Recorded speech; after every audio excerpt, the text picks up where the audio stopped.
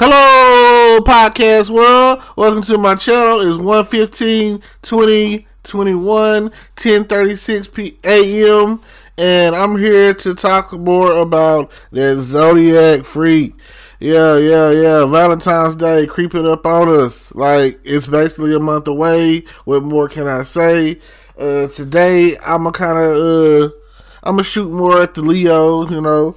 I have a few Leo friends, and I feel like I can go. I got a pretty good read on what they be talking about, what they about. So this is my outlook on the Leos, the Zodiac freaks.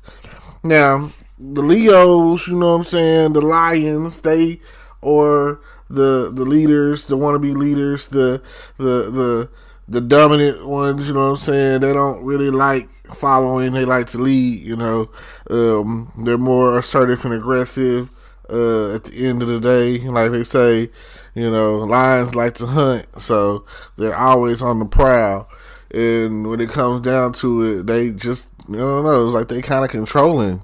They don't listen, they stubborn, they got their own way of doing things. And if you try to tell them the A100 truth, they ain't trying to hear that. It don't matter. It's best, like I said, Cancers is looking out for the majority. At the end of the day, you could put them at the bottom and they still be alright. But Leos want to be at the top. They're not going for the bottom. They want to be they want to be the alpha male, the alpha female. You know what I'm saying? They want to be at the top.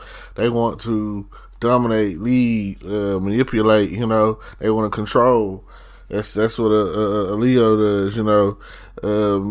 Leos, you know what I'm saying? They ready. They sharking them. You know what I'm saying? They see blood in the water, they gonna attack. It's just how it is when you're a Leo. Leo, I come across a lot of high thinking, higher level Leos that are kind of on the creative side, be it music, basketball, sports, whatever, so whatever they gifted at, they into it, they going for it. They could turn that into they have $1 million dreams, you know what I'm saying? So usually, Leos are, like I said, when you have a slight bit of talent, they can dominate that talent and turn it into, from a dream, and turn it into something positive. They can definitely come in the game and take over, like I said, lions like to hunt. So when they see what they see, when they see what they like, oh, she's so bad, I got to have her. They going for it, If nobody else is gonna holler. If a Leo got more money than the next person, they going after it, and they shooting their shot, and they telling, some of this and some of that. That's the next thing I've come across with a Leo. Leos lie. Leos love to lie. You don't never know what to believe when you dealing with a Leo, because Leo's a lie. Like I said, lion. That's what they call it, a lion. That's what their sign is, a lion. So at the end of the day, you never really know what to believe when you're dealing with a Leo, because they gonna sell you a dream. They gonna make you think that that he or she is Martin Luther King. At the end of the day, they're gonna want you to be like, oh yeah, I love you, you know what I'm saying? They're gonna want you to be like bae. They're gonna want you to be, you know what I'm saying, whatever, they want you to cater to me, you know what I'm saying? Like, oh, I got your slippers, you know what I'm saying? Like Destiny's Child said. They want all of that. And, if provoked, they want all the smoke. They're very aggressive people. They 0 to 100 real quick. Like, it's like I said, you're not finna play with a lion, because lions are king of the jungles, you know what I'm saying? They not gonna take no ish. And at the end of the day, if you a lion, you the king of your pride, you don't even, the male lions don't hunt. Lion is his due. You know what I'm saying? Like, They want all the bad bitches, like, that's mine, that's mine, that's mine too, At the end of the day, that's what they gonna do. They no cap, no cap. They want all of it. They want all of the smoke, etc., etc. You know, they want to know what the deal is. So check it out, check it out. And I mean, I don't know. It's good and bad at the end of the day when you're dealing with the Leos.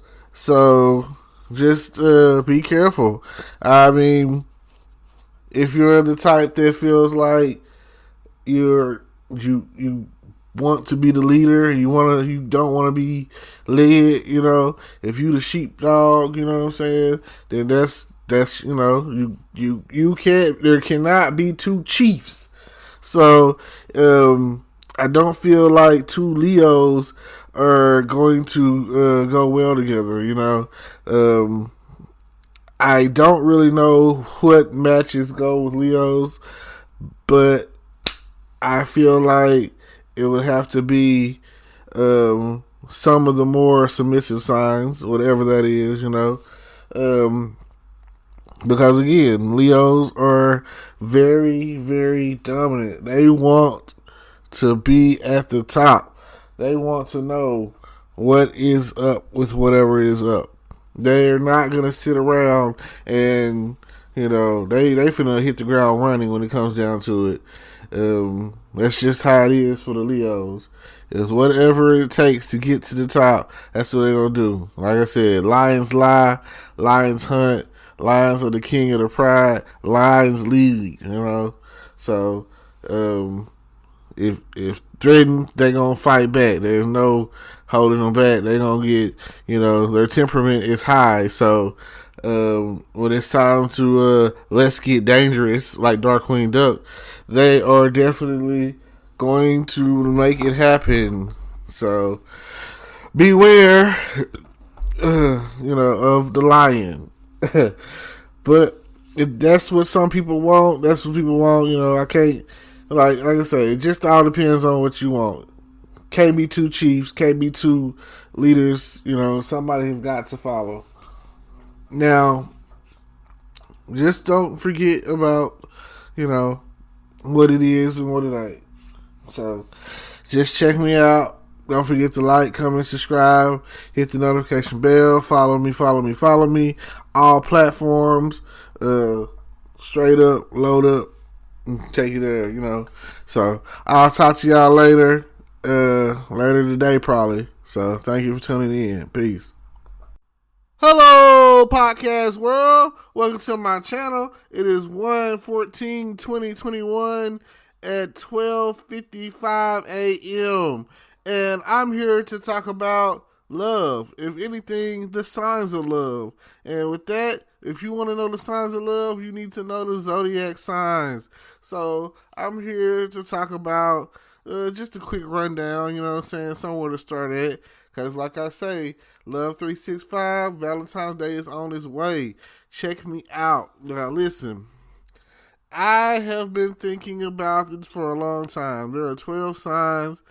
I'm not going to go into detail, but I'll tell you like this, and this is the main thing that we'll talk about. I'm going to talk about it from me, and maybe you'll do your own research and think about how deep you are into astrology and go and check it out. So, I'm a Cancer. I know that Cancer is a water sign. Cancer is their thing is like a crab, and inside it is like a soft shell, the heart, So every Cancer out there is so soft and sweet and sociable and friendly, and they like talking and they like communicating and talking to each other. Two Cancers go along just fine, That's a great love connection right there. Cancers also like to be loved. So at the end of the day, nothing wrong with love making. And who is the number one sign that most people think equate love and sex are the Scorpios. So Cancers and Scorpios go together just fine. Plus they're two water signs. All water signs generally go well with each other.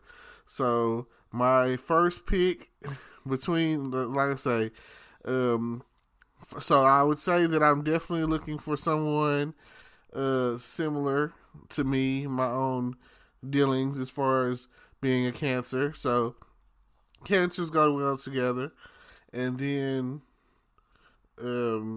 Scorpios go great with Cancers because, like I say, Scorpios they want loving, and Cancers equate the loving with love. So physical contact is important to a Cancer.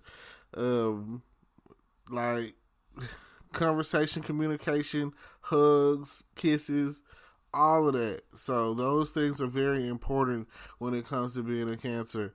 Like it's something about the way you touch me, the way you make me feel, all of that.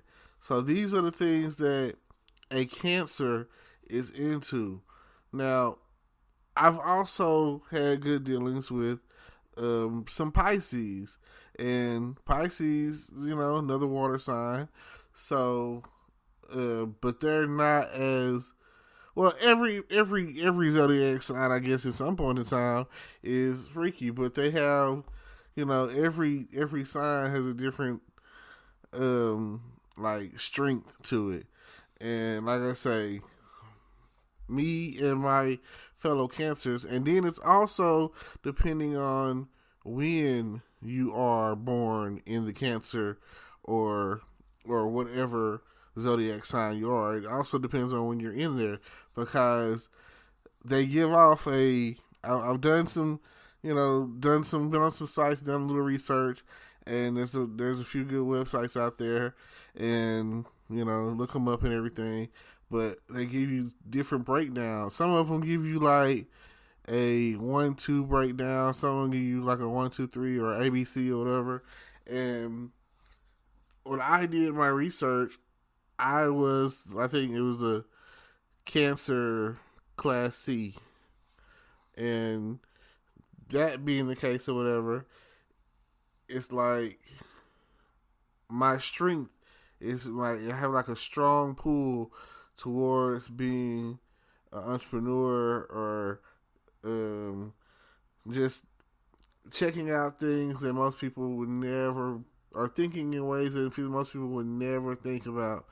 I don't want to go into details on that, but that was one of the things. So it said that I'm a good people person, and I'm good in business, and I am an excellent person to be around. Is basically how it puts it.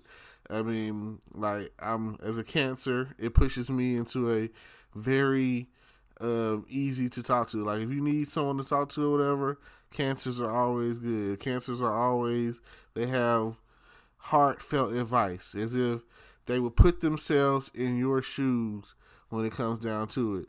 So just something to think about when it comes down to being a Cancer.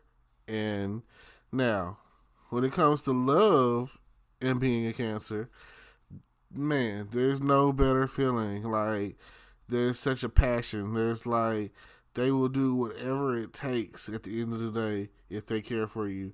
They will do whatever it takes. I mean, like when it comes down to it, they're loyal and they don't always want to be in a relationship, kind of fear, Like I said, they're shells, They got to protect themselves. So, like, if you get a Cancer and they've been hurt, that's all that they are, is a hurt Cancer.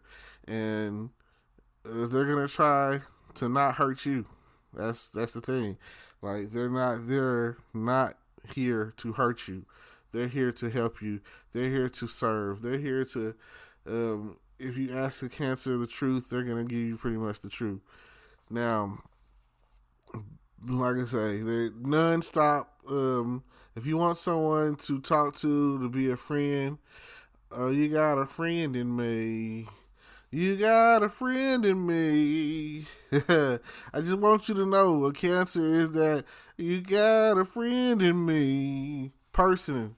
And every time you think back on it, you think to yourself, you got a friend in me. Like, But, we come across those signs that tend to be more dominant, to be more forceful, to be more like, oh yeah, more trying to be controlling or whatever. I have several friends in different signs, and some of those signs, they're like the controlling dominant type, which you can come across a controlling Cancer or whatever, and you know, but it'll be for the best. They will have their the group's best interest as a Cancer. They're gonna be like, well, they're gonna try to make everyone happy. They're gonna be like, they will sacrifice their own happiness trying to make everyone happy. They're about the greater good. So when it comes down to it, like I say, Cancer's a real freak, so there's not too much that they're exempt from when it comes down to making love. And yeah, they're wild. They're wild characters. It's like, I come around, I be like, me being around other Cancers is like the funniest thing, because Cancers have a great sense of humor. It's always a good time with the Cancer. Like going out, Cancers like to party. We like to enjoy life. Some hedonism type stuff. So like whatever it is going on, there's even a shy Cancer, you get a Cancer out of their shell, out of their way, and they normally don't like to dance, and you get them taking like, oh, let's go dancing, and you get them out, and you pull them out or whatever, they're gonna love you for it, like the Cancers are just cool people. They might not be very. Some Cancers aren't very initiative. They're not the ones that be like, let's start this or let's do that. As far as like they have their own. I guess it's a security thing. Cancers don't want to be anything that can end up like, oh, we get hurt behind it. As far as relationship wise goes, they don't want that. No, they don't. They can't. Like I say, they got that soft inner side. That's why they keep their guard up or whatever. And that's most Cancers or whatever have their guard up based off of what they've dealt with. But if you come across someone with like some strong innocence behind them, that's what it is. I just recently watched that movie Soul, and it made me think to myself, like how basically your personality and like they were saying in the spark, like you never know what you're gonna get at the end of the day, but that's kind of a general guideline is your zodiac sign. So when you try and look for someone, think about what sign you are. Like I say, Cancer and Cancer, Scorpio, other water signs in Cancer. Like I know for a fact that around November, when Scorpio season pulls out, I'm ready to go. I'm that's when I'm trying to mix and match. I'm trying to mingle with the it's your birthday. Yeah, it's your birthday. It's your birthday. Oh yeah, it's your birthday. Cool. That's all I'm saying. It's days like that. And I just be like, I'm ready for it. I'm ready. Cause at the end of the day, that's anybody's birthday is the night. That's the night. When they be like, tonight is the night. Yeah, tonight is the night when it comes to it's a birthday. It's your birthday. Like there's no wrong way to eat a Reese's when it's your birthday. There is no way that you can't enjoy yourself on your birthday. Like they say, what was she wearing? Her birthday suit. You know what I'm saying? She coming out, girls and females who are conservative or like very shy. On their birthday, they naked because it's their birthday suit. You know what I'm saying? They putting on them heels, they putting on the dress. You don't see a lot of girls unless there's something going on. That's coming like fully clothed with a sweater and so it's pants on or something, and some jeans. No, that's not a birthday suit. A birthday suit is a see-through dress or a dress with your back out, and then you know what I'm saying. You bust it open, you drinking or whatever it is, you get into you turned up on your birthday. It don't matter what sign you are, the freak is gonna come out. The freaks come out at night. What they say, the freaks come out at night. And then, I used to hear somebody say, I need a freak in the house tonight. I need a freak every day and night. I need a freak to get it right. Yeah, because I need a freak in the house tonight. Yeah. So, those are some of the things that you definitely want to think about when it comes down to it, about whatever it is that you got going on. You definitely want it to be on and popping. Getting it right, getting it tight. Get it right, get it tight. Boo, boo, boo, boo, rocking everywhere. I found you, Miss New Booty. It depends on what zodiac sign you are. Come do me. Nah, and at the end of the day, it don't matter when you meet somebody at the club. That's not really one of the questions you asking. You're just trying to go home for that satisfaction. So, but if you're looking for a love 365, like I say, Valentine's Day is coming real soon. We are about a month away, and hopefully you will find either someone that you love or somebody that's gonna love you. Or, if you're a freak, you're gonna get out there and make it do what it do. So please, please, please think about that whenever you out there looking and you see her. Have you seen her? Have you seen her? Do-do-do. Do-do-do-do-do-do-do. Have you seen her? Like those, like I say, those are the songs that you're looking for, Because right now I'm out here and I'm computer love. Shibby wop, but what I love ya. Shibby wop, computer love. Things like that is where it's at. So, ain't nothing to it but to do it. Shazam. Making it happen. Wow, chicka wow, I smell good. Now, well, thank y'all for tuning in to my podcast. Thank y'all. It's, like I say, shout out to all of my fellow cancers. Shout out to all of my zodiac freaks out there, I met it, what a sex drive.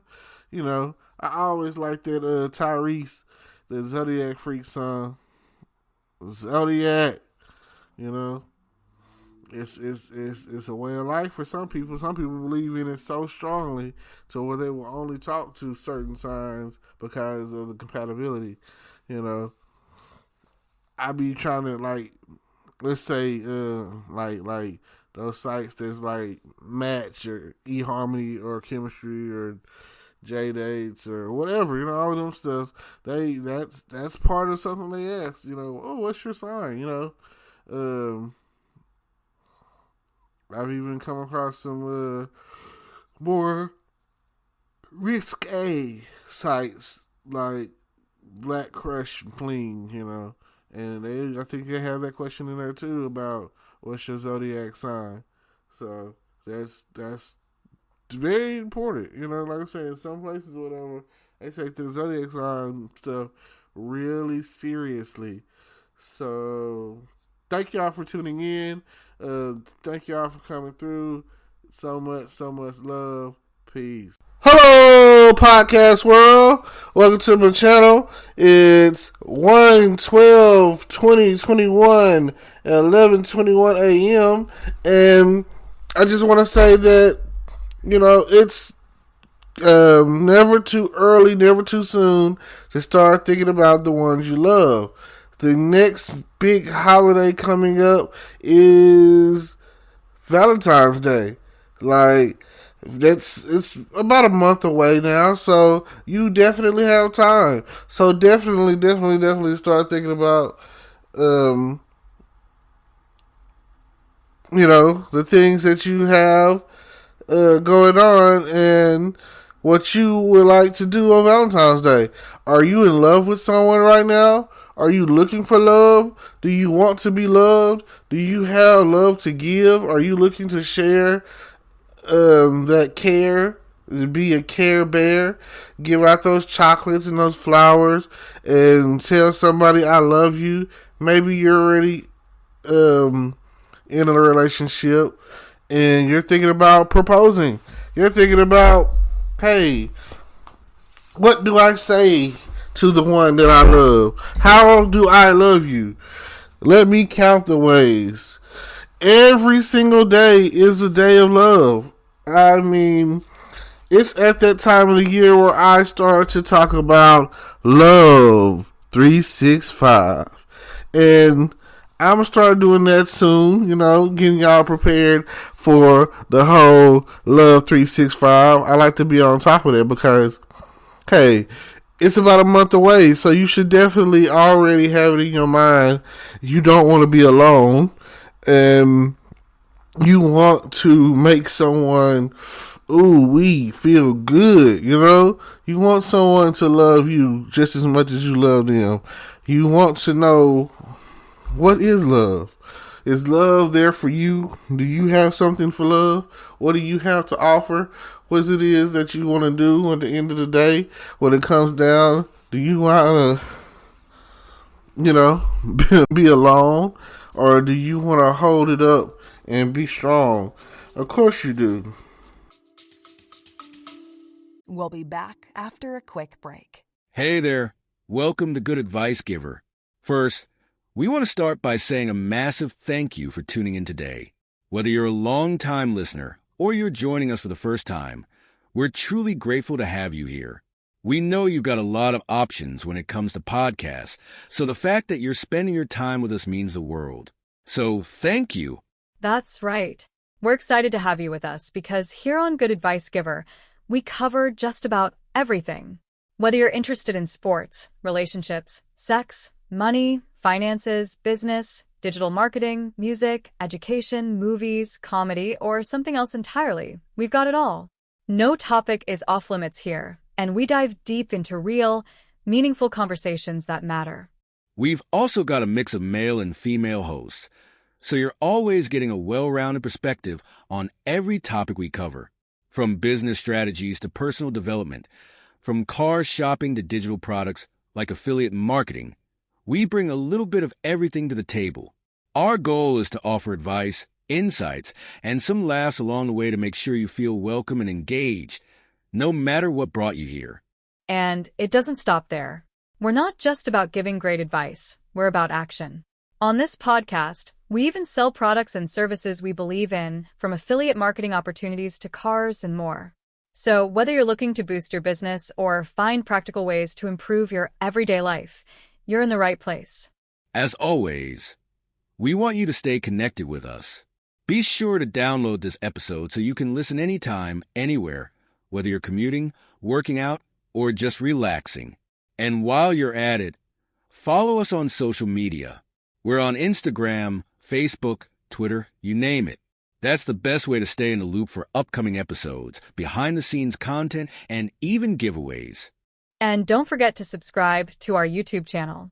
We're posting extra content there, including video podcasts and deep dive discussions you won't want to miss. Be sure to like, comment, and subscribe, and let us know what topics you want to hear more about. Lastly, check out the link below in the description for exclusive offers, resources, and more ways to connect with us. We're here for you, and we can't wait to bring you more valuable content. Thanks again for tuning in to Good Advice Giver. Let's get started. I know that you want to be in love. Just let me know. Tell me what it is about love that you love.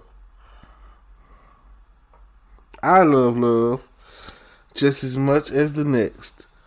I love love just as much as people love sex. And it's not always about that, but it is part of it. It's human nature. It's like chemistry. It's like a magnet attracting some metal. It's like a fish getting caught on a hook. It is like, man, so many things. It is like ice and water freezing. It's like some things you can't explain. It's like what goes up must come down. It is like all those things that you think about every day when you think about love. Now check me out. Are you the type to be in love and experience love and love love? I love love. I love the way it makes you feel. I love the way that everything happens for a reason. I mean, sometimes when you were younger, you had a crush and you don't understand why. But nowadays, it's just one of those things that you can't go without. You can't go without the whole situation of being in love. Now, let's see. I remember the times where I was in love, or at least the crushes that I've had, and I'm just going to speak on, from my earlier days, my youth.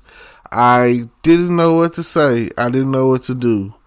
But I'll tell you what, if you just do your best, that's all there is to it. Be yourself.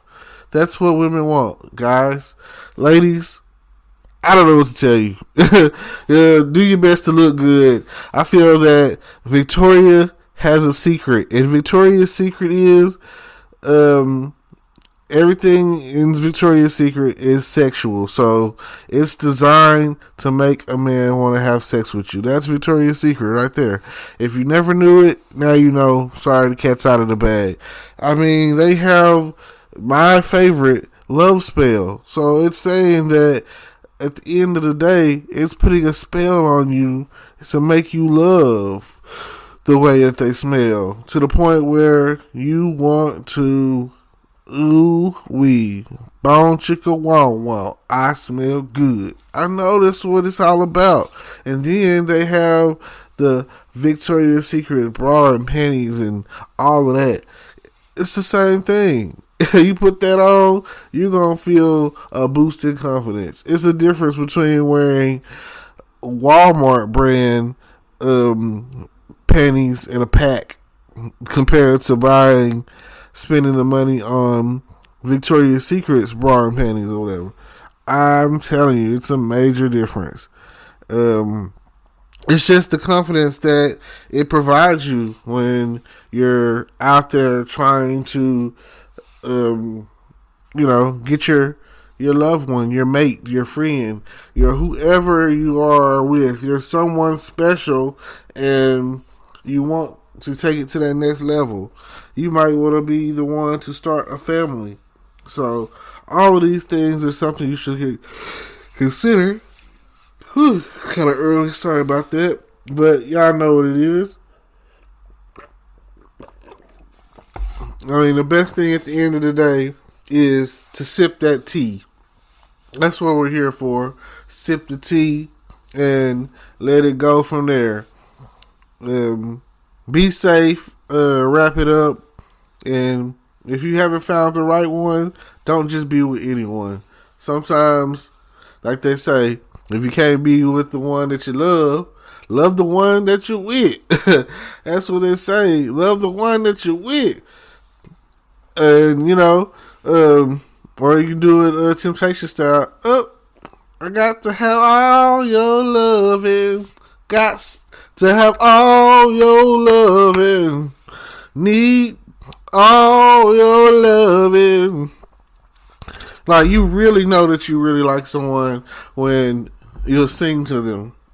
You have a song in your head. You have a song in your heart. That's where it is. That's where it begins. That's where it starts. So, today, let us know.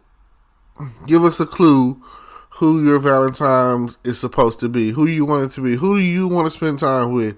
And even if it's just your family, let us know. Because I love my family. Mother, brother, sister, father, uncle, grandmother, auntie, cousins. I love my family, you know. At the end of the day, there's no better feeling than getting around people that know you the best. People that aren't there to hurt you. The people that you can laugh with and laugh at. Then you turn around and you have those people that you call your friends, and some of your friends, you're closer to them than you are your family, and you've been knowing them since way back in the day. So when y'all get together and they be like, this guy, remember when he did this and that? I mean, I have a lifetime of stories. Most of them good, most of them positive, but I've lived a life of good and bad. I have my yin and yang. I feel that I have enough, you know, they said a hard head makes a soft behind back in the day. And I feel like that was the case. I feel like I took my lumps, you know. And like I say, I'm a Frank Sinatra kind of guy. And at the end of the day, I did it my way. That's what I say. I did it my way. And so, and sometimes that's what it's all about. Expressing, like, I love prom season because I like to see the look on people's eyes, because it's you know, it takes a certain amount of courage and strength to let people know that you're interested in them, or that you want to be seen with them, or out in public with them, or go to the movies with them, go on a date with them. Like, it takes a certain amount of strength. And then sometimes, you know, you have a lot of coming with someone, and your fear holds you back, and you don't make a move. Well, today is the day I say you make that move on that person. Like, whoever it is that you like, or you have a crush on, or have whatever it is you got going, make that move. Let them know today. Write them a secret poem or something. At least, you know, by Valentine's Day, they should know that you are, you know, that you have a connection with them, that you have a interest in them. So, you know, don't wait until tomorrow to do what you can do today, you know? So, with that being said, don't forget to like, comment, subscribe. Hit up all of my followings on everything I'm on. Facebook, Twitch, Twitter, YouTube, Anchor, iTunes,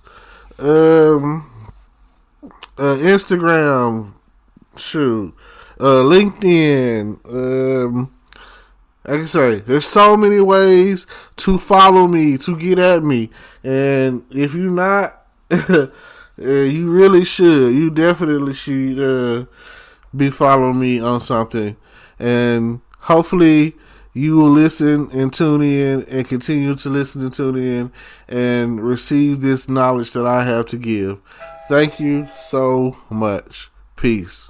Hello, podcast world. Welcome to my channel. It is 1/8/2021, January 8th, 2021, 11:04 a.m. Thank you for tuning in today. I'm just here to talk about, well, it just seems like I'm here to talk about the attack on the Capitol. That's what I'm here to talk about today. Like, come on.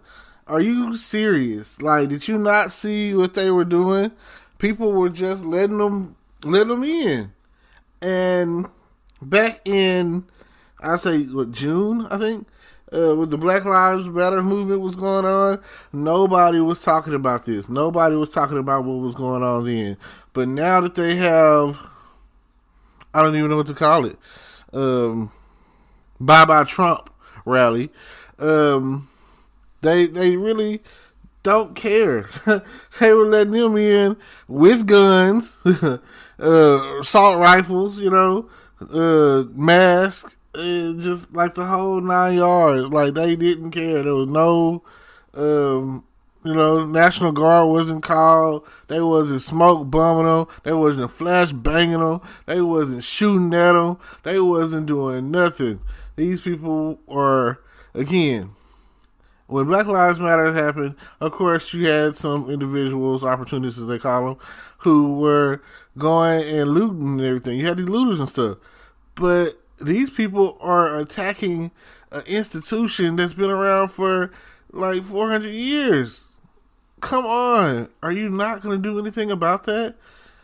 I mean, you like just don't care. You really just don't care. I don't understand. Like, I see everything that everyone's talking about on Facebook and everywhere else, and how it's affecting everybody, and their thoughts here and there and all this and that. But at the end of the day, it just seems like no one really cares about the fact that these guys are destroying property that, historic property. Like, they're attacking Congress. They're attacking the Capitol Hill. They're, all because the votes came in and the Democrats won, which you should really be happy about. I don't understand being upset that the Democrats won and that Trump isn't going to be in office and that bitch Mitch is out of there. I don't understand. He's the one, like, some of y'all are broke. I know that you guys are broke because I can see you attacking the White House. I mean, I can see you attacking Capitol Hill. So I know that your finances are not what they need to be. And for the government to be trying to push out for the president, the one that you're mad is leaving or whatever the case is, he's pushing out $2,000. Like, is that not enough? Are you not entertained? What else can they do to make you be understanding? I mean, they didn't give. I mean, this is for the whole country. I mean, that's the one thing that I can say that was pushed out, and it's pushed out strongly in the House. And Trump was the one who initiated, saying that $600 isn't enough. But yet, I still see y'all, everyone, rushing to get this stimulus money, trying to figure out how to get that $600 to give it right back. Like, you've already got it lined out in your head. Oh, I'm going to pay this bill, or I'm going to do this, or I'm going to do that, or whatever the case is. You've already got it mapped out that you're going to spend that money however, by any means necessary. You're going to try to get that money and try to spend it, and you've already got something that you've been wanting to get. I don't know what it is. I don't really care. I got my own issues to deal with. So I don't understand the attack.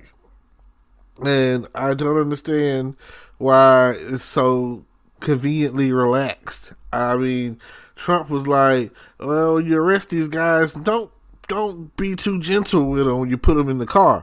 Now it's like, hey, easy. What are you doing? These white guys here, you know what I'm saying? Like, why does everything have to be such racially divided? Why does everything have to be so, I don't agree with you, you don't agree with me? Why can't we just all be on one accord? What's going to happen when the day comes? And I feel like okay, I'll say it like this. At the end of the day, we're all human beings. Most of us. I feel like that one day judgment is going to come, and it's not going to come in a way that biblically or whatever. I feel like sort of like Independence Day, that there are extraterrestrials out there, and they're not going to care who's black or white. They're just going to see Earthlings or Terrans or whatever they decide to call us at the time. They're just going to see us versus them. And even in like the newer X-Men movies or whatever with McAvoy, how do you say his name? Not the the Patrick Stewart ones, but Professor X is basically saying in his thesis that his superior race takes over, and the less evolved kin, soon come extinct. Like, we are an endangered species. We are always going to be an endangered species because somewhere out there, there's somebody who thinks they're better than someone else. And because of that, that right there trickles down into, oh, you want to fight about it? And that's how we get war. And everywhere there's somewhere like a country that's, let's say North Korea thinks they're better than South Korea or the rest of the world, or, Russia thinks they're, for the mother of Russia, superpower, and you got the Chinese and the Japanese. You got all of these people at each other's throats, and you wonder why the world is the way it is. And I've been watching the Age of Ultron, the Avengers movie, and some stuff that he says in that movie is like amazingly true.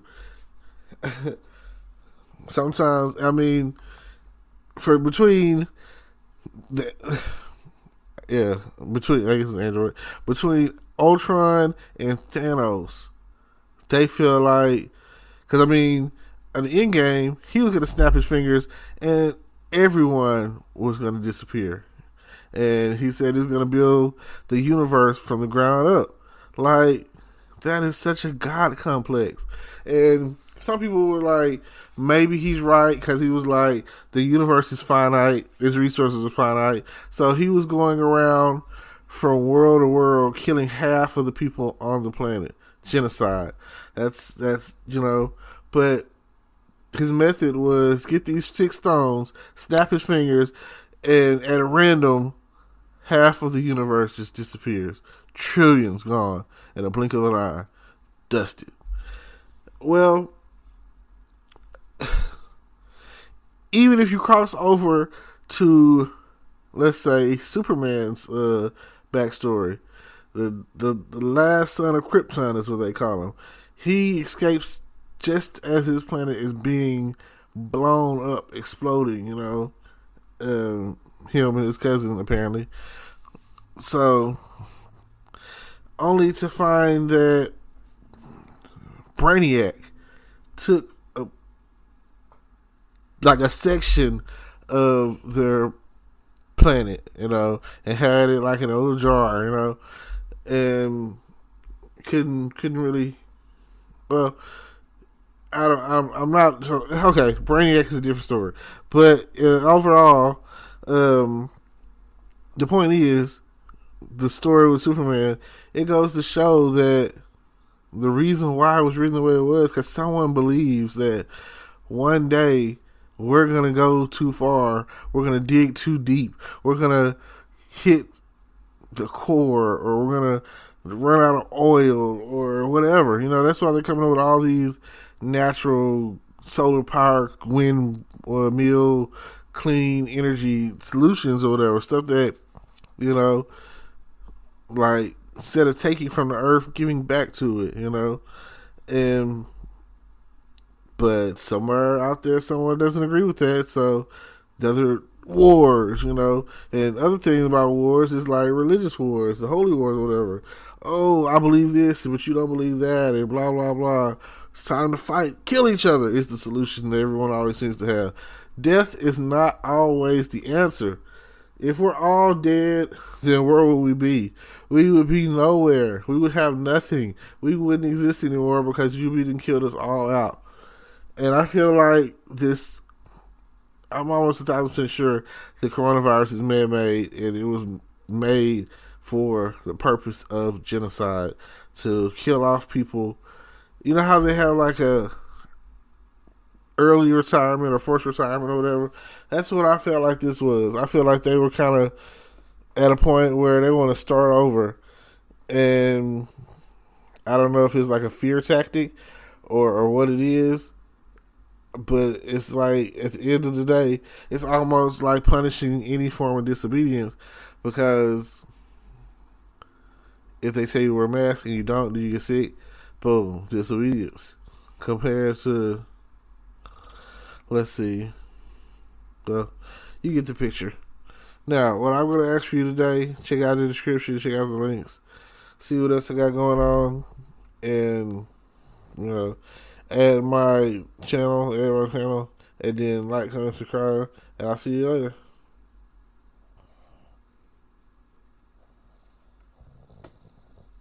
Now, with all that being said, I'm going to say this. Thank you for listening. I appreciate y'all. And hopefully we'll get more time together because I just, I'm recording more and more on my podcast, talking about whatever I can randomly. And tune into my YouTube channel. And I'm streaming pretty much daily on my Twitch. Something for everybody to get into. And don't forget to like, comment, subscribe, and check out the notification bell and everything I have linked to it. Peace. Hello, podcast world. Welcome to my channel. It is January 11, 2021 at 1:45 a.m. And the question that I have for you today is, do you want to build a snowman? That's right. It is snowing Texarkana today, tonight, whatever. Tonight is the night. A lot of people were in doubt in the area here in Texas, and they weren't for sure that we were going to catch this snow, but it's definitely a little drizzle of snow here and there. In certain areas, we're getting it worse than others. I mean, it didn't really catch as bad as I think in Tyler. I heard they had some good snow, and my friends in Dallas said they had some decent snow or whatever. It's not snowman size to where you can build a snowman, but it's definitely snowball size. So I hear you can go out there and have your little snowball fight if you want to. That's if you want to go out there and get cold. I'm chilling, I'm not against the cold. It's just that I don't want to catch a cold, and just any weakened immune system, like, oh, you get a cold and next thing you know you have COVID and you're fighting for your life, you could possibly die. So I don't want any of that at the end of the day.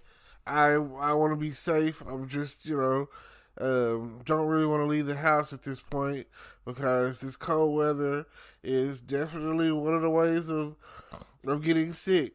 So I, doing my best to stay clean and, shower a few times a day. And I'm doing my best to, take care of myself. I'm taking vitamin C pills right now, and yeah. So yeah, just think about that. Oh, I'm also drinking the apple cider vinegar right now, which, oh my god, it's I think I'm gonna start mixing it with something because the after effects or whatever are like, oh my god, it's like it kills your throat. Like, it gives you such a burning sensation going down that I don't know. You know that it's working because of it. So I think I'm gonna start diluting it a little bit with like a couple of shots of apple cider vinegar and maybe like some like orange juice or something. I don't know. I'll figure it out tomorrow, but yeah, that's the update. Those are the things that I've got going on and the things that I'm trying to do. So just think about that. Now, also, I just want to say that when you're dealing with someone, there should definitely be a protocol. There definitely should be, like, oh my god, be at the end of the day, be honest, be truthful. I recently watched the other day the Wonder Woman 84, the WWE 84, and I don't understand why people were giving it such bad reviews. I really thought that the new Wonder Woman movie was great. I thought that it had all the ingredients that you needed to make a great movie. I felt like it was moralistic and great, very pro-woman, and I don't understand, like, when, like, her, her, her, the, lasso, her lasso that's made to make you tell the truth or whatever is like, oh my God, it was a great thing. It's one of her best tools or whatever that she uses. Um, the lasso Haspia, how you say it, compels you, and it's great that at the end of the movie, faced with the truth is basically how she won the battle. Because Wonder Woman, at the end of the day, her symbol is truth. Her symbol is honesty. Her symbol is integrity. Like like at the end of the day, there's not a lot of superheroes out there that can say that they've never gone to that dark side. Like some heroes out there, storyline wise, if you go and look at it, tend to have at some point wanting to bend the rules or or be dishonest or cheat. And at the very beginning of the movie, as a child, you see her uh, ultimately that was amazing. You know what I'm saying? Here it is, you got this little girl or whatever, and she has her Amazonian role model, I guess, which was like the greatest warrior ever, and I can't really say the name. It's not coming to me. Has Paula? No, that's her mom. I tell you, anyway, she snatched her up right before she was able to finish, and she was like, "But you cheated. You cheated," and that was like, it was kind of touching, and when Steve Trevor came back into her life, it was like, oh my God, I feel, I feel for her. You know what I'm saying? Like, cause I know that when it comes down to it, she's looking for her equal, and she was not able to find that. She's looking for companionship, and she was like so lonely. And even if Steve Trevor had survived, he would have died way before she did because of you know um, her heritage. So at the end of the day, it's just you know a matter of time.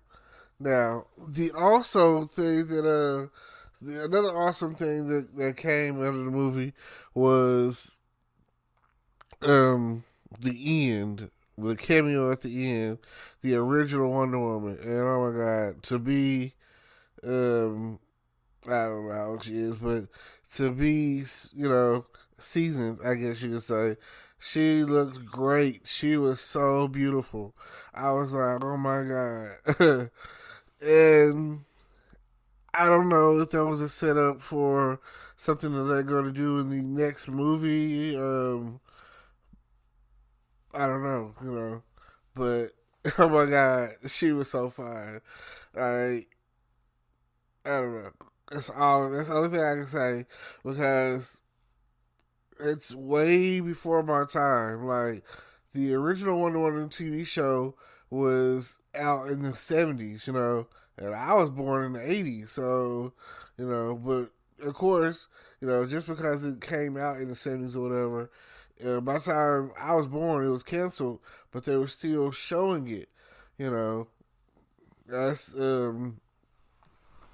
that goes along to say with there's a lot of shows out there that were created in a different time frame, and were aired. Stuff like I Dream of Jeannie and Bewitched and um, um,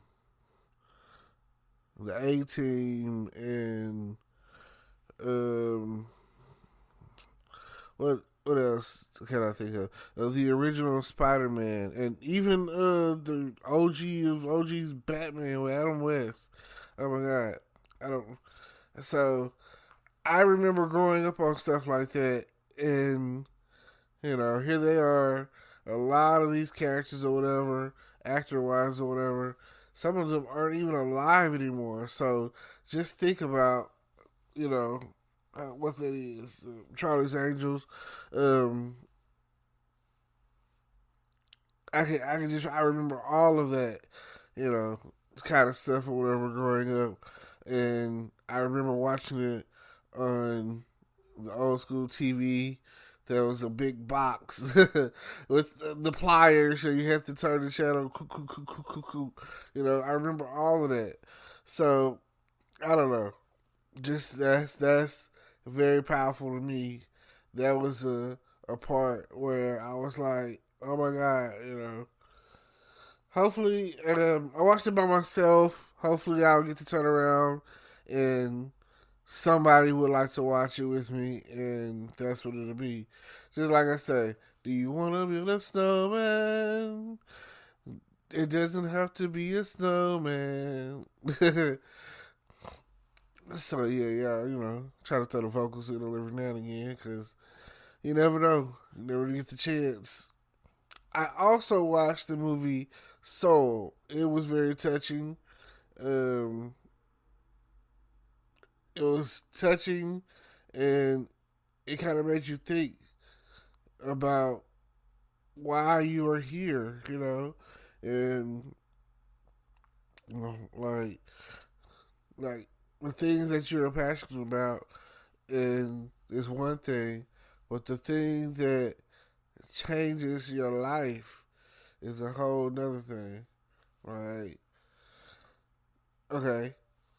One of my favorite scenes was when he was in the barbershop and the guy that was cutting his hair was like, I wanted to be a veterinarian, That part right there, when he said that, messed him up, and it kind of messed me up a little bit. It kind of lets you know that at the end of the day, that just because you want to chase one path doesn't mean that you're going to end up going down the same path that you're chasing. Like, the whole time, he was so into playing the piano, playing jazz, and, music and all of that. And,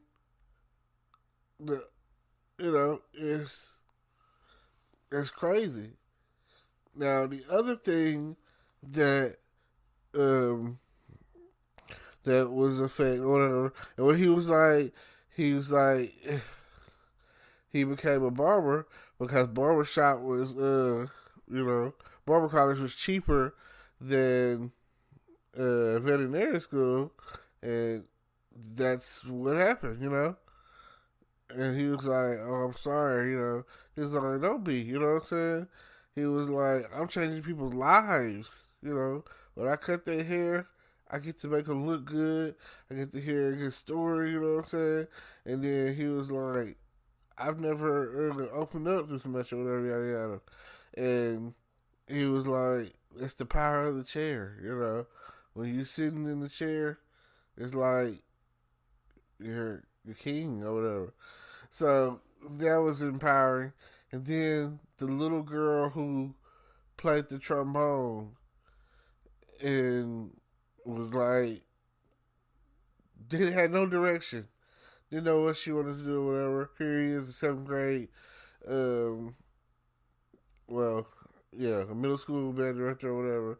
This little girl's in seventh grade, and she could play, like, and when she would play, it's like she would feel it, it would change the feelings of everything that she had going on. that right there was one of the moments where I felt like encouraging your child to learn music is very important. Music is so important. That is the one thing that I agree with the whole time. The whole spark situation or whatever they had talking about. I don't know about what that if that mattered, but yeah, I feel like music is everything, and it will change your life if you let it. So think about that. I appreciate y'all. Every time that I record this, I'm thinking to myself, well, is anybody listening? Is anybody out there listening to what I'm saying? I really don't know. I have a goal to one day click on my account and someone has left messages and commented, and I I've yet to have that experience. But one day I will, and it's gonna be the greatest feeling ever. I'm gonna feel like that the stuff that I've said is making a difference in everyone's lives, and that people are tuning into my podcast because of the what it's giving them, and not just because they accidentally skipped over to the station or whatever.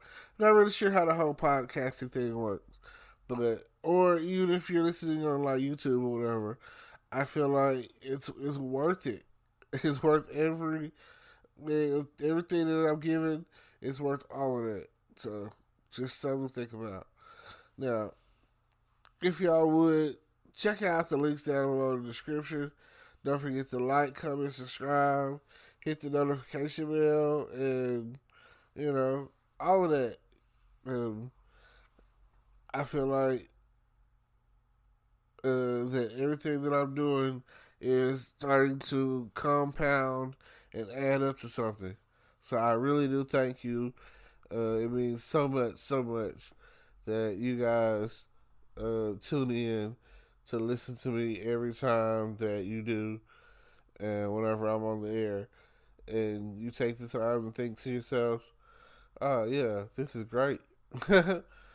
So I'll see you later. Bye. Every time you think to yourself that a dream must be achieved with no one else. Some days you come in this life with nothing at all. You might see things that are destroying and dangerous and all the other possibilities it could be, but you only know that you're the one for you. You're the one who must go through the tunnel and go through the things that you have to go through. Don't stop. Just keep trying.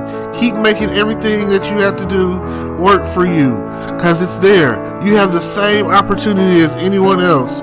Like, every time that you think about it, dream about it. And every time you dream about it, be about it. And every time you be about it, see about it. I want you to come through on the other side, and I want you to come through clean. I want you to come through all the mud, all the dirt, all the gravel. Everything that has ever taken you to get to the other side, I want you to think about it. I don't want you to hide from it. I want you to ride for it. I want you to strive for it. I want you to know that only you can make a dream come true. And if you're focused and you're focused on everything that you got to do, write it down, have goals, and live your life to the best you can, then everything that you achieve and everything that you believe will always be there. It will always sustain throughout the end of time. No matter what you think, it'll be there for you. And if you open that door, all you have to do is walk through it. And on the other side, there it is, that bright light that you'll see. The things that you dream about, the things that you dream about, the things that you keep on dreaming about will one day come to pass. And if it doesn't, then you didn't dream hard enough. You've got to think. Sometimes you got to stop and think. You've got to dream. You got to achieve. You got to believe. And then just put in the work. And work. And just think about it. Everything that you do, there's always something for you. There's always a time and a place and a beginning and an end and a level and an up and a down. And everywhere you go, you look around and you think to yourself, yes, I've made it. At last, I've made it. And if you can and if you can't, there's no such thing as if. There is do and do not. And believe it and achieve it. And I want you to do exactly what you must to get to the other side and to get to the top and just climb and climb and climb. All you have to do is reach for the stars so that you may touch the moon. And everything that you do is all on you. You are within your own time. And everyone must dream and get it in their mind and think for about 15 minutes.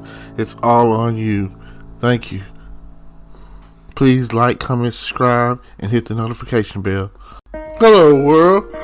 Do you know where you come from? Do you know where you belong? Do you know what's going on? Do you know what's real? Do you know who you are? Are you looking for a place? Are you searching for something that is more for you? I understand that feeling that you have. That feeling that you have to let you know that everything is going to be okay. Everything is going to be alright. You want to know the truth? You can't handle the truth. Sometimes the things that you dream of are just around the riverbed. And all you have to do is paint with the colors of the wind. And these are the inspirational days of your life. And every day of your life, you come in and you really want to know, help me. And you're thinking, where's the dream? Where's my reality? Well, here we are. Every day is for a day for you. And you're here to dream the dreams that you do, things that you want to do. And I hope that someday you achieve the things, the goals, and everything else that comes along with it. I want you to grab and reach for the stars. And you just so might touch the moon. I want you to come through and understand that this is the time of your life, the life that you have been given, and keep on pushing. Just make it happen. I need to understand everybody's clapping for you, clapping for love, clapping for everything you've got in your heart, your soul, your body, your mind, your feel. I just want you to know, keep it real. These are the times of your lives. These are the things that you could be doing today and not tomorrow. Because tomorrow is not promised. Tomorrow is a fantasy. You are living in reality. You are the one. You have been chosen. You are okay. Everything is going to be great. Awesome. And just drink the Kool-Aid. Because sometimes you need a sweet flavor in your life. You need to know that everything's going to be alright. So just look back on the past and think about the things that are ahead. And I want you to know that if you stop dreaming for a second, then you're going to miss the mark. You got to have laser focus. You have to have a target. You have to have a goal in mind. And that's what you have to do. I want you to understand that the things that happen to you happen for a reason. You just have to let it wash away. Let the things go. Let them go. Come on, it's going to be okay. Everything that happens is meant to you. So I just want you to understand. Check out the link, the description, the details, and click down below and go through and find your reason why and reach down below and help yourself. Thank you. Pull to the top. Peace. Yes, where there's a will, there is a way. Don't let the storm stop you today. Everything that you need will be achieved. Right now, you might see the rain, you might see the storm, but where there is rain, where there is storm, there will be sunshine at the end, and that's always a good thing. Without rain, without water, there's no growth, and you need growth to get to the next level. You need growth to achieve and believe that there is a dream. Something inside of you is growing, and I want to help you get to the next level. If you're interested in growing and becoming and achieving your dreams, then click on the button down below, click on the links in the description, and just ascend to greatness. That's what it's all about. You definitely want to be part of greatness. You definitely want to be here for tomorrow. Just say no COVID, no COVID-19, no coronavirus. All you need is everything and greatness is inside of you. And I want you to believe today that as the rain falls, you grow. And I want you to understand that there is something that you can achieve in the year 2021, something that you can believe in 2021 that you have yet to achieve. And I know that something inside of you is growing. Please, right now you might see the rain, you might see the storm, but where there is rain, where there is storm, there will be sunshine at the end. And that's always a good thing. Without rain, without water, there's no growth. And you need growth to get to the next level. You need growth to achieve and believe that there is a dream. Something inside of you is growing. And I want to help you get to the next level. If you're interested in growing and becoming and achieving your dreams, then click on the button down below, click on the links in the description, and just ascend to greatness. That's what it's all about. You definitely want to be part of greatness. You definitely want to be here for tomorrow. Just say no COVID, no COVID-19, no coronavirus. All you need is everything and greatness is inside of you. And I want you to believe today that as the rain falls, you grow. And I want you to understand that there is something that you can achieve in the year 2021, something that you can believe in 2021 that you have yet to achieve. And I know that something inside of you is growing. Please believe today that as the rain falls, you grow. And I want you to understand that there is something that you can achieve in the year 2021, something that you can believe in 2021 that you have yet to achieve. And I know that something. Hello YouTube world, welcome to my channel. Don't forget to like, comment, subscribe, and hit the notification bell so you can be notified when I drop hot content like this. And stay tuned for the next video.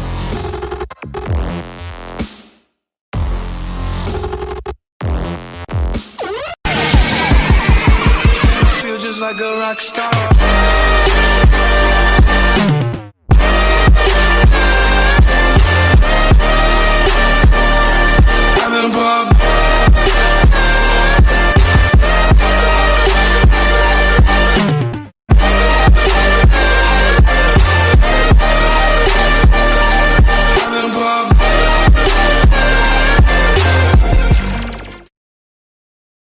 Hello, podcast world. I'm here to talk about the episode of Law & Order SCU, season 22, episode 1. It was very controversial. I mean, very, very controversial, I might say. I was checking it out, and I was thinking to myself, oh my God, I can't believe it, you know? It's about, it starts off with a black guy in the park working out, and this white lady and her son, a Karen, I might add, as he's recording himself, and she's just accusing him to like a harassment or whatever. And the question is, how did these two even run into each other? Then she calls the police saying that he was harassing her, threatening her and her son or whatever. And the whole time it's like on tape, nothing's happening. He's just standing there, and because he's black, it's a whole scene. Like by the time they get back to the episode, or they fade in and fade out. By the time they get back, there's cops everywhere. They've got the guy under arrest, and his name was Javion Brown, I think it was his name. And I was like, wow, how much more of a stereotypical name could you get in this scenario? And then next thing I know, they find the reason. Okay, in the process of trying to de-escalate the situation, you find a guy, a Filipino guy, with his pants down after being sexually assaulted, and had a concussion and is bleeding out. His head, on his head, his blood coming out of his head or whatever. And the ambulances are rolling away, and here comes our all-star cast, the Special Victims Unit, SVU team, and the leading people on there are Olivia Benson and Tutuola Finn. And the situation is, by the time they get to the scene, the guy, Javion Brown, is in handcuffs. Now, the police that were on the scene that had arrested him were like, well, we have him still in handcuffs because he has these outstanding warrants. And they were like, well, and other than to go into further investigation there on the scene, they were like, well, okay, we're just going to use that and take him to the precinct to ask some questions. So they do, basically detain him, arrest him or whatever. And the whole time, you don't even notice it, but the guy who raped the Filipino guy is at the scene recording, and it's just horrible. It's a horrible situation. And then the guy who is raped is he falls into a coma after trying to give a description, and the overall of it is it becomes a racial situation, a racially infused situation. And the next part of the episode goes into it where Olivia and Finn are in the office and they're going over some of the social media videos that were there, and all you can see is that, again, the guy was already detained. They went ahead and arrested him, and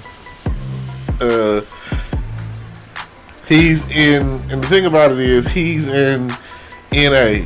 So he was like, he got hooked on Oxy because he had a back incident a year ago. So now he's going to these NA meetings or whatever, and he was with his sponsor, and he was like, I'm always in the park at 7 in the morning. I work out, and that's, so his story ultimately checks out. They let him go. And the thing about it is he was just being really evasive, and that's his right, like, he's innocent. He's like, why am I here, all this and that, but he was basically, he was pulling the card, which at the end of the day, that's the thing to do. It's because, I mean, this man was basically wrongfully arrested, wrongfully accused. The whole situation was just jacked up. And the question was presented after the fact. Next thing you know, there's an IAB investigation on Olivia and Finn. The worst thing about it is Finn is already under an investigation for last season, a wrongful, basically that's what a wrongful death lawsuit, and it's basically he shot a guy who was trying to kill his son, and the girlfriend or whatever, in front of the girlfriend and the son or whatever, but it was a good shoot, so he's not too much worried about that. And now the new police chief is a black guy, and he's telling Finn that after all the stuff that's going on in the country, he was like, I know what it's like to be black and blue. You gotta understand, you can't, it's like, it's hard for you to be both. You can't really go out there in the world and not have, because the question kept coming up, and it was really strongly pointed at Olivia, and if you watch the show, you know that this is the case. Are you prejudiced? And even her own son was like, are you prejudiced? By the end of the episode, this is the outrage that kind of drove me to want to talk about this episode. The guy who raped the other guy and left him assaulted got off. The grand jury didn't want to indict him because of police conduct, and because they're all pushing at don't trust the police right now, and they're also pushing at how the other guy, Javion Brown, was arrested, wrongfully arrested. And they're also pushing at all the other things that are going on, like Finn's lawsuit and how the whole wrongful death lawsuit when he shot the guy. They brought these things up, and Carisi, you know, he's a new 88 now, so he went from being a cop to being a district attorney, and with that being the case, they're just coming at him. You know, they're coming at Finn and like trying to figure out like how is he okay with the overall situation, and he's black. You know, so I really was like, oh my god, I can't believe that this is the stuff they're talking about. This is what they're going in on. And by the time they were done with that session, they can already tell. They stepped out of the hallway and was arguing, and they can already pretty much tell that. How do they say it? Shit rolls downhill. So at the end of the day, they were trying to point blame, and then the guys, the rapist, comes up. His lawyer comes up and was like, he wants to speak at the hearing, at the grand jury hearing. He goes in there and immediately says, Carisi asked him a bunch of questions and asked. So it's like, you lied about this, you lied about that, and you lied about this, you lied about that, you lied about everything. It's like, basically it seems like whatever story is most convenient to you, that benefits you, is what's the truth. He was like, so what is it now? Then he goes in there and basically talks about the distrust of how things are right now with the police, and it's basically put it out there like they're framing him. Like, none of the stuff that they're saying is true, but they have evidence. They have the DNA evidence. Like, everything the guy was saying was a freaking lie. And I was like, and of course, you know, this is a white guy, and like, I was like, man, this is crazy. You know, this is crazy. So I just was like, I felt like regardless of what's going on out there, as far as between the police and Black Lives Matter, justice is justice. I don't feel it's right for that guy to assault that other guy, and the other guy is left in a coma. Sometimes I feel like we need a Batman. Sometimes I feel like we need some forms of vigilante justice. Like, I know that's crazy, but if you're an Arrow kind of guy, you watched Arrow. In the first season of Arrow, he was like, what was the catchphrase? You felt this city, you know? And that's the outlook I have about dude on this episode. Like, you felt the city. So if there was a Green Arrow out there, he would basically be put down. You know, in some cases, that's like, this man is a violent sexual predator. You know what I'm saying? And this guy is getting off. They're not even going to indict him. I'm not a police officer, but I do believe in right and wrong and justice. And I felt like, you come on, how stupid, how dumb do you have to be to follow along with a guy who's sitting there lying, all because the bigger picture, they detain this black guy because of this Karen. Like, I really don't know what to say about that. I feel on one hand, it's like, you know, at the end of the episode, Olivia goes to talk to Mr. Brown and tells Javion, I just want you to know that they're pressing charges against the Karen lady, and that, you know, that's, he was like, am I supposed to feel some type of way about that? He was like, thanks to the media, I lost my job because they found out I was going to the NA meetings.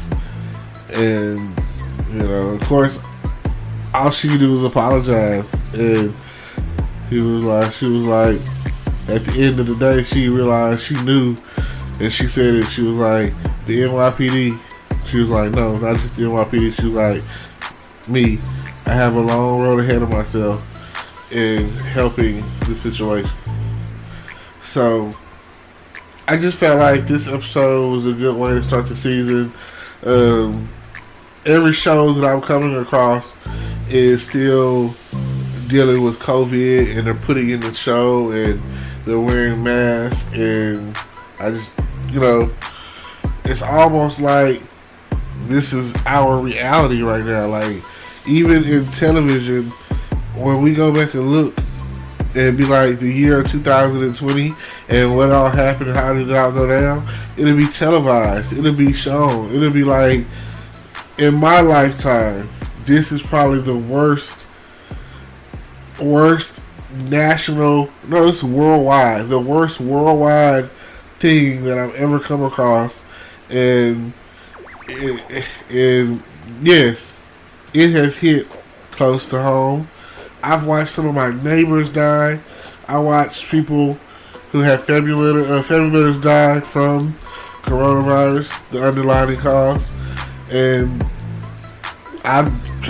hey, for all of those who survive to the next level, to the next year, to the next moment in time, to the next crisis, I'm glad for that. I'm glad to see that we've made it through all of these situations, because even earlier in the year, if you don't look at that, then you have to look at what happened in Minnesota with George Floyd, and then you have to look at what happened with Breonna Taylor, and then just, and that right there, these things are just a thread that's been pulled and pulled and pulled, and it's a breaking point at this point. Like, when is it gonna stop? What is it?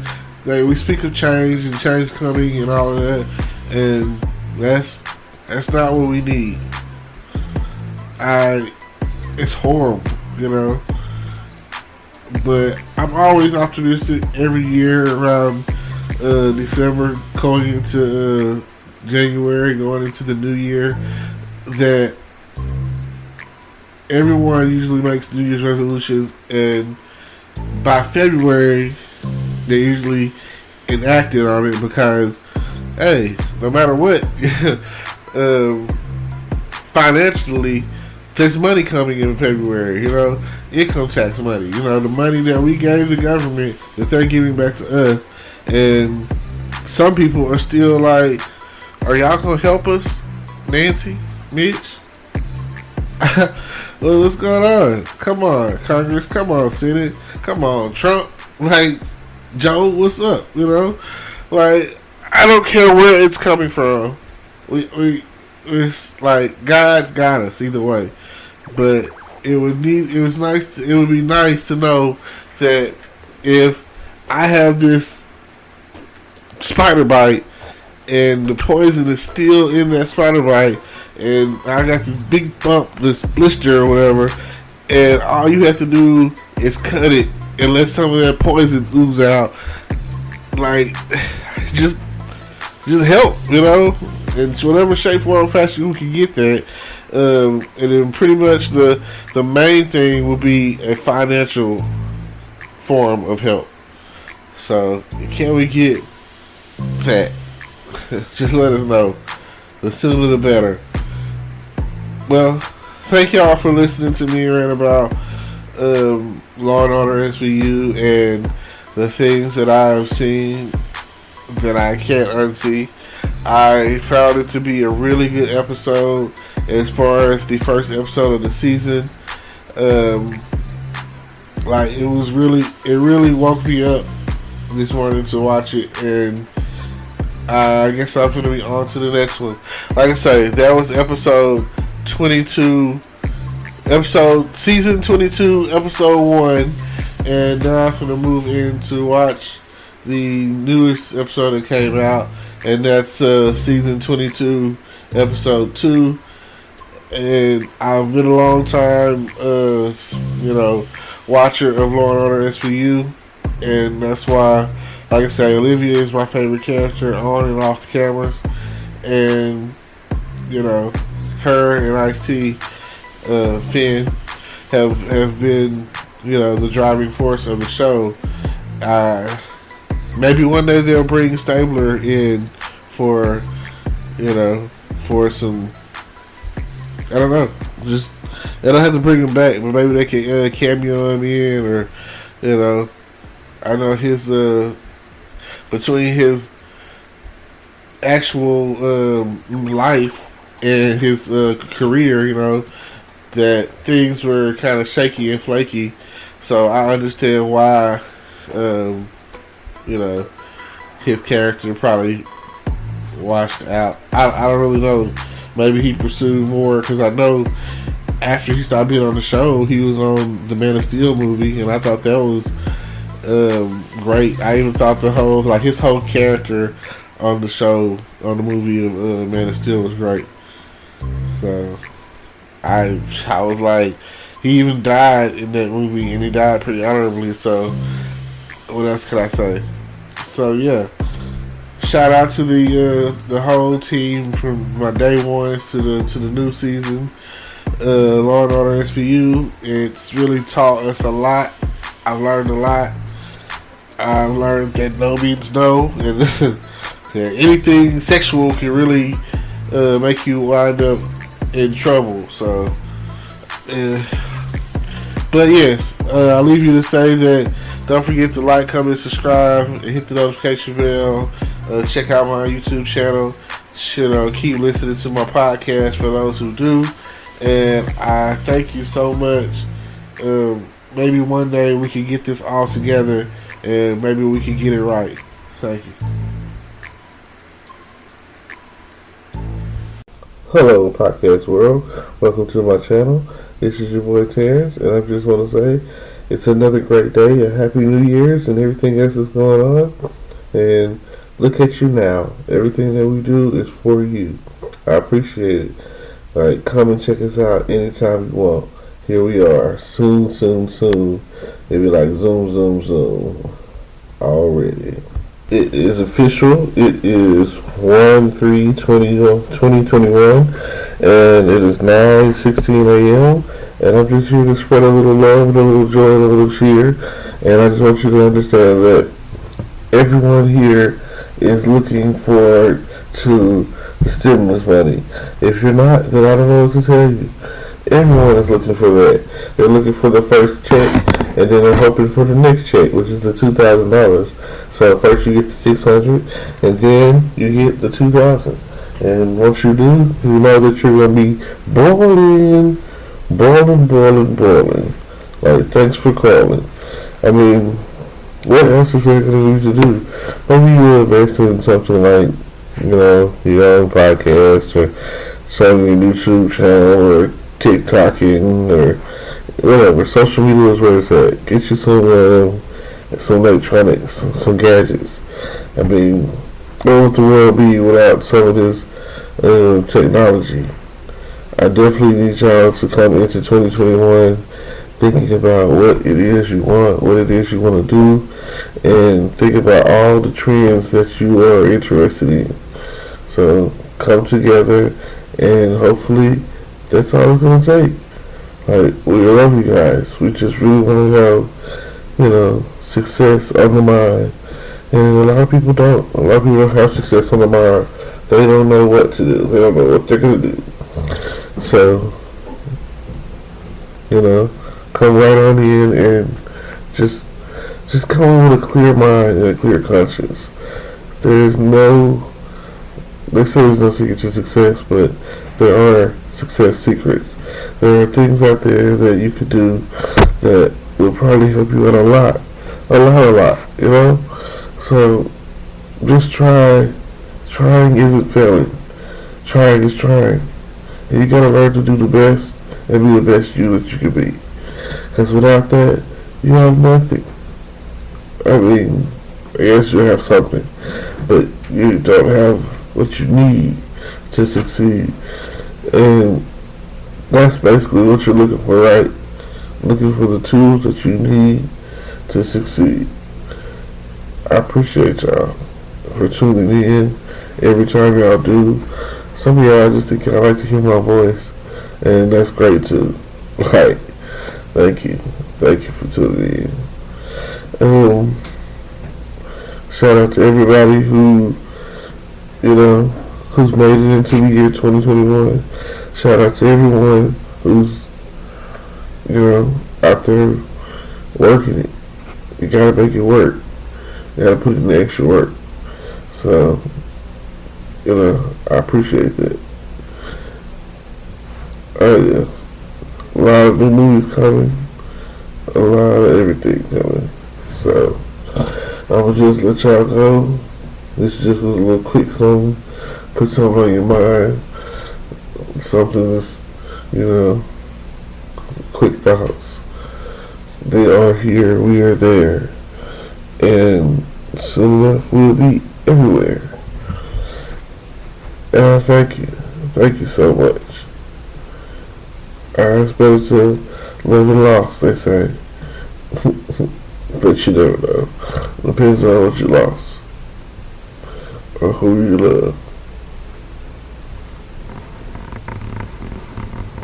Alright, well, it's early, and I just wanted to drop a little knowledge on you. I appreciate that. Peace. Hello, podcast world. Welcome to my channel. I just want to say happy New Year's. Welcome to the next phase in 2021. It's coming. I made this before New Year's, so that way it'll be before New Year's. So I'm saying in advance, the future. Happy New Year's 2021, January 1st. It is right now. It's December 31st, 2020, 9:34 p.m. I am definitely in countdown mode. No better feeling than what I am feeling right now when it comes to tuning in to my channel. Now, all I can say is it's going to be a happy new year. 2021 is looking really good right now. First of all, because we're guaranteed $600. Let's just start there. $600, boom. Then we're waiting to find out about the next part of some stimulus money, $2,000, boom, and then the $300 to $600 a week, boom, and hopefully everyone will get what they're looking for, and everything will work out just fine. And that's what we want to hear. We want to hear, "Show me the money." We want to hear that.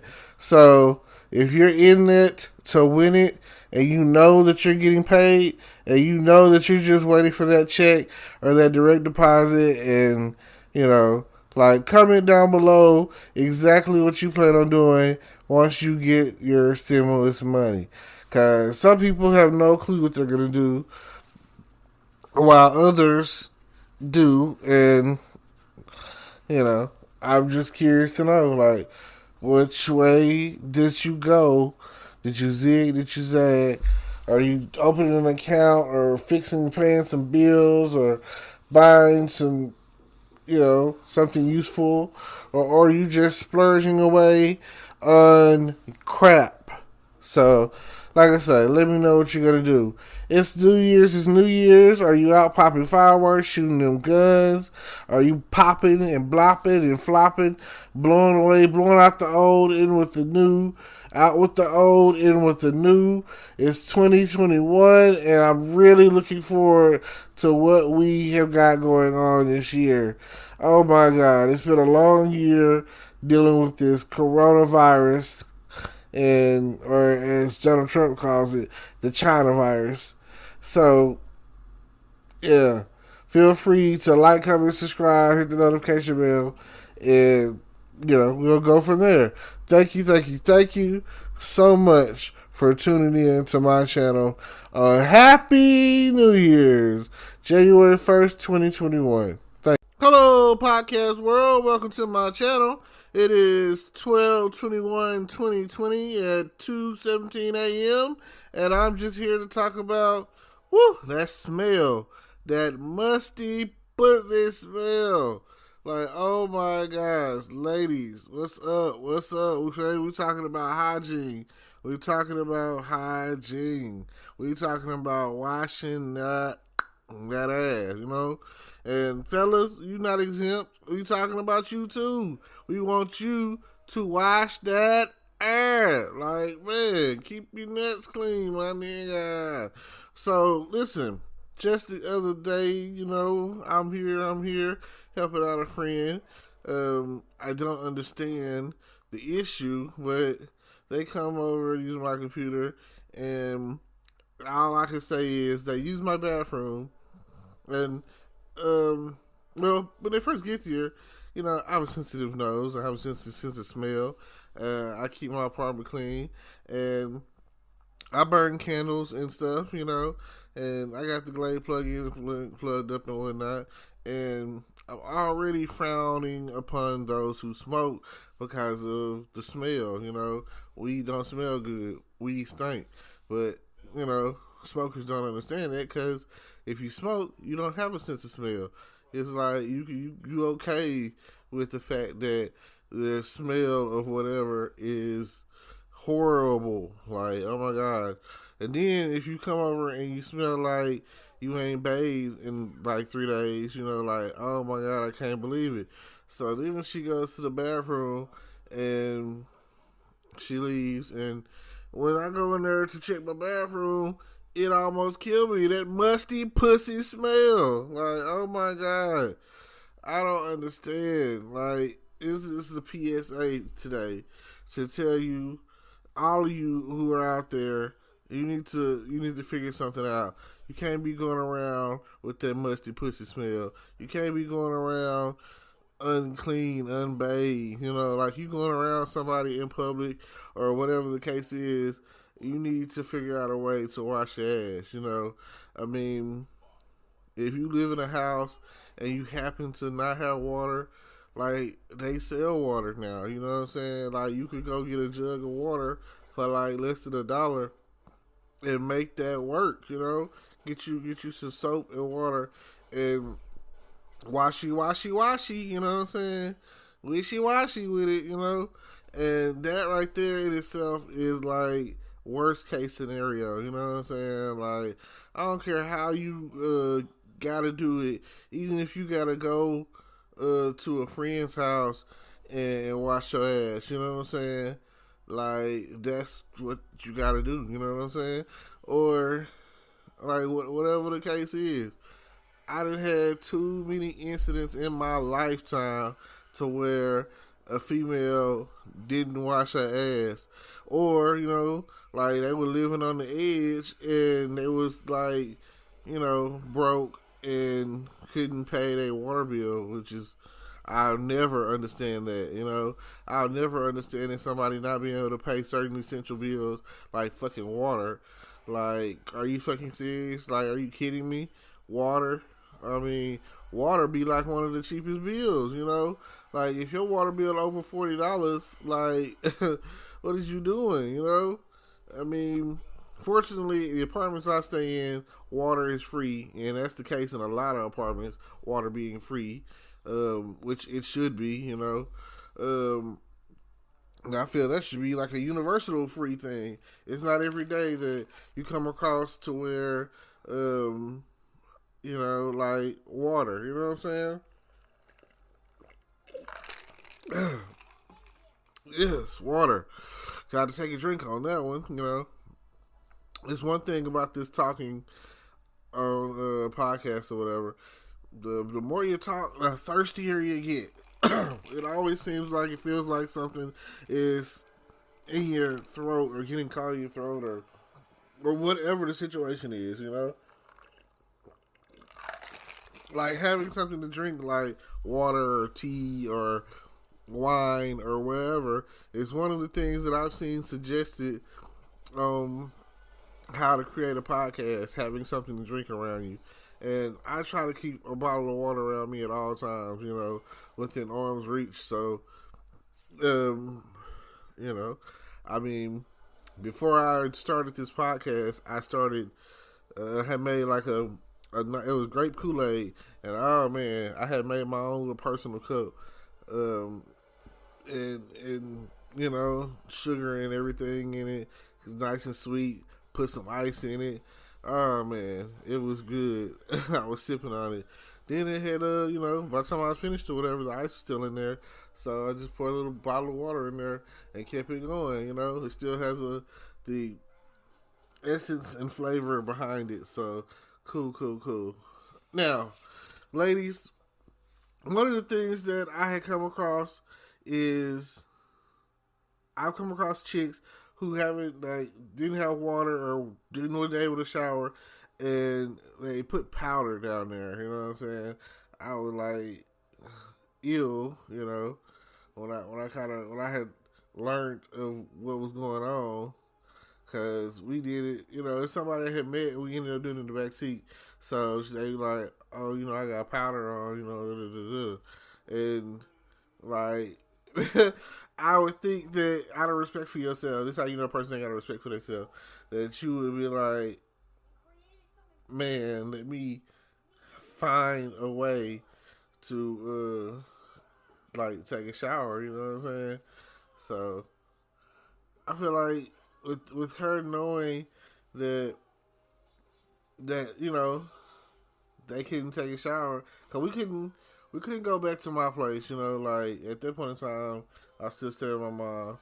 I probably could have, if I'd have known. I know I could have taken her to somebody's house that would allow for us to take in a shower, probably my sister's house or something. But no, I don't know what to say about that. It's crazy. You gotta have a duck off every now and again, and if you depending on it's like I say, now that I live with myself, it's like a shower is right here, shower ready. If she would have been like, can I take a shower at your place? I'd have been like, cool, soap collection ready. Like now, it's like I ain't even friends with her no more. That musty pussy smell that killed me, and I was like, I will not give it a chance to come over here and use my bathroom and kill me again. And thinking that it's okay, like you over here, and thinking walking around with that woo wee smell between your legs, you know what I'm saying? And like just like no. That's not the way it goes. like what are you thinking? You what? You got the musty pussy smell. Yeah, you need to take care of that. Like, oh my God, you got to go. You gotta go. Like, that's one thing I don't understand when it comes down to females. Like, you gotta, like, a dude being kind of musty or whatever, like, a dude that kind of stink a little bit or whatever, that's different.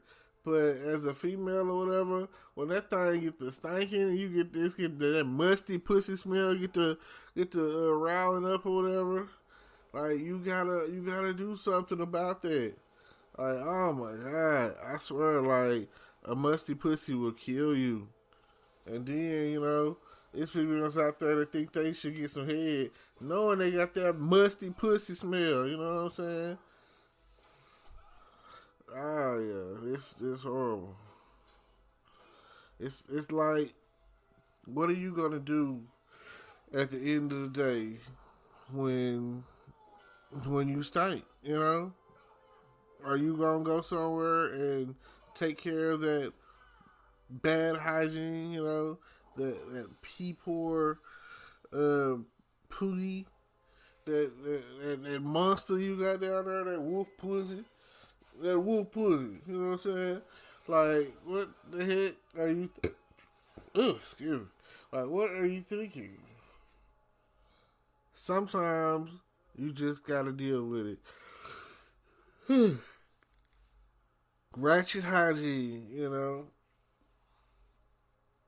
and it's like, how do you go from being a clean person to being sloppy fat and having and musty pussy smell? So sorry, not sorry. This is for everybody out there. And another thing is like they talk about should you douche or should you not douche, and I guess that is the question. Because me personally, I believe in the douching. I feel like after you have your cycle, it still be some up in there that you need to use that for, and it's a 50-50 thing because some gynecologists are like, no, you're already being cleansed naturally, blah, blah, blah, blah, blah. But, that's what they make it for, Like, oh my gosh. Especially if you strongly sexually active or whatever, and you're not using condoms, and you have unprotected sex, and men or your boyfriend or whatever sexual partner you messing with, one person or more, and they just finishing in you, like you need to, you need to clean that out. You need to clean it out really every time someone finishes in you, like you need to get, because otherwise it's like you not, okay, let's say that that happens, they finishing you or whatever, and it's been sitting there for at least an hour, 30 minutes, you know what I'm saying? Like, it's been marinated up in that thing, you know what I'm saying? You need to go and, like, I feel like in order to get that thing clean correctly or whatever, you should have, something should go inside it, you know what I'm saying? It is an inside thing, so something should go inside and kill the germs or spread the soap or whatever, you know what I'm saying? Like, something should go inside it or whatever. And if you just wiping the outer parts and kind of sticking the tip of your finger in there, you're not cleaning it good or whatever. That's just like with an asshole, you know what I'm saying? Like, you gotta get the finger in there a little bit, Like when you wipe it or whatever, you definitely gotta get up in there in the crevices or whatever. And sometimes, you know what I'm saying, you take the towel and you look at it and it's Clado dookie, and no matter how much you seem like you wiping or whatever, it's still, like trace evidence of it. So you got to make sure that you spreading your cheeks good and getting all of that, You don't want any skids. You don't want your underwear to be all browned, which I don't understand that with females. Like, man, you wearing the same leggings for like days at a time, and like when you open it up in the white area, it's all browned. Like that's disgusting. I mean, it should. No man should have to deal with that. No woman should have to deal with that. The poor hygiene. I don't know where you get that from. I don't know what kind of household you grew up in, but like it's lazy, and I can't. You know what I'm saying? Some people try to pick on like the big people or whatever, but it's not just y'all. It's some skinny bitches out there that's not washing good. It's some skinny niggas out there that's not cleaning themselves good. It's just, like with dudes or whatever, they can get comfortable to the point where they don't notice, it's smelling like freaking Frito chips and Funyuns and gym socks and stuff, you know what I'm saying? Like, when you start becoming a teenager, you know what I'm saying? You start becoming a young man, a young woman, and let alone becoming to the point where you grown and you working or whatever, like, you stink. Like, you just automatically, instantaneously stink. And then for a woman, the word and phrase pH balance comes into play, and like, if you're not cleaning yourself good, yeah, that's part of it. You'll hear people be like, "Oh, your pH balance is off." Well, that's a possibility, but that's a whole different factor. Your pH balance is off, man. You got that musty pussy. Now, last time I'm gonna say she got that musty pussy. You know what I'm saying? He got them sweaty, musty, salty balls. Please do something about it. Don't forget to like, comment, subscribe. Tune into my channel. Tune into these podcasts and listen to what I have to say. Because every day, every time you turn around, you have something that you could definitely be checking out on the podcast. I appreciate y'all. Thank you. And and peace. Hello, podcast world. Welcome to my channel. It's 12/18/2020, 8 a.m. and I'm here to talk about the stimulus package. Oh my God, the stimulus package is so close. Today is supposed to be the day. It's supposed to be the day that they have to pass it or let it go. They're supposed to be the day that if they do not pass the stimulus check package and the unemployment benefits package and all of that, that the government shuts down. So they say that they're going to go all the way through until Christmas Eve, if necessary, to get this package out, to get the money to us, to the citizens of the United States, to those who need money, who are down on their luck, who have been having troubles since the whole COVID strike has taken place, since the pandemic has happened. And now they've focused on the fact that they've got Donald Trump out of there. So that is a main factor, so they say. They claimed that was an issue, that they didn't want a check going out, or at least that's what Nancy Pelosi said, a check going out with Donald Trump's name on it. I don't care who signs this check.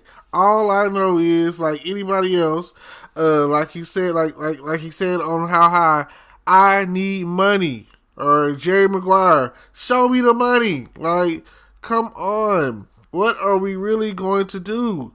How are we going to make it? I'm really tired of waiting to figure out who's going to help us and who's not going to help us. Like, this is getting serious. It's getting way more serious than what it's supposed to. You would think by now that we've already taken care of the issue, but we haven't. And I'm sorry. I'm sorry to hear that we have those who want us to have the money, and we have those who, for whatever reason, keep delaying the money. I don't understand it either way.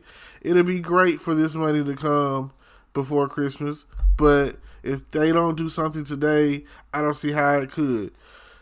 Chances are it's looking unlike Christmas. It's looking like a blue Christmas, like a year without Santa Claus. And we're still going for the Christmas miracle. We're still going after the dream of Santa.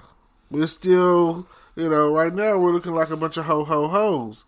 And hopefully someone will step up to the plate and make that decision. So far, it's looking like we're finna have a blue, a blue republic, a blue Senate and Congress, and Democratic president. You know what I'm saying? So that's like a grand slam, a triple hit. You could pass whatever you want, and everyone's gonna back you at the end of the day. Your support is there. It's not like when Barack was in office and he had, he was blue and everybody else was red, or at least, at one point when he first got in there, he had this and that. He would have done so much more if they would allow him, I feel. But he's not in office right now, and he's not dealing with the crisis. He's a former President Obama. So right now they have issues every time one of his daughters, his youngest daughter, does something like a TikTok. You can't even TikTok when you're a former presidential kid. So I don't understand. And it's not like it was trashy. It was actually kind of nice. I've seen some TikToks that are like horrible and raunchy and just trashy and ratchet, and nobody talks about those. But it is what it is. Now, they say that today could be the day. Today could be the day that we get breaking news that blows us out of the water, and we could be getting minimum $300 a week to $600 a week again, which would be great. It would be great to go ahead and let those, because some people didn't become unemployed at the time during back when March hit and everything. But some a second wave came.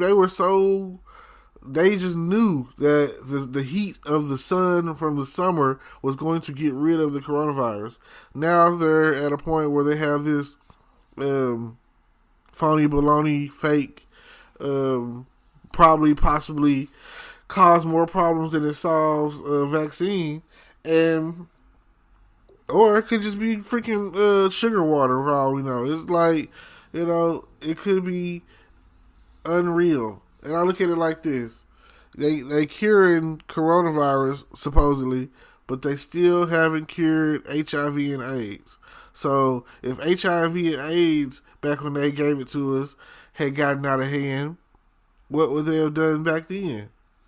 Like, I really can't say, because, viruses mutate. And I was watching a trailer to where the movie was about COVID-23. So it's like saying that it mutated to the point where it's something that affected their brain and people went crazy.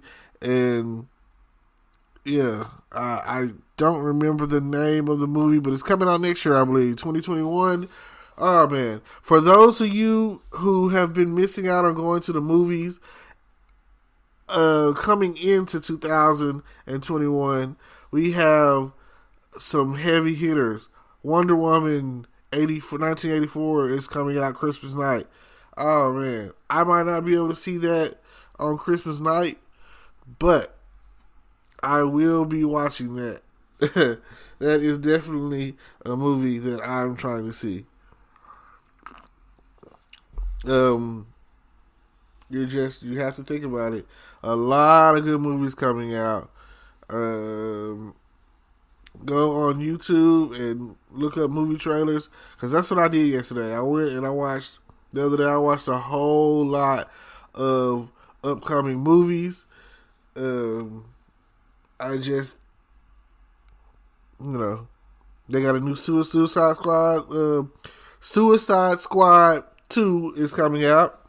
Tongue tied and everything. And it looks like it's going to be great.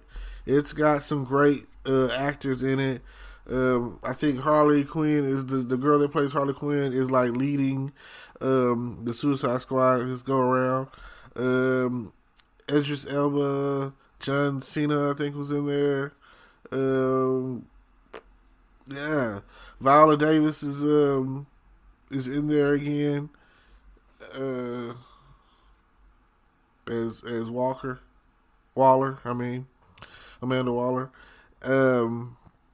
Who else is in there? Gosh, just there's like a whole bunch of so many people in the movie. So check that out. Suicide Squad coming, which would be great, because by the time February hits, I plan on being able to go on some dates. I haven't been on a date in a long time. I feel like things will be stable enough to where I could go out on Valentine's Day, and it'll definitely be, better than these past few months to get back on the scene, get back in action, and being around people. Go from having to social distance yourself. All right, I'll say this with the whole social distancing.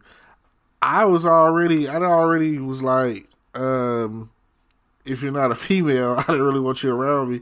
There was a guy in the store, and he came so close to me to where if I were to turn, I could have elbowed him. And it was a white guy or whatever, some sweats.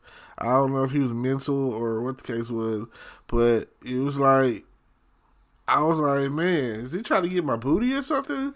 Dude. So I basically, I didn't say nothing. I didn't react. Cause, sometimes, you know what I'm saying, you don't know what a person is dealing with. He might have been like mental or something. So I just walked around my buggy, my shopping cart, whatever you want to call it, people from other places.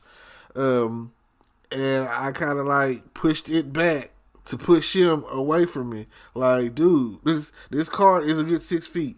And you're, like, that's my way.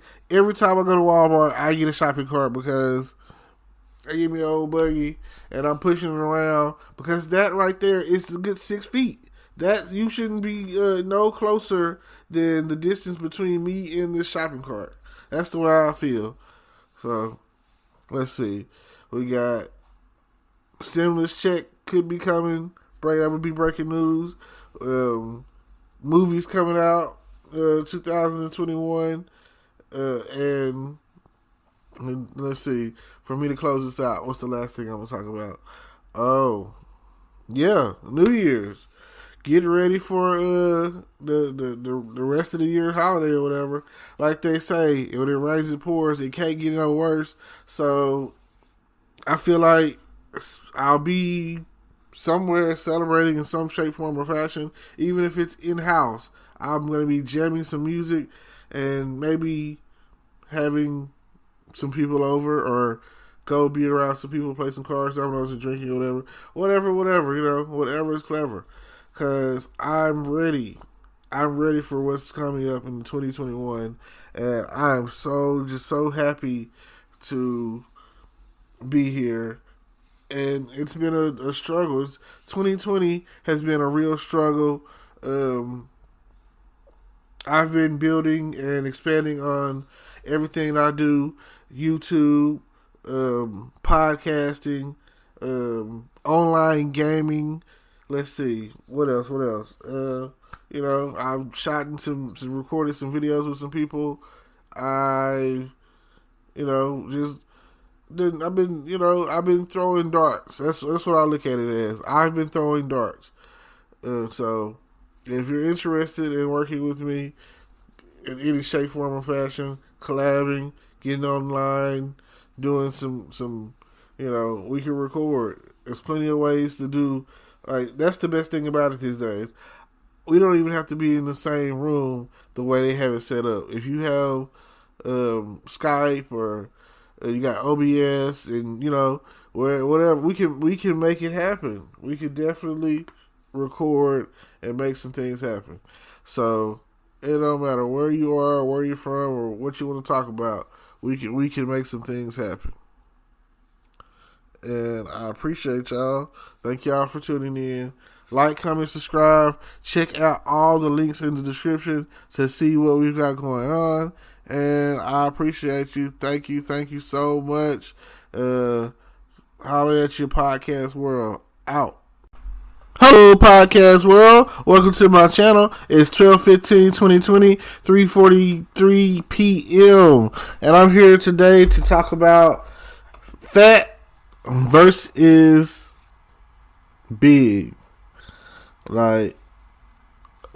It's fat versus having a stomach, it's a difference between someone who is fat or big or fluffy or is what's his name, comedian Fluffy, English, I don't know how to say his name. Basically, I saw some of his stand-up the other day on YouTube when I was looking at it, and he was talking about that he had 5 levels of fat or big or whatever, or being fat and whatnot, and he said he added a 6th one on there that was, oh, hell no, And he was like, I'm fluffy, so that's where I am. And he was like, I recently come across somebody that made me be like, add a whole nother, sixth category. And he was like, the oh hell no is like, you're on the elevator. He's on the elevator, and he saw this guy, and the guy gets the elevator. He's like, oh hell no, you know what I'm saying? It's like, I hope this isn't too much weight. And he was like, the guy, as he asked him, he was like, say man, how much do you weigh? And the guy was like 6'4", 640 pounds or something like that. And I was like, golly, you know what I'm saying? Like, how is he walking around, And that's a lot of weight, that's big and tall, there's a difference. Like, for me, I'm just kind of fat, you know what I'm saying? I have a stomach. That's what I'm going to point out. And, but when he was talking about the all hell no, it was like, oh hell no, like there was a point in time, I don't know if you've seen the Simpsons episode where Homer was gaining weight, and he was like, they considered 300 pounds to be a disability, but now they got these hover around chairs, so you go to Walmart or wherever or whatever, you can be as big as you want and just drive yourself around. You see a lot of that, and they're making it like that's okay when, like, oh my God, it seems kind of lazy. But, who am I, now, there's also a difference between, fat and big and tall and all that. Like, if you shop at the big and tall store, I understand, like, you got to think about, like, Eddie Murphy on the Clumps, you know what I'm saying, Nutty Professor. And you got to think about, he was talking about it's genetic, and he was like, based off of genetics, this is why, you're big or whatever. Then he came in with a potion, and it created Buddy Love, and he went after Carter Purdy, which was Jada Pinkett Smith. Good movie, like Eddie Murphy makes some great movies or whatever, like Coming to America and Harlem Nights, him and Della Reese and whatnot. So, be careful, you're messing with a heavyweight, So just think about all of that. Those are factors that you have to factor in when it comes to someone's weight.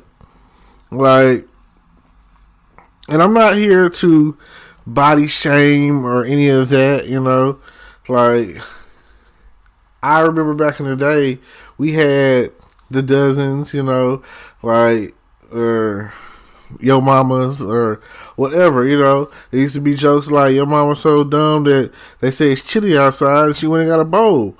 And I don't know if y'all remember on Baby Kids, but his ex-wife's friend Vivian or whatever. And, so yeah, it's crazy. Like, being big is always, like, back in the 90s and 80s, or late 80s, early 90s or whatever, we didn't have some of the stuff they got nowadays. Like, back in the day, all we had was, like, Richard Simmons telling you, you are somebody, people like you, all that. And they did these aerobic calisthenic workouts and whatnot. And everybody used to love that, Then coming up, you start seeing, like, Billy Blanks, and then you started seeing people talk about Zumba. And then, like, nowadays, they have the teas, the pills, the drinks, like, yeah. They have the body trainers, you know what I'm saying? Like, you can put a body trainer, stomach trainer, or waist trainer or whatever around your waist, and it makes your stomach go down, your thigh trainer and all that. Like, there are ways to cheat, it seems like, these days. And then now you come across people that are vegans and stuff that don't eat meat, and, it's just a bunch of weird stuff. And, like, I know it's somewhere out there, millennials, those little, can't stand them. Like, anything that they don't like, they turn to the internet and start crying about it. They're so sensitive and want everything to be so PC. And, like, right now they're probably like, oh, he's talking about fat people or whatever. He's body shaming them and all of this and that. I mean, no, I'm not small, so I don't feel like. It's kind of like I seen on the Dave Chappelle stand up where he was like, the lady, okay, legal or something like that. Lady in legal calls him up and was like, "Oh, there's no way that you can use the word faggot," and he was like, "Well, okay, I won't use that," you know. Then he was like, "Well, why is it that I can say the word nigga with impunity, but I can't say the word faggot on the air, you know?" And she was like, "Very simple, Dave. It's because you're not gay." And he was like, "Well, I'm not a nigga either." So, you know, so it's just, you know, anyway. But yes, like, you know that you too big when you look down and you can't see your private parts. Like, if you can't see your pussy and your dick, you know what I'm saying? Like, wow, you know, your thighs and done laps on all of that. You look down, can't see nothing. You got on the panic. Like, where did it go? You know, especially if you're a man and you're on full mast and that thing don't poking out. If it's not poking out past your stomach and probably not going past your belly button, oh no, you have problems other than your weight. You might want to go get that checked out. Oh man, like it's a big click, you know. So yeah, you know, these things are where we are now, and like it's different. It's like it's different levels of difference, whatever. Like, if you are about 5'9" and up, you know, 6+ and whatnot, as a female who's big, you like an Amazon. You like, you know, you really like a linebacker now. You know what I'm saying? You a lineman. Like you like you trying to play football. And there's days where I feel like, oh man, I would lose so much weight. Because I mean, there was a point in time where I was in shape, you know, and then time progressed and 30 hit. And the thing about 30 is like, you know, it's like 30 comes along and it's like the weather changes and you feel it and you're like, oh, my knees, my back, my neck, my back, you know what I'm saying? Or your whole body is just in pain. And all my arthritis or whatever, you know what I'm saying? And this has just come from all this lying around, watching Netflix, listening to music, eating, drinking, smoking, whatever you do, you know, Netflix, you know, Amazon Prime, Fire Stick, whatever, you know, sitting there YouTubing and talking on the phone, laying down and whatnot. If you're not, I feel like you're not active, you're not going to get, you know, anything out of it. You're just going to be a mass, gaining weight. Now, for me, I remember there was a point in time where I had somewhat of a flat stomach and my chest was poked out a little bit and my arms was like a little cut up. But it's like sometimes I go in the gym and the size of my stomach is the size of some people's arms. Like, if you go up to like, it's not the weight that's the issue, it's the way it's packed in there, you know? So, I know y'all be wearing them girdles or whatever it's called, you know, trainers and whatnot. And look at it like this. You worried about trying to make your stomach go flat. Well, hey, there's other stuff that you could do. There's actual, you know, like workouts that you could do, you know, like, hey, do some crunches, you know, that'll help you out. And it just is what it is, you know. A lot of people be tripping on the big folk. Ain't really nothing wrong with you being big. It's just but it say BMI, it's how you're proportionate. Like me, I'm short. So when you got weight on you and you're short, it's packed in there, you know, like it has nowhere to go. Except for mainly your stomach. You know, they call it love handles for a reason. But if you come across someone, a chick or whatever, she got titties on the front and the back, then, oh my God, you know what I'm saying? That's where you have to make that decision. Like, what am I going to do with all of this, you know? Oh, like, I was watching a movie with Arnold Schwarzenegger, and it was earlier, some of his early works, and he was in the mall, and they called the backup, and the guy that called the backup was like, Be careful messing with a big. I mean, he's one big son of a bitch.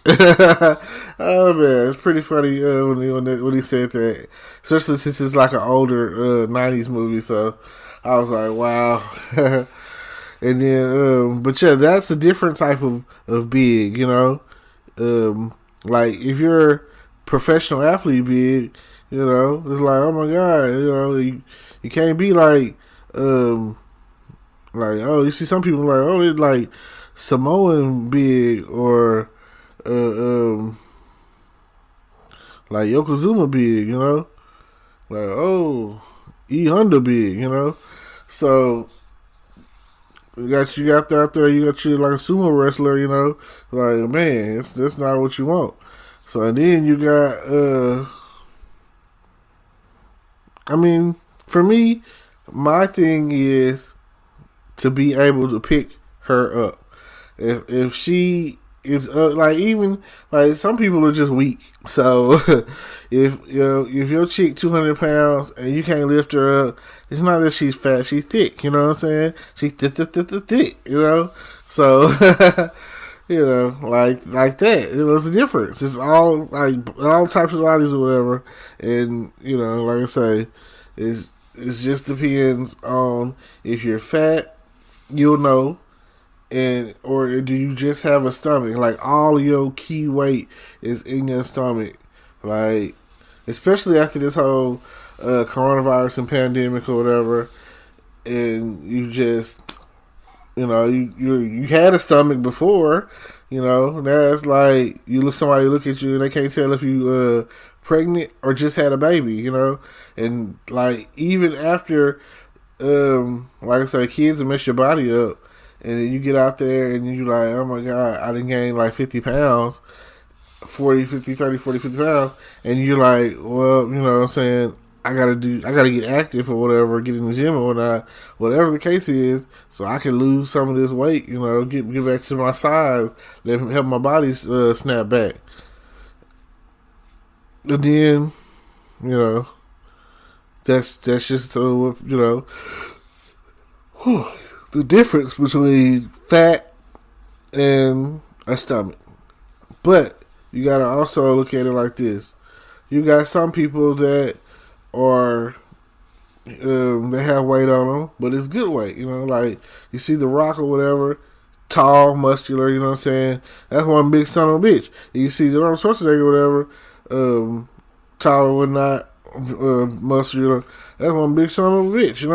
That's the only thing you think of. Like the weight is proportionate, I guess, and it's going somewhere. It's not like, oh, where does all this weight go? What are you doing all that? Like, dang, you got a lot of weight on you, don't you? And so I would just like to say this. I feel like back in the day, one of my favorite comedians or whatever when it came to roasting people was Robin Harris, and he talked about test tube baby, you know what I'm saying? And I really was upset that when it came time for him to do his to be in House Party 2 when it came out, they did like his cameo was him, a picture of him, It's like, dang, can't believe he passed. And then, like, I just knew they were going to do another Babyface Kids, Babyface Kids is a classic, like, I don't think they could ever do a remake to it or anything, but it was like a classic movie. It's like, if you grew up in the 90s and whatever, and you didn't see Babyface Kids, oh man, like we went to the movies to see that. I'll never forget. It's so funny. But yeah, R.I.P. Robert Harris, you know what I'm saying? He's out of there. Then you got other people like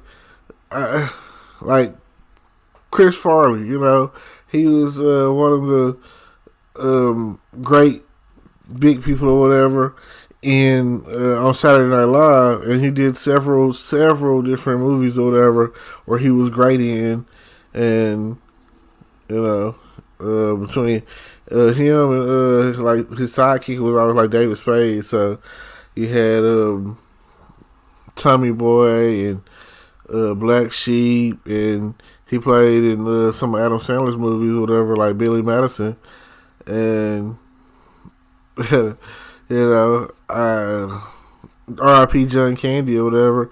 He was hilarious back in the day, you know, in the 80s and 90s or whatnot. I remember he had his little Camp Candy cartoon or whatever. Oh yeah, those were the times. Memories. But at the end of the day, when it comes to weight and being considered fat and whatnot, it's whatever you're comfortable with. You know, you can't let anyone tell you that, you know, anything that you don't want to hear. Just go with it, you know. But I would encourage anyone and everyone, if you're too small, gain you some weight, which is harder because, like I said, genetics. You got hypermetabolism, whatever. You eat, and it just seems like, oh man, there's people out there that wish they were bigger and just can't gain weight, and they got to take like creatine. While you have those who don't want to be big and are tired of being the tallest, biggest. It's a female, and she's she's a NBA player. You know, like she's NBA player size. Like nobody wants that. Nobody, you know, like oh my god, it's like Amazon. You know, like guys, even tall guys want short women. So for her to be big and tall, it's gonna be friction there. It's gonna be like turned off by that. So yeah, so I feel like, but you gotta think about a lot of cases or whatever where being big seems to make you have become a diabetic, and at the end of the day, it's always about the quality of life. You know, like you don't want anything bad to happen to you. You want to be healthy. You know, you want to be comfortable in your own skin. So, you know, I feel free to. Like it's times where I get up and I be like, dang man, I wish I was the type that worked out, so I could go like for the bare minimum, walking around my apartments in the morning, or go for a walk at any point in time. Like right now, it's not that point in time. It's the the month of December, so you know it's cold out there. Yeah, like the first what's the word? The first oh, you know, this is like the first of it getting cold, and like winter is coming up. The first day of winter is coming up like soon. Alright, well, don't forget to like, comment, subscribe, hit the notification bell, follow me on Twitter, and follow me on Twitch. That's where it's at, the gaming zone. And don't forget, thumbs up. And I'll definitely see y'all tomorrow. Hopefully, this isn't I had recorded something else, but it deleted, and it was way better. It's funny and everything, but you get what you give or whatever you put into it, and share it to a friend, like, comment, subscribe, and share. And I'll see y'all later. Peace.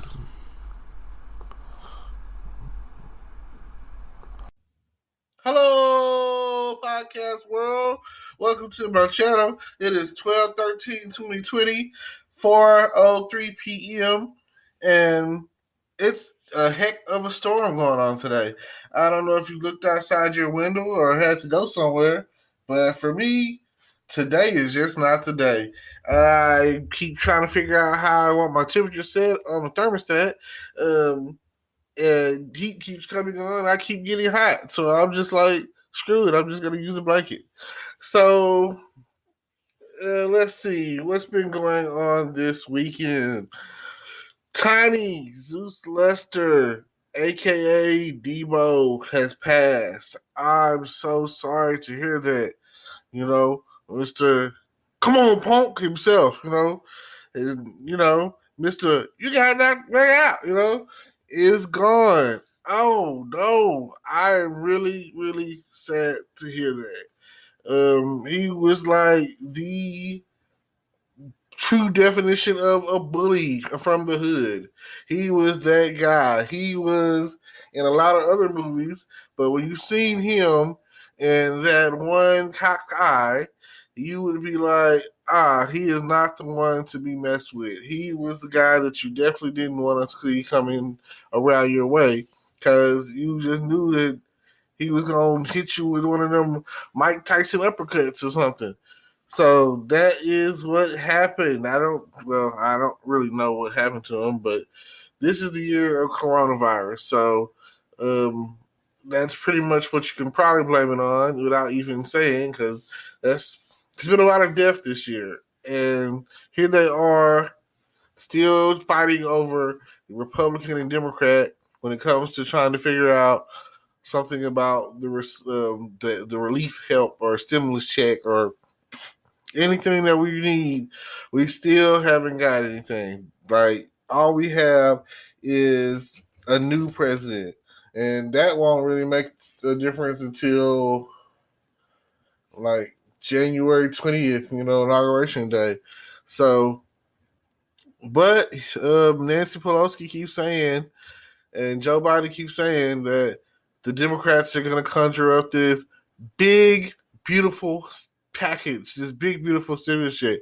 Probably the biggest package, stimulus check package or whatever in history, according to what they're saying. Which that'll be great. It'll be great to see us get like a whopping $12,000. That's like $1,000 a month for the past year or whatever from what we've been missing out on. You know what I'm saying? It's wishful thinking. It doesn't seem like something like that is going to happen, but it's great. Because let's say that they do pass it, and the time's run out. Like, what are we gonna do? It's not. It's like I say, it'll be nice for us to get to them to pass it where we can still reap some of the benefits. This struggle, like it's a real struggle. Like we're still trying to figure out what we're gonna do and how we're gonna do it and what's next and how are we gonna pay our bills. That's very important. Like, are you just gonna eliminate bills all of a sudden? Like, just like what are you like? What's going on? That would be great. That right there would be a help.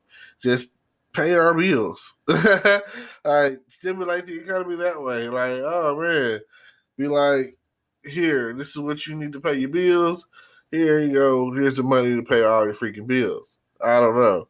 I mean, it's not like you're putting it out there like, here's shares of stock that's on the rise, and this is how us rich folks are still being rich. You know, it's not like you're pushing off some Ponzi scheme. I don't know. Like, what are we going to do to make America great again? Isn't that the thing that Trump was trying to do? Well, it seems like no one is too concerned about how great America really is. America is great already. Like, why do they keep trying to worry about the greatness of America when America, I repeat, America is already great. Like, we have already suffered enough with this pandemic, this coronavirus. Like, hit it with the Richard Nixon. The coronavirus. Coronavirus, Oh, man. Like, what are we going to do? Then they have this vaccine that untested and, probably have all kind of side effects. And people are like gun-ho about taking it. And if you are, you've been sick, and you feel like this is something that you need to do or whatever, go for it.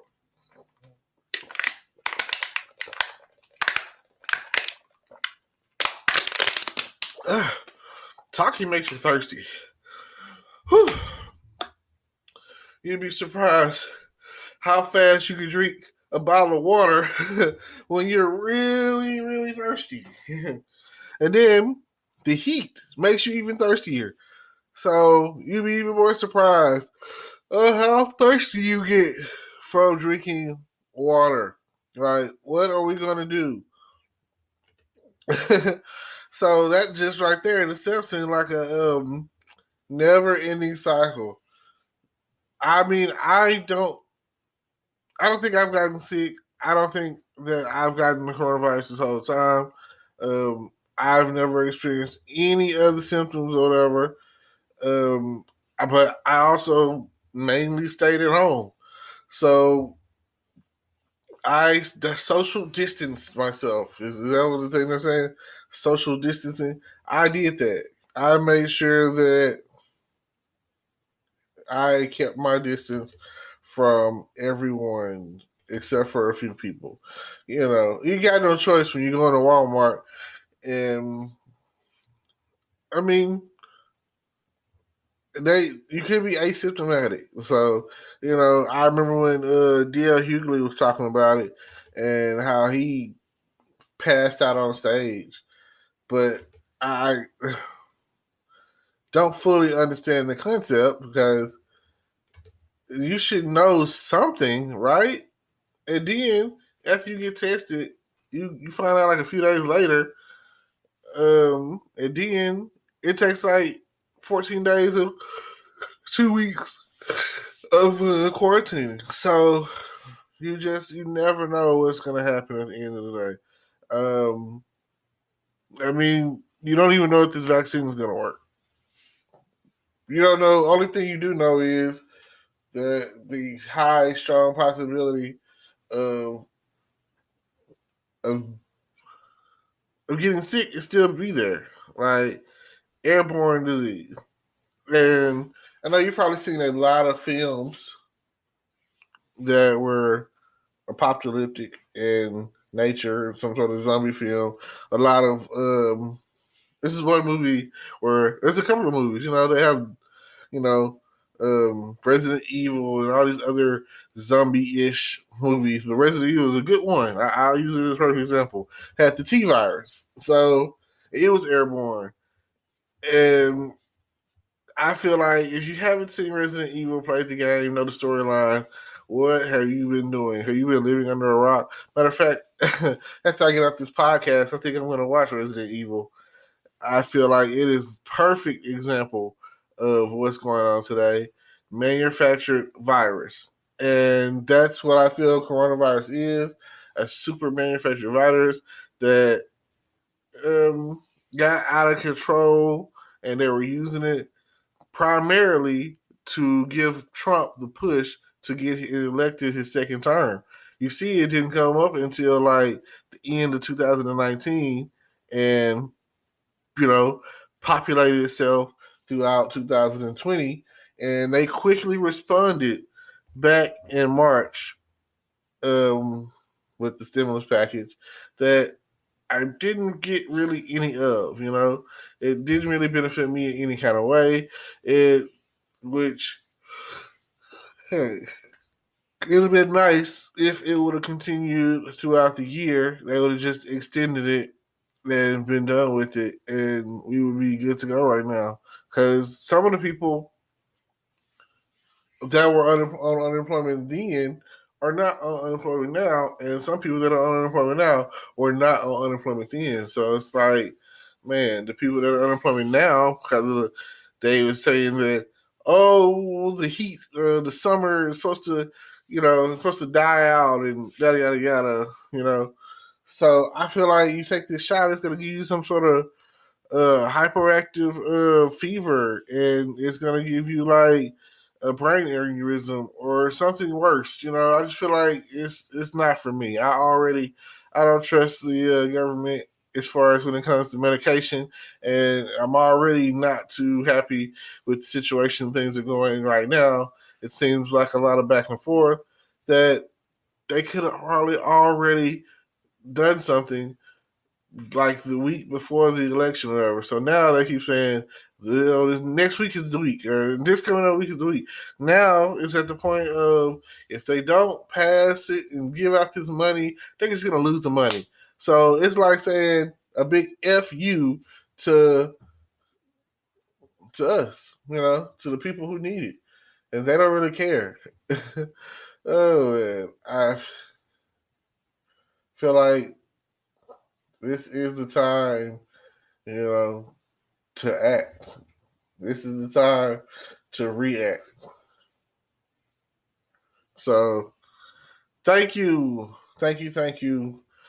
This weather is only going to get worse. It's going to be a cold winter because I don't know. I feel like the CIA or something controls the weather, just like they introduced drugs like crack to the inner city. So, I mean, come on. You've seen the movie Geostorm. I don't know. I feel like they have I think it's like a rig out in the ocean, and that's where they create, at the bare minimum, hurricanes. Can't really prove that. I'm not a water guy, can't swim, and I'm never trying to be found drowned somewhere. So I will not be one of those rich people that be like, oh, I have a yacht. No. People die on yachts. People die on boats. The water is not for me. If I mean, I might have a pool, but I'm gonna be in the hot tub. And the hot tub is probably gonna be an indoor hot tub, and that's a jacuzzi or whatever it's called. I'm gonna have that, and then I'm gonna have a big bathtub or whatever, and then I'm gonna have a big shower. I've seen some showers that'll blow your mind. I never would have thought of how important it was to have shower heads just raining down on you from the sky from different areas and angles or whatever until I've been to some nicer houses. You have to be mentally prepared on the upgrade and the possibilities. If you don't see yourself somewhere at a certain point in time in the future or whatever, if you don't believe in experiencing growth, then you never will. You've got to envision that. And with all of that being said, I always try to leave that positive message.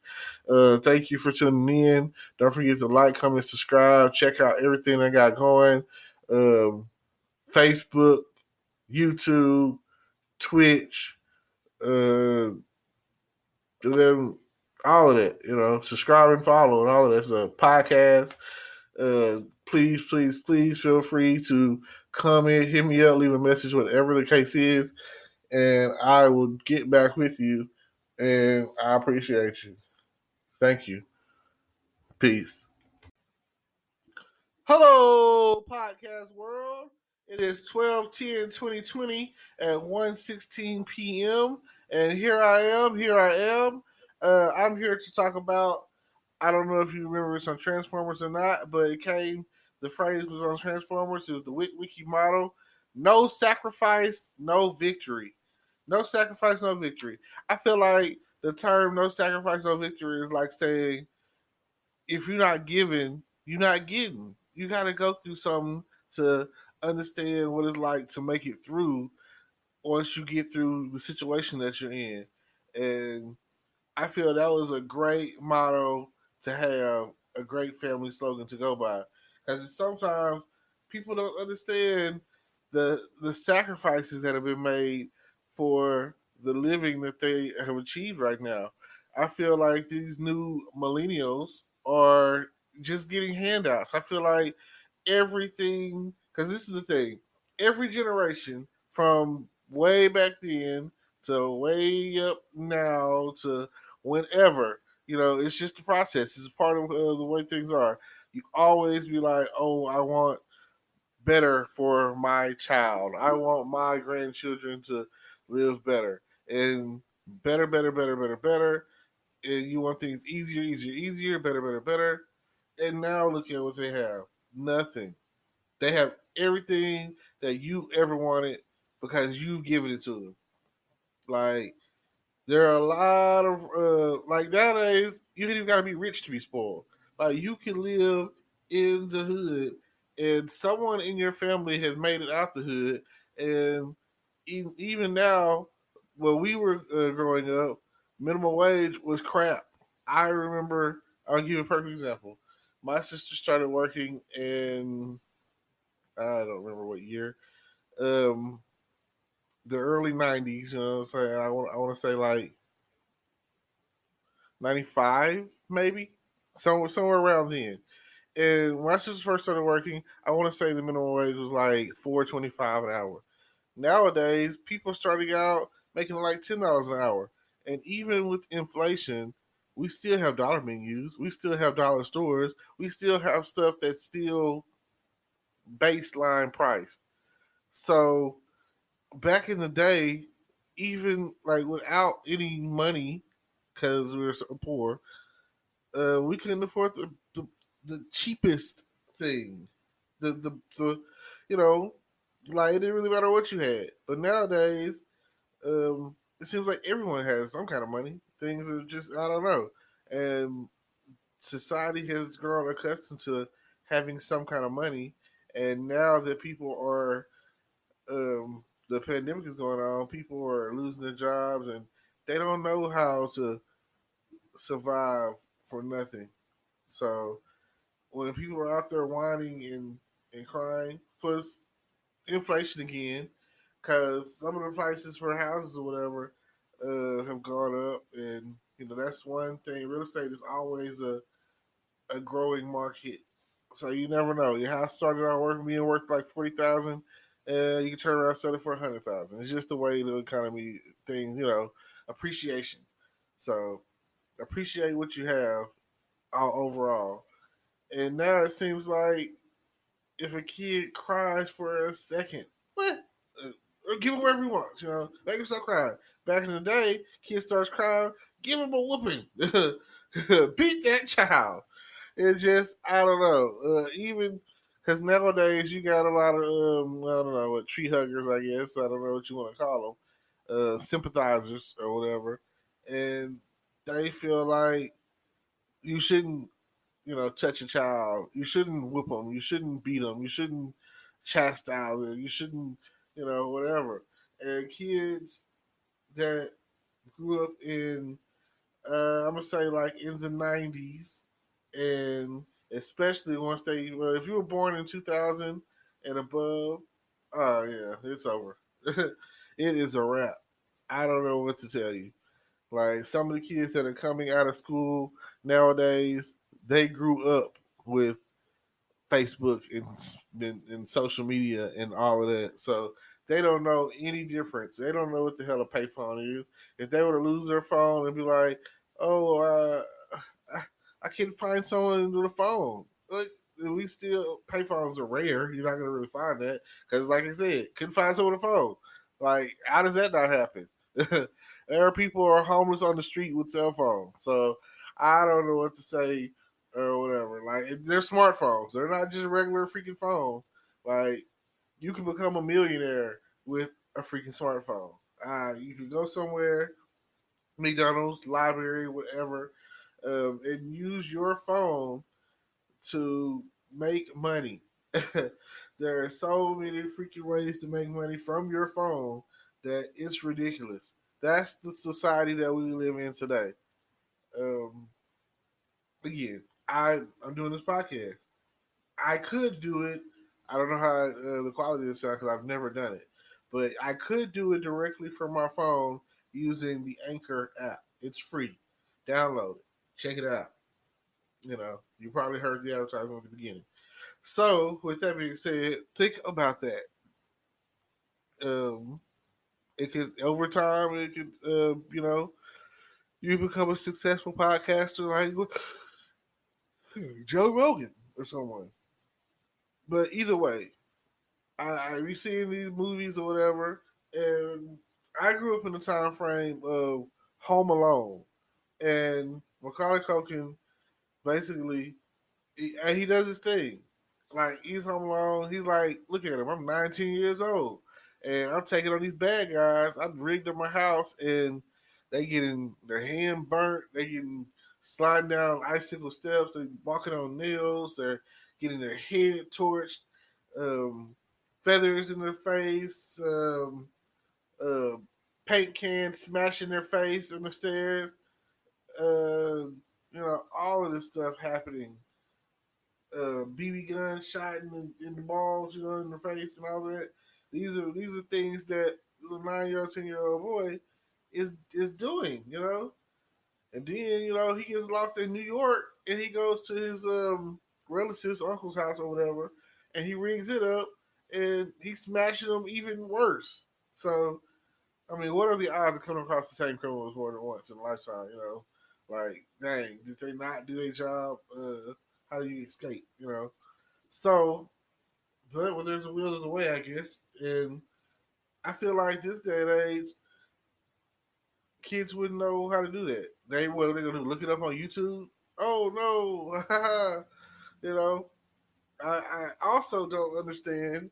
Back in the day, if there was gun shooting or problems or terrorist fights, whatever. If there was something going on that was danger ready, then or danger close or whatever, kids would be like, run, save me, Nowadays, kids are like, oh man, I'm gonna get this on my phone. You see that, man, dude, bro? Let's go record this on my phone. It's a bomb. Let's go check that out. Oh, people are fighting. Oh, people are shooting. Let's go pull out your phones.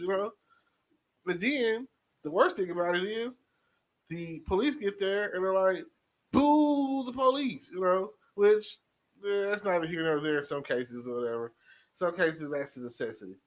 So I don't understand.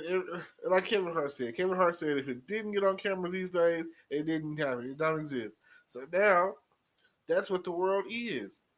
So I have kids out there who have $1,000 phones, still in freaking like middle school and high school, who have phones that are way more expensive than mine. I have like a $300 to $500 limit, and right now it's at $300. I feel like as an adult, the chances are you're gonna break your phone. You know, your stuff happens more for us, like for drinking, perhaps. You go into the bar, and next thing you know, you're drinking, and if you don't do something about that, then you're gonna keep drinking, and you're gonna get drunk, and then next thing you know, there's something else I don't like. People carrying their phones in their freaking pockets. Ladies, what is that about? I see a lot of y'all doing it. Some guys do it too. Um, Back pocket cell phone holders, not very smart. Not very smart at all. Very much likely going to sit on that phone. That's what I feel. I'll be watching people and they have their phone in their pocket, and I'm like, oh, them bad boys going to pop out of there. So I don't know. Okay, something else I have an issue with: kids playing with an adult's phone. Now, I don't want to sound pervy or anything, or too X-rated or adult. I kind of felt like this once I made high school back then, and this is before digital camera age.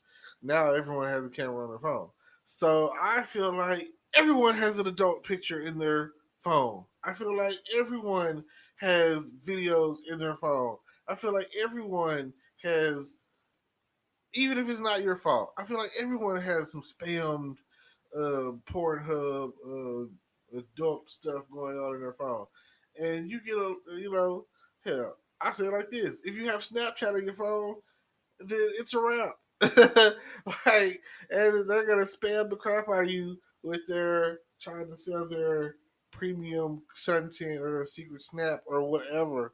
Like, oh god, that's why you don't really see a lot of guys letting anyone touch their phone. But women on the hand, yeah, get over there. Watch whatever you want on YouTube or crap. Like I say, kid comes around me, I have a tablet. They use that. Same situation's gonna happen. I mean, it's. I didn't know that you had to restrict kids from watching stuff on YouTube because of the content. But, Most kids aren't watching. I don't know. Ian, I've been watching porn since like third grade, so I don't know what to say on that end. But I still agree with them being spoiled. So I don't know if that's your thing, spoiling your kids, go for it. They'll never notice that they're spoiled. They'll think that um, they didn't get everything that they wanted when they were a kid.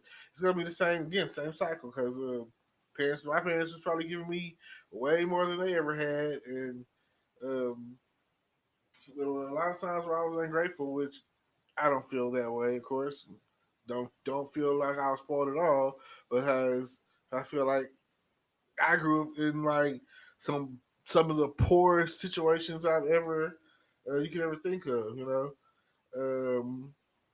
I still feel like looking back, it would freak some people out. Um, Put it like this: you know how people always be like they got their poor stories. I don't feel like anyone can outpour me. You know what I'm saying? I feel like that between me and my family, brother, sister, whatever, um, unless you can be like, um, you pooped in the outhouse or something, you know what I'm saying? Which we did. You didn't. I don't really. It's something that I don't even think about. It's not a thought that you think about until you really, listen around and just kind of think about the past and be like, oh, this and that. Like, more or less, all of my friends, we all pretty much grew up on the poor side. So that was it. And I'm glad that our parents ultimately, you know, back then, they still had the standard of if you get a good job, you can get out of the situation you're in. A good job, good paying job, give you the money that you need. Nowadays, that's not what they want to. They want. That's not going to work. I don't care what you say.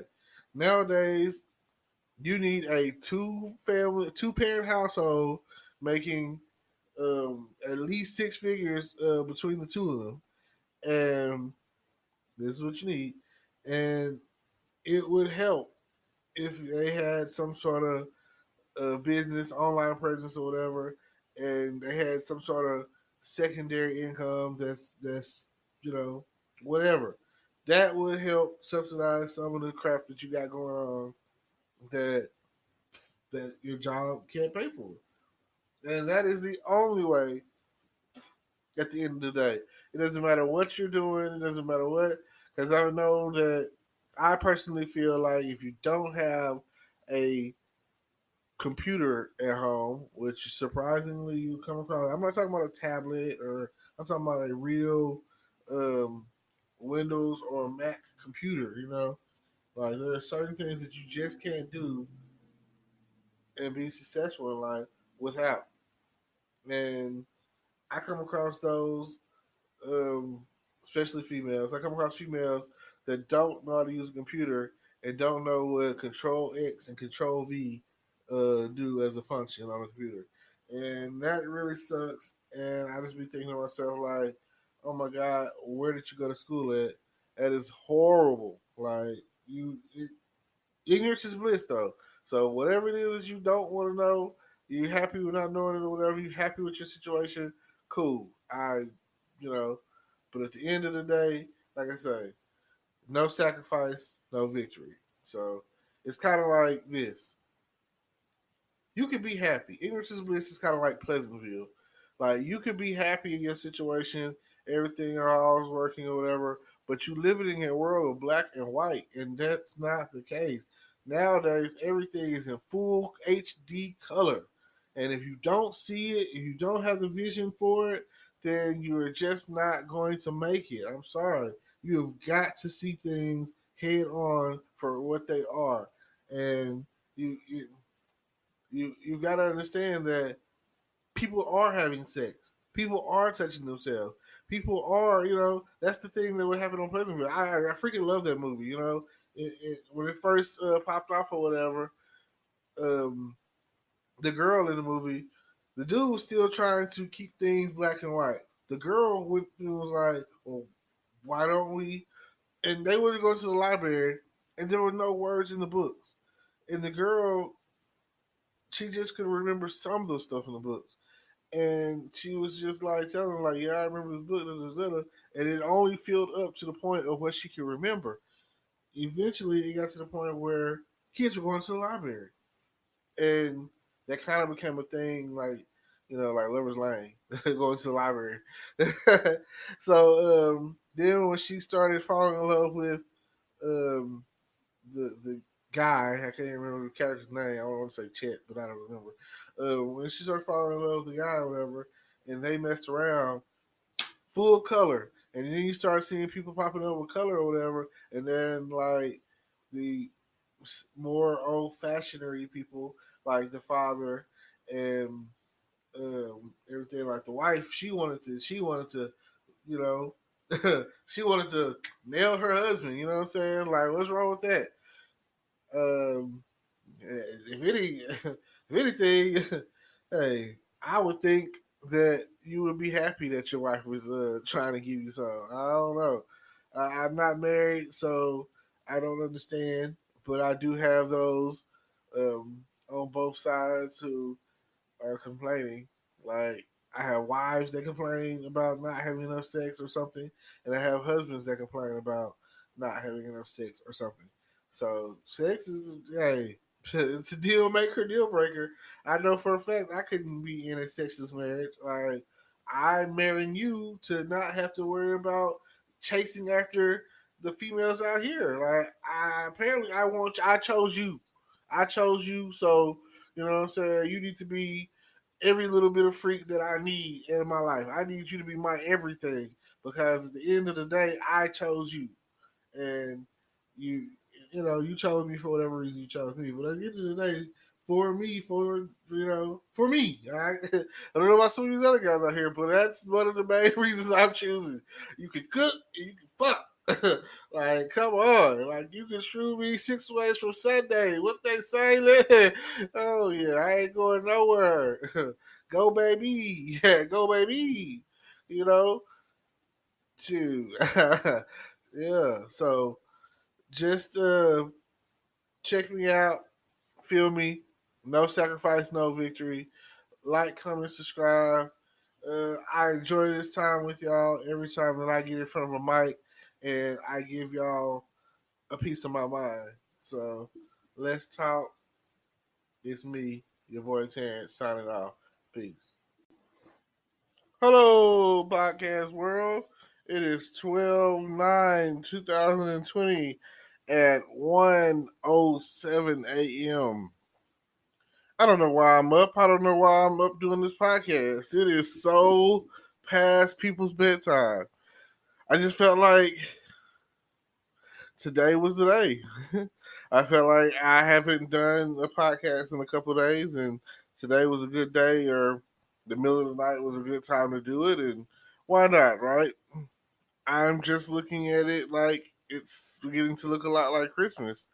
And although this past weekend I didn't go to the AHA Architects Honor Awards, and I really I saw it on some people's lives or whatever, and I saw some people that I knew that won, and I just was thinking to myself like maybe I should have rode around the city that night. It seemed like it was people dressed up. I don't know what happened after the fact.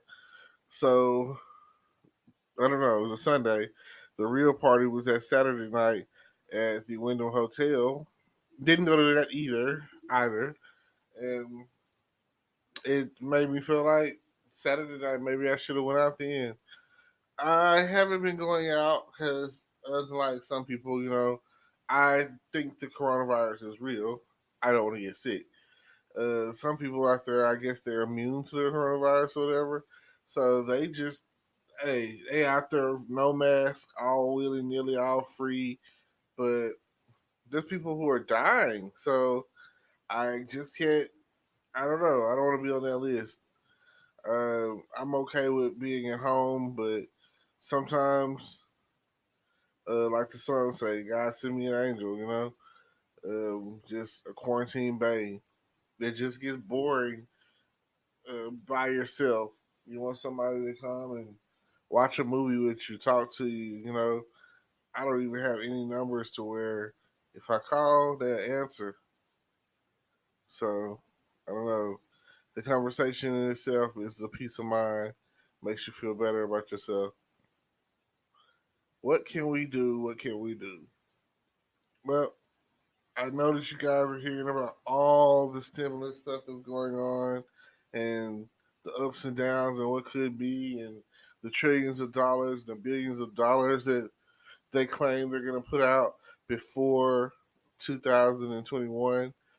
So they say that this week is the deciding week. Like the shutdown will happen after the 11th. So, and if not then, I feel like they should pass something before the end, and it should go through this upcoming week, and it will definitely help people out when it comes to their what they're trying to get for Christmas, because that is a big deal. Like, what what do you want for Christmas this year?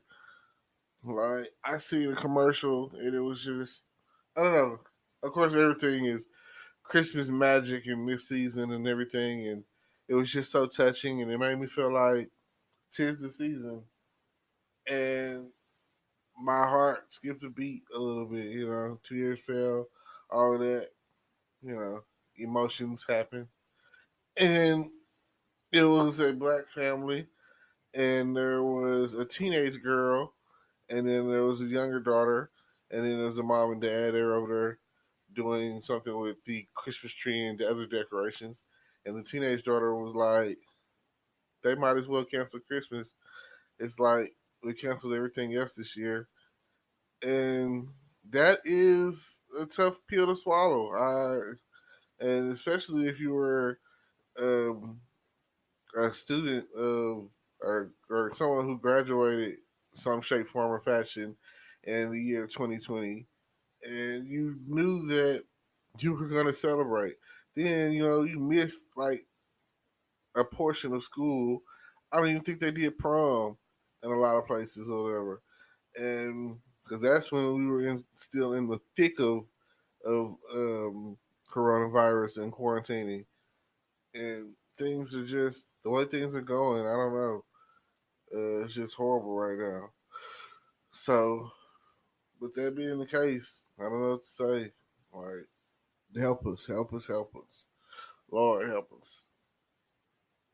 I just want you to understand that it's gonna get better.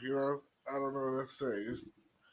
2020 was pretty rough, a bad year maybe, whatever you want to call it.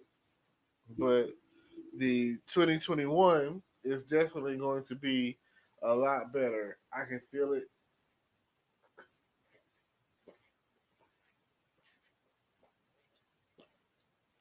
I'm thirsty.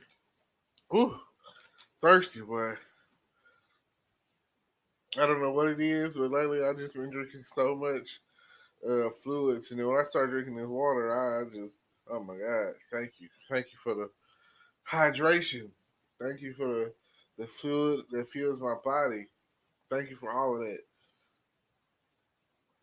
cause I don't know, I haven't been sleeping too well. I think maybe I should indulge in, I don't know, every now and again. Um, I feel like that's why people go out drinking. A drink here and there will definitely make you feel better. So think I'm gonna just think I'm gonna get some of that Bud Light Lime, but I don't know. It's just drinking by yourself. That's kind of lonely, but it definitely I don't know. We'll see. That's I said coming up in the new year that I will be kind of get my taste, spirits, whatever you want to say, and just the bottle of beer. I that should definitely make me sleep better. A little drinky drink. Here I am, just going on and on about whatever. I didn't really have anything to talk about. I just felt like um, me getting on this podcast is the thing to do. I'm gonna do another one tomorrow sometime. But the main thing that I'm doing right now is catch me on my Twitch. That's where everything is happening right now. I'm streaming my PlayStation 3, mainly Call of Duty Modern Warfare 3 a lot lately.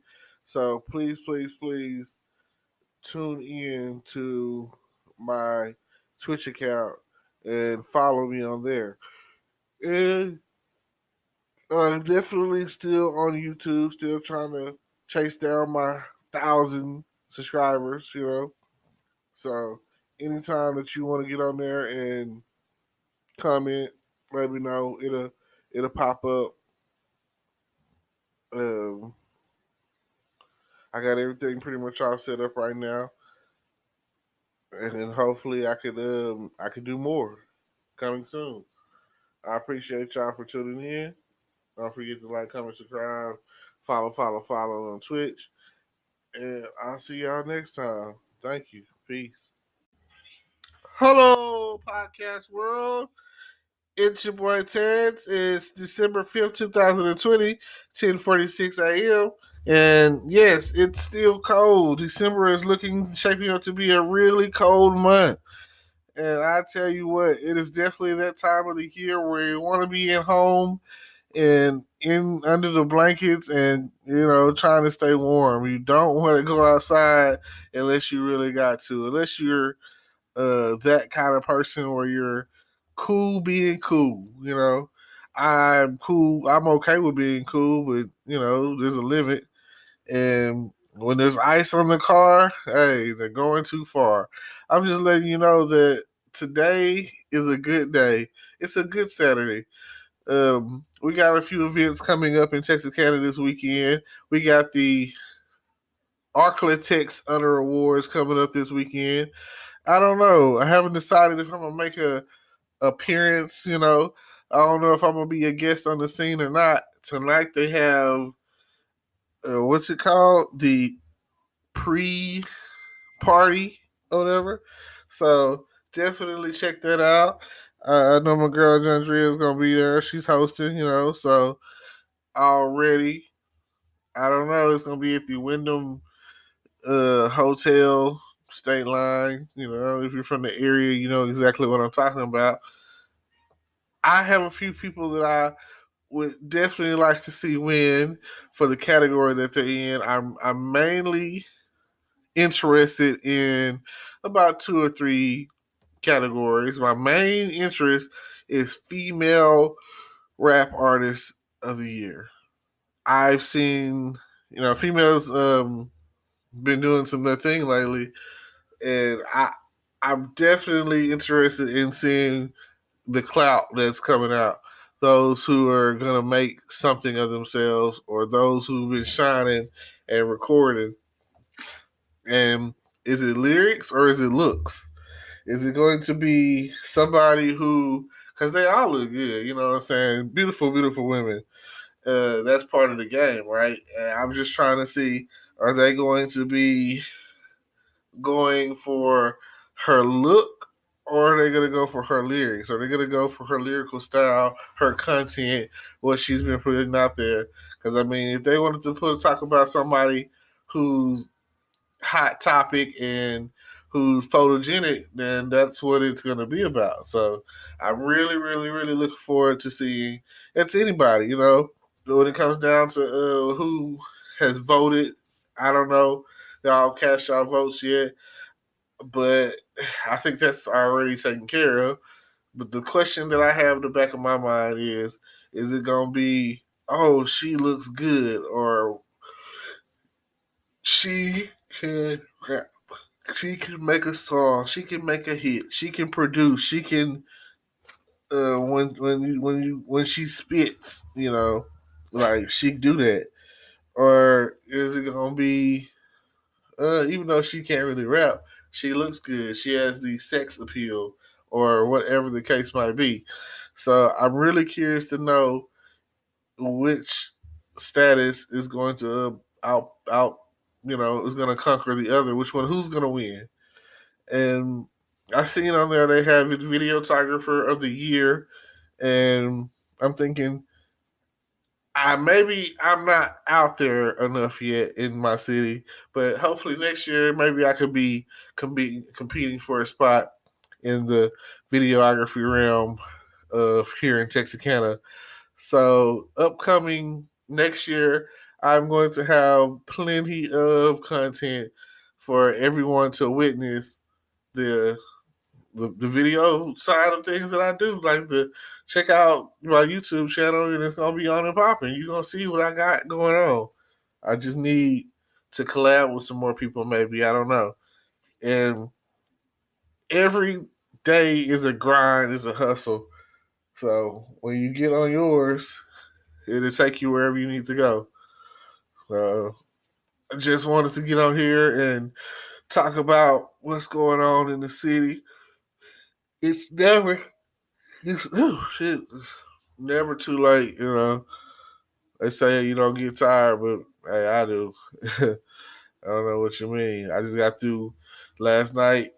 I was out there whooping, whooping them up in spades and dominoes last night. So, shout out to my I wish sponsor Red Bull.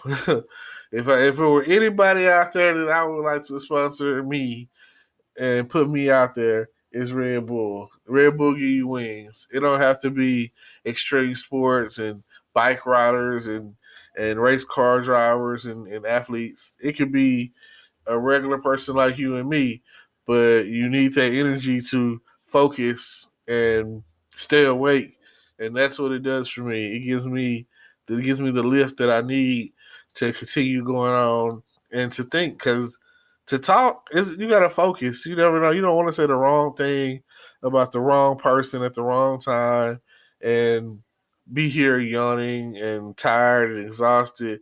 You know that when you get up between coffee and 5-hour energy shots and Red Bulls and pills, stackers and stuff, no doses, that monsters, whatever, that at the end of the day, you really would want to grab yourself a Red Bull.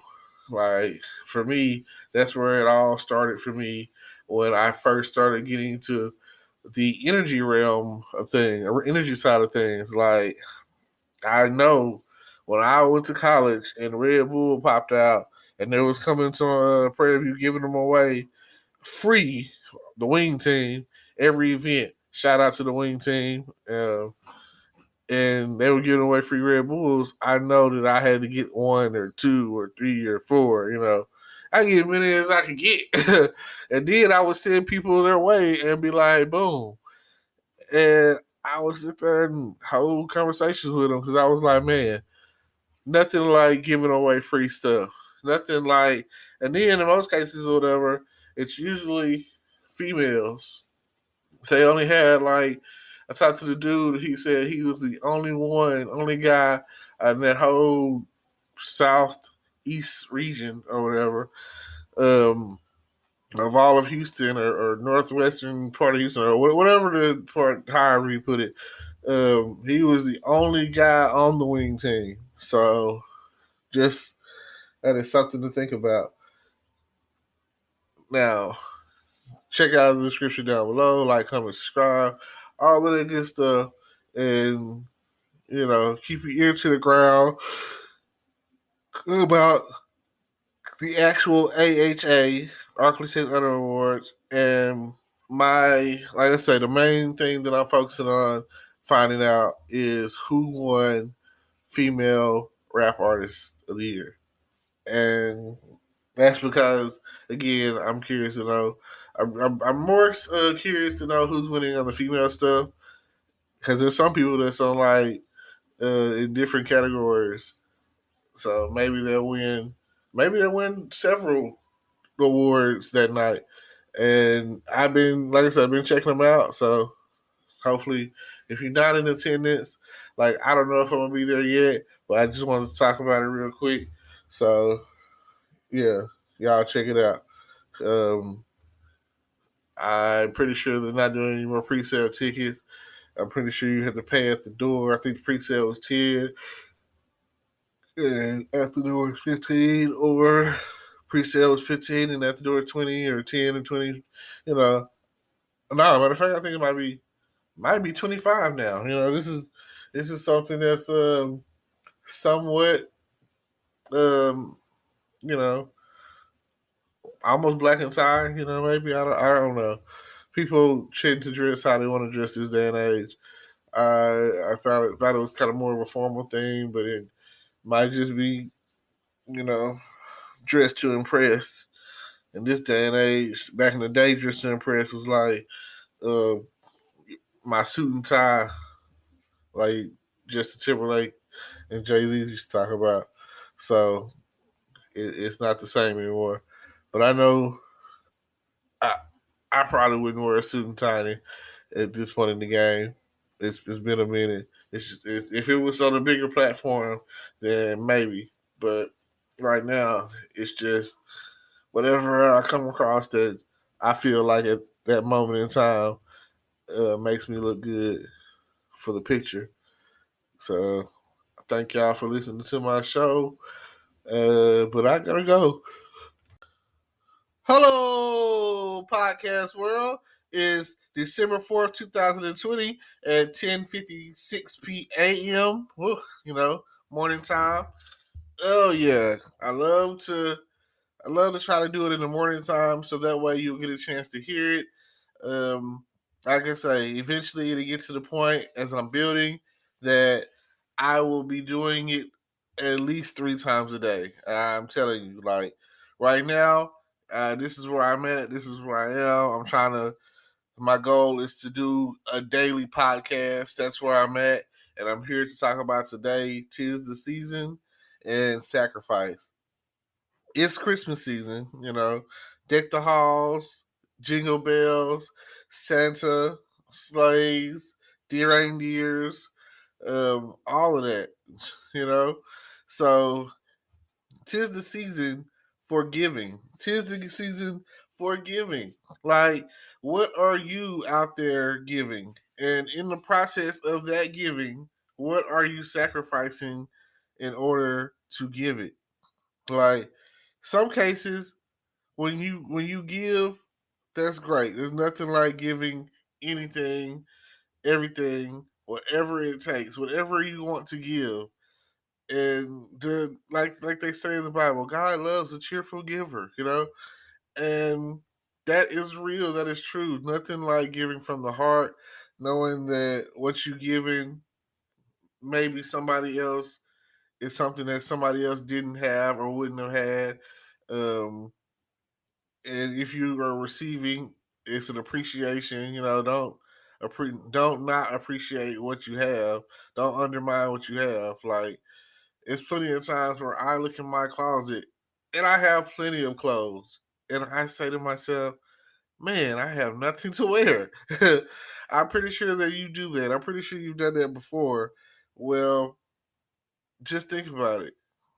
You're able to look in your closet and say that you have nothing to wear when there's people out there who have nothing for real.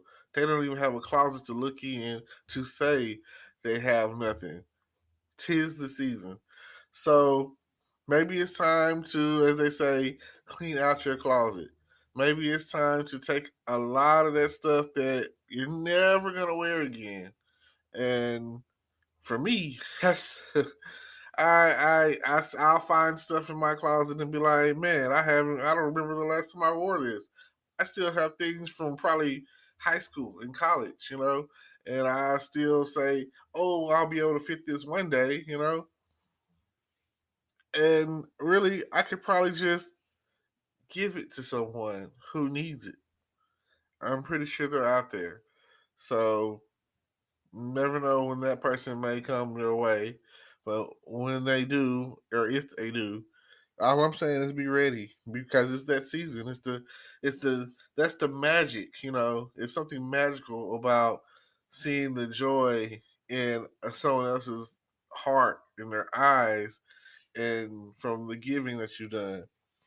Now, there's also the sacrificial gift, like giving your last. Your last. It doesn't matter what it was. Your last dollar, Um, usually it's monetary, but it don't have to be. Like if if it's your last, it is time, which I feel like the gift of time is probably one of the best gifts that you could give. This is not the season right now because of coronavirus, but there used to be back in the day, the carolers would be out there singing um, jingle bells and deck the halls and whatever, fa la la la la's, and you really know that it's Christmas because you start seeing those Christmas movies on television, and some of them are new. I'm starting to see some new ones or whatever. I go to my mom's house and they have like Lifetime on or Lifetime movies on, and they have a lot of new Christmassy movies that I've never, would probably never thought to have watched. But you know, it's all about Christmas miracles. Like you never know. I mean, I find myself watching some of the same stuff. So, um, but one of my favorite Christmas movies is um, what's it called? Oh, okay. Um, Christmas, Christmas, A Christmas Carol. I think no, the one with the mice. I can never. Twas the night before Christmas. Oh my god, I can never remember the name of it, but it's Twas the night before Christmas, and we all know what happened on that night.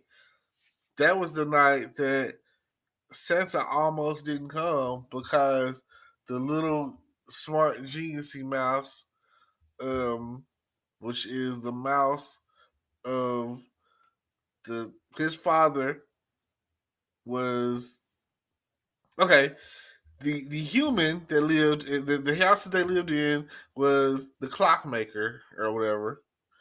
So he was the clockmaker, and he sent out a letter saying that talking about he didn't believe in Santa Claus, sent Santa Claus, and Santa Claus apparently I guess he got pretty upset with that and sent the letters back to the town and was like, "I'm not coming to your town," Santa Claus is not coming to town, and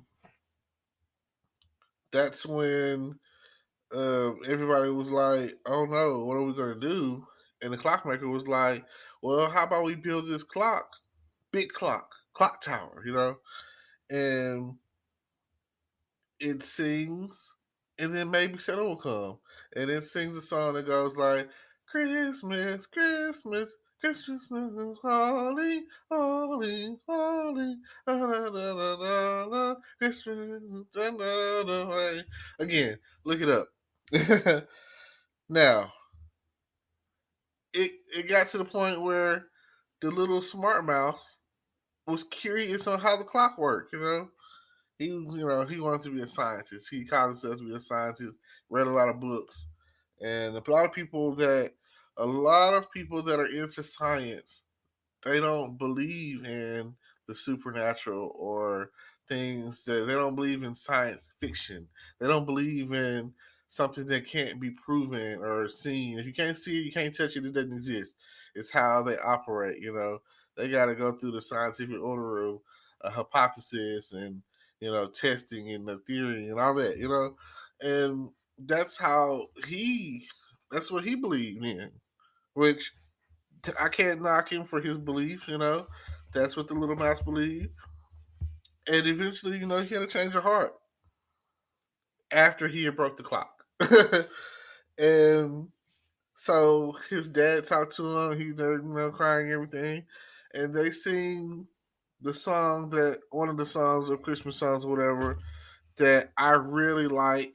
And it goes like, "You hope and I'll hurry." I mean, even a miracle needs a chance. I can't remember all the words, but it's the name of the song is "Even a Miracle Needs a Chance," and you plan and you pray and I'll plan, 'cause even a miracle needs a hand.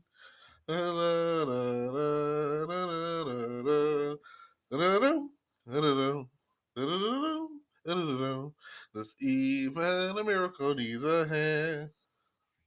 And that was the turning point of the whole, because that was the night before Christmas, and they were concerned. And Little Mouse was like, "I can fix it, Dad. I know I can." Tears in his eyes, all sad. His Now he's like, "I believe." And by midnight Christmas morning, or whatever, you know what I'm saying? However you want to, like I say, it's 12 a.m. midnight Christmas morning. That's when Christmas first starts, right? And that's when the song starts playing, and you could see Santa Claus coming. You see the 8 reindeer and Santa Claus in the sleigh, and now everyone's rushing to bed. And I love that because when I was younger, that was the story that, as a family, my mom had a book. It was the night before Christmas, and she read it to us, and that's what it would be.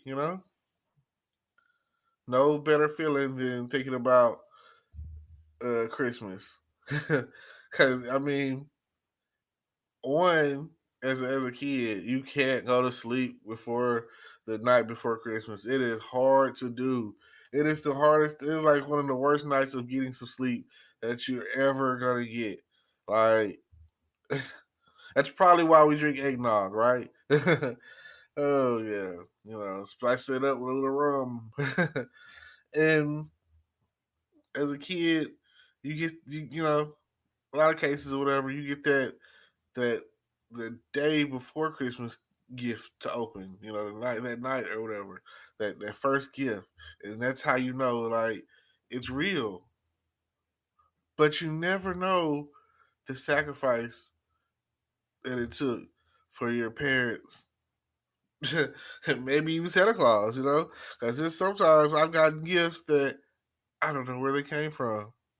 I don't know how I got them. I know that my mom couldn't afford it. I don't know what she did to get it. All I know is it was on my wish list pretty much the whole year. And back in those days, kids weren't spoiled. We were poor.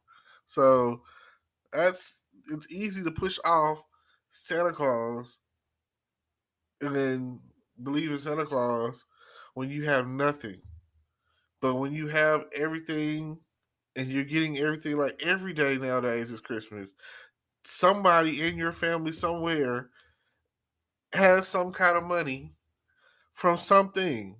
Like, everybody's doing something nowadays that is making them money. I I don't understand it. All right, and then there's a way to get things. I don't understand. Like, you can the internet. You just go on the internet and magically you'll find it, and might even probably find it for way less than you would if you were to physically go into a store like Walmart or Best Buy. Get an online discount or something, XYZ% off. But there's a way. And with that being the case, it makes me think about, like they said, even a miracle needs a hand. And you know that's that's the deepest thing about it. Sometimes, sometimes some of the stuff that you got, if you ever experience a miracle, especially a Christmas miracle, then you know where I'm coming from. Everyone has their own beliefs. Some people believe that the whole Christmas thing is propaganda, and I know the Jehovah's Witnesses out there, they don't agree with it. I know some other cultures out there and beliefs and religions that don't believe with it. And the overall celebration is Jesus Christ and being born in a manger and him being our Lord and Savior. Got that. That is great. That's cool. Nothing wrong with that. Just like Easter and the resurrection and Good Friday and, you know, all of that combination of everything that goes on. Never really understood the whole bunny thing. But I'm not one to shy away from a form or a time to celebrate. There's always a time to celebrate if year round. I know that every month is like some kind of holiday to where family can get together. And at the end of the day, that's all that matters to me. Like some people knock Halloween. I mean, what's dressing up and getting candy, and some people try to put off the oh, that's All Hallows Eve, and you know none of that matters, and none of that because I mean you can have a costume party year round. You could buy candy year round. You could, you know, like you could celebrate. There's a birthday every day. I was listening to big Disney fan. I was listening to Alice in Wonderland, and when she had come across the Mad Hatter, and they were celebrating unbirthdays, and it's just mind blowing that you would think of something like that. I mean, maybe that's a cultural thing because the whole storyline is based off of British, um, you know, culture. So just think about it. And then I've done like the whole Mad Hatter thing. It's like based off true, like a true thing. As the reason why they call them Mad Hatters is because the way that the chemicals they use to make the hats back in the day drove them crazy, and that's where they got the term Mad Hatter. Look it up. I used to watch that. I used to watch shows like Fact Fiction Beyond Belief. Believe it or not, all of that. I watch Unsolved Mysteries and all of that. I used to watch that.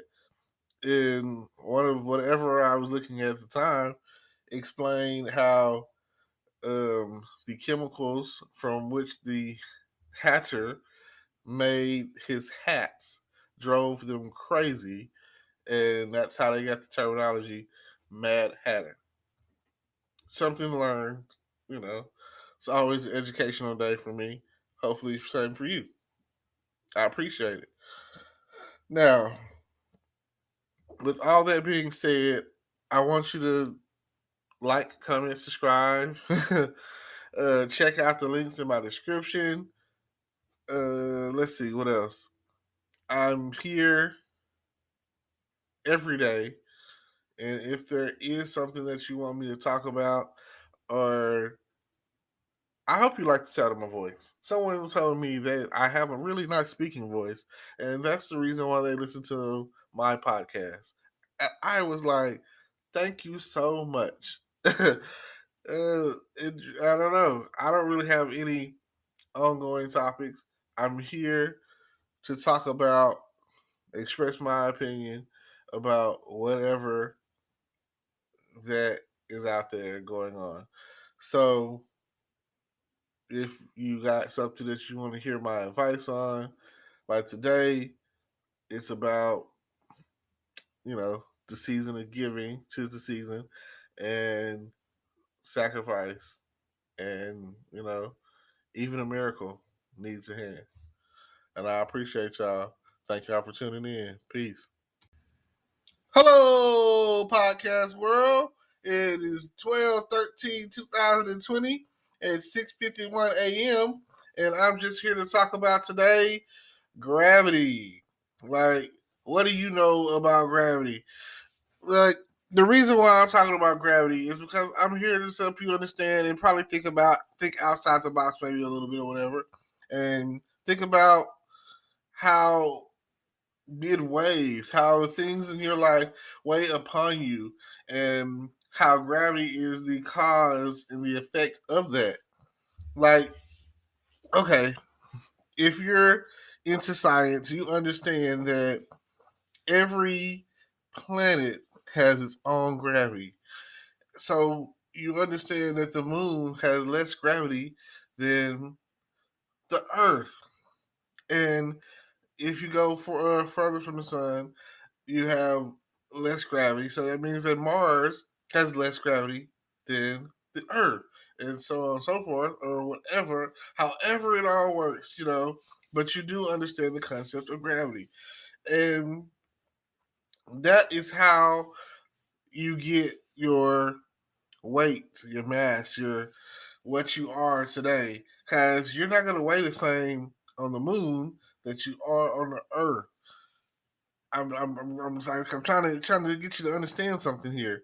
That when you're dealing with what's weighing you down, your gravity, that it's not as bad as somebody else's gravity. Somebody else's what's weighing them down. Now, if you were to alter your gravity of the situation, then see it for what it is, time, time that you spent dealing with the thing that's weighing you down, when if you really want to release some pressure, release some gravity, you got to release and get some free time. Time is probably the most precious um what's the word, most precious quality I can't even say it right. It's the most precious thing that you can have, you know. Quality, quantity, quality. Anyway, um, valuable time is the point of what I'm trying to say. It might not be coming out right. I might not be saying it correctly. It's early in the morning, so maybe later on it'll come to me.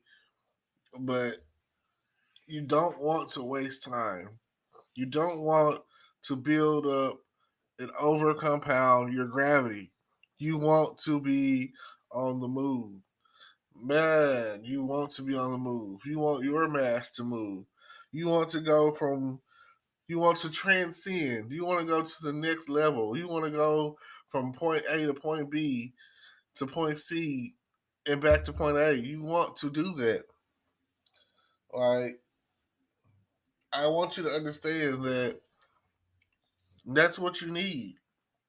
You need to move. And once you start moving, you build up enough speed, then that whatever object that you are moving, it becomes a force of nature. You understand what I'm saying? Do you feel where I'm coming from? I don't know if you feel where I'm coming from today, but if you take the mass that you are and build up speed with that mass, and you keep it going, keep it pushing, you become a force of nature. Like, hear me when I say that you become a force of nature. If something big enough, if something big enough comes at you fast enough, they're gonna move out the way. Are you hearing me? You're not hearing me. You're not understanding me. I don't know if y'all feel me or what, but listen to what I am saying. If something big enough comes at you fast enough, you are going to move out of the way. Your enemies are going to move out of the way.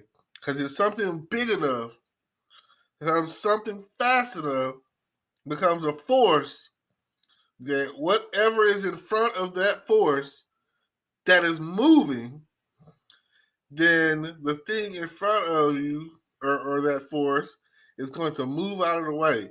And if it doesn't move out of the way, you know what's going to happen to it? It will be destroyed. It will be plowed down. It will not withstand the force. It doesn't matter. Now, let me go back and say it like this. It doesn't matter size. It's something, if a movement starts, it doesn't matter if it's small. If something small enough starts moving fast enough, that's a force. And when that force is coming at you, it's either going to go through you, or it's going to move, or the thing on the other end of that force is going to move out of the way. Like, understand me now when I say this, that if something big or small builds up enough speed, it becomes a force. And if that force, if something gets in front of it, it's going to go through it. And once you go through it, you'll come out on the other side and you'll still be a force. That force will not stop. As long as you don't stop, it won't stop because you are that force. You become the force that you need to become. Now, you don't have to worry about gravity weighing you down because you're moving. You're a force against nature. You're going against gravity. You're going against all odds. You're going against everything that you need to go. All you had to do was start moving. Do you feel what I'm saying? You're not feeling me. I don't know if you feel me today. If you start moving, then once you get up enough speed, can't nothing stop you. And that's the way I feel. That's the way I feel. I feel like once you get going, once you pick up enough momentum, once you pick up enough speed, you become a force, and not even gravity can pull you down. Like, nothing can stop you once you get to that point where you are a force. And if something gets in front of you, you go fast enough, you can go through it. Now, I don't know if you ever watched I'm gonna say The Flash. The Flash moves it so fast.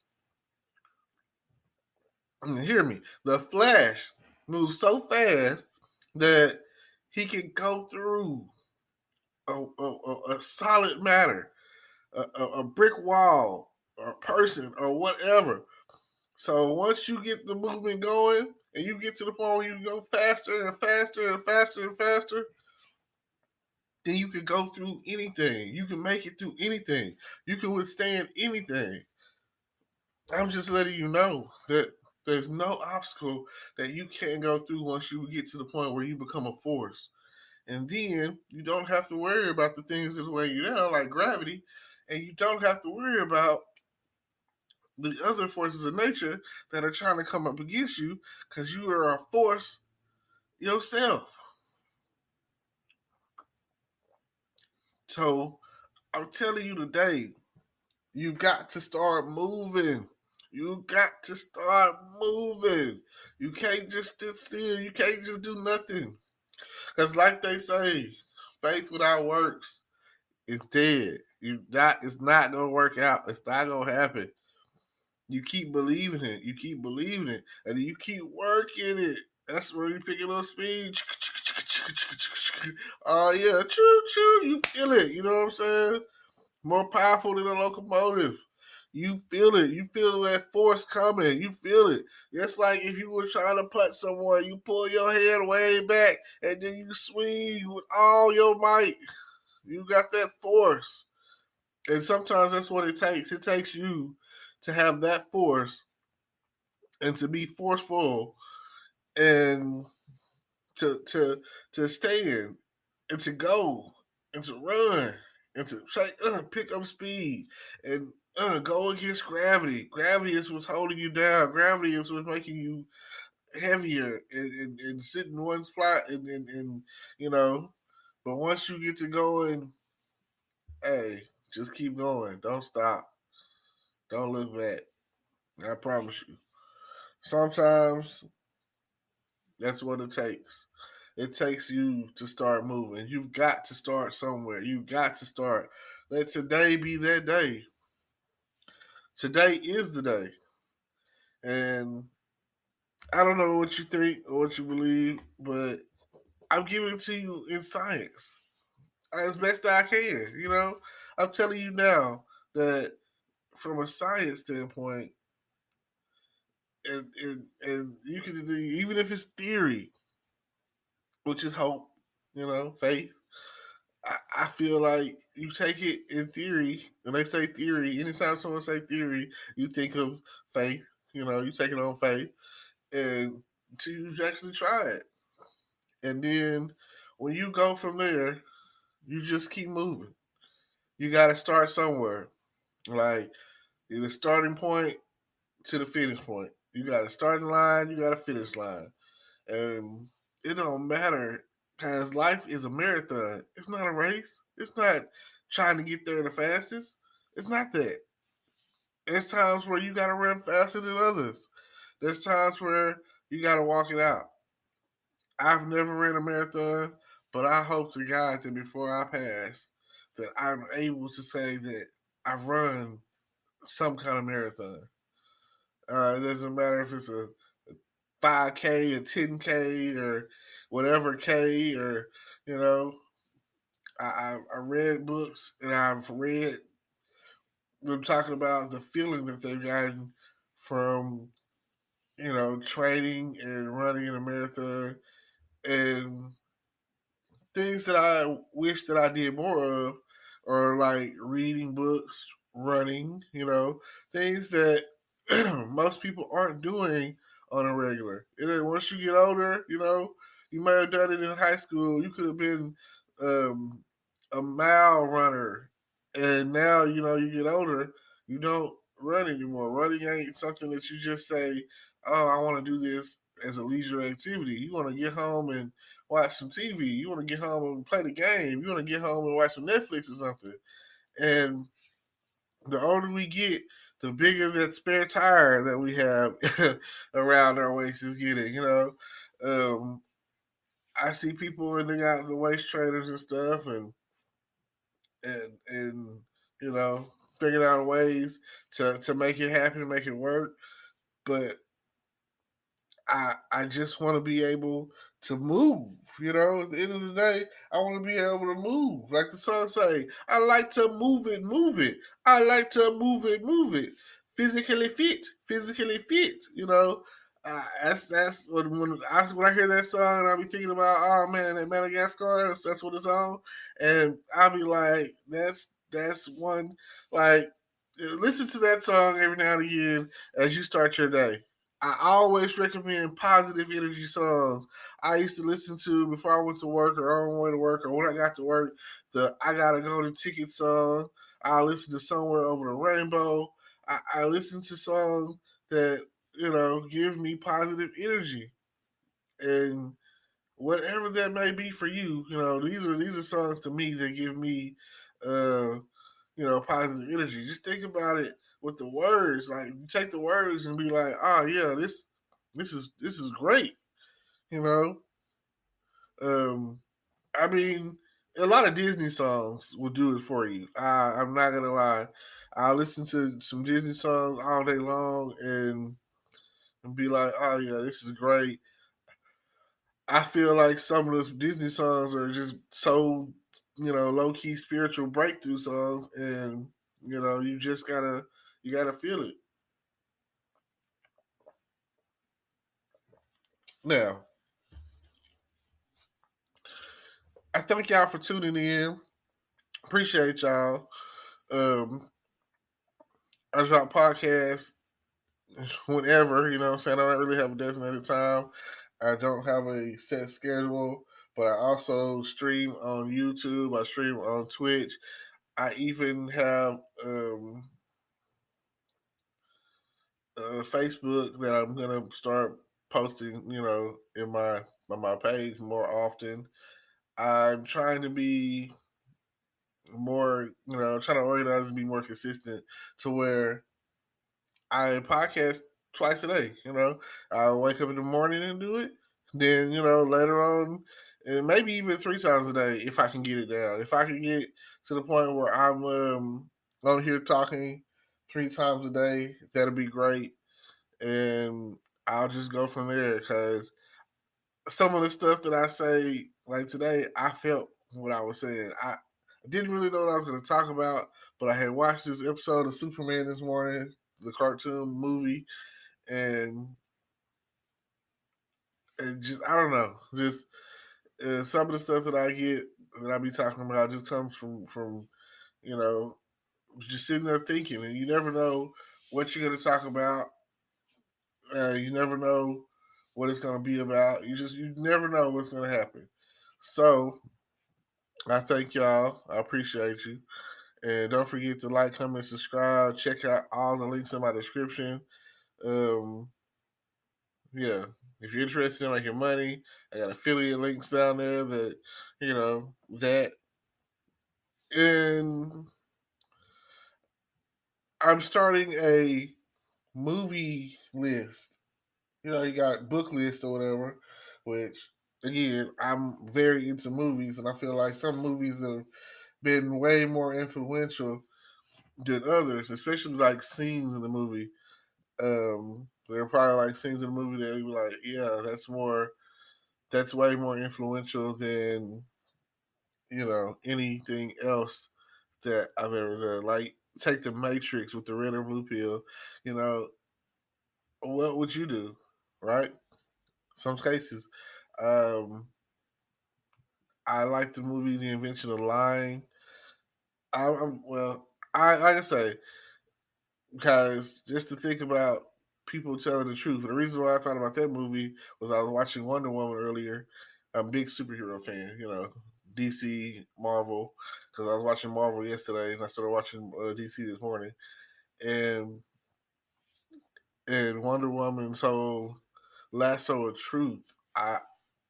It's probably the greatest power, greatest tool in her arsenal, I'll say. And just imagine, sometimes I'd be like, I wish I had one so I could tell myself the truth, I want to know, you know, some people out there are compulsive liars. They want to lie, lie, lie, lie, lie. I just want to tell you the truth. I just want to know that I'm being honest. I'm being real. In some cases, and even like I feel like if I had a bracelet that I could put on people or whatever, it's just like they say true serum or whatever. So, and I've been in a situation where I was drinking, got drunk, and they say a drunk man tells no lies. So, you know, it's like that. So I appreciate y'all for tuning in and like just keep it real. And thank you for tuning in and peace.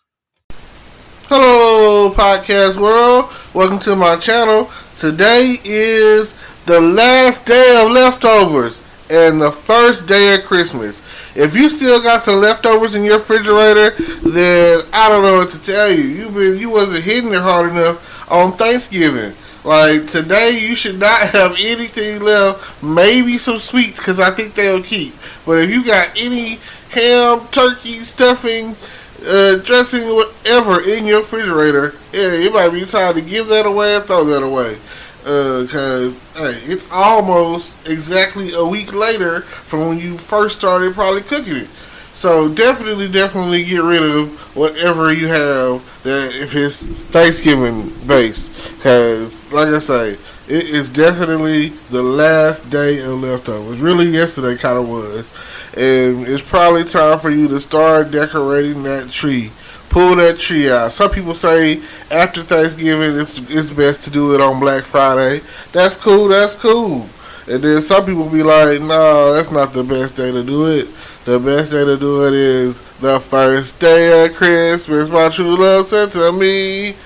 And I don't know if you got a partridge in a pear tree, but it's time to put those trees up. So let me know so that way when it comes time for you to get them 5 golden rings. I'm telling you, I know the whole song. I'm just not finna go through the whole song. It'll take all day. Take up my whole podcast. So, it's one of my favorite together songs, that as a family, you should teach your kids the words to the 12th day of Christmas. And now, if you're watching any of it's ABC Family, and it's the 25 days of Christmas. And today is the first day of Christmas. So, now that you're all jacked in for the month of December, getting ready for the first day of Christmas, getting ready to make some cookies, some gingerbread cookies, you know. Catch me if you can, I'm the gingerbread man kind of stuff. So let me know what you got going on. Let me know if you got some family recipes that we should have been trying, or yeah, you talking about that eggnog. It's that time of the year where let me know what you put in your eggnog. Is it rum? Is it Hennessy? Is it Parmesan? Is it gin? Is it vodka?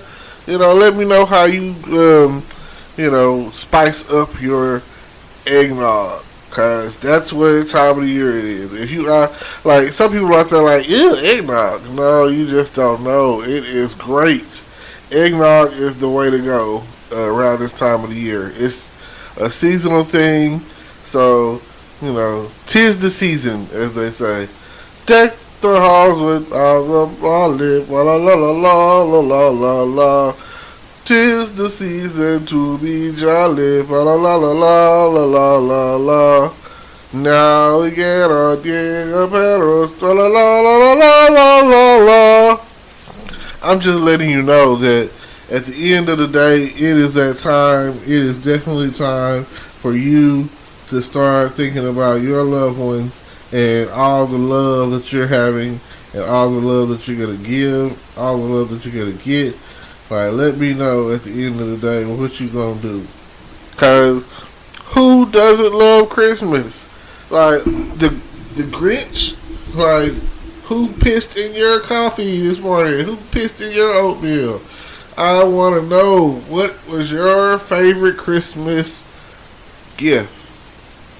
The favorite Christmas gift that you got and the favorite Christmas gift that you gave. And if you ain't got nothing but a song to sing in your heart, go up there and do like the little drummer boy did and come, they told me, rum-bum-bum, me and my drum. Like I say, it's that time of the year where it don't matter if you can sing or not. It is that time. The Christmas carols are coming. Like, if you're not ready to be out there caroling, and I'm not going to say we're going to get some snow to where we have some Frosty the Snowman.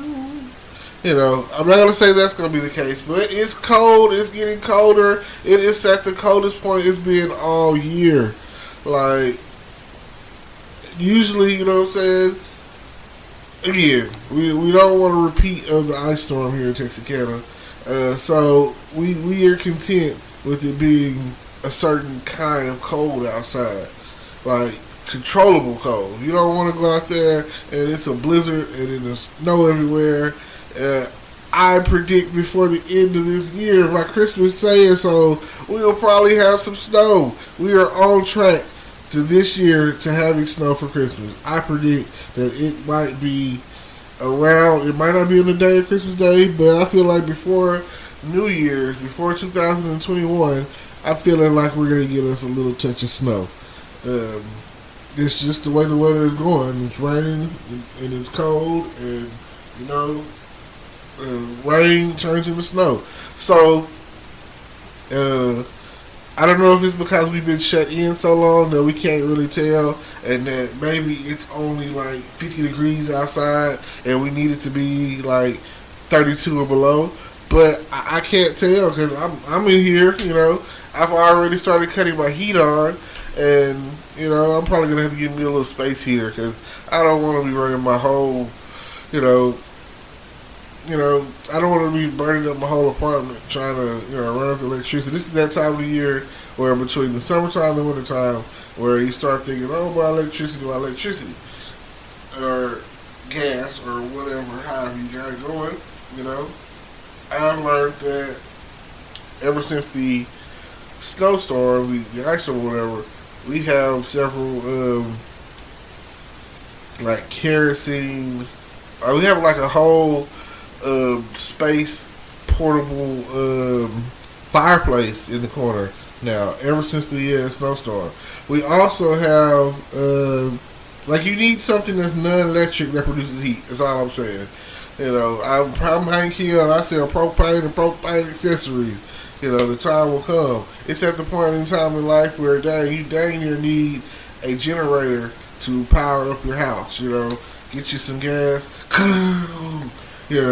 And to my understanding, that you power up the generator or whatever, and that bad boy lasts you like all day off of a full tank. That's what I heard. I mean, I don't know. I haven't, I don't personally have a generator, but I know friends out there who have generators, and they've used them for various reasons, like in trail rides and stuff like that, and had shows or whatever, and plug everything into their one generator, and it powers up everything they need. So if a generator is strong enough to power up a whole house, then you good to go. I don't know what else to tell you. Now, I don't know what I want for Christmas. What do you guys want for Christmas? Are you already making that list? Have you been nice or have you been naughty? Naughty or nice? Let me know. Is Santa out there, and has he been kissing mommy? Because I know some people who said they saw mommy kissing Santa Claus a few years ago, and now where's daddy?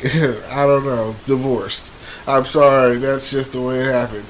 You can't get away from that. It's either family, all for one for all. Feliz Navidad, we love you.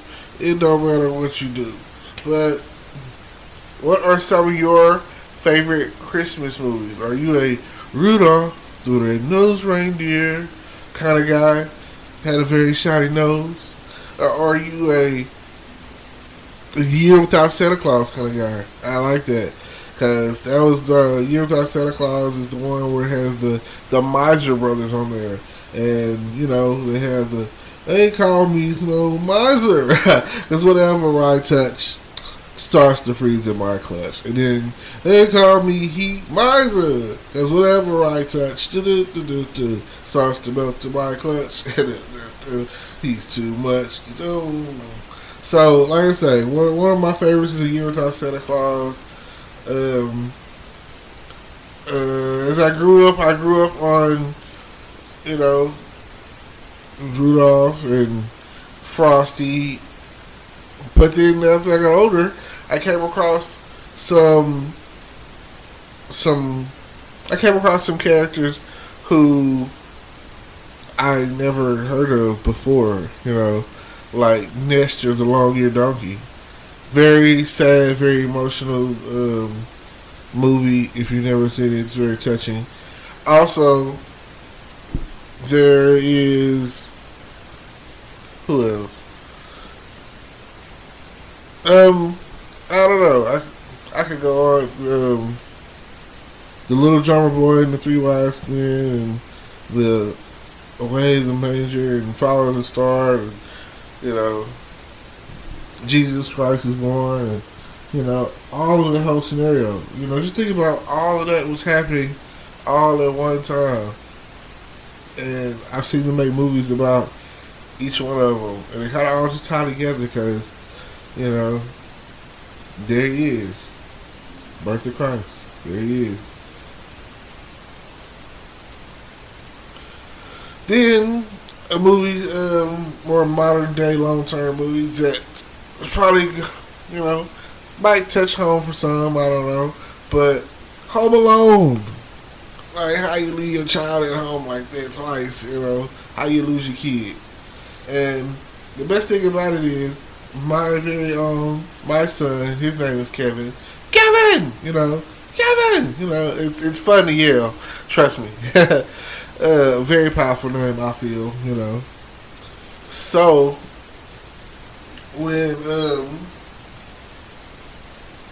when I watch that, I've always liked the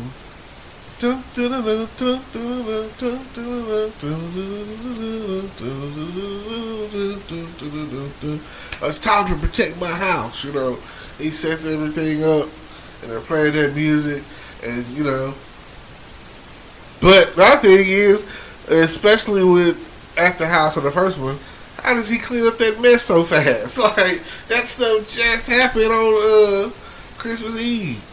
So, by the time his family gets there and his mom comes in that morning or whatever, I guess he cleaned up before he was to bed, you know what I'm saying? Like, oh, let me get this out of here, you know? Or what, you know? I'm just shocked. And, I mean, I'm pretty sure when he was in New York, his family there came back and was like, oh, these renovators didn't do nothing. I don't think I want to live here anymore. You know. But they, on the first one, like they were saying, when they came and was pretending to be police and was scoping out the house, that was a really nice house. Like, for one, look at how many people were standing there, you know? Like, what? Wow. A lot of kids, you know? I'm talking about got an attic, got a basement, what? I'm from Texas. I'm not going to see anything like that. No basements in Texas. I mean, come on. A subdivision, we're already close to, like, lower than ground level in some places or whatever, so I don't know. If you're in Texas and especially in Houston and you have a basement, let me know. Like, for real. I would like to see a picture of it. I would like to know what it's like to have a basement and an attic. You know, like, I've seen some nice houses. I'm not gonna take that away, but I ain't never seen no basement or attic like that. So, again, I just want to say thank y'all for listening. Thank y'all for tuning in. It's the first day of Christmas, and it won't be the last. And hopefully, I'll get to see you soon. Or, again, it's the time for family. So, like I say, get you some eggnog, spice it up, and maybe some hot cocoa. Maybe spice it up. Try to stay warm. You know, like I say, this is definitely your year coming up. Like, be happy like baby New Year when New Year's hit. Be happy. I just say New Year's comes around, New Year's Eve comes around, and we're in the new year. You have a lot to be happy for. People didn't make it. There was a struggle with the coronavirus, and we're still in it. The pandemic is still going, and I have no control of bringing it into the next year because you never know who's a carrier. And some people, they don't believe in wearing masks. They don't care if they get sick. They don't care if they, you know. And when they start shutting things down, kind of all these people that's getting people who are their immune system is weak sick, because that's really at the end of the day kind of how it boils down to.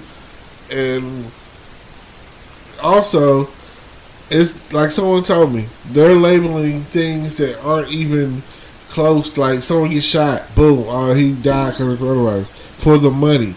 So we can't fully pinpoint who is dying of what. Just know that the death toll is high this year, and I'm sorry, you know, my condolences to everyone who's lost someone, especially someone who really shouldn't have gone, you know. Like, some people, it was probably their time, they were old, you know what I'm saying? Like, if you like above 80, you know, and you pass, you've lived your life. Don't be sad for them, you know? Like, especially if you know that they were a good person and they went on to heaven. But if they were young, you know, 40s, 50s, 30s, you know, 20s, a child, you know, teenagers, whatever the case was, like, if they passed because they got sick for the coronavirus and they were coughing and, you know, maybe they had asthma or whatever the case, you know, I feel for you. I feel that. It's very touching. And nothing better than getting time to being with family this year, you know. Like, if you didn't get to do it for Thanksgiving. Christmas is just around the corner. And so are some other holidays. Kwanzaa and Hanukkah and, I don't know what else is, those are some of the major ones.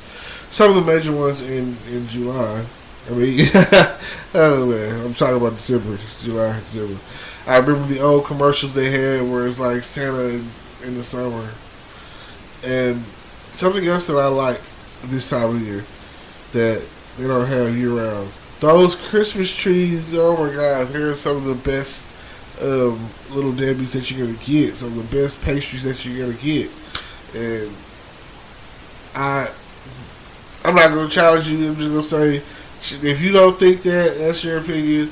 But oh my God, I love them. I love them. I love them. Those Christmas trees. It was like 5 in a box, I think. Oh yeah. Now you're talking. Out of all the stack cakes out there, when it comes around this time of the year, let me get some of those Christmas trees and eggnog. Oh yeah. Because I mean, it's certain stuff out there that you get for almost every holiday.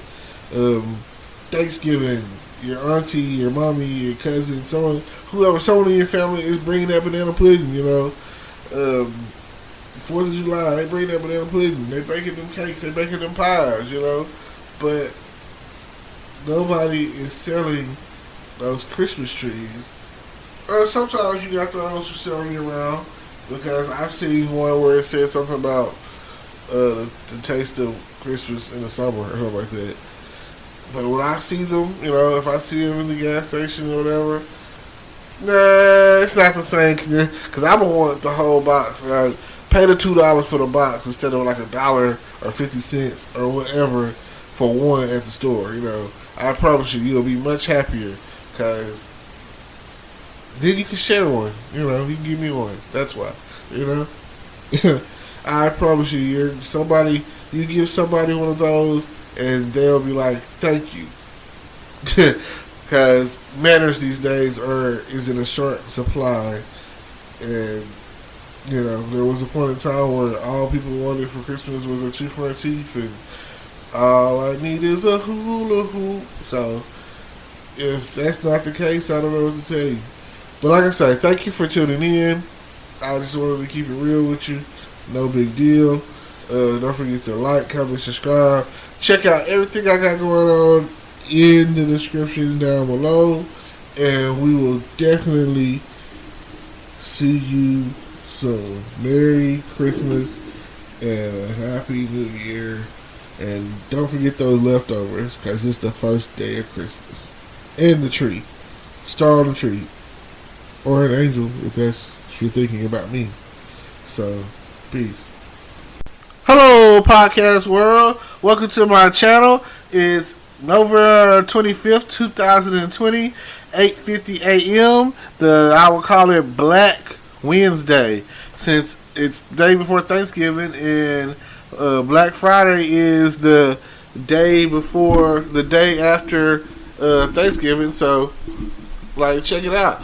Why wouldn't this be Black Wednesday? Or am I the only one that feels that way?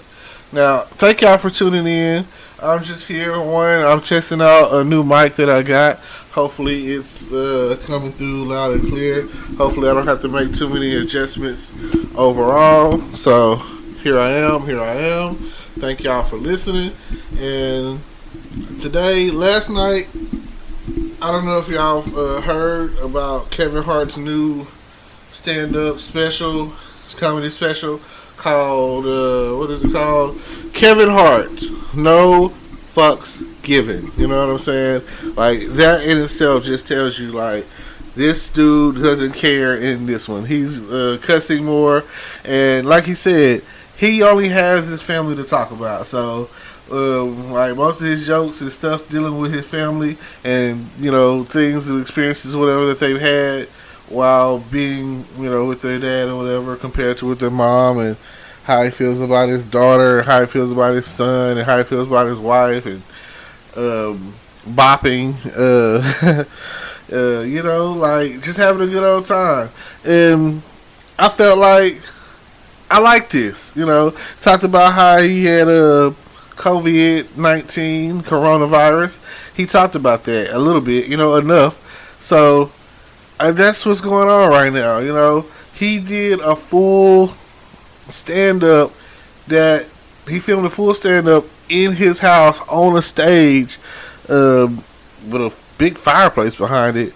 And by the end of it, served his guests 7 cheese pizza.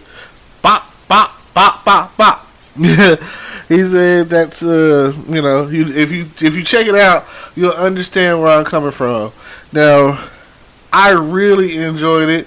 I'm gonna have to go back and watch some of it so I know what jokes I want to use. It doesn't matter, you know what I'm saying? It doesn't matter where the jokes come from.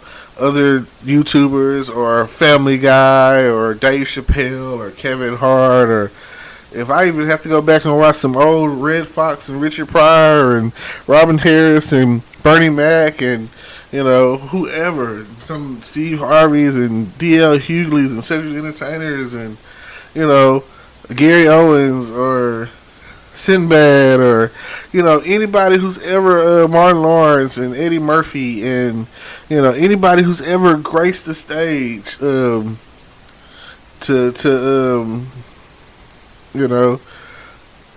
be able to do some form of comedy.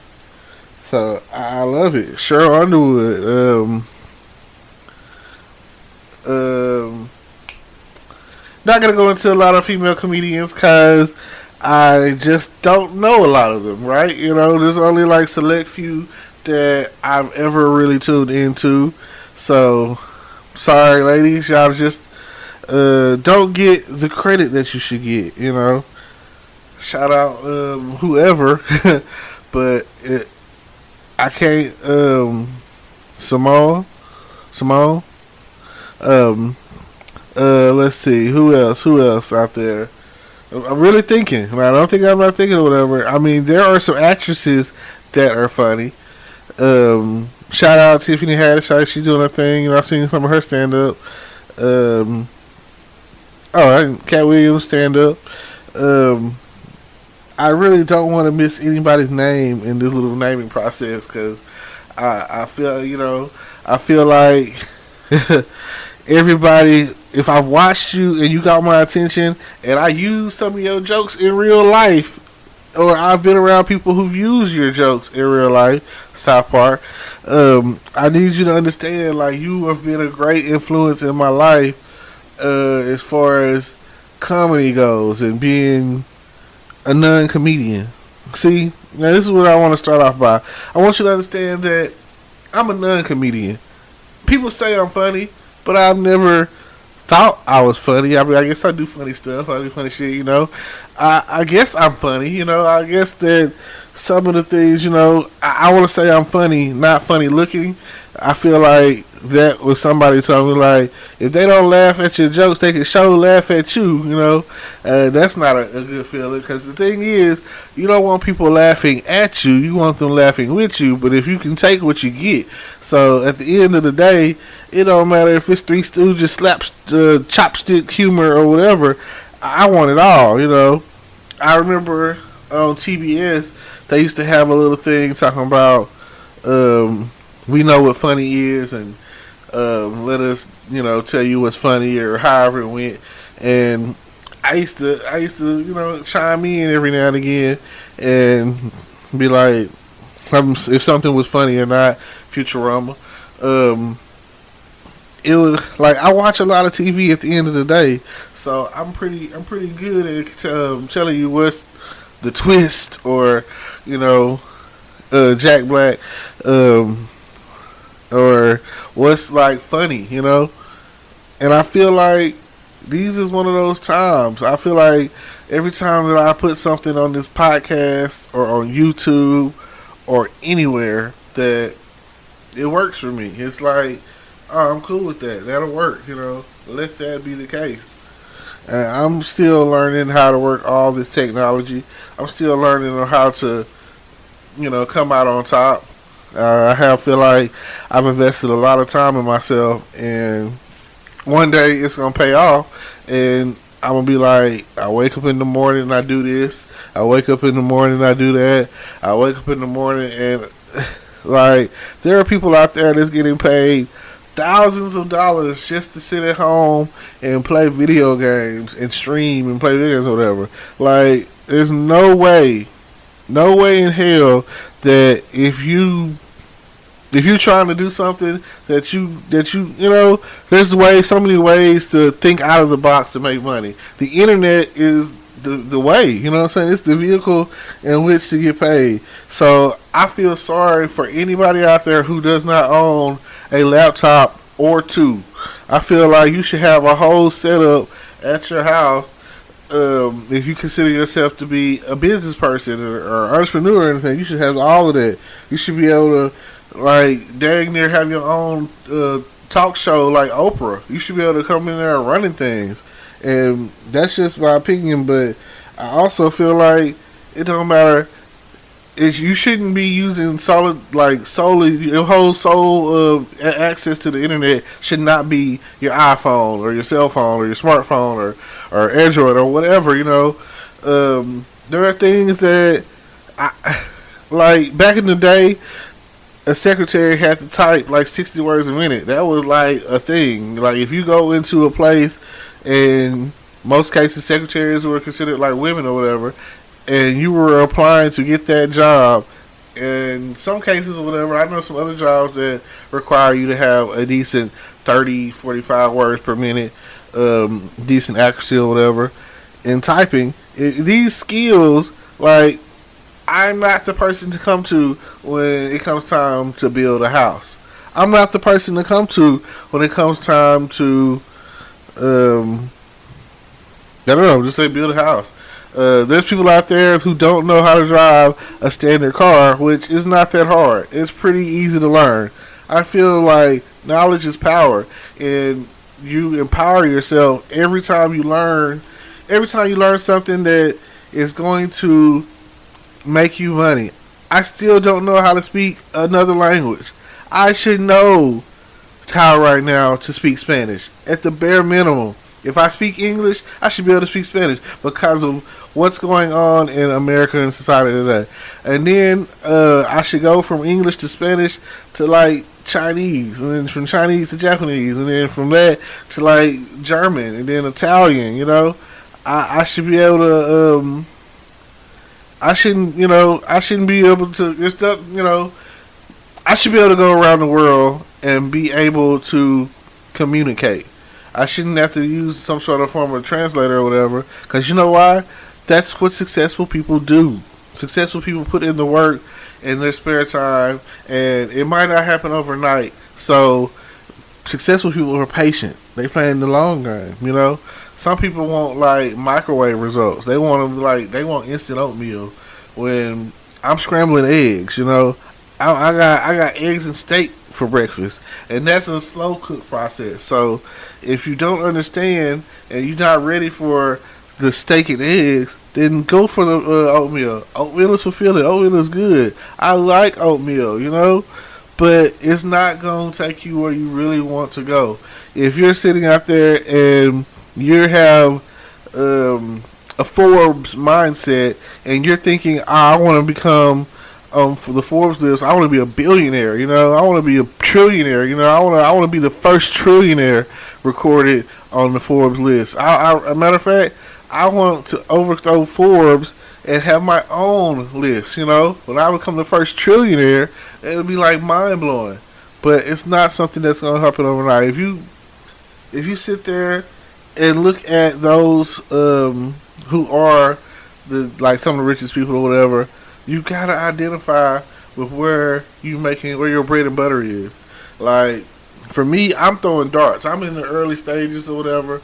But a lot of them cats that became rich, they didn't do it in their 20s and 30s or whatever. They did it like in the latter years of their life, you know? Like they enjoying retirement because they good now, you know? So by the time that you're really truly Scrooge McDuck, swimming in the money being rich and wealthy or whatever, you 60. You know what I'm saying? You like 60 years old. You thinking about who's gonna inherit the wealth that you've accumulated. You know, who's gonna get this money once you're gone? You're thinking about your children and your children's children, your children's children. You're thinking about generational wealth, and that the best way to do that is passive income. If you're not out there searching for ways to make passive income, and like you're not doing anything, you got cash flow, you got rental properties, you got websites that are just bringing in cash, you got businesses or whatever that are top notch, above board, and people are coming in, and they're coming in like regular, whatever it is that you're selling, like even because people be like, oh, I want to sell drugs. And even a drug dealer, first you have risk, and that's the first thing that you got to understand as an entrepreneur and a business person. And then with that, there's no guarantee of success. Like, you got to put it to the point. You got to get your business, whatever it is, whatever business model you follow. Doesn't matter if it's a Walmart business model or some Warren Buffett business model or inventor or something, Bill Gates business model or something. Whatever, Steve Jobs. If you do these things, if you push success, success won't push back. Success will pull you up. It's one thing that I've learned. I've learned once you get to the top, there's still more climbing to do. I feel like there is no end to success. There is only more, like up is up. Like, it's something that you just can't fathom when it comes down to it. Like, you just don't know how far you could go. But at the end of the day, only place that you're gonna find success before work is in the dictionary. Just think about it. You got to put in the work. Like, by the time that this drops, I don't know how many different episodes of podcasting I've done. I don't know. I could go and look, but I don't know how many videos I've dropped on YouTube and getting ready to try to get monetized, getting ready to expand to Twitch and Facebook. If it's a thing that requires me to get followers, subscribers, or whatever, and for them to actually pay attention and listen to what the advertisements and listen to what I got to say or whatever the case is, like I'm trying to be on those platforms. I'm trying to expand. I'm trying to use time all together so that if this is making me $1,000, and this is making me $1,000, and this is making me $1,000 for something simple as talking in a room, recording on a laptop. It's something that everyone could potentially do, and it's simple. It's easy, but that's the thing about it. Something I've always learned that it's just like the easier it is to do, it's just that easy not to do it. Like, and it's not no real reason why you wouldn't. It's just sometimes it's a mental block, or you're frustrated, or you're thinking like, oh no, I don't need to do that. You know what I'm saying? Or I don't know what to talk about today, or I don't know what to do. So, like I say, I really want to do something that, again, like I said, Kevin Hart stand up was great, and I would like to do my own. I'm not really sure on how that will work out. I'm still learning, still training, still working out, learning on how to use everything all the equipment that I have, which over time is, more and more, and I'm coming up with more and more strategies. So I thank you guys for tuning in. Please don't forget to like, comment, subscribe. Like, comment, and subscribe. Let me say that one more time so it comes out just the way I need you to hear it. Like, comment, subscribe, follow. Tune in to what we've got going on. I've even got merchandise in the works, as there's links down below in the description. Check them out. Feel free to make a donation. That's, there's a link on there for that. And we appreciate you. Thank you. And all I can say is thanks for tuning in. Peace. Hello, podcast world. I'm here to talk about the episode of Law and Order SCU, season 22, episode 1. It was very controversial. I mean, very, very controversial, I might say. I was checking it out, and I was thinking to myself, oh my God, I can't believe it, you know? It's about, it starts off with a black guy in the park working out, and this white lady and her son, a Karen, I might add, as he's recording himself, and she's just accusing him to like a harassment or whatever. And the question is, how did these two even run into each other? Then she calls the police saying that he was harassing her, threatening her and her son or whatever.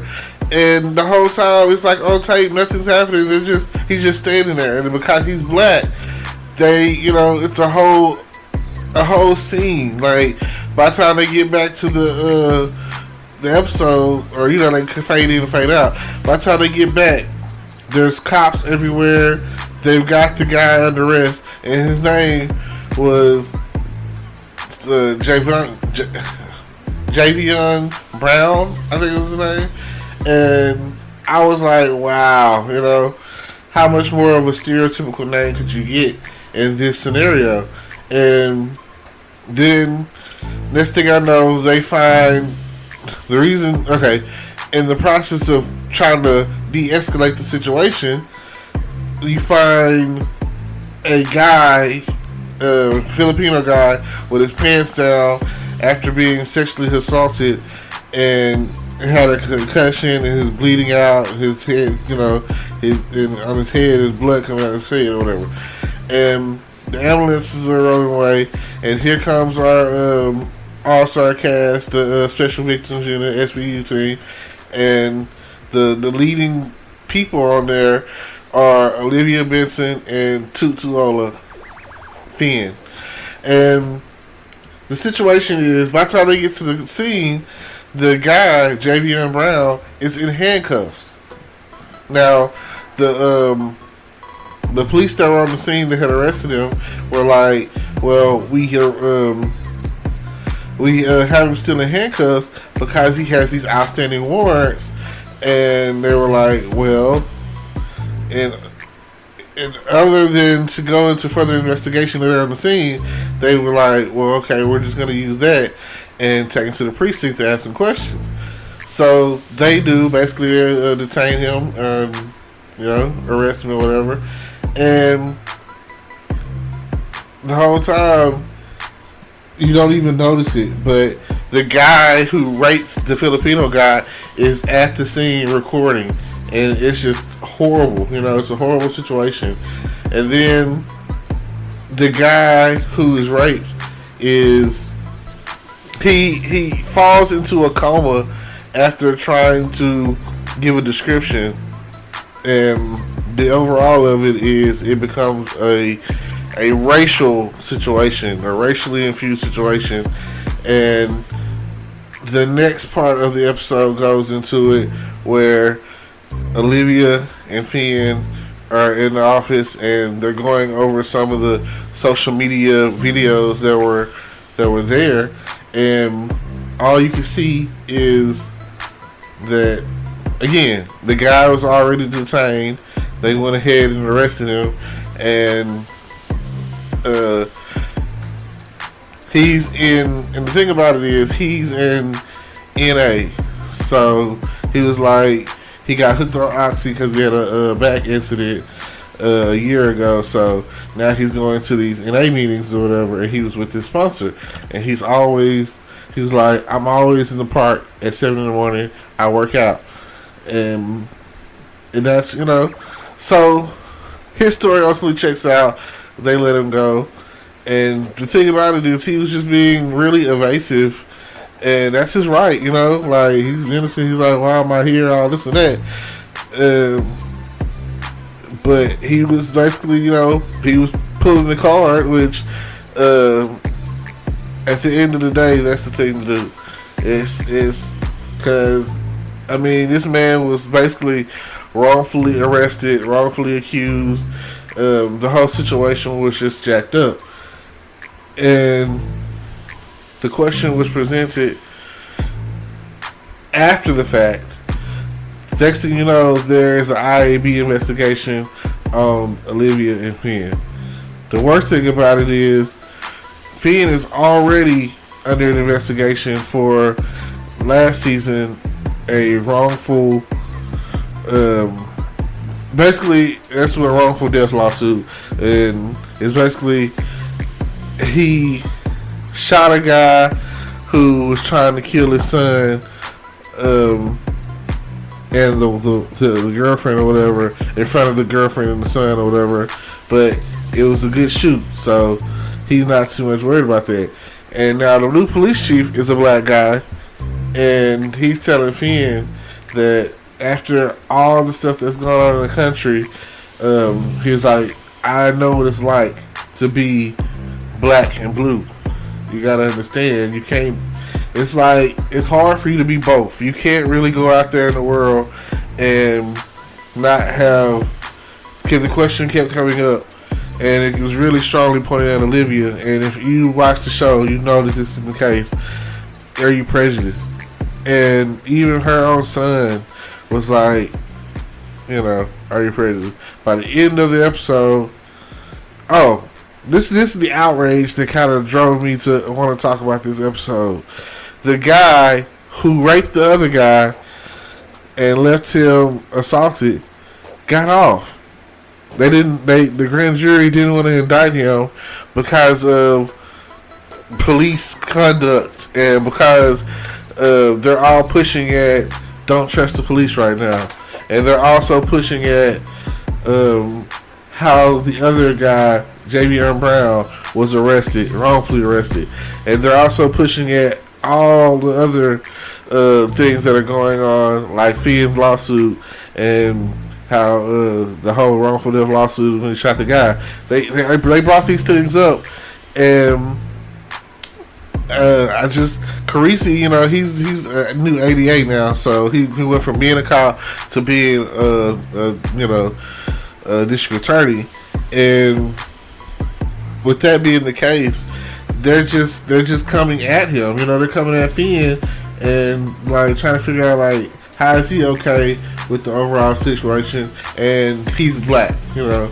So I really was like, oh my god, I can't believe that this is the stuff they're talking about. This is what they're going in on. And by the time they were done with that session, they can already tell. They stepped out of the hallway and was arguing, and they can already pretty much tell that how do they say it? Shit rolls downhill.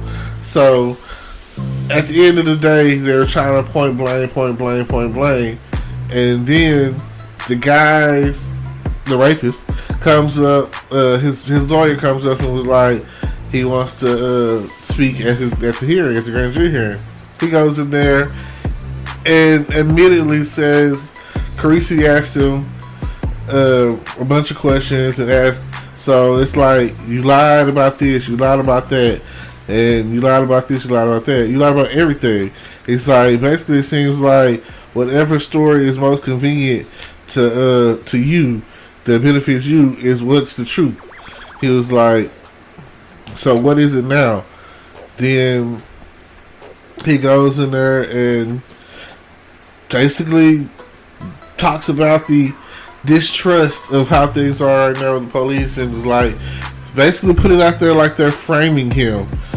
Like, none of the stuff that they're saying is true, but they have evidence. They have the DNA evidence. Like, everything the guy was saying was a freaking lie.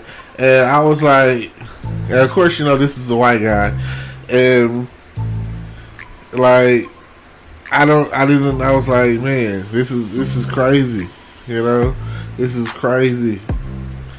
So I just was like, I felt like, regardless of what's going on out there, as far as between the police and Black Lives Matter, justice is justice. I don't feel it was right for that guy to assault that other guy, and the other guy is left in a coma. sometimes I feel like we need a Batman. Sometimes I feel like we need some forms of vigilante justice. Like, I know that's crazy, but if you're an Arrow kind of guy, you watched Arrow.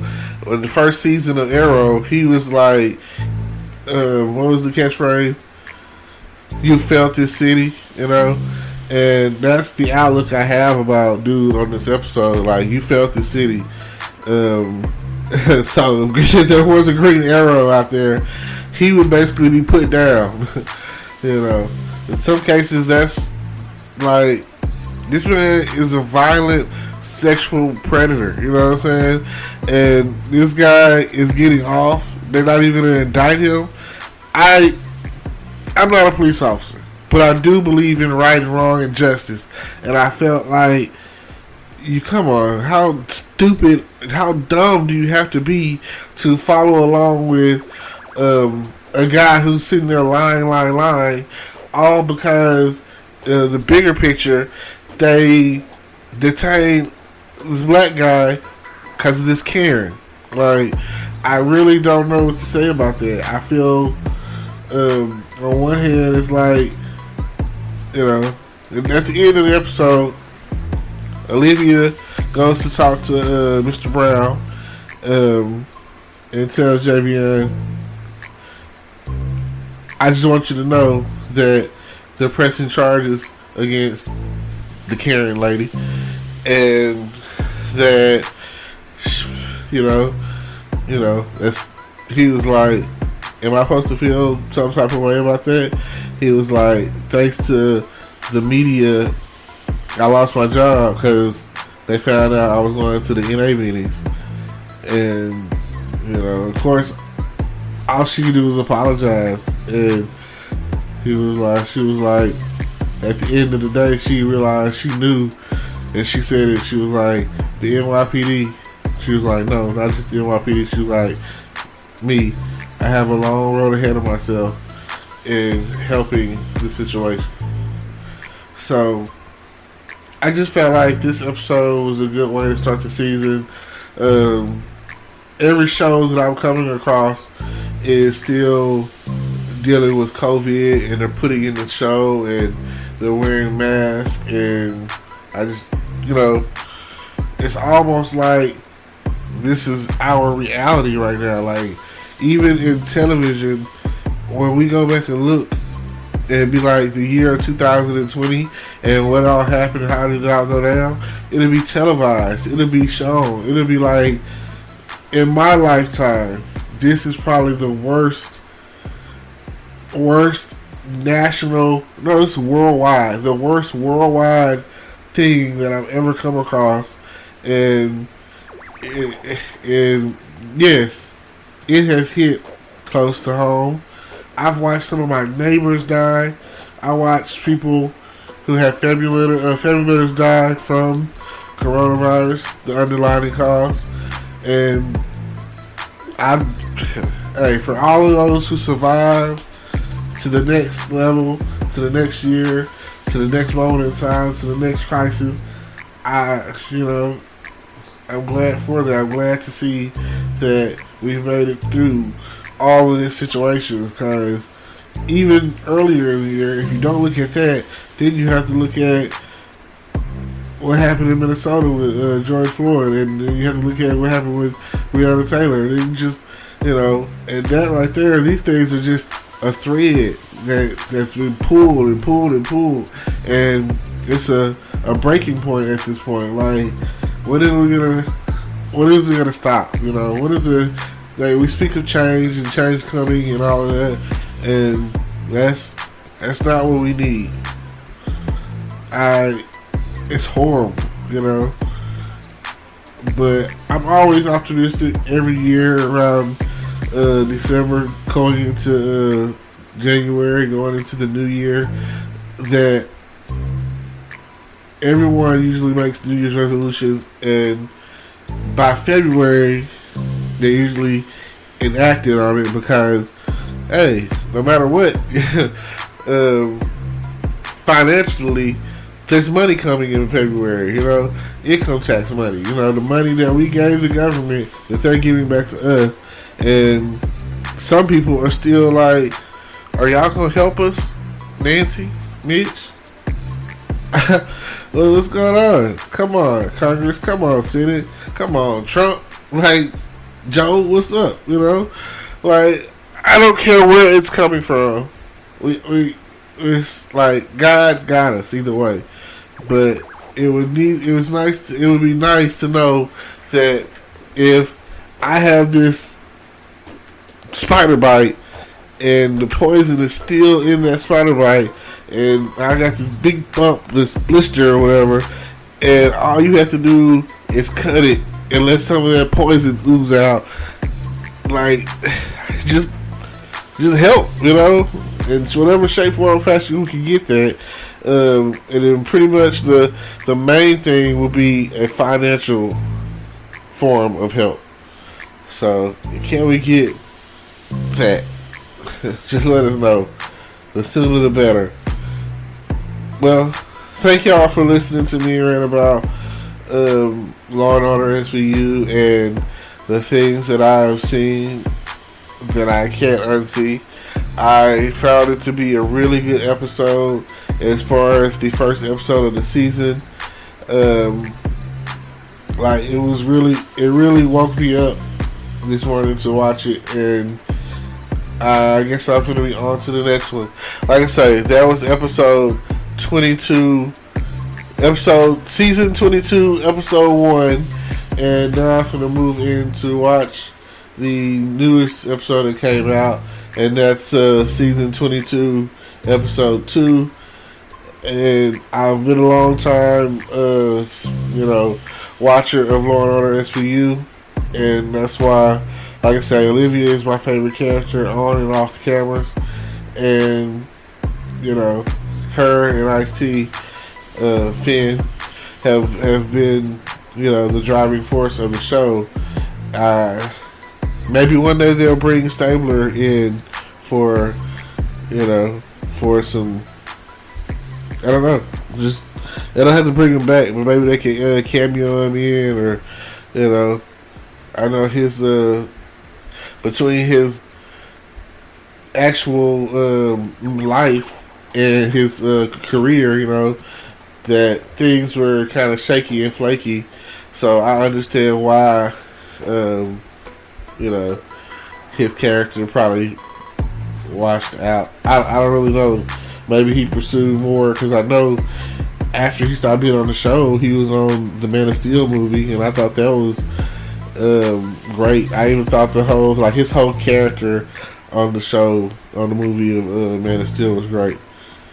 So I was like, he even died in that movie, and he died pretty honorably. So what else could I say?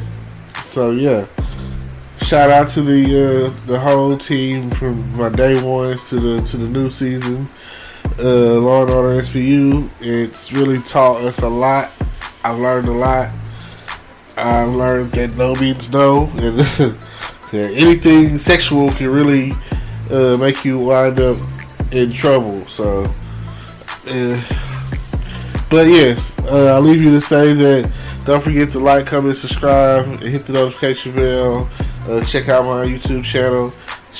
Keep listening to my podcast for those who do. And I thank you so much. Maybe one day we can get this all together, and maybe we can get it right. Thank you.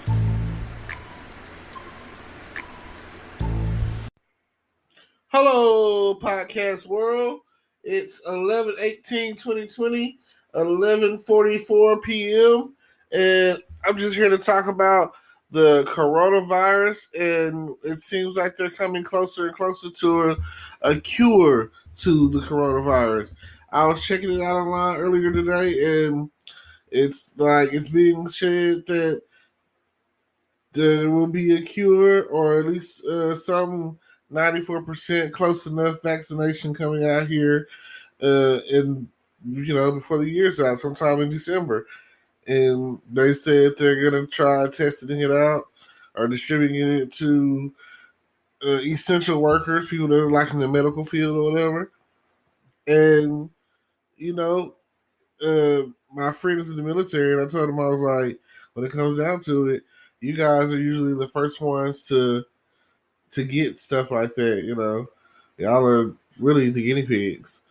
But my question is, what if it doesn't work? What if it's a backfire, side effects that are worse than the corona, and these people who are helping us to not get sick, takes them out? That's terrible, right? I don't know what to say because I haven't really gone to get tested, but I haven't felt sick, and I don't know. I don't really go anywhere. I don't really do anything. I feel I feel like I'd be okay if I did. I feel like I need to go and look into that and get that taken care of. Hopefully, everything will be okay, and that will be all right, and I don't have to worry about it.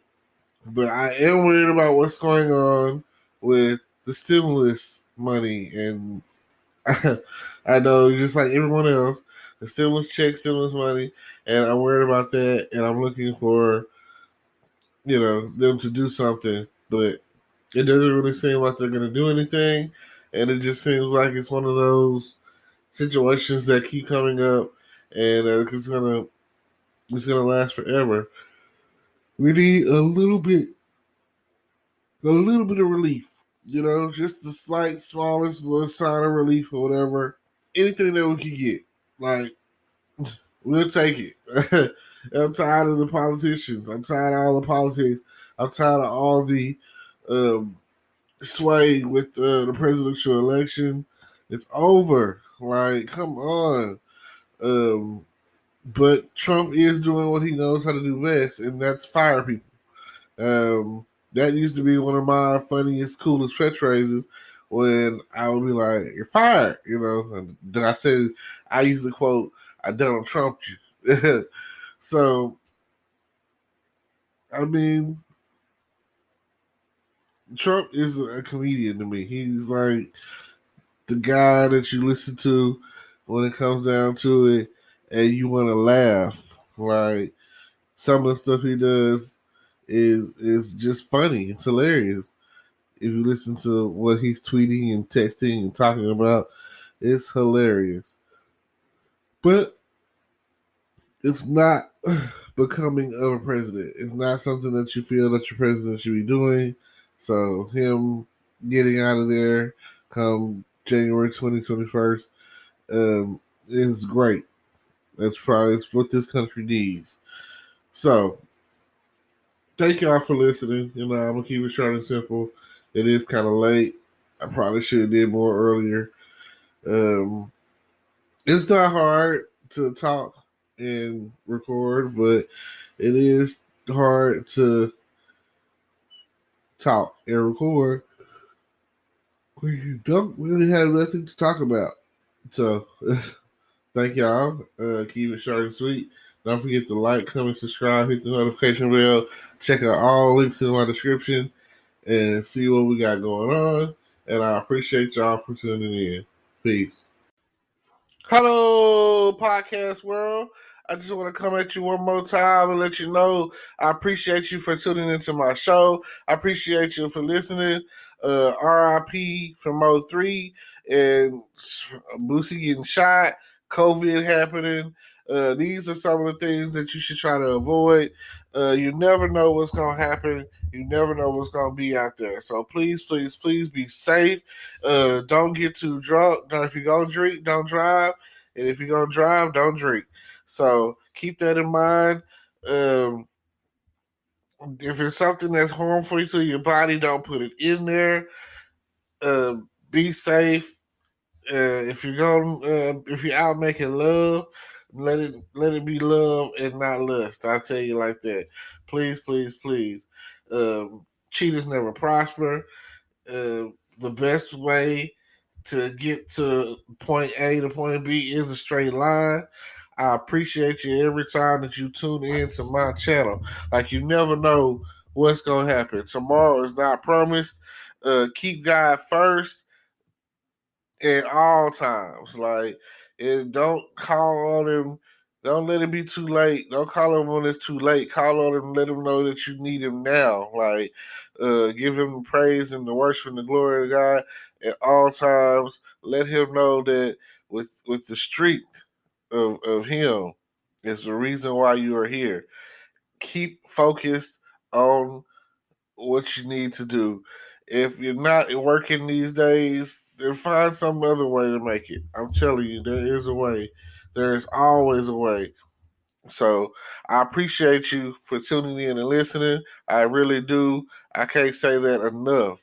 Because without you, there is no me.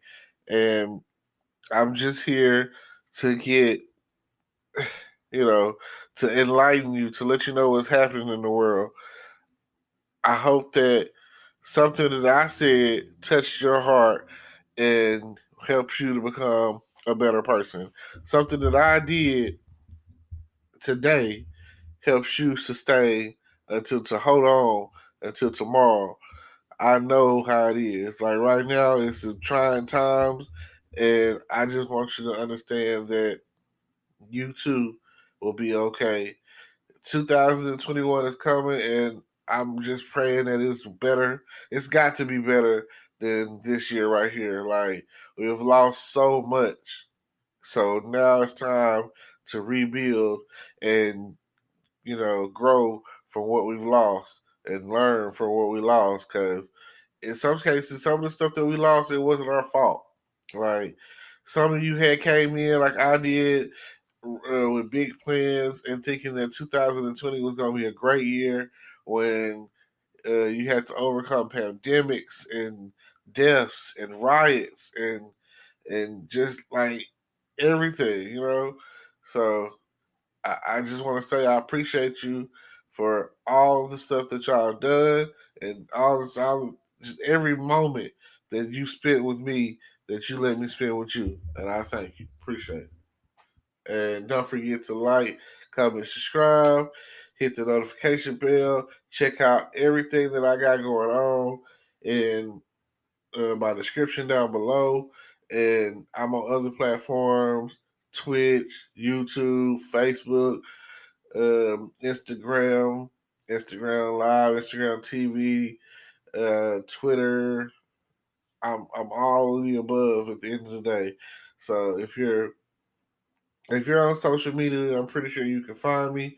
My main thing is YouTube, so check out the YouTube channel and help it grow so that we can get to that next level. Thank you.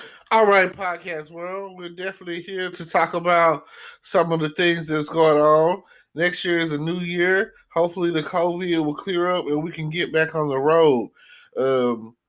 It keeps saying that the show must go on. So we're out here trying to get ready for next year. Hopefully things will be better with the coronavirus, and probably around the time it starts warming up again, and we can get out in some of these fields and do some of these outside shows and go to some of these trail rides or whatever. But as long as the pandemic is going on, it's kind of hard because you got to stay safe. As an artist, you don't want anyone to get sick. You don't want no one to get out there and get on the road and people are dying from this. So you definitely don't want somebody to get out there and get sick. I'm sure that Avell apologizes for not being able to take pictures like y'all like, and to not be able to do some of the stuff that y'all like him to do, because it's hard when you out here on these road and people are not wearing masks and they're not being safe and cautious and considerate to what's going on in the world right now. And you never know what's going to happen next when it comes down to it. So just bear with us. It's been a struggle, and I know we've been having to quarantine and stay indoors and be bored. And this right here has really been it's been something that's kind of like it messes with your mind after over time. Like being at the house with somebody, stuck at the house with someone, or not being able to go to some of the places that you're normally able to go to. be it food places or movies or whatever form of entertainment you're used to. So I just want to say I appreciate y'all for buying tickets and coming out and supporting us in this time of need. And hopefully you come out and you get your money's worth. That's what it's all about. And for the end of the day, for you, for me, I just want to say Merry Christmas. Thank you. Hey, Merry Christmas. And hopefully next year, 2021, will be 1,000 times better than 2020. We got ourselves a new president coming, Joe Biden. And finally, the first time ever, a female vice president. So think about it. I just want y'all to think about it. Think about the change that's going to come and think about some of the other stuff that they're getting ready to release for our behalf. And it's just good to have Trump up out of there. Like I say, it's just too much. It was just too much going on. I don't know how a presidency can have so much trouble and drama in one presidency in one term. So it always seems like it happens with the Republicans. Like, so they're doing something, some form of catastrophe just to make them look good, make them look like the hero. So I say I appreciate you and thank you for tuning in. And don't forget to like, comment, and subscribe. And I'll definitely have to see y'all later. Thank you. Hello, podcast world. It is 11/17/2020, 8:55 a.m. And I'm here to talk about the one, the only, Texarkana's very own, Avell Hollywood, king of grown folks music, Mr. 25 and up, Mr. Wasted, Mr. Drinking Again, Mr. Country Road, Mr. Good Whiskey. Now, if you don't know, he's got some Christmas songs coming out this year. He's got a whole Christmas album. Him and DJ Track, King Mobile Jock. Now, if you would just tune on in, because this is what's going on. In Alabama, Montgomery, Alabama, he's going to be at the BB King's Casino Lounge at the casino in Montgomery, Alabama. In Montgomery, Alabama. So, the one and only Roscoe is going to be having us out there, and we're going to have ourselves a good time, a merry little Christmas for everyone that wants to come on out. Like I say, there's only one thing that you got to know, baby. You got to be 25 and up, and you like to do grown folk stuff. Because when it comes down to it, he's going to be in the building, and we are going to be showing out. It's going to be filmed and everything. So if you want to come out and dress to impress, put your sexy red dress on or whatever, get in your all black.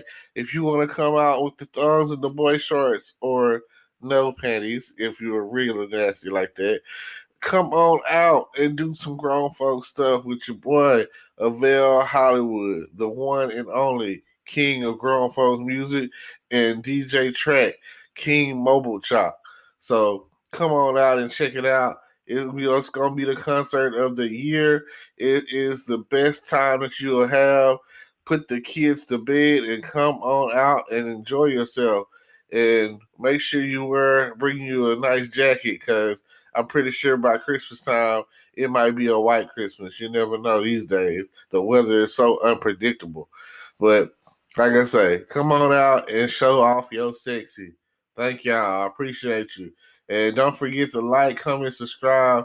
Tune into everything that I have, from podcast to YouTube to whatever else I might be recording on. Appreciate you. Hello, everyone. How you doing today? I'm here to talk about the one and only Mo 3 and how he recently was killed on the freeway in Dallas, Texas. It's a real tragic scene. I saw it on Facebook, and when someone contacted me, a friend of mine on Facebook contacted me about it, I was like, for real, you know what I'm saying? Because you're always hearing that someone is dead or getting killed or shot or something like that. And it's always a hoax, but it's real. This is real. This man is gone. And I know he's had his beef, like most artists do, you know, all the way back to, in my time frame, people like Pac and Biggie and 50 Cent and Rick Ross and T.I. and Little Flip and, you know, just like various Houston rappers that I can think about. They're like, say, like Swisher House and you know, Screwed Up Click or whatever. You know, every in the North and the South. You know what I'm saying? Dallas versus Houston. Just East versus West. You know, it's like a whole civil war in the rap game. So. Just something to think about, that it's not worth it. You know, it's not worth taking a man's life over whatever y'all got going. I know that I have a friend who told me her brother was shot in the leg over $40, and I was like, that's not even life-changing money. Like, you owe the guy, you went to jail, and you owe a guy $40 worth of commissary, and he gets out, he comes and shoots you in the leg. That's crazy.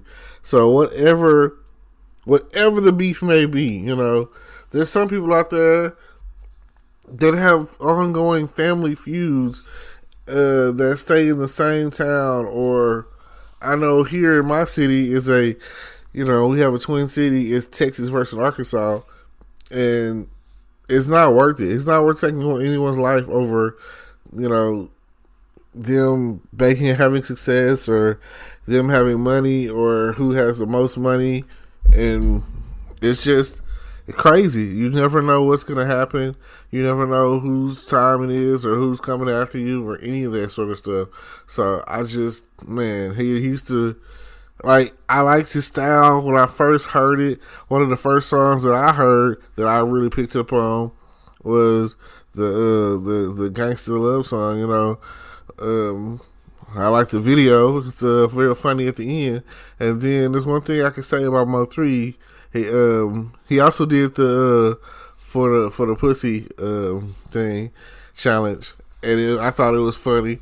But he was like, he kind of reminded me of Big Mo from Houston, and you know, he was like a rapper / singer, kind of like Charlie Boy or whatever. And that style right there is, you know, unmatched to me. When you can vocalize and rap, it's pretty cool, you know. And it's not something that you get every day. I mean, for someone to be short like him, Kevin Hart, you know, they're staying tall, you know. Because, I mean, I'm on the short side, so I already know how the feeling is when you have to get out there and stand tall, stand for what you know, your craft and what you do. And, you know, that's tough. It's slumped over, shot, dead in the freeway. That's not a good sight to see. You know, this man got a family, you know. Ain't nobody trying to have that. Like, it's always, and you know, from a Black Lives Matter us standpoint, you know, from a us standpoint, it really sucks. I hate to see you killing me and me killing you. I hate that. I don't really want nobody. There's no time where I ever be like, wish death upon anyone, you know. Like 50 said, many men wish death upon me. So I don't understand. Like, put the guns down. Like, that is one thing that it is not going to make you safer. It's not going. All it's going to do is take lives. Like, if you out there in these streets, or even if you are an innocent person, you out there with these guns, that's not going to do nothing but give you. It's going to cause pain. It's going to cause a pain that it's going to cause regret. Like, I understand that, at the time of you having the gun, you feel like, oh, it ain't nothing to pull that trigger, and I'm sorry that you feel that way. I don't really feel that no man deserves to die. I kind of like Batman, so Batman has a code. He feels like he believes in justice and honor. Like kind of like a lot of that's one of the Justice League's creos. That people can reform and be rehabilitated, and things can change. Anything can happen. So that's something to think about. You really don't know what you got or what you've taken from the world until the world stands up and says, "Dang, I'm gonna miss this man," or "Dang, I'm gonna miss this man's music," or like songs that don't get made. It's a song could probably change the world. I know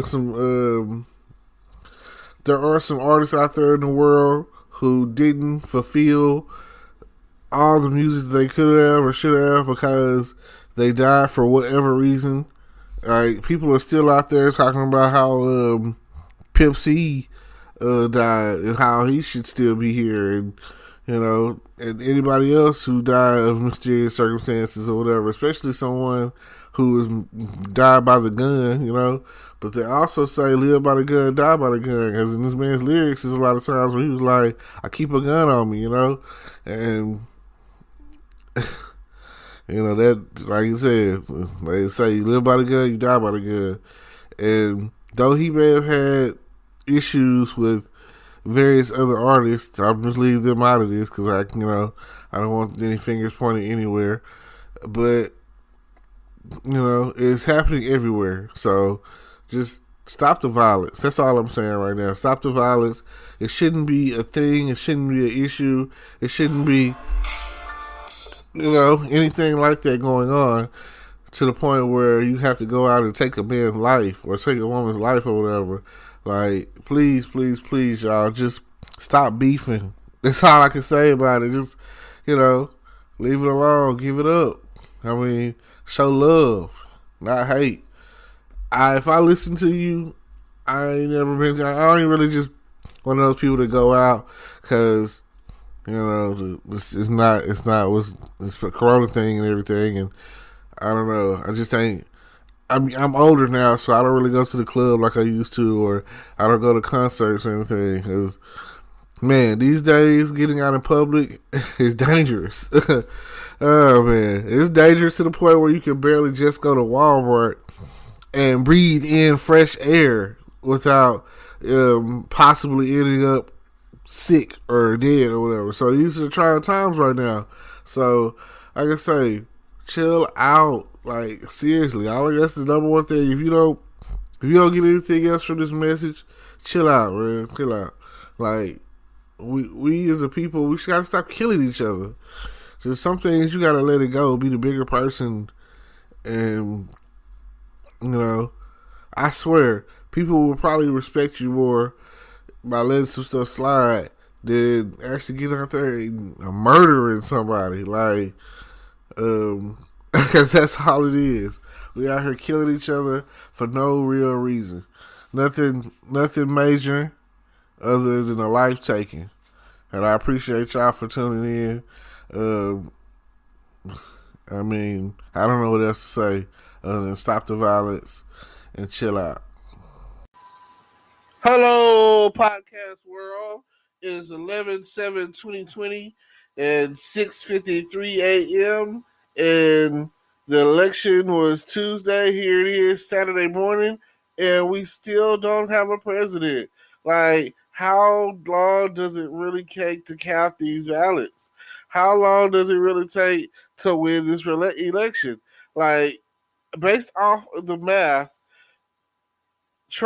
there's no way for Trump to really win. Oh my God! So, but I mean, until we declared that Biden is officially the president, they're still gonna drag it out.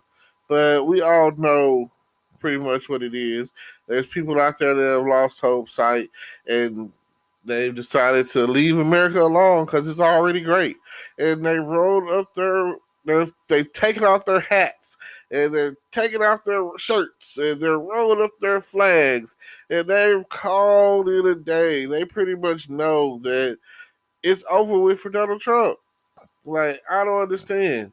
But the only thing that we care about and the only thing that we want at the end of the day is for Nancy and Mitch to show us the money. Show me the money, Nancy. Show me the money, Mitch. Like, come on, money, Mitch. Mitch better have my money, is what they said out there in the streets. So, come on, my people. This is what we out here need. We need this stimulus money. I'm tired of being broke. I'm tired of struggling. I'm tired of having stuff that I can't take care of because I don't have access to the money that I need. I'm tired of not knowing if I'm sick. I don't know. I'm tired of running away from the corona. I'm tired. I'm just tired. You know what I mean? Like, I just found out the other day that Sasha Obama is on TikTok and she's out there singing City Girls. Isn't that adorable? I mean, like, oh my God, she's a sophomore in college. Where is the time gone? I have no idea. Like, when I first saw her, she was a little kid and she was correcting Obama on the stage one time. And I remember that because Jon Stewart had made a little joke about it on the Daily Show. The Daily Show. So, wow. You know, I have I have a nephew that's like her age. You know what I'm saying? Hey, if you're out there, you hear this, holla at Sasha. Make her part of the family. You know what I mean? Like, is that weird? Like, do y'all think like that? Do y'all think like, oh man, I have a cousin, or a niece, or a nephew. I can put them down. You know what I'm saying? Like, if you go date or marry, you know, it's like, go for a college girl. You know, that's always a plus. Somebody with a future that's going somewhere in life that could possibly help you take care of you. Maybe even a build or two. You know, like, if you're a female and you're going after an engineer, then you're going the right direction. Like, it doesn't mean that they're 100%, but it does mean that they're decent at math, I guess. So if he can't spell your name, but he can say cha-ching, you know what I'm saying? Like, let it be known that you want an educated boyfriend or girlfriend, spouse. You try to look for someone with a little bit of sense.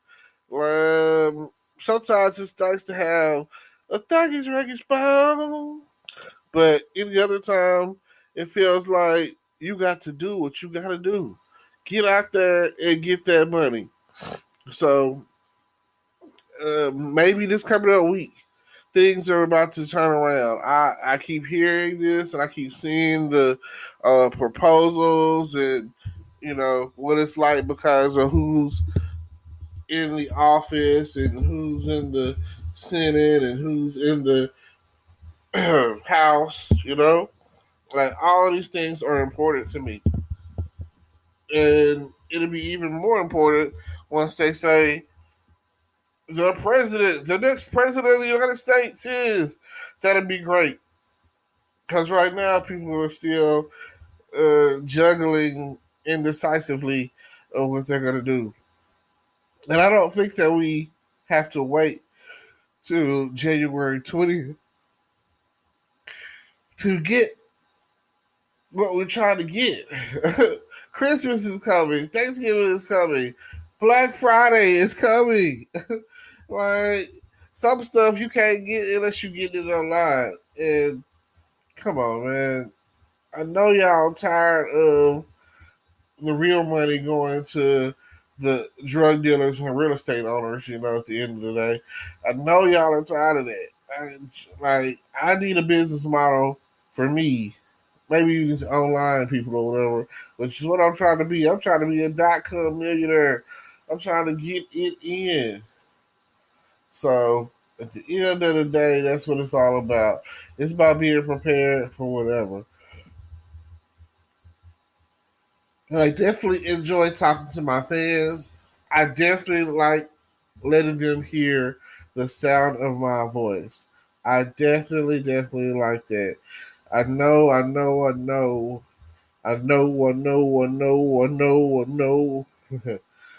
that y'all hear me and that y'all feel me. I know y'all feeling me. I know you out there. I know y'all hear this. I know y'all hear that. Come with it. Tune in. Don't tune out. Let them know that that's what it's all about. Come with it. Come with it. Now, some days you gotta understand that it, the weather is changing. I know that I woke up this morning and I just could not breathe. It was like 75 degrees in my apartment, but I'm pretty sure it's like in the 60s outside, I think. I really can't say because I haven't did my outside check. Still laid in the bed. I figured I'd roll over and record this before it was too late. So with all of that being said, I thank y'all. Just when you get up in the morning, have a focus. Write it down. Have a goal. Have a plan for the day. Have a plan of action. Let it all be done. Let everyone know that when it comes down to it, what it all comes down to. you know, you got one hand in my pocket and the other one giving you a high five. You feel me? That was my jam. I definitely want to do more. So again, it's a process. The more that I do, the more that I try, the more that I put out, the more that I learn, the better this gets. I want to get to the point where I see it and it says you have an audience of 100 people. You have an audience of 1,000 people. You know, it tells me on my analytics. I got like a 3-person audience, and that's cool. That's the starting point. And I've put out probably, I don't know.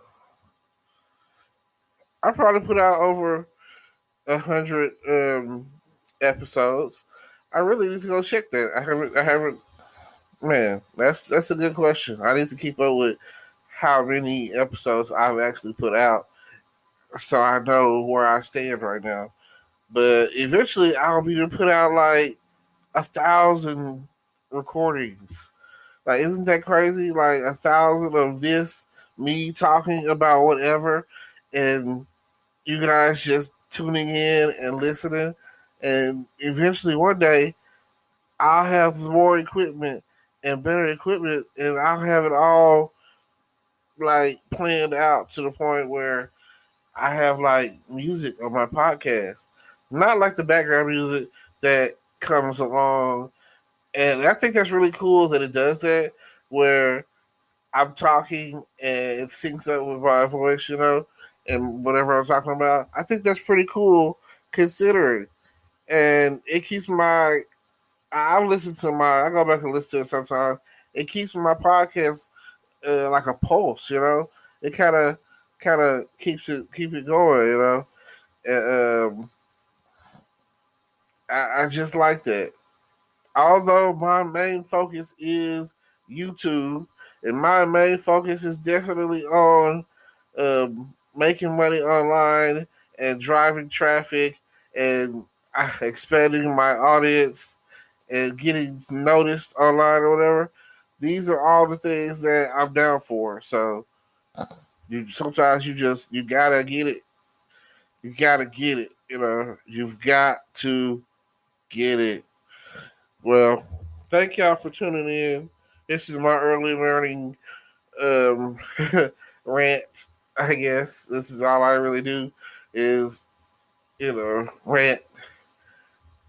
I originally focused my podcast on giving advice, but only way that I can really give advice is if I had interaction. And if you guys, if you guys really want to know, I give dry advice or little hints in there and suggestions. Right now I'm just saying. Right now I'm giving suggestions because I can't really give advice until y'all, support. Once you support, you tune in and start asking questions, and it's a message thing on there where you can leave a voicemail, kind of, and I can include that in my show. You want to be on the show, you want to be heard and have your voice on my show, whatever. Leave a message, a nice detailed message. Tell me where you're from, who you are, how old you are, and what you would like to ask or know, and we will go from there. I appreciate y'all tuning in. Until next time, peace. Hello, podcast world. It's 11/5/2020, 9:41 p.m., and I'm calling at y'all talking about we still don't have a president. We still are in the point where we're counting votes. Like, this has got to be the most drawn out, longest, slowest vote counting I've ever seen in my life. Why can't Trump just roll over?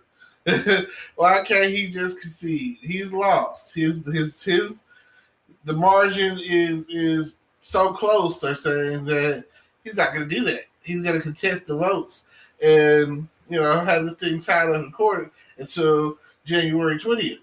So what do y'all think of that? What do you think of your president? There's times where I know that when Kerry and Bush were running, Kerry easily was like, all right, Bush, you won. Fuck it. So what do you do now?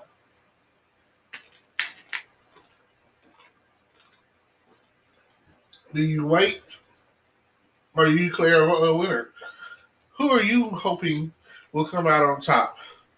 Do you think that the Democrats, Joe Biden, will come out on top? Or do you think we'll have 4 more years of Trump and the Magna hats? So what are you going to do? Isn't America great enough for you? Like, how great can people be when it comes down to it? Like, what are we going to do about this situation? And I'm still trying to figure out what they're going to do with that bill on Capitol Hill, that stimulus bill. We're looking to save and make and give in the struggle. Like, why does it feel like good times? We're having a good. Like, this is the worst thing I've ever experienced in my life. Well, I say that, but there's been worse disasters. And the bad thing about it is, it seems like some of the worst catastrophes ever happened or whatever. And I went back in history a little bit and done this one. It seems like under the Republican administrations, a bunch of terrible things have happened.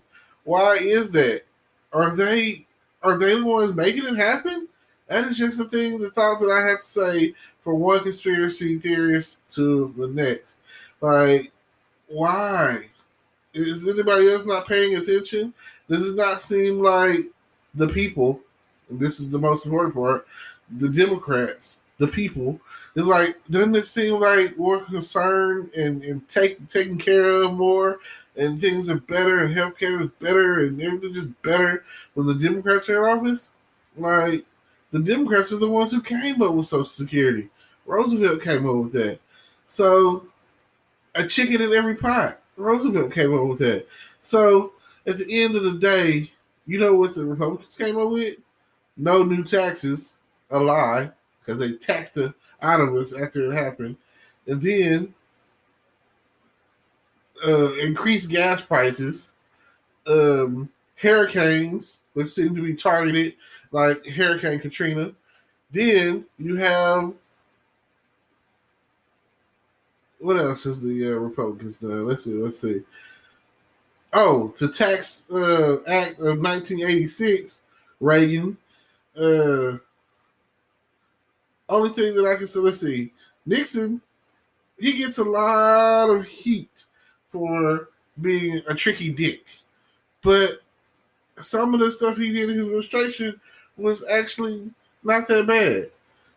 I mean, wasn't he the one, him and Lyndon B, weren't they the ones that were like war on drugs? That was like his main thing when he was in the office, the whole war on drugs, which at that point in time, heroin was very prominent, and especially over. Um, I don't want to put it out there like some American gangster Frank Lucas type stuff, but you just pay attention. I would say wake up and be woke, but you know that will never happen. We're all trying to live the American dream, kind of like Michael Jackson did coming up in the '80s when he was still black.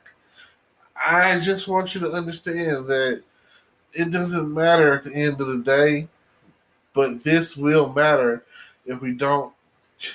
I'm telling you, I'll keep telling people it's Trump or die. Like, if you got Trump in office, you just don't know what's going to happen. Like, he's got 4 more years either way, because they're saying that he's going to be the front runner of the Republican Party in 2024. Like, is there no getting rid of this guy? Oh, man. Didn't he make enough money in office? Didn't he have his retirement set? Isn't that how it works as a president? You go in and you have student loans. You come out, you got millions. Like, how does that really work? I mean, if we were to challenge him one-on-one to a basketball game, the Democrats versus Republicans, the Democrats would win all day long. I mean, look, we got Barack. Oh, man. Look at it like that. And if we don't got Barack, we still got Bill. He might be a little old right now. But, hey, Bill, I'll tell you one thing about Bill. Bill's going to get you hooked up. Monica has cousins. She ain't the only Lewinsky out there. So when it comes down to it, there's nothing wrong with getting a little oil in the oval. And there's nothing wrong with having cigars and smoking a cigar while you're getting your top popped. I mean, there's nothing wrong with that. Especially, if the country is running so smoothly, and if you didn't have sexual relations with that woman, then you don't have anything to worry about. At least that's the way I understood it. I did not have sexual relations with that woman. Cool. No new taxes. I just can't believe that. Did not have sexual relations with this woman. That woman. Stain on the dress. I don't care if he did or didn't. I hope he did. And it helps glorify the almighty blowjob. Like, at the end of the day, who can say that they sucked the president's dick other than the first lady? Well, I don't know. If Kennedy was still here, he'd still be getting blowjobs probably. So, as you can see, it's been a real random kind of day. I really just got on here to talk about the presidency, but as you can see, I got sidetracked. But it happens. I've watched The Daily Show before, so trust me. When I see that, I know. And the Colbert Report, I like that guy. He's funny. I've been watching the new episodes of Family Guy here lately, too. Has anybody seen the new Disney's DuckTales? Oh, my God. It is really good. Y'all should check that out. Let's just say that when I title this Talk With Me, it's what it's going to be. Right now, I'm going in. I'm going to say like 10 minutes of Talk With Me. And, hopefully we end up with a president by the end of the night. Hopefully this is something that you want to hear. I guarantee you that in this little repartee, this coded message, this conspiracy theory, this presidential watch, this open debate, this randomness of randomnesses, I understand that. I know if you're listening, it's really because you just like the sound of my voice. I've learned that it don't matter what you're talking about. You can talk, you can talk, you can talk. You can say what you want. It really doesn't matter. You got to know the territory. So if you're listening and you like my voice, thank you. I don't care who you are, man, woman, male, female, girl, boy, child, infant in the belly, the baby, whoever. So I appreciate y'all. I thank you for tuning in every day that you do. I thank you, thank you, thank you. And don't forget to like, comment, subscribe, check out my YouTube page, all of that. Peace. Hello, podcast world. It's 11/5/2020, 9:13 a.m., and that is 2 days after the election, and we still don't have a new president. We don't know what's going on. I'm still waiting to see what's going to happen if all the votes are in, if all the mail-in votes have been counted. It's 20 years later, and it still feels like the year 2000 and the decisions that made um, Bush president. I feel like it's a conspiracy. I feel like they're holding out, even though it seems as if Joe Biden has got this thing won. Trump has already said that he probably won't just he won't just roll over and let concede. He's gonna have to. They're gonna challenge it or whatever, and he's not going down without a fight. So I have to wonder now at this point, this is the longest election that I've ever followed. Most or pretty much all the elections that I've been following throughout my lifetime up until this point, you usually knew by the end of that night on election night who was president. I remember in 2004 when I first started voting that they had a um, they had a vote party or whatever, and I didn't go to it because my person didn't win. So what was I celebrating for? But it's always that time that you sit back and reflect, and you think to yourself, "What if this president this guy would have been president, or this woman would have won, or if Obama had never won? Like what if? What if the presidency was a stone? Like if the position wasn't really a two-term position? What if people could be in there for life, as in they're there until they die, or lose the whatever election? Like these are things that people are always wondering. It's hard out there. It's hard worrying about are they going to pass this stimulus? It's hard worrying about where the money's coming from when it's not there for you, or when they say that they got your back and they really don't. So just let me know what you think, who you think is going to win, and how you think it's going to turn out. Do you think that Biden is going to go ahead and win, and Trump's going to bow down and they're going to give him the boot come January 20th? Like, what do you think is going to really happen? It seems like when the Republicans gain office as president, it seems as if they have a hard time continue like letting go of it, making that transition from former president from president to former president. So, do you feel like who do you feel like political party wise is going to win and hold whatever positions? Right now, they say that the Senate is strong on the Democratic side. I mean, on the Republican side, while the House has more Republicans, and then depending on Trump is a Republican, but he may not be for long. Not sure what's going to happen here today. I'm still waiting. When I know and find out, I will definitely at some point clue y'all in, and we will have to say Come on, come on. It really does seem like Joe Biden has this thing or is winning this thing. So let's just be fair with it. Thank y'all. Don't forget to like, comment, subscribe, and see y'all at the top. Peace. 11/3/2020. Hello, podcast world. It's 11/3/2020. 4:28 p.m. It is election day 2020. Indecision. Vote or die. Trump versus Biden. Harris versus Pence. Like, let me know what you got going on right now. Like, here in Texas, we're in like the almost the final 2.5 hours before the polls close. Have you voted? Let me know. Who did you vote for? Let me know.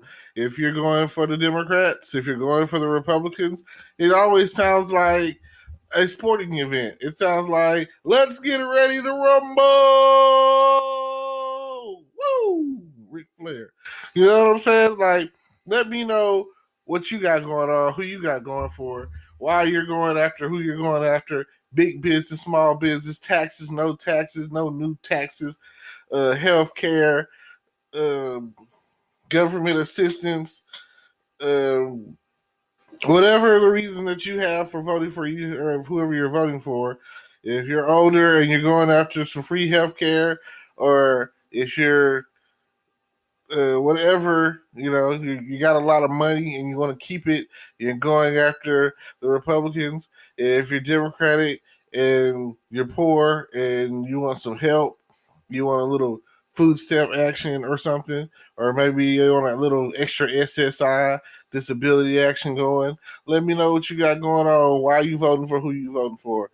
Let me see. Are you voting for Trump or are you voting for Biden? Like someone said, "Oh, where's Kanye when you need him?" So, these are your choices. This is what you have to deal with at the end of the day, and hopefully, the most qualified person will come out on top. Hopefully, something will happen to where a change will come. Hopefully, something new, something more. Like I say, it shot up a penny real good. It's still a penny. So at the end of the day, you'll see whose true colors will shine. And I don't know. This is like, this year has been like the worst. And the political promises that we've gotten have been the worst. But some people or whatever managed to make it through the year and got some nice prizes out of it. So hopefully the cure is coming soon. It's not really something that I feel that they're in a rush to give or do or anything like that. So stay tuned and I will keep you posted, and definitely we'll talk about the results of the election.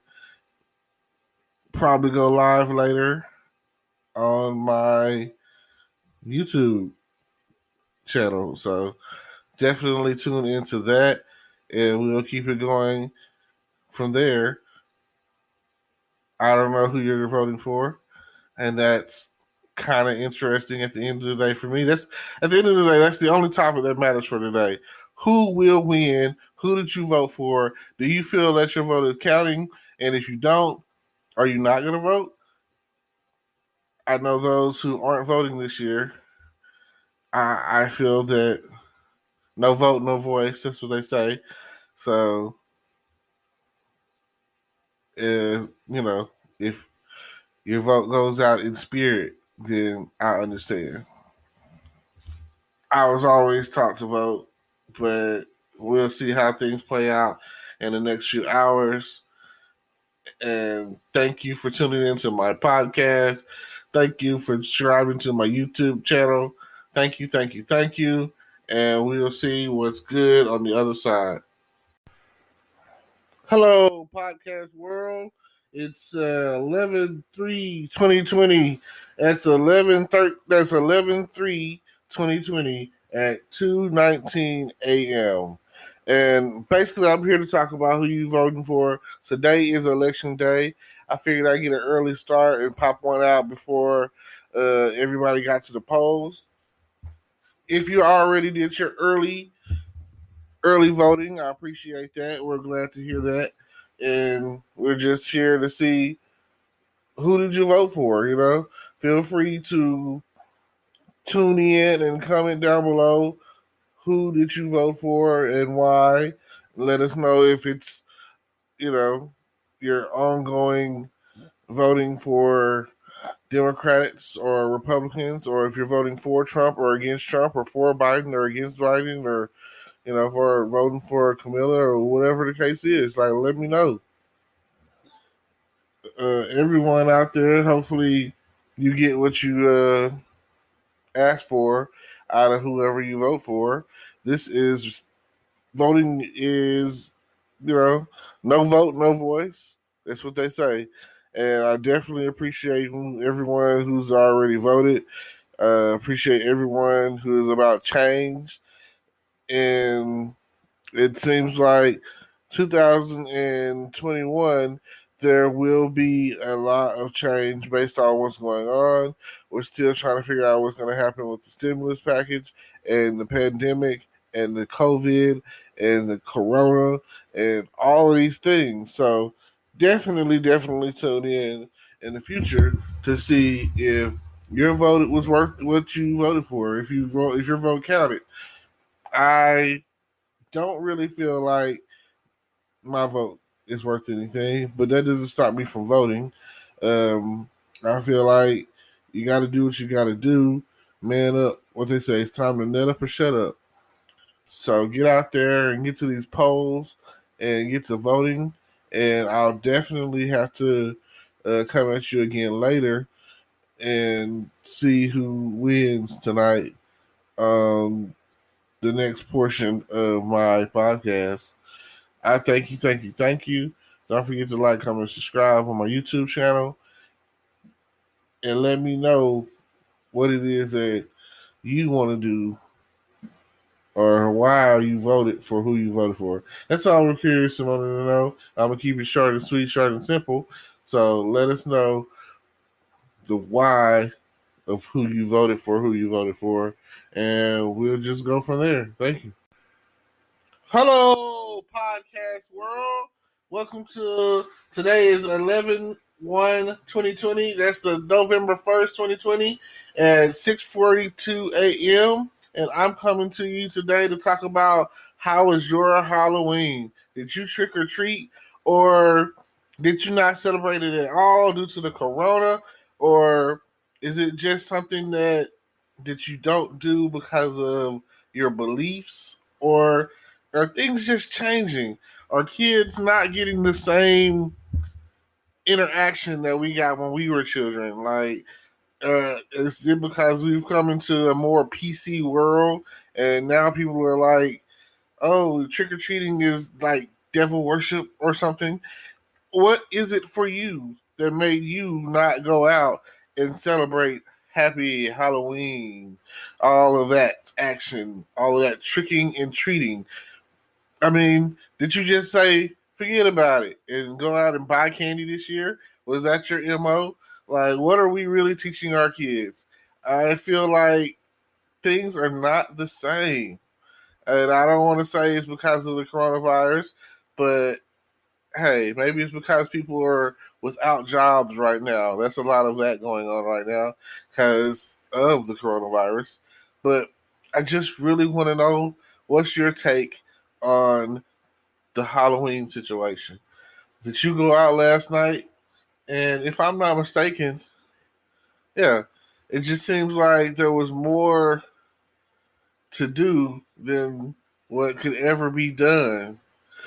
I don't understand why parents aren't tricking and treating. Like, you don't, even at schools, it seems like you don't really see a lot of costume situations going on. Like, if you would have gone out trick or treating or whatever the situation is, what would you have been? Like, what's the costume for you? Are you a superhero, a villain? a naughty nurse, a naughty French maid, or you know, or is it slutty nurse or slutty cheerleader, or whatever the case is? What were you going to be? A Playboy bunny? That's classic. Uh, I'm really personally more of a superhero kind of guy. I'm always trying to know, I want to save the world. Like I've been Batman, I've been Ninja Turtles, I've been Spider Man, and even with the graphic tees, it's like that's popular these days. Things that were once considered nerdy or geeky or goofy or whatever, lame even, are starting to become a trend. You're starting to come across more and more from these. I guess it's a millennial thing, but back in the day when you're a comic lover, or if you're into superheroes and that sort of stuff, Disney maybe, you were like considered to be like, oh, he's a lame, he's lame. Most of my friends, I mean, I think it's a guy thing. I think little boys grow up into comics trying to figure out who's faster, Superman or Flash, and everyone knows Flash is faster than Superman. And you know, I people are always asking these questions, and they always want to know. And speaking of which, on that debate, who do you think is faster, Superman or Flash? So just let me know. Hit me up. I'm always curious to hear other people's theories on who's faster and why. So, but the Flash is definitely faster, and there and throughout time he gets faster and faster. In one of the comics or whatever, Flash goes so fast that he tears himself apart. He is one of the only members of the Justice League who, at some point in time, he's like the first one to get like killed or dead. In one scenario or whatever, Lex Luthor kills the Flash, and because of that, everything just changes. It pretty much happens in a parallel Earth, and it's kind of like, I want to say it happens on a parallel Earth, and is that the one where because Luthor became president, kills Flash, and just the Justice League just I want to say mainly Superman. Then Superman kills Lex Luthor. Like I say, do your research, check it out. It is you know DC Comics is very graphic, so you never know what you're gonna get. Yeah, and the thing is, there's like hundreds of editions of comics, so you can never really, when you think you got one storyline pegged and you think that everything is whatever, then next thing you know, another version comes out to where something totally different happens. So it's like that in both DC and Marvel. So definitely check that out. Now, Halloween, for all of you Jack O' Lanterns, did you carve a pumpkin this year? Do they still push that? I remember one of my earlier field trips in school, kindergarten, elementary, whatever it was, all of the above. They would take us down to the pumpkin patch so that we could get pumpkins. We would get our pumpkins and go back to school and carve them up. Carve them up into the best jack o' lantern, and whoever has the best jack o' lantern would win. Now, isn't that something? This day and age, I don't think kids are experiencing that. So just think about it. Thoughts to think about. Food for thought. I'm definitely trying to, the next few holidays. Thanksgiving, it's not about the food, so it's not going to really matter. It's the food and the football, right? The parades, you know, these are the things that I can think about that happens on Thanksgiving. I'm very thankful this year. I feel like my enterprise is expanded, grown. I've been truly blessed this year. This year has I came in with high expectations, and it's been a building year. And I told myself, I want to work. And hopefully some of the stimulus money gets put out there and I'll be okay.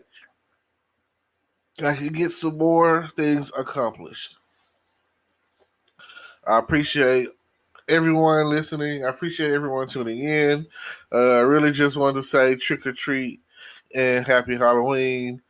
And hopefully that you had fun and you got some candy. I have some candy. I went ahead and just purchased me some candy because I don't know. It's just I don't know if I'm getting old. I don't know if it's time or what. But I just once I'm homebody. I like watching movies. I didn't do like I said I was gonna do was watch a bunch of scary movies and stuff. But if anybody's interested, hit me up. I'm definitely down to watch movies. This is the only time of the year that I'm really just into like the whole horror films. You have Mike Myers, Halloween, Jason, Friday 13th, Freddy, Nightmare on Elm Street, all of that. So also, please email me email me or whatever, Facebook me, whatever, message me with a pictures of what you wore if you wore a costume. I love that. That is like one of my favorite things outside. Like when it comes to partying, which I love, I feel like life is just one big party, one big party as you experience it as time goes on. And I just want to say that don't forget to send me some pictures of you in your costumes, especially if you were a nurse, a slutty nurse, or a French maid, a slutty French maid, Miss Officer, a slutty Miss Officer. I've seen a lot of kitties, pussy cats. I've seen a lot of y'all out there wearing those kitty outfits, meow. And cheerleaders, I'm always into that. That's, whatever, gymnastics. Well, whatever you choose wearing, I'm pretty sure it was hot and spicy. So thanks for tuning in. You are mixed and matched with me, and I'm here. Shout out. Much love. Um, my advice would always be it's always about the kids. At the end of the day, it doesn't really matter. It's all about the kids. So do what you have to make your child have a good memory of you and them. Thank you.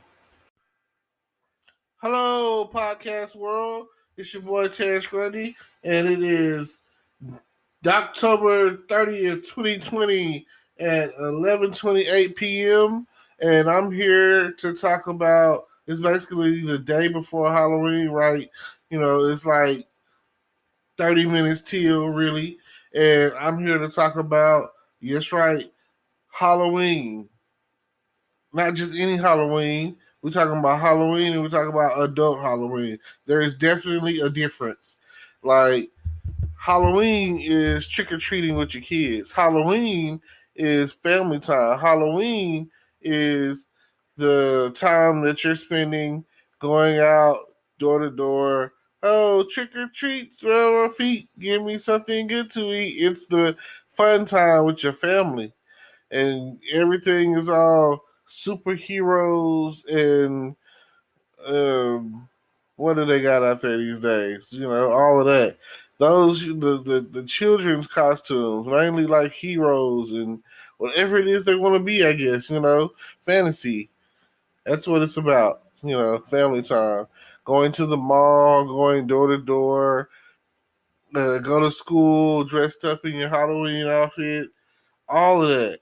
Every last bit of it. It is the best part of waking up on Halloween. And you get out there and you're worried about getting as much candy as you can before you go back to school. So that is the real, wholesome family version of Halloween. Hocus Pocus, is all smoke and mirrors.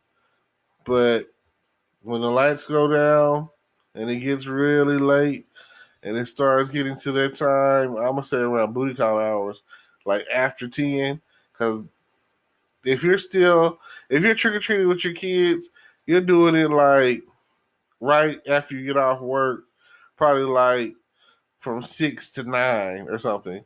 That's I'm gonna say that's a good time to 3 hours worth of trick or treating. At the end, you should be able to collect enough candy. Your child should be able to collect enough candy by then, don't you think? Yeah, of course. Right, right. So that's the family times, good wholesome Halloween. Um, but there is another Halloween, and I've seen them talk about it even on The Simpsons. It's called the adult Halloween. This is where there is jello shots and bobbing for apples and French maids in the little French maid outfits. This is the Playboy bunnies. These is the nurses. Yep, that's what it is. It's a Mrs. Officer, especially after that song became popular with Lil Wayne. You just want to get handcuffed and go from there. It's role play. It is the dirty, dirty, dirty part of Halloween. It is the it's midnight, and guess who's coming through? Dracula. Oh yes, and it's getting real hot. This is the HBO version. This is the Cinemax, the Showtime, the Climax. This is the version where you go and you dance with someone and you don't know who they are because their costume is that good. And by the time you end up getting a number, you're like, oh, I didn't know that was you. You know what I'm saying? So this is the masquerade ball of, burlesque. This is the golden opportunity. You can be whatever you want to be. You could be, well, really, when it comes down to the sexy side of it, it's really for the ladies. Adult Halloween is really for the ladies. I mean, who are you going to be? James Bond? I mean, most guys don't really wear a costume anyway. Maybe a vampire or something, or maybe a mask. I remember at one point in time, this is back in 2012, I had the Bane mask. This is when Batman Dark Knight Rise was still hot and popular. And, I had went to the movies and saw it. And South Park had did a joke about it. They did a joke about Bane, and they did a joke about the UPS man, because everyone knows that. I mean, the original joke was there was an old guy, and he was talking about how the milkman delivered milk, but he was messing with your wife. And he was like, the milkman's come back in the form of the Amazon delivery guy. Only because Ike Broflovski, which is Kyle's little brother, Kyle Broflovski or whatever, saw his mom and dad having sex. But his dad was dressed up like the UPS man. So, whatever it takes to spice it up, especially because, again, this is adult Halloween. And adult Halloween, you never know. You might be on some S&M type stuff. You might want to be, you can be whoever you want to be on Halloween. Like, the Teenage Mutant Ninja Turtle movie, the second one, Out of the Shadows, Michelangelo finds his way up onto to the surface after they um, go from the Knicks game because Michelangelo drops a pizza on the court, so they leave they're in the scoreboard, so they leave for they're in the scoreboard area to Because they got to get out of there, and then they're in the sewers in the shadows, and that's when Michelangelo was like, "There's like a parade."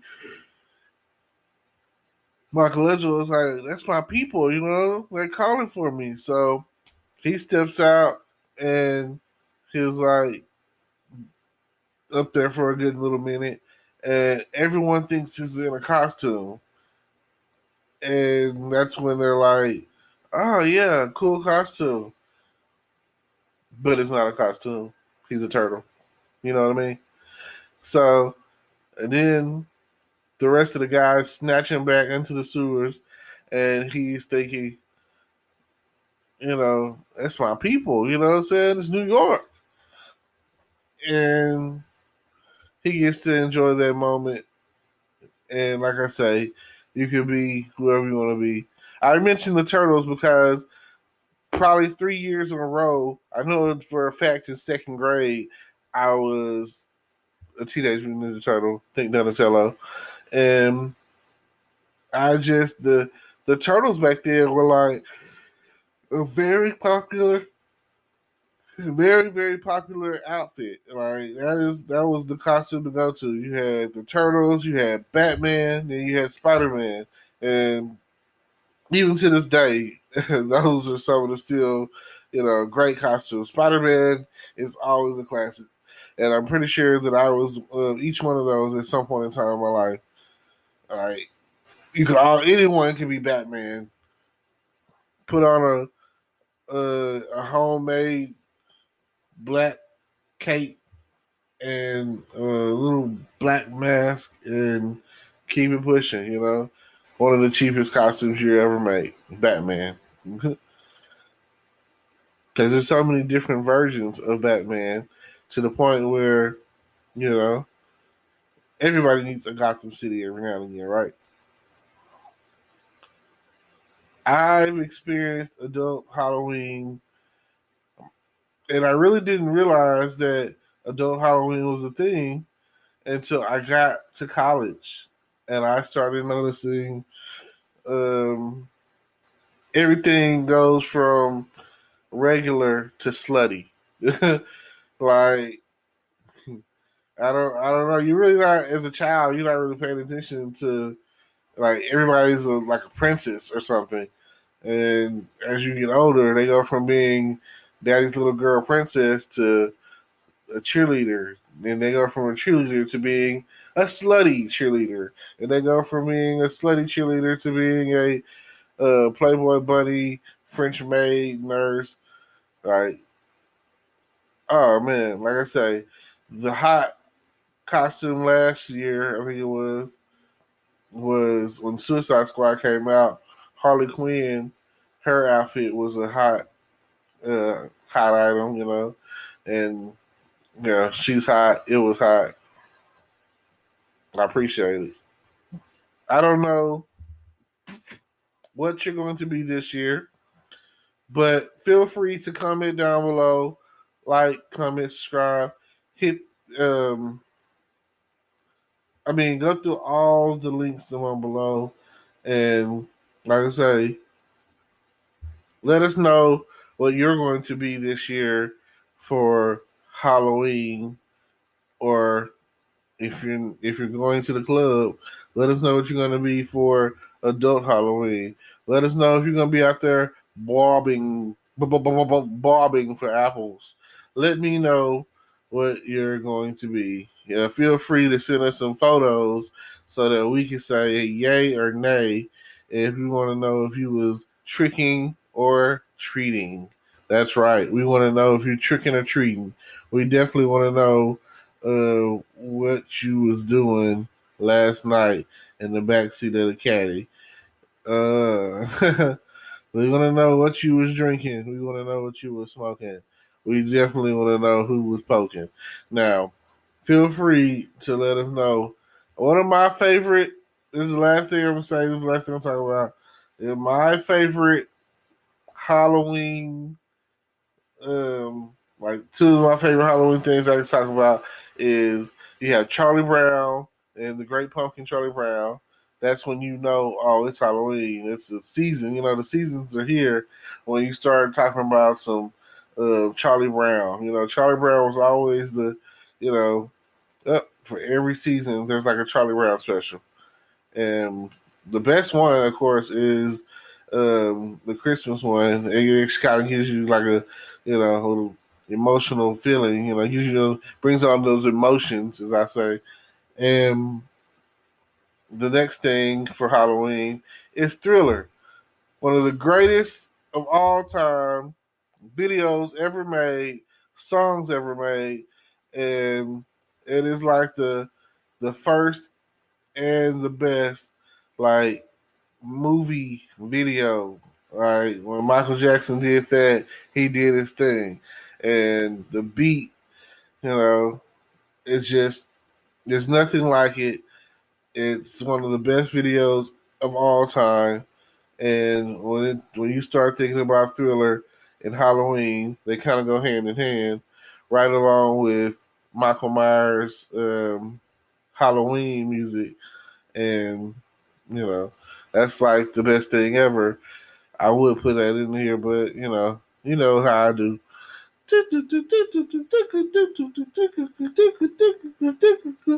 When you hear that, yeah, you know that it's time for someone to die in the horror movie. Also, Halloween, and speaking of movies or whatever, that is the next thing. Like the guy says, what's your favorite scary movie? Feel free to let me know what's your favorite scary movie. And just let me know how your whole weekend went with the tricking and treating and, smelling of feet. Thank y'all for tuning in. Hello, podcast world. It is 10/27/2020 at 8:54 a.m. I'm coming to you all the way here in the room, getting it loud, getting it lit. Now, I just wanted to say today that we are in the final countdown of the election, and hopefully before the election they'll show us the money that they promised us, but if not, we'll probably still end up with Trump because Biden is getting closed in on because of what's going on with the swing state votes. Places like Pennsylvania and Ohio and Florida, etc. So I encourage y'all to get out there and vote. Please do. If you don't, that's cool too. I don't really think it really matters at the end of the day. I personally feel like it's fixed. Ever since I first watched Scandal, I feel like everything is jerry rigged or whatever, to where whoever you're voting for is, it comes down to a little defiance. If you've seen the show, you'll get the joke. But if not, check out Olivia Pope do her thing. She walks in the room and says her name, snaps her fingers, and you just know that Kerry Washington is about to have sex with the president. So that being said, that's television. I don't know if we have a secret shadow organization like B613, B613, or whatever it is. A letter and some numbers behind it, and they're they're responsible for, as they call it, the Republic. We the people, of the United States of America, doing what they do to make sure that our rights, what we believe in, our Constitution is upheld in secrecy and private. And what other way would they have it? And I just love it. That show, Scandal, when they start going on those overly exciting rants, especially when her dad does it. I think he was like the guy, because I mean, had it not been for him teaching her the game, she would not be Olivia Pope. Enough said, right? Now, on the other side of that, here we are, the last days of the election coming up. You got Trump, Pence, you got Biden, Harris, and right now, I know it seems like you're damned if you do, and if you're damned if you don't. It seems like it doesn't matter who I get, they're not really going to, really do anything for you, because it seems like they're doing something for the old or the elderly or whatever. And if you're a young voter, somebody who is merely in their mid 30s and they feel like the future still holds merit to them, and that they're still trying to pull themselves up by their bootstraps, and they're still trying to, get away with murder, as Viola Davis would tell you. You feel like it just doesn't matter what I do. The country is screwed. The world is doomed. We are in peril. So I would like to see, at the end of the day, I would like for them to, between them and Nancy and Mitch and everybody else coming along, going through and selling us a bunch of lies like Pinocchio, I really just want them to Jerry Maguire it up and show me the money. Cuba Gooding Jr. said it the best I ever heard it be said. Jerry, are you with me? It's like, Trump, you not with me. Nancy, you not with me. Like, show me the money. I don't care. You're a senator, you're a House representative, you're a president, you're a vice president, you're former vice presidents and stuff. Like, at this point in the game, if it's not about the money, then we don't really care. Like, Nancy said it the best. Children learning, parents earning. I feel like that goes without saying. A chicken in every pot. I mean, these are the things that, as a president, 7 years ago, what would your country do for you? I don't know. No new taxes. Like, all these lies.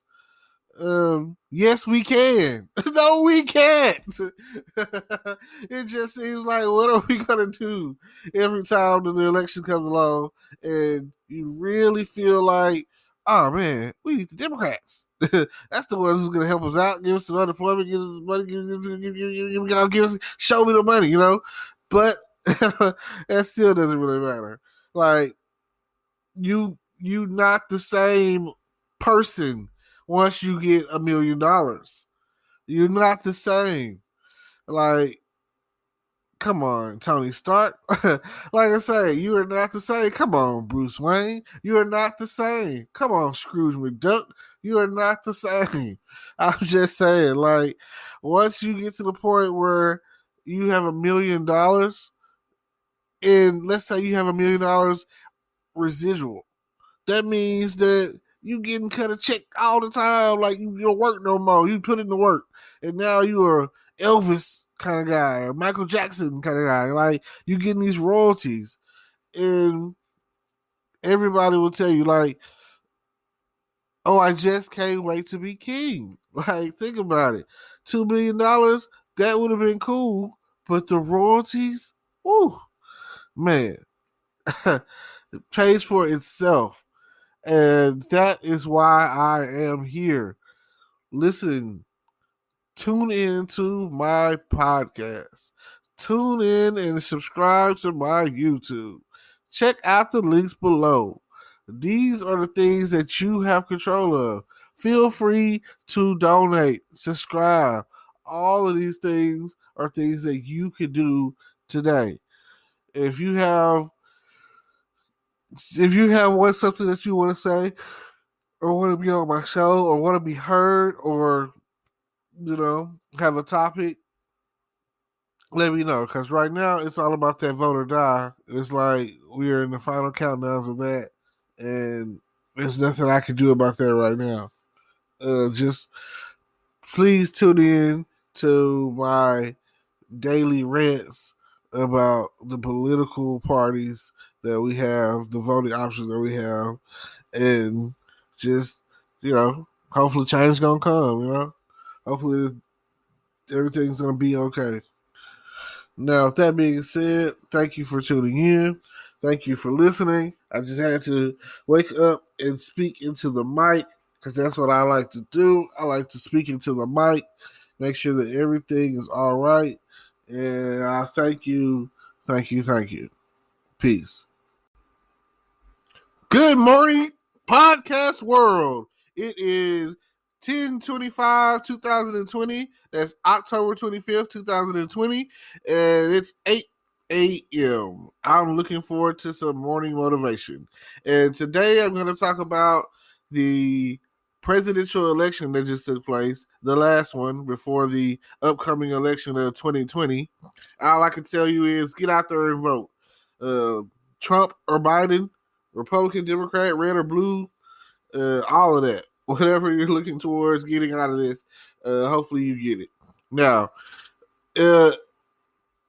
all the debates, I only half watched it because they were kind of trash, and the vice president election was interesting because people could not stop talking about the fly that landed on Pence's head, and the thing they kept saying about it was flies only land on things that don't smell good.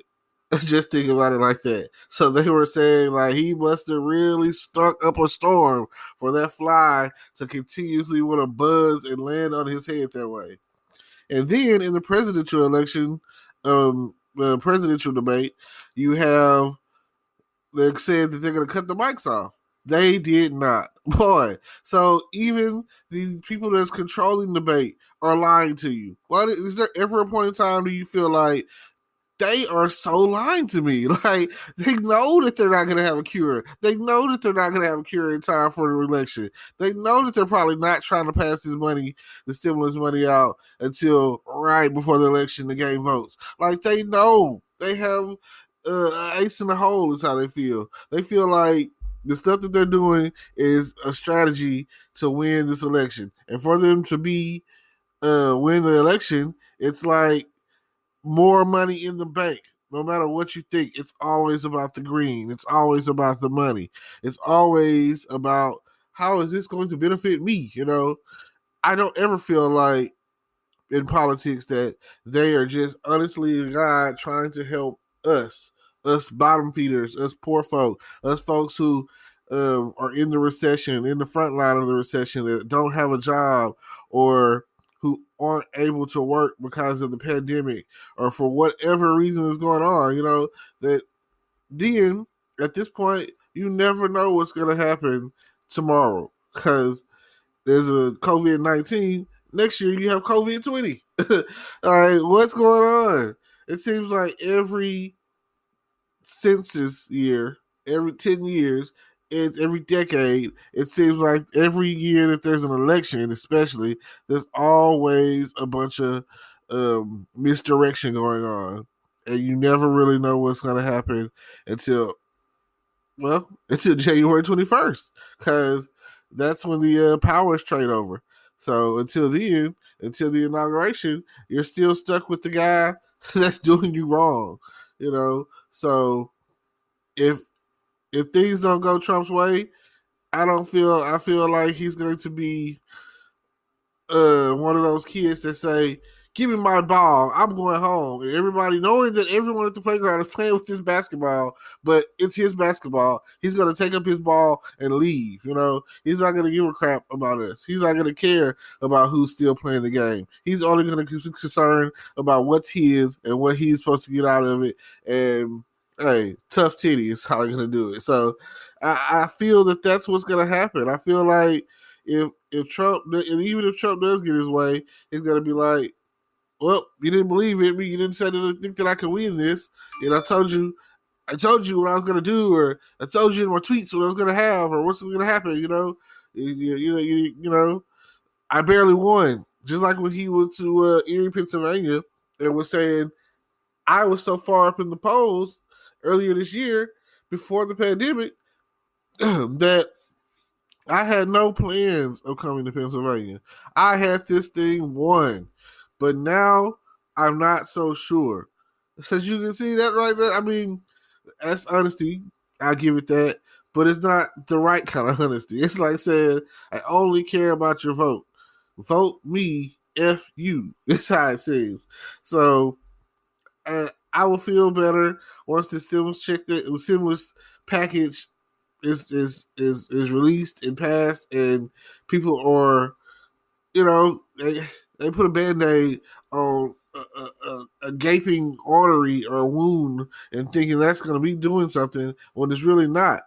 I mean, it, like I say, for some people who cashed out on the first part of the season with the stimulus, I'm like, I didn't even know that it was a thing. I wasn't in the know to know that people were getting this extra money, the extra $600 or whatever, and I was just like, wow, that's good for those people who are getting it.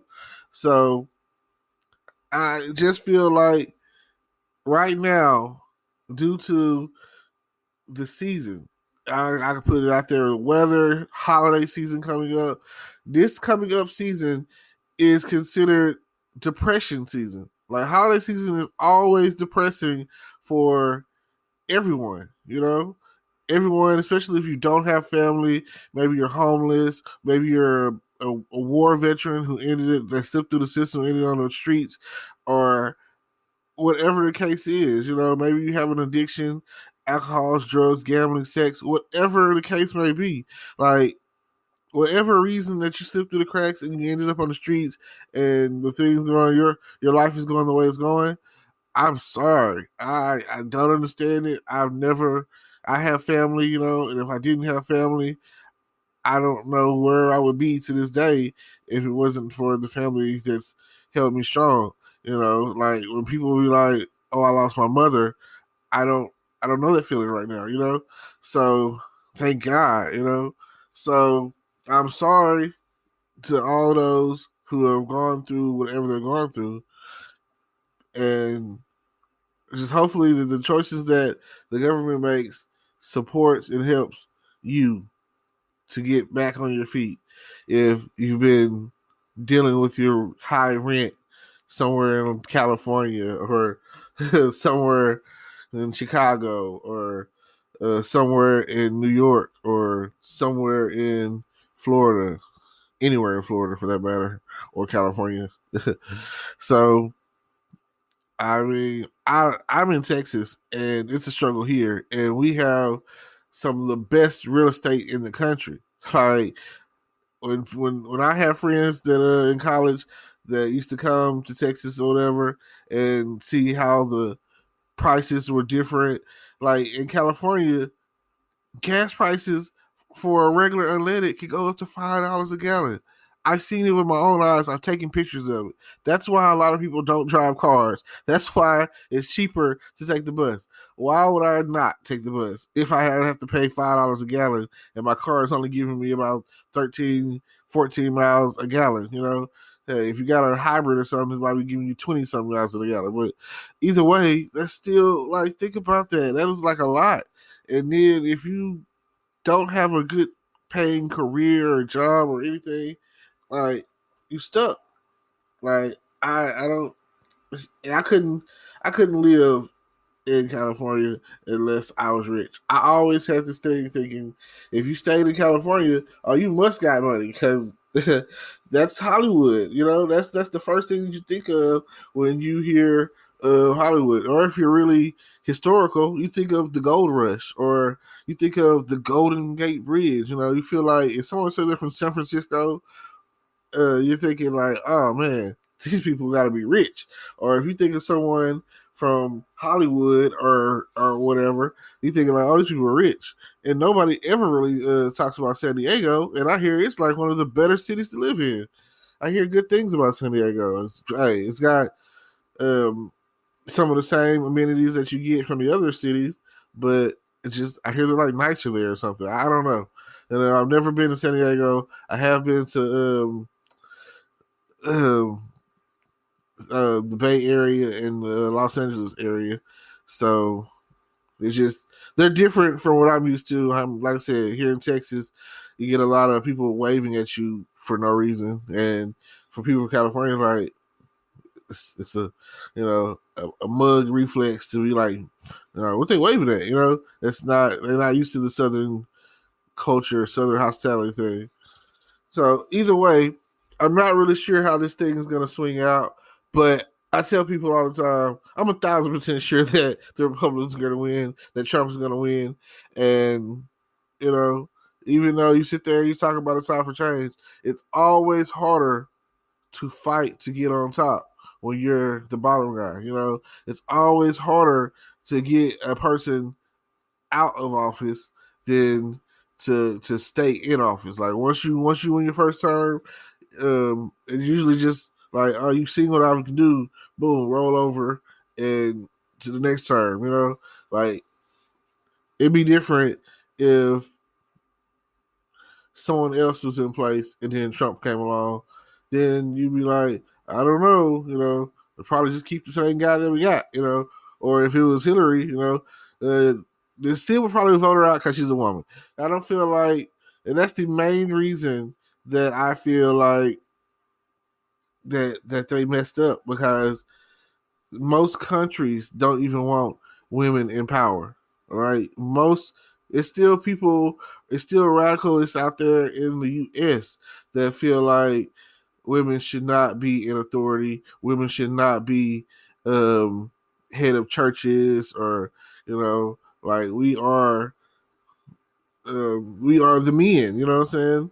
Feel like, so they're still battling the fact that a lot of there's people out there that don't want women in the military, as far as like, especially to go see like actual action, going to war and stuff like that. These are the things that we still deal with, and will probably forever deal with. It doesn't seem like it's going to change.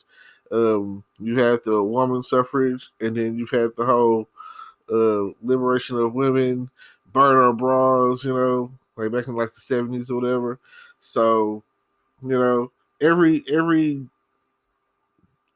what, 50 years, I guess, which, let's see, 90, yeah, every 50 years or whatever, which is, this is in that range, to where it seems like it's something for the women, it's about to pop off. So just something to expect, especially if Kamala Harris becomes vice president. I feel like it'll be a lot more, because this is the thing I didn't understand from the get go when Trump first got elected. After the conversation that took place on his bus, and I was calling him President P Grabber, girl, look out, ladies, he's gonna grab your vajayjay, So he was president. Like I think it was, I don't know if Dave Chappelle or whoever, President Pussy Grabber, I know they said it on I think it was American Dad or something. Either way, I know that the joke should have been made, and I've even seen it to where when they're like giving out awards, or he's standing by little girls, they be afraid of him. I'd be afraid of him too, based off some of the comments and statements he's made. But like you said, when you're famous and you're rich and you're powerful, you're president or whatever, you pretty much do what you want, Um, like, I know Family Guy made fun of it. That's where I heard about it, and then I seen them do the joke, talking about some locker room talk, and when he was talking on his bus or whatever, it got recorded, and that's where it all came from. And I was like, that's real. Some people were like, that's a real conversation, and that came out well on before the actual election hit back in 2016. So I was like, I can't believe that they voted for this guy.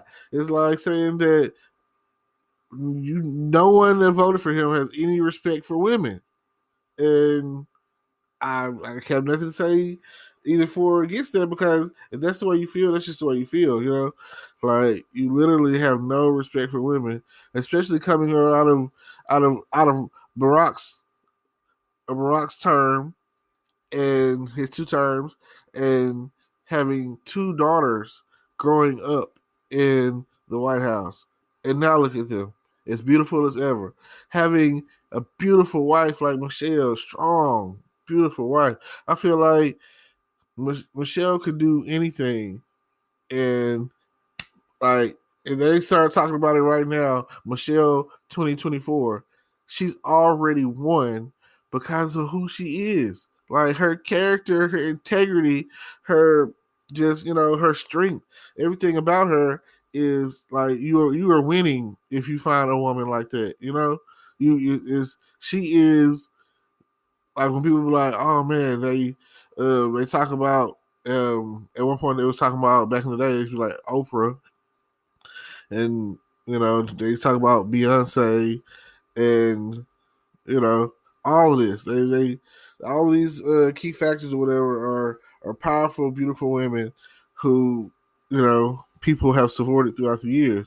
But I feel like Michelle is hands down it.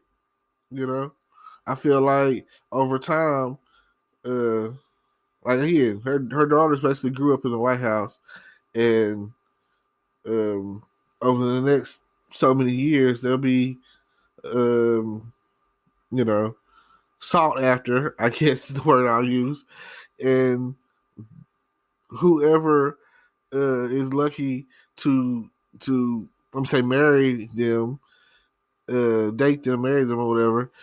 It's you gotta be looking at it like I'm the luckiest guy in the world. You know what I'm saying? Your mama is Michelle, so I know that you have good home training. I know that you grew up a certain way compared to what a lot of people portray us to be, or a lot of people are used to getting. You getting the best of both worlds, and yeah, I mean, I can't say that about some of the past presidents, like Bush's daughters. I can't say that, I can't say that about Clinton's daughter, you know what I'm saying? I can't say that.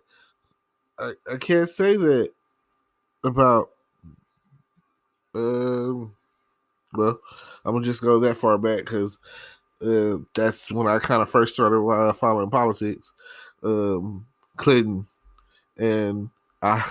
The reason I first started following politics was like Animaniacs. I mean, by that point in time, um, I was in social studies. So I didn't. I mean, it's just a matter of age.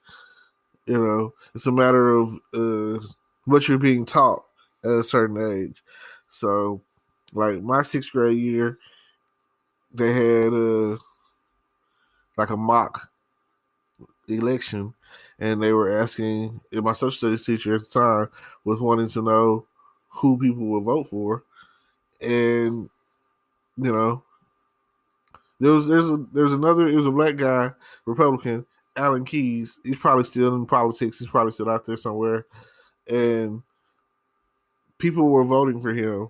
Didn't know anything about him. The fact that he was black, so I know that that's a factor, and I understood, back then. But I still voted for Bill Clinton back then because I felt like he was the truth. He was really like he did a good job, regardless of what was happening in the Oval, little or in the Oval, regardless of what was happening or whatever at that point in time. Which still, in my world, made him so much cooler. I don't care what nobody says. Like, Democratic presidents are so much cooler. Oh my gosh. Like Kennedy. Like, and it wasn't until college that my favorite president popped on the scene that I was aware of, and that was Roosevelt, FDR. And his slogan was a chicken in every pot. And like I say, if a president were to say that right now, I'd vote for him.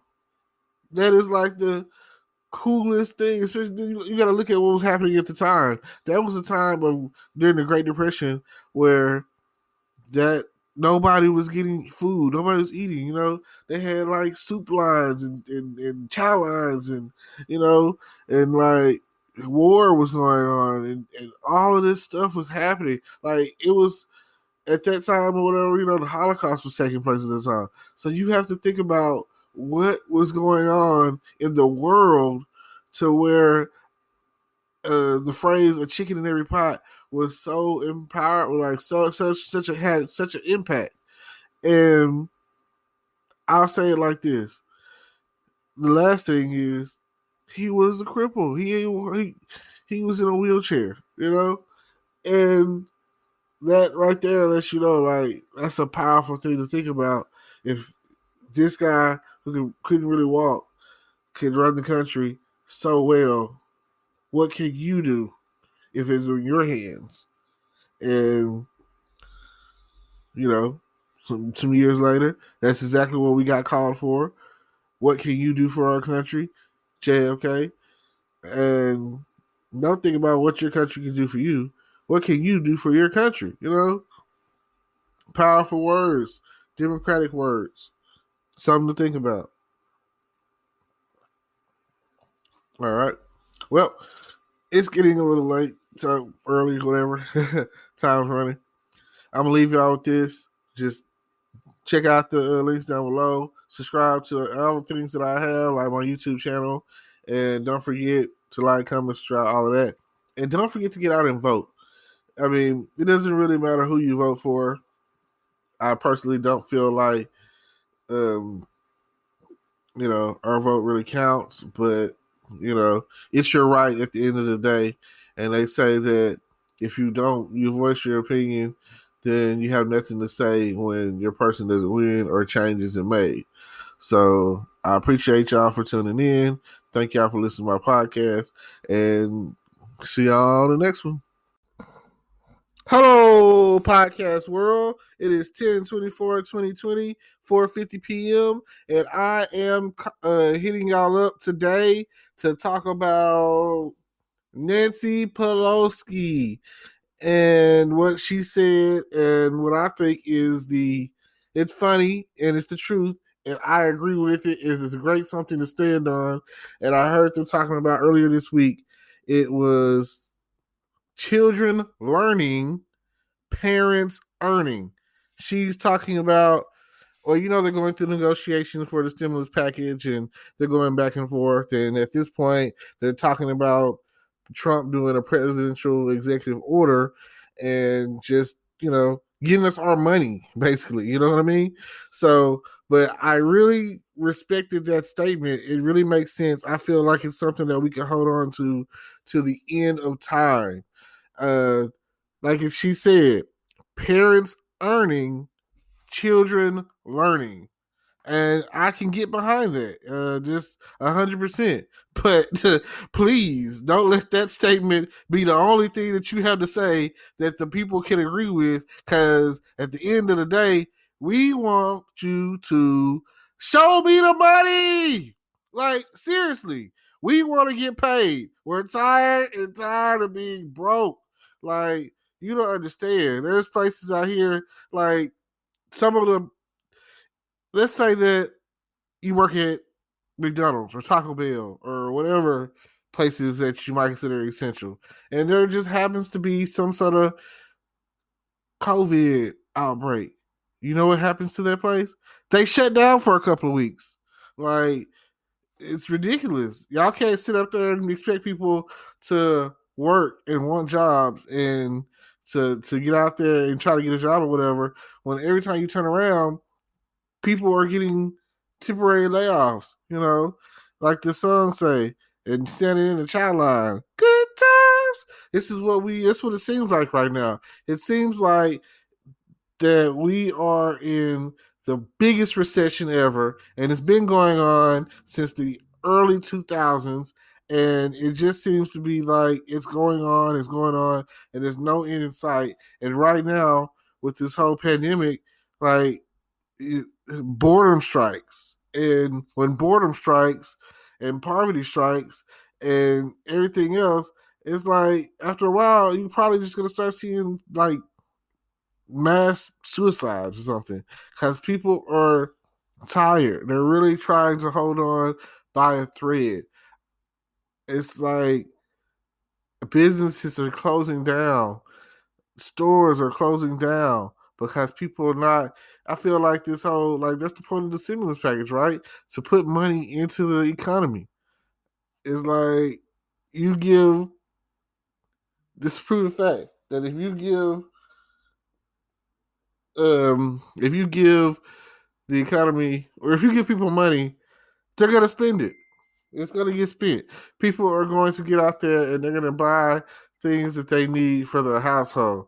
I haven't found air spray like Lysol spray or whatever. I haven't found that since the beginning of the pandemic. I'm like, man, how can I get some? Like, I would really like to spray my house down a little bit with some Lysol or whatever, some disinfectant spray. And it's hard as heck to find some rubbing alcohol, 91% proof, if you can find it. I'll be looking for it at Walmart, and I can only find the 70% proof every now and again in little bottles. But like I say, it is so hard, and it's affecting everything. It's affecting the mail system. Hey, it might even be affecting the weather. I don't know. 1 minute it's hot, 1 minute it's cold, or maybe it's just because I live in Texas. I haven't really figured it all out. But it seems like if children aren't in school safely, children learning, parents earning. You know, people can't even go to work because their kid is stuck at home doing virtual, and they gotta be every other day or so. They at some point in time they gotta be home. I mean, parents don't want to really see their kids. Hey, they want them, like I said, they want them in school learning. They want to know that they're able to participate in the normalcy that they're used to, homecoming parties and parades and dating and social life. They want that for their children. They need a break. If you're a full-time parent or a single mom or single dad or single anybody doing this thing all by yourself, it's already stressful enough. So please, I mean, what do we got to do to make it happen? It's so I I feel a strong change because even myself, I'm a straight ticket Democratic voter, no shame in it. But even myself, it's people that are like, oh, I'm not going to vote this year, or I'm voting against this person or that person because they act like they don't want to help us. They don't want us to get to the money. They don't want to, they don't want to help us. That's just what it seems like. I mean, let's say that y'all's negotiations and y'all's talk, and we took y'all's money. You know what I'm saying? Like, you guys out there, you're senators and congressmen and house speakers and, whatever. If you were in our position, if you were to go to your bank account and it'd be $0 in there, and you'd have to figure out what am I going to eat today, or how I'm going to get gas today, or anything of that nature, you know what I'm saying? Like, what am I going to do? Is what they're asking. Like, and then there's people that are getting evicted out of their homes because they can't afford it, because they're not able to work like they want to, or whatever the reason, like. And there's so many like factors in there that's keeping people from working or whatever. Because again, if your child or children are like in elementary, then you know it's not like they can be there at home by themselves. And even some of the older kids you wouldn't trust to be at home by themselves, burning your house down, trying to cook or something for themselves. It's just the world that we live in right now. Like, what are we going to do to get that stimulus pushed?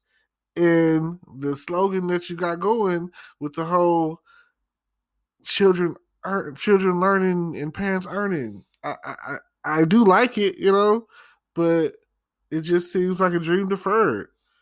It just seems like, are we going to be able to make it there before the election?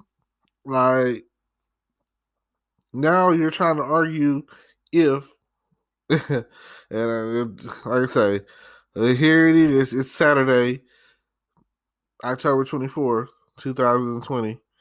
And here we are at the point of Trump is going to look like a hero if he comes in and swoops in with the executive order and people start getting his money. I mean, some people feel like it's all been applied or employed to keep him in office because regardless, And here's the thing. And here's the tricky thing that people don't understand. It doesn't matter what side you're on, red or blue, Democratic, Republican. It's all about the green. And if him being in office is going to make everyone in office financially sound, CEOs happy, they don't care about the bottom line. They don't care about the little guys. They don't care about the us. They don't care about us. Like Michael Jackson said, they don't really care about us. So him to swoop in, throw out this executive order, pass this order, get us this money right before the election. I mean, if here it is, you got about a week left. If Monday morning he announces, boom, this is what's going to happen. By the end of that week, people are expecting to get, let's say they're expecting to get their next unemployment check, and then it's supposed to be retroactive. So I can't say when the money will drop, but it's announced. It's out there. You know what I'm saying? So it's like, oh, you can't really renege on this. It's out there. This is what you said you're going to do. It automatically pushes them to the point where people are going to vote for him. People are going to vote for Superman over Lex Luthor any day of the week. Like, I need you to understand that okay, I say that people going to vote for Superman over Lex Luthor any day of the week because he's out there, he's flying around saving people. But not everyone thinks Lex Luthor is a bad guy, because even in the comics or whatever, in the reality of the situation, and if you know anything about DC Comics, you know anything about Superman and Lex Luthor, who becomes president? Lex Luthor. Lex Luthor in the comics becomes president. I compare him to Donald Trump. And I'm not saying that again, I always say this. Lex Luthor is misunderstood. Lex Luthor wasn't really a bad guy. He just was against Superman. Like, Lex Luthor was connected with some pretty powerful people, and he was already grew up rich. And if you watch Smallville, him and Clark were friends. So you got to understand that it was kind of Clark's fault that Lex Luthor came at him the way he did. I mean, wouldn't you? If you discovered that aliens living among us had the ability to fly around, be super strong, impervious to pretty much anything, and had laser eyes and stuff, you would be afraid of that. Like, before he was the Man of Steel, and they were like, look, the bird's playing the Superman. Before he was Superman, you were afraid of him because you didn't understand that he was there to help you. But the narrative of the story could have been told any other way. And even Batman says, I hold, he keeps contingencies to take Superman down just in case, kryptonite, just in case, he has to. You have to understand, like, you never know when you might have to take the man down. The man is still down. The guy that you're sitting there saying, oh, I want him, or I want him, or whatever. Like,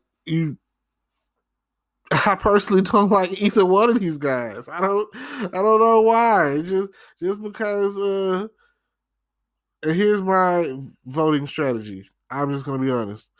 I vote for the younger candidate that has the vision of the future, that asks questions like, what are you going to do for our country? Like, there are certain presidents out there, pretty much most of them are all Democratic that I can think of on top of my head. But my favorite president, and this is hands down, during the time of some of the worst situations in the during our country's history or whatever, is Roosevelt. Like, Roosevelt, a guy in a wheelchair running the country, making these decisions. And he ran on the campaign slogan of a chicken in every pot. And when I learned this in college in government, I was like, a president could say that right now, and I would vote for them. Like, you think about that. It's a time right now, we're all hungry, we're ready to eat. We'll do whatever it takes, And for somebody to come along and say, I promise you a chicken in every pot, I love chicken. Most people do. Most of us do. So if Donald Trump comes along and puts the chicken in the pot, what are you going to do? That's all I want to say. Don't forget to get out there and vote. It's coming up, November 3rd, I think. Is that the date? That's how unprepared I am for this. Yeah, November 3rd. Get out there and vote. Probably nothing, but at least you'll feel better about yourself when you do it. At least you know that they say that without voting, you have no voice. So don't let that be your choice to not vote. Thank y'all. Don't forget, students learning, parents earning. Hello, podcast world. It is 10/14/2020 at 2:58 p.m. and today is a Wednesday. So you know what that means? It's hump day. What? So I'm really just checking in to see who's all out there humping on this very special Wednesday. And it's getting cooler. The weather is getting nicer. The fall weather started to kick in. It is hoodie season. It is what they say, gray sweatpants season. It is that time. So the people that I know that are out there now that's getting it in, great. That's what you got to do. You got to wake up in the morning because it's cold outside and put on that hoodie. It's a lot easier right now to get it in than when it starts getting really cold, and then it's going to be hard to even get out of the bed. All right, I'm AC year round, but not really. Sometimes you got to put in, bring the heat. You got to turn the temperature up. You got to turn the thermostat up a little bit, and it's hard. You just don't know. You don't know what the weather's going to be like. You don't know, like 1 minute you're cold, the next minute you're hot, the next minute you're cold. It's just a big switcheroo. So for all of you out there who are getting in, who are out there humping, out there with the little combination of, you got my t-shirt and my panties on, out there doing the dang thing. You might be running, you might be hitting the gym, you might be just riding around, you might just be sitting there in your room thinking like, I need somebody. And if that's the case, let me know. Like, today is that day, that special day when it's just time to get it in. They have it. Everybody know it's internationally known. Wednesday is hump day. So if you can get over the hump today by humping today, that might just be your thing for today to do. Like, choose your humps wisely. Cause after a while, you're gonna be on them blue chews. You're gonna be out there blue chewing it up, or what is it? Them Niagaras or whatever they call, Everybody gonna be taking them pills to just to get some action, some satisfaction, some moist, that wop or whatever you got. So if everything that you're looking for is out there, and you got on those velour jumpsuits that says things like juicy on the bottom, or big booty, cutie and butterflies, and oh man, I've seen a lot of new outfits out there that are looking real nice. Something nice. So with that being said, I appreciate y'all for tuning in. I appreciate y'all for everything that you do. Check out everything that I got. My YouTube, it's out there. It's about to blow up. Like Martin used to say back in the day, about to blow up. What's up? So every day. We out there. We out here. We living our lives. We trying to get it in. It's just human nature. So can't nobody really be mad about that. Just be happy. Be ready to be satisfied at the end of the day. Because that's all you can do is be satisfied with what you got.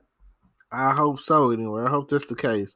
I hope you're happy with the one that you with or the one you trying to get it. I hope that the traditional hump day is doing you right. I hope that because there's some people out there like me, there ain't no hump day for me. It's just another Wednesday. It ain't gonna be no humping. You know? It ain't gonna be none of that. And it's not because I'm celibate. It's just because she won't celibate. You know what I'm saying? So if you try to get out there, get out there. You know, you gotta ask for it. You know, ask for it, don't take. You need that consent. You know, make them sign a paper or something these days, because it's crazy out there in the streets. Like people going to jail left and right just because they wanted a little taste of the sweet potato pie. So understand what's going on and know what's at stake. I mean, I know it's good out there right now. The weather is where it's at on this very, very hump day Wednesday. Now, let me ask y'all some questions. What you want to see when you get home? Nothing. She said she better be bucky naked. She better be ready to jump in the shower with you. You know, it's like everybody's just taking turns watching either backs and fronts, and you know, hey, now it's time for dessert. I know you've been eating fruit all day up on them pineapples. It's pineapple eating Wednesday. You know what I'm saying? Oh yeah, you know. She said it's Grapefruit Wednesday. She said she about to do some tricks today. And if that's the case, go right ahead. Don't mind if I do. Don't forget to pull out your cameras and, you know, do the make a movie. Nah, I'm stop.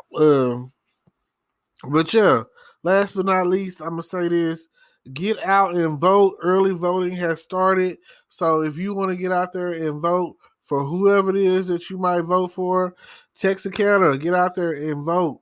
I'm not gonna tell you who to vote for because you know I don't know what you believe in, and I don't want you to know what I believe in. But as long as you believe in something, then I think we can be all right. You know, they say if you don't stand for nothing, you will fall for anything. And I don't want that to be the case. So, you know, agree with the plug and get your hump day love on. And if you got anything that you want to talk about, hit me up. Add me on my YouTube channel. Subscribe to everything. Hit me up on my Facebook. You know, all of that. I think is a way to communicate on here. But if not, you know, check me out. And today is your day. And tonight is chocolate strawberry. So get it in and tell a friend. Peace.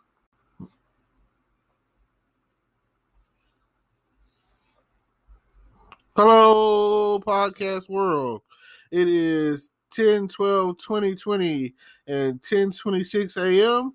And I just want to start off by saying shout out to the Lakers, the NBA championships of 2020.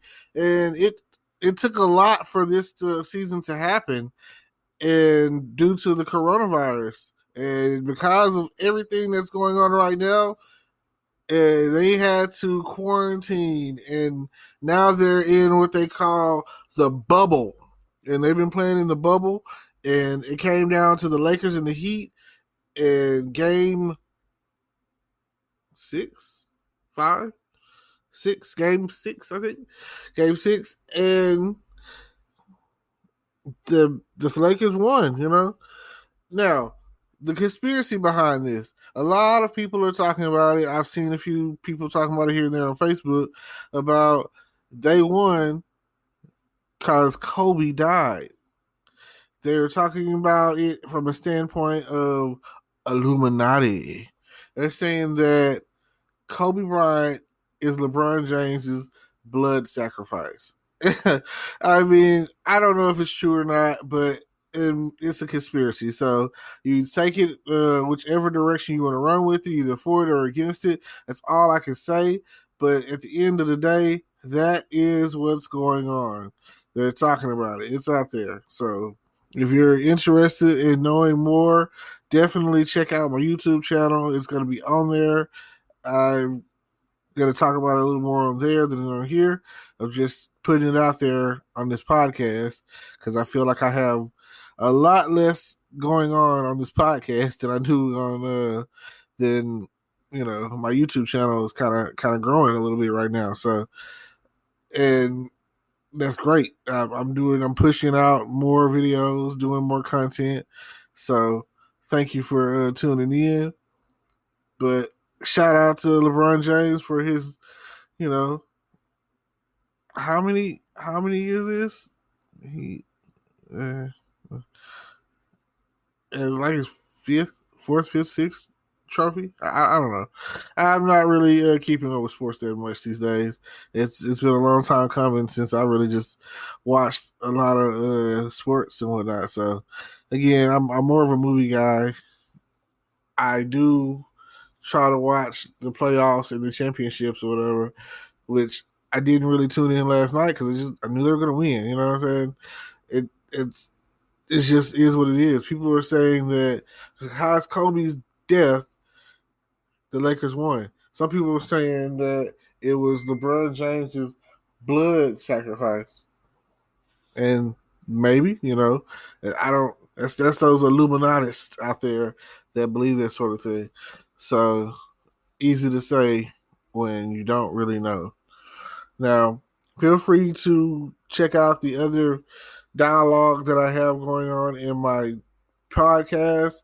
I'm just here. I was going to do something real quick, real short, and give the shout out to the Lakers and LeBron and Anthony Davis and the whole team and the whole Lakers franchise, and shout out Kobe, and just go from there and put it out there that is the topic of the conversation, whatever, about the whole Kobe Bryant and the Lakers winning. So that some people say that is kind of suspicious. Some people say it's coincidental, and then some people say, like the police always say, we don't believe in coincidence. This was planned. So if you believe that this victory was planned, set in motion way before it happened, let me know what you think. Hello, podcast world. It is October 6th, 2020, 9:26 a.m., and I'm just here to talk about what's going on in the world. Basically, I figured, why not? I'm going to keep riding out on this Trump or die situation until it's all over. The pandemic, the coronavirus, COVID-19 is getting worse. I'm hearing about more and more outbreaks. I'm hearing about less and less stimulus money. I'm hearing about people going out of business, people losing their jobs. It is probably the worst that I've ever seen in my lifetime outside of situations like Katrina. The government not giving a damn. The government not wanting to help. The government is just going to let it. They think that the economy is just going to adjust itself and stimulate itself and come back to life on its own. That's not how it works, guys. We're going to need some support. We're going to need some help. And if it just takes a little bit of money, who cares? It's just money. Like, you guys, okay, let's say that you senators and Congress people or whatever, let's take your money and put you out on the street and see how that makes you feel. Like, people out here are really struggling.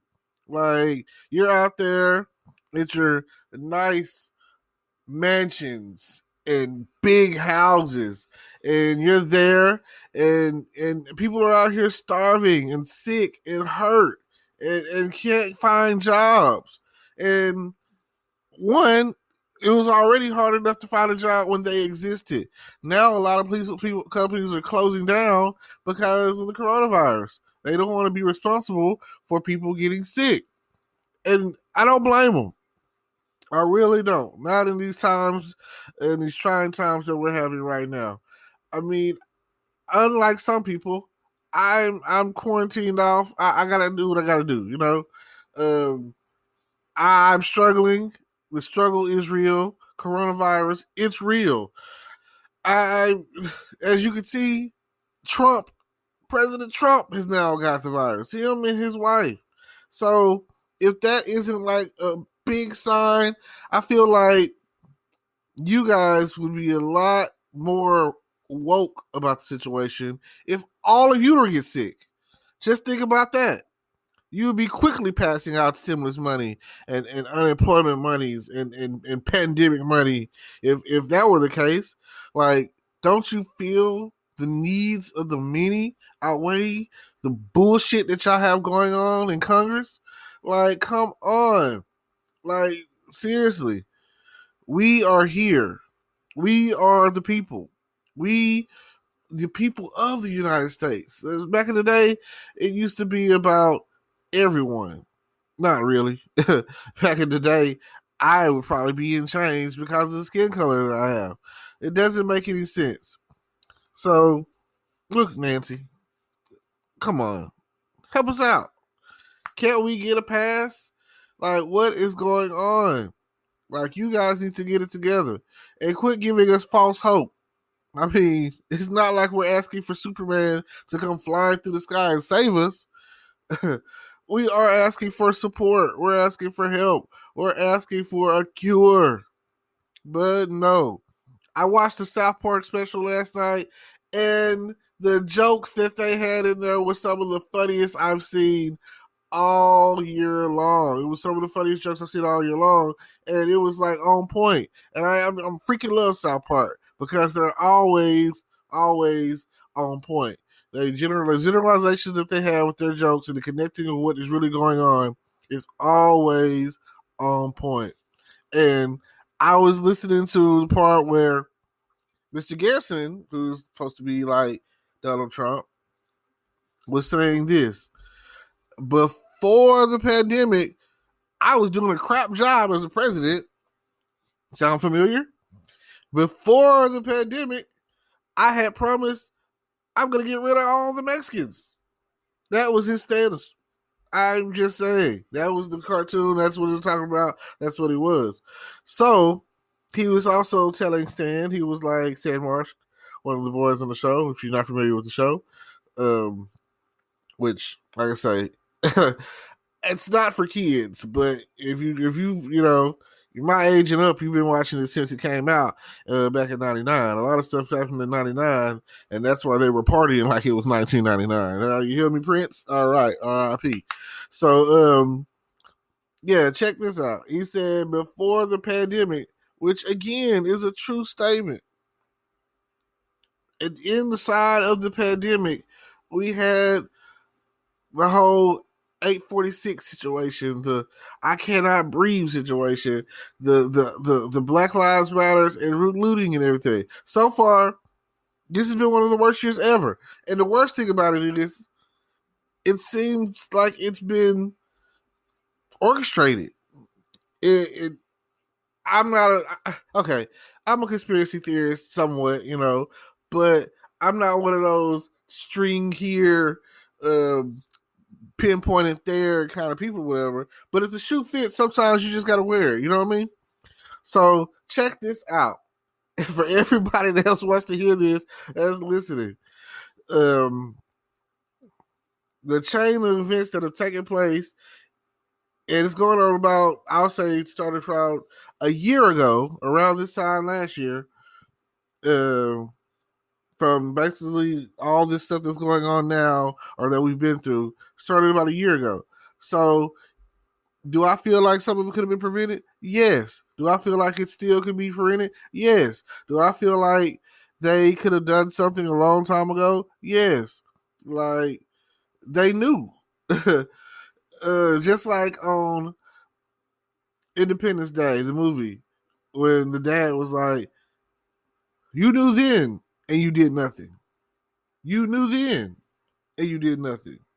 So when they came out that Area 51 was a real thing, which it is, one, like I say, that's why it has a number on it, because there's more.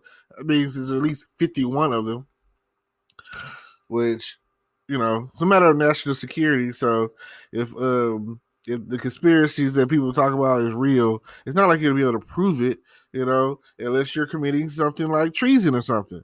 So, and they committing treason, that's just like 100% you're signing your own death warrant. So, it's unless you're willing to risk your life, gamble your life away on the truth is out there though. So just think about it. Could have been prevented. But they don't want that. It does so many things. This epidemic does so many things for the I'm gonna say Trump and his constituents and the Trump administration. It does so many things for them. One, it's like a mass genocide, kills off majority of the population, which is something that they're always trying to do anyway. They're trying to figure out every so often, like boom, this census year right here. They're trying to figure out how to do a population control situation. So they got this futuristic black plague is what it seems like, and they're killing off all these people. Then, and I'm gonna use the example of Spider-Man: Homecoming at the very beginning. Oh man, the same guys who created this mess are getting paid to clean it up.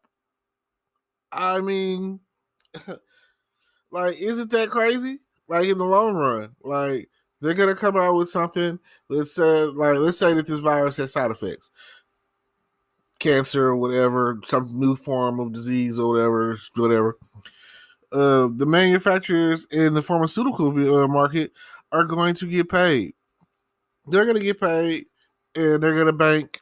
And then next thing you know, the stock market is going to get targeted. And the people that bet on that pharmaceutical situation are going to get paid 1,000-fold. So them pissing off a couple of $1 trillion is nothing in comparison of what they're going to get back by this whole manufactured plan that they have.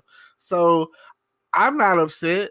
It's just like on the movie Take It Under Pallet Hand 1, 2, 3, when John Travolta said, "I fed this city breakfast," and he went on and they figured out he was a stock market guy, and it was like the $10 million that he's asking for, the trillions of dollars that they're dishing out, is nothing in the long run. Like, every president has an escape plan. No president comes out with nothing unless they're kicked out. And I mean, the ones that are kicked out, they're all pretty much either dead or still banking. So I don't know what you mean. At the end of the day, it's all about the money. Nobody care about people getting sick. Nobody care about a couple people dying. Who cares? I feel like first Obama shut down the country for his healthcare plan. Bloop. Then Trump comes in, people get sick. Bloop. I'm just saying, connect some of these dots. I follow the money is what they always say. And at the end of the day, it's all sounding kind of random and crazy. But that's how they made it sound on 9/11. Crazy. Like, you still don't know who was responsible for that, do you? There's no way you can prove it. All the evidence is burnt up, destroyed. People died, They speak on hurricanes being manufactured, the weather being controlled. I don't doubt it. Anything that's a system or systematic or science or anything like that I feel like can be controlled. Like, you can be altered, like DNA. I feel like if they wanted to, I'm gonna say a spleen or a liver. If they wanted to biologically engineer, clone or enhance or whatever you want to call it, clone a liver for, let's say, the president. You know what I'm saying? It would have to be someone very specific or whatever. I feel like, okay, there's a movie, I think it's The Hitman. If you ever seen the Hitman movie, the first one, not Agent 47, but in the Hitman movie, I think he was Russian. I want to say he was Russian guy, had a full blown duplicate that with that's who they would use just in case someone they do a credible threat uh, against him that somebody's trying to assassinate him. They would use the double.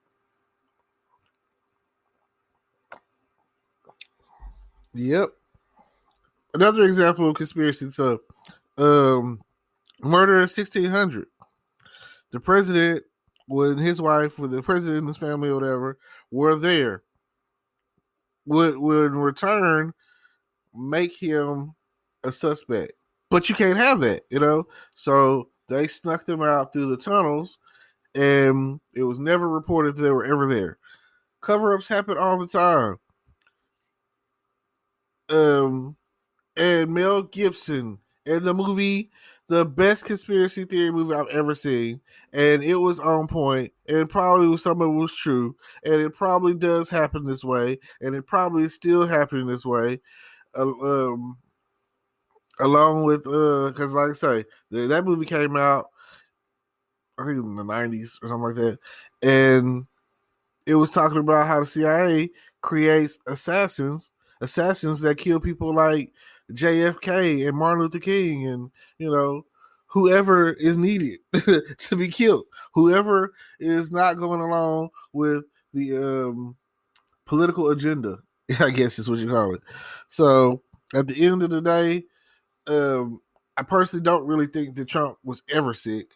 They were talking about it on CNN yesterday how he got up there at the White House and took his mask off and made it seem like it was so disrespectful. That's because he knows he doesn't have the coronavirus.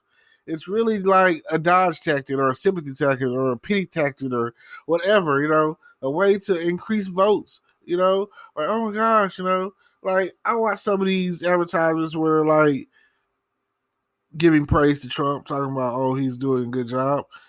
No, he's not. Like, I don't care what you say. I appreciate it when he signed that executive order that lasted a full 2 weeks, but at the end of the day, he's not doing a good job. He's not. He's just an antagonizes. He's just negative about everything that he does. Is like it's kind of childish. I don't know, but at the end of the day, it's funny. It's entertainment. It's like, and that's what it's been about since about probably Reagan. It's been about entertainment. Like I remember on Back to the Future when he was like Reagan, the actor. Like what is he doing in office? I feel like when it comes to political affairs, you'd have to have gone through some sort of process to get there. But let them say that pretty much anyone can become president if you meet the precursors to it. Stuff like have to be born an American citizen, 35 years of age, blase, blase, all of that. They say Kanye's on the ballot. But oh man, it's like he still wears the same hat that the other guys wear. He wearing that red and white hat. So I don't know what to say about that. Leave that alone. It's when he got up there and got to talking certain some of the stuff he said, he lost us. He lost himself. It's certain stuff that just pure entertainment. I know that he knows he can't do some of the stuff he was saying and probably wasn't serious about it. I don't know what mental hospital he's been in or needs to go to, but you might want to, get that taken care of. Get that looked at. Get that checked out.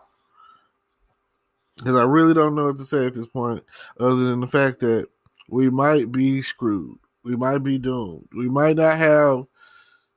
If the world keeps going at the pace that we're going, and I say the world, I'm really talking about the United States because I haven't left the country ever, so I don't know what's going on anywhere else other than what they show on the news. And anybody can get anything on tape these days, and once you edit it, it can be anything that you want it. So I really just need someone to step up and do the job. Through and through, I'm voting Democratic, hoping that that party can do things that this party isn't doing, and by January 21st, we'll have someone new. If not, it's Trump or die, and that's just what it's gonna be. I'm sorry, guys. Hopefully things will work itself out. And until then, peace. Hello, podcast world. It's 9/29, 2020. That's September 29th, 2020 at 9:40 a.m. Good morning, America. That's what I wanted to say today. I appreciate you every time you tune in. I appreciate everything that you do. I'm just here to tell you that I really appreciate you.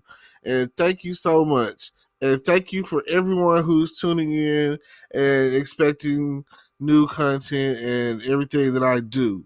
So, again, I'm here to talk about another segment of Trump or Die. What are we going to do? How are we going to win? Are we going to overcome? Or, I said it before, it seems like the Republicans have this thing sold up. Like, it doesn't really seem like anyone is coming with the thunder. It doesn't seem like anyone is coming out on top. It seems like Trump is just going to slide on in to the White House come November 4th and January 21st. It seems like that is the time that, when the election day comes and people go out to vote, which they're not, and like I said it many times before, straight ticket Democrat over here. I feel like less disasters happen in the world.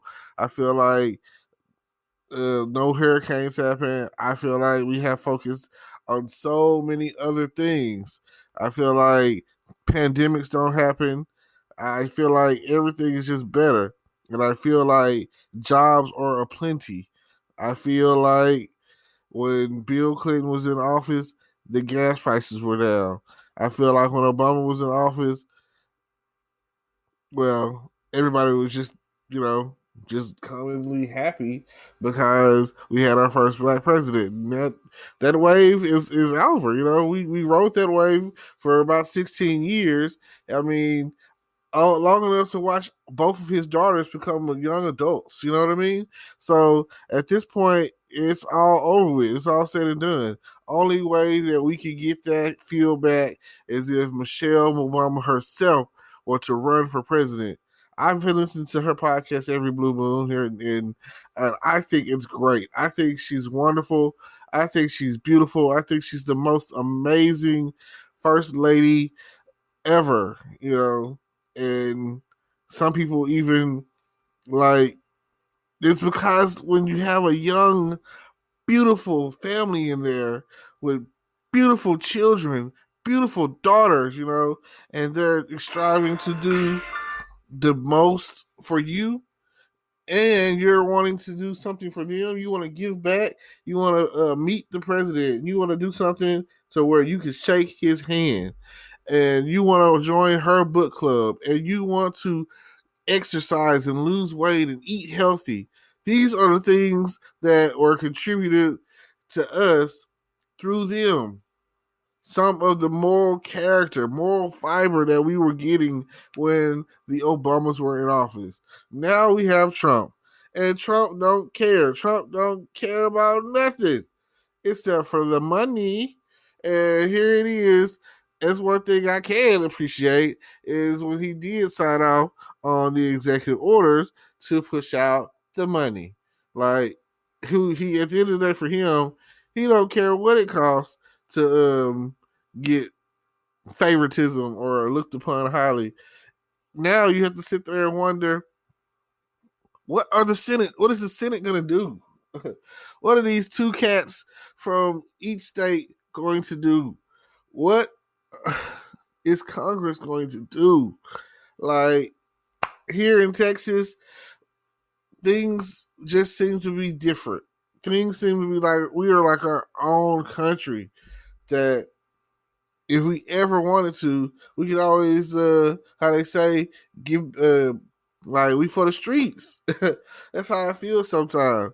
And it's like one of, if not the largest, as far as geography is concerned, and maybe even as far as population concerned too. I don't know. Like I say, do your own research. I'm not here for that. It's like it's definitely landmass wise. It's us, and then there's like California.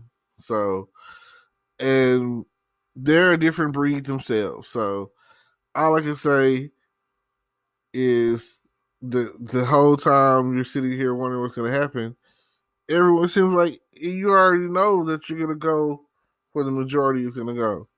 Like, where, what, Texas is what, a red state, California is what, a blue state. I don't ever think it would be the opposite, you know. I don't ever think I'll see California red and Texas blue or whatever. So I know that pretty much it's a shoe in for Trump here because people love their guns and they love, like, you just gotta love it here, you know. You come to Texas and there's only certain aspects that you're not gonna like. You're not gonna like the conservative values that they have, the compared to like California's more liberal views, and for some people that's okay. And probably okay for me. I live here, so you just gotta get used to it. It's a more of a uh, prejudiced state, you know, more discriminatory here. But you know, we've come a long way. Things are seemingly getting better, but overall, you only really have. I would love to see. It would be funny. I don't know. I don't feel like it's like the the worst of the worst. You know, like we freaking have Kanye talking about running for president. So if he is elected, I have no clue what that would be like. I don't feel like he's mentally stable to have his finger on that football, on that red button. And I no, that's one thing that at the end of the day we need to know how are we gonna handle something like that. Like, I need to know that if somebody bums somewhere and we down with them, you know, we gonna bum them back. You know, I don't care. I'm hey, wipe them out. I'm like Hiroshima, pow. You know what I'm saying? Like, there are there are those in power right now who are getting stronger and stronger while we're getting weaker and weaker. And like, Trump might got to order the deal. He might know how to fire and who to fire. He might know how to um, get rich. He might understand that. But at the end of the day, I just don't know what to say about Trump with his. It's like some of the stuff he does is like, I don't care, you know, boom. And it's like, for everyone right now, a big issue is the coronavirus. It's changing our way of life. It's got some of us that's been on lockdown for a while. It's been on super quarantine, and it's like you're super preventative towards it, and you just don't know. You feel like a prisoner in your own home. Um, some of the same topics, you hear about the same stuff, and you just got to make it work at the end of the day. So here's all I'm going to say to you. Please, please, please tune in. Don't forget to like, comment, subscribe. Check out the notification bell. Hit on all the topics. Subscribe to my YouTube channel, my Twitch channel. All of that is in the link below. And like I say, just please don't forget. If you don't vote, you have no voice. You have no voice, then you can't be mad when Trump or die comes along. So all I'm saying is, it's Trump or die. That's what's gonna happen. Maybe even Kanye. You know what I'm saying? Like, we will see how it all plays out at the end. I will be voting November 4th.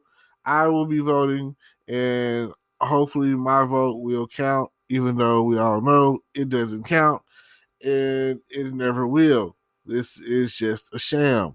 So, but I tell you what is real, so they say, coronavirus.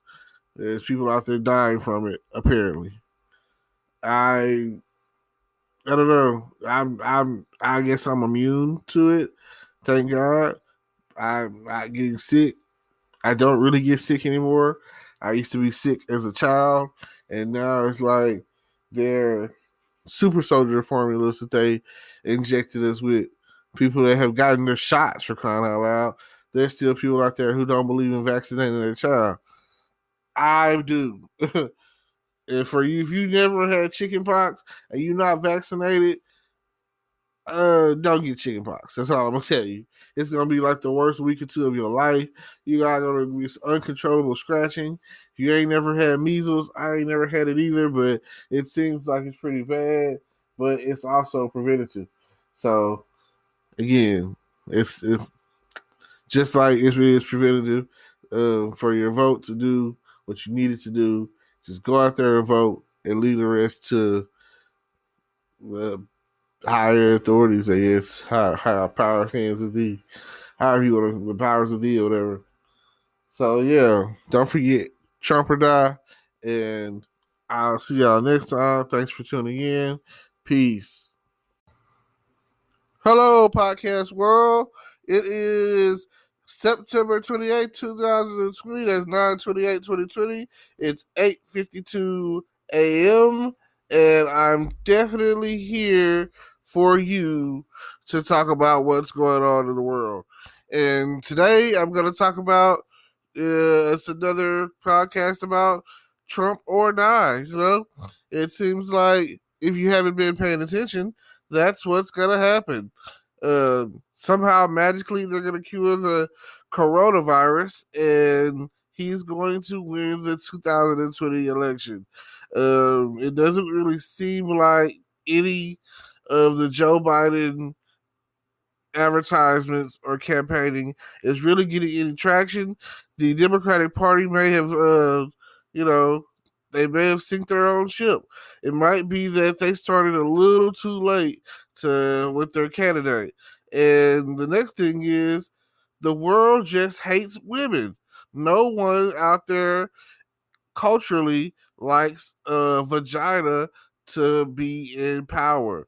So that is all I gotta say. You know, just think about it. Even in a lot of religious beliefs or whatever, they don't believe that women should be in authority. And since he has a woman as his co-runner, as his vice president, as his VP, that is part of an issue for some people. So, and you've seen how it went for Hillary. They trashed her in every form and way they could for Trump. So at this point right now, you have to look at it from the standpoint of Trump or die. And that's what's going to end up happening. The Republican Party has always got tricks up their sleeve. I've seen some of the campaigning done on the Trump behalf for the Republican Party, and it just blows my mind.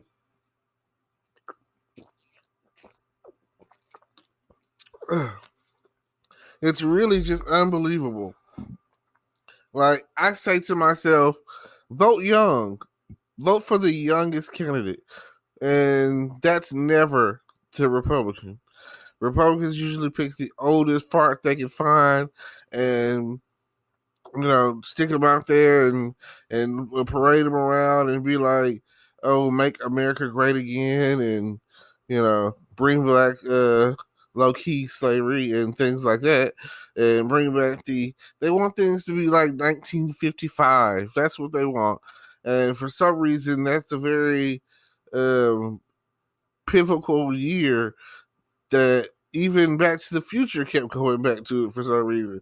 So when they say make America great again, they're really talking about the year 1955, the 1950s, where there was just enough freedom, just enough freedom, just enough on for black for the black community and for the female community, and they felt like, well, that's all and fine and dandy if that's what if you wanted freedom, that's about as much freedom as you're gonna get. We're just gonna tie you to a tree and let you run around in circles and feel like you got a little freedom.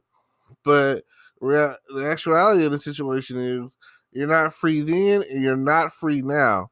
The Republican Party is still the stronghold. So I don't have a clue as to why it seems like disasters take place when they're in power, but be prepared for at least another 4 more years of bad weather. If there was such thing as a political groundhog, the Paxton Field would predict that it would be Trump with the win. I mean, it seems like the more you hate on someone or hate them or whatever the case is, if they have charisma, that's who's going to win the election. I've never seen such craziness come out of a president's mouth or all the stuff that he's done since he's been in office. I've never seen such a thing. It is crazy. And I mean, the thing is, Trump is rich. Rich people like rich people. And even poor people like rich people because they want to be like the rich. They want to be rich and famous. So I remember whatever I was watching, I think it was on CNN, guy was talking, and he was like, before he ran for president, people were always referencing, something like Trump in their lyrics, you know. So it's just subconscious. Like you subconsciously, it's a love-hate relationship. Like you hate him because he's not the right guy for the job, but you just don't have a choice at the end of the day. Like what else you gonna do? I mean, Democrats don't really vote. So what are we going to do? I feel like the 2008 election, it was hands down that Obama was going to win that year. Right? If he would have lost, and I'll probably say this in either election, but especially in the 2008 when him first coming into office, if he would have lost, oh man, it would have probably sparked World War III. If let's say Michelle was to run, she could be a woman that has enough standard and who is so far scandalous enough, you know, because I even like I say, you have to be pretty flawless to run for president, especially as a woman.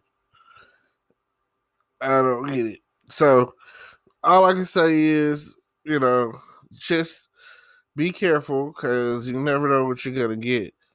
But you do know that Trump's gonna win, right? I'm just telling you, it's not America's proudest moment, and it's one thing that I would probably bet the farm on. And I hate that to be the case, you know. But I just know, like someone said the other day, they didn't manufacture this coronavirus, COVID-19, whatever you want to call it. They didn't manufacture this and kill hundreds of thousands of people to, in the long run, lose the election. No, no, no, no. Like I said, that's not what's going to happen here.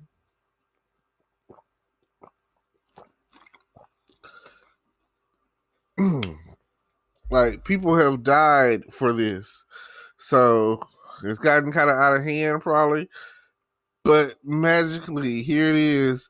The election is in like arm's length. And now it's like, oh, you don't really have to wear a mask anymore. Things are getting better. We're this close to having a cure. Trump himself said by a special date in November, wink, wink, there will be a cure. So now it's kind of like they're on a holdout on this whole new stimulus package. So what are we going to do? It's going to affect the way that people vote. I say it all the time. I am a straight ticket Democratic voter. I vote straight Democrat. I don't really care who's on the ballot. I'm not reading that thing. I'm going to the thing and clicking boop, straight Democrat. And it's going to light up on the left, right side, whatever, and it's going to mark straight Democrat. And I'm going to be pretty much done. 2 seconds, And the first thing I do know about that voting straight Democratic is it's gonna be a vote against Trump. It's gonna be a vote against all the other Republicans out there. And my little vote probably won't count for anything, but at least I voted. At least I'm going to vote. So I've never not voted especially in a presidential campaign. So, or election. Now, at this time, I'd like to say thank you for tuning in. Don't forget to like, comment, subscribe, hit the notification bell, tune into my YouTube channel. Check out everything I've got going on down below in my description. And hopefully, feel free to subscribe and donate and just, keep listening. I appreciate y'all. And like I say, maybe this will help and you'll get out there and vote against Donald Trump. Peace. Hello, podcast world. It's your boy Terrence. I'm up. I'm here. I'm live. I'm going in. Today, I've decided that from here on out, I am definitely going to talk about the 2020 election. Like from here on out, that's all you getting. That's the main topic. You're talking about Trump or die. That is what we're talking about. We gonna know where you stand when it comes to. Personally, I feel like there's no way in hell the Democratic Party is going to win. Although I'm a straight ticket Democrat voter, you know what I'm saying? I don't really like talking politics. But at the end of the day, it's, Trump or dies, what it seems like. Because you got Joe and you got Camilla, and Joe and the Camilla ticket don't seem like it's going to be popping off. I don't know. It seems like when they put together a ticket that's going to fail, they're already just planning for the failure. They're already going for that blowback. I mean, they're cool if they win, but they're expecting to lose, We're the underdogs. And today it is 9/16/2020. The time now is 7:26. So thank you for tuning in. I appreciate you. Now, everyone knows, everyone right now knows about what's going on. The whole coronavirus has been a distraction. The whole coronavirus has been to make Trump look like a hero. And in so many ways, he does. He looks sort of like a hero in so many ways. Like, you come in and you just don't see it, but low key, he looked like the hero. You got Congress and you got the Senate and you got them coming at each other, dropping off, not supporting the anything, it seems like. And then Trump comes in, signs off executive orders and stuff, talking about some get these people this money, like pay me, that's what they want. That's what his people want to hear. And I'm starting to see more of people in the African American community wearing Trump hats or Magna hats or whatever, and make America great again is good if America was great at a time where we were great too. All right. Before, America probably wasn't great until before. Like, all I can say is we came along, let's scratch that. They came along and the Indians were here. America was probably great then. You know what I mean? It probably was like before it was discovered by the Europeans, they were probably living peacefully, planting corn, and they had each other's backs. They had each other's territories marked off. Like, hey, you stay here, you stay here. It seems like so much better. Like, when it comes down to it, I love the Indian culture. I watch Pocahontas, and it just seems like when you listen to her sing about colors of the wind, you really just you have to embrace that feeling. You have to embrace that thought. Meanwhile, you have Trump over here poking fun of every race that you could possibly think of, poking fun of people on every social media site that you could think of. Like, when it comes to Twitter, your president shouldn't be bashing anyone. It should be more of a what can you do for this country kind of thing, a JFK stance. But that's never the case when you're dealing with the Republican Party. I swear, when you're dealing with the Republican Party, you get natural disasters that never taken place before. And that is why I personally feel like the weather is created. Like, ants are always messing up your picnic, and the Republican Party are the ants. So when it comes down to it, just think, what are you going to do when November comes for you? It's election time, and you just don't know who you're going to vote for.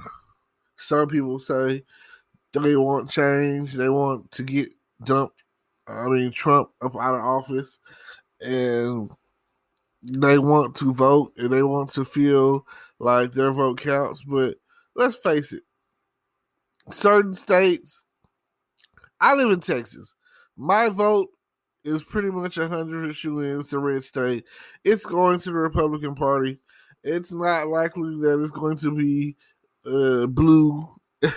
It's a red state. So, when it comes down to it, that's probably what it's going to be.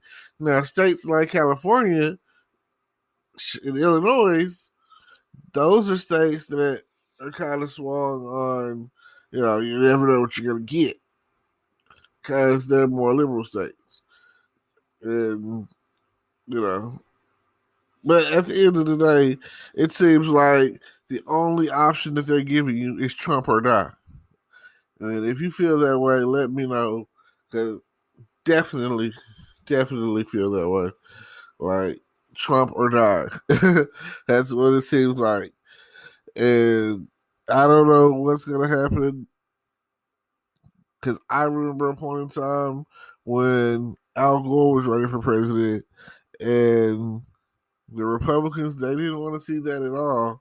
And somehow there was a recount. That's what it's called. You can go and watch that movie if you want to, but at the end of the day, that's what happened. I call it one of the biggest conspiracies ever, and I just think about all the conspiracies that I've ever thought about, and that one was like blatant, downright a conspiracy. Some people feel like the weather is a conspiracy, like hurricanes or whatever. I feel the same way. I mean, just look at it. Like, if you go back and actually trace the facts or whatever, you're going to see, like, oh, it's a conspiracy. Actually, what else is a conspiracy? I mean, if you ever watched the show Scandal, you'll feel the same way about the situation, because I never would have thought, you know, like my young mind, I was young minded. I didn't really follow politics anyway. So, but I never would have thought that some of the stuff that was happening out there, especially like the first season scandal, I never would have thought that stuff like that was happening out there. I think that it was like Defiance, Ohio, or something like that. And that's how Fitz won the overall his first term. Then the next term, the powers of thee, you know what I'm saying, killed his son, and that was the push that he needed to win that election. Even then, after he won again, he was shot. And after he was shot or whatever, and then he was shot by them. After he got shot, that was it. All the people that he needed to come after them. Now, if you're interested in anything that I do, check out the description down below. Tons of stuff. YouTube, Twitch, like I say, this podcast. That's like I say. If you're interested in making extra money online, I got that. So, like I said, check on the links below. See if it's something that you might be interested in, and definitely give this a like. Thumbs up, all of that, and share it with like 10 people. I appreciate it if you can share it with 10 people. That'll definitely put me on top. And don't forget to like, comment, subscribe, and even donate, whatever. That's definitely a situation you can do. And I appreciate you. Thank you for taking the time out to listen to my podcast. Thank you for anything else that you come up with. And let me know what you may or may not want to listen to. And this has been my podcast series, episode 1. And it's all about Trump or die. Hello, podcast world. It is 9/13/2020 at 1:42 p.m. Welcome to my podcast. How are you doing today? I'm definitely had a great weekend. It's been a weekend full of birthdays. My mom, my sister, and tomorrow is my brother's birthday. So just been chilling with the family, basically. Having a good old time. All the Virgos out there is in Virgo season. And I just wanted to say congratulations on, having your time in the sun. Well, thank you for tuning in. I appreciate you in all that you do for me. Everything that I see. Lately, I've been hearing a lot of talk about the new stimulus that's supposed to be coming through, and the payments that are supposed to be made, and all of that, and everything else that you can think of that is making this. The Senate is not doing what they need to do. It really kind of sucks because they've put out there a lot of good possible bills that could really help out the economy and help out those who are in need, and they're just ignoring that fact. Meanwhile, it seems like things will go through or push through the House that the Senate just won't agree upon. So I don't really know how to take that. It seems like I heard a guy say the other day that if they can't come to an agreement, then it's like saying screw the people of the United States. You're not getting anything. All talks have failed. So dealing with that, it's like, it's an election season. So hopefully that will be the main topic that pushes us over the edge to the point where people decide, oh yeah, this is what we need to do to really help those in need. And as long as the coronavirus is going on, as long as the pandemic is going on, and you don't have a job, you get unemployment, things seem to work out.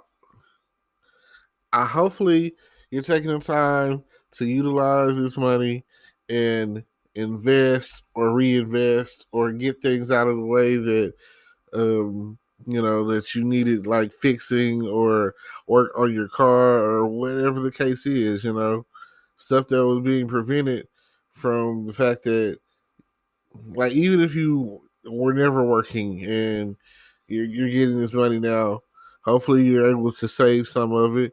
And if you're not, hopefully you come out of it with a debt-free person. And that's all that matters. What does debt mean to you? Like, are you on the good side of debt or are you on the bad side of debt? Everyone knows that there's a good debt and a bad debt.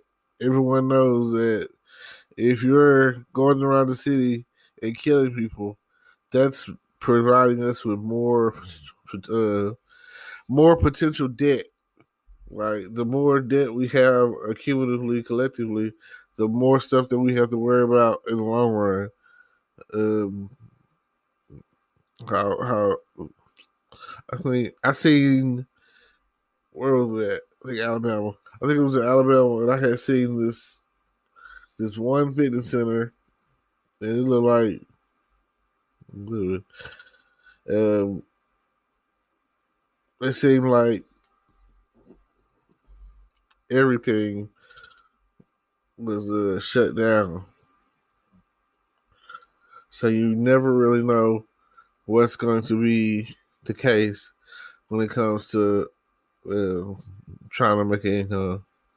You have those who who want to do everything in the morning side, and then there's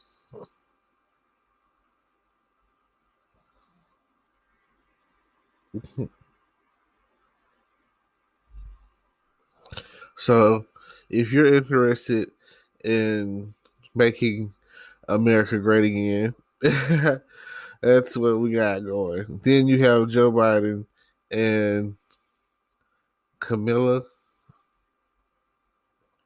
I don't know.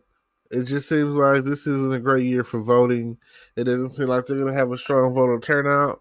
And it's not like Trump has end all, the all, say all um, when it comes to any bill. Like, really, it seems like the Senate has more problems. And everything just needs to change.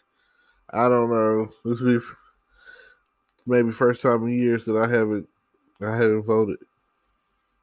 So hopefully, it's around 2001. So hopefully, you will do that, guys. Yeah. Thank y'all for tuning in. I'm just gonna keep it light and simple today. Um, if y'all interested in anything I have, don't forget to like, comment, subscribe. Uh, if you want to shout out to my people about their birthdays or whatever, then do that down below. It's the description and if you're trying to use a gum or something, let me know.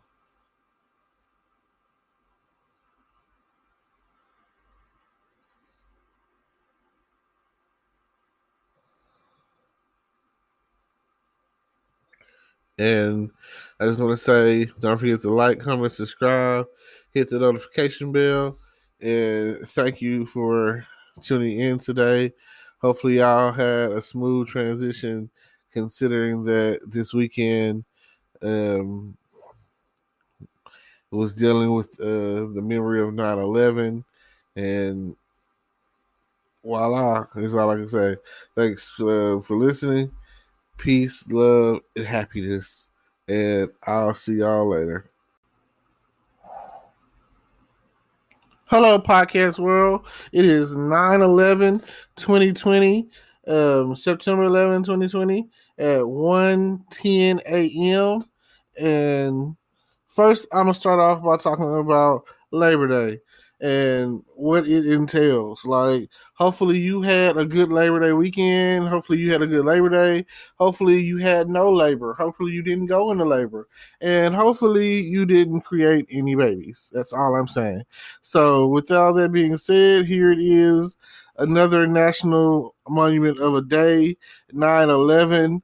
Where were you on 9/11 is the question that they used to ask. Where were you when the towers fell? Today, my brother came into town. We went to Dallas to pick him up from the airport, Love Field Airport, and it was cool. It was cool, you know. I'm glad for safe travel and everything, and you know, now I'm sitting here reflecting on the fact that hey, look at what happened. The other day, I was watching the 7500 flight 7500 and how things were at that time and how they managed to come in the cockpit behind the stewardess and basically had a box cutter and poked up the captain. I'm talking about a dude came in and just poked him in the stomach several times, you know, and the captain was just like, you know, shell shocked, you know what I'm saying? I mean, that box cutter was like making him bleed out. So the co-pilot or whatever, he's seeing what's going on, and he's like closing the door on the other guy. You know, manages to get the door closed, and then it's just him and the guy poking up the captain. I mean, he was poking him up, and with all that being the case, you know, I was just like, man, I can't believe that in any scenario this was happening back then or that this had happened. I don't know what to say. Like, how? When I know that they have some kind of flight marshals on there, you know, they have the air marshals on there and they have guns. They're the only ones on there that really have guns. So, and there's generally like two on a flight, you know. Right now it might just be one because of the numbers, but I'm saying like there's generally one in the front, one in the back, and then on in larger planes, whatever, it's like 1, 2, 3, you know. And it makes me think about Harold and Kumar escape Guantanamo Bay and how they were trying to go to Amsterdam so they could find Harold's neighbor girlfriend, you know, the girl that he was so much in love with. And at the end of White Castle, they end up kissing on the elevator in the hallway or whatever. And he's like, oh, I've been thinking about you every time I see you, all that. So I'm just saying, I don't understand how, I don't understand how they got on the plane with box cutters, you know. Like, even then, there was pretty, because I had flew before 9/11. And before 9/11, it was a little bit more laxed as far as getting on the plane, but they still did a thorough job of searching you, you know. Like nowadays, dealing with the airport, you basically have to come through naked. Like you taking your shoes off, you taking your hoodie off, you taking your belt off, you taking all metal things, objects out. Like where, you know, at the end of the day, then they making you throw away cologne and shampoo unless they're in a Ziploc bag. And unfortunately, like when that happened to me, they were searching my bag and I forgot I had this cologne, and somebody somebody I was with was like, man, I got a Ziploc bag. Boom, saved me like $50 on some cologne. It was that P Diddy's Unforgivable or whatever, Unforgiven or whatever it's called. It was really good smelling cologne, and I was happy to have kept it because, and then it was like the oil. So, oh man, it wasn't gonna be easily replaced, and I had just got it, so it was full, like really full, and yeah, you know, those are the things that you have to think about. Then nowadays, it's like more and more technology, laptops and tablets and you know, cell phones or whatever. All these things are coming onto the plane nowadays, so they have a whole protocol to search those or whatever to make sure there's nothing dangerous no hidden weapons or anything, no concealed weapons. So I don't know how they got the box cutters. I don't know how that all worked out. But see, that flight was coming out of Belgium, Germany. So, it's different when it was. I just don't understand how it all went down all those years ago. We're coming up on the 20th year. Like next year, this time next year, it'll be 20 years since 2000 and the 9/11 attack happened. So I still feel like some people out there, conspiracy theorists, feel like the government had a hand in that. So I will still, I salute you if you think that, because I think the same thing. I feel like, just like this whole coronavirus thing, I feel like it's manufactured, it's population control, and I really feel that it's targeted, like for some of the people who have died, I feel like they're targeted. Like there's something about their genetic, they're like a genetic marker. And don't think I'm crazy about this, because I was watching Blacklist, and that was a thing. Blacklist, and I saw it, I think, on an episode of Scorpion. So I don't know if you've ever watched that show, but it's a really good show about a team of geniuses or whatever. But anyway, genetic markers, genomonomes, or whatever you want to call it, in your genetics, that it targeted them, and it basically, whoever came in contact with it killed them. Like it made it like they had a heart attack or pneumonia, or they started bleeding out, or I can't remember all the side effects or whatever. Just know that if it was made for you to die, that virus or whatever, that's pretty much what ended up happening. And I feel like it goes back, all this genocide, mass genocide or whatever, is the equivalent of Thanos snapping his fingers. It's the equivalent of that. It's like saying, it's like a lottery. It's like saying, well, if you die from it, you die from it. You're supposed to die from it. And that's what the government, your Trumps, your Illuminatis, your whoever is out there, making these big decisions, just like situations like hurricanes. I feel like the hurricanes come every time Republicans are in office. I don't know. So, well, like, look that up.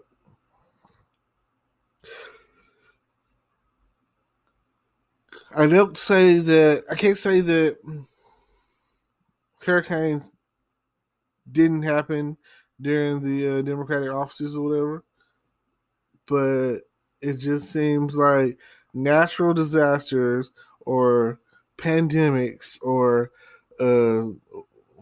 major events or whatever have taken place during the time frame which the Republicans are in office, and I feel like they just don't care. I feel like they don't care because I feel like the whole Senate office doesn't care. I feel like they don't care because why? Like, what's so tough about passing some of these bills? Like, what's wrong with passing some of these stimulus bills? Can we get? You say you want to help America. You say that you want to help the economy, but at the end of the day, you are the one who's holding back the economy. You are the one that's holding back the stimulus bill. You are the reason why a lot of people who are in need right now of some extra cash, some extra money that they probably would have been able to make had this whole pandemic not come upon us. So just something to think about. Uh, Times have changed. Are you here to help your fellow man? I can't tell. But yes, it's been a great week so far. Um, You can't really predict the future, but if you can, let me know how you're doing it. I need your crystal ball. And if you got a money tree, pick some money for me. That's all I'm saying. Times are getting harder and harder, and there's, you know, there's definitely money to be made. There's definitely things to learn. Just stay safe. Stay away from COVID. Stay away from coronavirus. Stay healthy, my friends. So that's all I can ask. I appreciate now. I appreciate every time that y'all listen to my podcast. I appreciate every time you tune in and listen to me. I appreciate that. I appreciate every time that you sit back and listen all the way through to anything that I've recorded, maybe YouTube, Twitch, um, what else am I?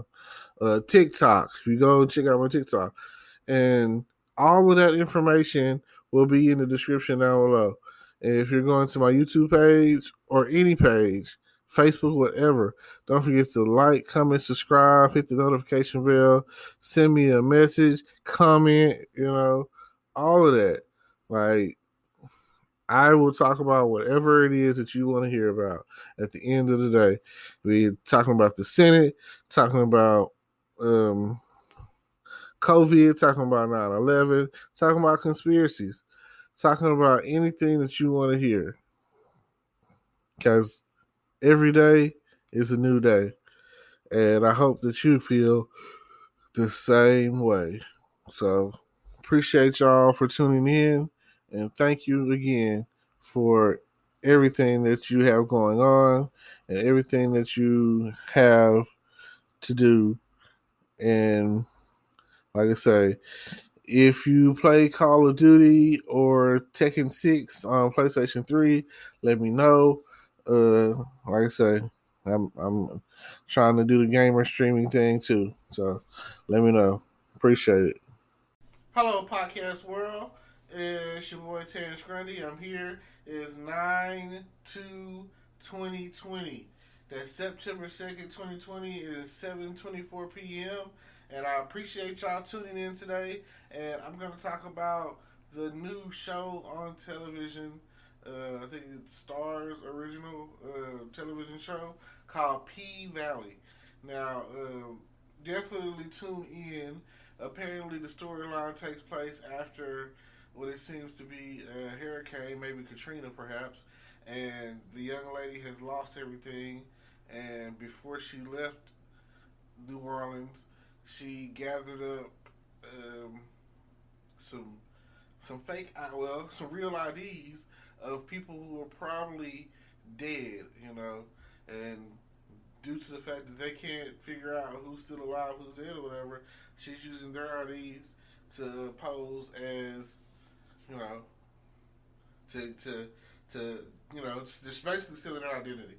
And now she's in Mississippi in the Delta, and I can't even say the name of the city. I'm sorry. You just watch the show. They say the city's name a few times. Chegalisa. I can't. I'm not from there, so I don't want to mess it up too bad, and the people from there get mad. But like I said, the name of the show is P Valley, and you can already assume that you know what the P stand for. So, I'll keep it PG, So, she goes to work at this strip club, and she is a beautiful young lady. I'm talking about she is bad. So, she comes in the first night making money. You know what I'm saying? That's what it's all about at the strip club. It's about that money. It's all about the money being thrown and the money being, tucked in the G-string and all of that. And the OG is what they call her. Her name is Mercedes. And she's been there since she's 18, going on 7 years. She's 25. She's getting ready for her Mercedes last dance. And she's getting ready to open up a dance studio. Man, she's taking her money, saving it so that she can open up a dance studio. In the meantime, let's see. I've only made it about halfway in. I just finished the 4th episode, and awaiting tonight, knock out a few more episodes or whatever when I get a chance. But so far so good. There are a couple of what is the word I'm looking for? Issues, what's the word? It's kind of teach though. I don't want to go any further. No spoilers in this, so y'all know. Just giving you kind of like a guideline of the show, because I haven't even really fully watched every episode or anything like that. But from what I've been watching, it is a good show. Especially if you've ever been to a strip club or you love strip clubs. And Mercedes getting ready to open up a dance studio for young ladies, and one of those young ladies is her daughter, and their ages are like teenagers, like 13, 16, to middle school, high school girls. And on one of the episodes, they're getting ready to have a party, and they do like this little twerk video, and it really upsets Mercedes. She was like, they're getting ready for a whole competition, and she was like, yeah, be tired, sorry about that. They're getting ready for a whole competition or whatever, and it kind of reminds me of the Dancing Dolls off of that show. Get it, let's get it started. I can't think of the name of it at the moment, but that's the name of the dancing teams, the Dancing Dolls. So bring it, just bring it. I think that's what it's called. Just bring it, and they're getting ready to for a competition, and she sees this video that's posted or whatever, and she was like, "Are y'all crazy? That could get y'all disqualified." So then she goes and punishes them or whatever, making them do workout or whatever, and later on in the show, we come to find out the girl that's the captain or whatever is like her daughter, and apparently she gave up custody to her daughter to the father's mother, I'm guessing. I'm only so far in, so I don't have all the answers, but like I say, it's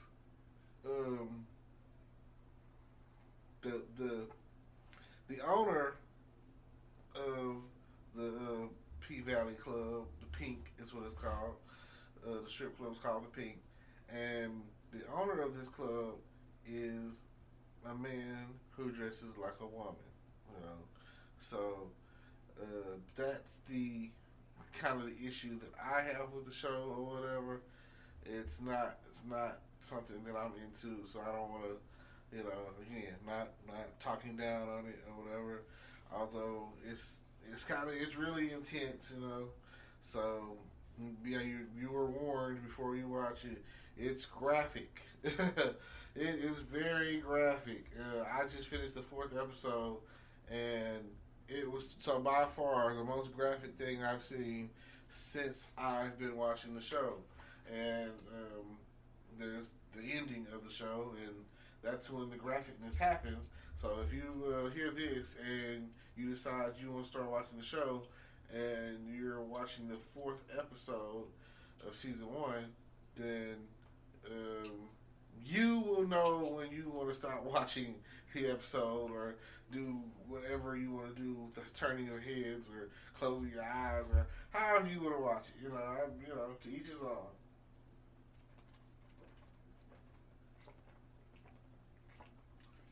Whew, thirsty. Talking definitely does make you thirsty.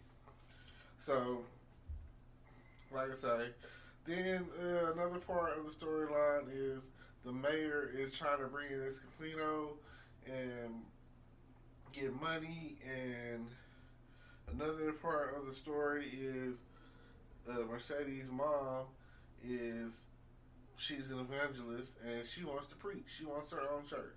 So, I'm gonna let you, like I said, no spoilers. I'm just telling you, kind of give you a little insight into the show. And the pastor of the church she goes to is one of those pastors who believe that women have no place in the pulpit. And to each his own. I don't agree with it, because evangelism was in the Bible, so I don't see why or where they get that from, It's almost like for you to say that a woman has no place in the pulpit, it's also like someone saying at one point in time that a colored man has no place in the pulpit, So I don't agree with that form of discrimination, everyone has a message. Everyone has a story to tell at the end of the day. And if you're able to use your message to save souls for God, deliver some people from sin for God, then or whatever you believe in that case, what I'm saying, if you're able to help someone by telling them your story, then I feel like the story needs to be heard.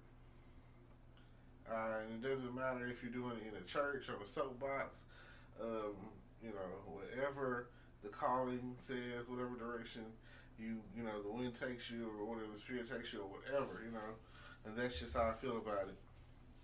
But at the end of the day, the main, like I say, the owner of the club called the Pink is Uncle Clifton, Uncle Clifford. So. He's behind on a loan that he took out for the mortgage or fixing it or whatever it is, took it out for. They don't really say yet, but he's behind, and the bank is looking to foreclose on him. And when that happens, the mayor and the people that his business partners and stuff are looking to swoop in like vultures and take over and level the Pink and build that casino up. And his main concern is paying off like $55,000, and pretty much going from there. Now, like I say, very graphic show thus far. If you're interested in checking it out, please do. The first season is almost complete. I think it's about to getting ready to air the season finale or whatever, and go right ahead and check that out. I would check it out. I mean, I'm checking it out. So see how you like it. So I think it's a pretty good show. Has a definitely one thing I can say about it is the soundtrack is slamming. I hear songs from all over that all the twerk songs, all the make it happen, all of that, what I'm saying, like all the hustle songs, like every you'll hear a song or whatever and be like, oh yeah, that's it right there. You like the soundtrack is where it's at. Like it makes me want to go and try to find the soundtrack and either download it or get it or whatever the case is and see where they got that at. And like I say, they got some good music on there. Good music, good dancing, beautiful ladies on there, all of those things, add up to a good show. Some money laundering here, some drug selling there, alcohol all over the place.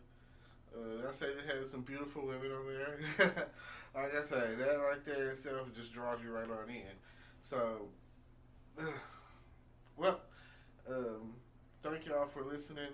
Don't forget to like, comment, subscribe. Check out my description, the links in the description or whatever. Maybe it's something that you might be interested in. If you're interested in ways of making extra money, that's where I coach, I do that. And if you're interested in maybe being on the show and collaborating, and we can work that out too. So just let me know what you want to do and if you want to participate, and we'll make that happen. And don't forget to like, comment, subscribe to all of my social media sites, like my YouTube, my TikTok. What's the other one? my Twitch. I got all of that going. So please, and I'll leave you with the peace, love, and happiness. I thank y'all so much for tuning in, and we'll talk to y'all tomorrow. I'll talk to you later. Hello, podcast world. It is September 1st, 2020, and I'm here so that you know that I know that you're tuned in to me, the one and only Terrence Grundy, out here talking about.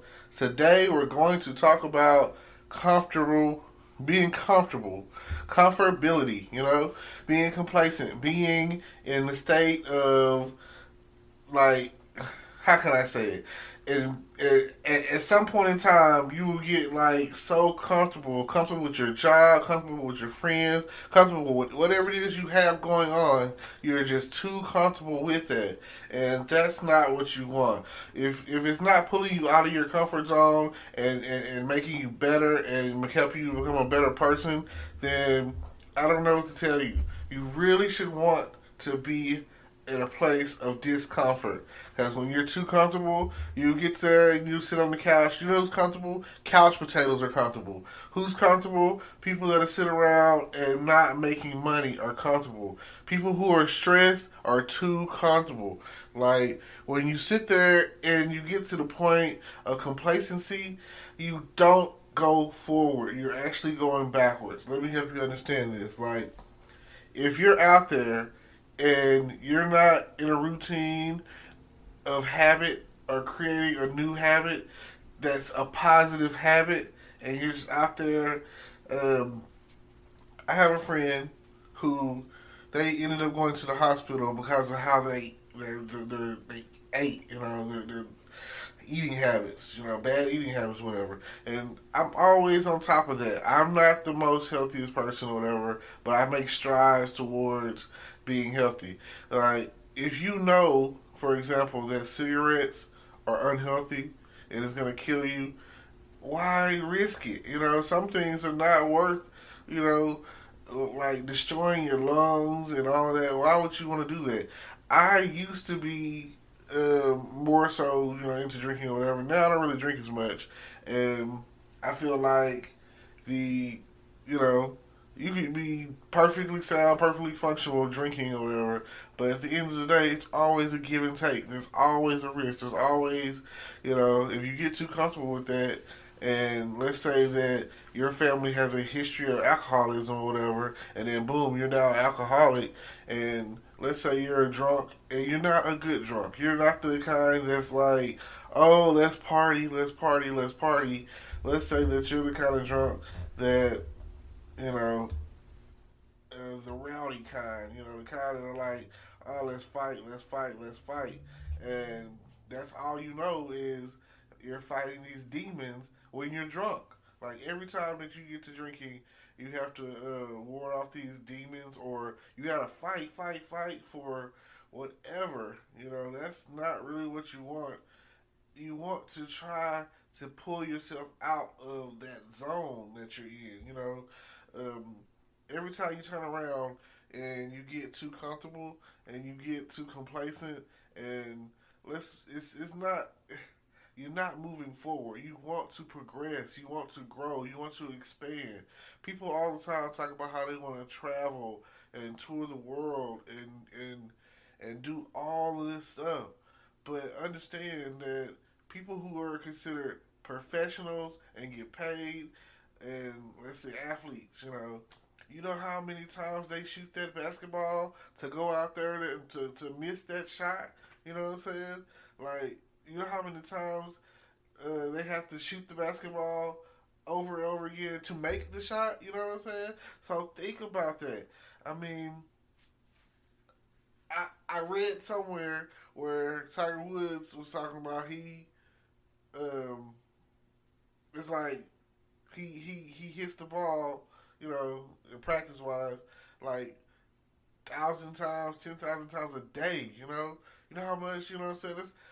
That's a lot of practice, and I have friends out there who are skilled musicians. You know how long it took them to get to the next level, to be considered professionals, and in music, There's always something to learn.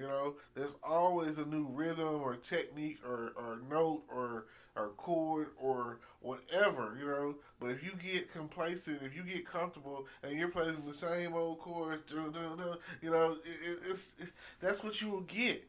And if you're not out there striving to get to the next level of achievement, then that's what you will get. You will not get the success that you're reaching for if you're not reaching forward. If you, in your mind, you feel like you're more than what you are, but you're not putting in the effort or the work. I've been down that road. I know. And there's certain days where I don't feel like doing anything. I don't feel like recording. I don't feel like talking. I don't feel like talking to people. I don't feel like doing anything but maybe surfing Facebook. And I've had my days of comfort and being too comfortable and being complacent. And really, it's like a state of depression.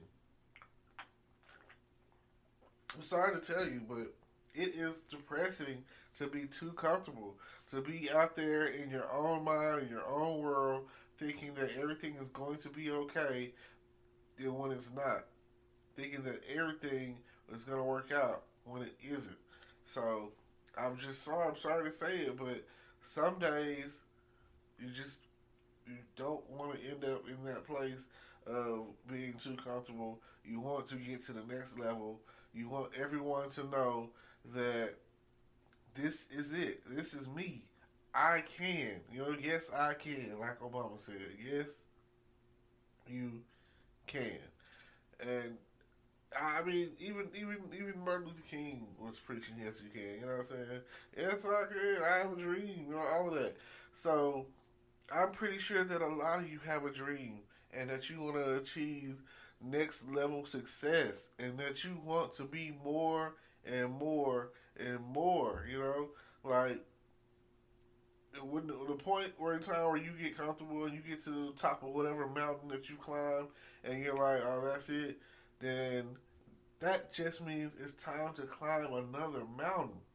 And that right there, you might not, like, I have, let's see, what was I watching? I was watching Chicago Med. It's a TV show. It's one of the Chicago Fire, Chicago PD, and the Chicago Med. On Chicago Med, there's a guy on there, and he's a heart surgeon. And he said every year he tries to learn a new language. Like, how it hit when he said it in sign language. Like, there was a deaf guy there, and they needed someone to translate. And they had a nurse or whatever on there who was, and then she needed him to come talk to the patient as a consult. And he was like, "May I try?" You know what I'm saying? And then he does sign language. And it blows me away when he talks about how he tries to learn a new language every year. And I mean, just think about that. Think about how expanded your mind would be if we were continued education, just because, not because we're striving to make more money, or just because we don't want to be complacent. We want to be, next level, space, internet, whatever the case is. We want to get to the next level. And the way that will work is the education that we're being given, it's not enough. Do you sometimes feel like the education you got is enough? Do you get out of school and go to the computer lab in your library and barely know how to print, or barely know how to work Word or whatever, Google Documents, or whatever it is that you're going through on a computer? Do you feel like you got enough knowledge on that level? Plenty of times you go to college and it feels like you're relearning algebra. You take algebra in college, you're like, oh, I took this in high school.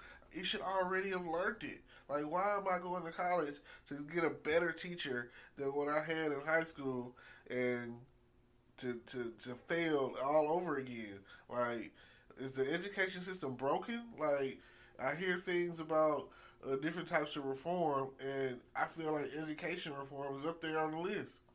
Prison reform is up there on the list.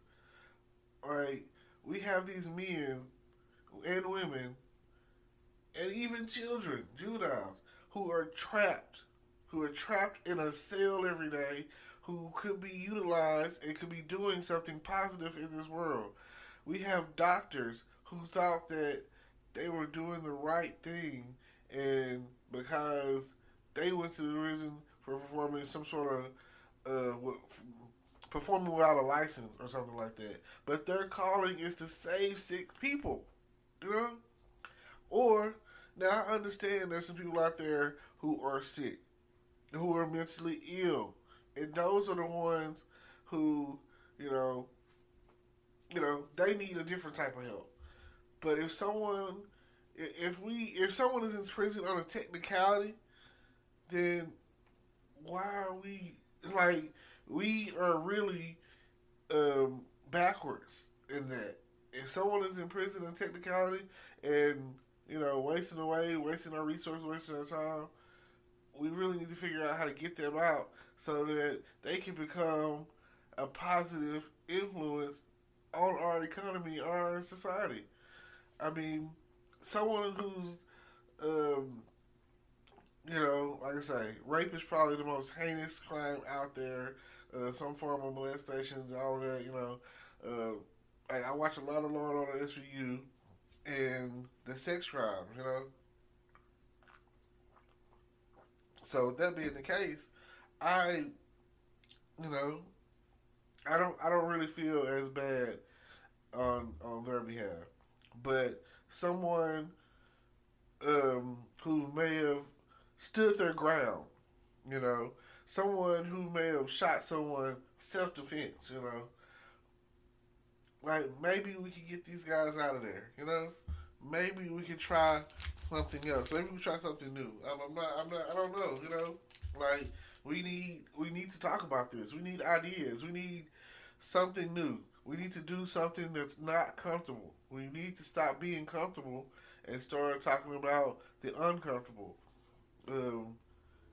All the reforms that are out there, from healthcare to the legal issues to whatever, to make this country great. That's what we're talking about, right? Make America great again or whatever. This country hasn't been great in years, It's like, now that, it's been said, it's like, I feel like when the Democrats are in office, things tend to go smoother. There's a lot less scandal, a lot less catastrophe, a lot less whatever going on. It just seems like, oh, everyone has a job, everyone's working, everybody that wants to start a business, we're giving you a grant, like whatever it is, it seems like there's a support system or whatever going on to the point where we can achieve next level, next generational stuff, and yeah. Like, there's a movie that I watched, I think it's called Time Trap. And what's happening on Time Trap is they go in this cave, and in the cave it's like time slows down, and and as you're looking up, it's like days are passing. Like you see the sun, and all you can see is it's like a flicker. And when they figure this out, by the time they get out of the cave, the rescue decide to get out of the cave, it's like in the future. And I really honestly can't say how far into the future it really is, but it's to the point where I know one of the people that's there with died, and when they died, or they were reanimated, so they had the technology to reanimate a dead person. I don't, to us in the cave, it was like less than a day. You know what I'm saying? Maybe a day or whatever that he was killed, or however you want to look at it. because he wasn't dead when he fell in the cave, but he died. Someone killed him or whatever. Because like in this cave, there were cavemen in this cave, and they were looking for the fountain of youth. So just think about that. Like, and really, the reality of the situation is, you get in there, and there's like a crossover point to where I guess it's the moisture of the fountain of youth water, and like when at some point in time there's this again, there's different time phases, time here, and sometime in the future, someone comes down, and you think it's a being from the future, you know, and they're in a suit, and they're going down there, and basically he has like a watch on, and it tells him that, you know, like, oh man, this is how long you can be down there. So he's really going down there to retrieve a sample of the fountain of youth water. Something happens, the cavemen attack him, and I think he ends up killed. Like, you know, them couple of them or something like that. Well, one of them gets the best of him, and at the same time, the one of the people that went down in the cave from our time, you know, present, helps defend him, but he gets hurt and I think killed. So um, the girl that was with him was like, "Help him," you know. So he goes and takes him and puts him in the Fountain of Youth, and the Fountain of Youth heals him, and that's when they found out, like, oh wow, you know, because these cave people have been down, you know, so they're cavemen. They've been down there for thousands of years, you know. So just imagine, you know, they can't even you know, convey communicate with each other. You know, they can't even speak to each other in just normal any language. They just grunt and you know. So just think about, we speak English. Somebody speaks Spanish, French, Japanese, Chinese, Mandarin, whatever. You know, whatever language that you speak. Just imagine that at some point in time, let's go with English. That well, the way we speak is considered a primitive language in the future. So that's crazy. Now, I also will reference, if you ever watched the show The 100, and apparently in the future, you know, they always be like nuclear war and nuclear winter. Apparently that happens. And not doesn't happen, which is our future, their past. It happens in the time frame in which they go and try to, you know, they living on a space station at this point. The last surviving, to our knowledge, human, you know, the human race or whatever. So what they do, they send 100 teenagers down there, and they're not just regular teenagers. They've all been convicted of a felony or a crime, you know, which up there, you have to have population control. So if you commit a felony in space, what do you think they're going to do to you? They have this system where if you commit a felony, you get what they call floated. Getting floated means they basically send you, put you in an airlock and send you out into space, and there's no air in space, and you die. Now, there's a point in there that's like really sad that a lot of people that had kids openly gave their lives just so their children could survive. And at this whole time, they were trying to figure out, is it okay? Because they're worried about, is the environment, the radiation and poison or whatever, the environment, is it still toxic enough to where, you know, they it's gonna kill them. So they go to Earth, and the children, they send the children to Earth or whatever, the 100, and it's survivable. Really, you know, it was like already supposed to be a death sentence when they first went down there. but because of their being in space, the radiation in space, um, they had built up an immunity. Now, just imagine that you were. There was another set of people called the Mountain Men, and they didn't have this immunity. They had built it up, and this is where the whole comfort and discomfort comes into play.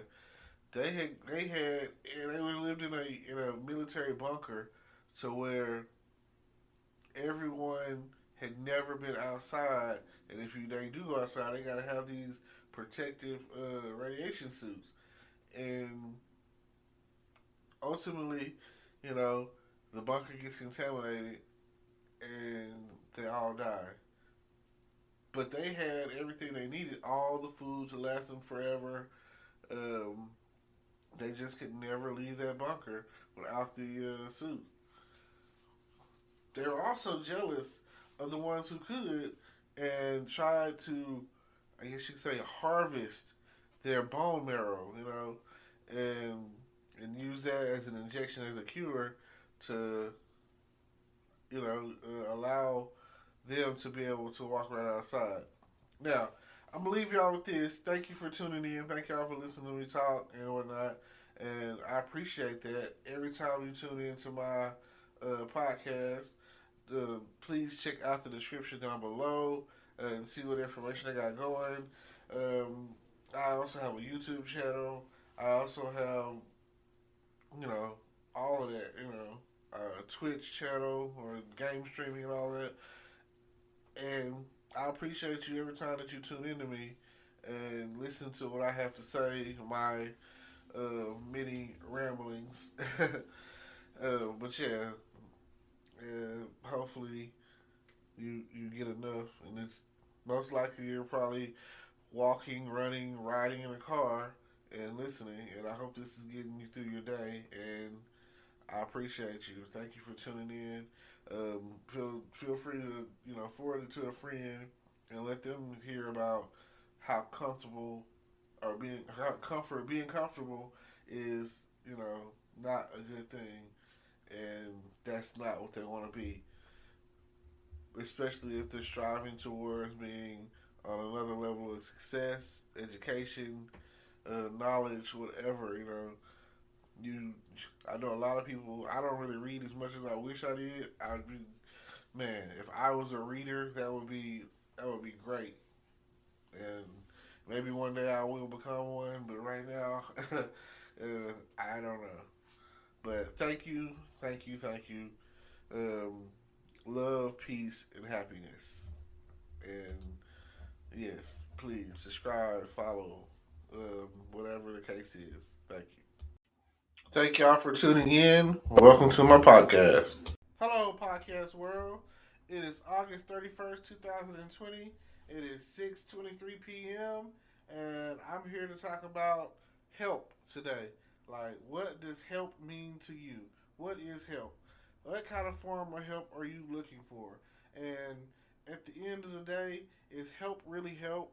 Are you really feeling like you're being helped? Some people feel like help means to do it for them, or to get someone to give something, or it has to do with a monetary value or something. Like, it doesn't seem like help is what help really is these days.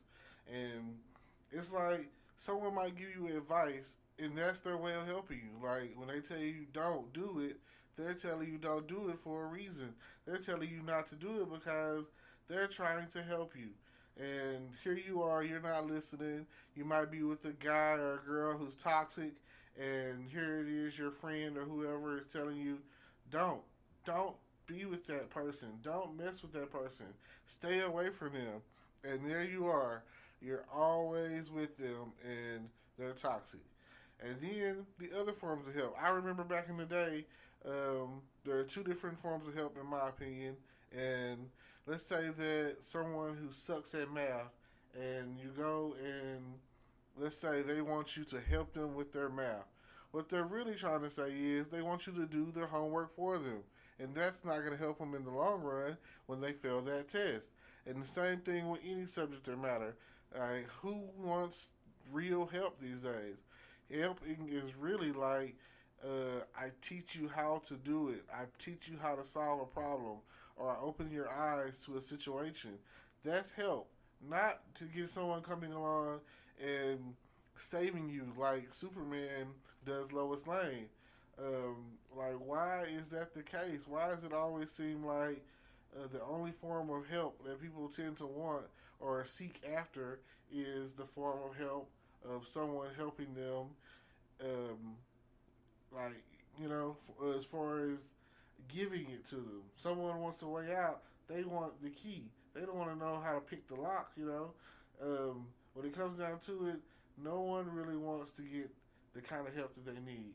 And let's say you're dealing with someone who is a psychiatric patient or something, and they really need help. Sometimes you need help in the form of tough love.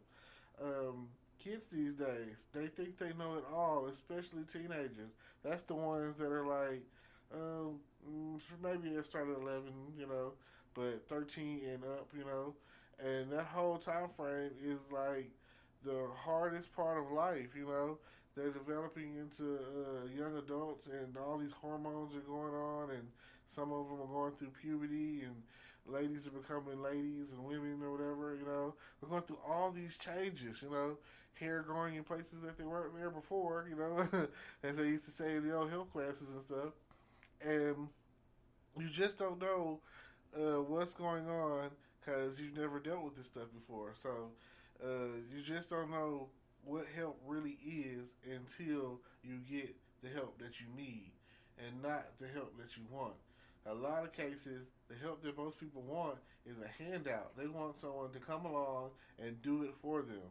They want everything already done. They want to get home and they want to have their food on the table. They want to have everything already prepared, and then they don't want to wash the dishes. Like, come on. What are we really teaching anyone who's getting all of these benefits with no struggle? Like, you haven't learned what you need to learn. You haven't earned the right to call yourself whatever it is you're calling yourself when you haven't figured it all out and you're still asking for more help. Now, in some cases, you might have this at a job to where you're new and you know more than your boss, and your boss is always asking you, "How do you do this?" or "What is this?" Like, come on, like, I can't do it for you. Why are you my boss if I know more? It's a bad feeling this day and age. Like, you just don't know. And nowadays, it seems like, oh man, it just, these millennials and social media uh, uh, youth, or whatever you want to call it, these millennial kids, children, or whatever, they're like the worst. Oh man, they really think they've got it all figured out, and they haven't even begun to fight through life to know what's next or what's going to happen or any of that. So it's just like you some people's advice, you take it how you take it, and a lot of people aren't taking the help that is being sent to them. I hear people. I've always heard this joke, and it has to do with a guy in the ocean, and three boats come by, and he says they're trying. They say, "Why don't you just get on the boat? We'll save you." And there it is, the help. He's being extended help, and he's like, "No, it's okay. God's gonna save me." And by the end of the story, he drowned it, and he drowns, and he asked God, "Why didn't you save me?" He was like, "Well, I sent three boats your way. Come on, stupid, silly. What are you gonna do? I extended help to you. I extended my helping hand, and you refused the help that I was giving you. So, consequences of your actions are why you're here. Like, if I give you a map and you don't want to follow it, like they say, the roadmap to success, GPS these days, and you just don't use it, like, it's not gonna help you. That's not gonna be a good look at the end of the day. So I would suggest you be looking for the help that, if someone's trying to help you, respect that. Acknowledge it, cling to it. Like, you never know what's going to happen next. So if someone's offering you help, you take it. You take the help that you have or that you need, or, is being offered. If there's people out there that get mad because you can't give them the whole. If someone asks you for $50 and you like, I only have 20, they were like, okay, I guess that's enough. You know what I'm saying? I guess I'll take it. And that, well, if that's the case, don't take it. If you don't feel like that's enough or that's helpful or that's going to help you out with what you got going on, then please just miss me. I don't. I didn't ask you for help. You asked me for help. So come on now. Like, why are you doing this to me? Why is this such a thing to where if I offer or extend help that you're going to make a big deal about it? So please, please, please, check it out. If you need some help, then get the help you need. That goes into the saying that some people out there don't believe in whooping their children. Now, I'm not strongly an enforcer when it comes down to the whooping your children, and people use the term beat your child, child abuse. That's not what's going on, Ain't nobody abusing no kids. Like, there might be those who are out there doing that, and if they are, yes, yeah, man, they probably need to be punished, yes, all of that. But, like they say, spoil the ride, So, I don't feel like the kind of punishments that are being dealt out, like time out and talking to them and, reasoning with them like they're your friend, I don't feel like that works. I don't feel like that's the way to go. But to each his own. Now, or you could be I say petty parent, but you could be the parent that teaches a life lesson. Like, in some cases, like, not everyone needs to touch the stove to know the stove is hot. If I tell you the stove is hot, don't touch it, and you're a good child and you don't touch it, then great. That's exactly what we're looking for. But if you're not on that level and you just have to touch that hot stove just to check to see if it's hot, then that is what I'm going to let happen. Like, okay, touch the stove, you see it's hot. Hopefully, you will have learned your lesson. That help right there is what you needed. You needed to know that it was hot, and that even if it's not hot, that you're not going to touch that hot stove anymore. You know what I'm saying? And I know you guys have, and you're not doing it to harm them. You letting them do what they gotta do. If that's the case or whatever, then sometimes you just gotta let them do what they gotta do. I've even seen people grab their child and not why it's like, oh, it's scorching hot or anything, but like, see, hot. I mean, some people are probably gonna take that out of context, but hopefully, smart folks will understand where I'm coming from. And that's the situation, water, wet, you know what I'm saying? Wet, But even though they see wet water, they don't understand that they could drown, you know what I'm saying? Be careful. Like, you can say that all day long, and they probably just not really gonna get it like that. So you just never know what to expect when it comes to children. Hopefully, this has been real enlightening. What I would like for you to do is check out the descriptions down below. I got merchandise, a little bit of merchandise out there in the world. Maybe you want to check it out. I got a YouTube channel. Please subscribe. I got Twitch. I got all the streaming sites that you can think of. So please, please, please stay tuned in. And just like I say, check in the description down below and subscribe, and give me likes and all of that, I appreciate it because I feel like the more interest the more love you show me, the more I know that you're being affected by my podcast. I'm here for you, I'm here I want to be heard, but I want to be heard. I want to be listened to. I don't want to just be talking out into space and nothing's ever happening, and it just feels like well, what's next? Like, oh gosh. But this is a good start. I'm constantly building. I'm gonna start. I want to start doing it every day. I want to start getting to the point where you know some form of motivation comes out of this. I want to motivate. I want to help. I want to advise. So please hit me up if there's some topics out there and you feel like you just need some form of advice or whatever, or if you just want to hear me talk, let me know. Like I will give me a topic or whatever, and I will go in on it in the best I can.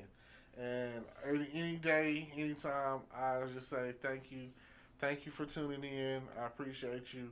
Um, I love what you guys got going on, and I hopefully hopefully I'm reaching out to more and more people every day.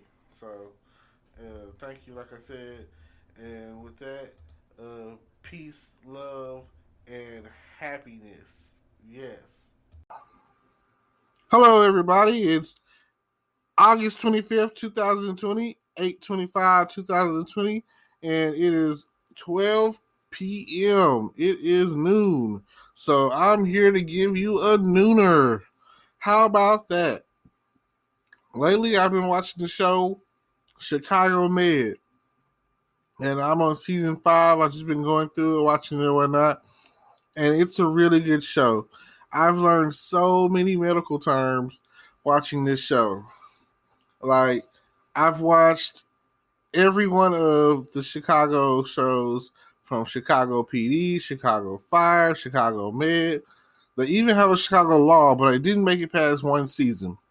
And I'll probably watch it too to see how it all ties together. But there are times where I watch the show and think to myself, oh my God, I couldn't possibly live in Chicago. Definitely not on the south side of Chicago. There's so much gang activity. There's so much drug activity. It's like people are just riding around shooting each other. But that's where our heroes come into play. Our our firemen and first responders, paramedics, and you have your police, the PD, the intelligence unit, as they call it, on there. And you never know what's going to happen. Full of action, full of drama. And here lately, I've been watching the very intense, very emotional, heartwarming, touching Chicago Med. And Chicago Med comes along, and they're like the premier hospital in Chicago on the show. Like, this is where they're like probably like a couple of other hospitals, you know what I'm saying, that I heard on there that I'm not going to mention. But Chicago Med, once they opened it up, was where pretty much they take all the victims or whatever, the injured on Chicago Fire. Let's take them to Med. I don't know exactly what season it started. So, because the first, it was Chicago Fire, their first. Then it was Chicago PD. Then it was Chicago Med. And then there's a Chicago Law. And it's only one season long. I guess they felt like it was too much like Law and Order or something. Or Order No Law. I don't know. Or however you want to look at it. It's a really good show. There's always some drama in the ER. Always drama in the ER. You never know who's going to fall in love. You never know who's going to hook up, who's going to have a baby. You just don't know.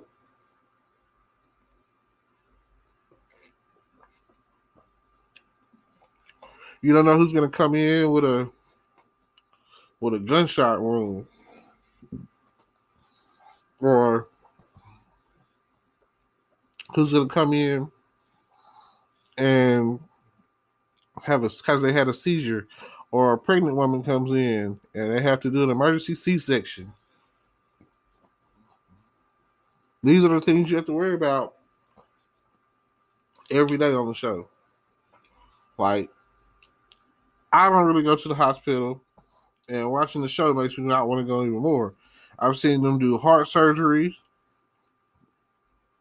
Most of the people they've done heart surgery on made it and everything.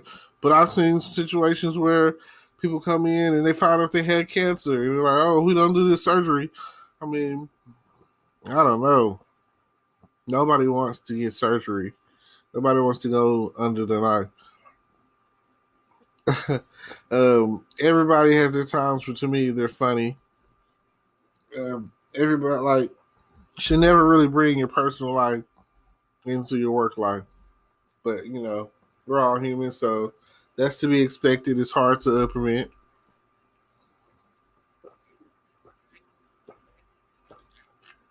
I'm thirsty. I always get thirsty when you get to talking. It don't matter what you're talking about. Talk for a little bit, then boom, you're thirsty, and you want to drink a bottle of water or something.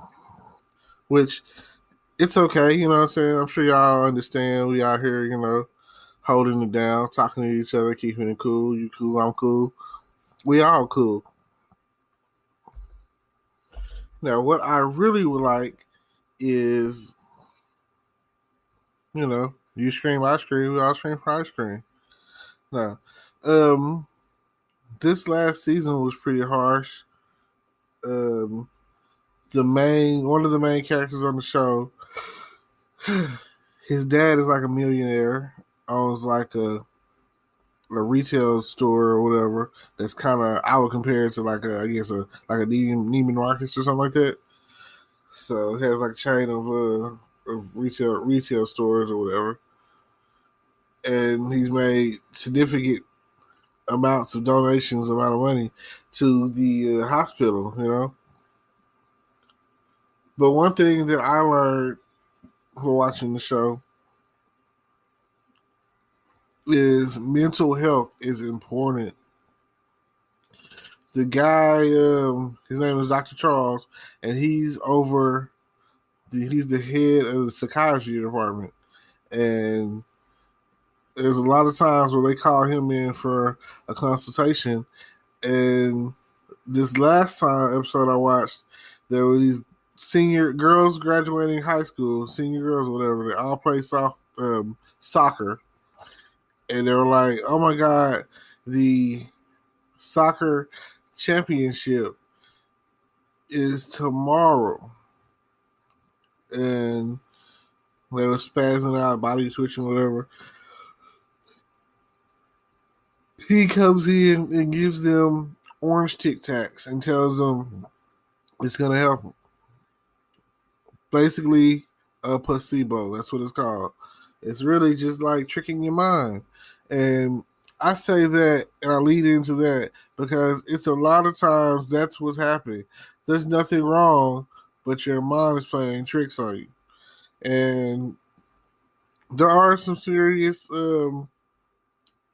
like disorders and all of that, but that's just, I don't know. When I see him, the times that he's done that, basically give someone a placebo and they start getting better, it's like, it's really just a matter of tricking the mind.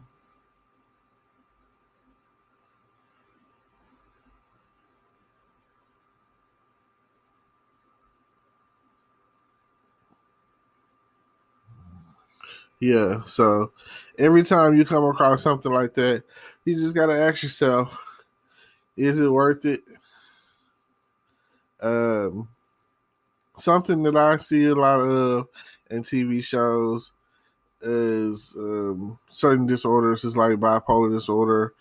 A person might come in manic and then you smooth them out with some lithium or whatever. Also, seen some schizophrenic people come in on the show. But one of the number one things that I see people have in with is, and if you're in the medical field, you will probably know exactly what I'm talking about, is a hemothorax. Hemothorax is kind of like the a deflation of the lung, So they stick like this needle in your chest so that it can get air in through the needle to inflate the lung. And I hear them saying that a lot. Then I hear them do ultrasounds and CBG, CBC, EKG, MRI, CT cultures. You know, I hear all of that stuff, and I be thinking to myself like, "Wow."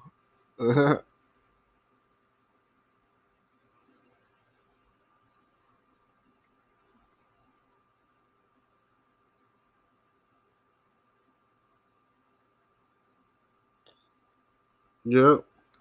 Every little thing like that makes a difference. So you never know.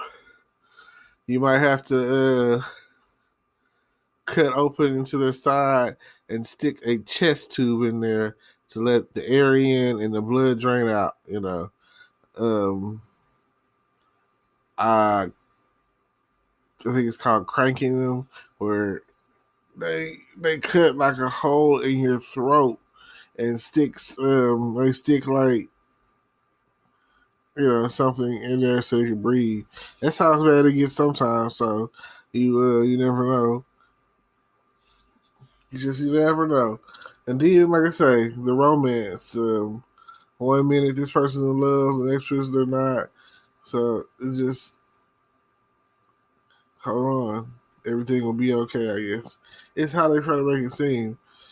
I heard one episode a guy say, we treat them and we street them. And it sounded like, oh my God, that's so insensitive. Then the guy comes back and holds him into, it was like, because the guy, the boy, teenage boy, whatever, was involved in a gun shooting.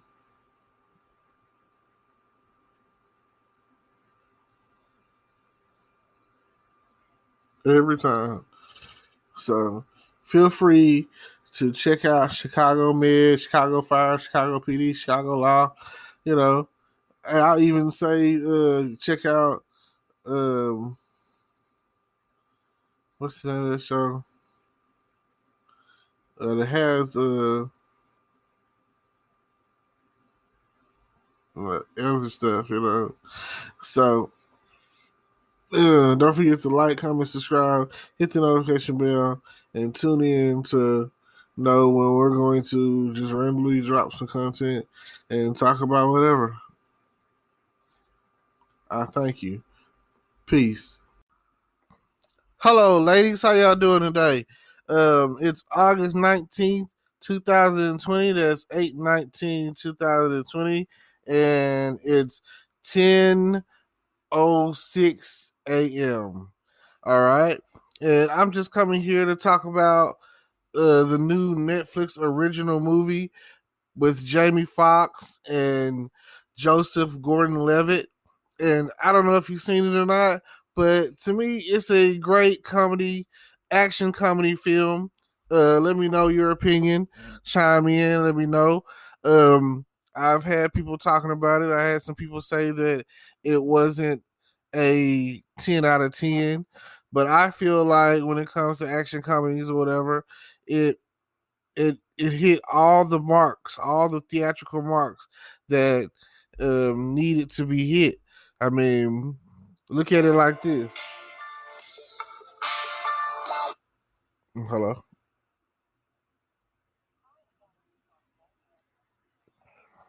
Oh yeah, don't you just hate it when they call and interrupt?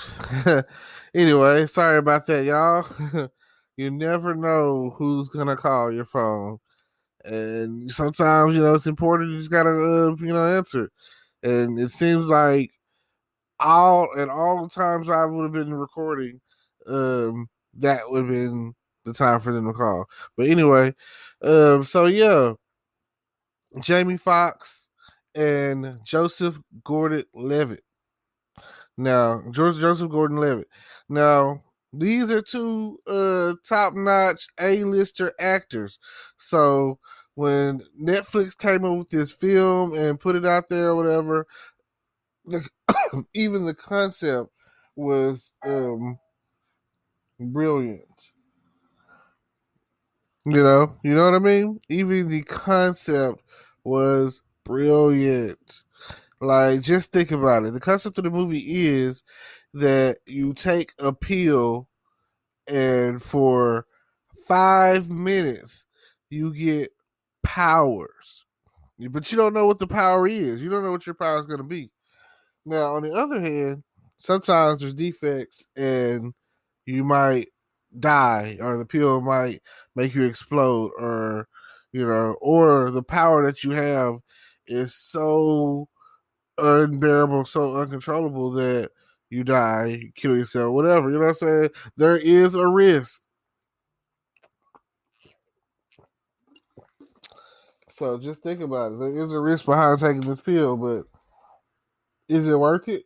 Would you ever take a pill that could possibly kill you, but for 5 minutes you have powers like you can, pyro maniac, or just think of something that you would a power that you think you would be interested in, and then you later on in the movie find out these powers are derived from experiments done on animal testings, because animals have like natural defense mechanisms or whatever.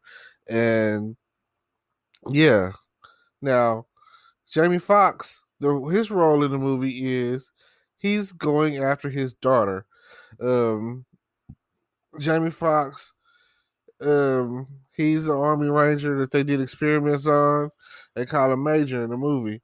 And again, if it wasn't for him and the other people that he was had experiment on, there would be no power pill, And then and the show was based out of New Orleans, so they're out there in the 504 testing, basically beta testing these pills or whatever, and the pill is going for $500 a pill.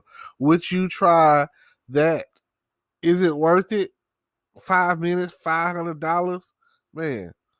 So of course, they making bank, and the main character is this girl or whatever. I guess she's a senior in high school, and her mom is sick. I guess she has cancer or something. That's the general thing people have these days. Seems like people are always out there fighting and battling against cancer. And that sucks. I'd be happy when they come up, or they might even actually have a cure, but that's usually passed out to more fortunately rich. Anyway, so yeah, we got Joseph Gordon-Levitt.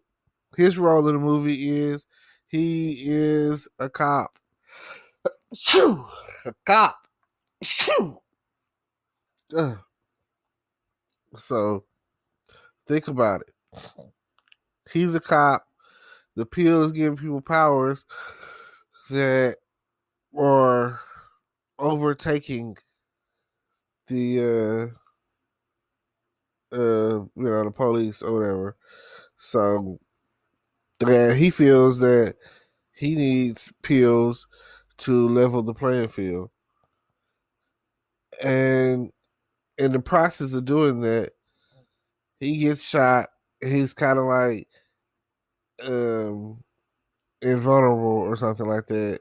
So the bullet bounces off or whatever. His captain sees it. They go into a restaurant and have a little talk. His captain directs him toward, he's like, man, we got to do something. You know what I'm saying? This is my city. I'm not going to let it, because he tried to take his gun and badge. He was like, well, here's the bad guy. Bring him to me. And he points towards Jamie Foxx. Although that's not the case. Jamie Foxx is trying to take down the whole organization, the whole situation, and get back his daughter, because after they discovered that, like I said, if you take the pill, you get it for 5 minutes. Jamie Foxx passes it on through his DNA to his daughter, and she has it forever, whatever power she has, you know. Ultimately, they go and the final battle is on this huge ship, you know, freighter ship or whatever, and Joseph Gordon-Levitt and Jamie Foxx and the girl who is a very talented rapper. You know what I'm saying? She's a wordsmith. She's in there. She's eating up the mic. There's a scene in there where Jamie Foxx, she's like, give me a word. You know what I'm saying? And she eats the mic on every one of them. Straight up freestyling. You know, killing the game. So with all of that, you never know, you know what I'm saying, who's got what skill. And then uh he uses her to, you know, finally get to his daughter, and by the end of the movie there's an epic scene, and you know, all is well. I mean, they kind of left it open to where there could be a sequel. I'm not saying that there's going to be a sequel, but they did leave it open.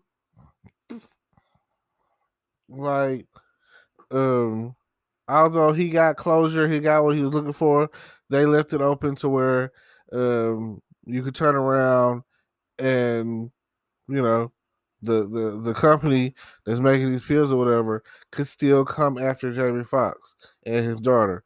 You know, I feel like um they basically just get it in a truck and ride into the sunset. You know, sorry about the spoiler there, but you know, hopefully by now, if you're even listening to this, you're watching it. You've already watched it. You just want somebody else's opinion on the movie, and gets in a truck and rides to the sunset. And the whole time I'm thinking, like, y'all didn't even check her. You know what I'm saying? You didn't look to see if she got tracking devices implanted in her body or anything. Because, I mean, if you see her, that's the first thing that you would think, like, oh, man, they definitely have put a tracking device, like, in the back of her neck or something. So, yeah, it's crazy. And with all of that being the case, you just be like, what's the next thing or whatever. I also would say this: the soundtrack. Oh my god, it seems like it's a pretty nice soundtrack. From what I can remember, I heard some songs on there. It was a point in time where I heard a song where it was like Lil Wayne was rapping or whatever, and I thought that was pretty good. So,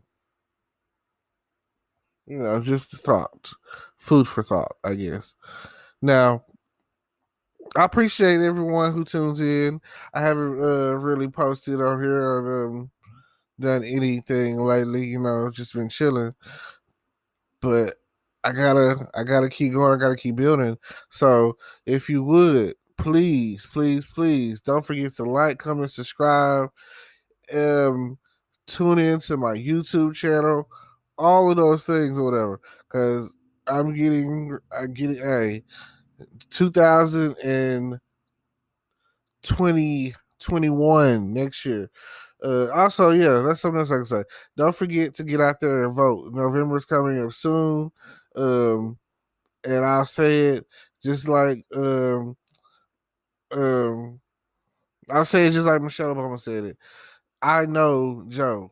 You know what I'm saying? I felt like she was like, Joe is the right guy for the job. I know Joe. I know Joe Biden.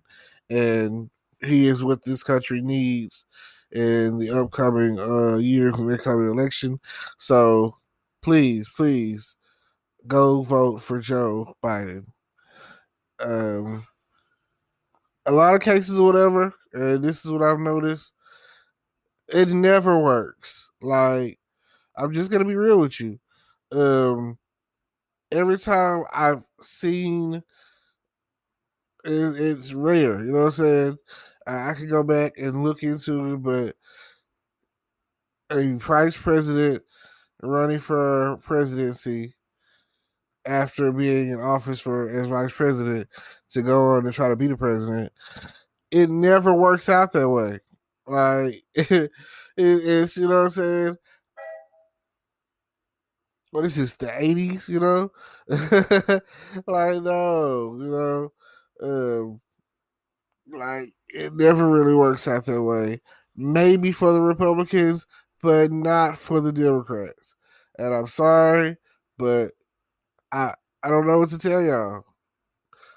Like, hopefully things will get better no matter who is in office. Hopefully we can all come together.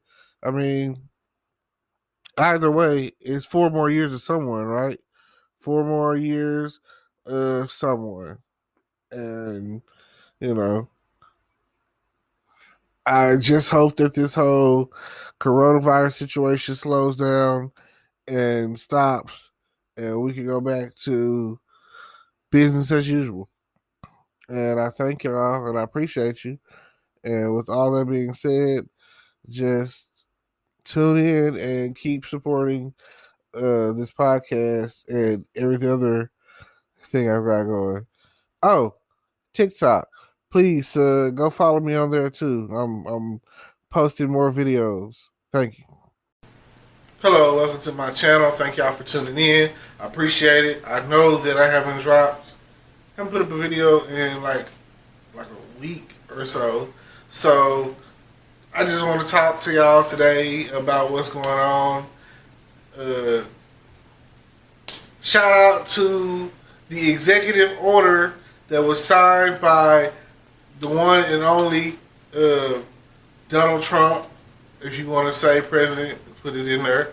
But again, I'll have to really give a hand clap to the situation because where the Senate and Congress couldn't make a decision, a positive decision, and actually come through for its country, you know, Donald Trump stepped in and was like, you know what, I got y'all, you know, and regardless of what a lot of people have to say about Donald Trump, I'm not going to put it out there like he is the savior or anything like that. But I will say it like this.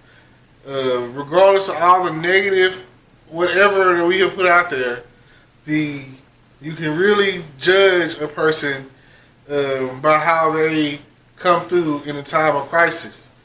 And, you know, it means a lot. You don't. Some of y'all are like, well, there's people out there getting more money to not work, but you don't understand. A lot of jobs, it's because you have a job. You know what I'm saying? You have a job. Of course, you're gonna hate people getting money because they don't, and it's not because they don't want one. It's because back when coronavirus took place and everybody shut down and the country shut down, a lot of people left their job thinking they're going to come back to their job, and some jobs in this country have still not opened back up. Just because you're able to go to the grocery store every day, it doesn't matter. There's people that they were going to school, and the only time they could really work was after school. So now a lot of stores like Walmart, that used to be a 24-hour store in most places, is closing at like 8:30. So those people who want to work can't. And that situation applies in a lot of situations. So in my world, I'll be like, shut the hell up, you know. Hey, I mean, you worked for what you have. You got what you got. And you out there enjoying the fruits of your labor. And that's cool. They also put in there certain payroll, salary, taxation cuts, or whatever. Again, I really don't care about none of the other laws. You know what I'm saying?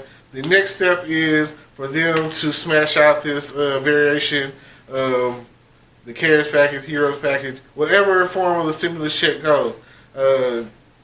I feel like at the end of the day, people say that money can't buy happiness or whatever, but when you go a long time without and it's a struggle and struggle and struggle, and then the ray of sunshine comes down. Hey, this is the opportunity to do something positive in your life. Do something that will actually affect change in your life.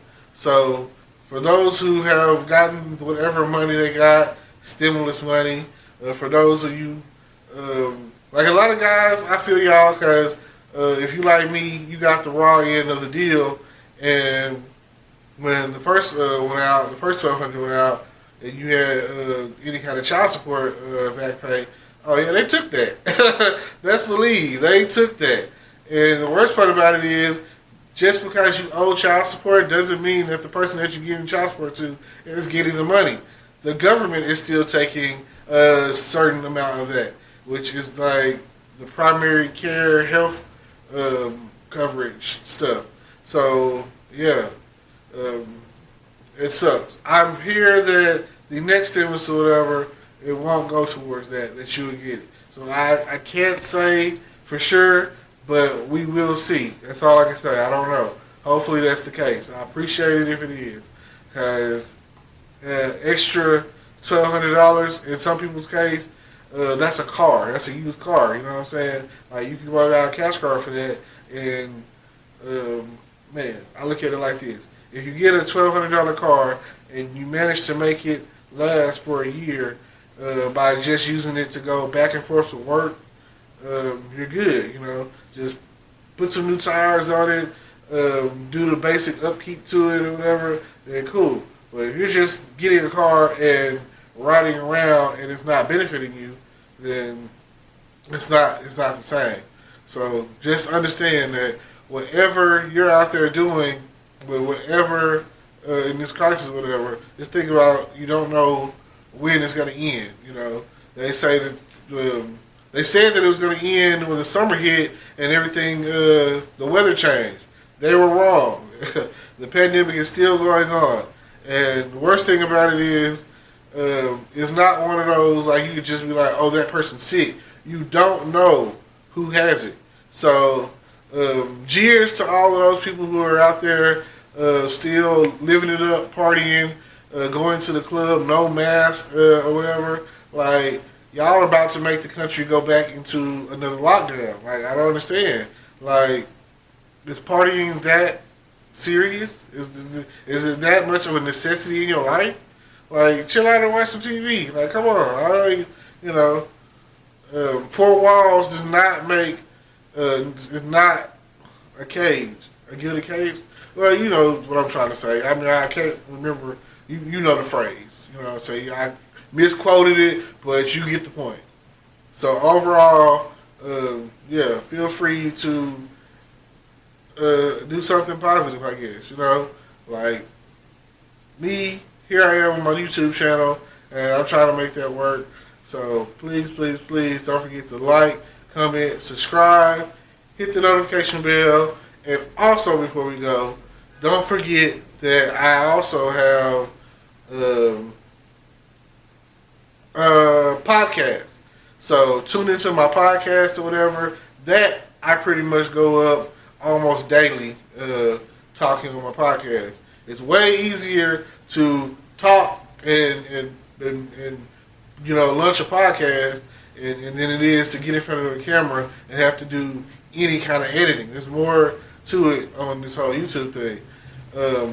I'm also liking the situation going on with TikTok, and if you don't know, you can read about it, check it out. I feel like that's a good idea what they got with the executive order to press TikTok to be sold to a United States citizen. And if you don't understand that, like, again, look it up. Like I say, maybe you didn't play the game of the Monopoly enough when you was a child. All right. Just like, comment, subscribe, and check out my podcast. And I appreciate y'all. Merchandise. More and more merchandise is in development. Soon to come. The more subscribers, the more hits, the more likes, the more everything, the more views. So I appreciate y'all every time y'all watch my videos. And, you know, if you got anything that you want to put out there for me to talk about, cool. I appreciate you. Thank you. Hello, YouTube world. Welcome to my channel. Don't forget to like, comment, subscribe, and hit the notification bell so you can be notified when I drop hot content like this. And stay tuned for the next video.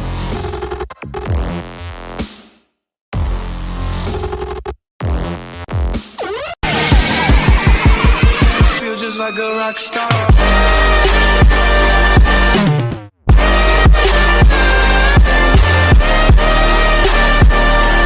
I'm in a pub.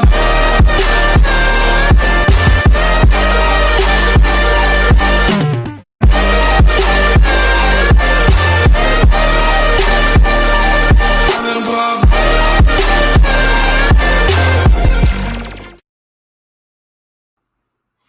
Hello, podcast world. It's August 6, 2020. That's 8/6/2020 at 9:35 p.m. And thank you for tuning in. It's your guy, Terrence Grundy, and I'm here, and I just want to talk about a few things today. So far, I keep hearing the ups and downs of the stimulus check, and hopefully by the end, before they go back to recess or whatever, we should have some approval. I'm hearing about one. I heard the $1,200 is from the CARES or Heroes package or whatever is getting pushed through. So you should be able to, be looking forward to that. Hopefully, I'm pretty sure that that's one of the main things that we're gonna get some money on that one. So I'm very certain, based off the sources, based off of what I've been hearing, based off the YouTubes and forums and everything else that I've been looking at, that right there is almost a guarantee. The $1,200 stimulus, check. Now, also some things that they're talking about is the $600 a week with unemployment or whatever, and they just kind of all package it in there like it's $2,400 a month. So I've heard Donald Trump wants to keep that. So I've also heard he's talking about doing an executive order to make that happen. On the other hand, I'm hearing a reduction to as low as $200. So that would be still $800 a month. They're not. The thing is, a lot of jobs are still not available right now. They haven't opened back up or anything of that nature, and they don't want people to lose their home. They need people to have a way to pay their rent. So I feel like Donald Trump, he's like, his outlook is it's just money. If the world or if America is in need, then we should do right by our people. And I commend him, because if there's one thing I can't say about Donald Trump or whatever, he's rich, so he kind of knows what he's talking about when it comes to a little bit of money. And like, even if all of his and America's financial advisors and economists got together or whatever, that's one thing they can agree on, that the economy is jacked up right now. Like, we are in recession again. Like, how does this keep happening every so many years? Or it seems like every time Republicans get in office and our election years come along, and whatever the case is, it just seems like there's always a recession with them. Like, it seemed like everything was, economy-wise, when the Democrats were in office, when Obama was in office, it seemed like everything was so smooth. And I just don't understand why every time we get these bumps in the road, why can't we all just be on one accord? I don't really like the ideologies and the split line, and I feel like it's the Alamo. I feel like they draw the line in the sand for a war or a battle that we're going to lose. It's a losing battle. No matter what they decide, we are going to lose the battle. So I just really wish, I really appreciate it for what they're trying to do, but we're going to need a little time to come up out of this thing. So people are still dying. It's not like the coronavirus just disappeared overnight. If anything, they're looking to shut us down again. especially like here in Texas and Florida, California, maybe New York. All the mainstream states or whatever are looking to get shut back down. So if we don't do something now, now is the time. Like November is coming up. It's coming real soon. And then you have Kanye out there trying to run for candidacy to become president. And a lot of people will say that's really just a deterrent and a distraction for the Democratic Party. That they're distracting by using the Republican Party, or Donald Trump, is using Kanye to deter some votes to from the Democratic Party to him, and those that whatever percentage that Kanye distracts and pulls away from, either way, it's gonna make a difference. So with all of that, you never know what's gonna happen in the future until you come across it. But this is what everyone's saying. They have their rights, they have their beliefs, so go for it. I feel the same way. I feel like um, that somehow, somewhere along the way, some sort of backdoor deal was made, and that's where Kanye comes into play. And some people are so full of themselves that they would vote for Kanye because he's another brother. So I don't know. I have no clue of what Kanye's mental standing is. He got up there, he said a lot of things, and some of it kind of rattled some nerves of some people or whatever. So you really can't say tit for tat. This is where it's at. So I really can't say, but I really feel like people are it's not a matter of go back to work, or we want to go back to work, or we don't want to go back to work. I mean, yeah, it was already an issue with unemployment. It was already there. So it's not like saying that people don't want to work. It's like saying that what jobs do you want us to do? Like, for some reason, Walmart still closes at 8:30. So the people that are working there, that used to work a later shift or whatever and get paid, they can't work that anymore. That is like taking away from a job right there. Like, Walmart is horrible right now, and that is like one of the main companies in the country that people are shopping at. Like, you want to go grocery shopping, you go to Walmart. I'm not discounting any of the other places like Walgreens, CVS, Kroger's, Albertsons, anything like that. I'm not discounting any of the other stores, but we all know who is number one at the end of the day, and it ain't Target. So for all you out there that do majority of your shopping at Walmart, all of my Walmart fans and all of my Walmart haters, you know what I'm saying? Like, you can't find some of the deals that you get at Walmart.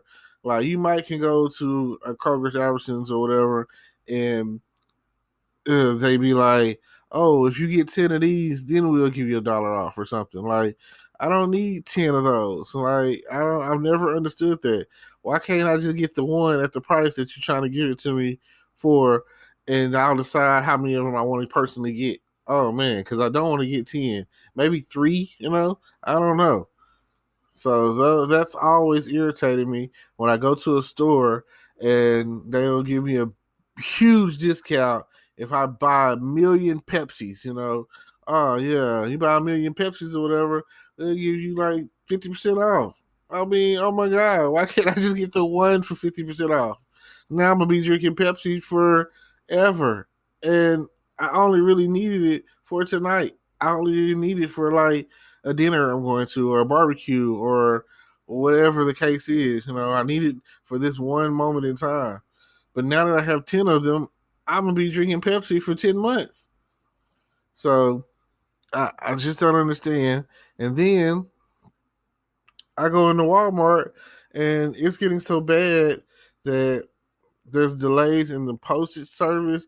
There's delays in the um what do you want to call it? The distribution. There's a delay in the distribution channel. So you like what are we gonna do? I go in there and I cannot find rubbing alcohol for nothing. I don't know where y'all are hiding it. Um, this pandemic or whatever is like the worst thing ever because I like rubbing alcohol. I shave, so when I shave, I want to put some alcohol on my face and just I'm out of there when it comes to alcohol. And I'm talking about the 91%. I'm talking about the good alcohol. I mean, where can I get this stuff at? I can't get it at Walmart, and it doesn't seem like I can get it any other place. Um, like I don't know where they're hiding it. These hordes of rubbing alcohol people or whatever. But I mean, I've recently got some alcohol. It was you can only get one, and they're at the Dollar Tree or whatever. They're 70%, and it gives you a little bit of relief burn or whatever you want to call it, or feels like it's healing the germs or healing you or whatever. But it doesn't do you nowhere near the intensity or strength of a 91% alcohol, rubbing alcohol.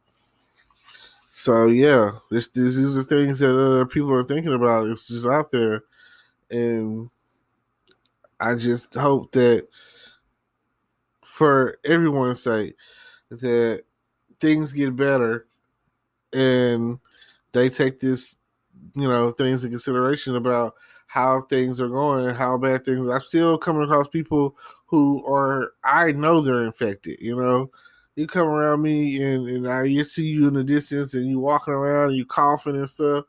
Like, people don't really cough. I don't know what to tell you. You're out there and then you might not be coughing. You might be asymptomatic. You might be like D.L. Hughley, and he's the first one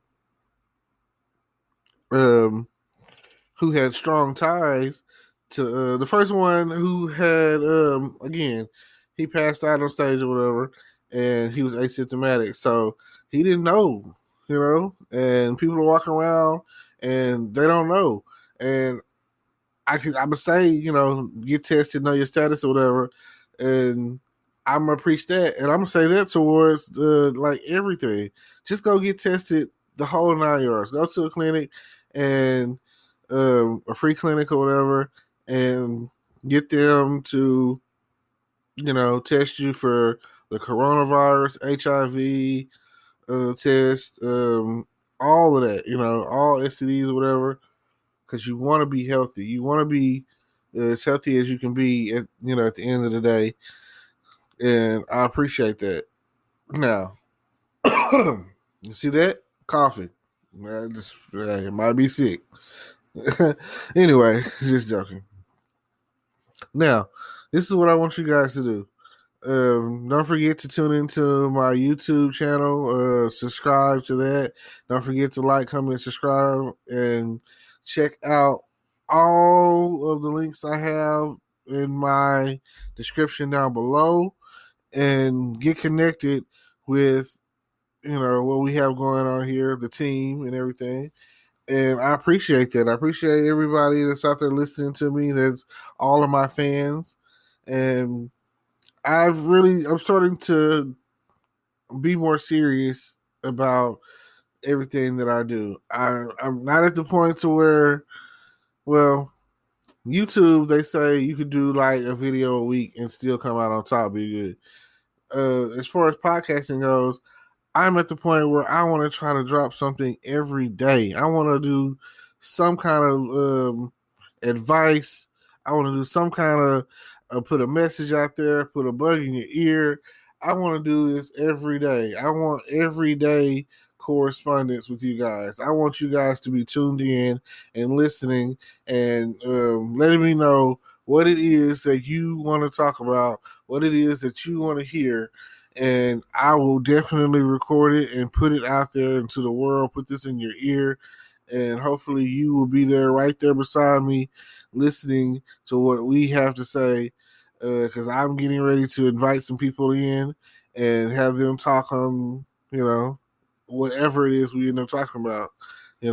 That's kind of the thing. We want to know what it is that you want to, hear us talk about. And my big inspiration right now is I was tuned in to Spotify and I was listening to Michelle Obama and her new podcast, and I think it's an exclusive with Spotify. So I know that Seth Rogen has like $100 million deal with. I mean, not Seth Rogen, Joe Rogan. Joe Rogan. Oh, see, you make mistakes. Anyway, Joe Rogan has his Spotify deal, it's $100 million deal, I believe, and exclusive to Spotify. So I've never, I just started tuning in to Spotify, and I just started tuning in into doing podcasting. So I didn't know that I didn't know it was a thing. I didn't know that people were out there listening and tuning in and all of that. I didn't know it was so popular to where you could be on all of these different platforms, and podcasting is number one. Like, there's podcasting and there's YouTube, and then a bunch of other ways to get your message out there and stream and have people listen to you or whatever. I just didn't know that podcasting was so great. And I'm every day I'm trying my best to figure out the ins and outs of the whole podcasting system. So, like I say, if you got any questions, comments, concerns, or just want to talk about something or tell me what you want me to talk about, and I'm in for that right now. Like, just let me know because I'm here for you. Be safe and know your status. Get tested. And coronavirus, it's real. I thank you. Peace. Hello, podcast world. It's August 4th, 2020 at 1:20 p.m. And I just wanted to say that if you haven't seen the Netflix original Umbrella Academy, the first and second season, the second season just premiered this past Friday. And if you haven't seen it, you definitely should check it out. All right. If you're not familiar with the Umbrella Academy, I'll catch you up a little bit, give you a little insight. The Umbrella Academy consists of 7 or 8 youngsters or whatever, and they're all were born, I believe, on the same day or something like that. And this eccentric rich billionaire guy, scientist guy, he adopts them all, comes to find out that they're all have special abilities.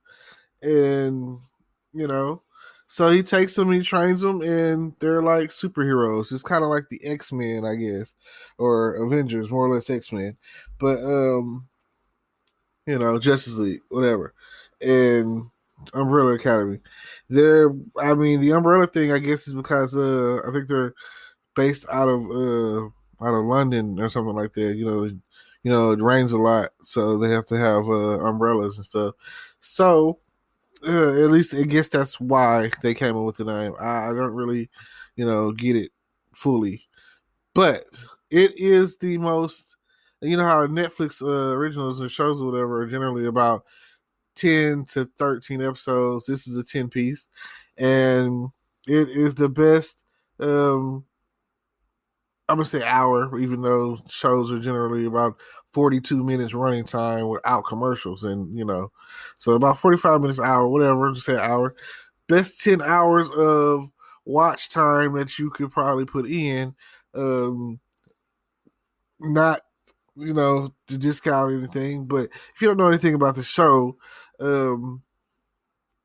they like I said, they're like superheroes, and somehow they get wind of what the upcoming apocalypse, the upcoming end of the world. So they basically, through series of events, band together to try to prevent it. And one of the main characters, which is my favorite character, which is the funniest character to me, is number 5. And like I say, they're they're grouped together. There's like what? There's like 2 girls and the rest are boys or whatever. And one of them just happens to had died at some point. So there's like I think it's like 6 of them now. So um I don't want to give any spoilers, but like I say, my favorite character is number 5. If you watch it, you'll probably feel the same way. Um the second season, similar storyline. It has to do with a lot of time traveling in both shows in both seasons. And if you are interested, you should definitely check that out because I've been seeing it all over my timeline. And I tell you like this: when I first saw the Umbrella Academy, the first season, I watched it nonstop, just straight through. Poop, couldn't sleep.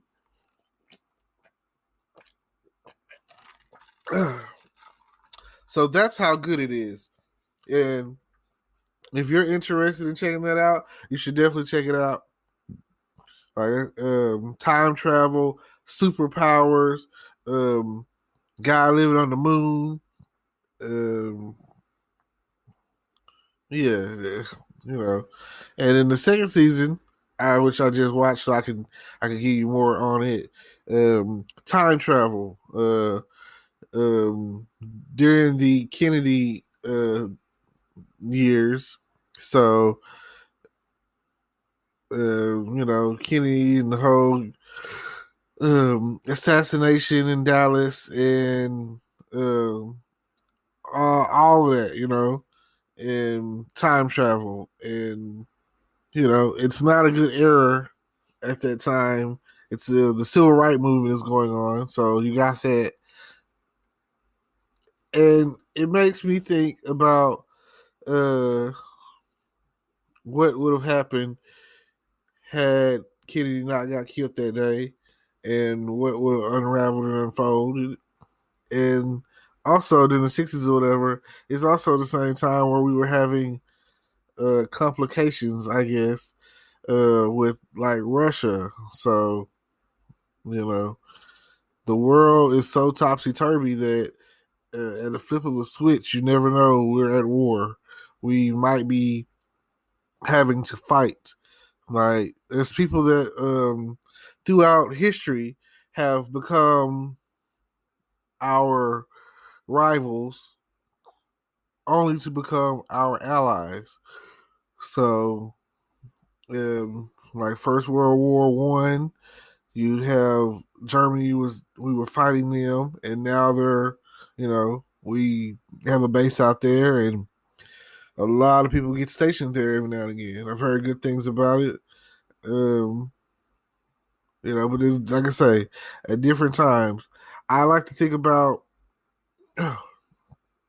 Captain America waking up and him not fully understanding the fight that's taking place. He's not understanding who is what and what's what, And I remember when Nick Fury was like, "Bet you $10 that this isn't the weirdest thing you're gonna see today." It gets a whole lot worse. It gets a whole lot weirder. So just think about being from the future. And one of the guy's name is Klaus, and his power was like communicating with the dead. And kind of like, how can I say it? Okay, communicate with the dead. So, basically, it was like, that's it's really a complicated power to have or deal with. It kind of drove him crazy a little bit. But in the second season or whatever, it kind of starts a cult based off of what future knowledge, I guess. And with that being said, it's like he's using song references like TLC's "Don't Go Chasing Waterfalls." Please stick to the rivers and the lakes you used to. And here it is. It's the '60s, so um, it's for them that blew their mind for some reason. So he was friends with rich people, politicians, all of that, and it was just funny to watch. Like I say, if you go and click on the Umbrella Academy, I guarantee you it will. You'll be delighted that you did. You'll be happy to have watched it, and you'll definitely go on to be like, "Oh man, I can't wait for the next season." There's some other shows that are coming out that you might have seen, like on Amazon Prime, The Boys or whatever. And if you're into any kind of show that has like superheroes and superpowers, The Boys is going to be the second season. The first season is pretty good. The second season, it comes out like Labor Day weekend or something like that, I think. And when it does, I'll definitely be checking that out because, again, I like the first season. Now, if you have any TV shows, Netflix originals, Amazon Prime originals, whatever, I'm definitely into the original shows because they're always pretty good. And, original shows, original movies, whatever. Like, there's an Amazon Prime original show called Hunters with Al Pacino in it. I would say check that out. There's a new show out that I heard about that I haven't watched called Knives Out. So, yeah, I would say when I get a chance, check that out. Maybe sometime this week, hopefully. But we'll see. We'll see how it plays out.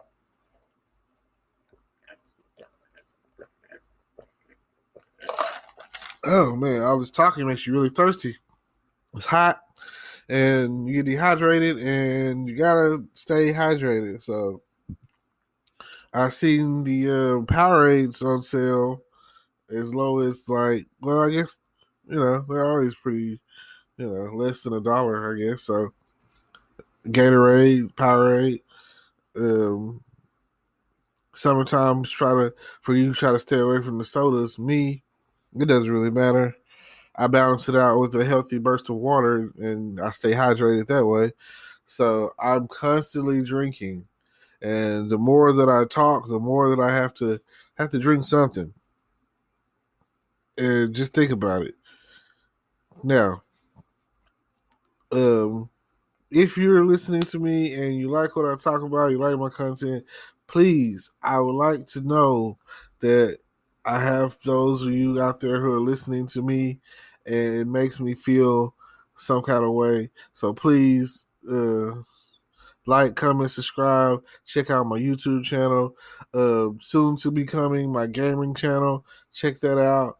And I don't always post on here every day, but I try to. I try to post as a couple of times a week. Eventually I'm going to get a set schedule to where I'm doing everything at a certain time, and it's like an hour of this here, an hour of that there. And when I get it all figured out, then you'd be like tuning in to day-to-day daily action. So I appreciate y'all for listening, and don't forget to like, comment, subscribe, and all of that good stuff. And I thank you for tuning in to my podcast. Thank you. What's up, YouTube? Welcome to my channel. I'm gonna talk about, we're gonna answer a few of these questions about the coronavirus. All right. Well, I'm here with Mr. Grundy. I'm trying to see what grinds his gears. See how the coronavirus has affected his life. So the first question is, Mr. Grundy, do you think things would be better off if we took the coronavirus more seriously when it first was introduced to us back in like December? Yes, I feel like people like Donald Trump, President Trump, or whatever, if you want to call him that. I feel like if he would have got the word out and got the seriousness of the message out sooner, people probably would have gotten sick and probably wouldn't have died from the coronavirus. They knew what was going on. They knew ahead of time. So I also feel like if people would have, instead of rushing to get out and party and hit these trail rides and turn up and go to the strip clubs and do all this extra twerking that they've been missing out on, that, you know, some of the people may have not gotten sick. I hear people out there, they got family members getting sick, they got their kids getting sick from different stuff, and like they say, the coronavirus is like a baseline thing. So people aren't really necessarily dying from the coronavirus. They're dying because the coronavirus has weakened their immune system and they got a cold or something. And that coronavirus was keeping them from fighting that cold and or whatever they got sickness wise. But the underlying factor was they died from the coronavirus. So if we would have taken it more serious, didn't go to the club so soon or whatever, maybe even tried to medicate a little faster or put it out to start wearing those masks in public sooner, we might have already beaten it. But it just kept talking about how the hot weather was just going to take care of everything, and that did not seem like to be the case. All right, second question. How has this COVID affected you personally and your business? Like I said, I know you're an entrepreneur, so if you want to speak on that, go right ahead. Gang. All right. Yeah, it's hard to be an entrepreneur and social distance at the same time when your business consists of being around people, music, DJing, photography. It really doesn't matter. It really doesn't matter. It probably has affected a lot of people out there who have their own business, stores not opening, closing, people getting laid off, all of that. So I just feel like everyone probably got hit the same way. And the worst part about it is I came into 2020 with a lot of positive energy, and as soon as it came in, like Kobe died, you know what I'm saying? So we took that hit. And then we went on from there, and like other things happened to affect us or whatever, all these tragedies that took place.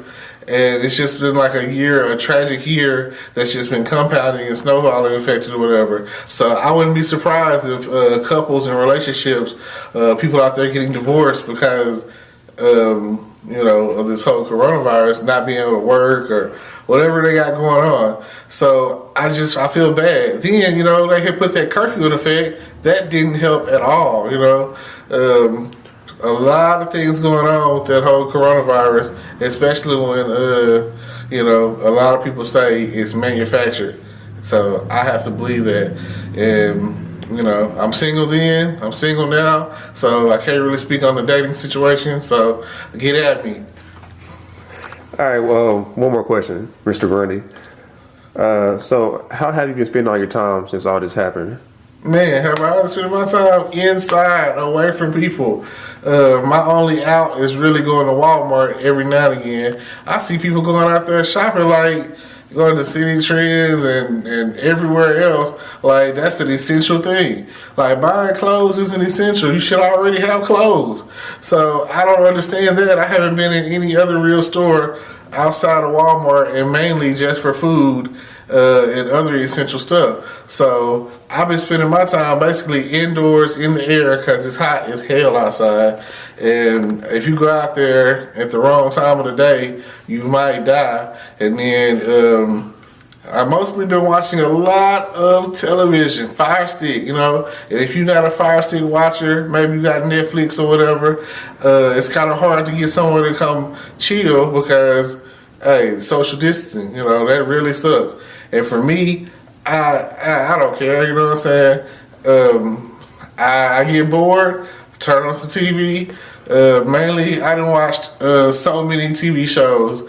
It really It really started affecting me when all of my good shows like Flash and Black Lightning and all the DC shows or whatever started to go off air for the season, and all the summertime stuff started coming in. And right now, I'm binge watching or whatever. I've been watching the Chicago shows like Chicago PD, Chicago Fire. Uh, the new show Stargirl or whatever. That's the new DC show that's out, and then a couple of movies here and there on Netflix, whatever I get referred to. So stay strong. If you really want to come check out a movie with me, just let me know because I'm always available to watch some movies. I love watching TV. I love watching movies on the projector. All right, well, that will conclude the interview with Mr. Granny. Do you have any closing remarks? Oh yeah, don't forget to like, comment, subscribe, hit the notification bell, and hopefully you'll get to see us do some more interviews later on today or whenever O is in town. All right, thank you. No problem. Hello YouTube world, welcome to my channel. Don't forget to like, comment, subscribe, and hit the notification bell so you can be notified when I drop hot content like this, and stay tuned for the next video.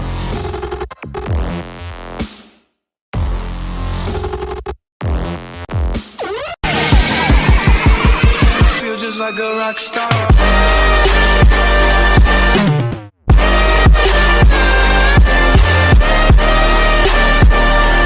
I'm in Bob.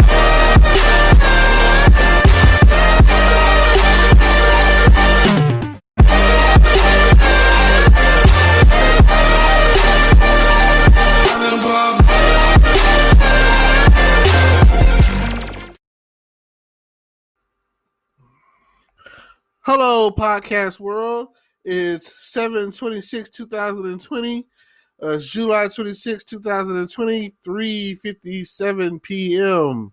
And I just want you to know that I really want to start off by saying failure is not an option. I repeat, failure is not an option. And the next thing I also want to say is depression is real. And during these times of the pandemic of the coronavirus and not knowing what's going on or what's going to happen, and this has probably been one of the worst years in a long time, probably one of the worst years ever for some people in their lifetime, considering that just how things have been going. A lot of lives have been lost, and jobs been lost, and it's not easy going through all of this situation alone. Like, it's horrible. And the worst thing about it is there's the whole social distancing. Like, nobody wants to be sitting around alone going through this alone. And I don't feel like I'm the only one out there. So I know that there's other people out there that are probably feeling more lonelier than they've ever felt in their lifetime.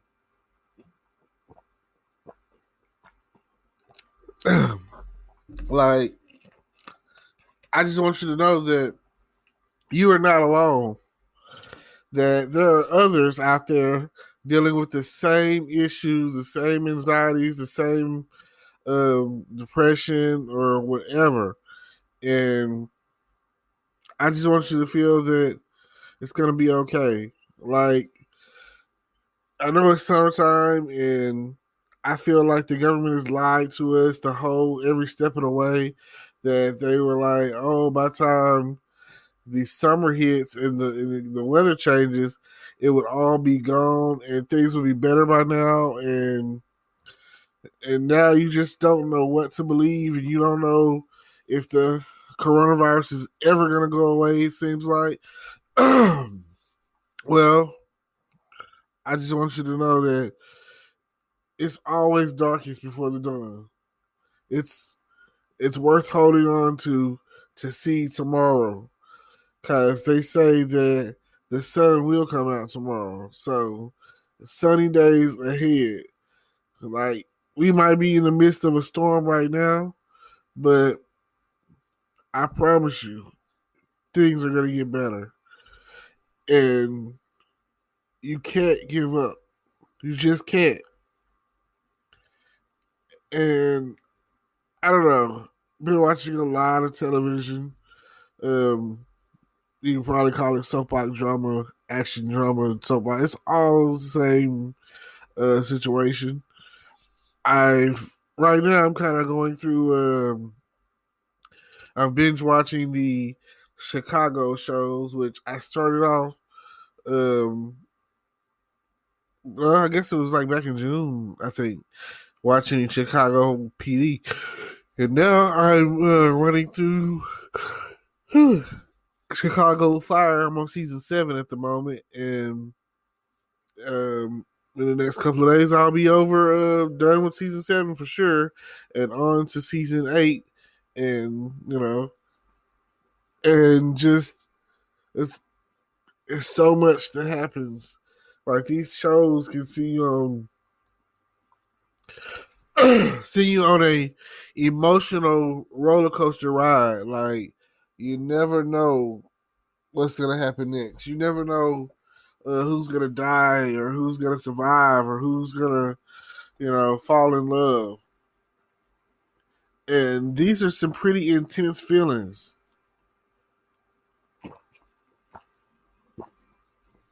I just want you to understand that the same thing happens in our everyday lives. Like, you never know what's going to happen next. You never know who it's going to happen to.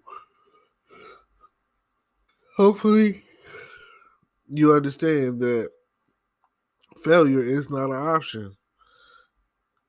That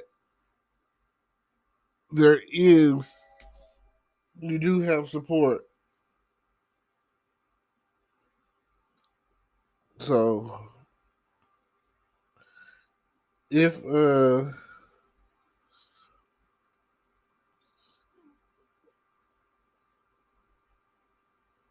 but if it's too much for you, failure is not an option.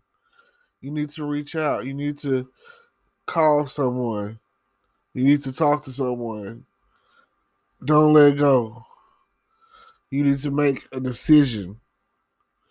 You need a breath of fresh air. Right? It's hard to stay cooped up in the house. It's hard to go through losses, financial, relationship, um, whatever the case may be. It's all something that can change your life. Now, on the road going forward, and we're all praying for, we're all hoping for the best. What can you do to set your mind at ease? What do you have? What's your next level? What's the next thing that you could do to make you feel better about yourself? I live alone, and a lot of people do. And that road, walking that road by yourself, being home alone by yourself all the time, it gets lonely. And I know how you feel. It's always hard to get company to come around. Just depending on how you live. I you want more out of life. Cause I know I do. I want you to feel that there's definitely someone out there for you, that they're there for you. Like, I try to put positive energy out there in the world. I do my best. And with all of that being the case, you just don't know what it's gonna feel like when it's all gone, when it's all over. Or, when things change, they tend to change you. It's hard to walk that true north for your compass to be true north or whatever. It's hard for that to be the case. Like you never know what you're gonna get out of the situation. I understand that this isn't for everyone. This feeling, this loneliness, no one should be alone in a time of need. Like, check on your loved ones. It doesn't matter if they're old or young or whatever the case may be.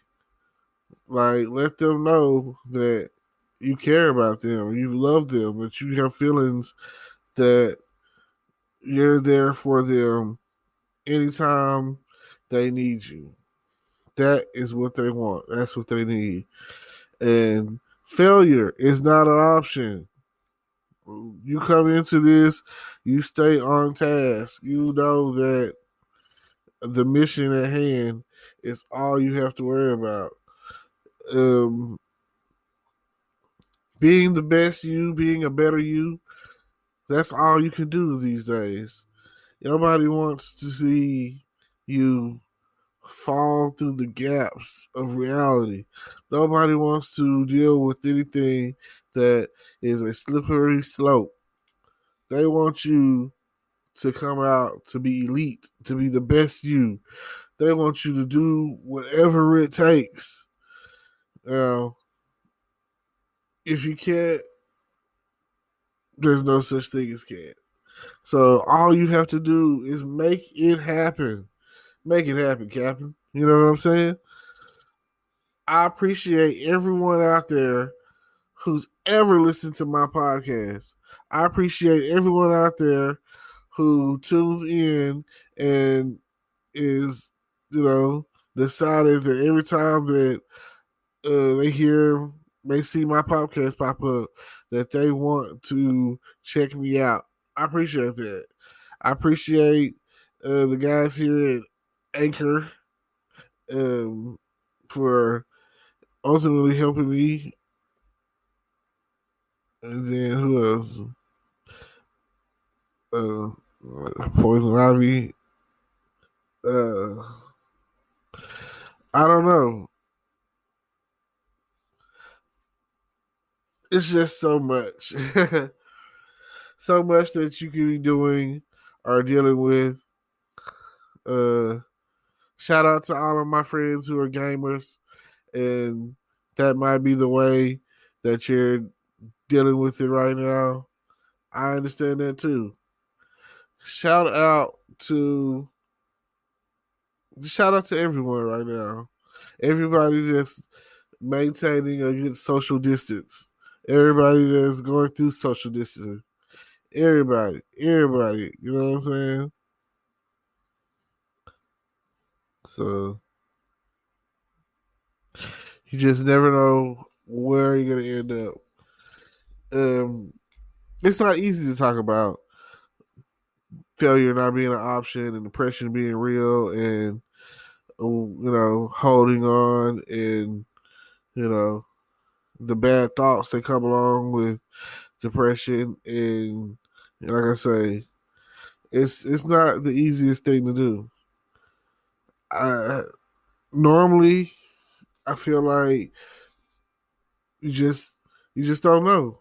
So at the end of the day, well, we'll try something different. Maybe you don't want to fall through the gaps. Maybe a good movie, something to make you feel good, something to make you laugh, something to make you happy. What makes you happy? I don't know, man. I guess. So, with all that being the case,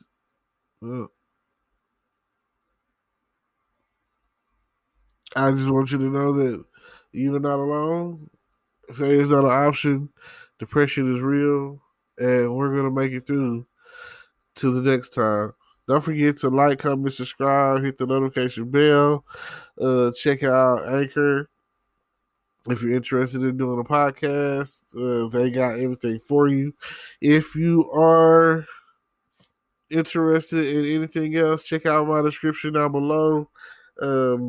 Plenty of things to click on, a lot of opportunity, some merchandise probably, just a little bit of this, a little bit of that. And until next time, hello, podcast world. It is July 24th, 2020. That's 7/24/2020, 8:01 p.m. Now, I'm here to talk about today is Friday. Fabulous Friday, Fishy Friday, Freaky Friday. You know what I'm saying? Somewhere out there, these words and these phrases mean something to you. So if they mean something to you, let me know. Let me know. Oh, yeah, it's payday for some of y'all. I know how it is. Time to pay some of those bills. Time to send out some of that money. But you know what? It's also, thank God it's Friday. TGIF. So if that's any of this is like something that you can relate to right now, feel free to have a drink on you, not me. And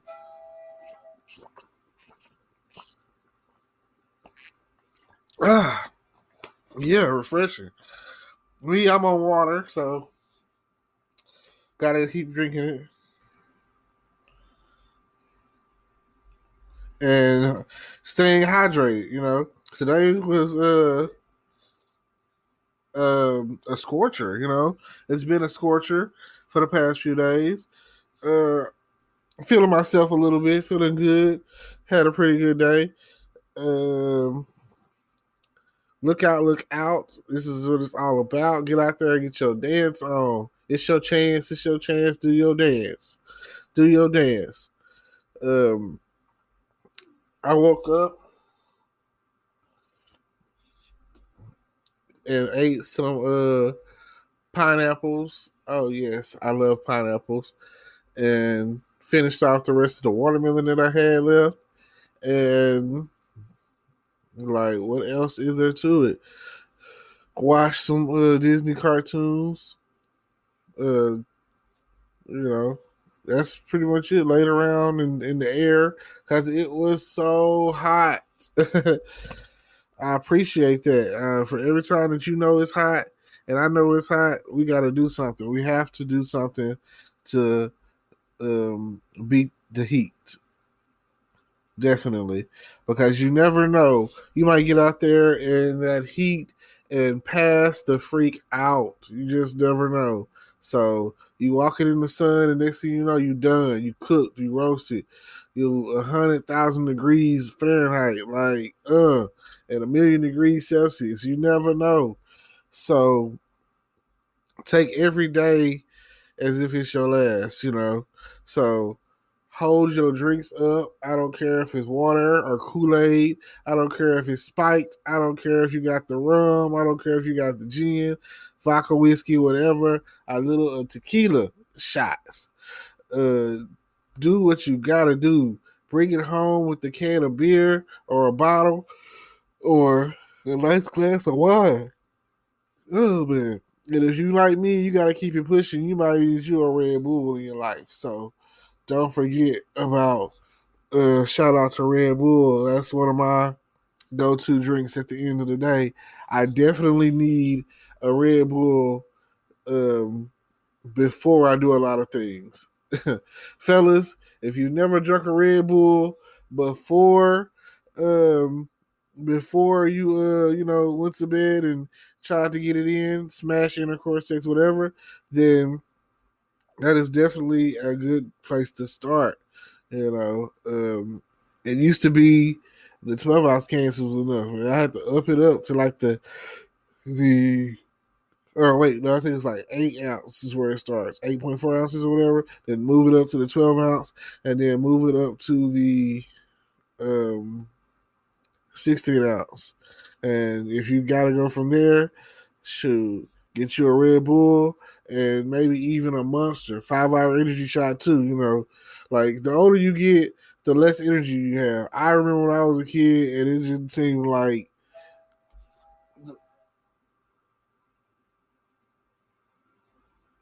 it didn't seem like things were like, well, I just didn't seem tired back then. Now it just seems like as an adult, as a parent, man of a certain age, whatever you want to call it, they say that once you hit 30 or whatever, and above and above and above, that you start to slow down, you start to feel pain that you never felt before, or you start to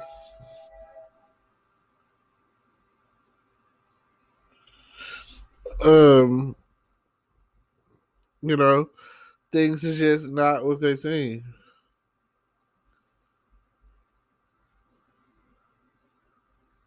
you know so definitely uh, think about the best part of waking up is Folgers in your cup. But primarily I say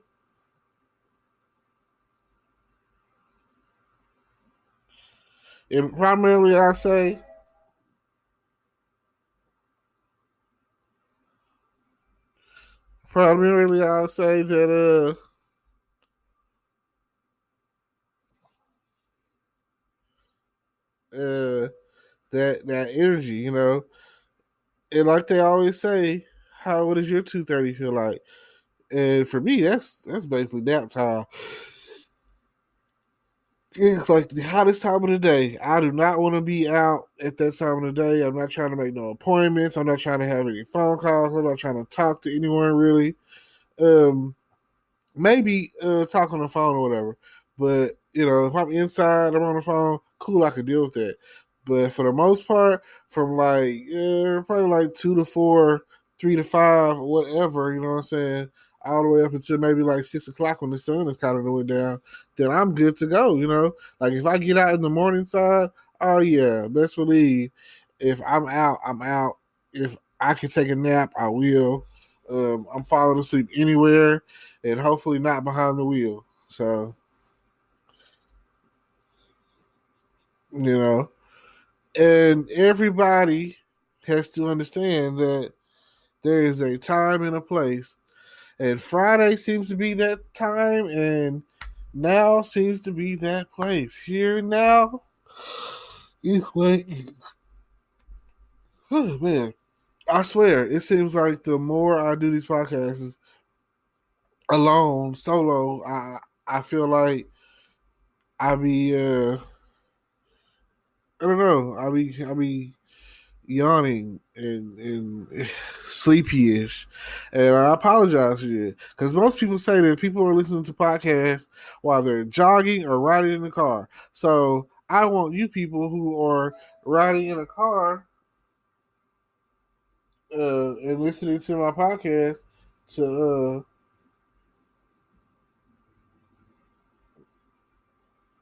you know to enjoy yourself, to really be like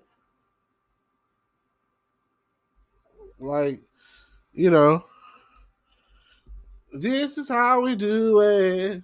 It's Friday night and I feel alright. The party's here on the side. I reach for my Sunday and turn it up. The keys to my truck. But y'all know what I'm saying. That's how we do it. We ain't playing.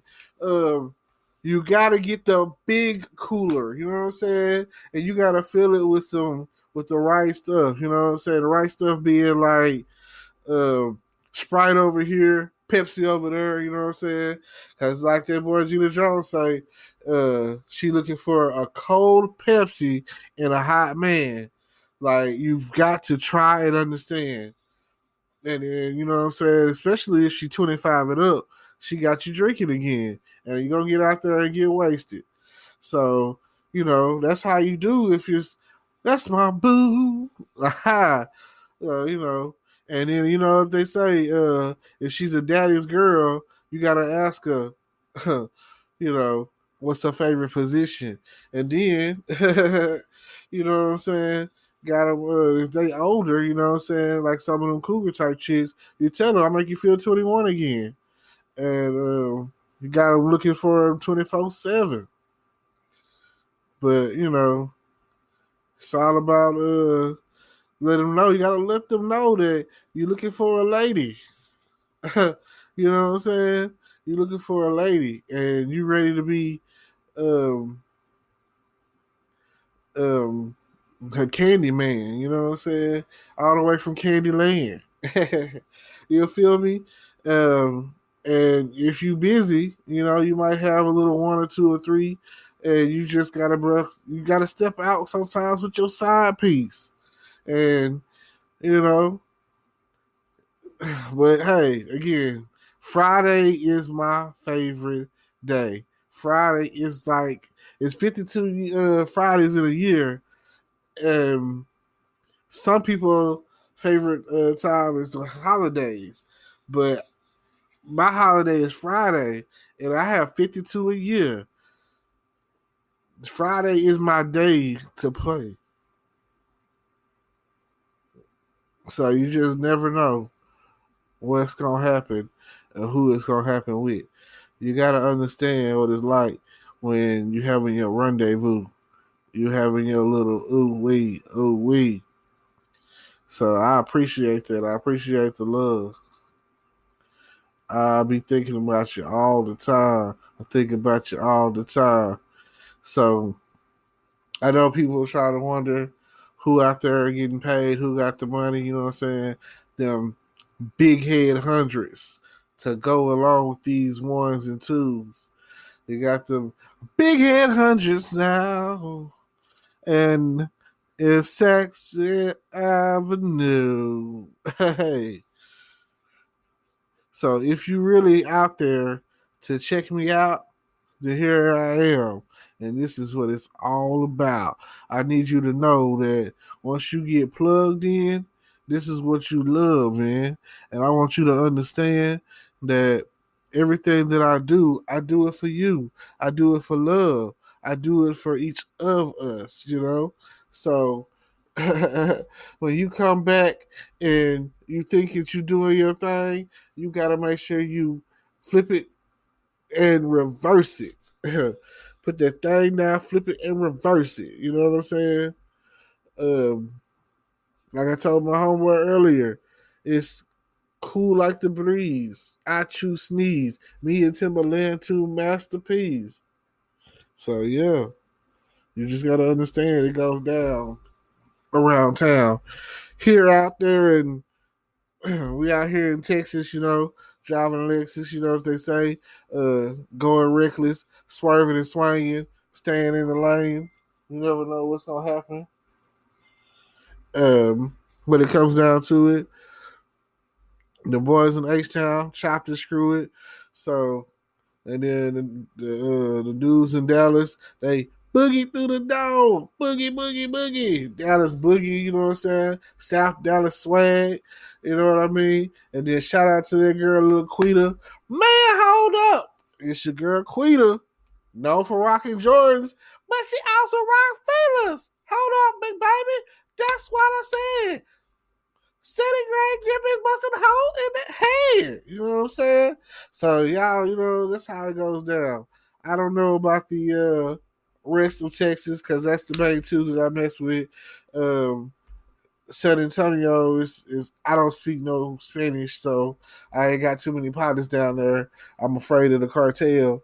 And then in Austin, you know, they got too many Rainbow Road bars and spots, you know, on 6th Street. So I ain't too Austin ain't for me either. I don't even like the design of it, but you know, if you open minded, which I try to be, you know, but you know, even if you close minded, Texas is a great place. Like they said in the songs, down in El Paso, you know. And then they also say about Texas that the stars at night are big and bright, deep in the heart of Texas. So yeah, you know, um, this maybe not in my city, because my city is a dual city. It's a twin city, Texarkana, Texas, Texarkana, Arkansas. So, um, because we are so close to another state, and we're like the ID of us, our entity or whatever, is split. It's like it's getting pulled in by a whole nother state. So you just, yeah, just gotta do what you gotta do, man. So I thank y'all for tuning in. I'm gonna give my little 15 minutes of fame in for the day. It's Friday. I could have been and did this earlier. I would like to get to the point where I'm doing 2 to 3 times a day on my podcast, and at least once a day on my video upload to YouTube and Facebook and Instagram and wherever else I'm supposed to be uploading to. Right? Right. You feel me? Yeah, I feel you too.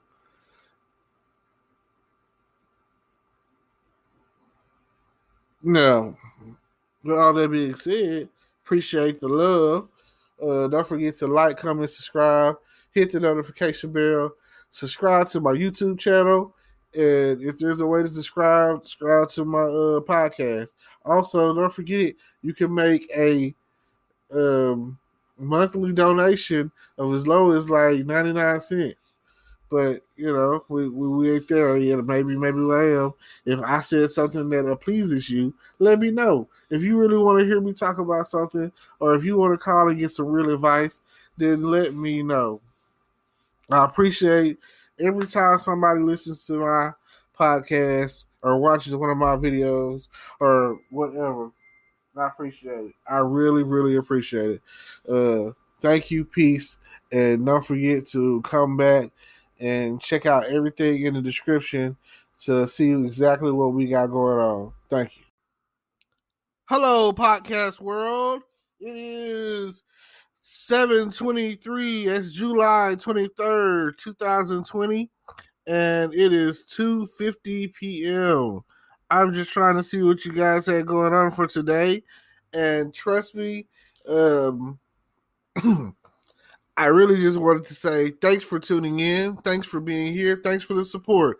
I appreciate every time that you listen to me, and I appreciate every time that y'all listen to watch one of my YouTube videos. I definitely appreciate all of that. So, with all of that being said, I thank you so, so much. And thank you, thank you, thank you. But what are you doing today? Today is another scorcher. It's definitely hot out there. Are you inside? Are you outside? Are you in the pool? Are you by the pool? Let me know what's going on. Um, are you still quarantining from the corona? Or are you still mourning for Kobe? And are you still rioting for Black Lives Matter with George? Let me know what's going on, because it's been so much this year. Like, are you still working from home? Are you working at all? Are you, like, what's your situation? Like, tune in and let me know. I really want to know what's going on out there in the world. It seems like, are you wearing masks in public, or are you one of those people that refuse to wear masks and just think it's stupid?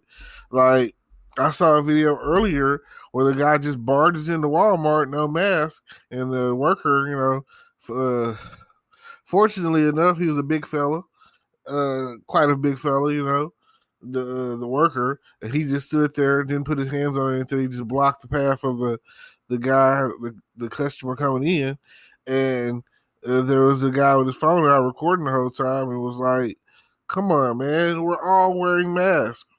So, do you not think the coronavirus is real? Are there still people out there that think it's hooey? Do you think it's fake? Do you think it's not a real thing?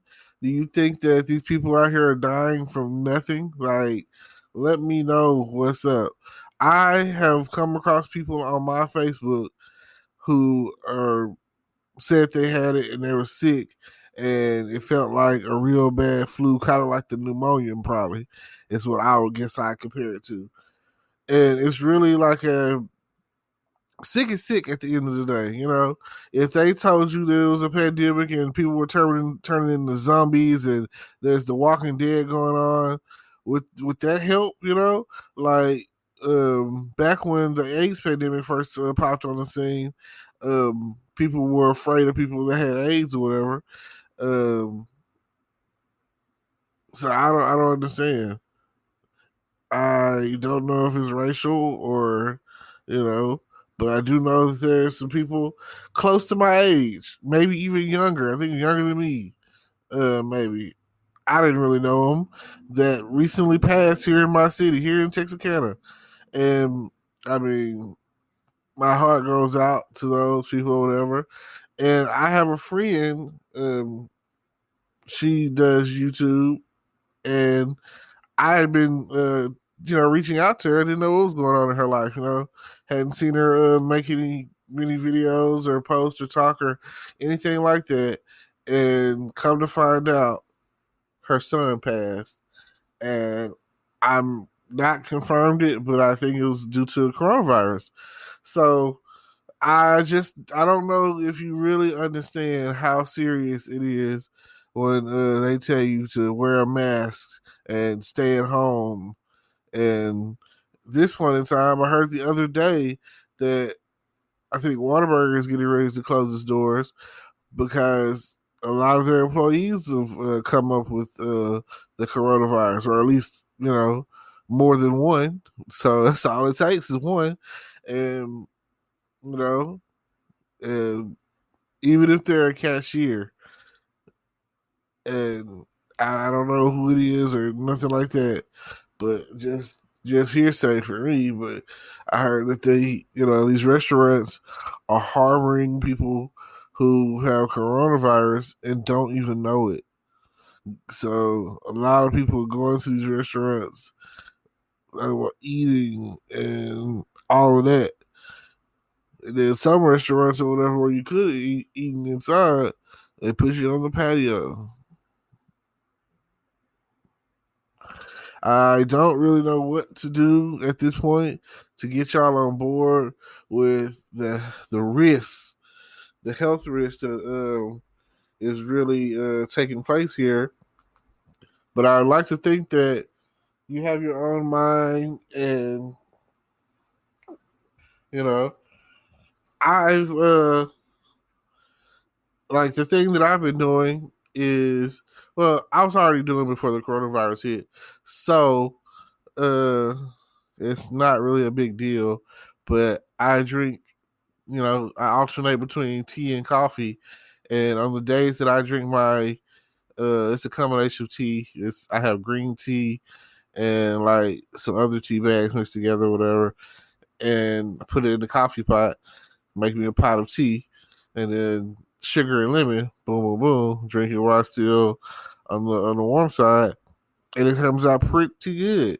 But I say that to say that I don't know if it's the green tea or what, but it gives me the same, more or less caffeine boost and whatnot, and that looks like that helps me a lot.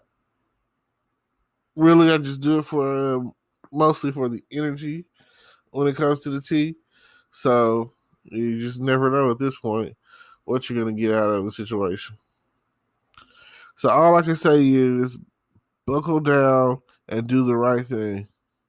Do the right thing. Like it's nothing hard to do. Yeah. If that's what you want to do, that's what you can do. So I appreciate it. I appreciate everyone who's wearing some kind of mask in public. I don't know if it's affected animals like your pets, like helicopters. I mean, like birds and dogs and rabbits. So, yeah, usually around this time of the day is when I'm The sun is out and I'm in, which I'm definitely in, but I'm usually in the process of laying down, taking some kind of nap. So you just, I think y'all caught me right in the middle of, right, oh man, yeah, right in the middle. Oh, that's good. That's good tea. Right in the middle of my nap time. So, just saying. Now, the financial advice for today. Check out the links down below in my description or whatever. If you're looking to work from home and make some secondary money or some money that's going to help aid you in the buying of anything, then definitely go in the description down below and check me out. And if you're on YouTube, don't forget to like, comment, subscribe, hit the notification bell, and definitely stay tuned.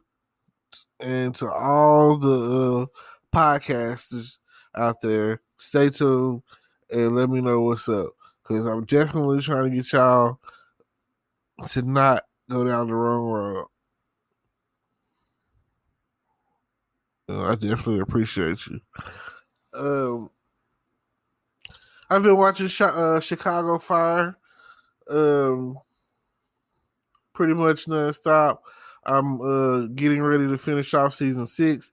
It's 8 seasons, so 2 more seasons left, and I will be done finished it, and I can move on to maybe watching Chicago Med. I haven't really thought about that. That would be there's 4 Chicago shows: the Chicago PD, Chicago Fire. Well, the official order is Chicago Fire, Chicago PD, and Chicago Med, and then Chicago Justice.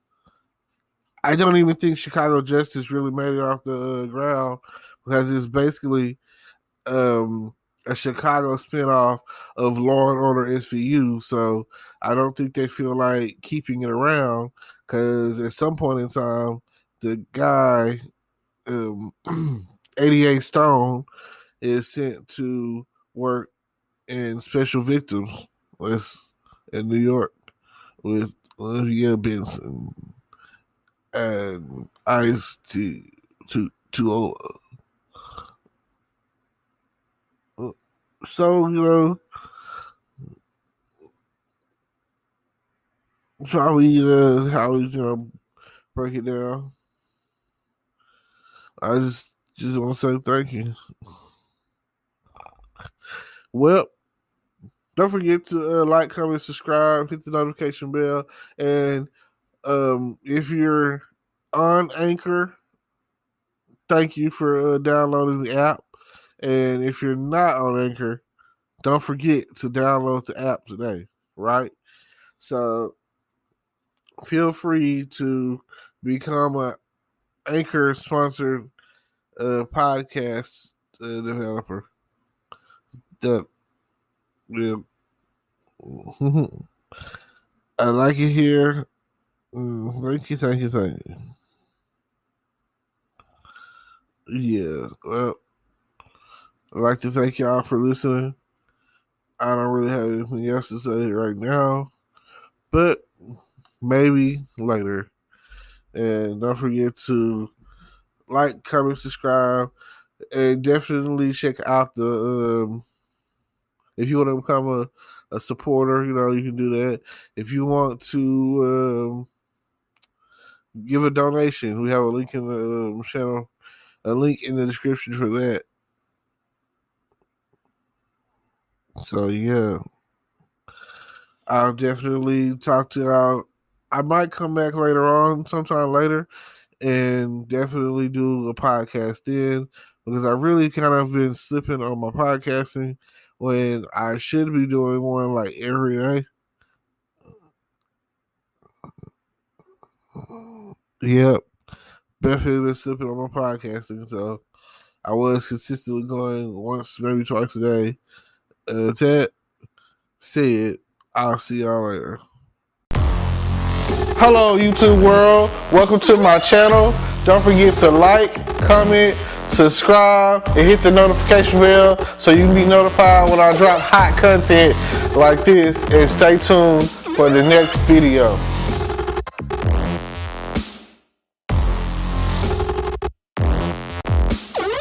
Okay, welcome back. Leading on into the next part of the movie. It seems like the friend Courtney tries to get her to go on a little, girls' night out, and somehow the Courtney stuck at work with work, and she's only got a case that's coming up the next week. Which, didn't she know that before she booked the date? Anyway, well, somehow Omar Epps gets invited into the equation, and when he goes, he meets up with Nia Long. They sit there and they have a nice bottle of wine they're sitting there drinking off of, and after a while of talking and reminiscing, Nia Long just so happens to get flustered, and she just wants to step away from the table because she needs to go to the bathroom. She's in the bathroom, and next thing you know, Omar Epps comes in, and next thing you know, they're all over each other, and they're kissing, and they're touching, and she has a dress on, so he starts to pull down her panties, and next thing you know, he's trying to whip it out, and as he's trying to thrust up and get up in her, that's when she remembers, oh, I have a husband all of a sudden. So now, he's the bad guy. He's the bad guy. Oh my God, I felt sorry for him. If you knew that you had a husband at home, you knew this. Why are you kissing this man? Why are you touching this man? Why did you let this go on at all? Why didn't you get up out of there if you felt like the situation was going to be anything but what it was? And, if you weren't going to have any or show any restraint, then, again, your fault. It's like, I felt bad. It's already bad enough that they didn't tell the story of overall what happened with Deborah. There's a lot of blanks that's left in there, so where they could have filled in this movie a little bit more. Like, don't you hate it? I mean, I'm pretty sure they're saving it for the director's cut or something, but at the end of the day, you could do more. Like I said, I could have filmed this thing. Okay, check this out. So Omar Epps goes after her. He goes running after her, chasing after her, and she's like, I can't do this. I have a husband at home, and blah, blah, blah, blah, blah, And she's like, this is my ride, Uber or Lyft, it really doesn't matter. Uber's taking over anyway. Different cities, different strokes, different folks. It's all the same thing. Taxis is like pretty much obsolete, like DVDs and Blu-rays. Streaming is where it's at. And I appreciate you for streaming my podcast. Anyway, thank you so much. Now, she gets in the car, and now she's having flashes, hot flashes, of the moment that took place in the bathroom. And had she not been married, oh yes, I'm pretty sure that Omar Epps would have been all up in that thing. I'm pretty sure that the only thing, had she not been married, she'd have been good to go with her used to be once 20-year-old friend who she was all up in the bathroom with. Now she's going home to her husband, who, let I remind you, is still recovering from bodily injuries sustained in a wreck some months back. Now, they never really attach any story to that. It's just kind of like a shocker when you find out. But wouldn't it have been great if Omar Epps had set it up for him to have been in that wreck? Like, come on, writers. Like, what are you thinking? That would have been a nice little added twist to throw in the pot. I know that I just knew that, and they could have did it like this. The same point in time when us, the audience, found out that he was taking the medication and all injured or whatever, that they were playing golf. And this is like I say. Let me lead into it first. Okay, so after the fact of what happened, all that misleading, almost sexual encounter stuff took place. That's when Nia Long ghosted him. She wasn't accepting his phone calls. She didn't want to talk about it. And this man is like, what's going on? You know what I'm saying? Because he's single. You know what I'm saying? He likes you. He's single. And this is where women will look at it like, oh, he's being a creep. Or people are like, oh, he's creeping. He's being a creep or whatever. Blah, blah, blah. No, you know what I'm saying? Men want closure. You know, it's not. We don't give a damn that you got a husband at home. Just like when the shoe was on the other foot, women wouldn't care that you had a wife at home. You know, nobody cares. You're married. Who cares? If they would have began a relationship, an entanglement, you know, as they're calling it these days, if that would have taken place, then nobody would have cared. It would have been more intense if that would have happened. But no, she starts ghosting him. He's trying to talk to her over a cup of coffee, over lunch, over dinner, or just to talk, you know what I'm saying, about what happened.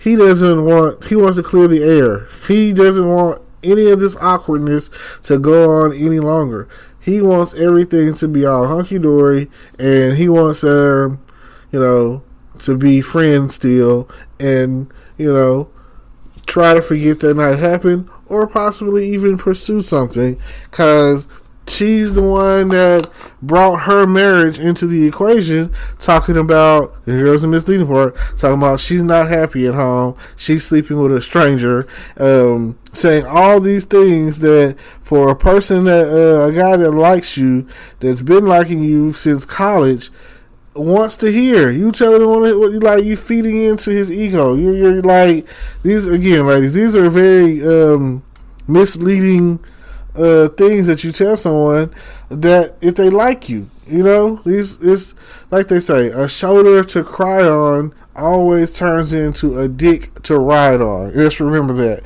And that's basically what he felt, you know, and that's why he, like, things went the way they went. A lot of misleading going on in that whole entanglement. So it's horrible that it went that way, and it just really, really sucks that it happened like that. I don't know what to say about any of the other stuff. So yes, and instead of no. But again, I'm pretty sure if she wasn't married, it would have went down. They would have been in that bathroom like I've seen so many other movies before them, like on The Perfect Guy. And like he said on The Perfect Guy, you wasn't complaining when I had you in that bathroom. You know what I'm saying? So, like. But you have to, like, they're at the threshold of cheating. So you have to ask yourself, like, when is it cheating? Did they cheat, or did she cheat on her husband? You know, you have to ask these kind of questions and just wonder, like, what's going on?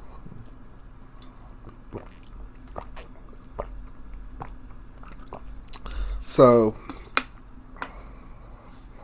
let me think about it in these terms.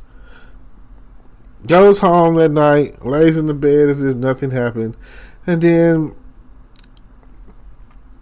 a week or so passes. He's texting her. She blocks his call, and they're trying to figure out. She's like, you know, leave me alone at this point. After she's already fucked up, you've already opened the door. You know, you've messed up. Everything is not okay now. You do have problems, and he is your problem. Now, I want you to understand that it could have went either way, whatever way, however way you want to look at it. Just think of it like that.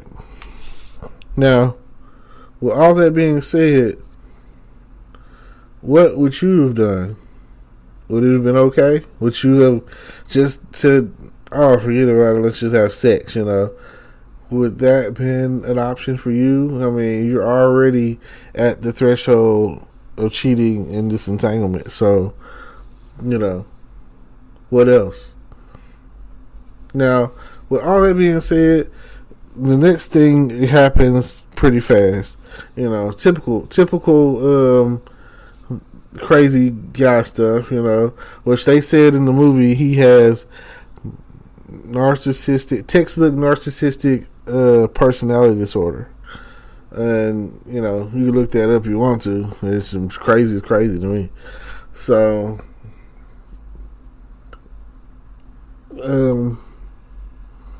next thing I know, he's sending the video. He's hacked the club's security cameras, sent her the video while she's having dinner with her family. And then, next thing you know, he's dating her best friend, Courtney, and coming over the house with Courtney. And, it's a shock because here he is, at the house with Courtney, and the husband doesn't even know. Then, she pulls him to the side and says that he needs to come up with an excuse for them to leave. And so he does that, showing up unannounced like crazy. And then he takes her husband out for a round of golf at a golf course that apparently the husband's never been to before. So, yeah. That's when you find out about the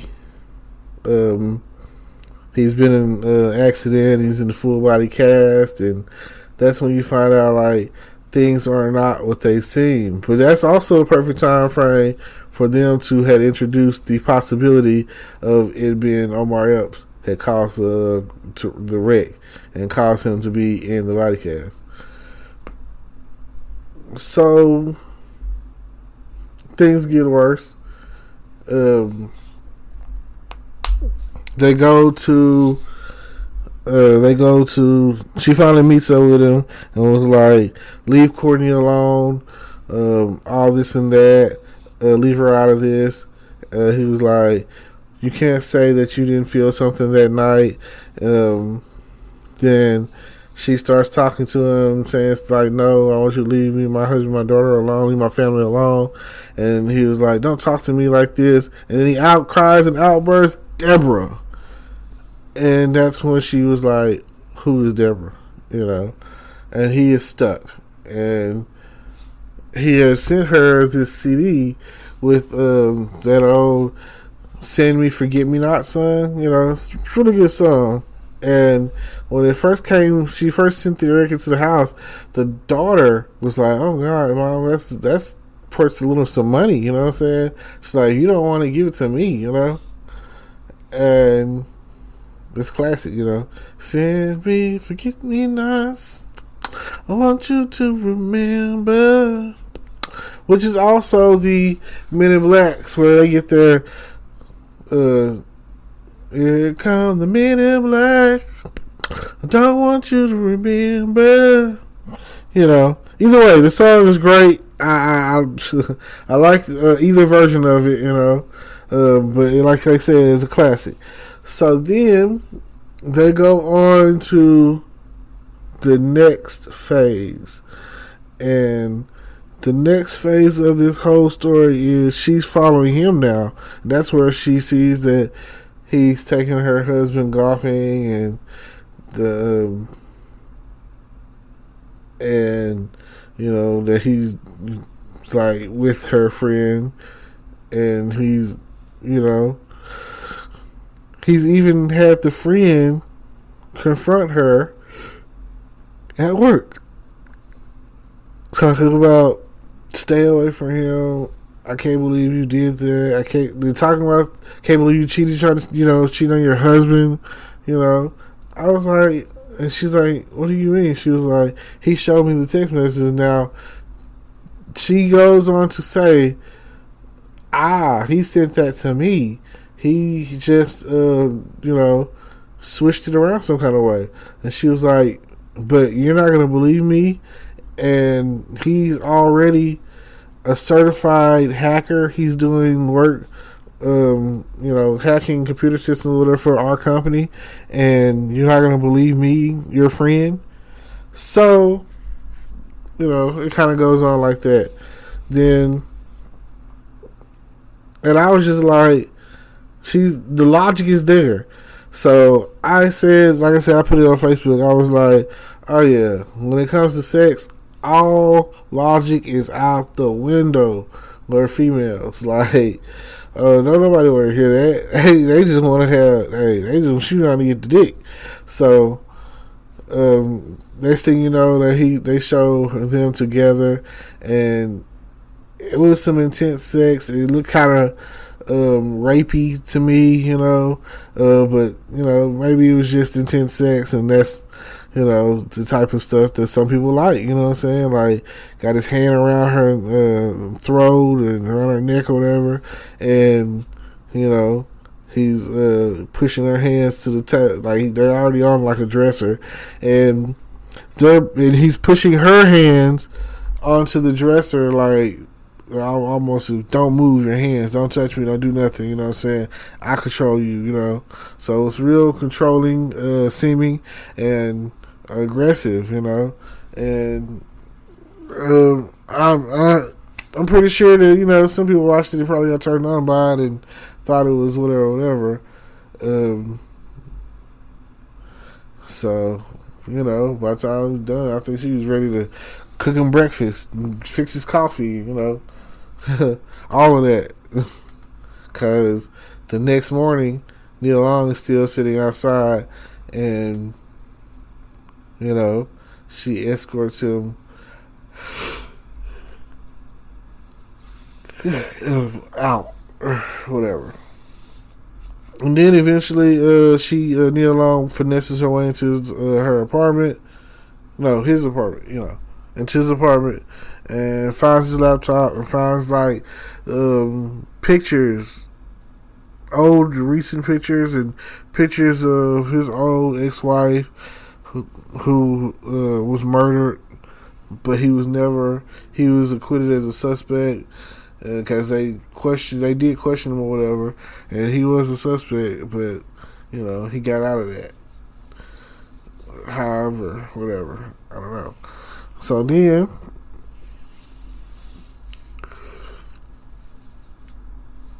what else? Like, after that, it was like, you go from there, and it goes on, and it escalates, and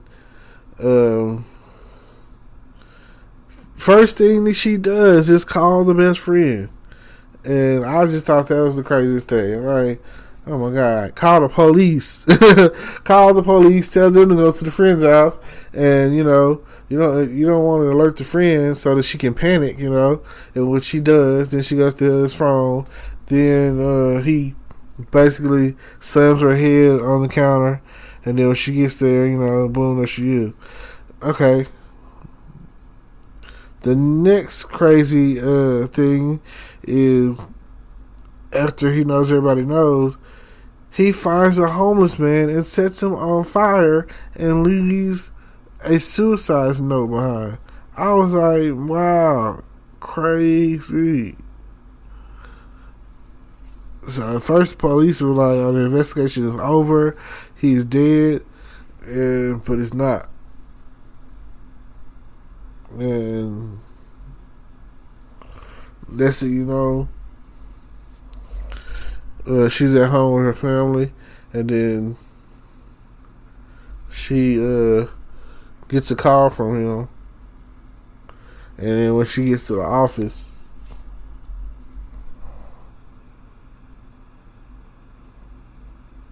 or something like that, I think.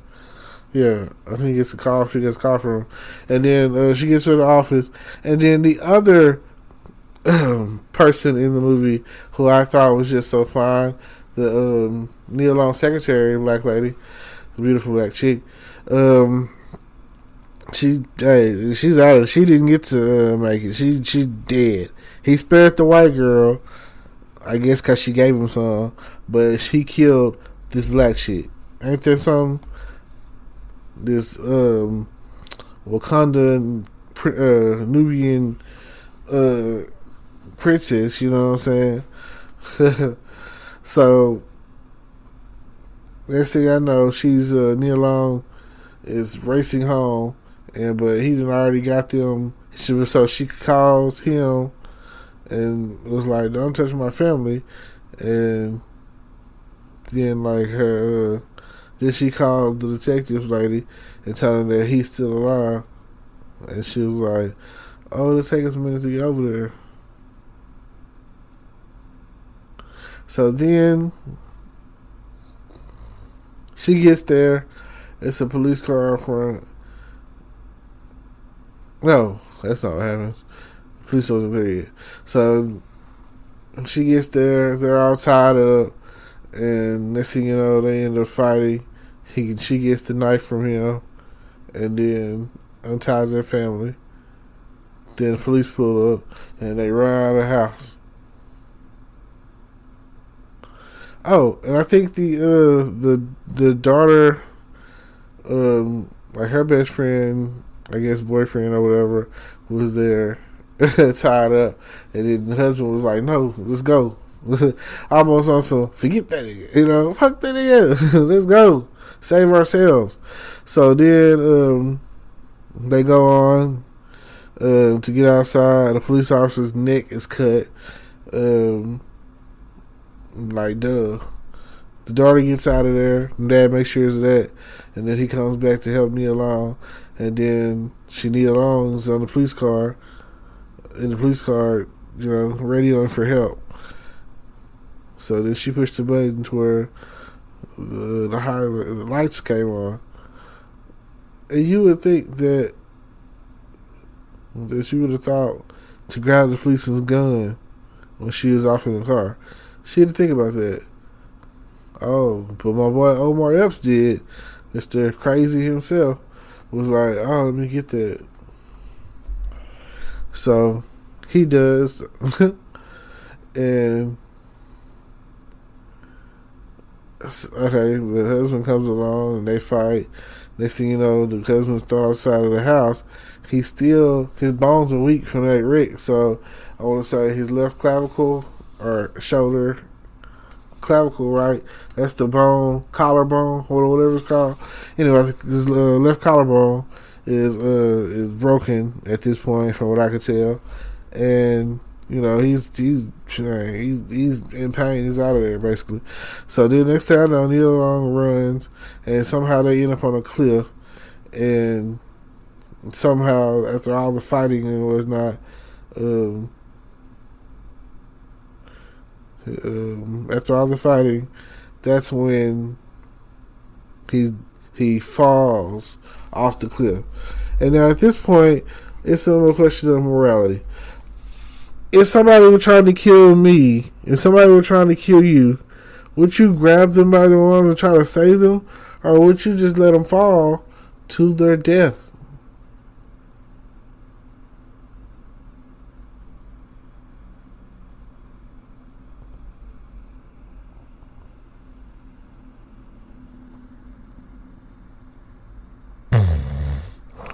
Oh, man. Sorry about that. Oh well. I'm gonna go ahead and wrap it up. So it just made me think, like, yeah, if it was up to me, I would have let him go. I would have never tried to save him. The husband's trying to save her, and she's trying to save him. So it just like goes to show, at the end of the day, this whole situation is all her fucking fault. She never should have did what she did, and it comes back to bite you at the end of the day. And if you have an entanglement, everyone's going to find, it's going to come to light. So it's smash or be smashed is what it seems like. And I'm definitely trying to smash like Hulk.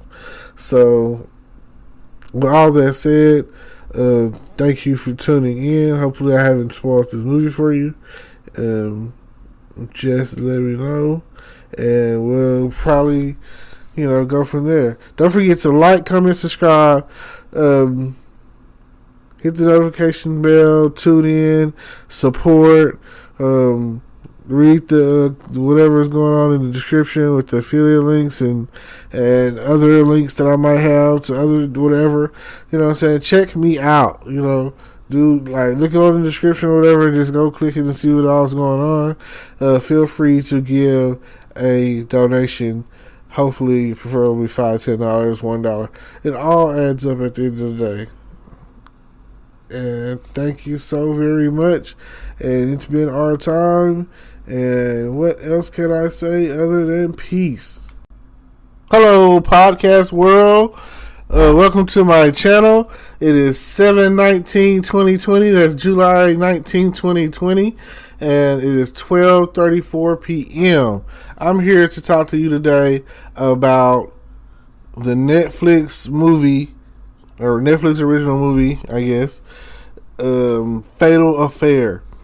Now, I kept hearing people talk about it on Facebook, talking about how it was trash, basically, and how it's kind of bummed out, and how, you know, really, I'll tell you the truth. If you've ever seen any movie where there was a cheating woman, then especially a married woman that's cheating, let's say it like that, then you got this movie down pegged. Personally, I feel like if you've seen the movie Perfect Guy, it has almost exactly the same storyline. Only difference is, in Perfect Guy, she is single, and in this movie, she's married. And in that movie, we had Sanaa Lathan and Michael Ealy. In this movie, you got, oh yes, the Nia Long and Omar Epps. Now, all these are great actors, and I just wanted to give you the rundown and give you my perspective, and that is to start off by saying that originality doesn't really exist anymore. Everything that we watch nowadays is definitely a rerun. Like, come on, can we get something more original? Like, I could pitch a story and get paid. I mean, come on, Netflix. And then I could have recorded that movie. Like, and then I swear to God, it seems like the older actors get, the lazy they get. They just get lazier and lazier. It just seems like I seen someone say it on Facebook, if y'all didn't want to do the movie, then don't do the movie. Like, come on. You're killing us. Like, we wanted to see more intensity, more drama, more action, more, just more. It's always more. You always want to expect more, always want more. And let me give you the rundown. Okay.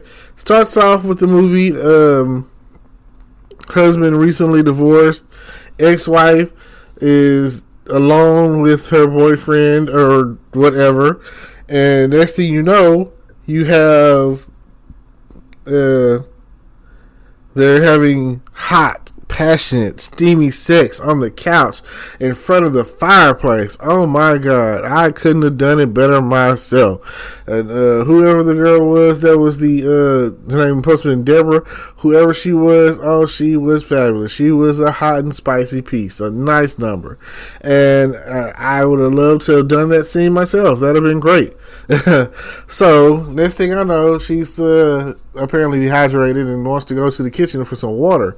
She goes to the kitchen, and next thing you know, you hear some background noises, some thumps and dumps and bumps and doo-doo-doops. And for her perspective, it could have been anything. I guess she thought her husband was going upstairs to run some bath water or something, because the next thing you know, she goes upstairs and he's in some water, but the closer he gets to that water and you step into the light, it's a pool of blood. So now she's like in shock and gasping, and like next thing you know, two hands come out and go around her neck and mouth and are pull her out of scene, and you just know that she's gone. And then that's when the real movie starts to kick in, the main movie. So you see that, starts off with some nice passion and sex scene and everything, and it moves into San Francisco. And I've been to San Francisco. It is one of the worst cities I've ever been to in my life. I mean, especially since I'm from Texas, it is the opposite of everything that I've ever been to in Texas. It's like a reverse Houston. So, especially that one street that you could go down.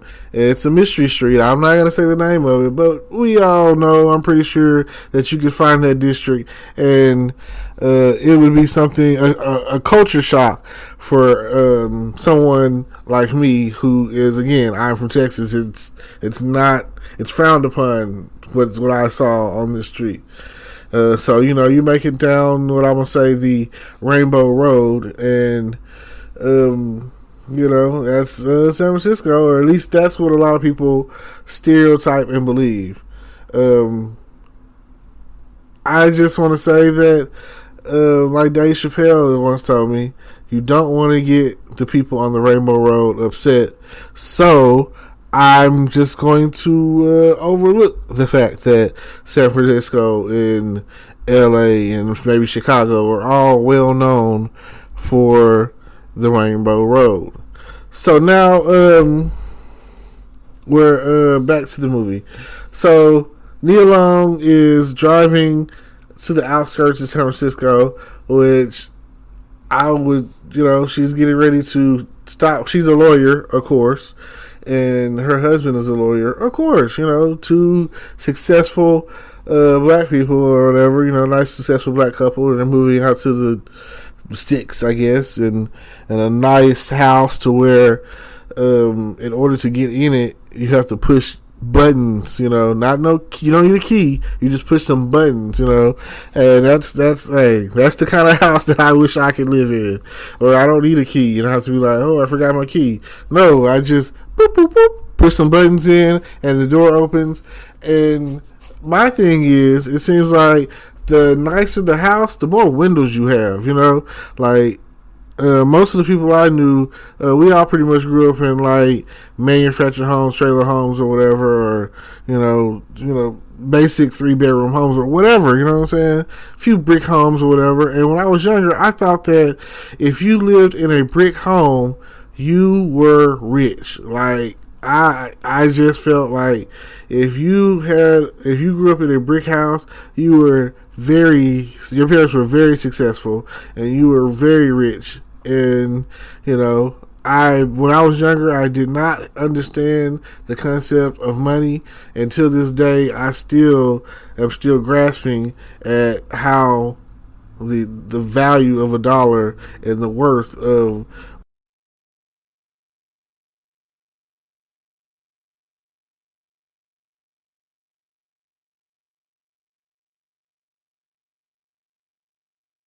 game of Monopoly. You'll understand that things can change very easily, and you never know what you're going to get, and you just have to keep trying. But yeah, it's a nice house, a lot of windows, on the beachfront, hills, all of that. The whole 9 yards. And if you've ever been to San Francisco, you'll know that they have. It's all congested in the inner city part, but when you get to the outer city part, is less space. And to me, some of the houses that I had been in were just like really nice apartments, and they call them houses.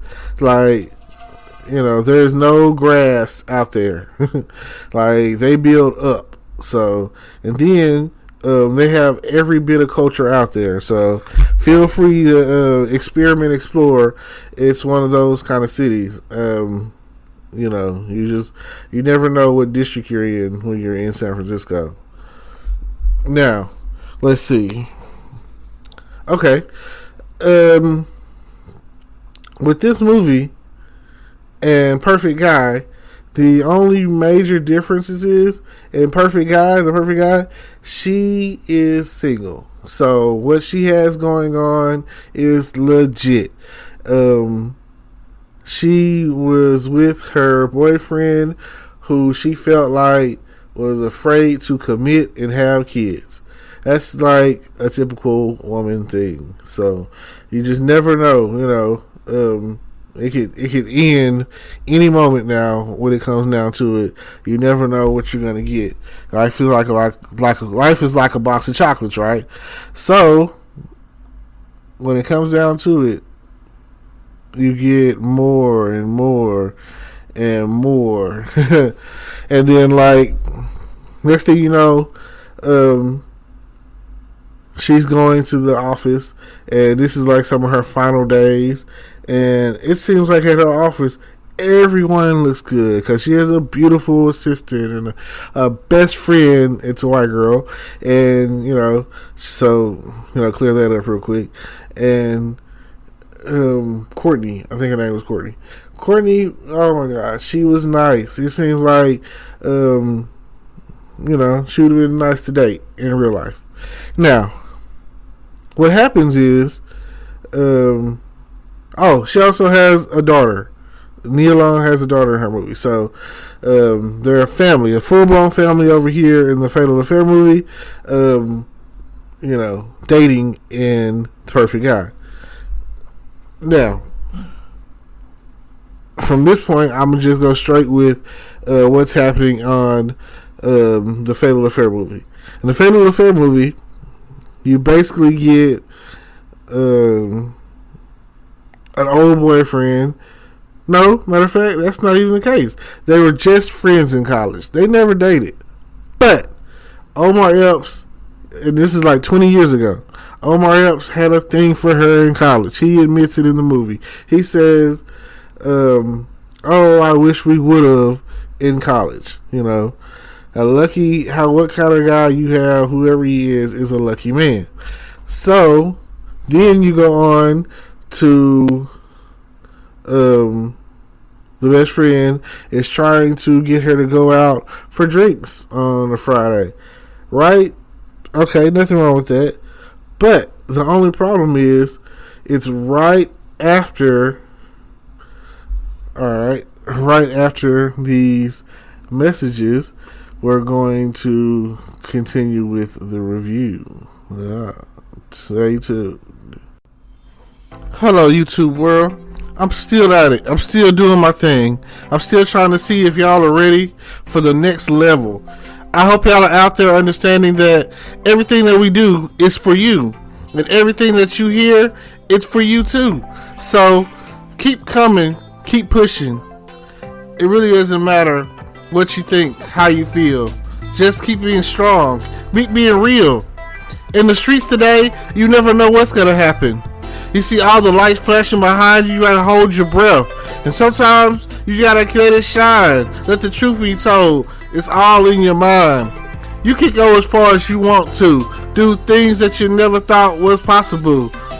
I want you to understand the shine you got. The corona, it's gonna be over soon. And I'm telling you, it's July. So you already passed the month of June. I want you to understand that everything is okay. And everything's going to be right. And everything is going to be an okay day. Everybody has to live their life. Come through, no worries, no strife. If you feel me, wave your hands. Get lifted, understand.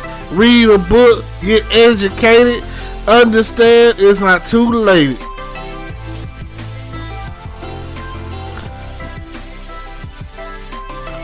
All my friends are out there somewhere trying to do their best, to be the right person that you want to be, and do everything that you can. What you're gonna be, you're gonna be the best. And I want you to understand, don't worry about what the government is saying. Oh yeah, you know who you are, and that's a little too far. Too much power for one man to hold. Too fly to the sun, too hard to go. I just want you to do what you can. Be smart, make it understand. I want you to go as far as you really need to, because I want you to achieve your dreams too. Listen to what everybody's saying. Listen to what's in your heart. I want you to be real smart. I've seen a lot of things today. I watched a lot of movies, Disney, okay? It makes you feel like something's happening. A certain type of magic is always happening. I want you to be your best. Come around and pass your test.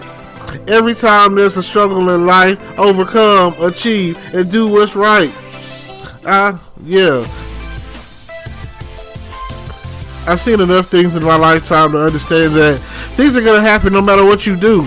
And if you don't do something, take a stand. I'm tired of all of the whining and crying. Stand up and start doing trying. I want you to be the best. I want you to pass the test. Be a man. That's what it takes. Be a woman. That's what it takes. Start being real. Stop being fake. I want you to really press on. I want you to hear this song. It ain't really what you think. It's about what you heard, what you be. I ain't really thought too much about this. I really just kind of doing this my test. Put it out there. Try to be blessed. Try to stay strong. Try to keep from being stressed. Now, I listen to a lot of things on the radio. A lot of students out there doing too much no. Get some knowledge. Get some courage. Be brave. Don't be discouraged. Every day is okay. The last few days has been a sunny day. But the rain comes and you just gotta hold on. You gotta know that you gotta weather the storm. And if you can't, just call out. Ask for help from friends and family.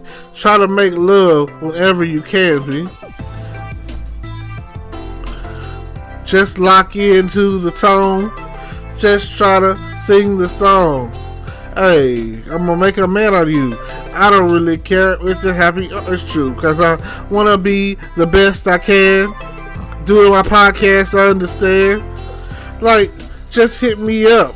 And if something's like life gets too rough, I just want you to know that every time you come through, every time you walk out that door, that you must be prepared for what life has in store. And I want you to be the best. I want you to have a dream. I want you to understand, like Dr. King. I want you.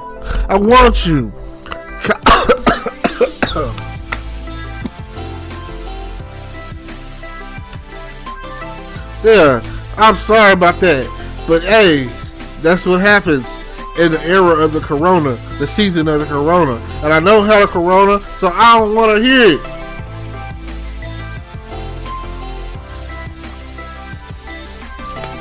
Let's speak your mind. Tell me what you think. Call on in. Don't even blink.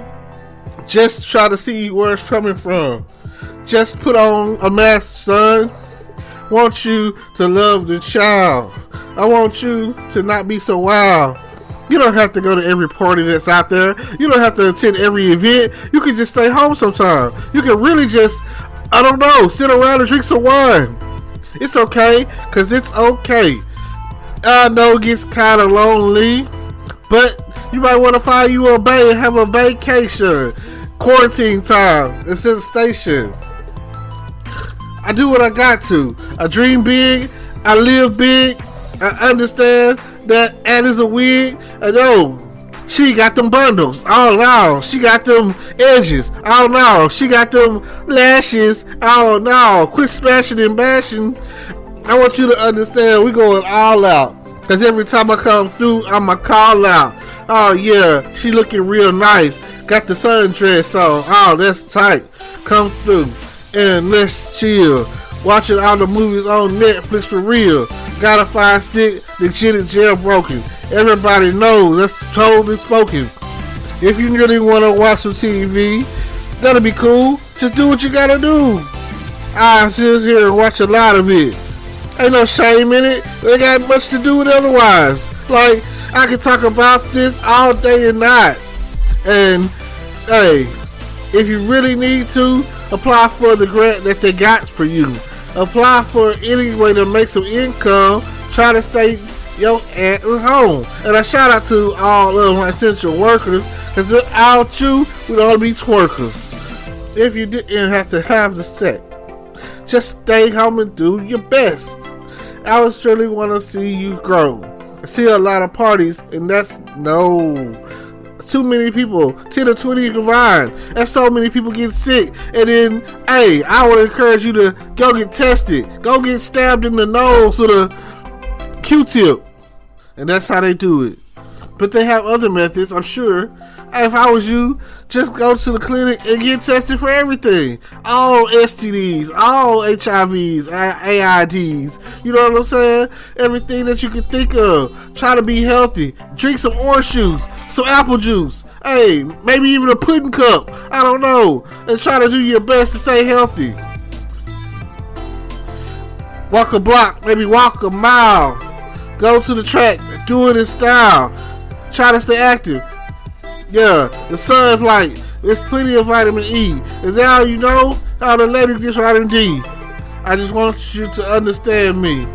If I'm random, so would it be? You like the way that I'm coming at you right now? Everybody understand this. I know that's a lifestyle about living and chilling. And every time you see me, I'm coming for real. And if you want to give me, come book me. And I will so. That's what took me. If you want to run or make some money, then come through. And I'm going to show you how we do it. Check out the link in my description. Podcast, YouTube, Facebook. I don't know. It's an Instagram, Snapchat. I don't know. LinkedIn. You can find me there. I have social media. I everywhere. But as long as you keep practicing your social distance, you're going to be okay, because that's what it took this. I just want you to understand that everything's going to be okay. And the night turns into the day. But it won't last. And this always seems the darkest before the last hour, it seems. But after you know, the next morning, the sunlight comes out and we all shining. Don't be afraid to call on some help and howl on somebody. Don't get too depressed. I want you to understand, like, this is the end. And every time I come around, I'm your friend. Tune in. Just tune in. If you really want to subscribe or donate, it's all in the list. It's all in the description. And I just want you to know they got them cooking at the kitchen. And I really could use some help. So if you want to speak, be yourself. Don't forget to call in and spoil it. And don't forget to call in and do what you got to do. But on the real though, just tune in. I'm on everything. Tune in, Spotify. I'm all over. Apple Podcasts, Google, whatever else that you need. Just tune in, listen. That's to me. Hello, YouTube world. It's 7/17/2020. It's July 17, 2020, 11:11 p.m. I'm coming to you to talk about today's weather. Today's weather was pretty decent. Like I say, I'm just glad that you're here tuning in with me, because you can be somewhere else, and you know, I hear you. Here you are, and here we are. Thank you. So, yes, today it's been a relatively hot day. I'm pretty sure it was over 100 like it's been, but they're really cracking down on the coronavirus, and people are not allowed in Walmart or in public these days without any kind of mask on. So if you don't have a mask on, then you're definitely not going to get in the stores come Monday. And I seen a group of guys coming in today trying to go into Walmart, and the guy stopped them and was like, where's your mask? He was like, I'm just letting you know, come Monday you won't be allowed in the store. And the guy was like, I'm not wearing no mask. And that is probably part of the reason why people are still getting sick. So I just like to say, be safe out there, because there's a lot of people out there who don't care about your health or your safety or their health and their safety or anything. So just something to think about when you go out tomorrow or the next day or whenever it is that you go out. Now, I don't know if y'all have heard, but former First Lady Michelle Obama is starting her own podcast, and that is great. Every time I've ever seen her talk or speak or do host or whatever she's doing, give a speech or whatever, she is like so awesomely amazing to me. So I just feel like she's like, her podcast is going to be incredible. I look forward to checking it out and seeing what she has to talk about, because she can talk about anything and it'll just be the most amazing, incredible thing, because she's an awesome person. Like, her and Obama make a great team. Their family is like really nice. They set a perfect example of how the standard of family is. So I really do appreciate that. I feel like she could run now and still have a chance at becoming the next president if she wanted to. I feel like maybe sometime in the future she could be the first black female president. So what am I gonna say? Michelle Obama 2024. Yeah, something to think about. I could only see that, if she runs. And if she ran, she wouldn't have to run that fast because she's already got a name for herself on Capitol Hill. So with that being the case, she doesn't have to do much to get our attention. Some people say, conspiracy theories say that this whole coronavirus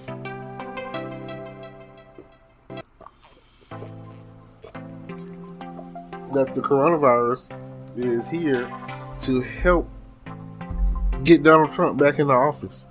They feel like around October, November, when the elections start really coming up, and the presidential elections start coming and starting to wrap up, that you'll probably start to notice a decrease of coronavirus infections, and they're just gonna say that, oh, it's because people are following the ordinances and doing social distancing. And I mean, you had us on lockdown for a minute, so like, what can I say about that? Like, somewhere there's, there has to be the truth that's gonna come out, and they have countless people dead and who have died from the whole coronavirus situation, pandemic, and no one really knows what's happening or what's going to happen. So I hope everyone is taking the precautions that you need to take in order to stay safe. I hope you do. Also, hopefully you're going to tune into my YouTube channel. Please don't forget about it. Don't forget to go and like, comment, subscribe, and all of that.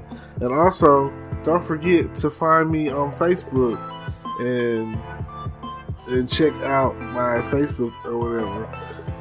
And that would be appreciated. I really just thank you. I thank you so much. I appreciate everyone who ever tunes in to me, because a lot of times I'm just so random, and I've noticed that. The thing that I want to say is, I've learned of those who have recently passed due to Corona. I didn't know them personally, but they're there. They recently passed in the last few days, and that really just sucks. Now, something else that I've been hearing a lot about is the Old Guard movie with the Immortal Warriors, or some kind of Immortal Warriors, and they're out there fighting and trying to make a difference on every occasion. So, just if you're out there and you're a Netflix fan, check it out. Now, the next movie that they're saying it's overrated is Fatal Affair. It has Nia Long and I think it's Omar Epps. I really don't know. I haven't really checked it out yet. And it's just like Perfect Guy, with Sanaa Lathan and Michael Ealy. So I feel like it's also like the original Fatal Attraction. So, I feel like if you've seen one, you've seen them all. That's why it's not what people thought it was going to be. and there was it seems to be a slight disappointment. So definitely, check those movies out. And yeah, they're Netflix originals. Ooh, it's getting late. I can't believe that I decided to try to record this podcast so late, and I don't know what to say. That's usually the case, though. It's hard to find the right thing to say if you don't already have a fixed topic. But in most cases, or whatever, I talk about the weather. I talk about the coronavirus because those are some things that affect us in a certain way and are constantly changing, and that's what we got going on. So if you're interested in hearing more about anything that we got going on, feel free to tune in and check us out. And sooner or later, I'm definitely going to have some friends and we're going to sit down and we're going to record. And we're going to have some topics. We're going to just, go in about it. And I definitely would appreciate y'all's support. And I appreciate all the time that I spent with y'all. And this, when I first started recording, I didn't know what I was going to do. And now here I am, and I'm talking more and more, and I'm trying different stuff. So hopefully this is cool.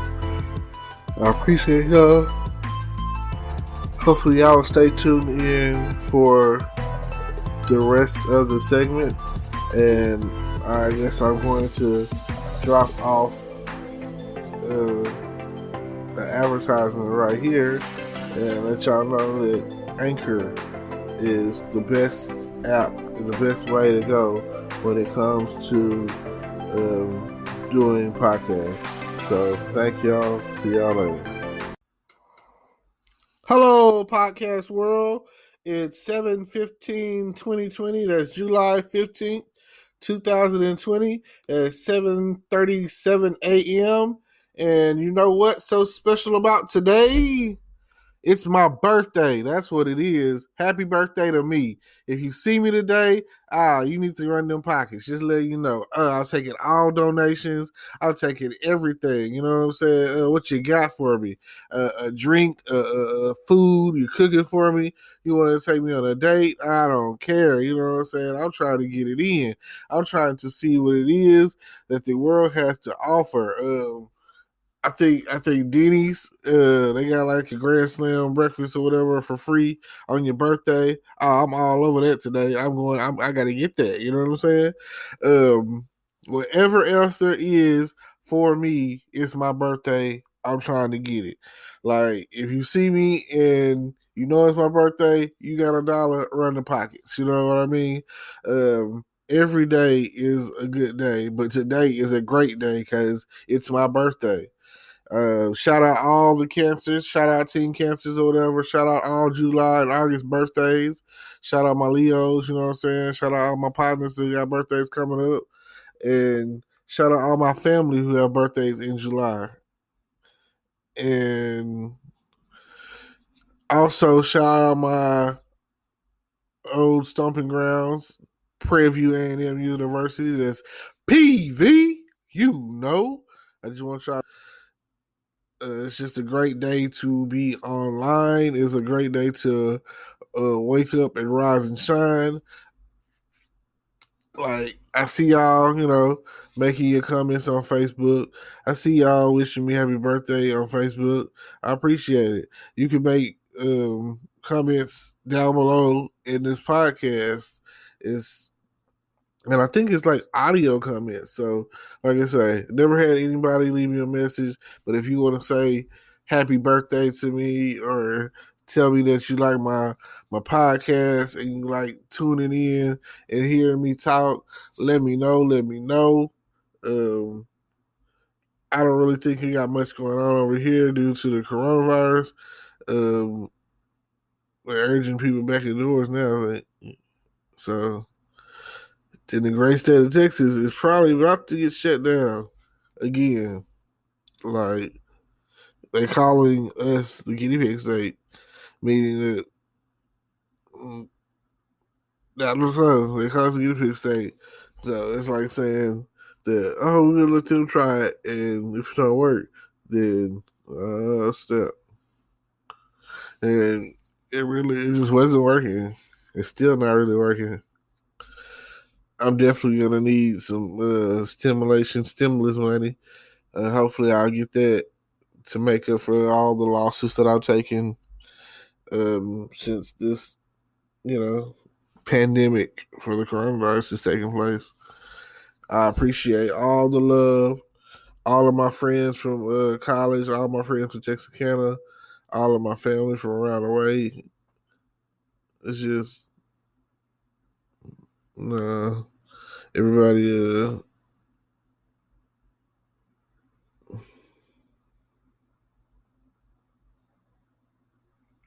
yeah. So definitely don't forget about your boy on his birthday.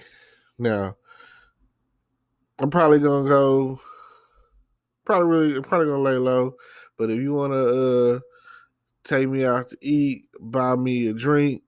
On the Border has nice happy hour drink specials. Fuzzy Tacos got some nice margarita specials or whatever. And I don't know, like I didn't know so much going on.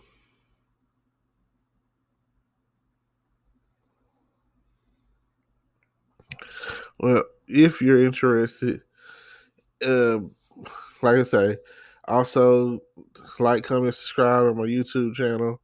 And so far, I haven't really done anything. Just up early trying to get a head start on my birthday plans. So yeah, don't forget to like, comment, subscribe, hit the notification bell. I just want you to, experience me being happy because it's my birthday.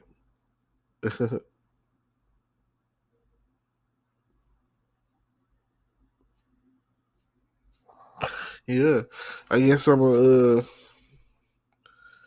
sign off on this and probably do more live action podcasting or whatever later and add on to this topic of you know matter of fact, this is me talking about me how I'm starting my day off, and later on I'm gonna come back to you and I'm gonna close it out and tell you how my day went. How does that sound? Cool. I appreciate y'all. Peace. Hello, podcast world. It is 7/10/2020, 12:36 a.m. And I just want to come to you today and say that fear is not real. That's fear is not real, but God is. It's false evidence appearing real. And I just want you to say that half the stuff that you think about that's going to come true, that's going to come against you, doesn't. Half the stuff that you say that isn't. Just don't be afraid. It's all it takes. I've really just been sitting around, and I guess I don't know, pausing, and I don't know if it's fear or what, reluctance. I can't say, but something had me held up, and I really been trying to figure out what to say, or I really wanted to reach out, and I really want more people to listen to my podcast, and I really want more people coming to subscribe to my YouTube channel. And I mean, at the end of the day, I do this for the purpose of reaching more people and having more people hear what I have to say, regardless of what it is, and hopes that this become more than what it is. Like, I want to be a full-time YouTuber. I want to be a full-time broadcaster. I want that. I want to be, and I want to be heard. I want everybody to tune in and chime in and listen to me and be like, "Oh my God, this guy is the greatest," or even if not that, just take a listen to what I have to say every now and again. I mean, that means a lot. There's people out there that, they do this. They're talking about everything under the sun, to the stimulus checks, to sports, like anything that they whatever they're into, and I'm into just really being, putting out a positive message, being heard, letting the world know that it's going to be okay, Um, I don't know. I have so many friends, and with that said, I also know that a hater's going to hate. You got enemies or whatever.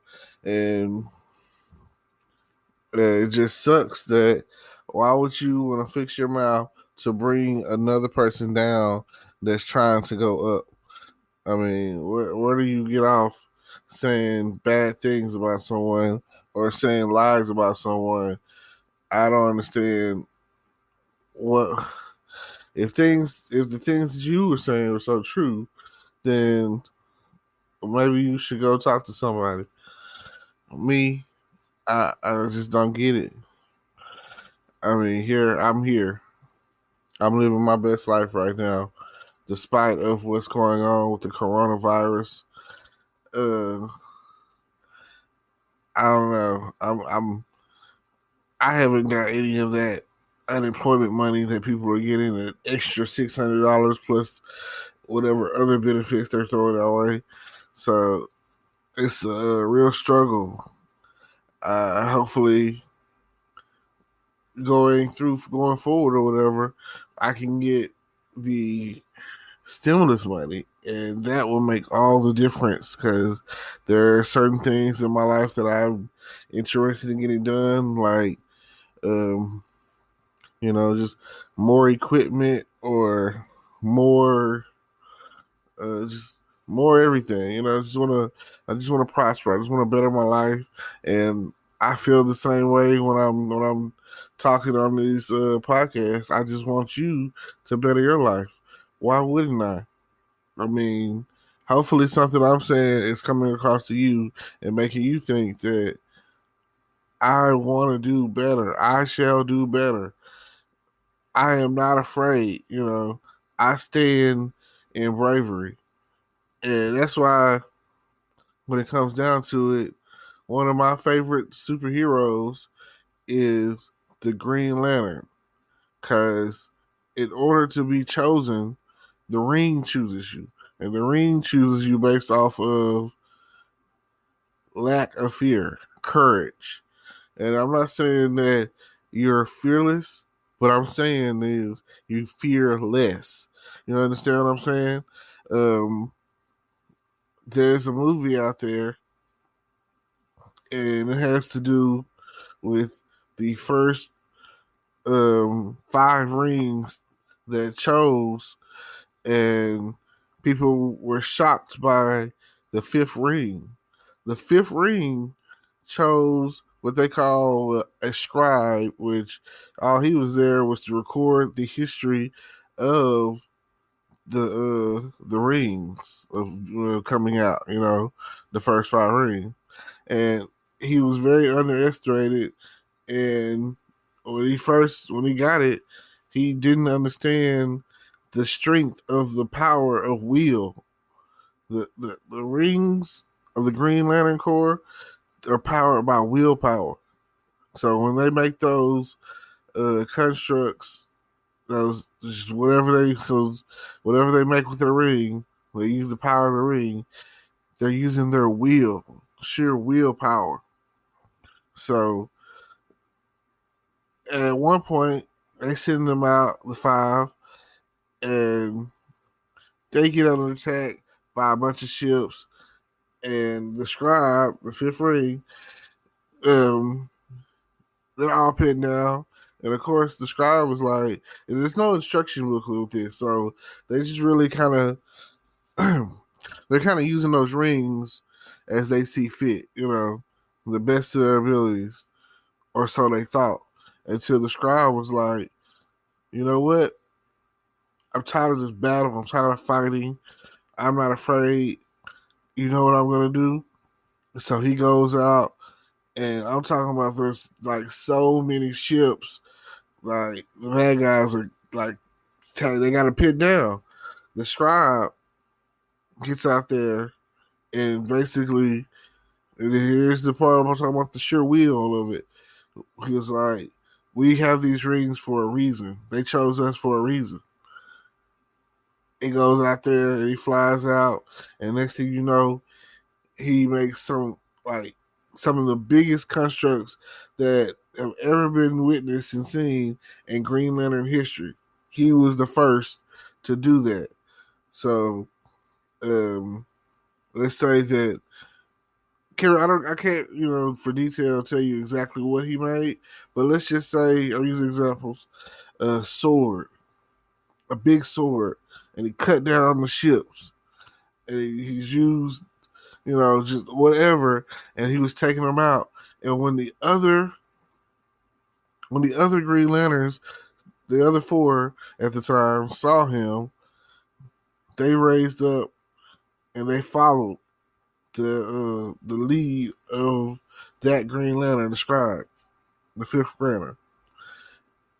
He went down in history as one of the greatest, if not the greatest, Green Lantern ever in the Green Lantern Corps. Now, with that being said, leaders lead from the front. Right? There's no doubt about it. Right? When it comes down to it, as a leader, you step forward. Leaders don't step back. Leaders go forward, they move forward. Leaders don't follow, they lead. And, whatever it takes, a leader is willing to give. A leader is willing to sacrifice. A leader is willing to put in the time. A leader, like I said, leads from the front. So when a leader is asked to do something, there's no question. There's no maybe. There's no if. There is only when. When do you need me? What do you need me to do? How can I help you? These are the questions and replies of a leader in that capacity. As a leader will storm walls, break down walls, jump over buildings, climb buildings. Like, a leader will run through fire if that's what it takes. A leader will do the impossible for his team. A leader knows that it's whatever it takes. Leaders encourage winners. Leaders inspire winners. Leaders carry you to victory. Leaders place you on a pedestal. Leaders help you become the next leader. A leader knows that its job isn't done until he sees what you see in him. Okay. A leader knows his job isn't done until he sees in you what you see in him. And that's a leader. A leader knows that there are always other leaders, and they help those leaders and rely on them. They know that at some point they depend on their wingman, but they also know that if a wingman is with them long enough, they'll be a leader of men. So, at the end of the day, there are certain qualities that you can't find, and I'll tell you what a leader isn't: afraid. Leaders, they might be, they're brave. Bravery is all it is at the end of the day. Like I said, there's no such thing as fear. And even in the presence of fear, they're brave enough to overcome it. So, false evidence appearing real, whatever it is you might be going through or whatever it is you might be thinking about, and however you, whatever you're afraid of, just know that God's got it. There's a power greater than yours. And in his hands, he will take care of you. And you won't have to worry about being afraid of anything. Not the monsters that you think are under your bed or in your closet. Like, you may endure as a leader. You might be afraid of losing your job. But I tell you, if you do your part, God will do his. He will move those obstacles out of your way, and you won't have anything to worry about. You will be okay. Continue being a leader today. So that way, those who follow you will follow you anywhere. Up a mountain, over a hill,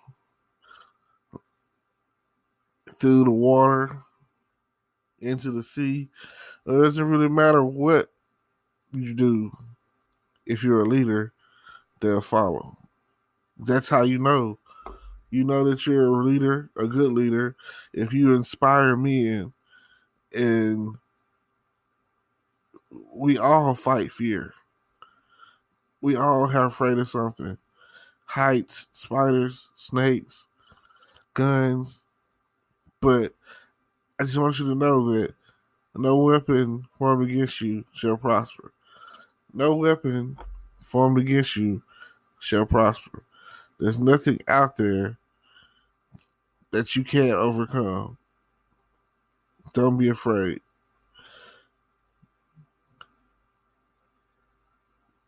Sometimes you just gotta be bold. And if it requires a sacrifice, then do that. Sacrifice your time. Sacrifice whatever. Just be brave. And hopefully, you know that there will be a reward at the end of the day. I thank y'all for listening. I appreciate you. I'm going to try to get back on track. No, I will get back on track to putting out hopefully daily content on this my YouTube channel, my podcast channel, alongside with my YouTube channel. And I'm just here to inspire and direct. I'm here to help you be brave. I'm here to lead you. I'm here so that you can hear something today that I've said that will change your life. That's why I'm here. I'm here to change lives. And I hope you are too. Don't forget to like, comment, subscribe, hit the notification bell. Definitely comment. And if you're interested in being on my show, just let me know and we can make that happen. If you got something to say, hit me up, say it to my face. Today is July 3rd, 2020. I'm getting ready for the 4th of July, and it just doesn't feel like freedom today. It feels like slavery. It feels like I still got the shackles on my feet. But somebody's going to let you know we about to break through. And everything you see, it's going to be a breakthrough. And I just want you to know that you got a blessing coming to you. So if you already know that, then let me hear you. If you hear my voice, then feel it. Everybody know it's the realest. I just want to keep it short, keep it straight. All the love out there in the States, all the love out there in the world, just bounce with me. Just bounce with me. I'm coming through. I'm letting you know. Freedom for all, choices pro.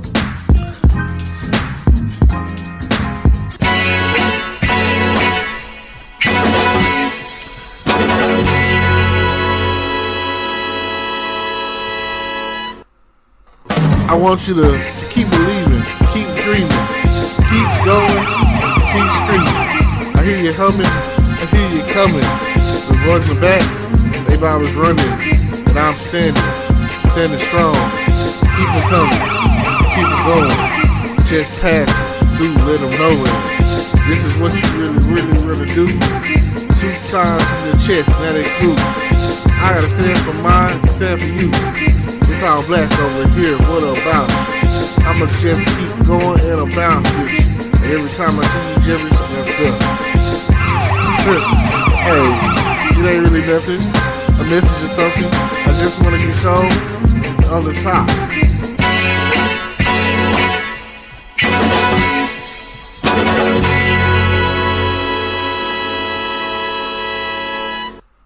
It could never be so bad. I see all these happy faces. I'm not sad. Fireworks in the sky. Keep the dream going. Keep your hands high. Oh yeah, groove with me. And this is what I want you to do with me.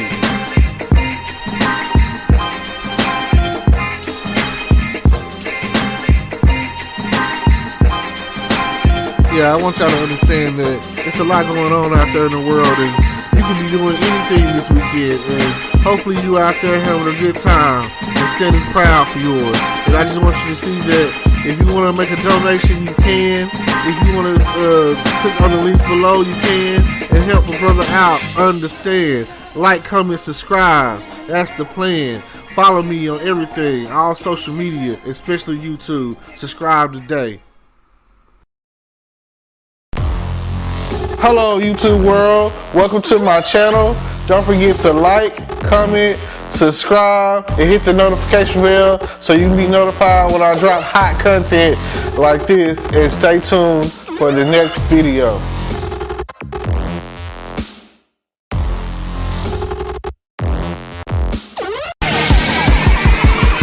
Feel just like a rock star.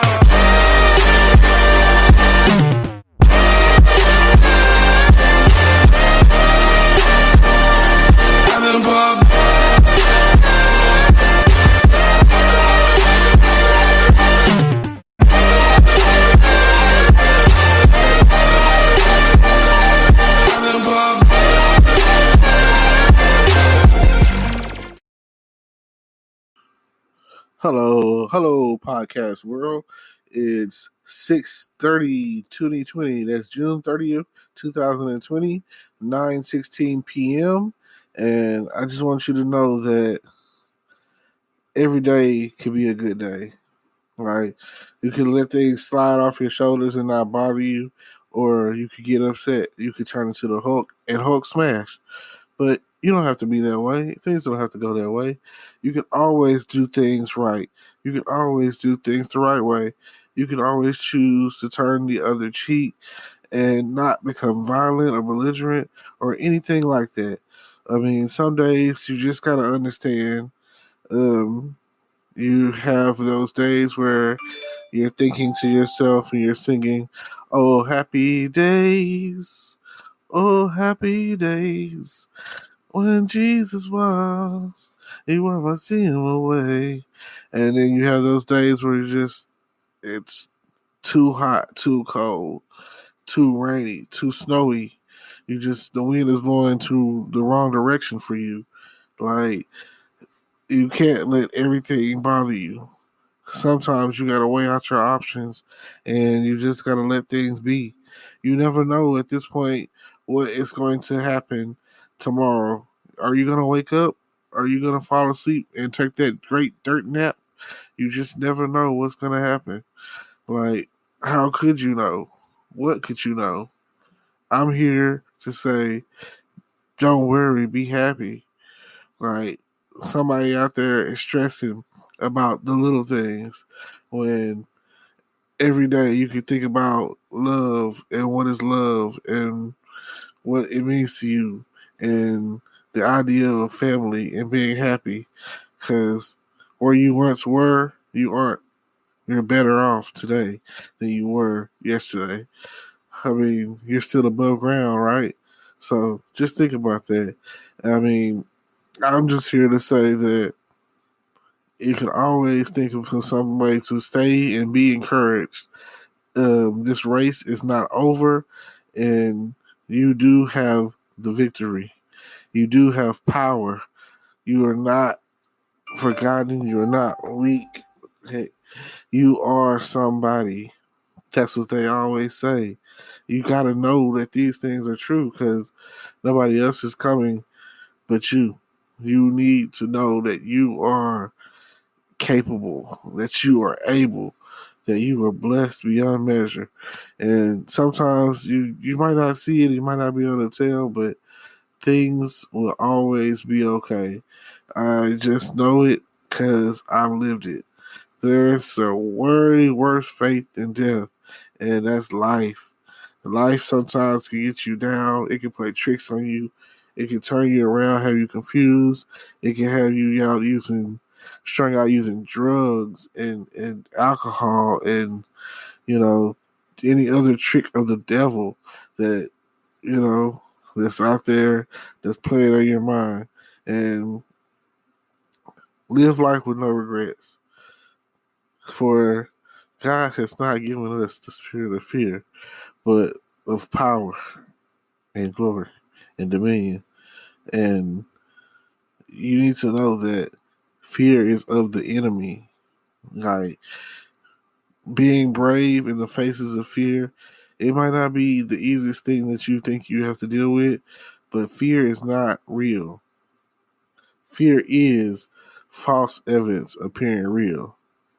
So I just need you to have faith and keep pushing to the next level.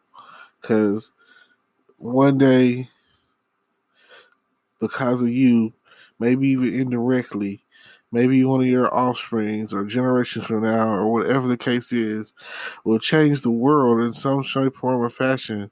Like someone out there is probably thinking that their family is cursed and their failure. That's not true. It's not true at all. Like someone needs you. You have purpose. You have a purpose.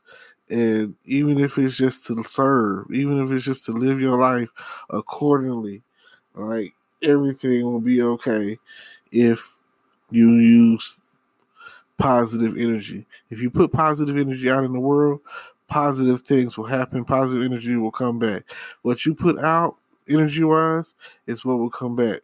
Some people call it karma. You call it whatever you want. I'm just gonna say energy. And whatever, if you fail to plan, if you plan, if you fail to plan to fail, right? But you understand what I'm saying.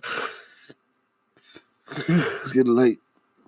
So yes, understand that if we're not when that we all have a purpose.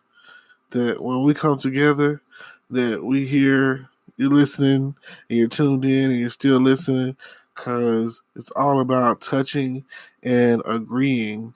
Like if you hear what I'm saying and feel what I'm saying, like touch and agree. Tell someone if you're around anyone and you're all listening to this, or we're done and you're done listening to this, call someone and be like, I feel good. Put positive energy out into the world. Tell them that everything is going to be okay. Let them know that you're there in their corner and that you're there to uplift their spirits and that everything that if they're doing, they're trying to do, it will work out.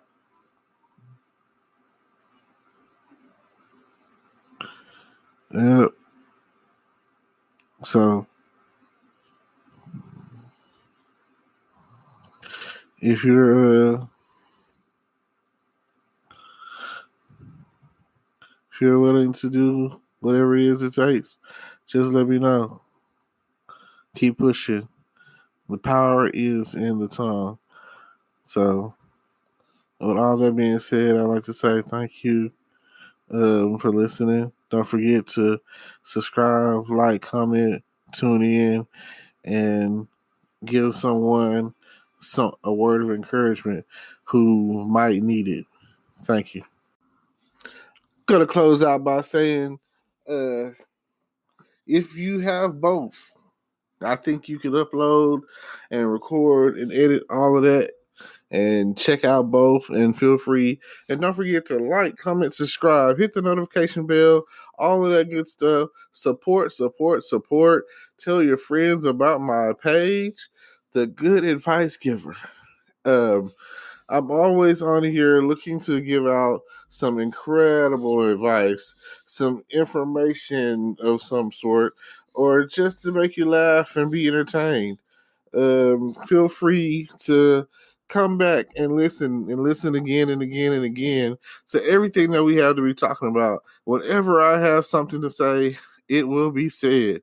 I just want you to know that I'm here for you, my fans, my supporters, my audience. Yeah, everybody that loves me, I love you too. Thank you for coming in and checking me out. I really appreciate that. Hopefully throughout time, I put out more and more content on a day-to-day basis, sometimes a few times a day, just depends on what I want to talk about and who I'm around. And the more I practice at this, the more I get better at it. So thank you. I just want you to know thank you all the time. So with all of that being said, feel free to tell a friend. Share my podcast on your Facebook, and that's all I can ask. Start there. We get the ball rolling, and maybe I'll do at some point be able to do some call-ins, and you'll be on the air live with me, and we'll just go from there. You'll ask me something, and we'll see who else I can get here in the studio and talk about TikTok and YouTube and all the other upcoming things that I've got to talk about here in the next coming up week. So hold it down. That's all I have to say. I really appreciate that. Now, I also want to throw out there my YouTube channel is on there, along with merchandise that I'm getting ready to start putting out, along with several opportunities. If you're interested in affiliate marketing, that's on there. So feel free to check me out. I'm trying to be as diverse as possible. It'll probably get to the point where I'm focusing on one more than the other, but I'm trying to get to the point where I'm remedying that too, to where everything is, how do I put it? If I do it all at one time, if I record myself doing this, or I recording myself doing this, or I recording myself doing that, then I should be okay, and everything could go in as one solid upload, and I could just, go from there and kind of like edit it up and cut it down, turn it around, all of those sort of things. With that sound, it's just letting me know that, hey, it's about 4:30 p.m. and it was raining a few hours ago. Some crazy weather we're having right now. I think it's rained pretty much every day this week at some point in time. So you haven't gone a 24-hour period this week, I don't think, without any rain. So just keep an umbrella on you. Keep your, plastic bag, especially you ladies. If you out there and you got that that new dude, them bundles or whatever, it's something to think about. Definitely something to think about. Yeah. That's all that stuff is stuff to consider.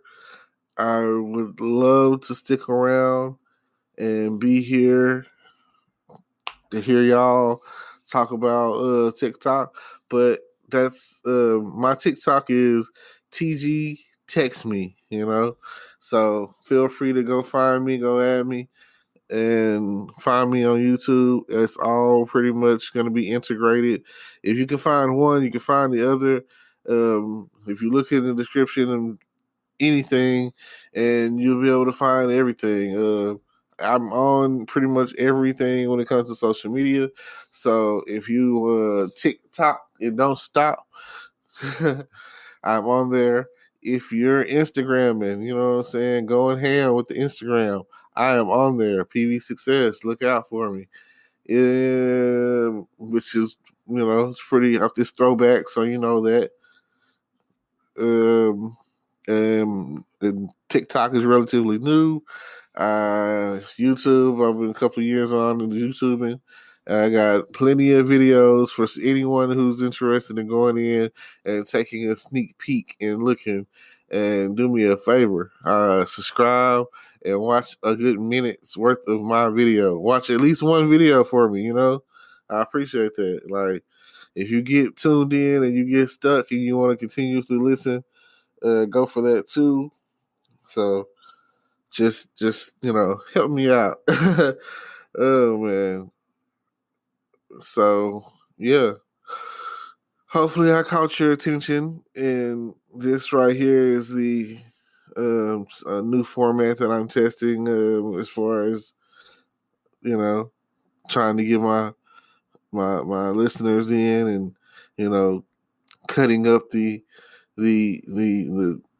podcast, doing like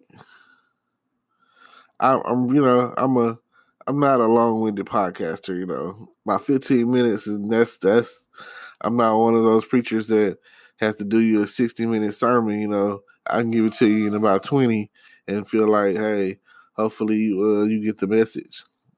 So I'm thankful and I appreciate you. And until next time, maybe even later tonight. It just depends on how I'm feeling, and we'll go from there. Thanks. Okay. How y'all doing?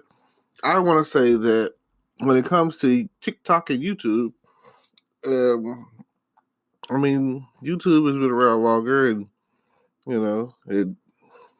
feel like you can do more with it. And I guess I haven't really dug off into TikTok yet, so I feel like it's just the new thing. So I'm gonna play with it and see what it gets me, and see what what people are checking out or talking about on the whole TikTok scene. It seems like it's more probably for kids or something. I can't really say, but I just feel that there's nothing new. It's like a rerun. Everything under the sun is always a repeat of something else, or a remake, or a remodeling, or something along the lines of that nature. So when it comes down to it, I've seen some nice TikTok videos, but the one that I really like is the Frozen Do You Want to Build a Snowman song, where they're talking about, do you want to start drinking? And I just think that is so funny. The guy comes up talking about do you want to start drinking? Oh man, I wish I could add that clip in there. But I mean, if like, that's why I like if this were YouTube and I were editing things down, I could put the video in there and do it that way. Compared to like the podcast situation, you just talk. You can't. It's like I feel that. I mean, I like podcasting. I like the whole fact that the whole visual scene is not needed when it comes to podcasting. But if you could get the best of both worlds, of all worlds, like Let's say you have like the Breakfast Club or whatever, and you have like the round table or something, round table topics or something like that. And that's what I'm gonna call it. And you're just going back and forth pretty much to the point where if you have, I like I say, round table topics. I think, I don't know if anybody else is whatever. For I made that up. That's my idea. So if anyone else is thinking of using that, hold on. That's just me. That's my round table topics. So, all social media outlets and platforms, except maybe Snapchat, because Snapchat isn't permanent. That's like, there's people out there that love Snapchat and that's what they want, but I really wouldn't deal with Snapchat because when I put something out there, I want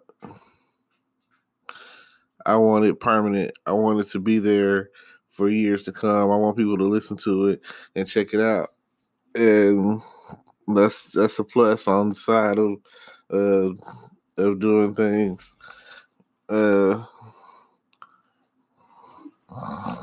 As far as social media is concerned, when it comes to the whole TikToking and YouTubing, that makes a big difference. So, anything that's permanent, Instagram, Facebook, all of that, it's a great idea.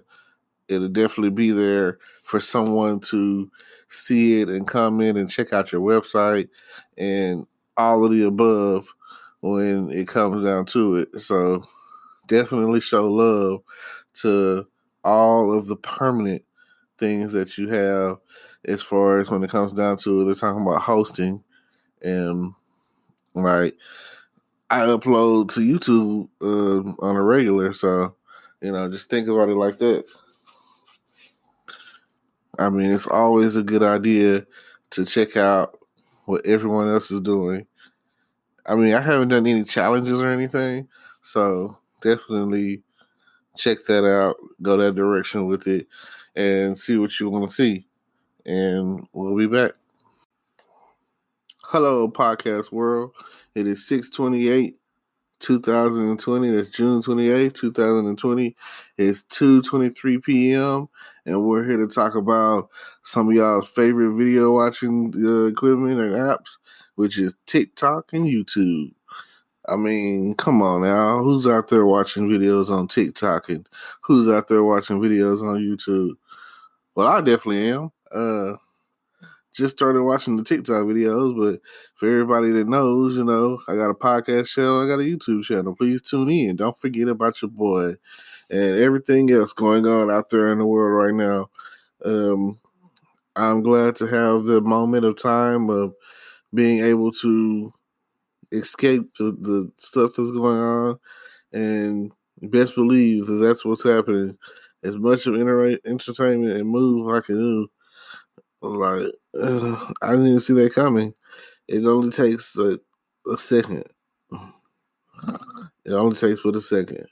And go ahead. Don't forget to like, comment, subscribe, hit the notification bell.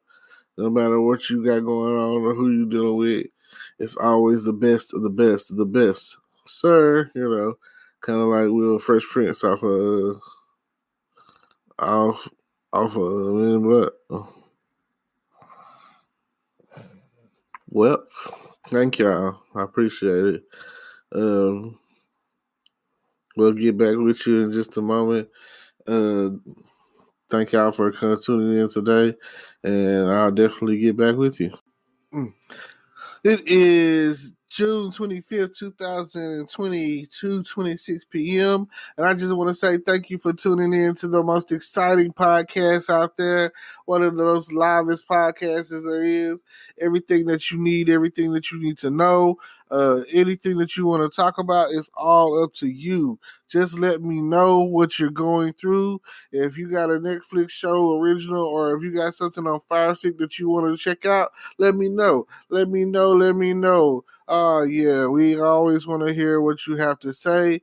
Leave like I say, the voice message is there. We might include you in the show. If you have anything to say, let me know.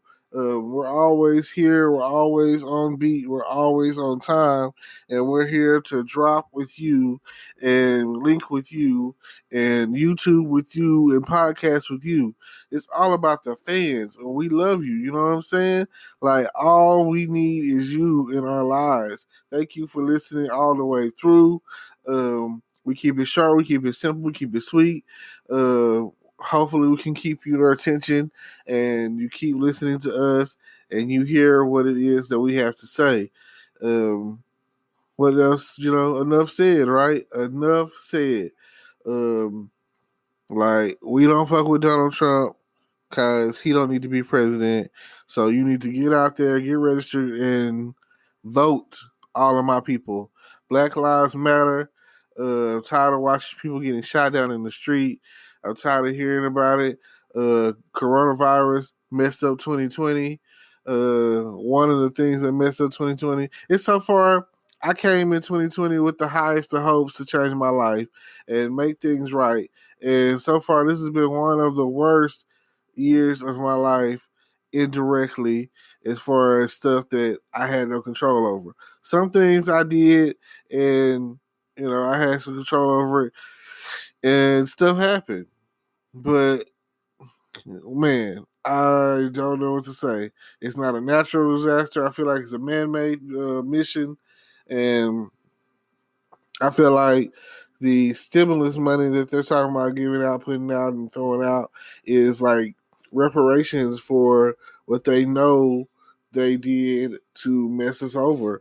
Like, this whole, had it not been for the coronavirus, oh my God, my life would not be what it is right now. I would be so much better off.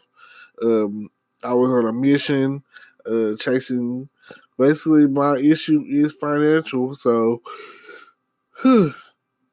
thank God. Hopefully, we'll get this stimulus money and do right by it, guys. I need some. I need it. I'm not gonna lie to you. I need it or the equivalent of or whatever. You know, put a few $1,000s in my life and I'm running with it. Like, it's talking about like $2,000 a month here and there, and talking about $1,200 here up front for this and that, and oh my gosh, that is like life changing money. Like, you don't understand. And I didn't get the first $1,200. It went straight to child support. So, yeah, I don't know what to say. But thank you for tuning in. Trying something different today. Trying to make a podcast with some effects and transitions, and let me know. This is probably the more complicated, the most complicated podcast that I've done with all these transitions and advertisements and a little bit of everything involved in it. So let me know what you think. Just let me know. I'm gonna close out by saying, don't forget to tune into my YouTube. Check out see what we got going on every platform. Twitter, Instagram, Facebook, Twitch, like whatever you can find me is how you will find me, and I'm here for you. You know what I'm saying? I'm here trying to basically try to get this money. Hopefully hopefully you will share my content.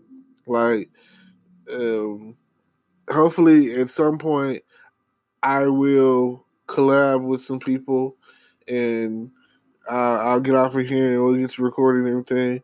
And everything is everything. That's all I have to say today. I look forward to tomorrow and the next day and seeing what everyone has to say. Um, yeah.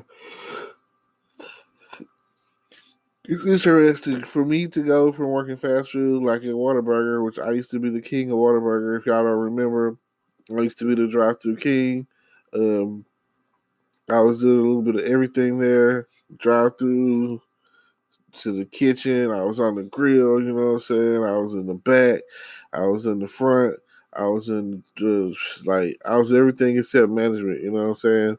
As they didn't want to put me in charge because they know it's going down. Like I was the guy that was like number one salesman. I sold apple pies to everybody. I sold cookies to everybody. You come through and you're on your lunch break, you might get hit with an apple pie in the forehead. Bah, you know what I'm saying? So that's just who I was. But that's not who I am now. I'm out chasing the dream. Um, this podcast thing. I'm gonna build it up. I build my empire up. Looking to do as much as I can, as many times as I can on a day-to-day basis. Stuck in the lab with a pen and a pad, like they say, Eminem, 8 Mile, that away, that away. You know, if you're located in the Texarkana area, don't forget that I'm looking for anybody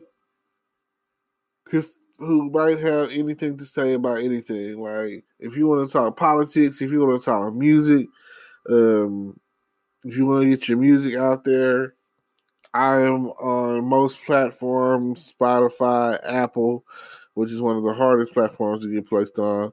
I am connected with all the other, um, everything that's YouTube. I mean, it's podcast or whatever. Um, Tune in, you know, everywhere that you can broadcast a podcast and advertise. I'm pretty much connected with that. Like everybody under the sound of my voice. I might not have a large audience yet, but it's easy to go from 5 to 5 million. You feel me? It's easy to do that. Like I see, like you just got to be serious about it. You got to put in the work, and that is definitely what I'm here for. I'm here to put in the work so that you can see me and my efforts. Me and my efforts are going to pay off. That's all I'm gonna say, and I just need your support.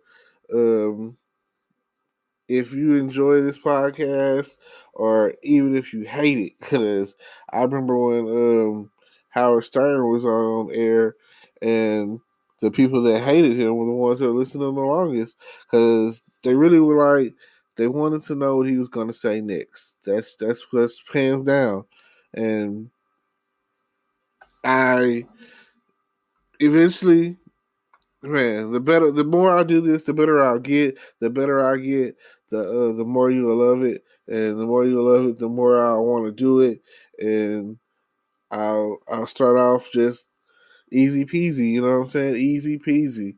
Getting everybody on the same page so that we all know that this is pretty much what we want from this podcast. Now, if you have any questions, concerns, announcements, or if you want to do any kind of advertising or whatever, let me know. Um, right now, you know, I shout you out. You know, we basically at this point in the game, until my audience is built up, you know, looking for sponsors, and I don't mind supporting. So, but we'll figure something out. Just let me know what you want to do and how you want to do it, and we'll go from there. And yeah, um, like I say, they call it the Good Advice Givers platform podcast. They call it the GAG, gagging it up, you know. So feel free. I got friends who are starting their own podcast, and I will definitely, like I say, we'll definitely have to record something together at some point in time. And I think that's everything. Thank you. I appreciate you. I appreciate your time. It's been a lovely. Should be a minimum about 30 minutes in this bad boy. um, I've seen some people. They do it like an hour to hours on end of you know of content, which is great. But we'll see how that plays out. I do what I can whenever I can. Like today was just one of those days. Didn't want to leave the house. Could have left the house. The weather's looking nice, and I just decided to, you know, focus my attention on creating a reasonable podcast, or even if it's not good, something to try that others will be interested in, and hopefully, catches your attention. Thank you. Thank you for tuning in. Welcome back, YouTube world. I just want to say um, thanks for tuning in, and thanks for listening all the way through. And, family is important. So I'm just, hopefully, y'all become family more than fans. Because, you need that. You need somebody to listen to make you feel a certain way, to definitely tune in and listen to all aspects of everything that you got going on. Like you never know what's going on these days. Every time you turn around, you never know what's gonna happen. You just don't know. It just seems like the end of days or something situation. Like everything is not going to be okay. You're just afraid to admit it. I mean, I've watched a lot of movies and seen a lot of movies where the world was taken over by zombies, and those zombies came to be because of some type of virus or something, and it got into. Let's use Resident Evil. Resident Evil was a manufactured virus, kind of virus / cure situation going on, the T virus, and after people died, they were reanimated. And when they were reanimated, they were zombies. So all they knew was attack and kill and try to eat them or whatever. So, like, yes, that's pure animal instinct. You never know when that'll be the case. Like, a lot of people don't believe in the zombie apocalypse. But, hey, this is like the end of days, so you never know. This coronavirus could be that situation. In a lot of cases, where they're doing some sort of zombie apocalypse or whatever, it's usually it's usually centered around like Europe because of all the plagues and stuff that have taken place throughout history over there. I mean, back in those times, things were like really disgusting to say the least. So I mean, back in them days, I think what to say, they would just throw the trash out of the windows, and rats got the fleas that got the disease, the Black Plague, one of the worst time frames in medical history as far as plagues are concerned, or germs, or viruses, or whatever. I mean, when I think about that was the Black Plague was transferred by the fleas to the rats, to the people, and this coronavirus is airborne, but I mean, and it's not like flesh eating or anything like that. It's mainly like a respiratory situation, like a flu or the pneumonia. Taking on pneumonia or whatever, and you're not being able to breathe and mucus filling up your lungs and dizziness, hydration. Like, you just never know what is going to happen next when it comes down to this whole epidemic of coronavirus. I mean, I know it's scary out there, and that anyone can get it. Nobody is exempt. So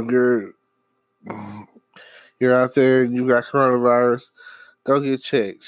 It's the least you can do for your family and your friends and anyone else, because you never know what the government has up their sleeves. The the generic way of getting rid of certain diseases or viruses or flus or whatever is taking the dead, already dead version of it and sticking it in a person's arm. That's what's in those, supposedly what's in those antibiotics or flus or shots. That's supposedly what's in there.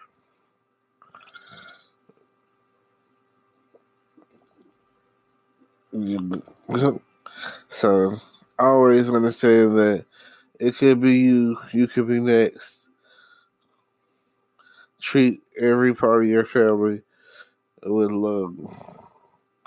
I mean, some people are they young, already got a bucket list, and it just makes me wonder, like, what's on your bucket list? What do you have to do before you are put into this ground or burned into ashes and spread out somewhere? I don't know. Just don't know, man. Everything that I do is to keep me and my family safe. So that doesn't matter if it's today, tomorrow, the next day. It doesn't matter who, what, when, where. I just hope that when they come for you, what are you gonna do? Who are you gonna call? Ghostbusters. Like, there's always so much to be done, and there's so much to worry about right now. Black Lives Matter, and oh god, so when they finally, like, I think they're gonna build like a house beside me. I really like that, but I ain't got control over it. It's just something you have to deal with at the end of the day. Uh, I just want to say thank you for tuning in. Thank you for tuning into my podcast. I also like to check out the description down below, over to the side, wherever. And don't forget to like, comment, subscribe on my YouTube page. And I don't know what else do you need. Just be safe out there, because there's others out there who don't care about your safety. Wear a mask in stores and practice social distancing 6 feet. Because if you don't, and somebody else has corona, then you'll get the coronavirus and it'll make you sick. All right. Well, thank you for tuning in. Don't forget to like, comment, subscribe. Uh,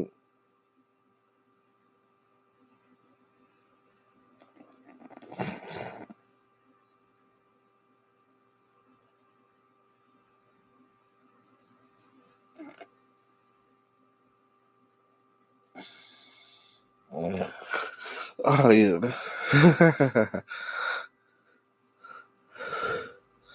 Until I see y'all again, thank you for being a friend. Please subscribe and donate and help me boost up to the next level. I'm pretty much on all platforms. iTunes, Spotify, Anchor here. Just practically gift wrapped it. So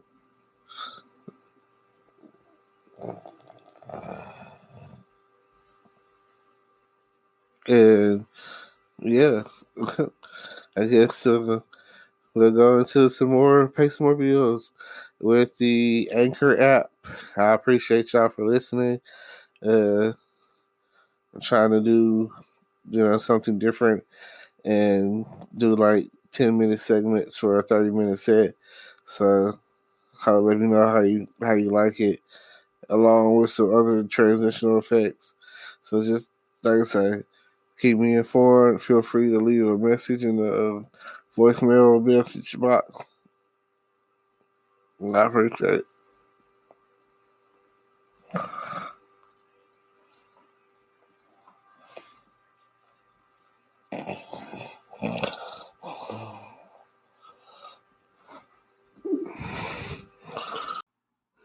Hello, podcast world. It is June 25th, 2020, 9:13 a.m. And I'm just here to talk about, hopefully you're having a good day. It's been some nice, good weather. The summer is really started off pretty good, despite of the coronavirus. Hopefully, after the Senate and Congress get back together, they'll pass the stimulus money, and we will have some kind of relief. Because right now things are looking bad. Gas prices are going back up. Like the world is in panic again. We are definitely in crisis mode. And if you're where I'm from, Texas, Texarkana, Texas to be exact, you'll know that Texas is the hot spot. We were one of the first states to open back up when it came down to the coronavirus. And now they're talking about shutting us back down and putting us back in quarantine. Texas is, they said, over 5,000 cases has popped up since, like, I want to say this in this month or this week or today. I don't know. But so, do your research. I'm always going to say that. Do your research. Just, I hear this and I hear that, and I can never be for sure because it's just so much to. A lot of times you don't even want to hear about it. It's getting so bad. You don't want to hear about how bad it is.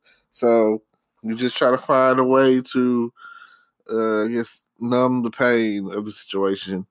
So with that being the case, you're just out there and you're ready to go. You're ready to rock. You're ready to roll. So I just wanted to be understood that if you're out there, please. I've gotten to the point where it's getting bad. I don't know if I don't know. I don't know what I feel. Some days I'll be feeling a little under the weather, and I don't know if it's because of the weather or what. But going into these stores, I gotta mask up. So please, please, please wear your mask when it comes down to it, because the coronavirus. It's real. Cardi B, she said it the best. Coronavirus, is she real? Like you never know what's gonna happen at the end of the day. You don't want to be sick, and you don't want to be like D.L. Hughley and pass out, and you not fully understand the extent of it because he was asymptomatic.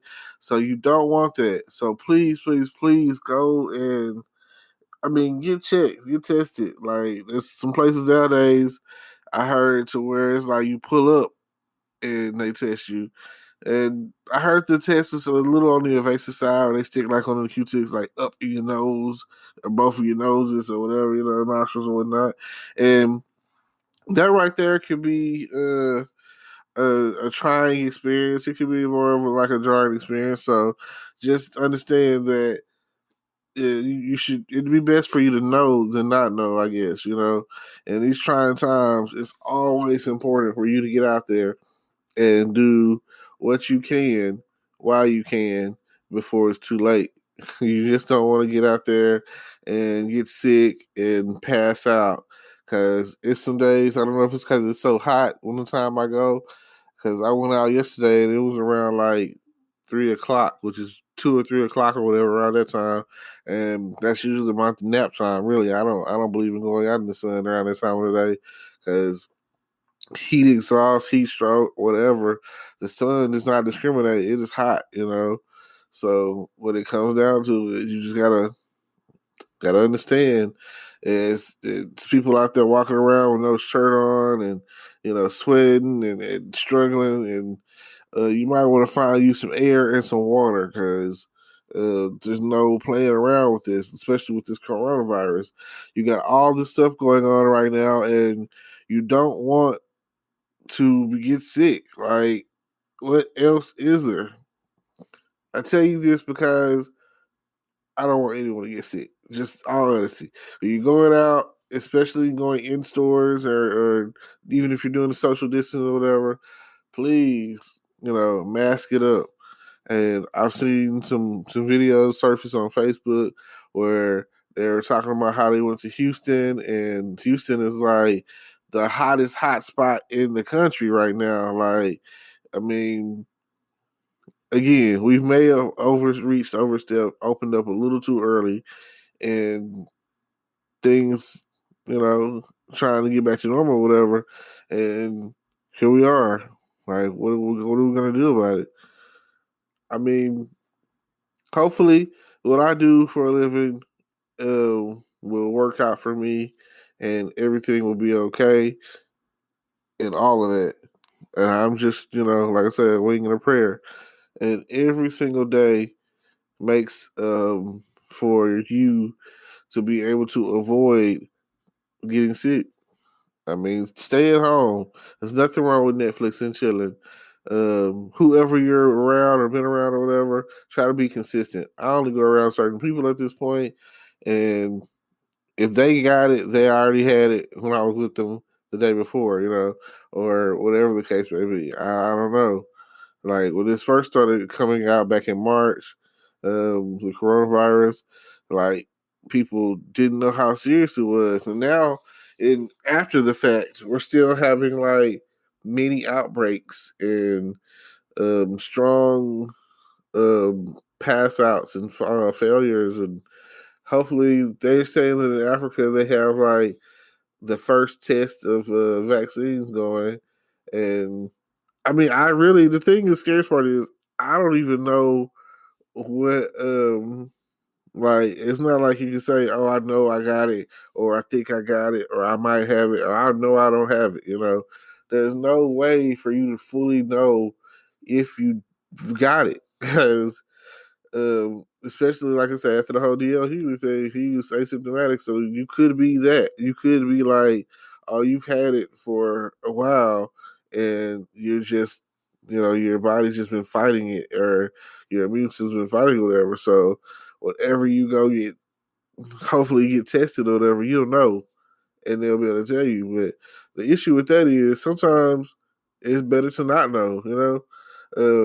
I don't want to go and get tested and find out I've had it or I have it. And all of a sudden, once I know, it's like a mind thing. Now I'm sick. Now I'm having all these other symptoms, and I'm getting headaches, and I'm passing out, and I'm dying. So I feel like in some cases for me, I feel the reason why I'm not going because I don't want to find out I have it, and then my mind goes into panic. And stress is an illness. You know what I'm saying? Like stress creates and festers with illness. That's why when people say they're going through depression or any of the other stuff or whatever, that's an illness. You know what I'm saying? It's like when you have one and it's a strong one and it's a mental one, especially mental illness, it just like kind of festers, you know what I'm saying? And it kind of attracts other forms of sickness or whatever.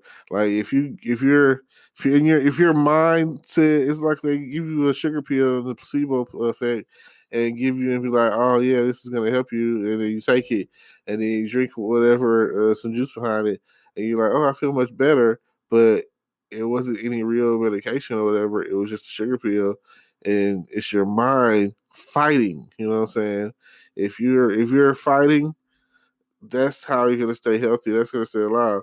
Like there's some people out there that don't do anything. That's why they get sick. Like they're sitting around and they're overweight or underweight or depressed or whatever the case is. That could be the reason why you're not feeling your best at this point in time. So, hey, sometimes you got to get out there in the sunlight. Not when it's too hot though, or if you can't take it, you gotta get out there every now and again, like the evening time or whatever, around 6 o'clock. Yeah, I see a lot of people. That's when they got their kids out there playing. I see some people have their kids out there all day long. I think that's because they don't like running the air and creating that electric bill, making it go up. So I don't know. That's that's what I've always said when I see people sitting out there from like 24/7, basically, whatever. Only time they go inside is when they sleep. But other than that, they outside just sitting there. Well, thank you for tuning in. Stay tuned for the next session, and don't forget to like, comment, subscribe, check out the notification bell. And here is a quick word from Anchor, our sponsor, to let you know about the Anchor app. Hello, podcast world. It's June 24, 2020, 10:30 a.m. And I just wanted to let you know, ladies, you're beautiful the way you are. I see all you out there with those colorful weaves and all those bundles and their rainbows and all those colorful outfits I got this summer. It is such a gorgeous, beautiful thing. I just love to see that. And I'm just proud of y'all for making a way, showing off of how good you look this summer with all your essential curves and everything else that you need and all this colorful stuff. I mean, I think I taste the rainbow this summer. Um, Everywhere I look, I see people going out, even though this coronavirus has got us down and everything else has got us down. I see y'all out there looking so good, so beautiful and gorgeous. I've seen so many different hairstyles. I'm loving the rainbows and all of its colors. And I see all of my beautiful black sisters out there with all this hair, different colors. It just amazes me when I see it. And for some it works, and for some it don't. But it don't stop you from being extra hot, extra sexy. Real fine, slim thick, big thick, BBW. You know what I'm saying? Whatever it is, whatever you're working with, I'm loving to see it this summer. I mean, keep it up. I'm always into trends and seeing what the next thing is, and I like this summer. I feel like, well, some of y'all got y'all summer snatch because you like what 6 months pregnant right now, 3 months pregnant, 5 months pregnant. You know what I'm saying? Some of y'all just that quarantine bay, Netflix and chilling, quarantine and chilling, whatever it was that you was doing, the results are in. And Mari said, you are the father. And everybody just wants to know, like, you can still do it. You still can look good. I mean, something about a woman having a child and getting ready to birth a child or whatever. I don't ever think that you looking bad when you have that stomach out there, because when men are looking, it just means that you doing what you were made to do. You getting ready to become a mother, or again a mother, and that is like very hot, very sexy. So just keep doing your thing. I'm just letting you know. If nobody else to tell you how good you look, I'm telling you today, you looking good with that rainbow weave and those colorful little shorts and the colorful top, the little halter top, everything about to pop out. Oh man, making that thing talk. That's what they're talking about today, because you are so beautiful, like the song say. And we just want you to know that every time there's you out there, you getting ready for that party, that trail ride, going to the club, whatever you're doing, you getting ready for it, and you out there and you just shining. People keep staring because it's you. I never understood why y'all don't like the attention, but you dress for the part. So I mean, please, I'm just letting you know that advertisement you got you glowing. So you pretty much, hey, if you did it for yourself, you did it on your own. That's great. If you finesse somebody to get to where you at, that's a whole other situation. But do what you got to do. And I'm telling you, sister, you doing it big. You're doing great things. Like, yeah, I see these heads turning out here. Every time you walk by, everybody hearing drums, and you trying to figure out what's going on. Like, I want you to understand, like you see, we drooling about it. We want to know, um, like dang, like they said, um, every time you come around, they smelling like they brought the menu out. And hey, if it's a buffet, they gonna eat. And that's pretty much what it's all about these days. Cause sometimes you gotta be like, oh, let's make a movie. Cause I want to express my love, and I want you to know. So you can push fast forward or rewind to the parts of the spots that you really need to know about. Like, ain't no point in being um, just halfway. You got to be all the way in to the ecstasy. So you got to be in the zone. And speaking of which, a lot of people have never been to the crying zone. You know what they say? If you make a love and tears don't fall, baby, that means he's not giving his all. He's loving. And I just want you to know that's what it's all about. Because you are so beautiful to me. Like, it's hard to explain. Like, oh my God, it's so beautiful, so voluptuous, so sweet. So when I walk by, I smell you. Like, ooh, what is that? Gets you runs chills through your body a little bit. Some pheromones working. Oh man, that Victoria's Secret working. That Dolce Gabbana is working. That Dior is working. Like, whoever you rocking with, that's working. I I just smelled many perfumes in my day, but my thing that gets me is the Victoria's Secret, the love spell. It's number one for me, and it's the number one most identifiable smell that I know of. So at the end of the day, I just want you to understand that, hey, I smell you, I see you, I see what you're wearing, I see what you're not wearing. I see the hair flowing, the braids will weave together just right. You know what I'm saying? Had to help you understand that it was fate, the fate that you took to put the time together, to put that outfit together, that how well put together you are. And hopefully things will be okay. That's all we want. And like I say, even if they say little booties matter, well, that's true too. Some of y'all be having them drums, the cheeks, the yams, everything's just shaking just right. Uh, I see a lot of people wearing the waist trainers, getting the stomach flat again,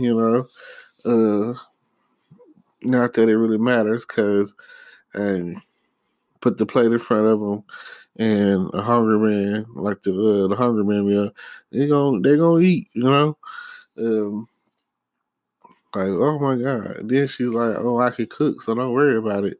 That is a beautiful thing. You never know what is going to happen when two beautiful people meet up. And, like, ladies, you just don't know. It just does something to us. So just think about it. Think about what direction in life you're going, and keep it pushing. Every time I see you, it's like, oh, that cushion. So for everybody here today, that's just all I want. Part of what I wanted to say. How beautiful you are, and how colorful you are, and how we see you. What you're doing for us. Thank you, thank you for the beauty that you represent, that you presented, and that you shown. Every time you get out there and you got the baby oil, the lotions, and the coconut butter, and the body butter, and Like all of it, you know what I'm saying? Thank you for all of y'all who's fresh out the shower no matter what. Thank you for that. That right there means a lot. Oh man. Thank you for those who brush your hair everywhere you go, doing it like 100 strokes every time or something. I don't know. But whatever it takes. I mean, I'm starting to see people with them lashes, and if it's done right and you got the right ones on and they do working for you, and hey, I see you over there winking at me and blinking at me and thinking about me, and it might not be for me, but this is what I see. I look into your eyes, and then you just ooh me, ooh we. And every time you think that you're done, it's always another one, and another one. And it's just so much to take in. Like cheeks over here, cheeks over there, cheeks for everybody, everywhere. So not enough, just enough. Oh man, just right. So yeah, all of those.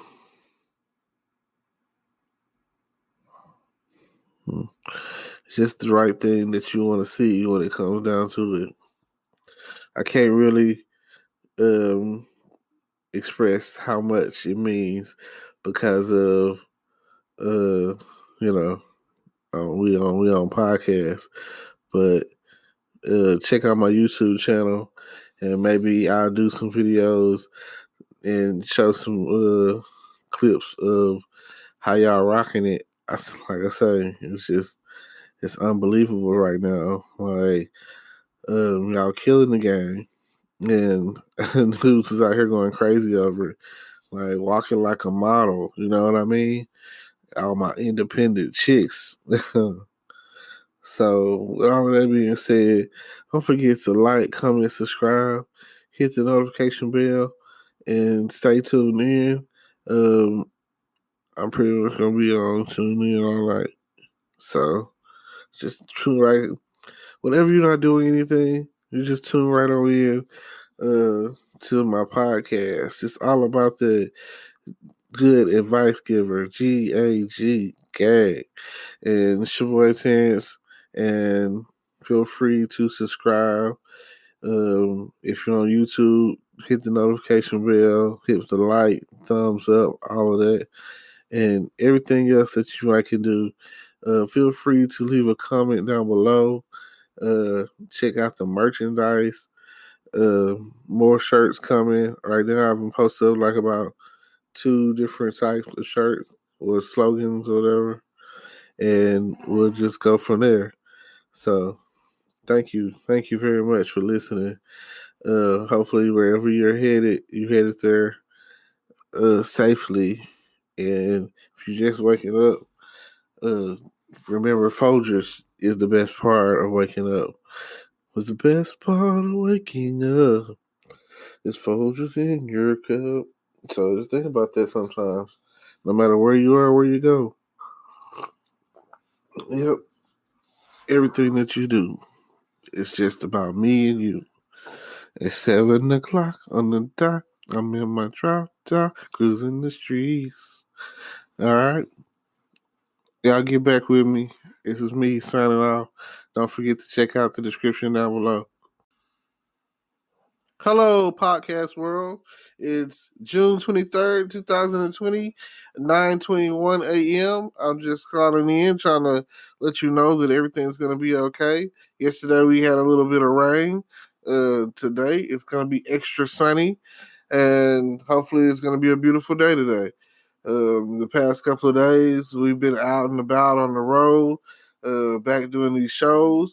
Saturday, we were in Brenham, Texas. Shout out to Brenham, Texas for showing up and showing out for the bringing out of El Hollywood and me and the crew. And it's your boy DJ Tune Up and DJ Track was in the mix. And we had a great time.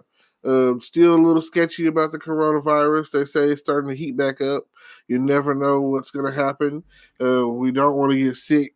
Everybody, please wear your mask. That's all I can ask you to do is wear your mask out in public, at the show, any concert you might go to, the strip club, whatever you might be doing. Um, Stay hydrated. I'm pretty sure y'all guys heard about the whole DL Hughley situation where he's asymptomatic and was on stage and was telling jokes and passed out. Well, that right there lets you know that no one is exempt. It doesn't matter who you are, who you think you are, or what you think you got going on. You can still get it, and still you won't even know that you got it. Like unless you've been tested, there's no real way of saying that. Oh, I'm corona free or I don't have COVID-19. There's no real way of knowing that because I mean, what are you doing to prevent it?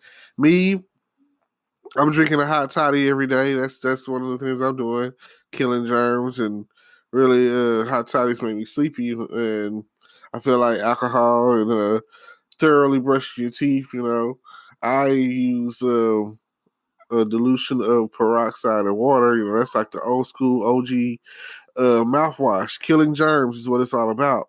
So you make sure that you are keeping your mouth clean, brushing your teeth. Um,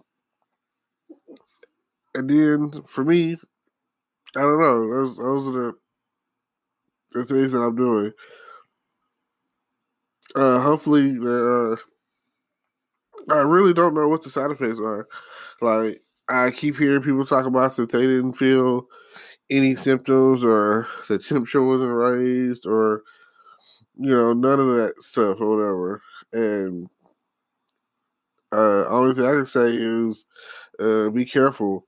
I've woke up in the morning sometimes because the air was on really cold. You know how it is right now, and the cold air kind of gives you like it makes your nose run a little. If you run in the cold, you get up, blowing out fucking smoke. So yeah, so just think of that and be considerate. Keep your social distancing going. Right now, I'm waiting to see what the government going to do with all the stimulus money. They're talking about how some congressmen are out there taking the money that's for us hard-working or non-working, was working people, and I have friends that lost their job or something like that, and been enjoying the extra. I get paid like $600 a week, and I'm like, oh my god! I just kind of like, why couldn't I dug into that? And got that $600 a week. That right there would definitely give you a boost when it comes to your life. Uh, if you really know how to spend money correctly, you could take. Let's say that if you've been on it for a few months, then you've been on it long enough to where uh, like 10 weeks worth, that's like $6,000, And it's just so unimaginable that there's people out there who aren't employed and isn't getting this money and probably should be. And then I personally just need just enough to sustain myself for some projects I got going. If I can get this stimulus money, then I can buy more YouTube equipment, more cameras, uh, cars. Get work done to my car, get another car. All this stuff makes a difference. All this stuff matters. So if if you're gonna do all of that, just take that into consideration. Everything is something that you can do financially if you got the means to do it. And everyone is like thinking about, um, are you thinking about the future? Do you got some kind of hustle? Uh, like, also, I want to say, if you're not registered to vote, go register to vote. Like, that is something that there's no way. I keep telling people, I was like, they keep saying, oh, Trump's not going to get it. Joe Biden's definitely going to win. I was like, but you don't understand the power of the party. You know what I'm saying? He's still the head runner, the front leader runner, whatever, head runner for the Republican Party. So they still want even though it's Trump, they still want their people in there. They still want to be in control. So that way, regardless of what's going on, even if Trump is wrong, they're wrong with him. They standing with him. So, you know, let that, you know, if we're gonna get him out of there, we're gonna have to get him out of there almost by force, and that's a million strong. All this marching and rioting and all that, that's great.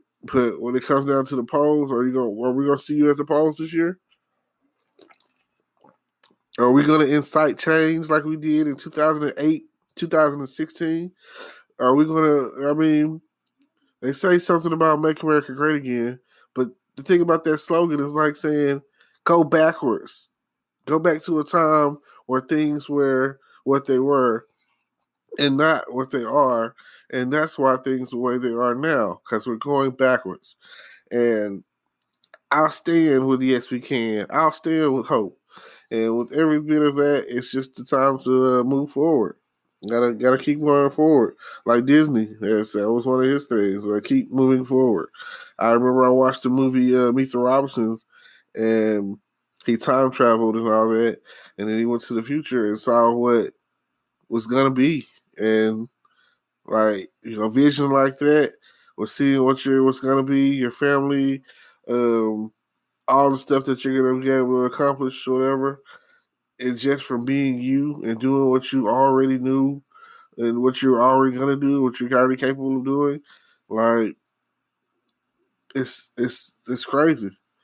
It was one of the better time travel movies that I had watched, and it kind of it's very sentimental because it was the concept of saying that um, he was dropped off at the beginning of the movie. He was dropped off at the beginning of the movie at an orphanage, and the whole time he was never getting adopted because he was kind of a, different, weird kid, the most geniuses are. And he was like, um, he's like, nobody wanted me. Then he got in the thought in his head that his mom, did what she did. Apparently, she must have wanted me. I want to know who my mom is so I can find her.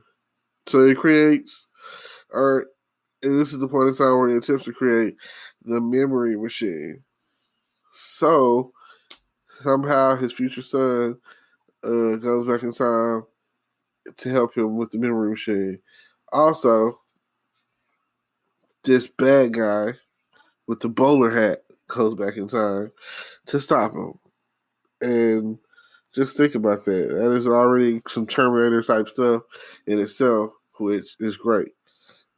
Time disruption, time dilation, time continuums, time loop, all of that. Right? The concept of time travel is one of the most mind blowing things that I could ever think of, and I'm always going to be interested in talking about that and the multiverse and parallel universes and pocket dimensions and string theory and all of this. And I'm not even a genius. I'm not, I just know a little bit about some stuff.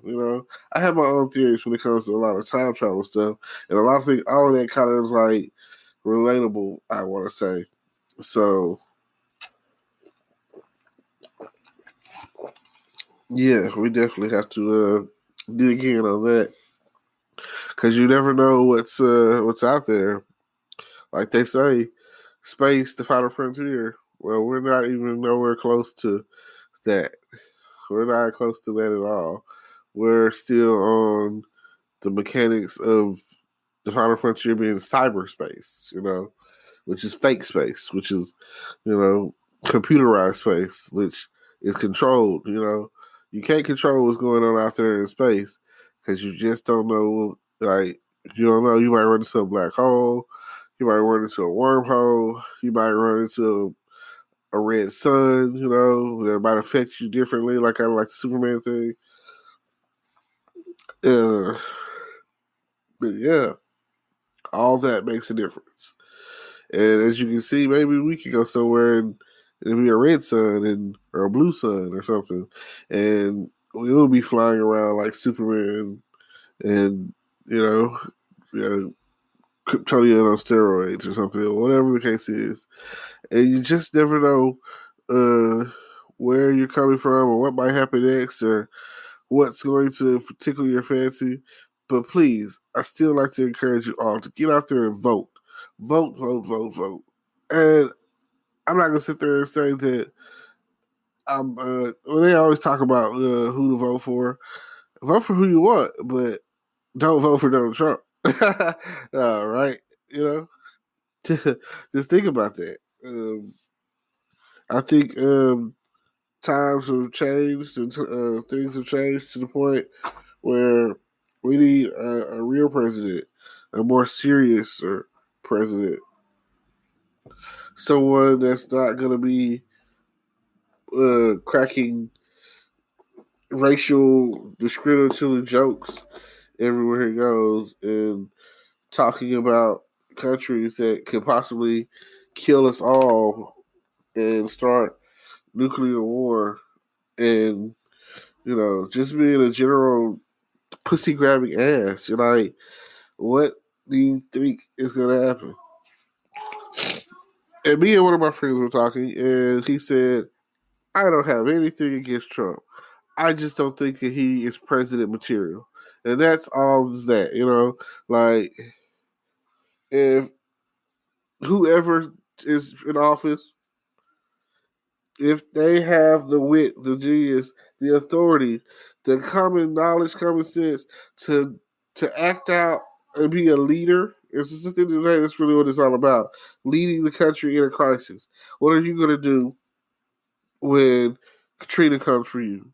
What are you going to do when the 2011 the 9/11 situation happens?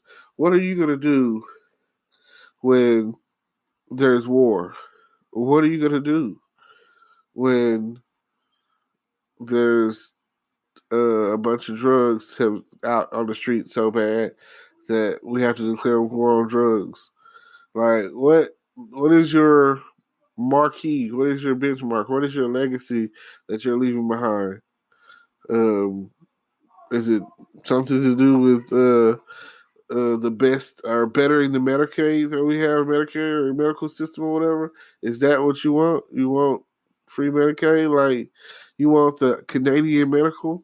Then do you want the European legal? You know what I'm saying? You want to have a good lawyer, and like, do you want the roads right? You know what I'm saying? Like, what are you? A chicken in every pot? You want to conceal the chair that you're sitting in? Do you want to be on the next level? Do you want to free slaves? Do you want to stop civil wars?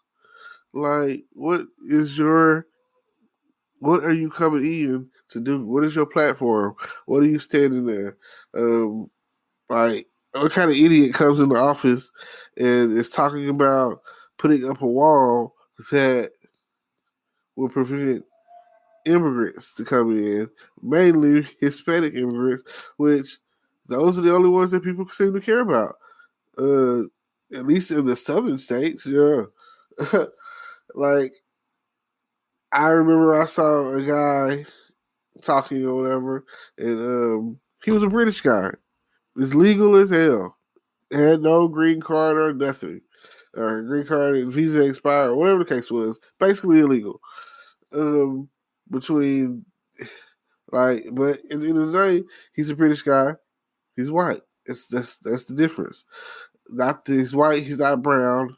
And I'll even go as far as to say that, well, maybe they do. And like I say, different cities have different immigration policies or whatever. Here in Texas, I feel like if you're not Hispanic or culture or whatever, if you're not in that culture, then you're probably safe here. You can probably be from Africa or anywhere and probably never have to worry about getting deported unless you mess up. I come across a lot of Hispanics or whatever that one of the main ways they ended up getting deported is they get pulled over by the police, traffic stop, and they get you know, they get taken to jail for like a DUI or something like that, which really sucks because that would kind of mean that I'm in a common situation with that. And they would, I can feel how they feel because, like a guy told me, he was like, they send you back, you come back, they get you again. You might do like 6 months, and you get out, you come back. You know, I'll be back. You know, but it's like they sending them to these. After they leave the county, because I've been in there with some of them or whatever, and in Texas, they were coming to get them every day. In Arkansas, they come get them twice a week, Tuesday and Friday, and we're in Miller County.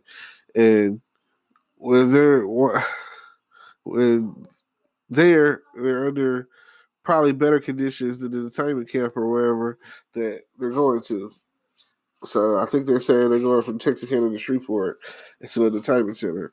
But I've seen these pictures and footages and videos, and they get like a mat and a silver blankety thing, and they just throw it in there with others, you know, like kids their age, and oh my god, it's horrible. And then they're like so packed off in there like cattle, like animals, like who treats a human being or even who treats anyone like this. You know what I'm saying? Like, it didn't matter if they were animals. Who treats someone like this?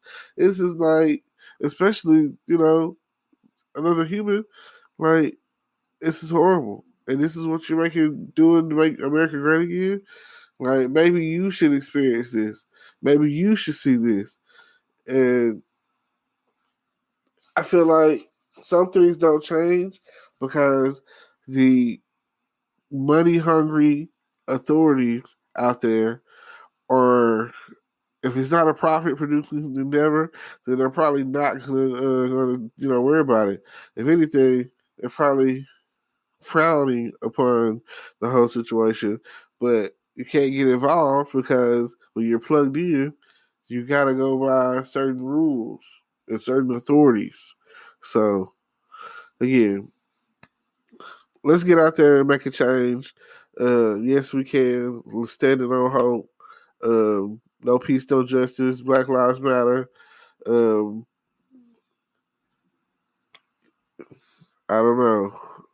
I see brown lives out there mattering. I see some people out there talking about some white lives matter. And at the end of the day, they talk about all lives matter. And I just want to say this. I feel you. I really do. I don't want anyone dying, getting shot, getting killed in any shape, form, or fashion. And I especially don't want it to happen by my own. And I especially don't want it to happen by the enforcers out there, the blue boys. You know what I'm saying? I feel like, what the heck? And then the next thing about it is equality is what we talk about.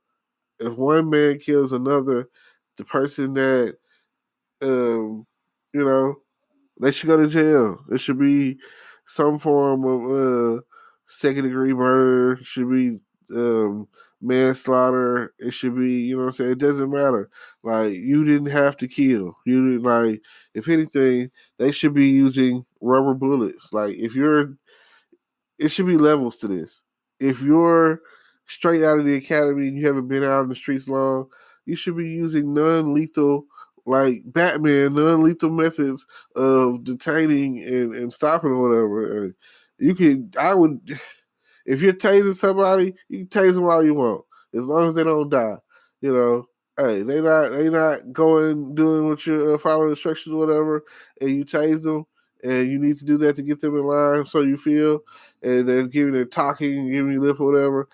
I ain't worried about none of that, anything. You know what I'm saying? Like, I understand that there's some bullies out there, but I'm only concerned about everyone getting stopped by a police officer coming home safely. That is the concern that we have. That is what we want. We don't want people dying in the streets. We don't want to have to worry about every time we get pulled over by the police and we die. We don't want to be in fear of our lives. So, if anything, there should be non-lethal methods instead of force. There should be rubber bullets. You know, all right. It should be tasers, and and if everything is dictated uh, by that. So what I'm gonna need you to do is check out the description down below. Don't forget to like, comment, subscribe, hit the notification bell. Uh, Tune in, check out my upcoming merchandise, see what I got going. No Justice, No Peace, Black Lives Matter. Um, Wait, there's more. I thought you said something, all of that, everything that I got coming up. I got some pretty clever stuff going on. I appreciate y'all for tuning in and listening to me. My rambling of any kind. So that was what this was. This is Early Money Ramble with your boy Terrence Grundy. Peace. Hello, podcast world. It's Terrence Grundy, and it's June 15th, 2020. It's 9:58 a.m., and I'm hitting you off with another morning motivation. It's a good Monday, and I'm here to help you start your day, your week off, your life off right. I'm here to talk about something positive, and hopefully it will inspire you to do great things with your life. And today I'm going to talk about time. Use your time wisely. Today is a day that can't be replaced. Like once time is gone, once you missed it, once you slept on it or slept in on it or whatever, uh, please try to get in some sort of routine of doing something. Take action today because tomorrow is not promised. You never know what you do today, what fruits and prosperity of from your works and labors will come from that. And every day, try to do something positive. Try to keep a positive mindset. Stop indulging in such negativity and negative acts. I mean, do something that will bore fruit. The What you put into something is what you're going to get out of it. You definitely want to go out and do something positive. Make use of the time that you are given. Because when you don't use the time and you say, oh man, where has the time gone? And you're not planting seeds in your life that's going to bore fruit to the point where maybe your finances or your mental health or your physical health um, it's called the compound effect. They say that if you do at least 10 push-ups every day, then it'll compound the efforts of like doing multiple push-ups. It'll be like how can I put it? Um you do 10 a day, you will see the results. That's like and then you'll go from that as a practice to upping it, 10 today, 20 the next day, 30 the next day, and so forth, if you can. But if you can't, just start off with doing 10 a day. And I promise you, you will see a drastic change. Like, you've got to plant those seeds. You'll start seeing your arms form and your muscles form and your stomach tighten from not just doing push-ups. And then they say do like 10 sit-ups a day, 10 crunches a day, you know, um, do something of that nature so that the compound effect will take form. So that way you can see that this is what I'm getting out of this. This is what this is working for me. And I definitely want to keep trying and keep putting it out there to the point where, like I say, this is something that I want. This is something that I need to happen. I need to take place in my life, and I want to make a change. Like Michael Jackson said, "I'm gonna make a change." So please do something positive with your life. They say read a book, learn a new word, do something. I think the number is 10,000 steps in a day. I don't really have one of those watches that calculates that, but I there's certain days where I try to, I make the attempt, It's definitely you'll definitely if energy is created, like you can create energy. If you start something or whatever and you're creating that energy, it gives you energy, because energy is never it never goes away. You know what I mean? It either it's transferable. It's just like someone who has a headache or somebody who calls and vents to you. Next thing you know, they're feeding you that negative energy, and now you have negative energy in your atmosphere, your corner, and your element. Um, I, whenever I talk to someone, I always say, "Tell me something good. Tell me something good." Yeah, yeah. I always say that because I don't really want to hear negative stuff. I'm not one of those people that um I don't want to hear somebody call and say that they were going to argue with their moms or their boyfriend or girlfriend, and they had a physical altercation, or that somebody cut them off at the light, or anything of that nature. Like, you don't want to spiral. You don't want anything to interrupt the positive energy.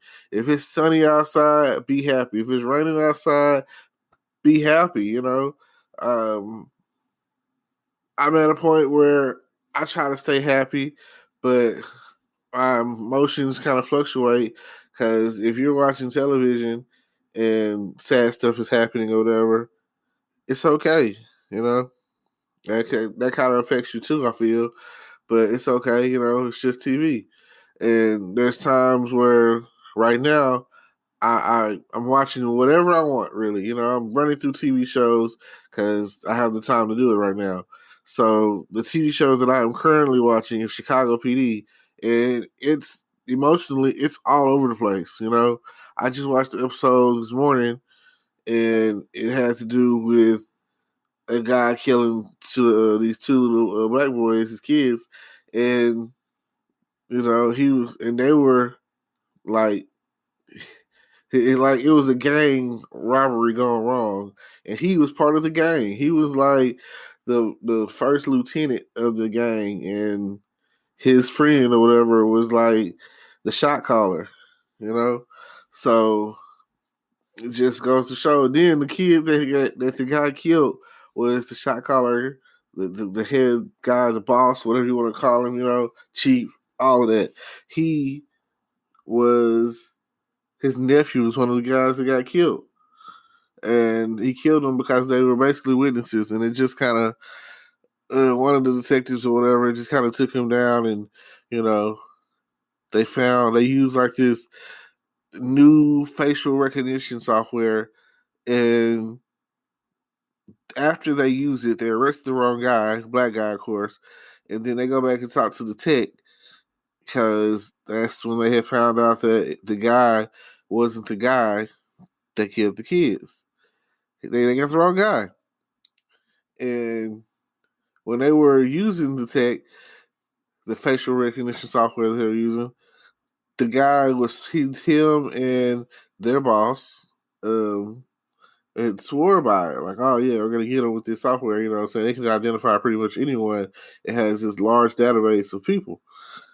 So they get a hit, they go and get the guy, but sorry, like Hank, like the group or whatever called intelligence, out of Chicago or whatever, precinct 21, and that's where Al Capone used to pretty much run. And anyway, like I say, check out the show, Chicago PD. It's a really good show. I recommend it, along with all of Dick Wolf's other shows like Law and Order SVU and Chicago Fire, Chicago Med, FBI Most Wanted. All of those. I also recommend all the NCIS shows, even though they're not his. NCIS Los Angeles, NCIS New Orleans.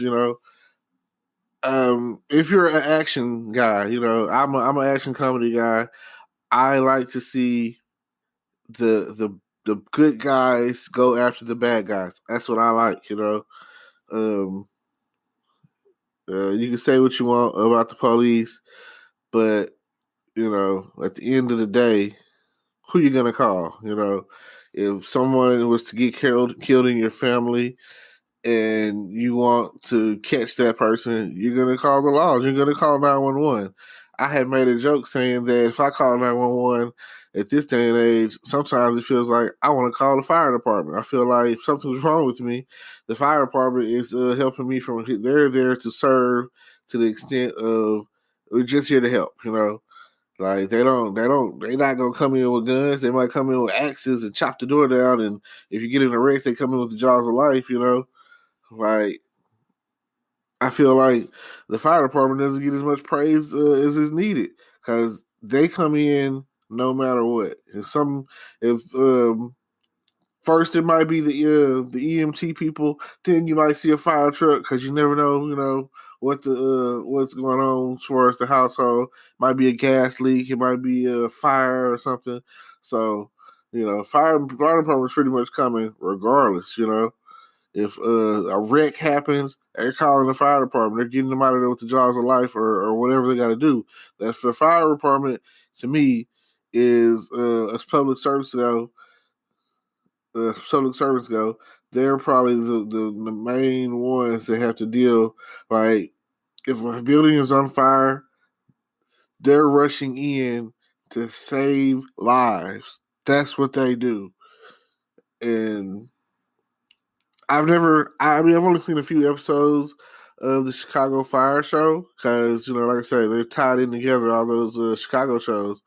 And each show has like family ties. Like, oh, my brother is a detective, and the brother of the detective is like a doctor, and then you have a guy who's a detective who has a sister who's a firefighter. So all those shows are so tied together in the city of Chicago, which I'm not interested in living in Chicago at all because man, Chicago seems like one of the tougher cities to, when they say Southside Chicago, I don't think I'm equipped or ready for that.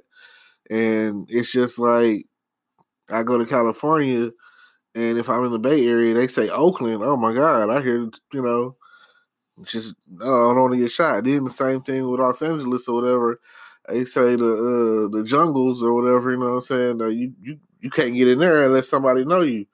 And same thing in like South Dallas.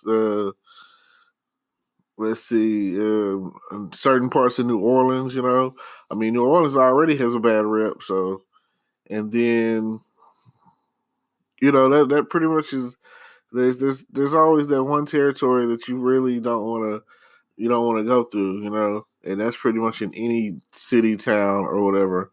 And hopefully times will change because I see things happening on the news ever since the George Floyd thing happened, and I'm seeing all the gangs coming together, tying their flags together, and I've never understood gang. I never understood gangs. I never. That's just like. But anyway, back to the point I was making. They were saying that the software that they were using was in the beta stages, it was in the testing stages, and the technician guy, whether they caught the wrong guy using that software or whatever, which it was kind of hard because everything about the case was saying that was the guy. That's the thing. First, he was in the area at the time. Then it's like he had a green duffel bag. That's what the guy used to get the stuff out of the apartment. Out of the house. So it seemed as if he was the guy. So then they went and asked if people know him, and they're already dealing with the gangs who wanted to do street justice. So what they did is showed the picture, and a guy who had like some misdemeanor traffic ticket warrants type stuff, he got it. He turned himself in so that he could be in county with the guy after they had charged him or whatever. Because I mean, there you can hold him. You can be held up to 48 hours.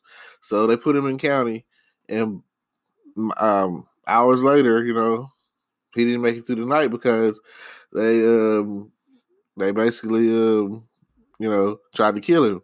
So they stabbed him up, poked him up, and he went to the hospital, Chicago Med, and they put him in a medically induced coma. And later on in the episode, he died. Come to find out, he wasn't the right guy.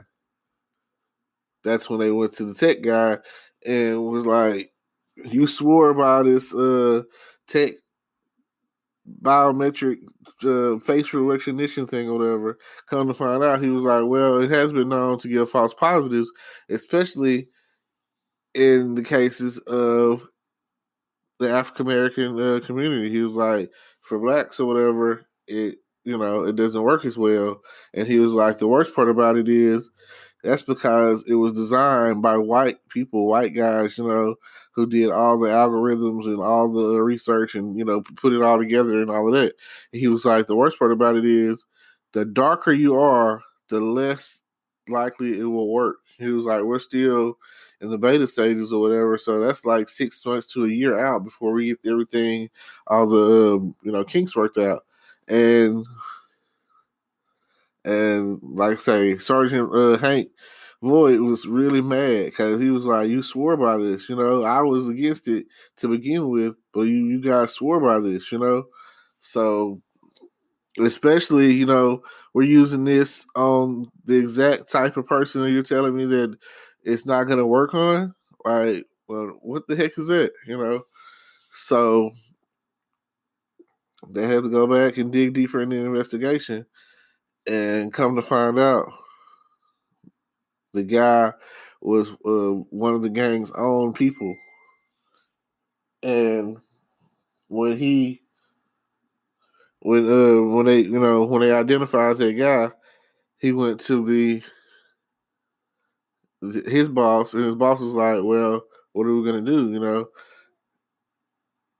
Because they discovered that the other guy was innocent because he was like a crackhead, and he was like at one of his old friends' house, passed out on the couch after smoking or something like that. And at that time or whatever, during the time frame of when the robbery / murders took place. So it just, like I say, shit hit the fan. It just hits the fan, goes everywhere. So he goes back to talk to his boss and talks about what are we gonna do? We've already, like, this guy's dead because of us, and he wasn't even the right guy. So then he goes and he talks to Hank goes and sets it up to where they get street justice. And in some cases, whatever, that's just about as good as it's gonna get. That's probably better than it's probably like street justice or whatever. Street justice with vigilantes, like we have Batman's out there, and he I don't know. Anyway, street justice. Street justice is this, and this is what happened. He went. He talked to the head guy and told him. Well, first he told the lieutenant guy who actually did it that, "Oh man, it's one of y'all's people. You know what I'm saying? Watch out." So he was like, so next thing you know, he goes and he moves the guns and drugs and money or whatever that he had in the green duffel bag. So he moves it, puts it in the trunk. The police get a hold to it, and he meets up with the head guy and was like, "Yeah, this is who did it, your lieutenant," because they took pictures and everything. And later that night, he was like, "We're gonna take care of it," So he comes around, and next thing you know, they just start beating his ass. They jumped him and everything, and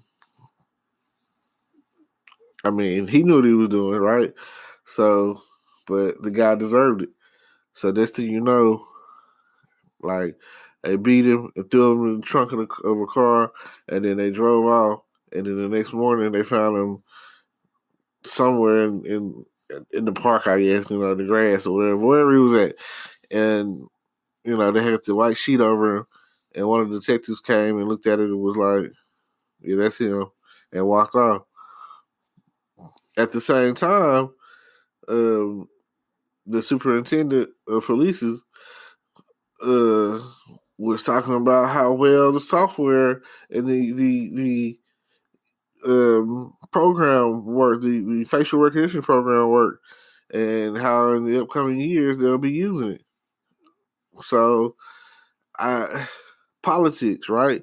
It's all a lie. Somebody's always out there to cover their ass. CYA, cover your ass. And you just never know what political views that they have and what agenda they have. And I hopefully at the end of this year and the beginning of next year, it'll be no more Trump. I can't tell you who to vote for, but I can definitely tell you who not to vote for. Oh man, if you want things to get worse or be worse like how they've been for the past 4 years, making America great again, as they say, then do what you want to do, right? I can't, can't stop you. I can't tell you anything, but I can say a few things, and it's for the things that I've heard to be true um, about Donald Trump. I just can't believe like him not getting impeached. That's that right there will kind of make the party look bad. Like, oh man, they won't want to deal with us, a Republican Party, for a while because we let this fool come in here and mess things up after having a good president for a good 8 years. So yeah, it's crazy. And then you just never know. I would like to say this. Don't forget to look at my descriptions and click on my links to see what I got going on. Like, comment, subscribe on my YouTube channel. Subscribe to the podcast channel and any other channels out there that are streaming. Spotify and Apple and um, whatever I got going on. And also, I have merchandise I'm putting out. So if you're interested, it's in the link below. And I just want to say, hopefully, something I said was a touch of motivation for you. Hopefully, it helps your day to be a better day, a brighter day, a holiday. And thank y'all for listening. Peace. I'm out. Hello, podcast world. Welcome to my channel. Welcome to my podcast. It is June 14th, 2020, 6 p.m., 6:27 p.m. And I just want to thank you for tuning in. Thank you for listening. I appreciate every time that you stream, click on my podcast and listen, hopefully for the whole duration of the podcast. Now, I'm here today to talk about Oh, what a sunny day. Basically, it's about just a little motivation that I found from the weather being consistent over this past weekend. And if I'm not mistaken, I want to say it's like Flag Weekend or something. I read it. I noticed that the flags were out this weekend. Really wasn't, nobody really paid attention to what's really going on. So I really wasn't certain why the flags were out. I never really just thought about it. But I think it's flag appreciation weekend or whatever. And I spoke to one of my friends and we talked, and I talked about my friends who are in the military. And it reminded me of when in 2012, the summer 2012, I went to the Lackland Air Force Base for an Air Force graduation. I said this. It was one of the most patriotic things I've ever done in my life. It was a moment in time that paused me to help me understand why these young men and women are fighting for our country and crying over that flag. They salute that flag about 3 times a day, if at least, you know. I know they do it at high noon. I know they do it like at 5 o'clock. So, and I'm pretty sure they wake up saluting that flag. So I want to say they do it, you know, it's almost like every time before you eat, you salute that flag. And the whole base just pause while, I want to say the Star Spangled Banner plays. I can't remember that much.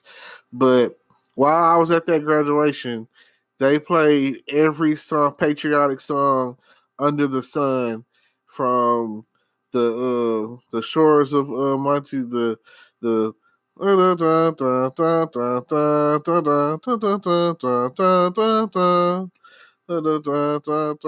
fight our country's battles or whatever, to the shores of the halls of Tripoli, the shores of Monty, the halls of Tripoli. Anyway, you know, very, very patriotic. I've always enjoyed that. It always made me feel some kind of way. And then songs like "We're proud to be an American," you know, to even the Army Strong um, song. Dun, dun, dun, dun, dun, dun, dun, dun, dun, dun, dun, dun, dun, dun, dun, dun, dun, dun, dun. Da, da, da, da.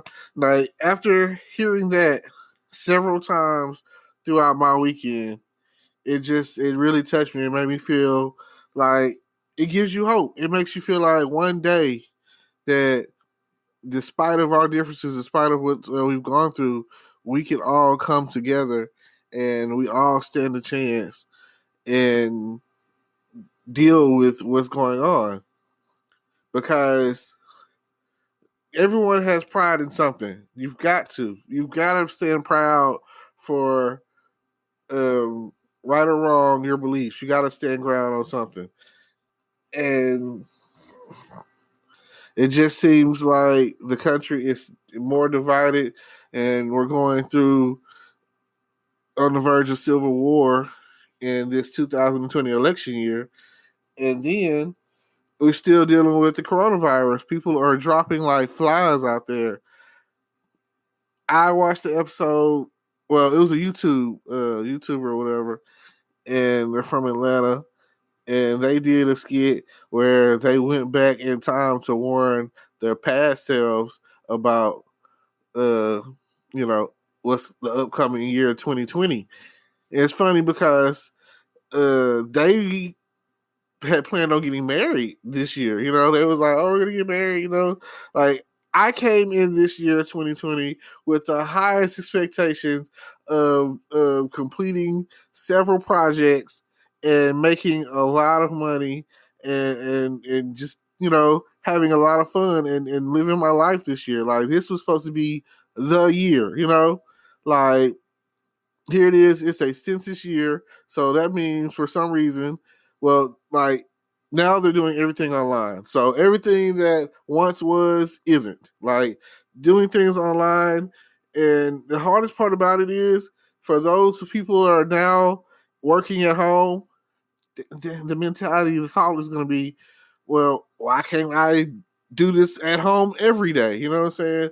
It's going to be hard for people to go back to a brick and mortar tangible office building when you can work from home. You can work from home and get the same amount of things done. So the future is really in transition, and I don't know what to say, if that's in a bad or good way, because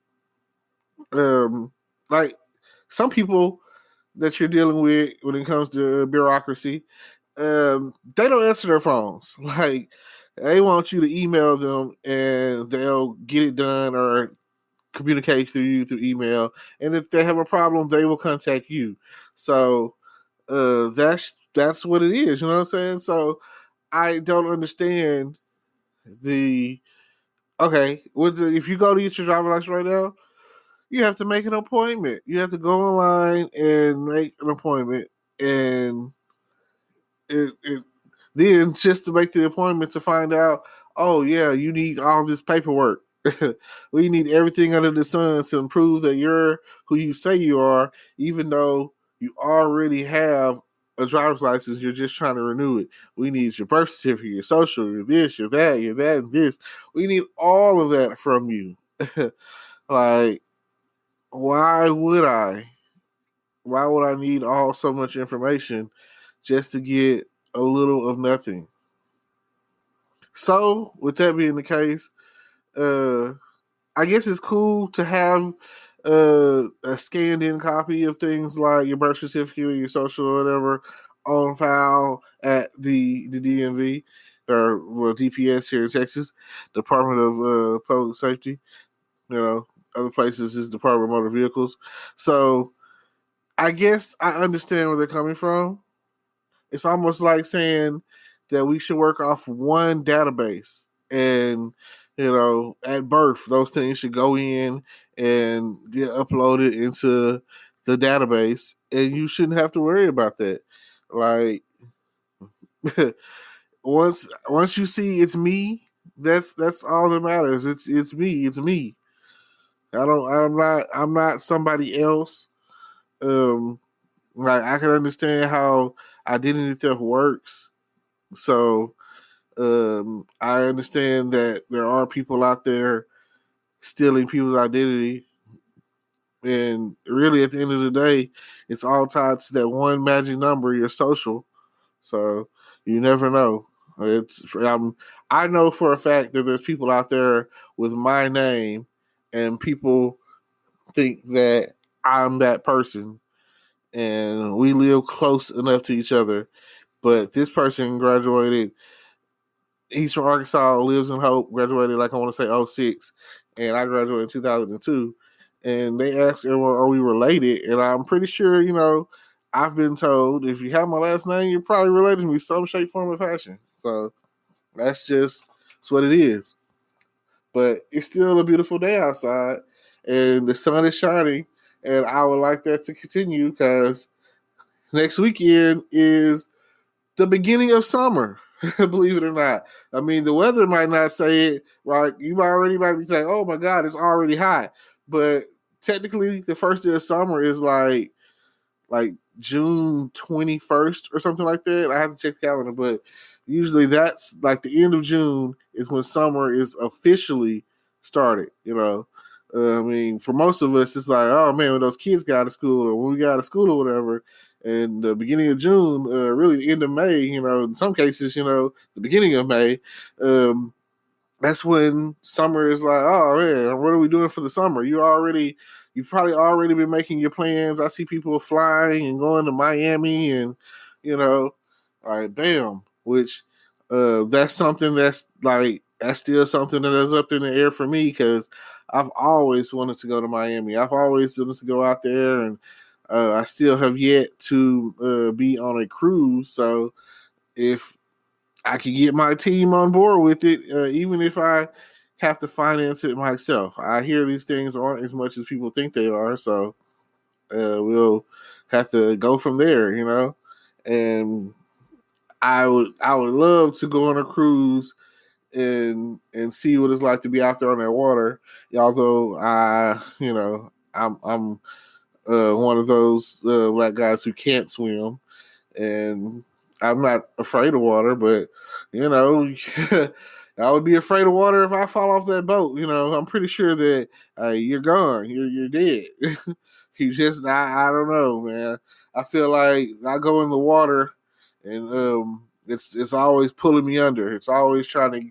Yeah, like, I've watched Final Destination. I feel like death is chasing me every day, and I'm always thankful to wake up and be back to the world because when you're pretty much people with like sleep apnea or whatever, you're dying all night long. You stop breathing for moments and minutes of time or whatever, and you're snoring, and it's horrible. So, and they try to push it off like it's a size thing. So lose weight and you'll be better. So, but here I am. I've been dealing with it all my life, and just every day, happy to be here, happy to be with y'all in the land of living, and keep trying to make it and let stare death down and tell them go away.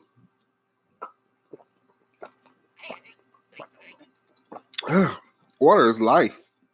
I tell you, nothing like a nice cold bottle of water. My friend, business partner, uh, he just started his own water company, Prio Water. And if you're interested in that, feel free to check it out. Um, just, if you, this little plug here, if you're interested in knowing more about it, feel free to get in touch with me, message me. I'm always into messaging and such. So if you're interested in doing a cameo or maybe even a call in or whatever, if you want to be on the show, if you want to be heard or let it be known or whatever, let me know. I want to know your opinion. I want to know what you want to hear and what you want to talk about. Feel free to contact me anytime. Like anytime that you want to get in touch with me, feel free, and we'll definitely try to let you be heard. Let you have your time to shine. This is definitely the beginning of something great, and I want to expand on it to the point where everyone has a chance to be heard. Well, hopefully the sun is shining wherever you are, because to my understanding, there's like a tropical storm in the Gulf, which means it is officially hurricane season, and yeah, you just never know what the weather's going to be at the end of the day. All right. Don't forget to like, comment, subscribe. Check out my YouTube page. Check out any other podcasts that you might be interested in. And, check out my Facebook groups. Like, check out everything. Check out my merchandise. Check out, soon to come, I'm going to have new music. So feel free to check that out. I'm here. I'm diverse. I'm here to be heard, and I'm here to talk about whatever, like it's just, I'm just dropping it. It's just like, boom, what you talking about? Come and listen, pay attention. Let everybody know that I'm here for you to hear me do what I do. And with that being said, peace. Hello, podcast world. It's 6/17, June 7th, 2020, 9:56 a.m. Thank you for tuning in. I just like to say, Black Lives Matter. No justice, no peace. It's still trending. Keep it pushing. How much justice do we need to get how much peace? Yeah. I seen them doing a little march down New Boston Road. I think it was like mainly like composed of children, and that's great.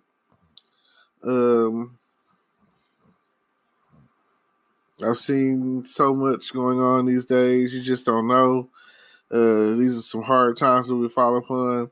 It seems like the 2000 era is just all over the place. It seems like natural disasters here, and I'm just gonna talk about 2020. I did talk about like from before then to now and all that. So I'm just gonna talk about 2020. 2020, we've experienced the death of Kobe Bryant, a legend in basketball, and we've experienced this manufactured man-made virus known as COVID-19, the coronavirus. and it's basically put us in our homes for the last 60 days, really, and pretty much the whole month of March, we missed it. Missed some of April too. And then May came along. Well, shoot, like I said, 60 days, 2 months. May came along and they started opening things up slowly but surely. But it's been kind of boring. It's been kind of dry. And then right after that, the death of George Floyd, and that right there was enough to set everything in motion, set everything off. And it just seemed like everybody, like everything is just going crazy right now. Like, how could so much negative energy, negative things or whatever happen in one, like, we not even halfway through, like, we just basically getting to the point where we halfway through the year. So it's so much that and you just got to keep holding on. Like, you just never know this day and age. It seems like there's always something. There's always somebody out there that's a target or a threat. You just, I mean, my thing is Black Lives Matter, and I feel like sometimes that the government or the police or whatever you want to call it are getting a twofer off for us. I feel like sometimes you'll hear about a shooting, a black on black shooting. So then you hear about the person that got shot, or they're dead. Then they usually within about 48 hours find the person that's the shooter. And when he go to jail, he's gonna be he's in there. You know what I'm saying? Like, it's harder to get out of trouble than there is to get in. Than it is to get into trouble. I just don't be knowing what to do next because I see so much drama. I feel like partially because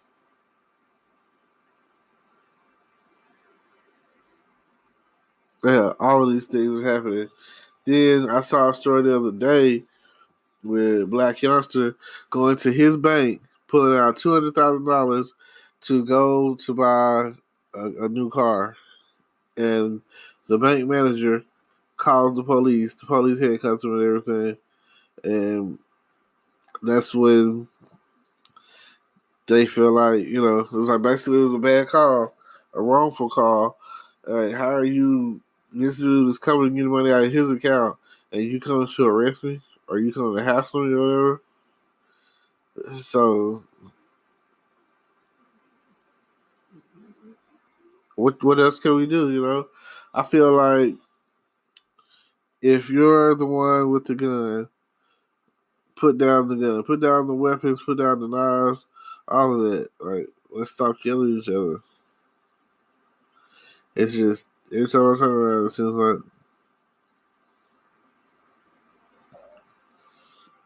like what else can we do at this point? I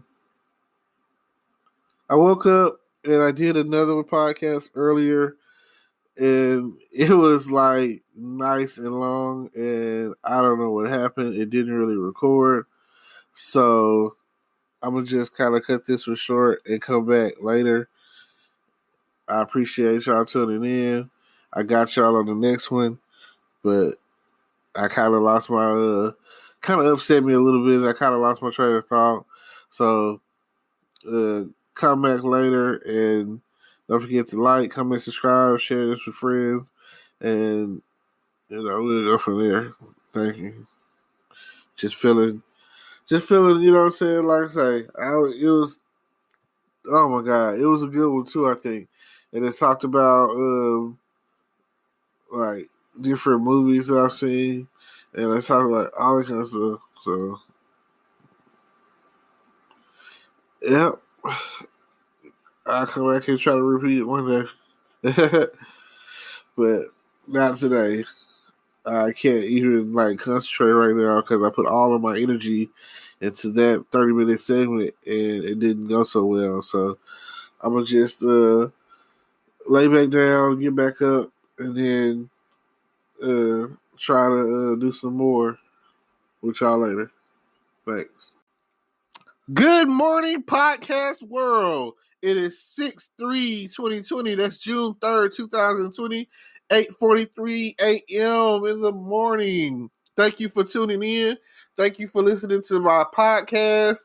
I just want to start off saying by saying Black Lives Matter.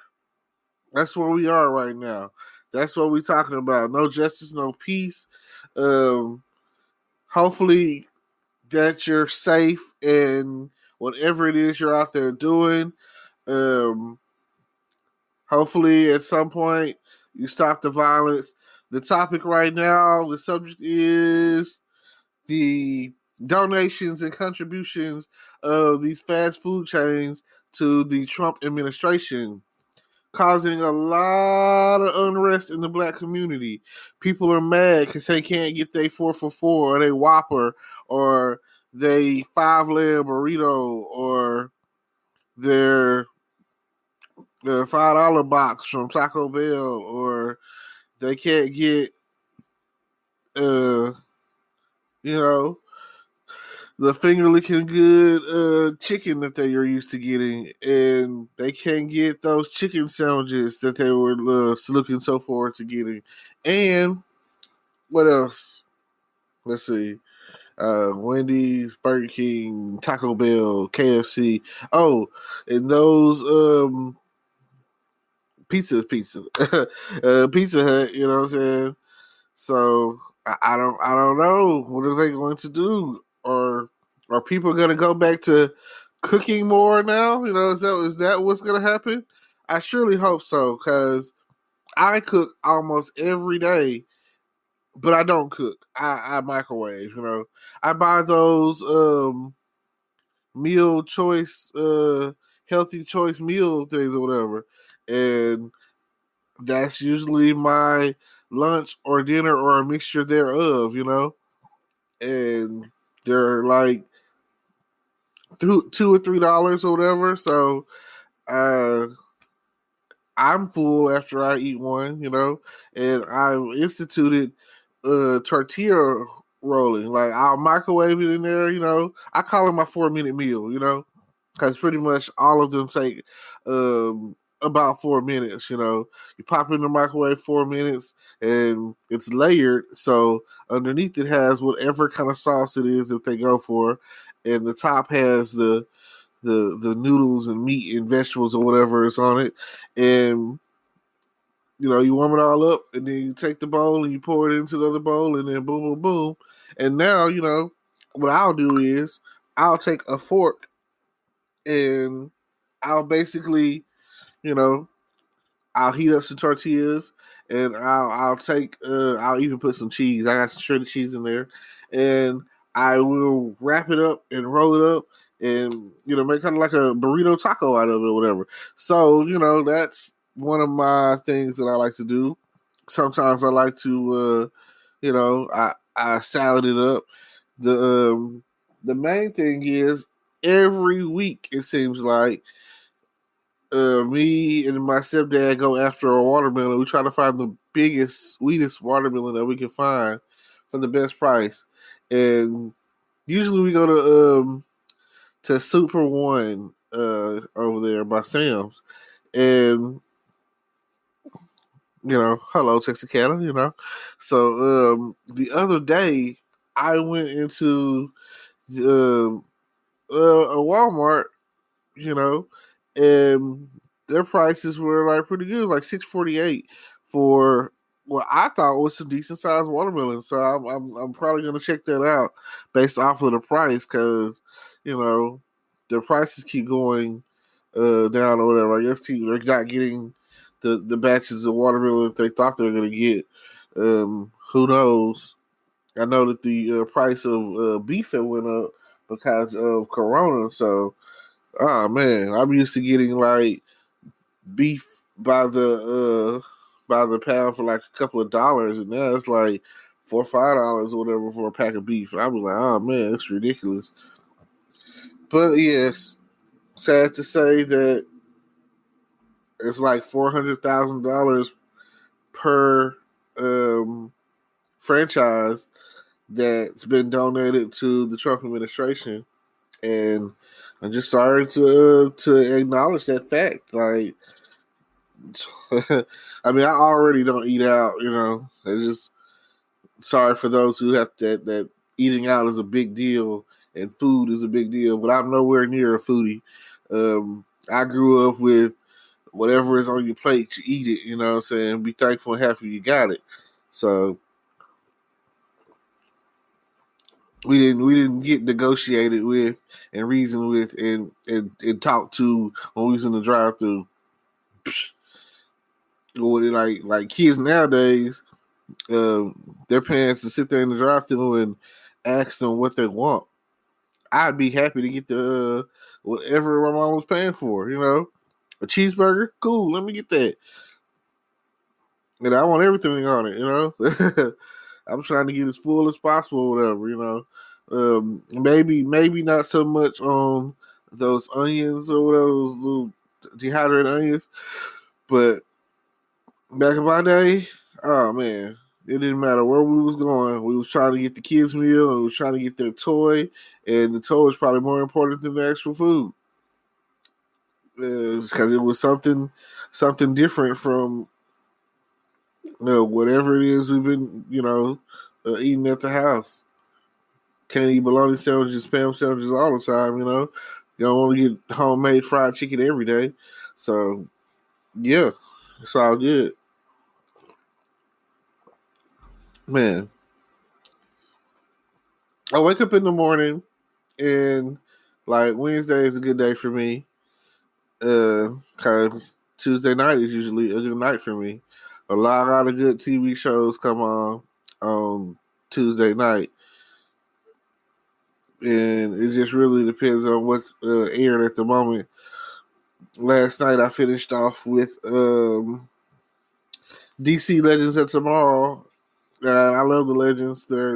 It's a like I say, it's a time travel show. So to have watch them starting from where they were to where they become, and doing all that time traveling or whatever, it's crazy. So it's a good feeling. So the season finale aired last night, and it had to do with them destroying the loom of fate.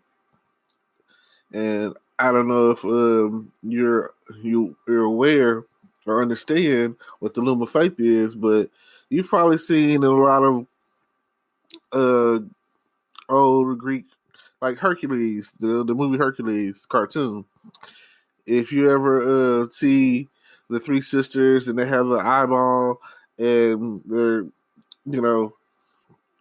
Hades goes to them to know what's going to happen as far as the future is concerned, and blah blah blah. And they tell them that Hercules is, Zeus's son, and if you don't kill him or stop him or prevent him or whatever, now then your plans for world takeover, world domination, or whatever, is not going to work out. So he sends Pain and Panic to kill him or whatever, and they give him this bottle that basically makes him mortal, but it would have killed him. But he didn't have the whole thing was he has to drink every last drop. But Hercules was strong, that was his thing, the strength of Hercules, So he they got him or whatever. The next thing you know, he grabs him and beats him up, and then the bottle breaks and the last drop bloop, falls on the ground, and he's basically no longer immortal. He's not a god anymore. He's just a regular. Well, he's not regular. He's what they call a demigod, which if you familiar with the Greek mythology or whatever, then you'll see that there's a lot of demigods by the gods. Like uh, Zeus. Zeus had a lot of kids. You know what I'm saying? And he you got Zeus's kids, and then you had Poseidon's kids. Anyway, like I say, I'm not going to get into a Greek lecture, but the point being is he started off uh, trying to figure out why he didn't belong. Like nobody messed with Hercules because he was like kind of like a geek or whatever, but he was always strong. Then his adopted parents, his earth parents or whatever, people that found him, um, they told him, I was like, you're special. Like, we're not your real parents. Then it was like, if you want answers, go to the temple of Zeus. So he does, and this is like, well, you can't come back to Mount Olympus or whatever unless you're a god. And he was like, in order for you to be a god again, you have to do a great sacrifice, be a hero. You know what I'm saying? You got to go the distance. So that was one of my at one point favorite songs or whatever. So it's a good song. You can go the distance. So if you're ever down, well, yeah. It gives great inspiration. You could go the distance, you could find your way. So that's a real touching song. You know what I'm saying? Like it has some good music to it, and the words are inspirational and all of that. So anytime you get a chance to, I'm probably gonna listen to that today. I just thought about it. It's a good song. I even like the Muhana, Muhana. How you say it, Muhana? I like that. The song about her in the water. Her saying it's it's real. I find like songs that I feel like have like a inspirational / spiritual connection. You have a real moment of breakthrough. But yes, okay. I can't believe what's going on. I feel like hopefully we're at the point where we're getting the justice that's supposed to be coming with the No Justice, No Peace movement, and I feel like hopefully things will start to progress. Go from what they once were, and move on from there. I saw on Facebook where the officer chief lost his life trying to, stop the looting, and I felt kind of bad for that situation because it it just speaks to say that you claiming and putting it out there that Black Lives Matter, but you still taking Black lives. Like that even though his job is an officer of the law, he's still a Black man. Like even if it weren't the police officer, right? And it was just a regular man, a Black man out there trying to say, y'all shouldn't be doing this, and another Black man kills him, it perpetuates the stereotype of black people killing black people, which cancels out the whole movement of Black Lives Matter, because now it's like saying Black Lives only matter when it's dealing with the police.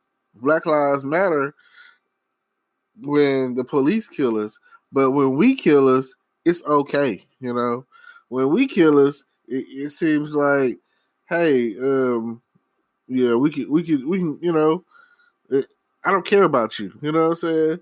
And then they try to slide in with the All Lives Matter, which I understand, you know, and I've I've seen a videotape on Facebook where a white guy had a gun, stole a police officer's car, and they went out of their way to arrest him. Not shoot him because he had a gun, stole a police car, you know what I'm saying? And I've seen several videos of that nature, and it wouldn't even got that far as the black guy. The black guy would have got out and had a cell phone and pop, gone, you know? That, those these deaths, these murders, you know, because at the end of the day, they'll do their investigation and rule it a clean shoot or not. And in most cases, if it's a black guy, it's you did a good job, you did a good thing, you know, pat on the back. Oh, we'll get you a medal for that. But some of the lighter, I don't know. It's just like I saw on the TV show All American, and the the okay, the quarterback of the show, I think his name was Jordan. His twin, had a sister or whatever. Well, anyway, if you haven't seen the show, you should watch it. It's called All American or whatever. I don't really know what channel it comes on, because I think it comes on CW, and I'm pretty sure it comes on CW. I think I had stumbled across it in the process of trying to watch The Flash one time, and I had, I saw it looked pretty good or whatever, so I had, watched it. But then I went back and people was talking about it, so I went back and watched it on Fire Stick and watched the whole thing. And man, some of the things that I was getting from that show that really got me was the money.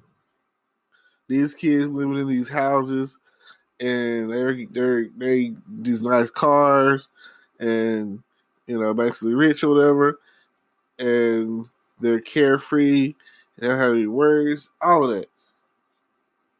So you would think that would be okay, that'd be good enough, that would make them happy. Like where I come from,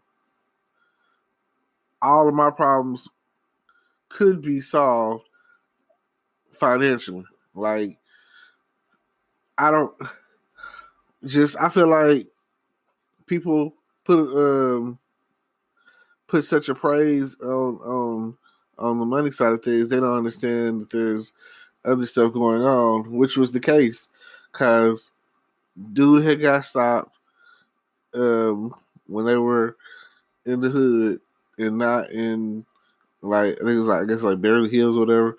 I really can't say what area they're in because I don't know California, the hills or whatever, I guess. Baldwin. I don't know. Yeah, I don't know California. I don't know LA like that. But, I do know that the star of the show, it was based off of supposed to be based off a true story. The star of the show was from Crenshaw, so they were in that area, and they got pulled over by the police. And that's when, it was like a racial scene. It was intense. And the conversation went like this. the star of the show, dude from the star of the show, whatever. He was like, it's something that you're taught when you're like 8 years old. Why haven't he, this dude's son or whatever? Why haven't you talked to him? You know, why he don't know? And he was like, if he were darker, he was my color or whatever, because he's a mixed kid. His mom's white. She's the prosecutor or whatever of Los Angeles. So, you know, he didn't know any better. Basically, the police pull up. He kind of mouthed it off, you know. And the other dude is like, man, put your hands on the steering wheel, you know what I'm saying? Don't talk to them, you know, don't say nothing. And yeah, it was just a hard scene to go through or follow or whatever, because it was like, I can't believe, you know, it's like that.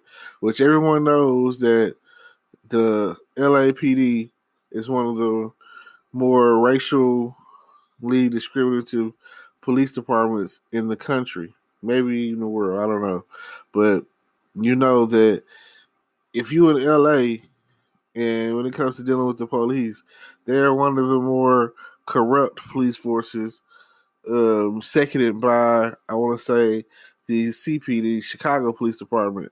And those two are infamously known for some shady dealings. And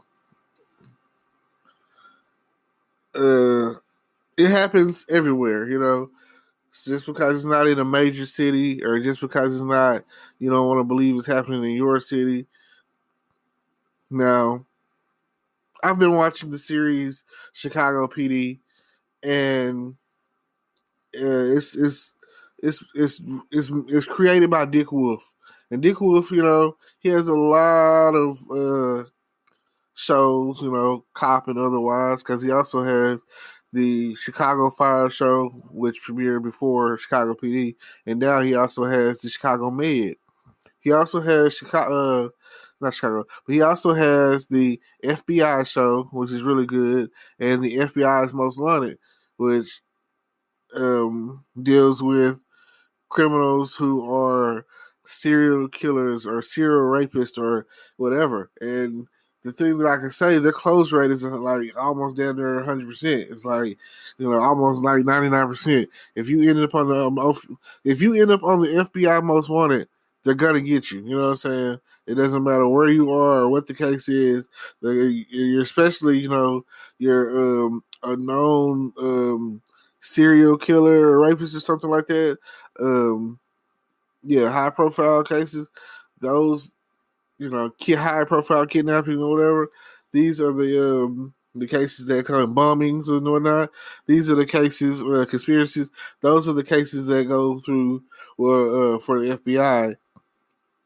And I feel like, you know, the more I watch the show, the more it's really intense. And Nick Whiff was also the guy who does all the Law and Orders, Law and Order, Law and Order SVU, which when, you know, it's pumping strong still, and Law and Order Criminal Intent, which is off the air. And the Law and Order SVU is the only one still standing. It is a great show, and you might have some other shows that I haven't come across. I don't know, but my point is, there's always a message to be had. There's always a message in his shows and his storylines, and they all come together. It's like, it's almost like the Marvel universe, you know what I'm saying? Like Marvel comics or whatever, Marvel Cinematic Universe or whatever. Like, once you're playing a part on one of his shows, you're connected to all his shows, you know? Like, you never know when it's going to be a crossover. You never know when you're going to see Olivia Benson in Chicago helping them catch some rapist or something like that, or a kidnapper or whatever. So, you know, it's always, they stay relevant with that. I wouldn't be surprised to for them to bring her in and on the FBI show or something like one day. But that's maybe once they get more established or whatever, you know, because I mean, that's you know, or the FBI people crossing over to the SVU, which would probably be more, you know, It probably made more sense that way. But anyway, my point is the show shows the good and the bad of law enforcement, and you know. But one thing that I do know, pattern wise, is something that always it just you know, and I don't know. I guess it's just like I watched that movie, The Hate You Gave Us, and one thing that I do know, it's almost an admission of guilt if you run, like you see the police and you're innocent, they come over there and question you or whatever, you're a witness or whatever the case or whatever the situation is. One thing I can say is don't run. They gonna find you. They're gonna catch you. The people that you think are your friends or whatever, they don't want to get these obstruction of justice charges or whatever the police is gonna try to throw at them or whatever to make them tell you where you are. They don't want you. They don't want them coming to their house and all of the drama. They don't want them. They don't want to have to deal with that. So at the end of the day, my number one recommendation is if you innocent, don't run, because that can lead to you getting shot in the back, and then or anything else. You know what I'm saying? Like it's not a good look when you run. Like if you innocent, you stand your ground. You be a man, because I mean, like you had to know that going in, if you are guilty, you go in and you do the crime, that it's not like you can leave the planet. They can get to you wherever. It's not like because you got away from these police or whatever. And if you running, you better like already have planned it out that you finna leave the state, that you finna go to a whole other country or something. But if you still plan on sticking around, them 21 bridges, then you better best believe that you either had a death sentence, whatever, or whatever the case is. Now, here with my closing, I'm gonna tell you like this. Um, Check my YouTube out. Check out my podcast. Check out my new Facebook video. I mean, I've been having groups, so I've been having a page on Facebook for a minute. But now that I found out that the process that it takes to get monetized on Facebook, that I'm pushing towards that. So please check me out. Check me out. Check me out. Yeah. So don't forget to leave a comment. When y'all comment and subscribe to this and tell me I'm doing a good job and that you like my content and that you want more or that you want to, work with me or whatever. I'm flexible. I want to do it all. I'm definitely trying to link with new people, especially any kind of recording, video, podcast, Facebook, um, telephone, ding dong. It's all good. So hopefully I see y'all at the top. Hopefully the fruits of my labor will someday pay off. And I'm thankful to be here. I'm thankful to be able to get up and put in the work, because I ain't gonna lie to you. Some days are harder than others, and some days you be like, "Oh man, I don't want to do this." So please, please, please stay tuned. And every time you see my anything come up for me, check it out. At least give me a good 3 to 5 minutes of your attention, at least, and hopefully I'll catch you on the flip side. All right, ready. Hello, podcast world. It's June 2nd, 2020, 12:17 p.m. And I'm here to talk about no justice, no peace. It's Blackout Tuesday.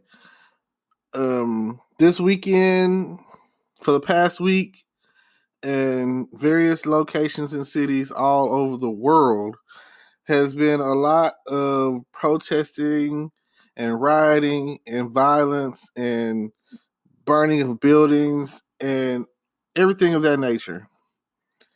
And I just want to go out, reach out to the families of everyone who's ever dealt with profiling, police brutality, um, any shape, form of harassment, any shape, form, or fashion of racism, all of that, especially in the black community. And I've been watching a lot of TV, a lot of news, and well, not really a lot of news, but enough. And it pops up. My news is mainly, Facebook and the internet. So I see the things that are going on, and I see the division on how people feel we should handle this based off of emotions and anger, and people feel like what they're doing is justified and right, but that's not always the case. um if what you're doing, you feel like it's the thing that what needs to happen, and go for it. I can't knock the next person, but there's a big difference between someone protesting and actually want things to change, and somebody who wants to get a pair of Nikes or steal a television or anything else of that nature, opportunist wise, to be like, hey, this is like some form of reparations, and it even the people who went through it, the people that are still alive that grew up in the civil rights age in the 60s and everything, and they witnessed their either parents or uncles and aunts and whoever get the dog sicked on them, and go through all that, the water sprayed on them or shot and killed. And um for those who look at it like this, and this is pretty much how history works, every so many years, generations, whatever, history repeats itself. So it's an endless cycle. Um, it's kind of like when the reference I'm gonna use only works for those who have seen the Matrix. But on the second Matrix, the Matrix Reloaded, Neo made it to the architecture or whatever, and we're just gonna put it out there like, if the Matrix was, if we were in the Matrix or whatever, he would be like the God figure, the creator, or however you want to look at it. And he's like, this is the seventh time or whatever that this is, taking this, like, Neo is considered the anomaly, which this Jesus-based character or whatever, the one, and he's like, he just counts from the reappearance of the anomaly. And he goes on to speak on saying that it's happened 7 times before. You walk through that door, you could save the person that you love, Trinity. You could save the Trinity. You could save her life. But everyone will die. Well, on the other hand, you could go through this door and I'll give you enough to repopulate Zion. And of course, they have the whole little spiel, and it boils down to a matter of choice. And now when I speak on choice, I speak and say this. That's the issue. Free will. You have the decision to make the choice to do what's right. Ever since I was little, you know how like they'll be like, what did you want to be when you're growing up? I wanted to be a hero. You know how people say I want to be a doctor or a fireman? And there's people out there that at their innocence, wanted to be a police officer or maybe a soldier or whatever, you know what I'm saying? Because maybe their dad or mom was a doctor or a nurse or a teacher or a principal or whoever had the influence at that time in their life or whatever they witnessed or whatever. Oh, I want to be an actor. I want to be a football player. I want to be a musician. You know, I want to be the next Michael Jackson or whoever. You know, I want to be the next Aretha Franklin, Beyonce. So at some point in time, in your innocence, you know, like you come into the world innocent. Hate is taught. Like I, when I was a kid, I didn't know to hate white people. I didn't know to hate my own kind. I didn't know to hate. Well, we didn't really have anything at my school. You know, maybe um, one like Hispanic family and one Indian family, and they had pretty much enough kids and stuff to go through the whole district. But point being, I was never taught to hate. I was taught to love, and going through school, I started learning that people hated me because I was me. Classmates, they hated me because their parents said you shouldn't like him. His skin color is different. And complete strangers that just hated me, you know? And I've never liked the feel of being hated. I've never liked the feel of hating someone. And deep down in my heart, I can't sit there and say that I've never hated anyone. There's people out there in the world who I feel like they wrong me and I hate them, you know? But that's not a good feeling. Love is a good feeling. It's a good feeling to love. It's a good feeling to be loved, you know? And it's not a good feeling to stand against hate and stand for love while someone over here that you love is hating. Like, stop the hate.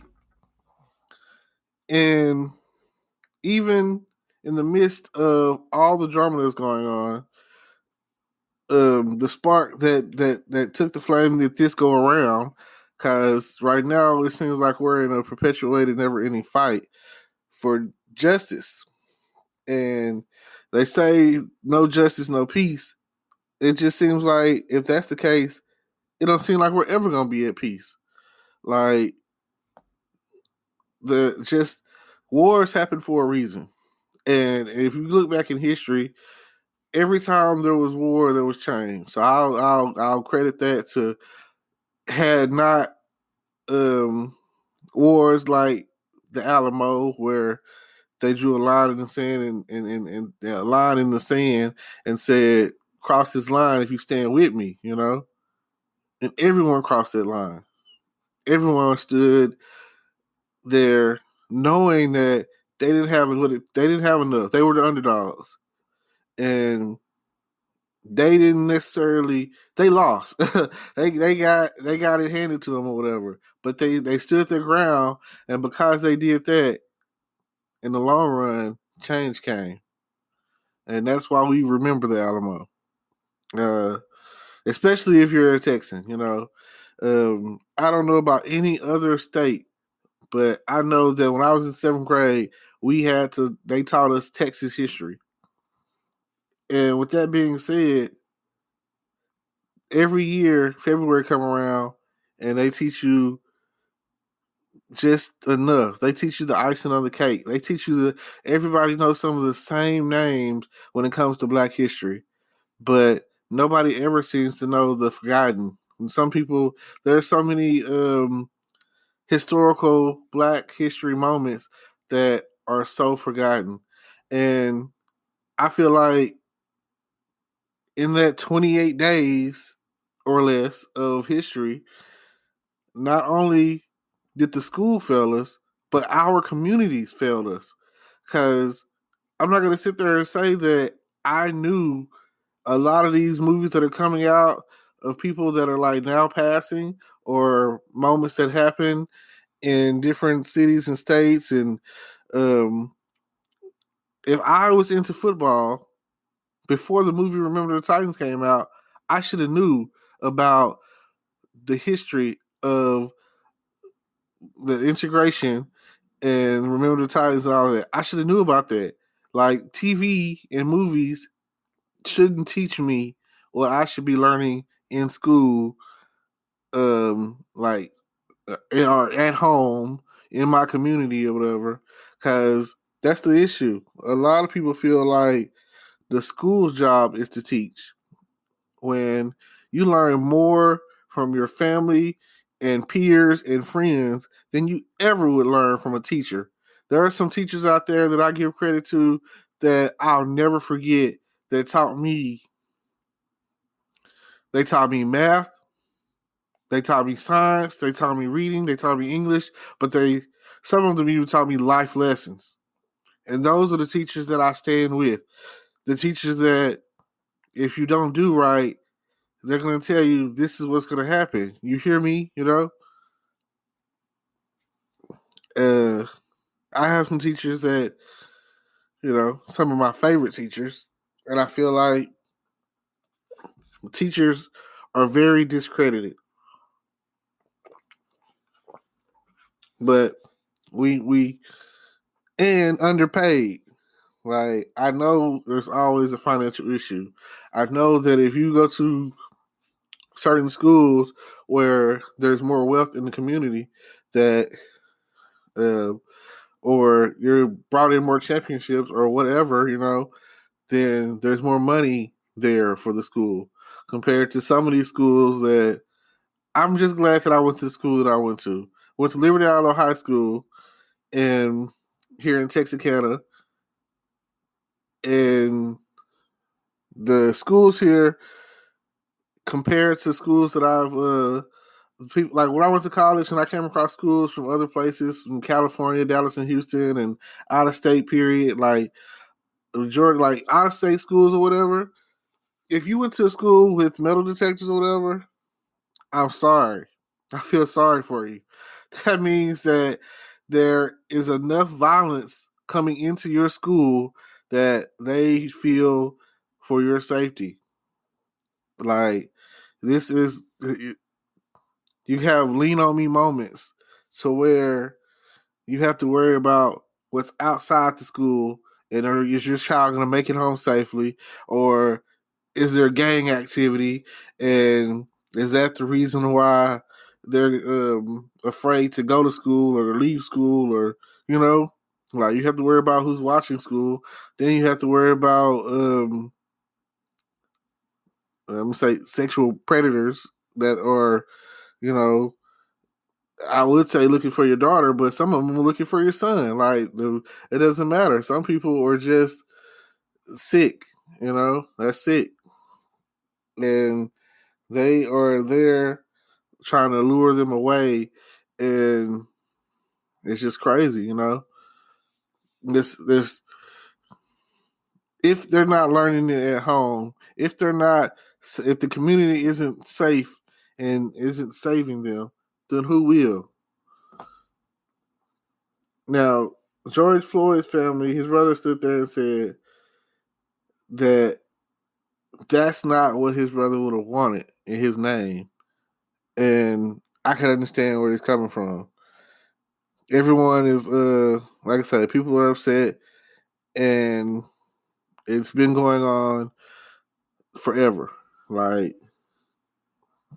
and there's that's because, and I feel like the reason people feel the way they feel is not because it's happening, and they speak on no justice, no peace.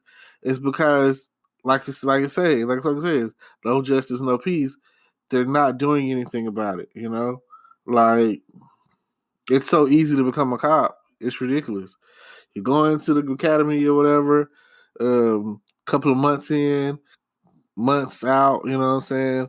Next thing you know, you got the badge, you got the gun, and they're not, like, that's all they do is once you are a citizen with a gun, a policeman with a gun, a gangster with a gun, a bully with a gun, if you got the juice to pull that trigger, then I don't know what to say.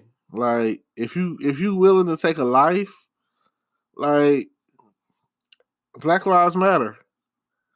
And I can't speak of what a person's soul is like, but this is my thing.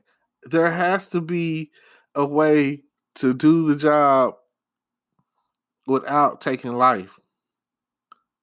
Like, can't you, like the way that you stopping these protesters with tear gas, or the way that you shooting them with rubber bullets, like um why can't we at least like level down to level up? Why can't we be like, you know, non-lethal? Why are we focusing on non-lethal methods to stop criminals? Why aren't we getting these guns off the streets? And that's on all ends, you know. In in certain places or whatever, they have really strict gun policies, really strict. Fortunately, uh, you know, fortunately, that's good in a way.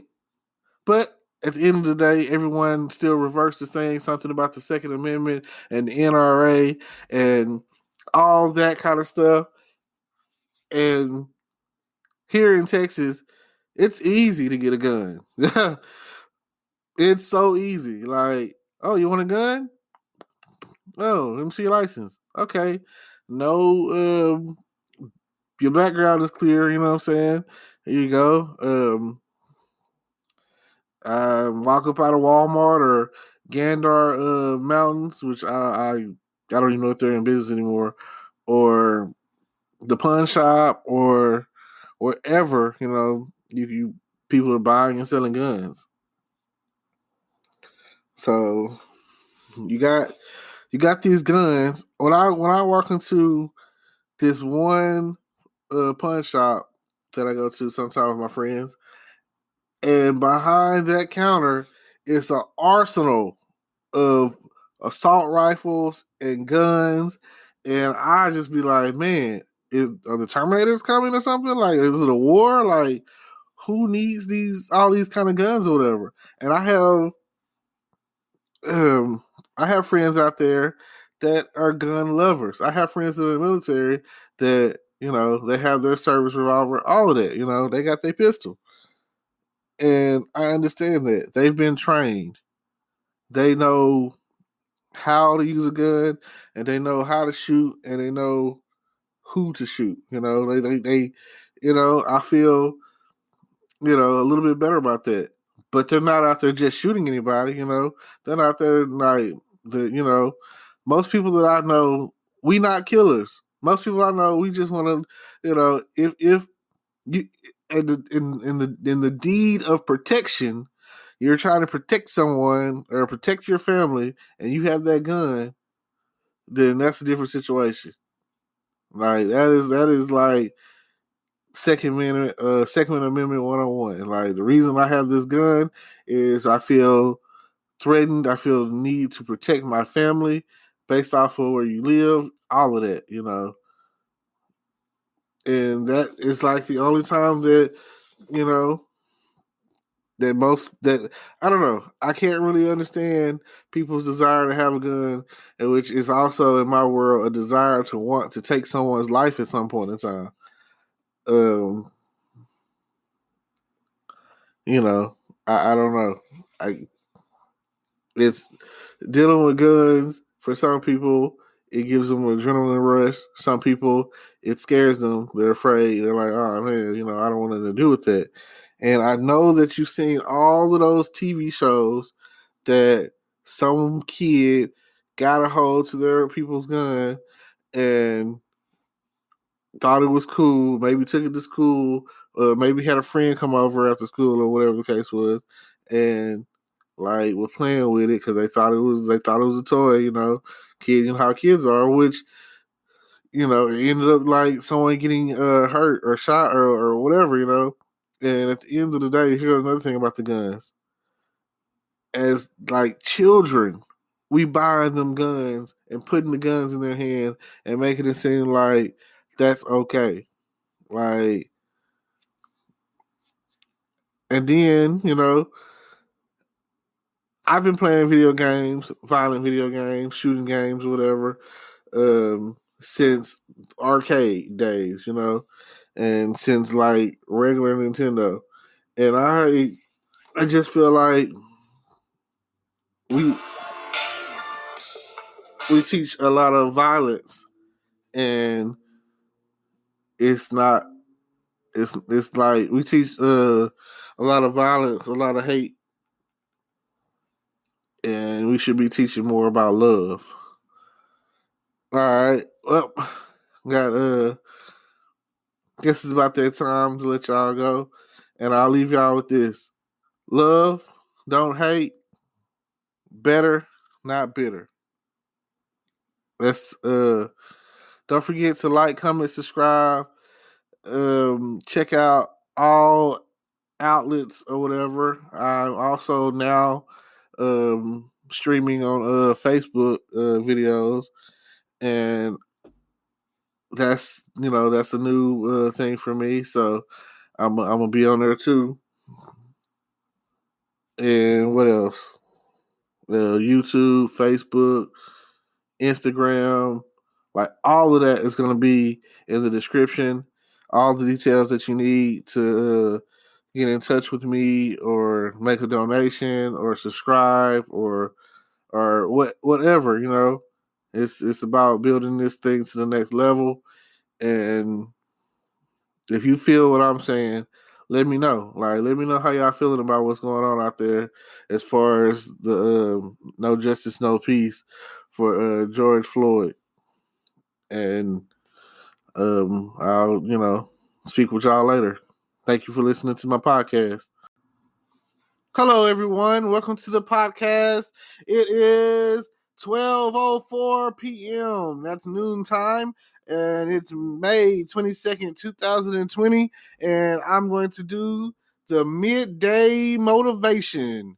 And it's Friday, known as Freaky Friday, and hopefully by the end of the night, you'll get you some act right. And I just want to say that somewhere out there that the sun is shining, and because it's shining here, so I know it's shining somewhere out there, and somewhere the rain is falling, and that's still good too because it puts you right to sleep where you need to be. And I just want you to understand that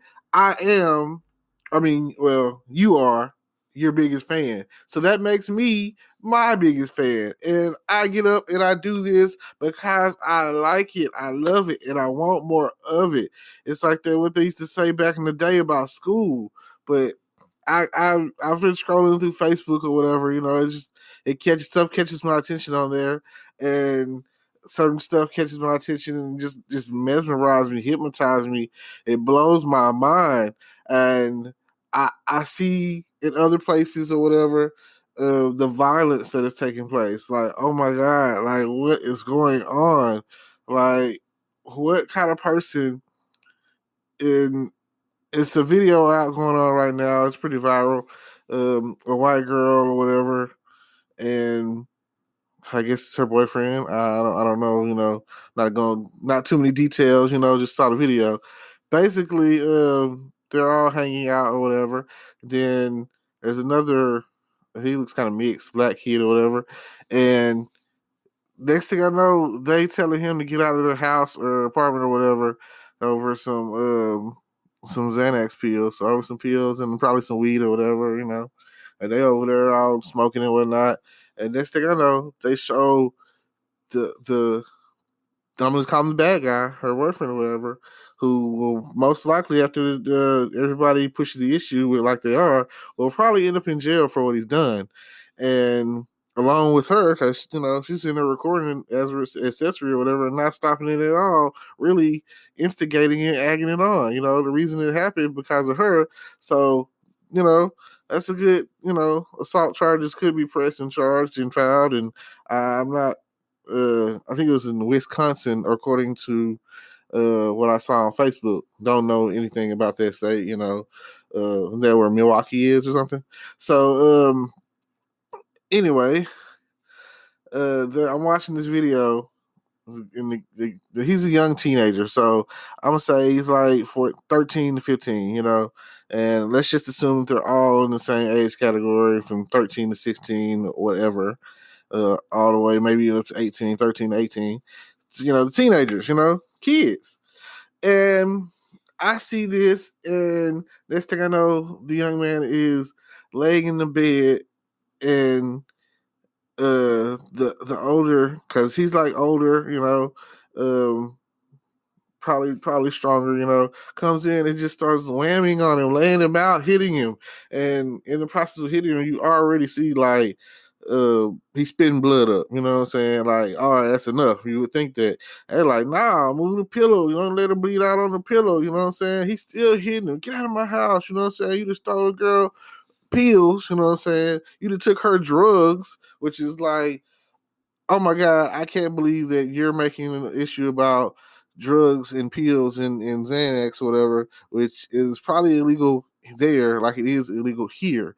So you talking about these illegal drug activity that you got going on, and you're not concerned about this young man's well being at all. You're like straight bullying, straight assaulting this young man, talking about get out of your house, and you like every few seconds or so you beating him down like in the head. Like this young man could have a concussion or a contusion or suffer some sort of a brain misfunction or aneurysm or whatever the case might be. You never know. So it's just crazy. I saw that, and I'm talking about like how you see like a Quentin Tarantino film and blood's everywhere and guts are going everywhere, or a Saw movie, or any gory kind of movie where it was like straight bloody, and the dude, the young man, was just. It's like he was so out of their days because he may have already like they're all there taking Zans, they're probably like really out of there, and with that being the case, he can't even function right now. You know what I'm saying? But you just gonna keep beating him up. Uh, there's nothing worse than I can't stand a bully. I can't stand watching somebody just beat on somebody that can't defend themselves. Like, all right, you done proved your point. You know what I'm saying? Like, you win. Like, you get no points for taking on or beating up a defenseless person. You know what I'm saying? That's just like if you someone came along and saw a homeless guy and started beating him down, or an older person or whatever, like that's why in boxing and MMA and all that other stuff, they put you against people that are in your same size category and weight category and height, and like they measure you up. You know what I'm saying? They're not finna put you in there. It's not finna be a David and Goliath. Um, you want, well, someone's got to win, but they, as far as like body mass or whatever, they put you in there with somebody that's pretty much like the same body mass, and that's why they have categories for it, for like featherweight, heavyweight, lightweight, midweight, or whatever. They have categories for that, Um, I've always been somewhat of a boxing fan because that is the only time that I'm okay with fighting. Like these people have volunteered to step in the ring together and fight one another in a fair fight, and I feel like if there's gonna be a fight, a fair fight is what it's about. I don't like how somebody is way bigger than someone, or maybe even like on a mental level, like one person might be a little mentally unstable and one might be like, like valedictorian or whatever. And, one might be like this, I've been boxing for years and, like a career boxer. And then you got this person that's like never thrown his first punch before because, they don't believe in violence. Everyone isn't savage and everyone, what I'm saying? I know they got everybody out there, Megan's got everybody out there talking about I'm a savage or whatever. That's cool, and everybody out there boosting them, talking about savage life and whatever, that's cool. But in Pocahontas, they talking about they savages or whatever, and they both call each other that. But at the end of the day, it boiled down to they end up fighting. because they found peace. You know what I'm saying? They found a way to coexist, and sometimes that's what you got to do. You got to figure it out. You got to solve the problem. It doesn't always have to be a battle or a fault or a war.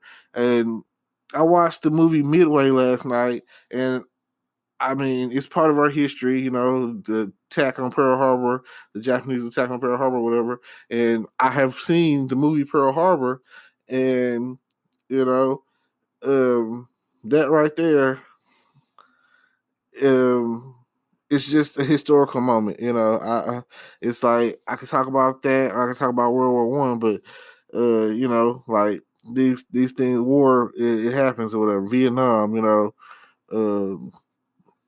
In the 80s they had the Cold Wars or whatever. So all I'm saying is, some battles we had to fight. We it was inevitable. We had to fight. We had to step in. Like I'm saying World War II because it was the direct attack on us, you know.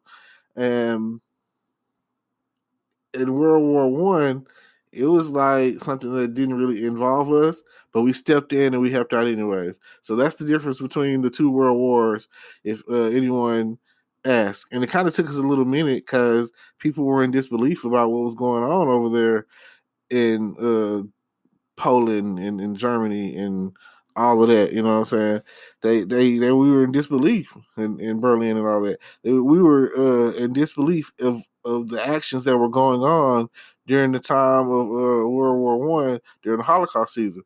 Like we can't believe that someone would have so much hate in them to want to rise up and just kill people because they were not like what he wanted them to be like. You know what I'm saying?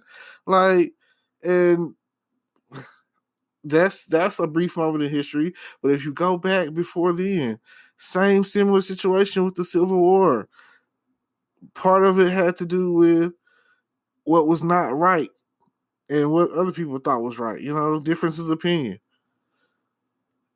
And then if you go back before then, you have let's say the French Revolution or whatever, and they over there starving, and you know, all I'm saying is there's a time to fight and know what you're fighting for, and then there's a time to where fighting is not going to resolve the issue. I mean, you got to have a backbone, but sometimes it's just not going to stop. Sometimes fighting presents itself with more fightings and more problems. What is it worth to you? Like, what is your life worth to you? What is it worth for you to change your life?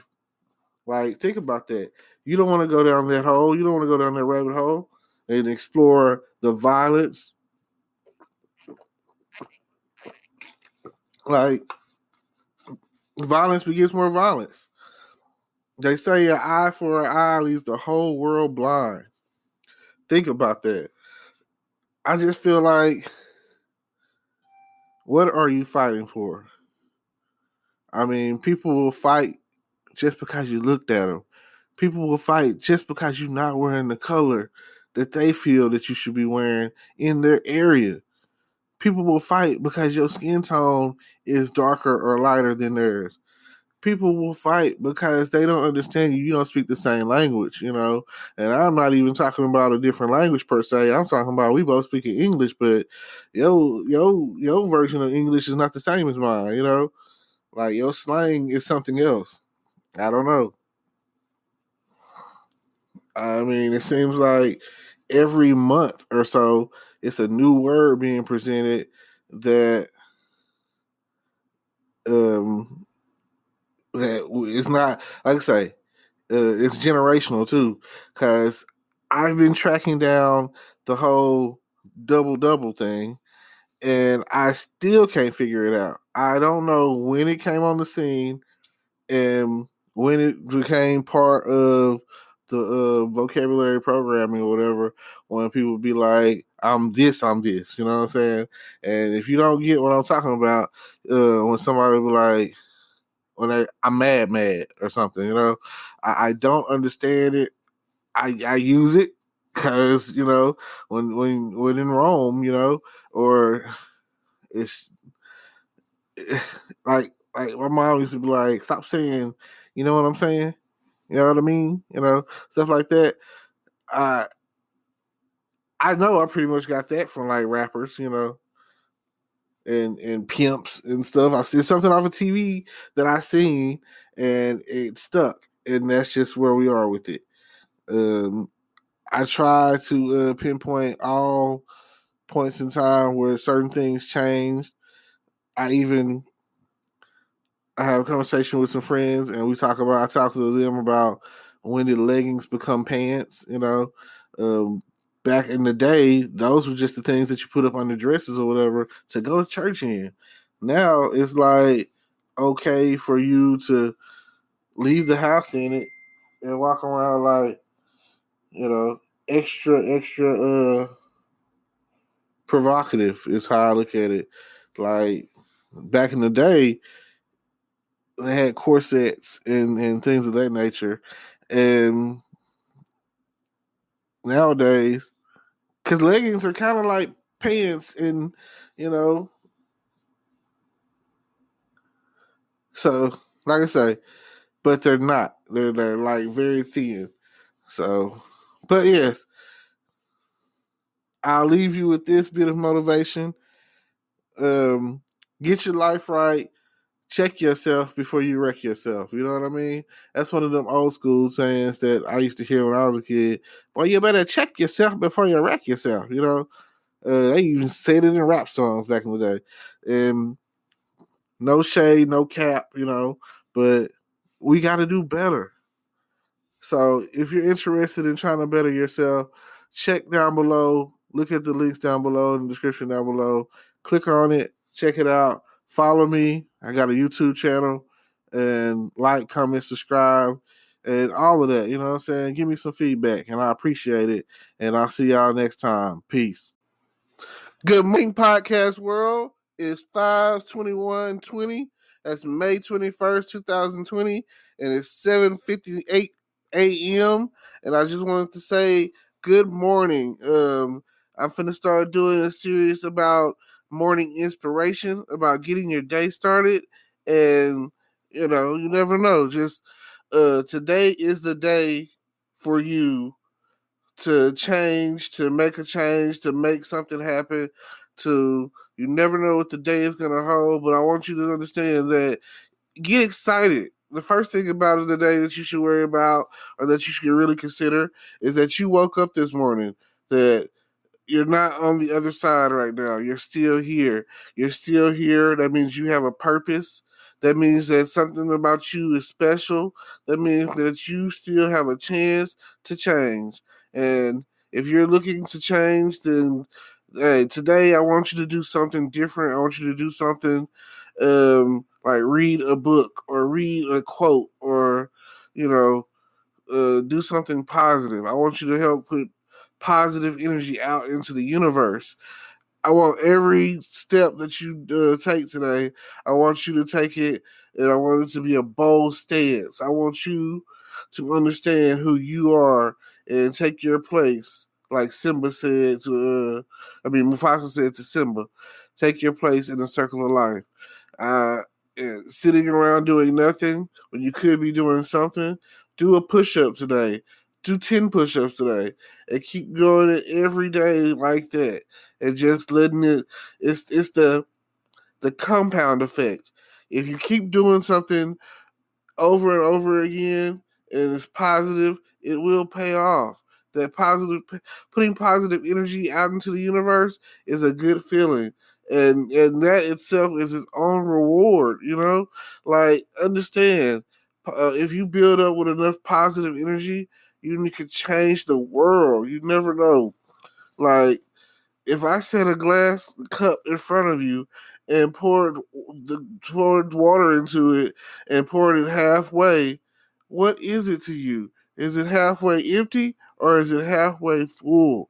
That right there in itself is the thought process of, you know, what you think is what you are, or whatever your perception is what it is. And I want you to perceive the day. Today is sunny. today is rainy. It doesn't really matter because today is still a good day. Like, you need that. You need the rain. You need the sun. You need all of that. It doesn't matter where you are or what you're doing. If it's snowing, it's part of God's plan. And with that being the case, whatever you believe in, a higher power, you've got to believe in something. Because you know what they say: if you don't believe in something, you will fall for anything. And no one wants to fall. We're trying to build. We're trying to build and we're trying to climb that ladder, those stairways to success. We want to be able to be like, we made something happen today. If it's just one thing, if it's helping an old lady cross the street, that is an achievement for the day. Because you never know what that meant to that lady. You never know what you mean to someone. You need to know that that positive energy that you have, or that positive energy that you're putting out there, it comes back 10,000 times for stronger when you're having a bad day, and you have to chip away at some of the good days, and you have to think about um, what's coming along and how you're feeling, and you try to keep your feelings up, so that way someone can't bring you down. You don't have to bark at someone today. You can just love someone today. If you say thank you, it's all it really takes today. And if you do that, you'll understand that it's always a way to better yourself. And that's what you're looking to do on a daily day basis.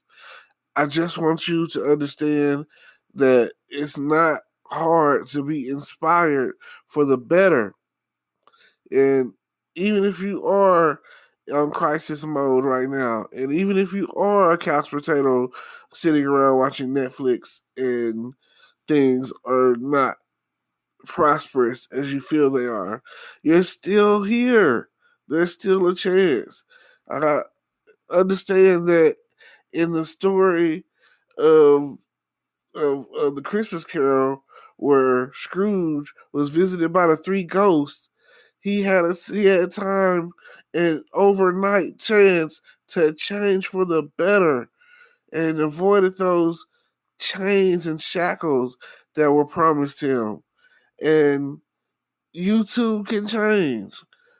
Like, at the end of the day, you only have enough time to have enough time for as much time as what you feel that you have. You understand? No, you probably don't. Let me say it again. You only have enough time to have enough time to feel like you have enough time to do whatever you can. You can do whatever you want. It's still, you still have time. You understand what I'm saying? Like, listen to me. Time sounds relative. Time is a construct. Time is like the most precious and most valuable thing that you have. And I want you to use your time wisely. I want you to understand that while you're here on God's green earth, that you can definitely make a change. Last night I listened to the lady and she was speaking. I came across the thing on Facebook where it was a video where it was a lady. She's like 69 years old, and she was talking about new racism. And she was like, she didn't want to be racist. She never wanted to be racist. She was like, racism for her was something that was taught, and she grew up that way. But she was like, racism is like, it isn't like a cavity that you can go to the dentist and just get it filled or removed. She was like, it's something that you got to work at every day to resolve, to fix. She was like, racism is like gingivitis. She was like, it's like halitosis, you know? She was like, you got to keep working at it in order for you to fix it, because otherwise it's gonna come back on you if you don't. She was like, you got to brush and floss your teeth every day. when it comes to racism. And because if you don't, it's gonna pop back up. It's gonna flare back up. So it's something that you have to work at every day. And it was a strong message because here this is this 69-year-old white lady openly admitting her issue with racism and that how she's trying to overcome the what she's been taught as far as the racial agenda. And it was a beautiful thing.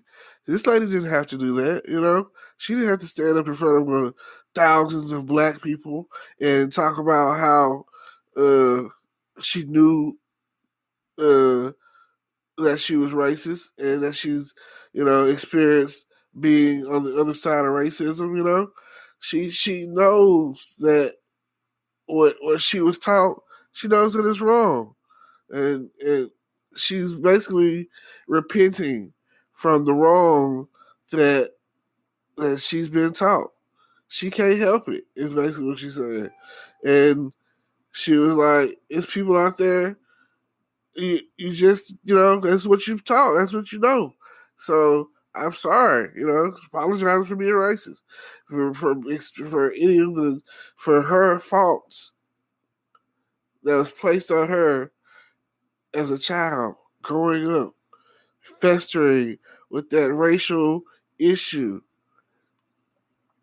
and and and okay, they speak on the 12-step process, and the first process to overcome is admitting that you have a problem, admitting, and then the next part of it is like you admit you have a problem, then you have a desire to change, and if everyone comes into the world and desires to change, if you have a desire to change, then if you work at it, like she was saying, she was like, you got to work at it every day. And if that's the case, if you're gonna, if that's what, like, I understand where she's coming from. Like, whatever your issue is, you write it down and you work at it every day. If your issue is to get a better job, if your issue is to start your own business, your issue is to get your hair done for the day, get your nails done. If your issue is where your next meal is coming from, if your issue is you don't know if you're going to be in your right mind and you don't want to be on medication and you're dealing with some sort of whatever demon, uh, spiritual, sexual, if you can't stop stealing, if whatever you're dealing with is a negative energy, fight that negative energy with some positive energy. Wake up every day thankful you're blessed, thankful that you're here and that you have a chance to change.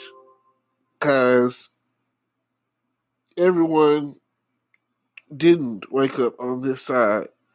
Some people woke up on the other side. Some people didn't wake up at all. Some people, you don't know where they are. Some people were taken in their sleep. Some people were visited by someone that they didn't want to be visited by. And I say that as a physical, and I say that as a metaphysical phrase too. Like you never know. Like you may have had a dream last night, and I'm not talking about the Martin Luther King one. I'm talking about you couldn't sleep. You had insomnia. Your mind was restless. You were worried, and I just want to say, don't worry, be happy. It's only the bare necessities. Some of the stuff you worry about don't even come to pass. Fear is not real. Fear is not real. I think Will Smith says it best. Fear is not real. And there's the movie with him and his son, and they end up back on Earth. I can't think of the name of the movie off the top of my head, but in the movie, there was this alien culture that came to Earth and basically took over Earth and led the human race to flee Earth, and they ended up back on Earth somehow. And because Earth is like basically everything on Earth was designed to kill humans at this point, and everything's dangerous. But the alien, whatever the species or whatever, was still there, and they thrived on your fear. And it gets to the point where in the movie, Will Smith, he's supposed to be like the first person that basically got rid of his fear. He just stopped being afraid. They called it ghosting. And once he stopped being afraid and took control of his fears, he was able to just walk around the aliens, walk through amongst the aliens and fight the aliens and kill the aliens. He was like the highest ranking soldier or whatever, commander or whatever. He was that guy, in the movie, and that right there was probably the movie itself. I don't think it made all that big of a hit at the box office, but the message of fear not being real, and that you can just let go of your fear and ghost your fear and fight your enemy. That was a powerful message. Whoever put that in there or wrote that or talked about that in the way they did, it was a game changer. Because if there's one thing that I know about I can say this: fear is not real. They can wake up every morning and don't be afraid. Don't worry. That is weapons of the enemy. Because God is not giving you the spirit of fear. So anything that you are worried about and afraid of and all that, like, don't be. Work works. Faith and work together is a powerful combination.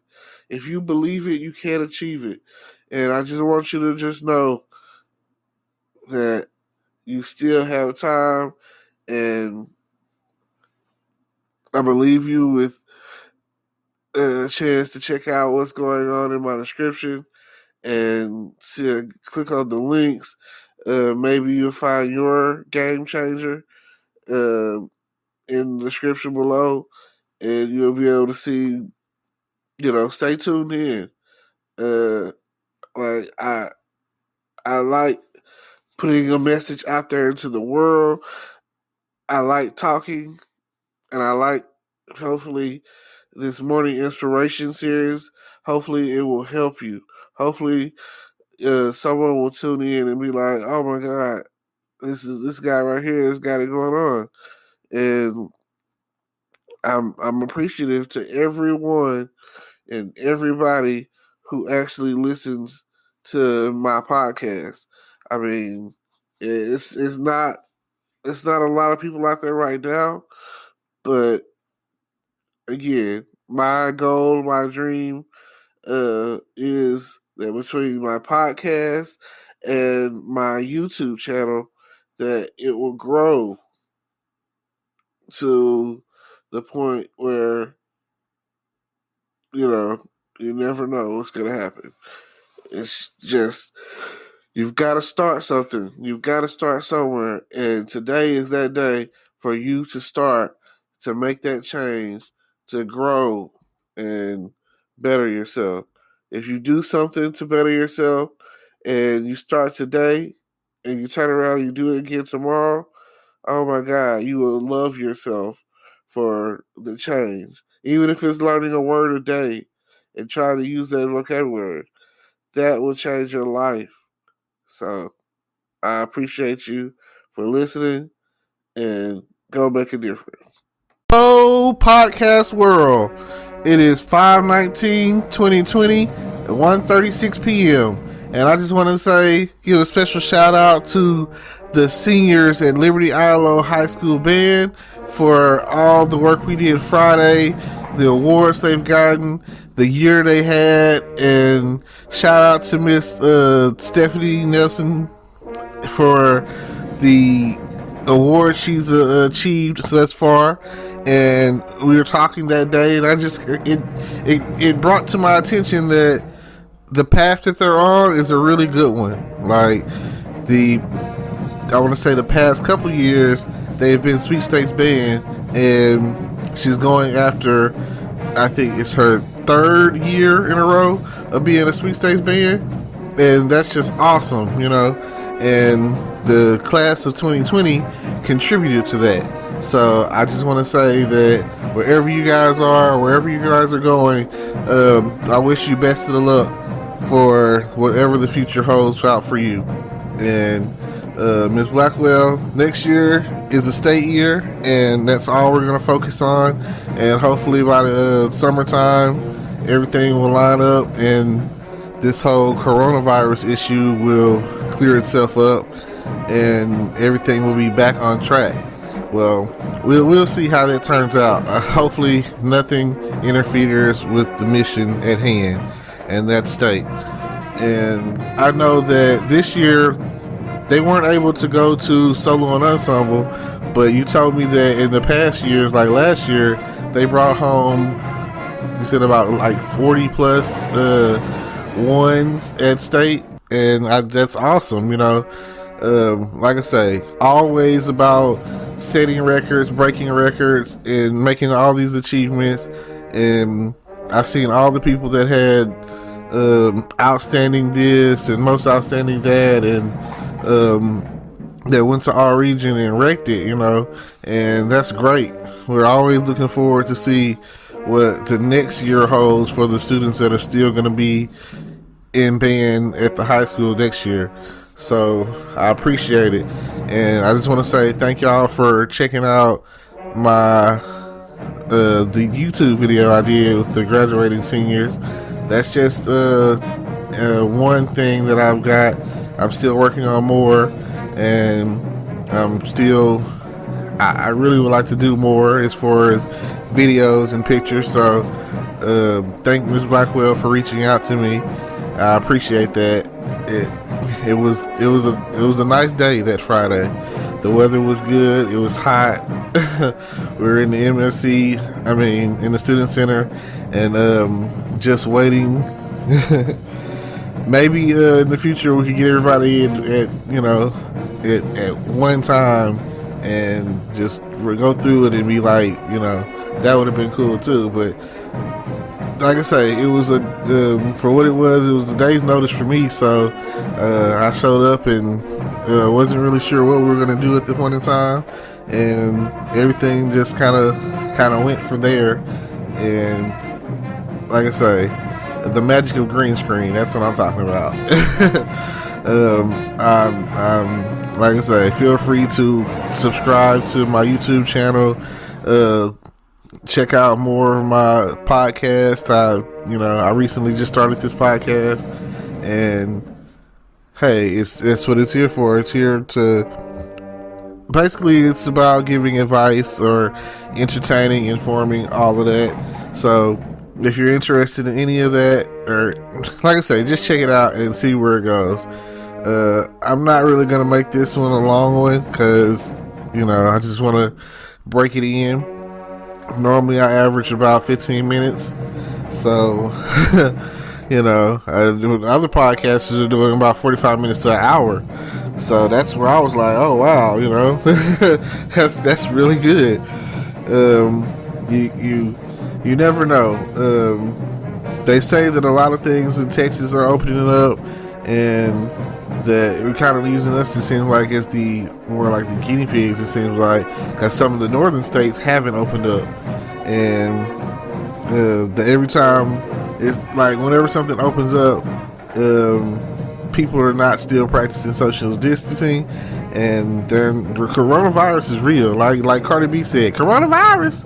You know, feels like you're running from something that you don't even know you're running from. Like you just don't know who has it. I've recently had like a neighbor that passed from the coronavirus, and I have friends who have family members who've passed from the coronavirus. So it's real, you know, it's very real. It's a serious matter, and as long as it's going on, I'll mention it because it's a very very serious pandemic. It's a health concern, and since it's airborne, that means pretty much you can get it from close contact or whatever, and you never really know that you have it because I've already been a germaphobe. I've already been afraid of someone sneezes around me. Like how often do you literally sneeze? Like that's even if somebody's like, oh, it's allergies or it's dust or whatever. Oh, you still sneeze, and I'm still, God bless you, but at the end of the day, it's germs, and that's not what you want, So yes. The only other thing that I recorded the band for the Texas High Invitational Marching Contest last year in 2019. So feel free to check that out. I recorded the Christmas concert, both high school and middle school. Check that out. It's on my YouTube page somewhere. I'm probably going to try to put everything inside a playlist so that way if you go looking for it, you just have to find the playlist on there and click on it, and it'll bring everything up. I'm probably gonna do that here later today. But yes, like I say, congratulations to the senior class of 2020, and I just I'm sorry that things happened the way they did with the coronavirus, and I see they all have a lot of talent because a lot of awards were given that day. So and it sucks because I know some people had family scheduled to come in to go to the graduation on the date that was already preset, and then they have y'all like pushed back sometime in like later June. So I don't know. I don't know who's gonna make it y'all's graduation. I can't say if I'm gonna be able to make y'all's graduation, but I did enjoy the award ceremony for what we had for y'all this past Friday. So please keep doing what you do. Hopefully you'll pave the way for any siblings you might have or any family members that you might have or whatever that are coming to be a part of the Liberty Island Leopard Band. And like like I say, everybody knows Ellie is the best band. So with all that said, I appreciate y'all tuning in, and feel free to look in the descriptions and check out whatever I've got going on and the YouTube channel that I have and anything else. And thank you. I'll see y'all later.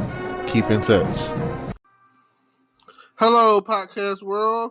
It's May 16th, 2020, 11:07 p.m. And I just want to say that I've had a good weekend with some bad weather. So far, so good, right?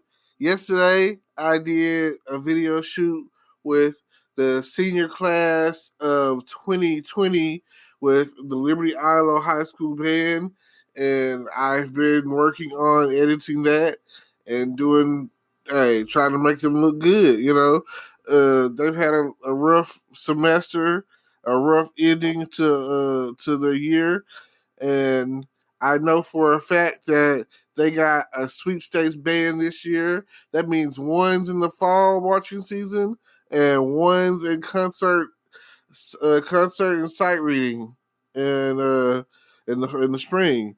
And pretty much my understanding is that's when their semester ended, when they got their sweepstakes band, and they haven't been back to school since. And this is back in like March, around spring break time. Now, the worst thing about that is spring break is like a happy time. It's supposed to be the time of the year where everyone is partying up, where everyone is Rip the Runway, Spring Bling, you know what I'm saying? All of that. MTV, BET, VH1, all the music channels or whatever are covering it have something going on. Fashion shows, uh, bikini contests. You know, I remember back in the day, one of my favorite spring break shows was they had a Jerry Springer spring break, and they had the people do a whipped cream. It's called the whipped cream bikini. You know what I'm saying? And they got that from Varsity Blues, and I always was like, oh man, they down with some freaky shit, and I'm definitely down to try it. You know what I mean? So I definitely would love to be. I always wanted to go on Jerry Springer in the audience, not in the as part of the what's the name, and see some weird relationship stuff, some I got a secret for you, whatever. I'm cheating on you, you know. Preferably not. I'm a man. I don't really want that. You know, I would. That's far from what I would want. But you know, maybe some sort of girl cheating on her dude with a girl action, or the dude cheating on his girl with a girl, and then she cheating with another girl. You know what I'm saying? Or the same girl. They fight over the one chick or whatever. I've seen it all. You know, yeah. Uh, So that's Jerry Springer still on the air. Can you believe that? I remember one point in time where I would have never thought that they would have allowed Jerry to keep going the way he's going and going strong. But hey, we love Jerry Springer. It's a daytime show that here in Texas, I know it comes on at like 12 o'clock. I think it comes on CW. So yeah, 12 o'clock in the daytime. It's the same time frame where people are watching the court shows like People's Court and Divorce Court and all of that. So ICDC commercials are coming on still, right? But it's cool. It's great to promote education. I love that. You should go to college commercial. Yep. I love that one. You're not doing anything anyways. You should go to college. Like my college did a parody of that um, preview, and it's on YouTube. It's one of my favorite YouTube things that I've seen done at PV. So you want to check that out? You can just go online and look it up. It's there now. Hopefully by Monday I'll be finished with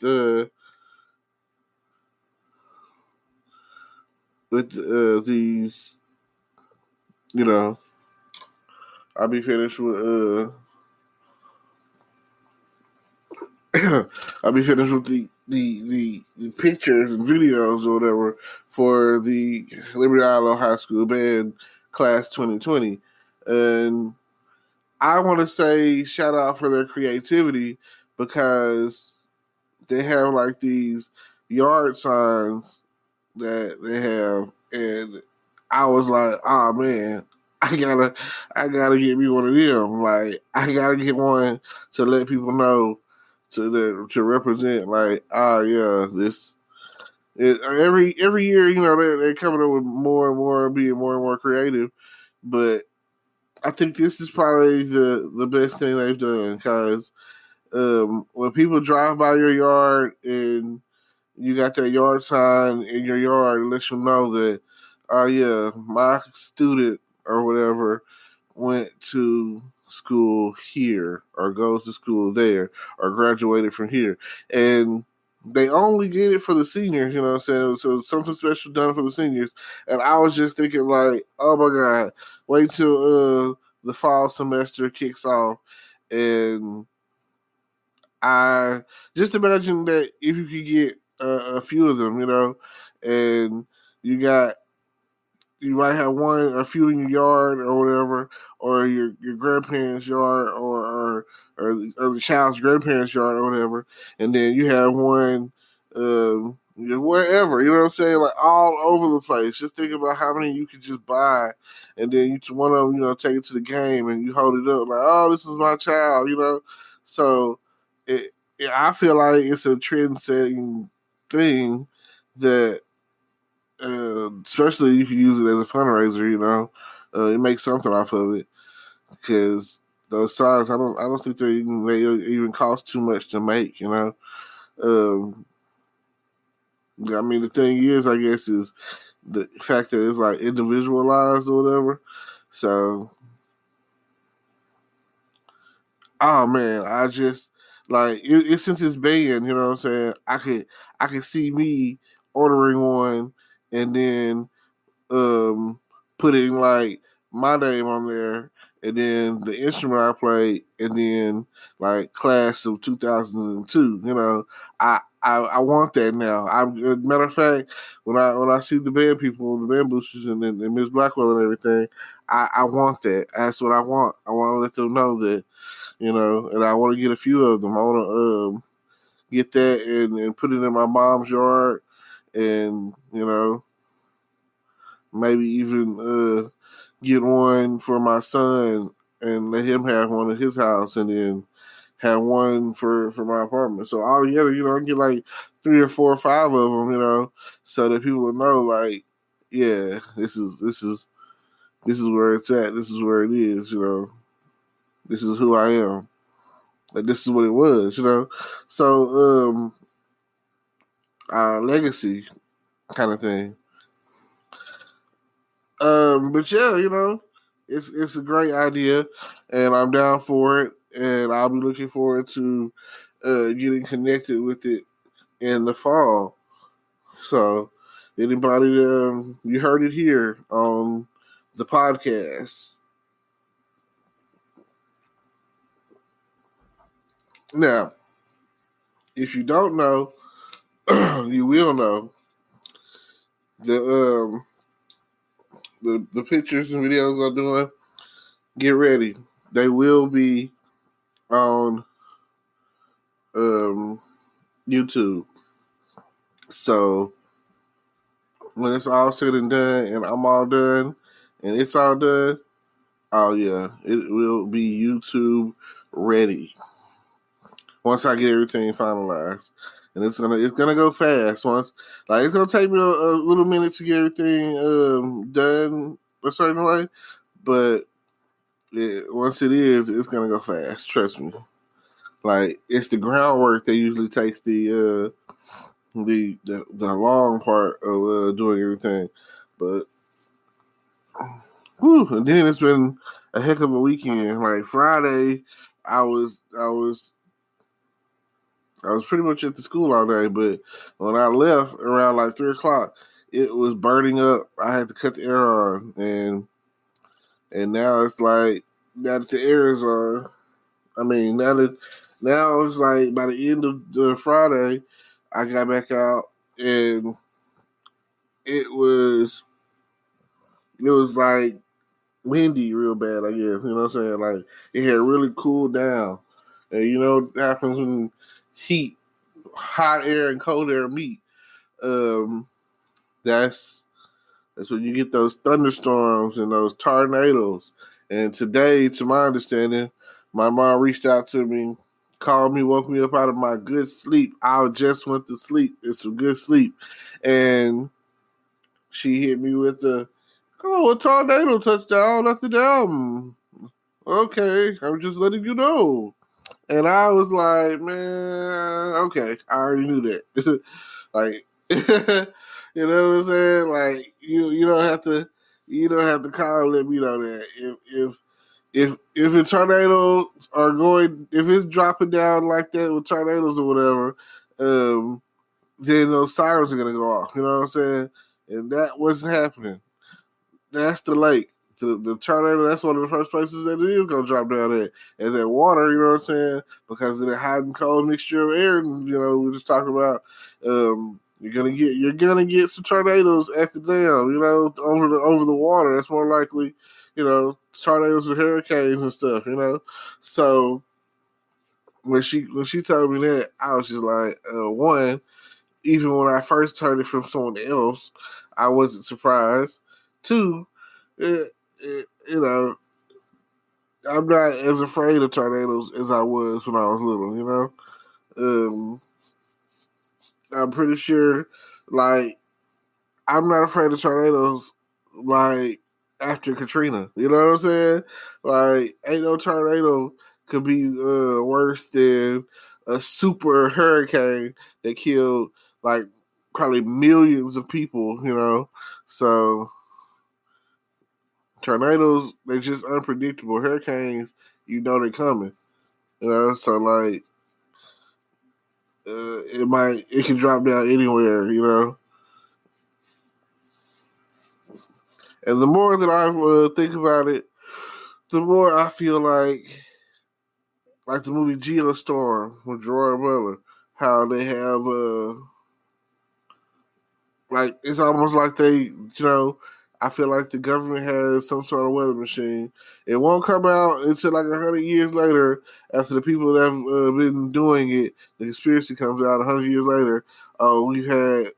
We've been controlling the weather since like the 90s or something like that, since the 80s or, even before then, Because, I mean, just think about it.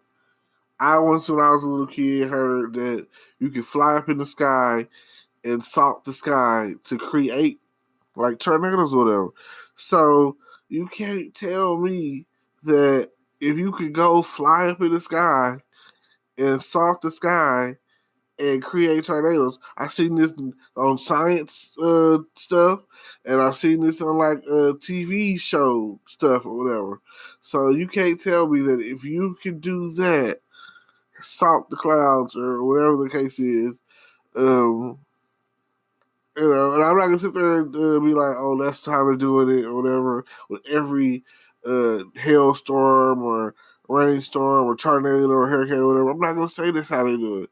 But if it's at all possible, the smallest percentage chance of anything being possible like that, then it makes it, to me, in my world, 100% chance that they can do it. And they're using it the same way that they're using coronavirus, is a weapon. It's designed as gentrification to kill people, because every person out there that dies, they're like, oh yeah, they got another one dead. I don't have to worry about them, we don't, like, people, and this is the issue. Everybody's so damn healthy these days. Everybody is so vegan.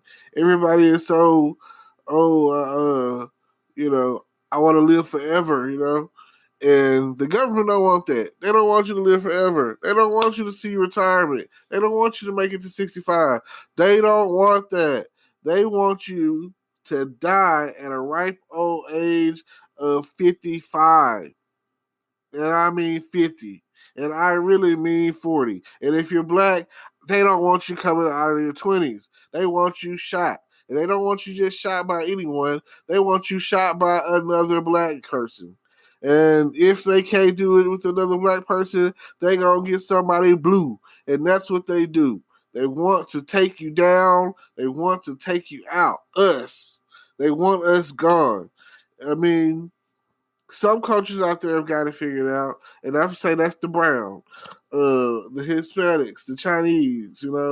They all stick together. I've never seen a culture like the Mexicans will come in. The Mexicans, the Hispanics, the Mexicans will come in, and they will.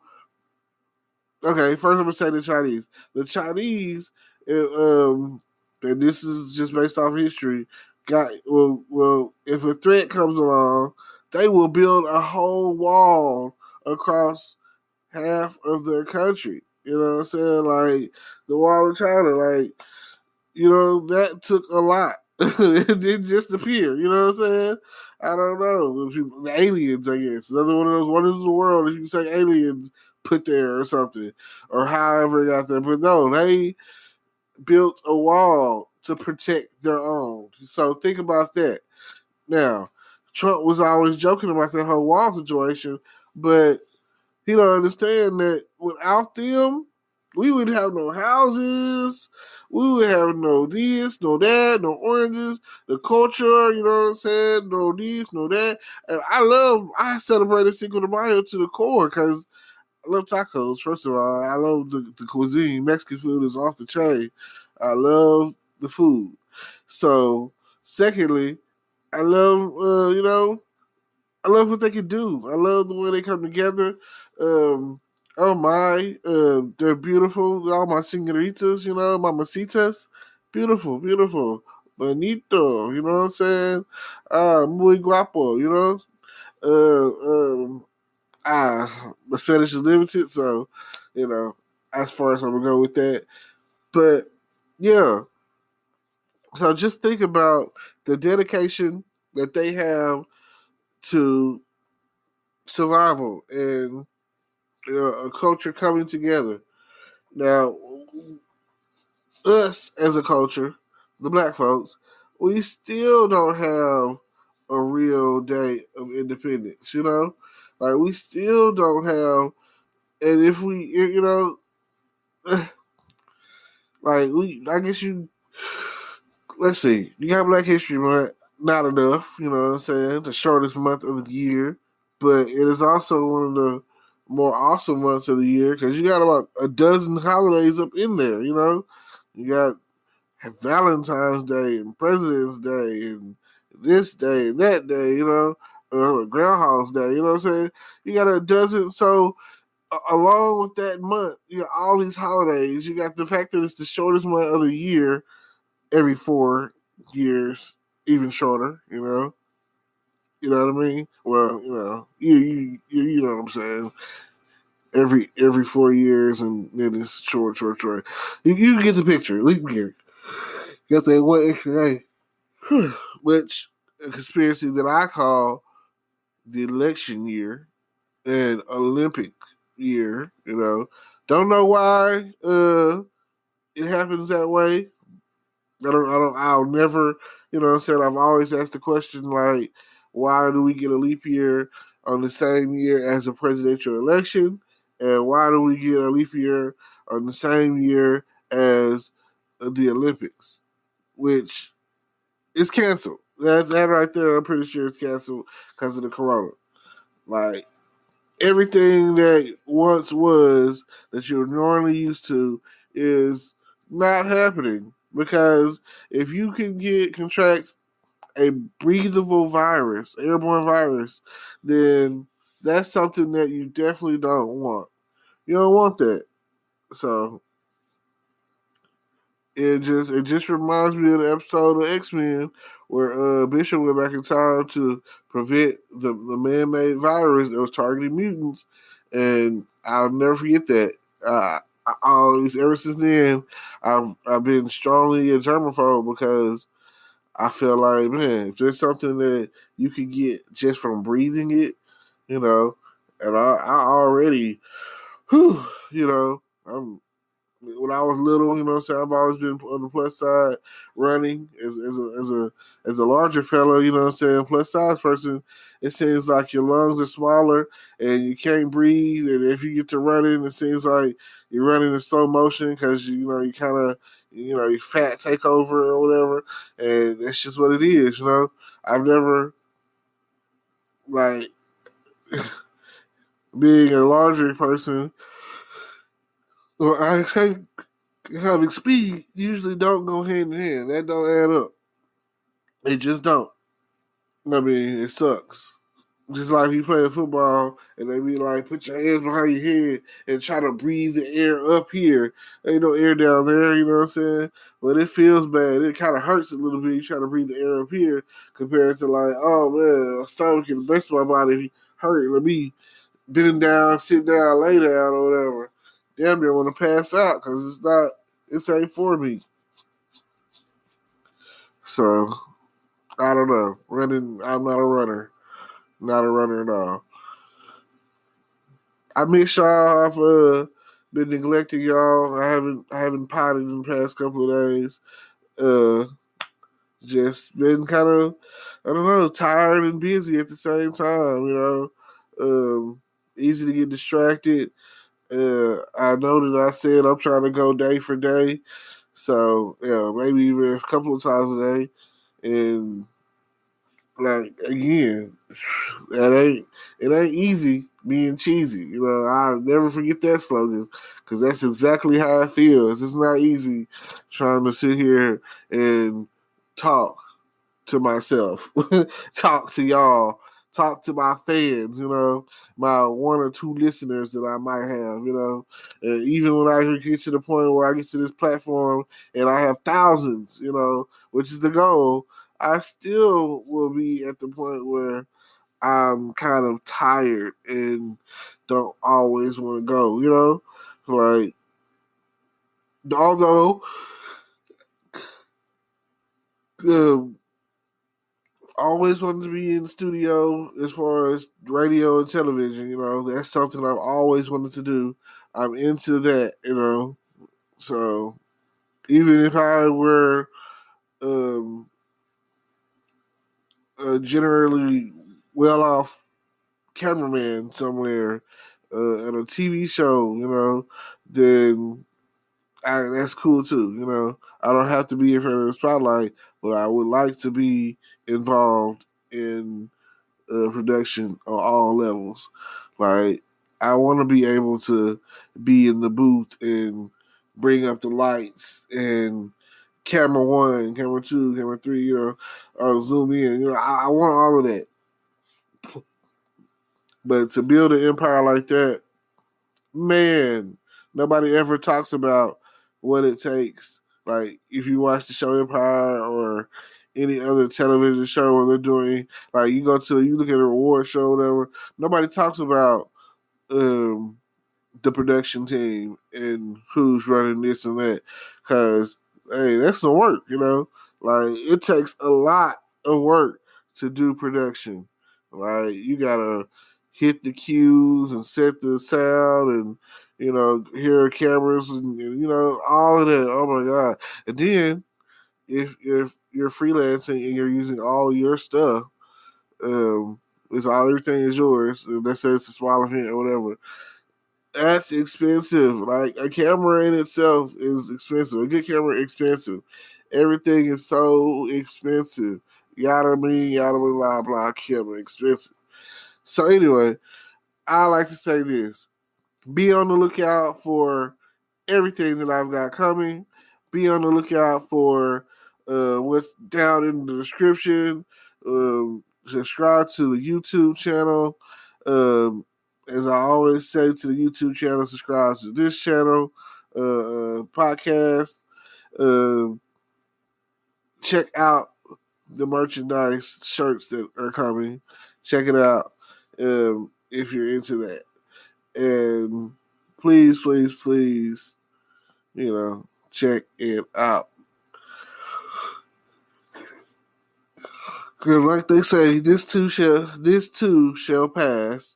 We're dealing with the coronavirus, and hopefully nobody gets sick or anything, and they make up for lost times as far as graduation and prom. And I think they said graduation for 2020 Liberty Island was like the end of June, and sorry for those who aren't going to make it, etc. And for the people that I took y'all's pictures or whatever, y'all did good.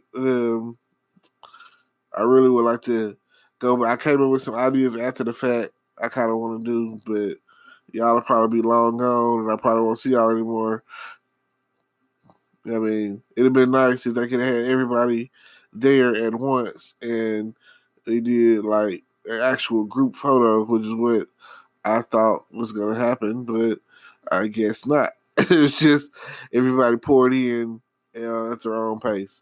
And speaking of paces, tick tock. I'll see y'all later if y'all out there. I'm on TikTok, but I've never TikTok. And I'm out. Peace. Hello, podcast world. It's May 13, 2020, 7:51 p.m. And I'm here to spill the tea today. I'm here to talk about some stuff that happened today concerning Walmart and guns. And earlier today, I saw on Facebook it was a report of a guy with a gun. I don't have all the details, but I'm only saying this because it brings up the memories of the El Paso incident a couple years ago or whatever. And anytime an incident like that happens of that magnitude, it's something that you'll always remember. Uh, watch your back, be safe. You never know what the next man or woman is thinking. So definitely pay attention to your surroundings at all time, which that's always been the case for me. And like Walmart it's kind of creepy, I like Walmart, but it's certain Walmarts you just never know, man. It's packed, and if you go in there at the wrong time, you might get the wrong customer, a wrong cashier, or the wrong loss prevention person, or the wrong manager who has like a bad personality or attitude or whatever. Nothing worse than someone who hates their job. Like, if you don't like working for a company that you work for, may say Walmart, which why don't you just quit or transfer? Like if you're coming to work every day miserable, and you're responsible for like a whole team of people, and you making them miserable, that is like the worst thing ever. I know I've had to deal with managers and bosses like that were grumpy or whatever the case is, and they're always, like always in a mood of some type. So you never know what you're gonna get out of the whole situation, and that just really sucks. Sucks that's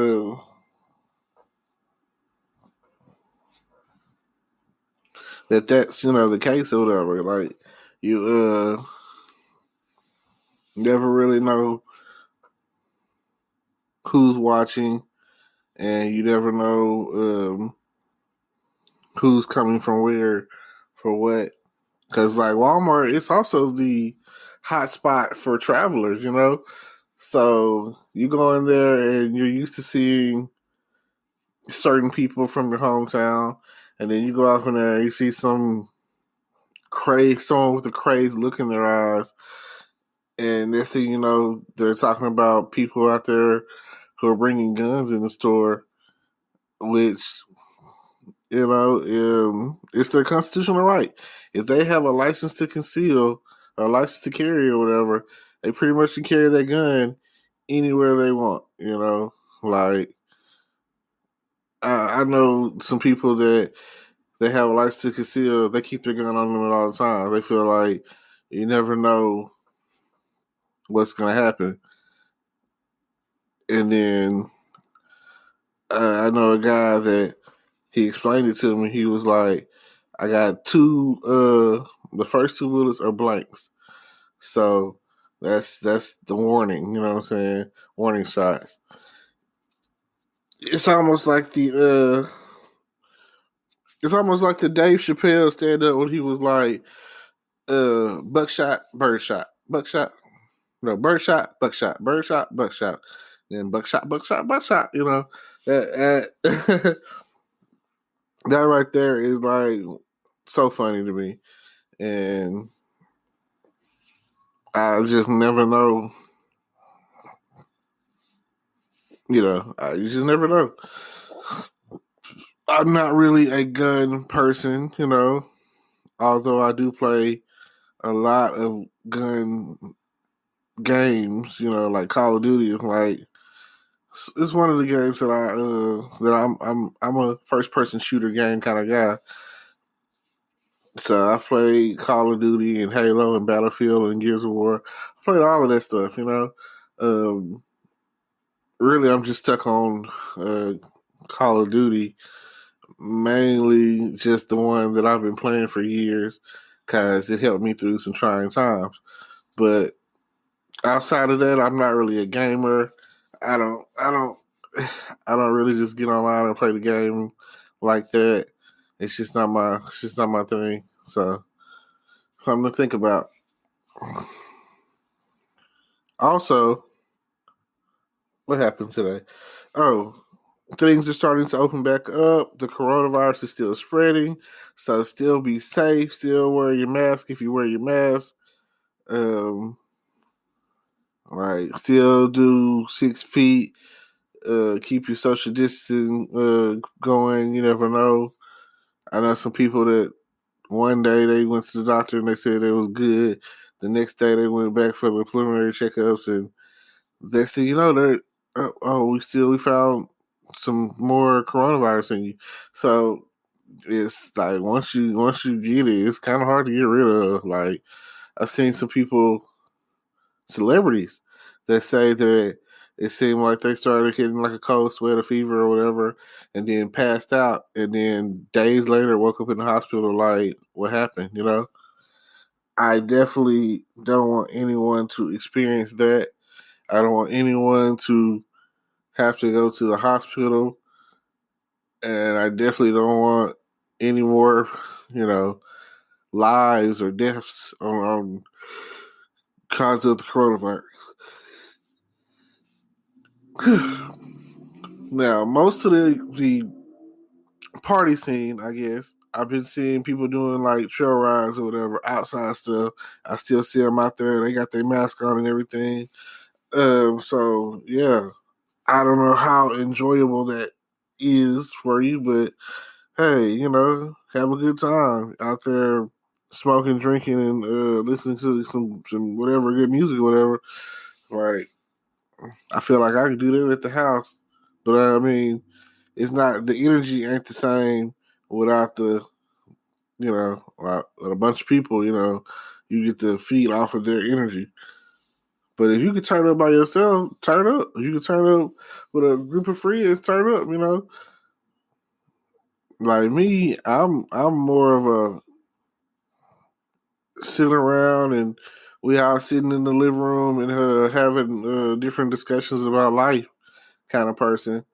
Uh, like when people, I've seen it on a lot of different shows and movies or whatever, when they say they're having a little get together or a party or whatever, people are bringing drinks like wine, and it's like a wine and cheese party or something, or a dinner party. I guess that's what it would be called. You know, have like a dinner party and game nights and stuff like that.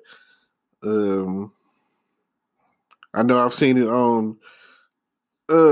I like the cast of Supergirl. They seem like they're pretty close knit, and you know, just those TV shows in general. They all seem pretty like when you're on cast with someone, you like you can't help but get to know them and befriend them and be like, oh, what are you doing after this set? You know, what are you doing after this take or whatever?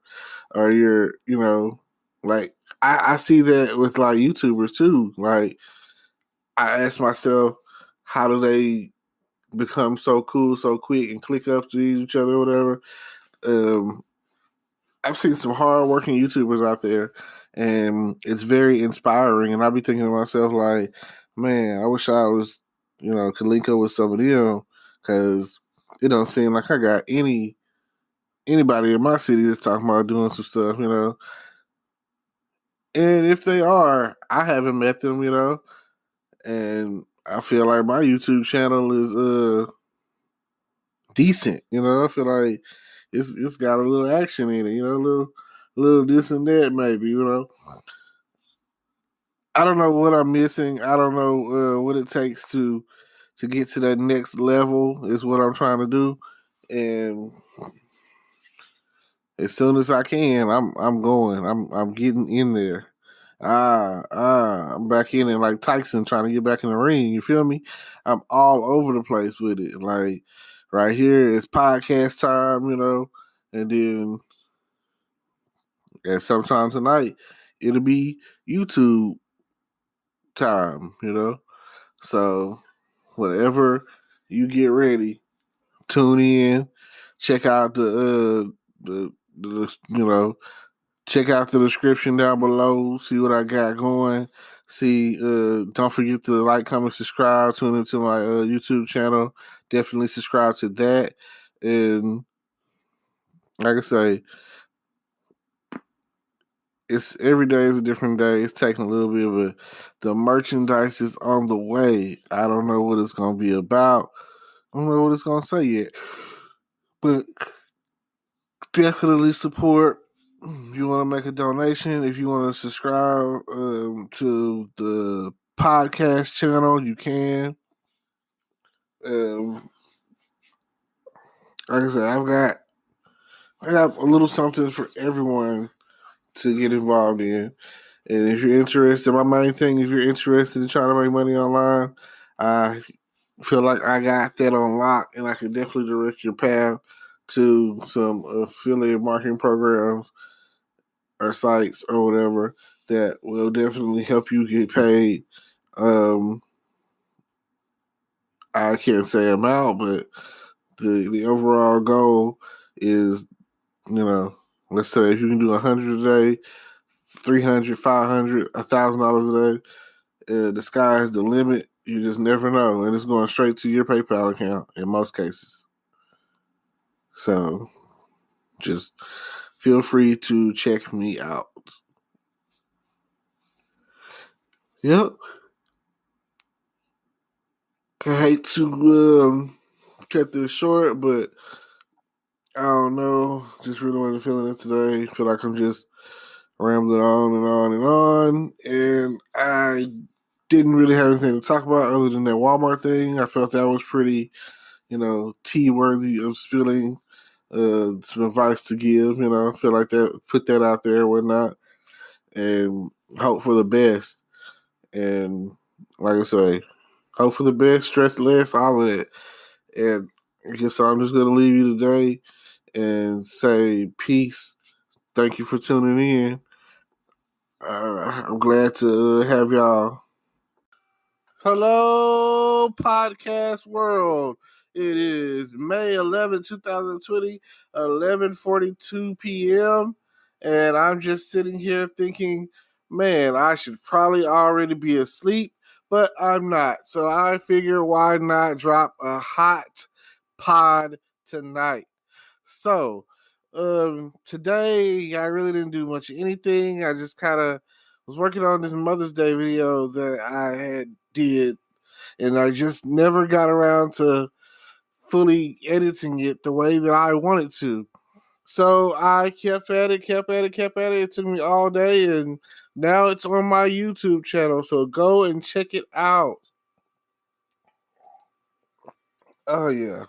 I also went live, and it's been a minute since I did that. So yeah, I went live tonight. And it's on my Facebook page, and at some point I think it's going to post to my YouTube channel. So check that out as well.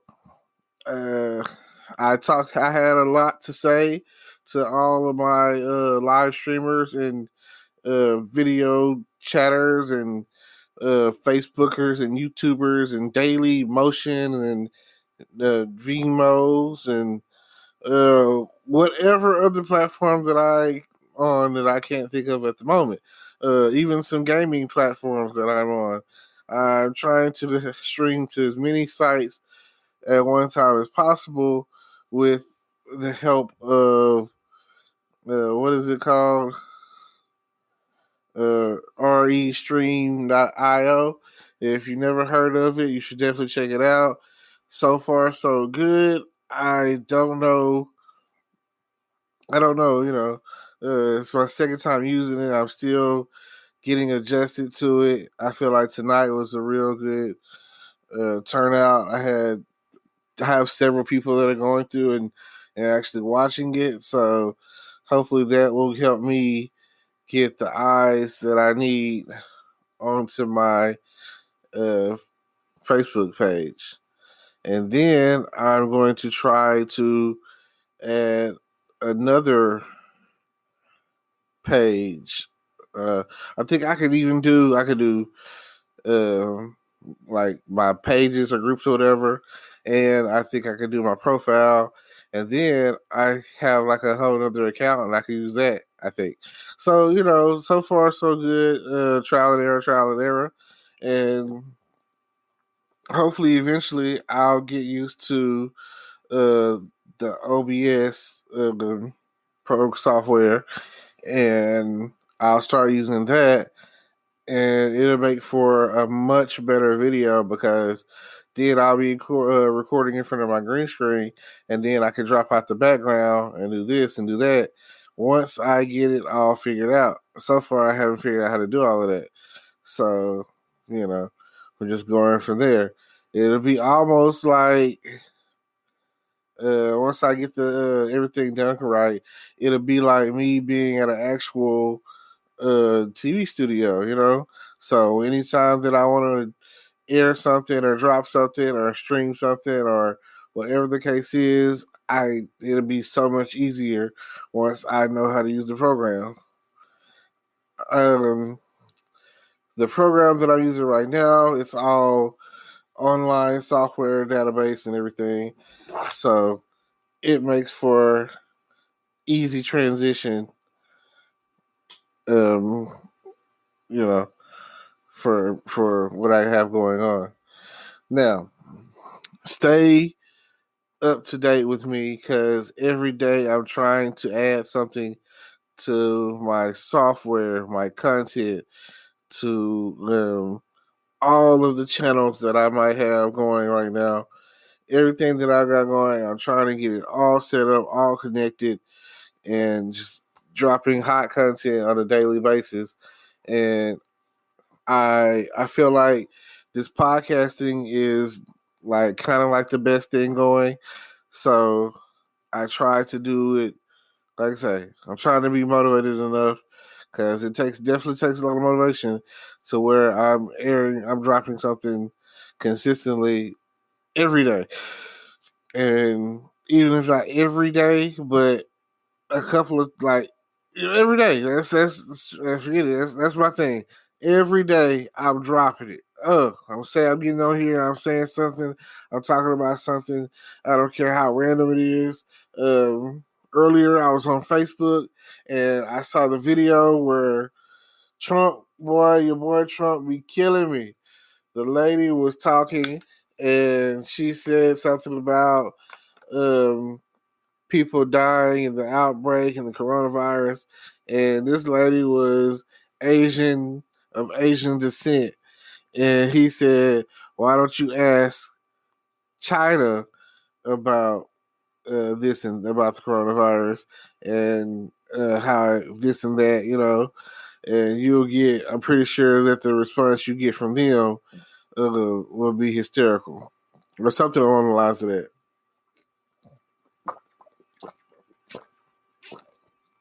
So then he goes on to like the next person asking questions, another lady, and she's like, I have a couple of questions. He's like, okay. And then it's like she wasn't close to the mic. She's walking up and she's like starting to talk. And like the other lady was like, that comment you made, was it because of because of like how I look, because I'm Asian or whatever? And he was like, what do you mean? He was like, anyway, next person, the government gets up there, and then he was like, okay, anyway, someone else, like she was like, well, you just chose me. What's the deal? And he was like, well, I gave you a chance. You didn't say anything, so I'm moving on to the next person. Oh man, boy, Trump is something else. Then like he was like, you know what? That's it. That's enough questions, and walks off. I was like, oh man,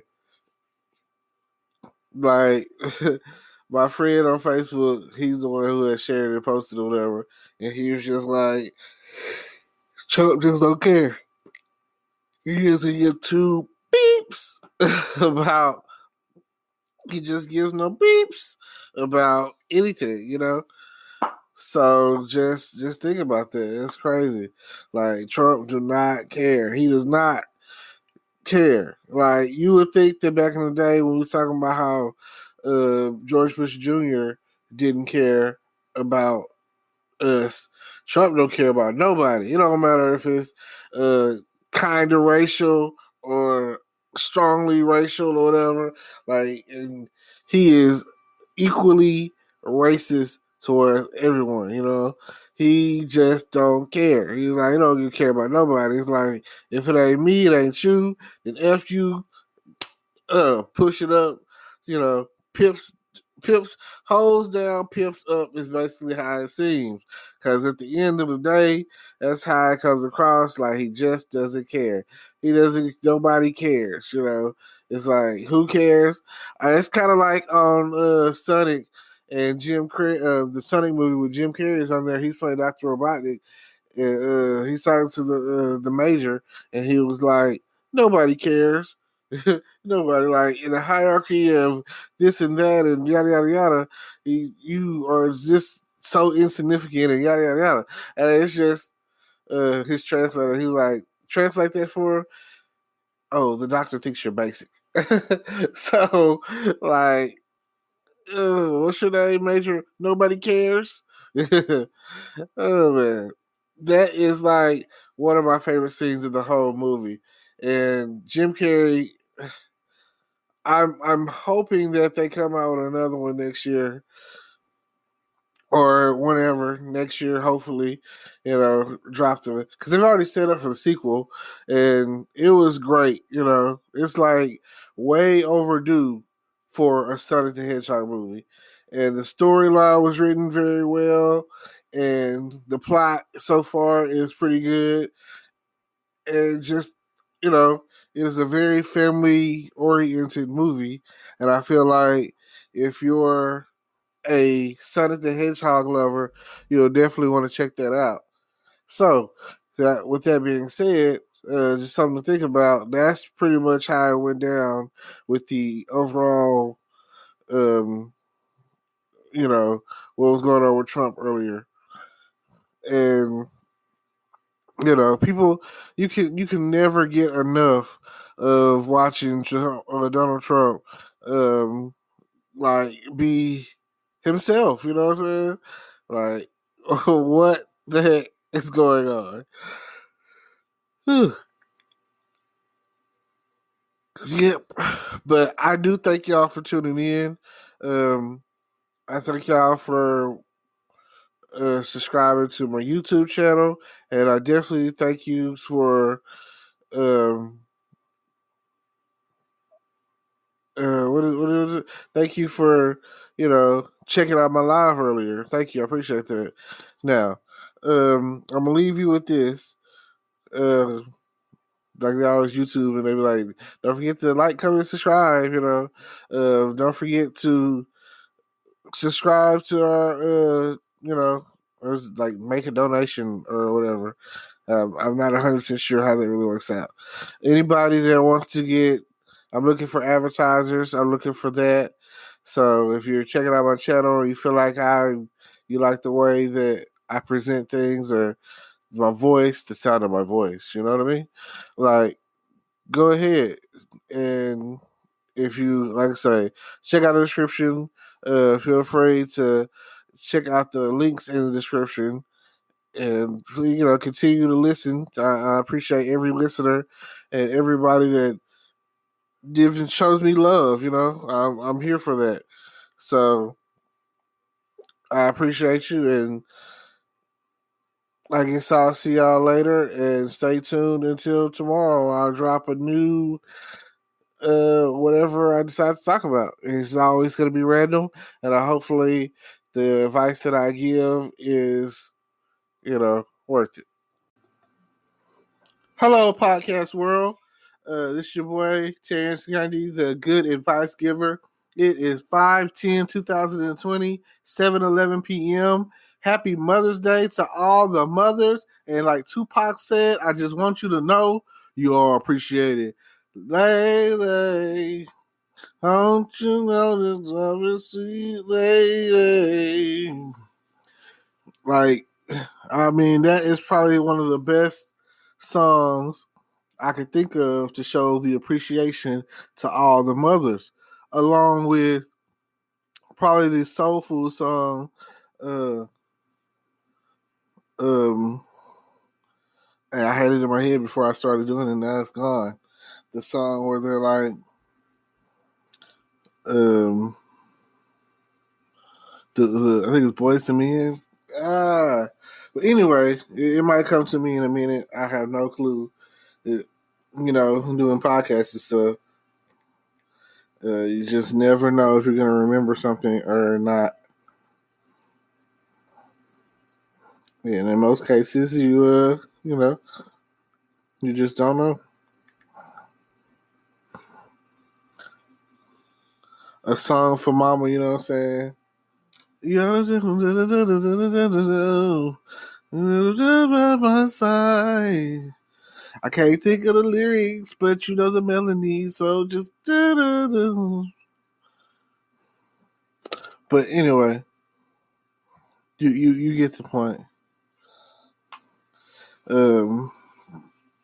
Yeah, I mean, so far so good. Good weather, good food, uh, good times.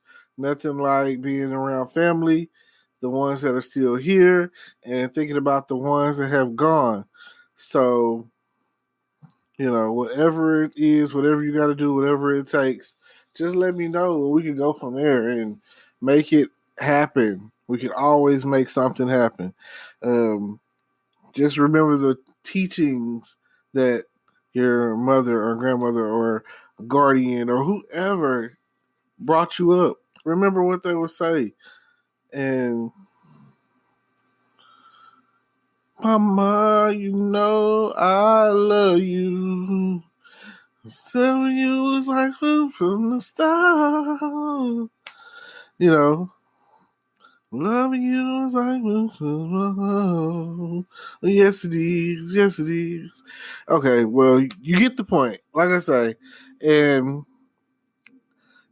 nothing makes you feel better than some good food. Like the Soul Food movie. Big Mama died, and they got back together at some point, even after the family had all its trials and tribulations.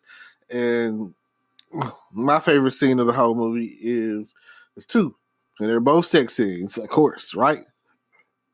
When Liam was fucking Bird in the bathroom somewhere at the beginning, and she had, he had to put the panties in his mouth to make him stop moaning. I was like, oh yes.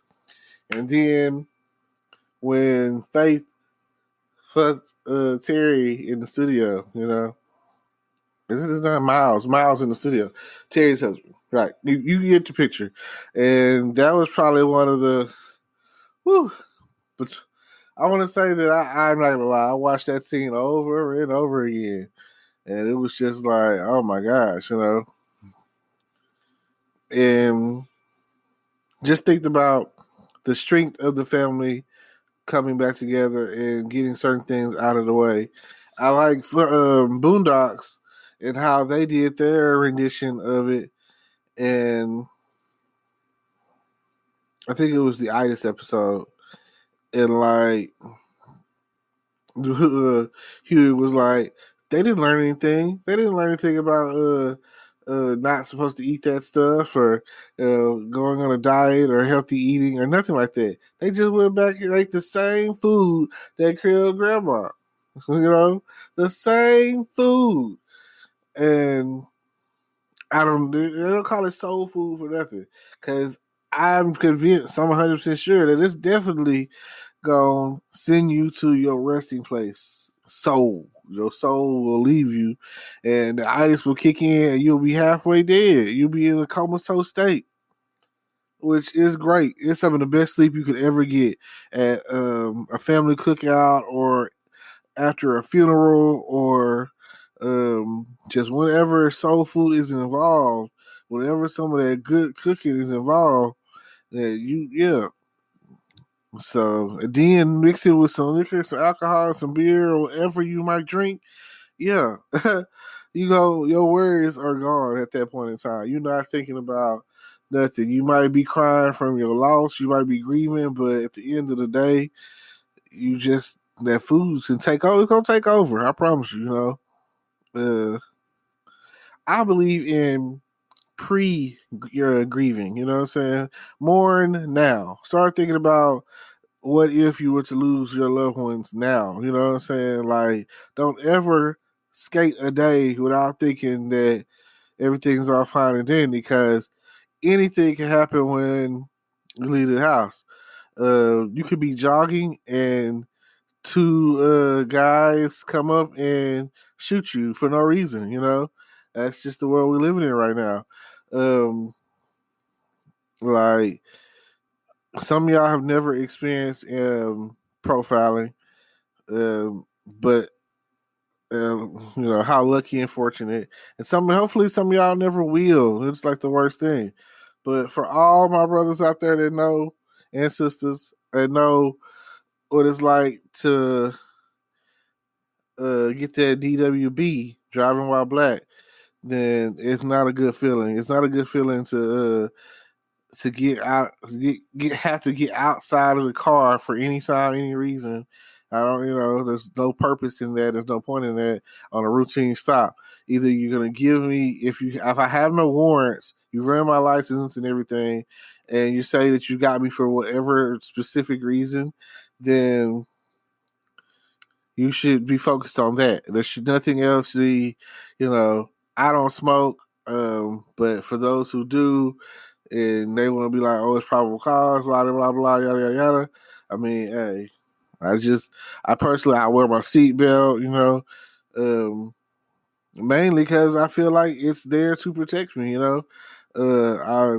I know there's situations where people be like, oh, if they would have been wearing their seatbelt, and I know some situations where like, yeah, if they weren't wearing that seatbelt, they would have made it, So to each his own.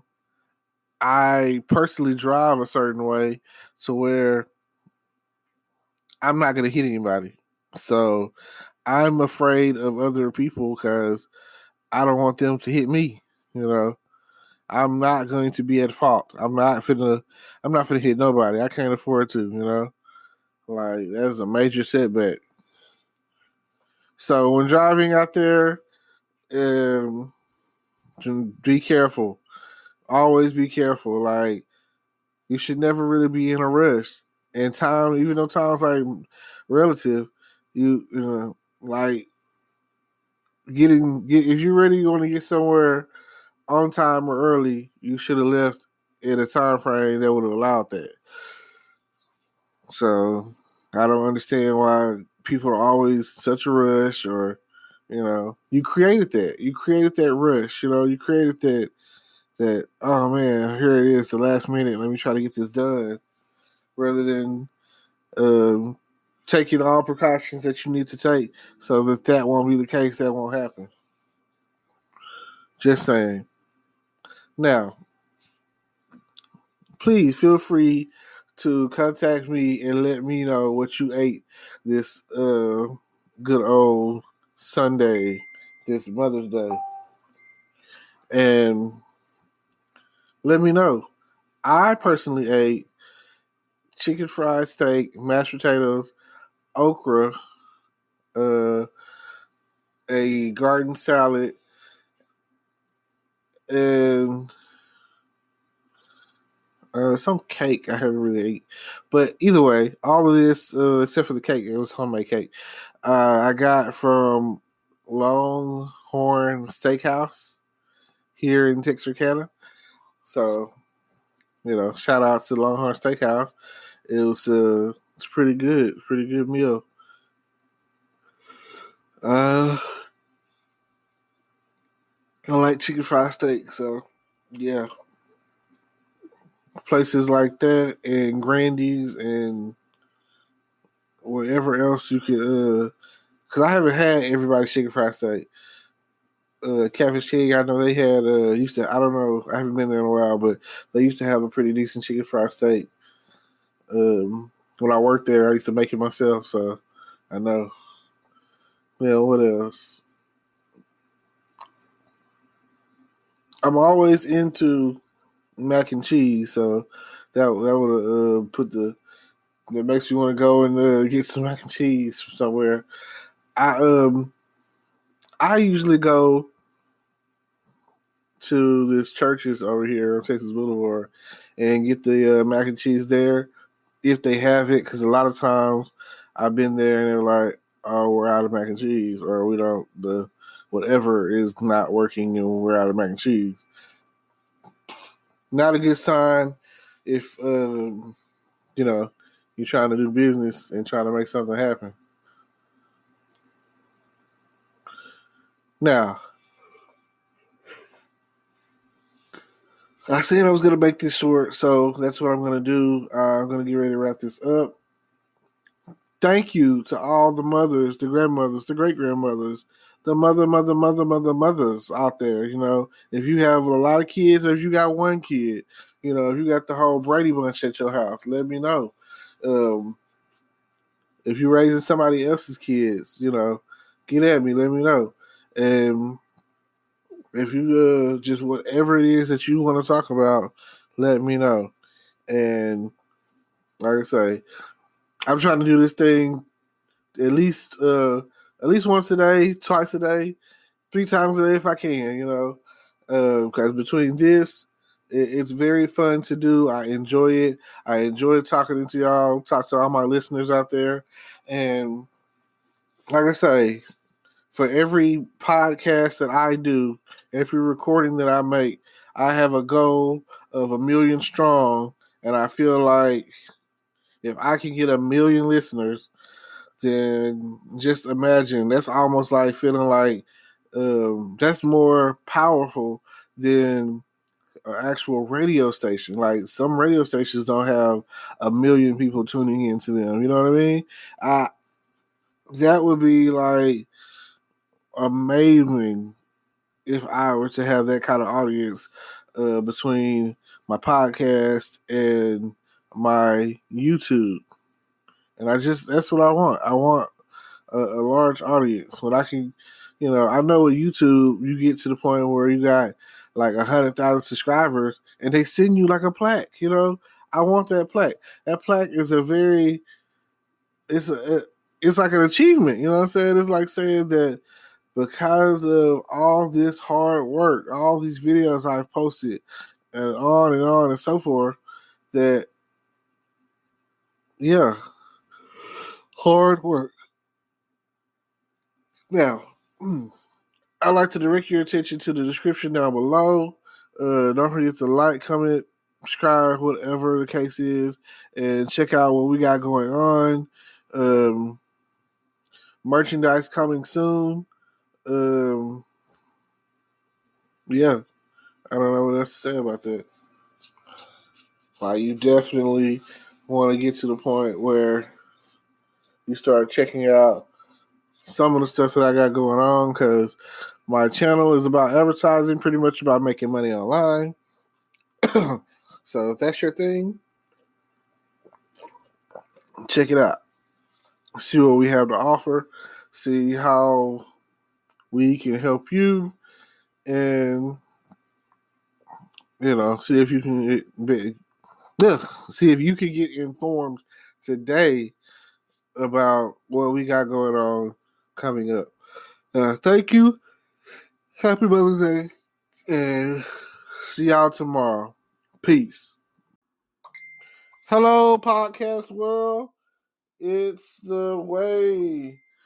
That's the day before Mother's Day, pre-Mother's Day or whatever. It's 5/9/2020 at 10:31 p.m. How y'all doing out there, podcast world? Well, basically, hey, everybody want to hit you up when you start podcasting. It seems like bling, bling, bling. Phone's going crazy a little bit. Bing. Anyway, what was I gonna say? Yeah. Okay. Today, I'm tired. It's been a long day. The day before Mother's Day 2020, which is that Saturday, Mother's Day, whatever, I went with my family, me, my mom, two of my nieces, and one of my nephews, and my stepdad. We all went out to the cemetery where my grandmother was buried and cleaned the grave. And not only did we get to clean her grave, we cleaned a few other graves or whatever. So, but oh my gosh, like it's been my grandmother passed in 2011, and I haven't been to the cemetery since then. And like I don't know, I really didn't know what to expect. At the end of the day, I was just hoping that my mom didn't, you know, I guess have a breakdown, because I already know that when that time comes, when that time comes, like, what are we gonna do,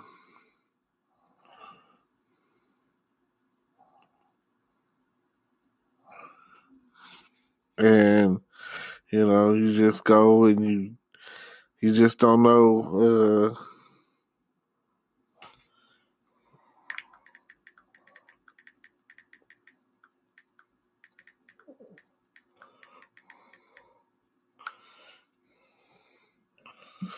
And next thing you know, you wake up and then 1 minute they're here, and the next minute they're gone. You never know what what that's like. I have for all you who've lost your mother or loved one's grandmother, whatever the case is, you understand that there is no tomorrow, and especially if you lost them. My grandmother was like 91 when she passed, so I and then she would like went into the hospital, and like we had like kind of like a big family reunion um that year, because you could just look at my grandmother and tell that in her spirit she was just tired. You know what I'm saying? Like her body looked tired. Like she was 91. You lived a long, great life. If I could make it to 91, I would not know. Like, oh my God, thank you. You know what I'm saying? Maybe because I could imagine like the pain that your body is probably in, or like you can't do what you want to do. You're not as fast as you used to be. Everything's slow, and it's just like I used to watch her go up the steps, and it used to be quite the task. So I don't know. Sometimes you got to ask yourself: is it just about living, or do you also consider quality of life as well? You know, um, if you take that into consideration, then yeah, you take in the fact that um, like the pain. You know what I'm saying? Like that's one thing I know.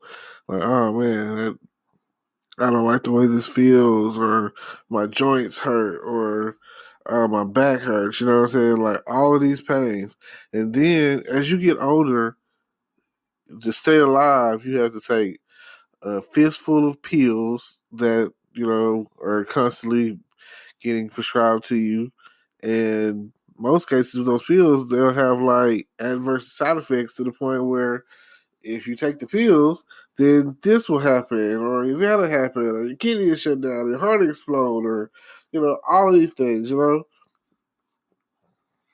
And my family comes from a long line of history of drinking. Like drinking was the thing, and I'm not gonna lie, where I come from, alcohol cures everything.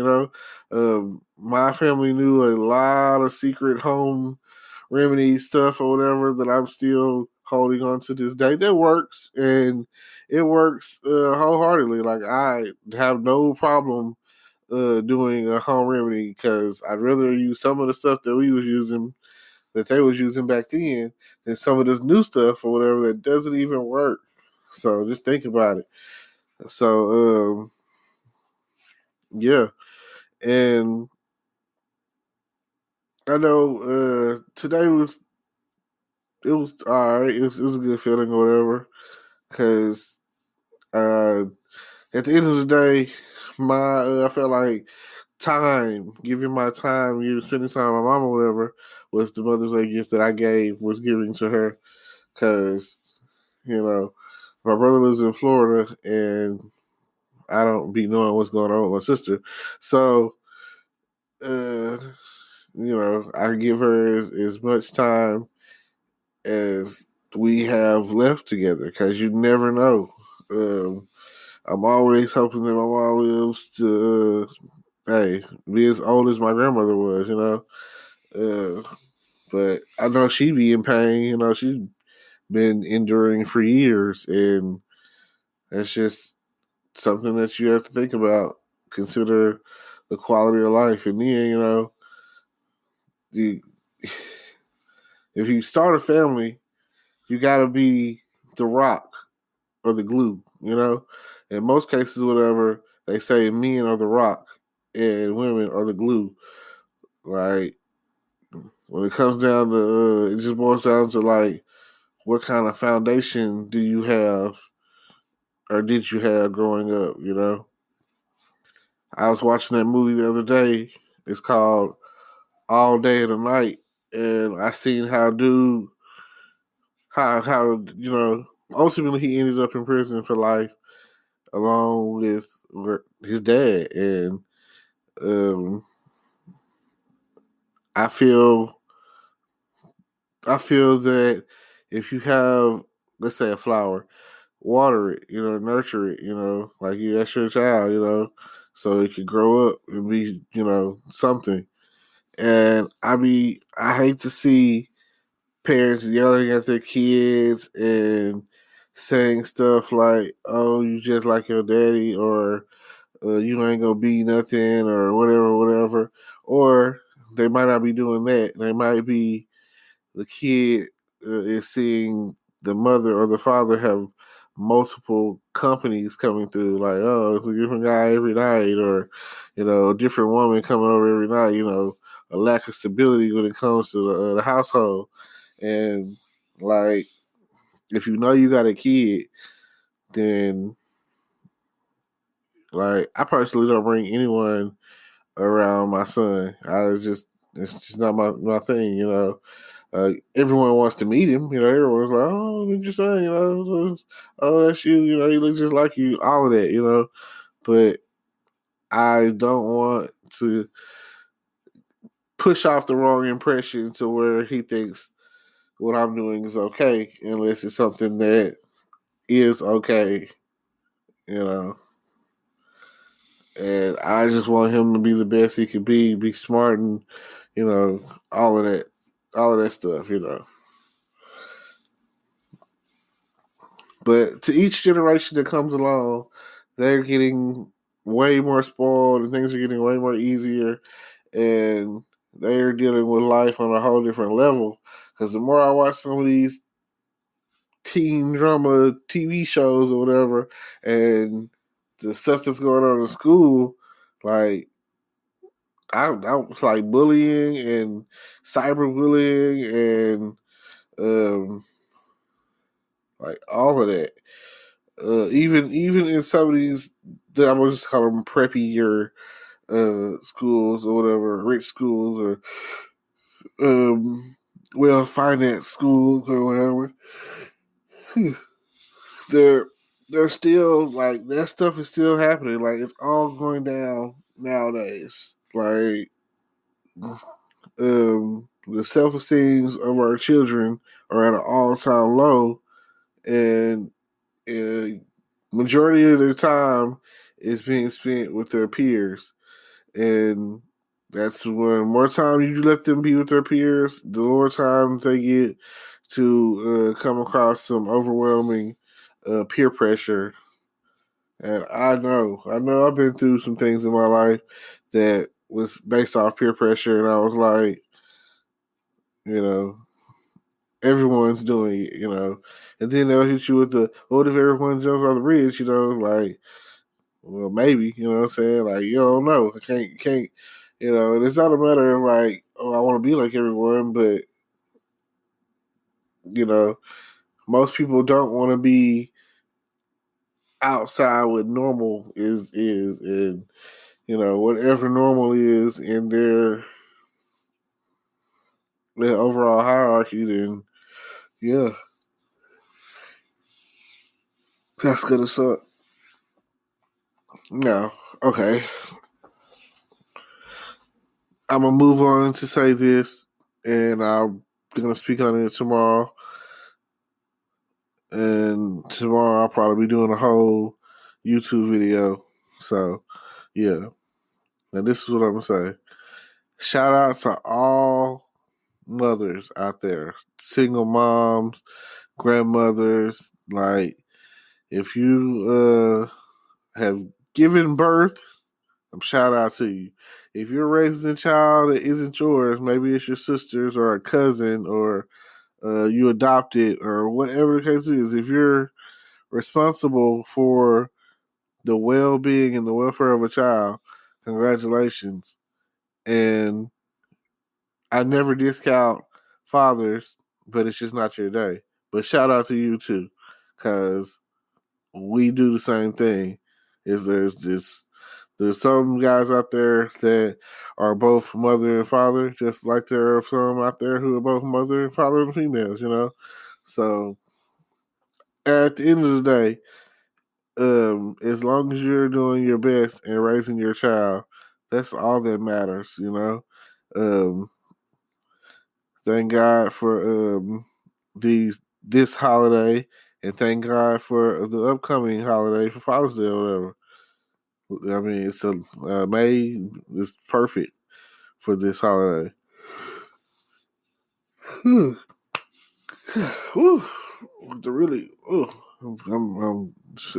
It's taking me tonight, guys. Taking a toll. I've really had a long day. I got ate up by some fire ants. Well, they were fire ants, but I was out there in the woods digging with the, scraping and cleaning the grave or whatever. And if you want to see the pictures of that, they'll be on my YouTube channel once I do the video or whatever.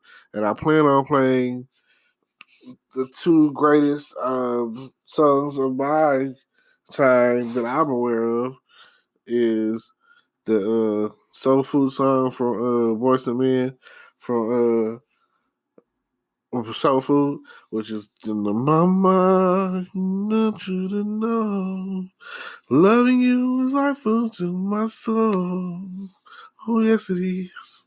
And then Tupac's Dear Mama is probably one of the greatest songs of appreciation to a mother that you can get. I just want you to know you are appreciated. And with that being said, like I say, when I finish doing the video, both of those songs will be in there along with the pictures of today. And I'm going to close out by saying, check out the link down below in the description. And, don't forget, I got plenty of information out there on how to start doing affiliate marketing online and all that kind of stuff. And hopefully y'all have a blessed Mother's Day, and maybe you go to church tomorrow. And if your mother is still around, they say give them your roses while they're still alive and not wait till they're dead. See you later. Hello, everyone out there in podcast land. It's May 8th, 2020, 7:43 p.m. And I just want to say thank you for tuning in. It's a Friday, a lovely Friday. And earlier today, it started off with the weather being so perfect. Last night, it had a nice little touch of rainstorms and thunderclouds or whatever. But that didn't do anything but calm us down.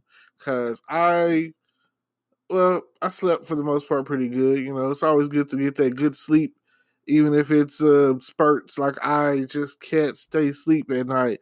It's always so much on my mind. I'm burning candles at both ends. What can I say?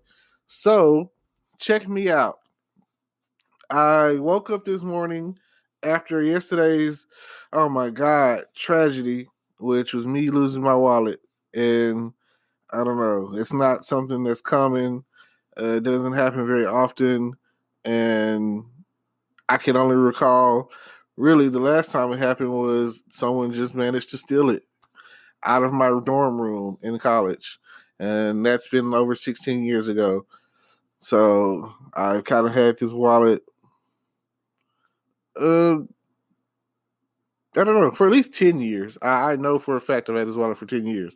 So let's just say RIP to my wallet, RIP to the um, $80 or $100 or again, can't really disclose how much was in it because I don't remember. This is about $100 I go. And that was supposed to go towards a meal or two. So now I'm gonna have to go and probably beg, borrow, steal, kill, make some money some kind of way. Um, Feel free to become one of my monthly contributors or whatever. Um, I just learned about that, so feel free to endorse me. If you like what I talk about, if you like to hear the sound of my voice, whatever it is that you like, let me know because I'm down to do some talking.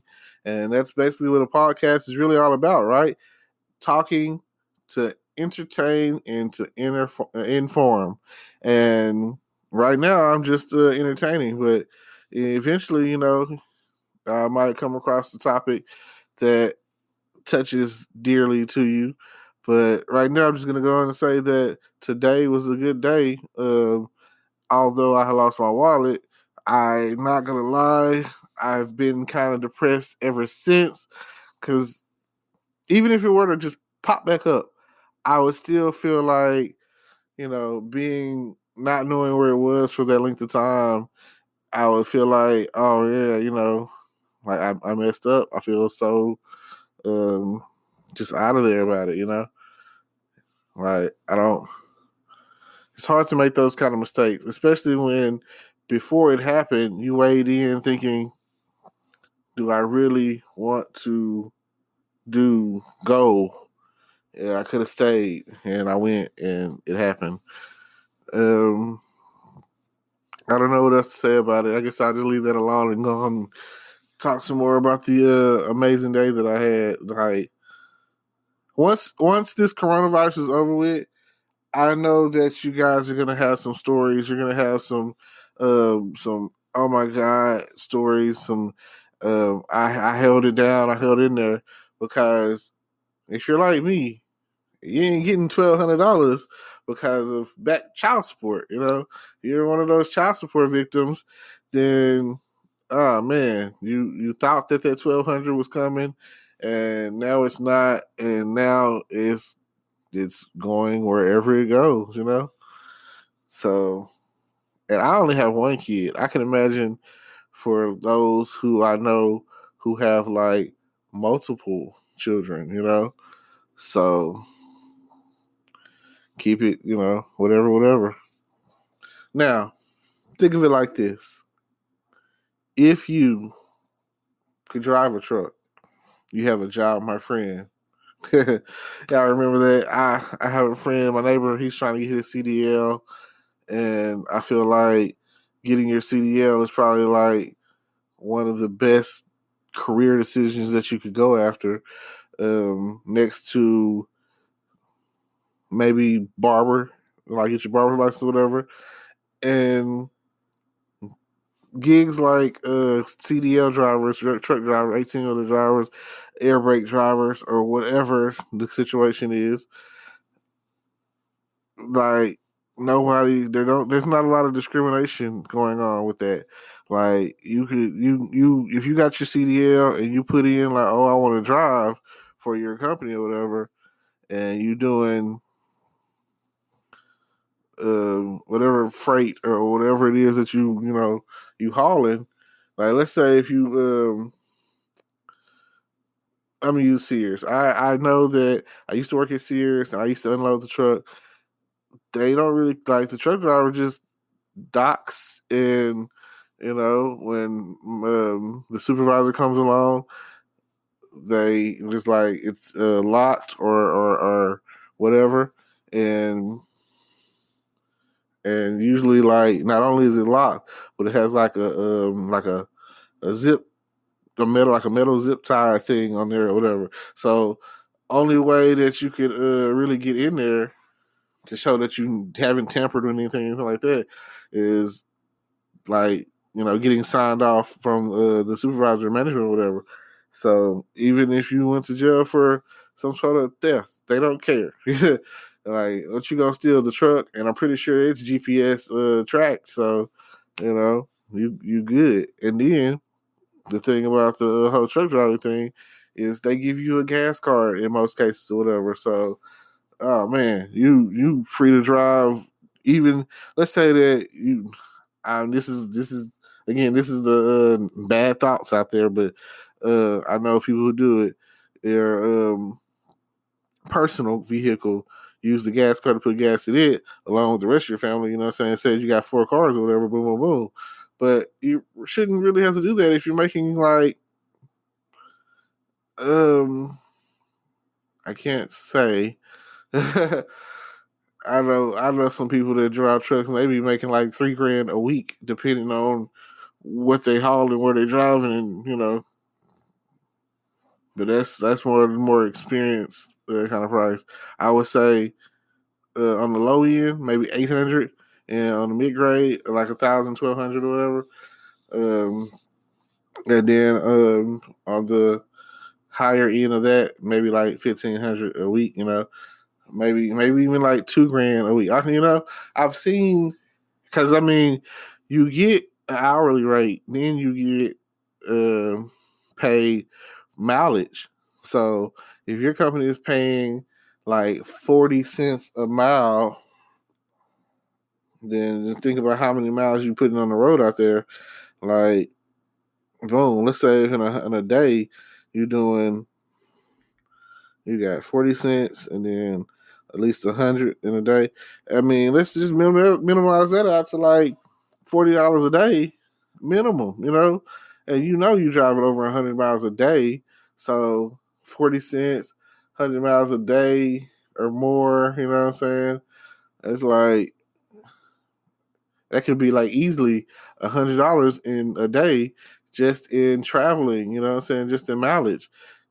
Then, like if you're getting paid like $15 to $20 an hour, just think about that. Oh my gosh. So that's like, yeah, that's like $100, that's $500. Then $20 an hour, that's like 800. So that's about a $1,300 week, Then whatever taxes are taken out. So it's you could live comfortably with the family and all, with like $4,000 a month. Like, just think about that, and that's about on average or whatever. It's $40,000-$50,000 a year, like where in my city, you making about $50,000 a year. People looking at you like you're rich. Low end people are making probably 13 to 15. Like say a Walmart worker or maybe a fast food worker or whatever, making about 15 annually. So just imagine any. I feel like any job or career that you could get that's paying you $1,000 a week, you should be okay. You should be able to find a way to manage your money to where you can support your family. Then let's say if you're married and your wife is bringing in like 30,000, 50,000, or whatever, depending on what her career is. Let's say she's a nurse and or a social worker or something like that, and getting paid like $13 to $15 an hour, and You know, overall, those added incomes together is like somewhere in the 80 to $100,000 range. You know, and I feel like it don't matter what city you live in, because two of the more expensive cities in the U.S. are San Francisco, California, and Manhattan, New York. And like, if you could manage, if you have six figures a year coming into your household, that's what you're making. Um, then you can still afford the prices of real estate because that's what makes it more expensive. You know, the cost of living is more. So if you can afford that, you good. I mean, hey, who wants to be a millionaire, right? I do. I personally feel like financially, um, when it comes down to it, money is it's going to solve all of my problems. You know, only thing that can't be solved from a financial standpoint is that supersedes your finances is your health. So uh, it doesn't matter how rich you are, you might not be able to get another kidney because that kidney might not exist. You know, although I personally feel like I believe in doing the whole organ donor thing. Like, if somebody needs my heart and I'm dead, I got a good heart. Give them the heart. Uh, preferably to a child that needs it. I feel like um, little Ricky over here deserves to live a little bit more um, as a 12-year-old than somebody who's like 50, 60 years old trying to keep living or whatever, unless their role in life is something, drastic. But I mean, you never know what little Ricky could do or could be, he could, but like I say, he's just a child. So give him a chance. I mean, you've had your chance. Um, if you made it to like or almost retiring age and your heart is starting to give out, that's just old age. That's what's supposed to happen. And the question is, like, did you take care? Was you smoking cigarettes or doing drugs, or what were you doing to accelerate the process and drinking and whatever, and then your liver going out? Like, what were you doing to make? Like, here I am. I'm 36, so I'll be lucky to make it another 14, 20 years. I don't know. I come to terms with my mortality years ago, so you never know. I've seen people who've gotten hit by cars. I've seen people that just passed out in the street because they was out in the heat too long, or didn't hydrate themselves or whatever, or the, someone may had a brain aneurysm or they had a stroke. Like, these things are real. It's real things. Like, you never know what could happen. And right now, the country is on panic mode, and like, one of the main things that happens when we go on panic mode is drinking.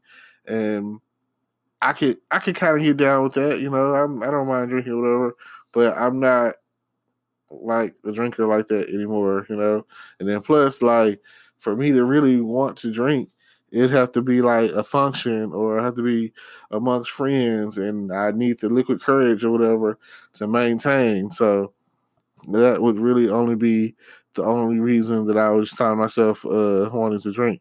Like, if you're drinking by yourself, um, no matter if you're a Scotch drinker or whiskey or whatever the case may be, um, like, what, it doesn't matter what you drink. It's just the fact of the matter that you drinking by yourself.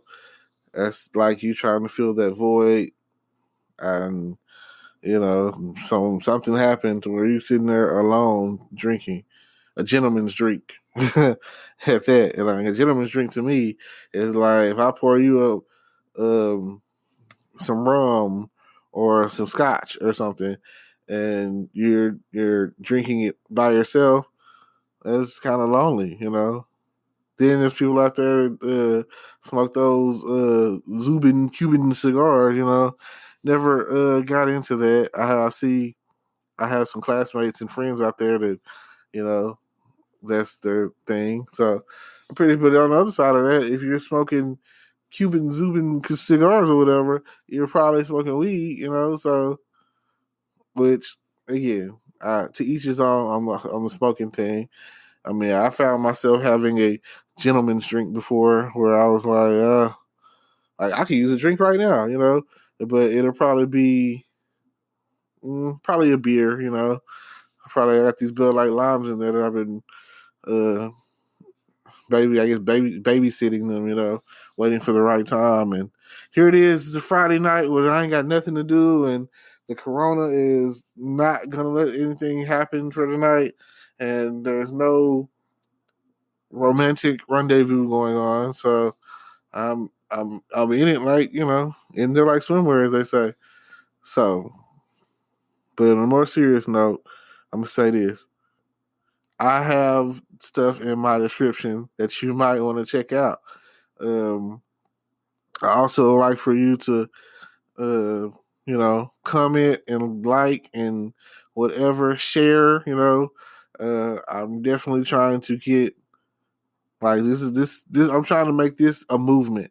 I'm trying to get to the point where I'm podcasting and I'm recording and I'm putting it out there like like 3 times a day, like almost like my own little personal radio station, and to where, because I mean, I'm learning the logistics of this thing, to where I can record and preset and all of that. Right now I'm just trying to get comfortable with the talking and the dialogue, and hopefully at some point I will get to the point where I've got friends or I've got somebody to, I guess, kind of debate with or whatever. Like I'm trying to. I like this. I like talking way more on this level than really jumping in front of the camera, because I'm staring at myself in the camera thinking like, ooh wee, oh my god, that's a bright light or something, and like as long as you have whatever it is you have to talk about, get out there and say something. And although they caught the guys that shot the dude, oh man, which I'll talk more about. I don't feel like, I'll say it like this, and it could be wrong, and it could be more of a Batman vigilante way of thinking, a Batman and Robin way of thinking. But sometimes I don't want justice. I want revenge. I want for someone to do to them what they did to him, and uh, that's not the legal thing, nor is it not really the just thing. But come on, man. I know y'all seen Samuel Jackson's what is it? Time to Die. Yeah, I hope they died. I hope they burned in hell. So that's just the way I feel about it. All right. With all that said, I'm gonna wrap it up. Uh, this it's my time's come and gone, and if you're interested in making money online, then definitely check out the links in the description. Everybody, peace.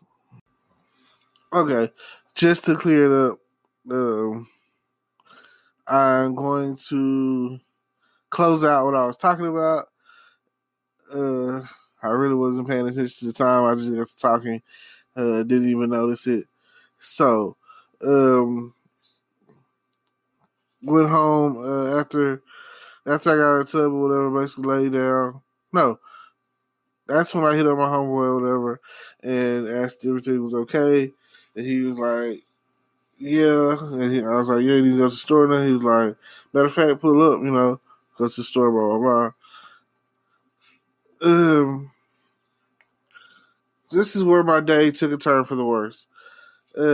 I get over there, throw my trash away, put up beside his homeboy that was there, and then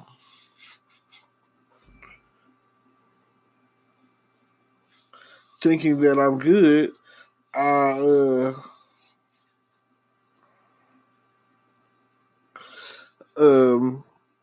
he's still over there worried about his car, looking under the hood, trying to figure out why it's not doing what it's supposed to be doing. Which in reality, he needs to take it back to the person that worked on his car so that it can run correctly. Anyway, that's a whole other topic. So he asked to use my battery boost thing or whatever. So I get out of the car, go over there, try to help him with his car or whatever. And then next thing I know, we're trying to go I'm going to take him to the Dollar Tree, and I noticed that my wallet is missing. I done dropped it on the ground or somewhere because I know for a fact that I had it on me in the car before I left the apartment.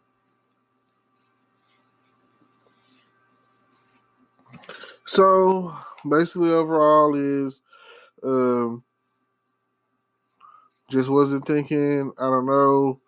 I had on kind of like some basketball shorts or whatever, and my wallet fell out, and I've been kind of in my feelings and a little depressed ever since. So that's how my day went, and it'll make me feel a lot better if you guys look in my description, check out the stuff I got going on, all kind of links about affiliate marketing stuff, and hopefully here soon I'll have some, some t-shirts. Thank you for listening. If you happen to come across my wallet, feel free to return it. I kind of need it, and that's that. Appreciate you. Hello, Podcast World. It's 5/8/20. That's May 8th, 2020 at 2:29 a.m. And I'm coming to you because I didn't really, I don't know, I guess I just went in the mood yesterday to record something and talk about kind of what happened to me the other day. My day was pretty good. Well, as good as it gets, I guess, for the most part. And then tragedy struck. So let me tell you what happened. Start the day off. My friend's been trying to fix his car, and he needed me to take him to O'Reilly's to get to spark plugs. He was parked at a car wash, and it's the one on I guess y'all are just not gonna know regardless. Anyway, but yeah, he's parked at the car wash or whatever. So this is probably around midday, 12 o'clock. So I go get him. Yeah, maybe might be earlier than that. Might be 11, 12. Anyway, midday, around lunchtime, basically, I guess. So I go get him, go to O'Reilly's. We go from O'Reilly's to our other homeboy and get the tools. And then we go from there and we come back around and we get to the car wash, and he starts working on his car. Now the lady that worked there asked if we wanted to wash our car, as in a free car wash. So she turns on the machine, and It has 15 minutes on it. So I did 15 minutes worth of work. I sprayed it down first, you know what I'm saying, real quick or whatever, with the wax. And then I scrub brushed it all over, soap everywhere, you know. Soapiest I've ever put on had in my car. And then sprayed that off, you know. And then, after spraying it off, I was like, oh, let me hit these tires. So then I put on the tire and stuff or whatever, sprayed that all over the place. Bam. Got them. So then after that, I went back and put it on high pressure and sprayed the tires off, sprayed the car off or whatever. And that's all I pretty much did. After that was spraying the car down. And that was, like I said, 15 minutes seemed like a lifetime, considering that normally, you only get starting out about 4 minutes on average. So, and let's say $1.75, you're getting 4 minutes on average. And then,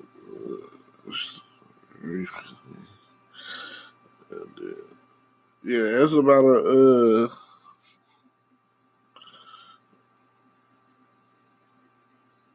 it's about a $6 wash, for free. And I'm very thankful for that. Thank you, nice lady, So it's also weird that this time I'm sitting there or whatever, that a guy comes along and, tries to help my partner up. Because after he put the spark plug on there, it's like his car just wouldn't start correctly or whatever. Now, I have this battery booster that I try to keep on me in my car or whatever, just in case my car has battery issues or whatever, which it kind of does.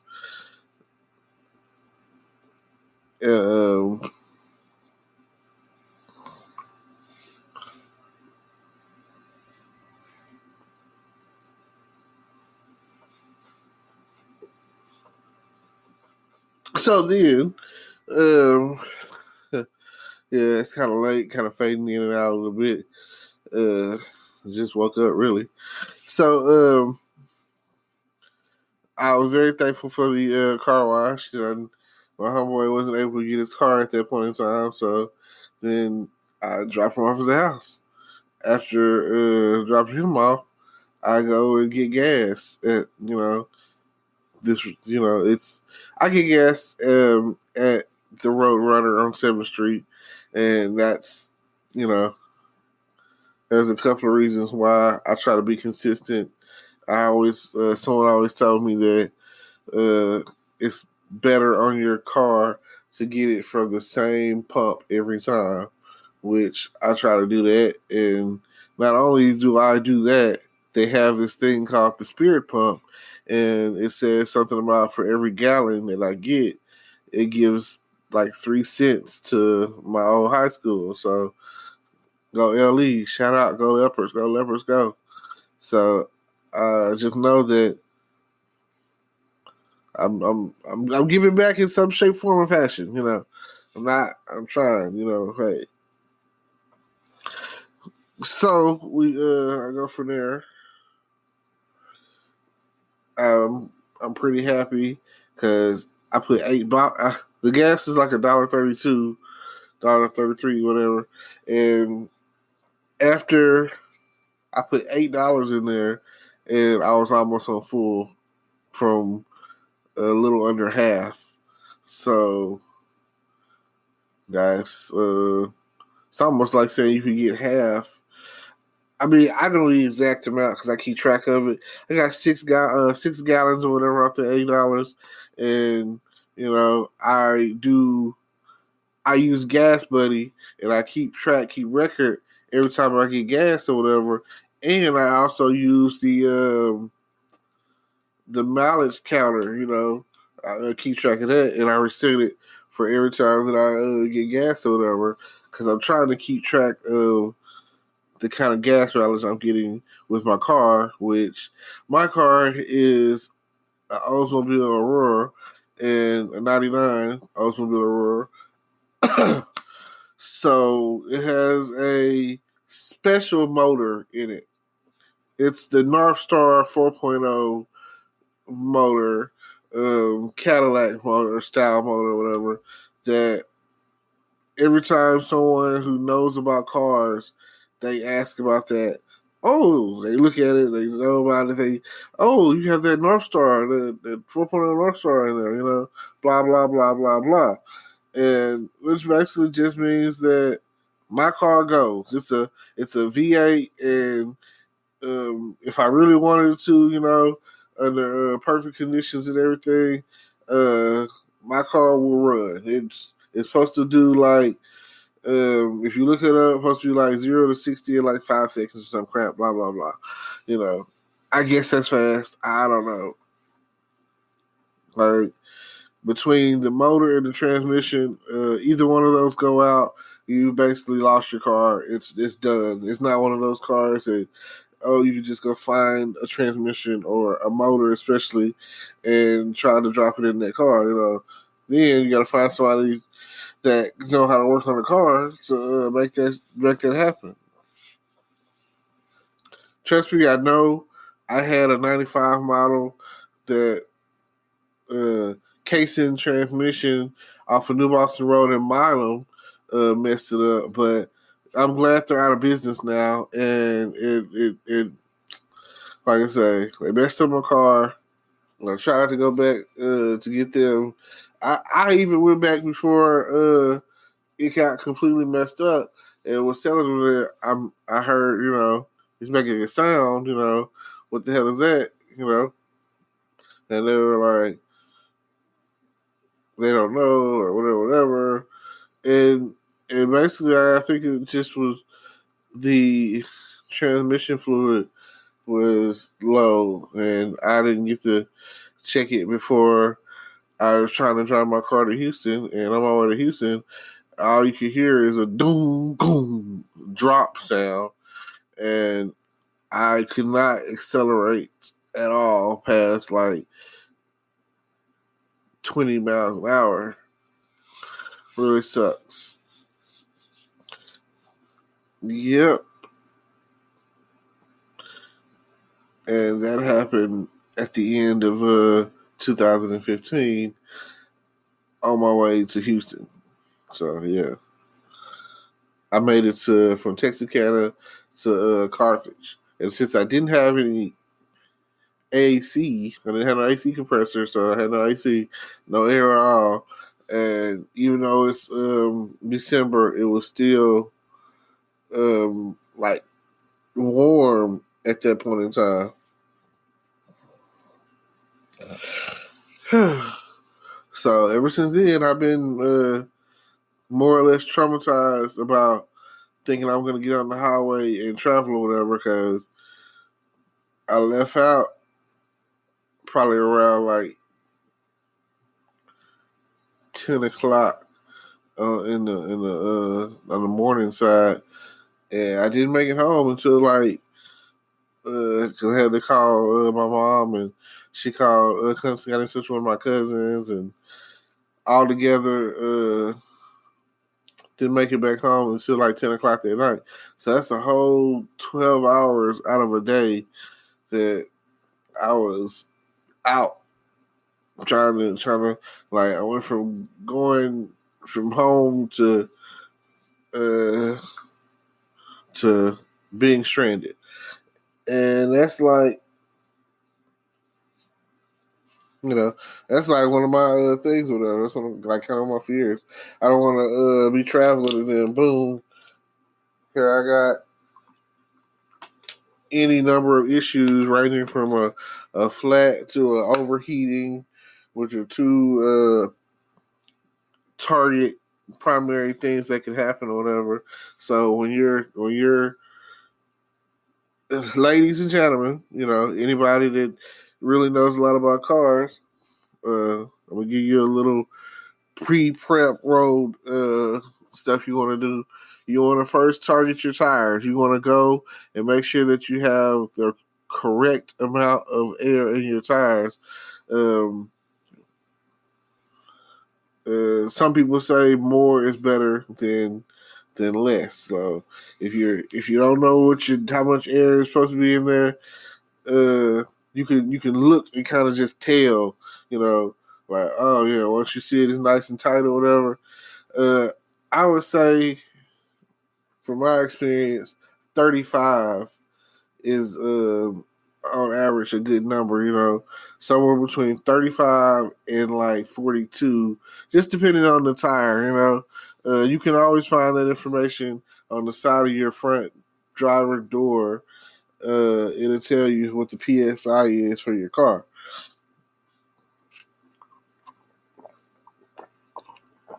That's one start to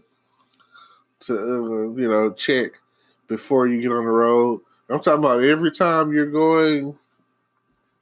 I personally say an hour's distance or whatever. So if you're going from Texarkana to Shreveport, you know, you might want to think about, before you get on 49, you might want to think about getting your tires aired up. Looked at or whatever, because they'll tell you like, oh, your tread's bad, or it's time for you to use some new tires or whatever. They'll let you know. They'll definitely let you know that. Because I go to get my tires, and if you like I say, you can get air for free at Discount Tires over there by Office Depot and Texas Roadhouse and all of that. So yeah, Summerhill. Not Summerhill, but St. Michael's Drive or whatever. Right over there. And that's like I said, it's a free service, and it's really one of the ways that they trying to reel you in. So think about that. Now, the next thing is, what else? Oh, okay. So the next thing you want to have on you is, you want to have antifreeze. And you can look it up. I use Prestone's antifreeze, the green stuff, the kind that comes in a yellow, yellow, container. And like I say, I get it from Walmart. I feel like it's best to get it from Walmart. And my car, it because of the motor and everything, requires 100% concentrate, which I would recommend you getting that anyway. Because, they have like 50-50 diluted or whatever crap, but it's not gonna hurt if you got 100% concentrate in there. That just means it's gonna keep your car cool. You're not gonna have any problems if you got 100% concentrate in there, but you might have problems if you got diluted 50-50. Just depends on the car. But hopefully your radiator works and it keeps your car cool like it's supposed to. But my car, again, because of the motor or whatever, you can kind of smell the it's like it's burning. You know what I'm saying? You can kind of smell you can smell the heat of the car. Don't really like that. It's not. It's like it wants to overheat sometimes, but like I said, I keep antifreeze. So if you got the antifreeze, it's good to have like a jug of water, just in case. If you get, like I say, you get the 100% concentrate, and then you got the jug of water, then you definitely,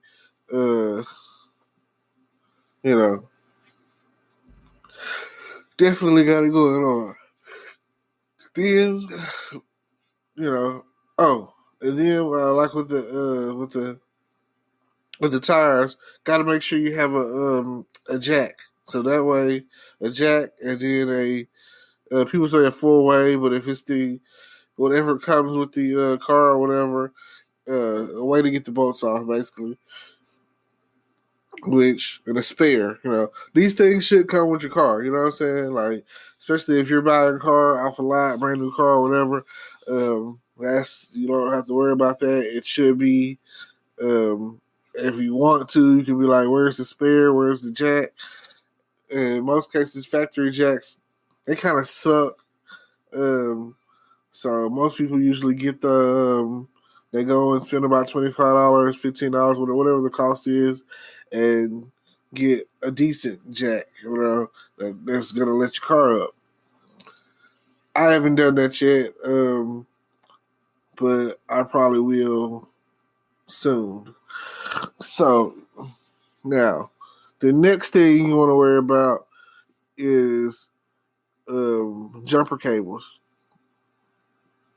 Like, that way, if you stop and you turn your car off and your alternator isn't working or your battery ain't good and you're not getting that boost, you could get a jump.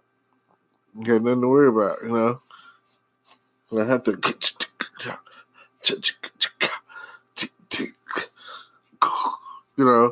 sounds like that won't have to come out of your car. You you get those kind of sounds coming out of your car. People that know about cars, you know what I'm talking about. I think I feel like I demonstrated it pretty well. Now, that's your handy dandy starter kit for, primary issues that that you can have on the road or whatever. And then always have you some basic tools, screwdrivers, pliers, you know what I'm saying? Which I have this stuff. I got all of mine from the Dollar Tree, set of screwdrivers, and then a plier set, and then a needle nose plier set.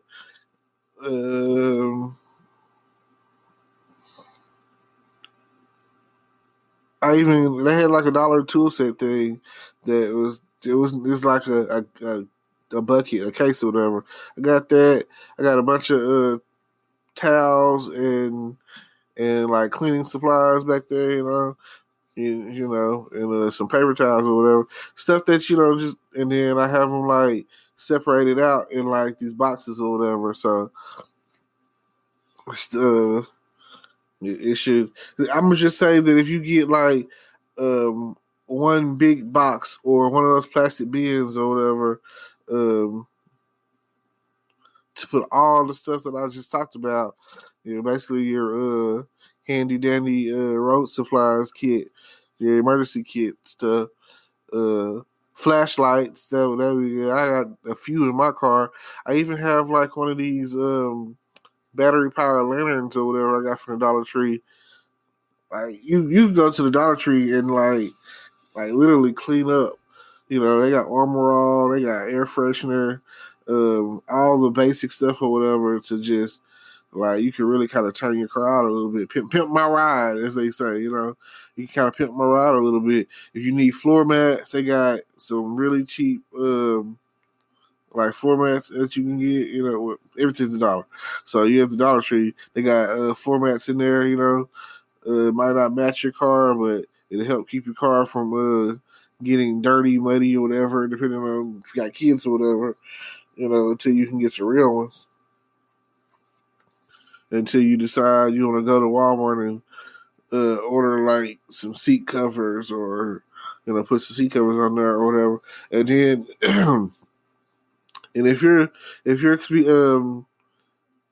your seats are torn and they look horrible or whatever, then, or something, whatever the case is, you can get seat covers, or you can just take some black fabric or cloth or whatever you want to call it, or whatever, like, and like tie it around, fit it for the seat or whatever, and keep it going or whatever.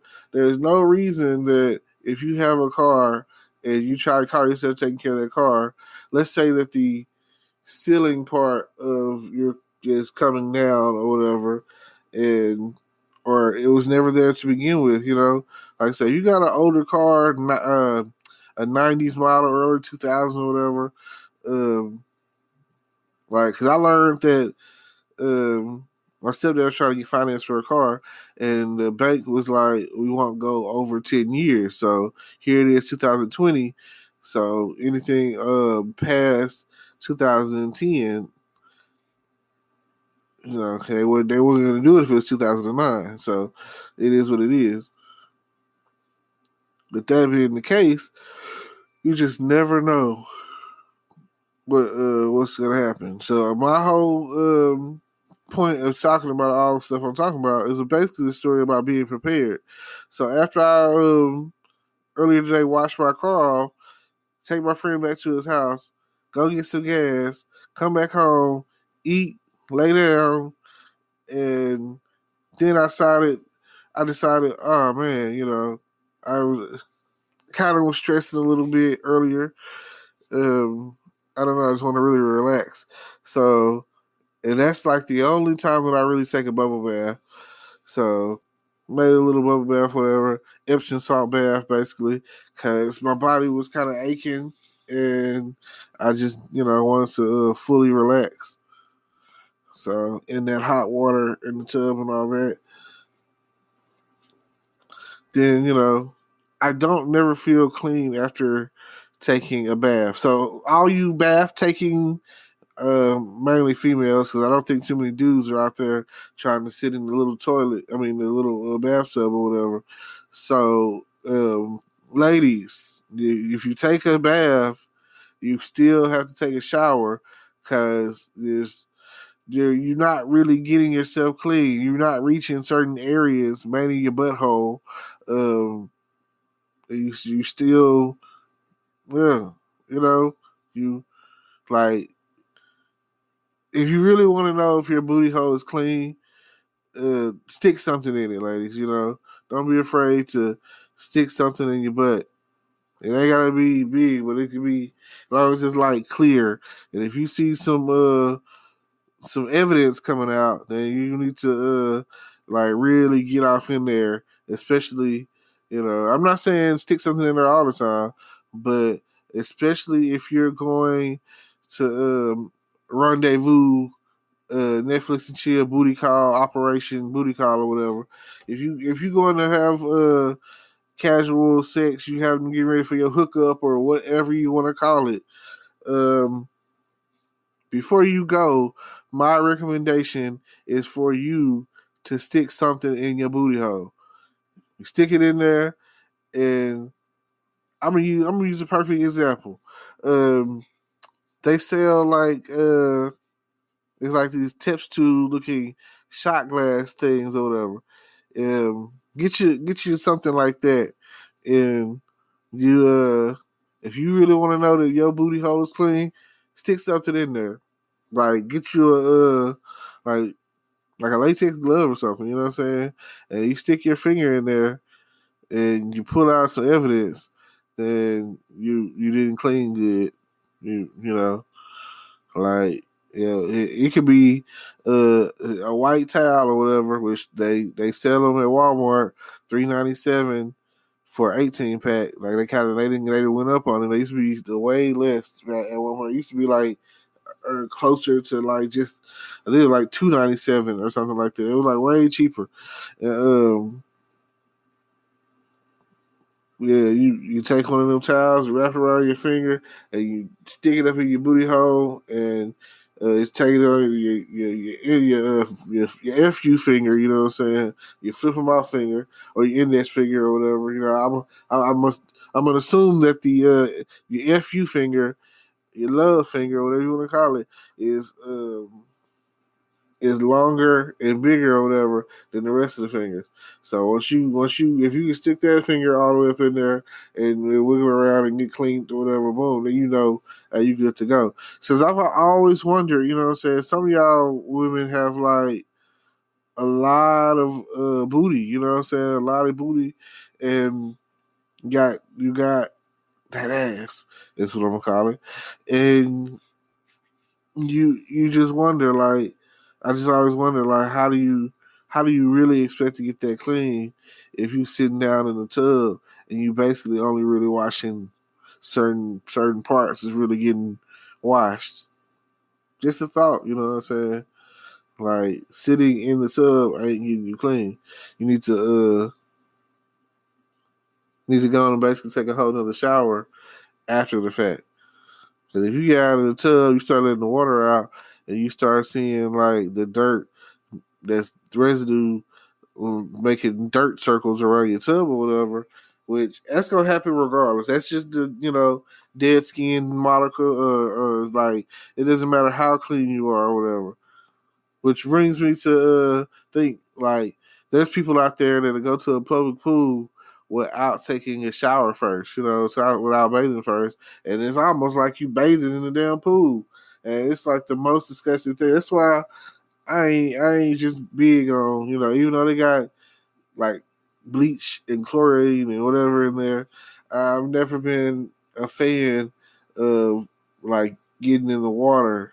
Now, the older I get and the more germophobic I get, just think about it, like ladies. And I know this to be a fact because I know there's females out there that will get off work.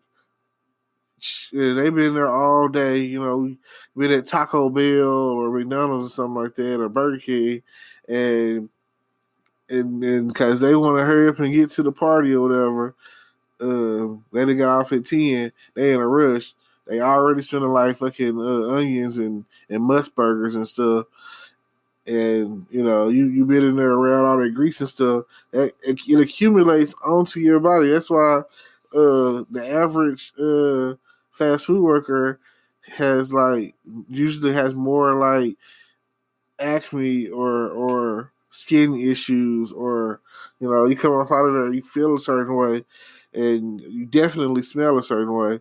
So if you haven't, I would not encourage you to get in the pool and you haven't taken a shower. Like when they used to have the city pool or whatever, they used to have like a little rinse off area, which part of that I think was like rinsing your feet for like athlete's feet or something. But either way, I really missed. Hello, Texarkana! It's Taco Tuesday meets Cinco de Mayo. It's May 5th, 2020, and it's about 10:51 p.m. And I'm just checking back in with you to let you know how my Cinco de Mayo and Taco Tuesday went. I pretty much went all day plotting on some tacos. So, of course, I had to go to the store and get myself some tacos. Like, oh my God. I'm just letting you know that my stepdad, I got the stuff, my stepdad made the tacos, and they were on point. So, yes, that was great. Thank God for those tacos. Then I took the leftovers home, and I'll probably be eating them tomorrow. But I got some pictures. I put a post on Facebook if you're interested in to see my 3 little tacos that I had, and see exactly what I've got going on. And it was delicious. Some good old homemade tacos. It gets no better than that. It don't matter if you're at Taco Tico, Taco Bell, Taco Cabana, Enchilada, um, Taco Bueno, good taco. It doesn't matter, a taco truck. Nothing like, linking up with your family to have some tacos and some beer, And that's exactly what I did. I still got the beer. I'll probably drink that before I go to bed. Nothing like drinking a beer before you go to sleep. It will definitely keep you there. Hopefully. Got home, kind of took a nap, crashed a little bit. Tuesday nights usually is my go to the movie night. So, and Sonic. I usually go to Sonic on Tuesdays. selling his little half off burger night. So grab yourself a burger, and in this case, burger and a beer, and then go to the $5 movie night. And you got it. You're in there. Oh, it's popping. Whew. Yeah. And then, it's a nice night. Like, it's a full moon out. So it is like, it's not high at all. Like, you should get some pretty good sleep, especially if you celebrated, enjoyed some Taco Tuesday, and if you like pina coladas, Cinco de Mayo. And I just been sitting there and I've been peeping. I went to Walmart today, the one on Arkansas side, you may have seen me. And it was jumping. I was like, man, them thick leggings was out there. Everybody was there. Everybody was in the moment. Like, what can I say other than thank you? Thank you for being a friend for all of those thick, lovely women. I mean, it seemed like they were kind of price gouging on the meat there. I went in there just like I say, if you go on a taco, you gotta have freaking beef to cook the tacos with. So yeah, I don't know. I could have sworn the beef was like cheaper for about a pound. Maybe I don't know. You know what I'm saying? Adverse effects of something else. Who can really say? Maybe I'm wrong and maybe they're right. It's really just you really don't know at this point in the game. So I after if I go to Walmart, I just it's like an automatic of me being in there for like an hour. So I go off at Walmart. I'll be there for like an hour, excuse me. And part of that, it did like I guess I went at the right time. I went there. I was there from around 3 to 4 today, and I I swear that y'all was there. You know what I'm saying? You knew to be there for me. Oh my gosh! Like I saw some. Oh man, some of the thickest girls in Texarkana was in there today. So if you know you was in there while I was in there, hey, you blessed. Most of you anyway. But then I came across some whiff, and I was like, man, I don't know. I think I seen like a drifter in there, and he was just musty. You know what I'm saying? Because I went through like almost every section other than like that far back off section where guns and automotives and stuff is. I never really have a reason to go that far back there, especially on the Arkansas side. But I went through. I did like a little kind of like a circle or whatever, because I just checking it out. You know what I'm saying? Like the girls that work there, oh man, y'all are just so nice. Just so nice. And then like the girls that was in there, they was like, I don't know if they were in there stealing. You know what I'm saying? They was be stealing at Walmart, which I wouldn't recommend it. There's a lot of better ways to get down. I never understand what they thought when they put out the self check. I remember I was out in Houston and like self check was like booming. Like me nowadays, I prefer to go through a line with a cashier because that's like I feel like why if you're gonna trip on me accidentally taking something, you know what I'm saying, then I might as well just let you do your job, you know what I'm saying? And be happy that I'm coming to you. This is the thing I'm gonna say to any cashier out there, especially the ones that has a store that has a self check like Walmart, and Albertsons, and hell, pretty much everybody nowadays got self check. If you work at a store with self check, you should be extra happy as a cashier for a customer to come through your line and allow you to service them, because the self check thing, it can do just what you do, you know what I'm saying? Without the hassle, without the fuss, without the frown, you know what I'm saying? Like, the reason I'm coming through to you is because I assume that I'm going to get a hi and a bye and a smile and the best customer service ever, you know what I'm saying? And you're going to be like super friendly, and I'm going to get that whole human interaction going, Like you might make my day. You just don't know it. Hell, I mean, like if cashiers could get tipped, I'm pretty sure there's people out there that would tip y'all. Like I've heard stories. And I'm talking about like you chopping it up, and then boom, next thing you know, they trying to slide you $10, $20 on the low, which I know the stories, and that could lead to you getting terminated. But on the other side of that, hey, I know working in restaurants, if someone wants to tip you, they can. It just depends. You know what I'm saying? Like I say, if you could get away with it, go for it. I just feel like self check is dumb, and at least I know it don't matter what time day or not you go in there. The register he sell tobacco on is gonna be open. So hey, good. That's all I would say.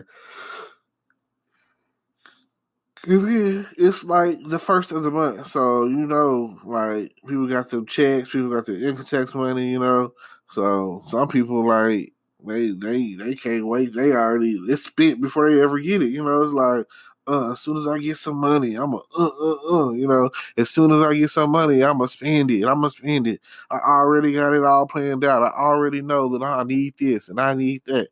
I mean, that's cool, you know what I'm saying? But dang, no faster do they give you the money than y'all already rushing back to throw it, burn it, throw it away.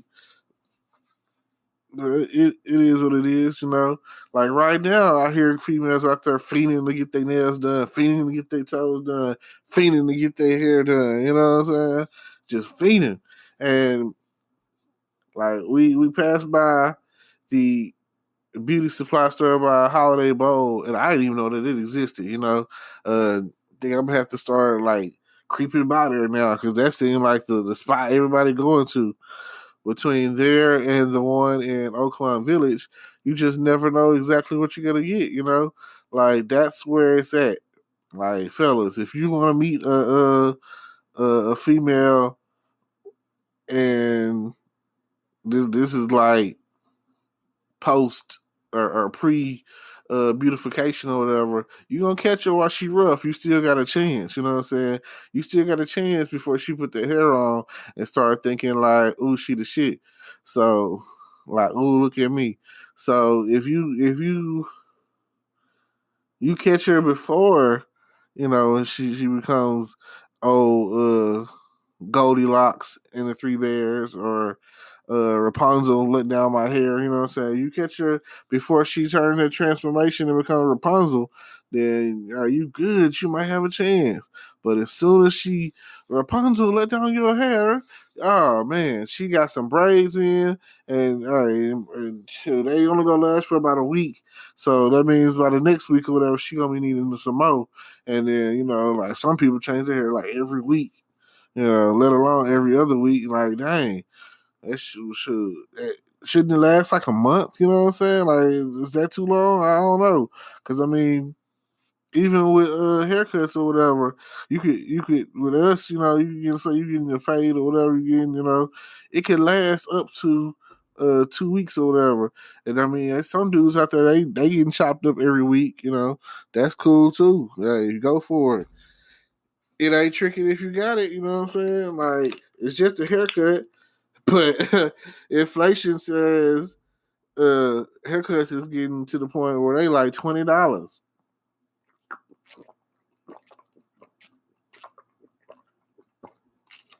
Like seriously, imagine that you go to the barbershop and he cut you up, line you up, edge you up, fade you up. You know what I'm saying? Trim you up, chop you up. Sometimes fuck you up. You know what I'm saying? And when he done, you be like, how much is that? Oh, that'd be a dub. That a dub. Oh man, you know what I'm saying? Like, think about how much gas that is. Think about how much for the smokers, what you could have did with that smoking wise, you know what I'm saying? And then just think about, like I measure everything out in gas. And like I'm glad and the gas prices are down right now because, I mean, just think, gas, woo, it done come a long way, and it's still going, still going down. Still going down, so that's still good to see, still going down. I've seen some places where gas prices is like 79 cents. I seen the picture. It's not happening here, you know what I'm saying? It ain't even below $1 here yet. But one of my favorite movies is Die Hard, the first Die Hard. And if you really want to know what gas prices were back in like the 80s, and this is California gas prices, so just imagine, like, there's a scene where it's played by the guy that played Carl off of Family Matters. His name on the movie was Al, and he's leaving out of the gas station, and he's looking up at the Nakatomi Plaza building, and as it pans up, it pans past the gas prices in that scene, in that year, in that movie, and goes up, and it's like 80 something cent. You know what I'm saying? So for you people out there who were born like in the 90s or something, people that graduated in the early 2000s, like, right around like post Bush, you know what I'm saying? Like right before he, like it was like, it went like this. It was like, I was driving in 2001, so that's around the time frame I really just started getting out there on the road. And well, I think I was driving before that. I was driving in 2000, so like coming into like Bush's first term or whatever, before we went to war, gas prices were low, ridiculously low. Like Bill had us good. Like Bill Clinton had it to where if you was to leave one job, you walk out to another one, and they come over here work for me. You know, he had unemployment rates at an all-time low. Then Bush came along and took it to an all-time high. Like what's going on? Like you could go in there and do nothing and just follow with the same plan that the guy before you had, and everything should work out just fine. But no, he come in there, boom. Next thing I know, they plotted out 9/11, and I don't know. That's crazy. You could be a conspiracy theory and say that the government set that up, and which triggered gas prices to go up because we went to war and we went over there to get that oil, and they had to have a legitimate reason. And I believe in this because I mean, when it comes down to it, the demon's head doesn't care. It doesn't care how many lives it costs when it comes to the New World Order or to become rich, to get more money, So just think about that. That is something to think about. Anyway, go on. A couple of years later, by the time I get out of high school, gas prices just slowly started to increase. It's not much right now, at that point in time, it was like, oh man, gas prices like at $1, at $1.25 ish, sustaining that for a little while. Then next thing you know, overnight, oh my God, when the war was declared, it seemed, or whatever happened, I can't really pinpoint it or how it went down, but oil prices shot up and gas prices shot up. And next thing you know, we went over there and everything got all shot up. And it just seemed like, why am I paying like $2 for gas now?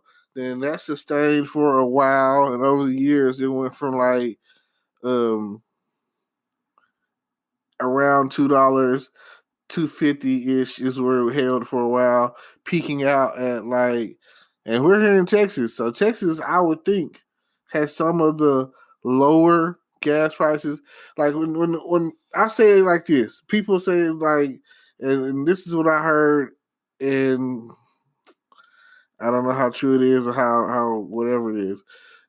I heard this in like a real estate class, and the thing about Texas is everything's regulated. Like, and the reason why everything's regulated, because Texas is almost still its own freaking country. You know, it's like still the Texas Republican. You know, so when we look at like what's normal price wise, houses, gas, just anything, you know, like everything seems to be on the lower end cheaper here, you know, because we are self regulated. We pretty much we don't need like we don't need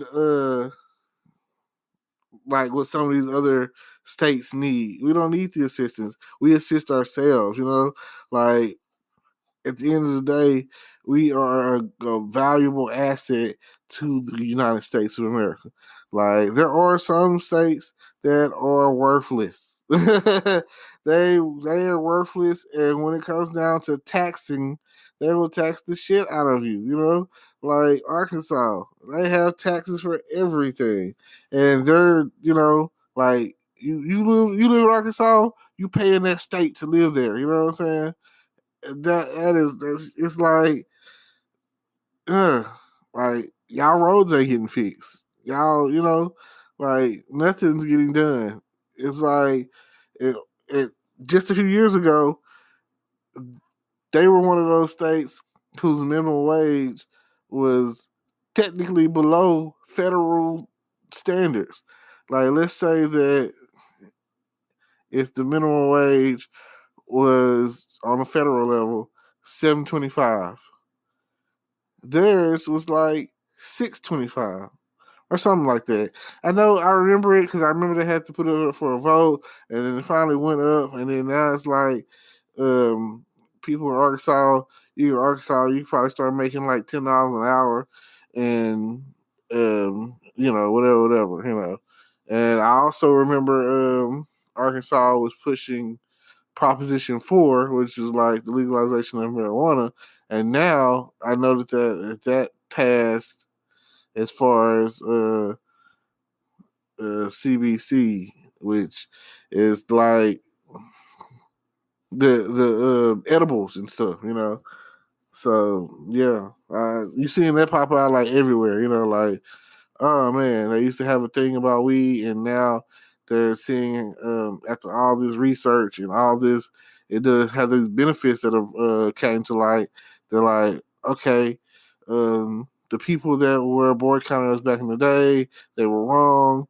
They were doing it because it was affecting them as far as like the paper industry and money and like I said, Family Guy does a whole episode about it. One of my favorite episodes, which is the legalization of marijuana episode with Brian on there, and then Stewie, and then they do the song "All You Need Is a Bag of Weed." One of the funnier episodes, but not the funniest episode of Family Guy. The funniest episode of Family Guy is, and I quote, the one where it's called Patriot Games, and that's the one where Peter plays for the Patriots, and they do the song Shapoopy. And it also is, and here's why it's the funniest episode ever, not because of Shapoopy, but because what else was going on in that episode.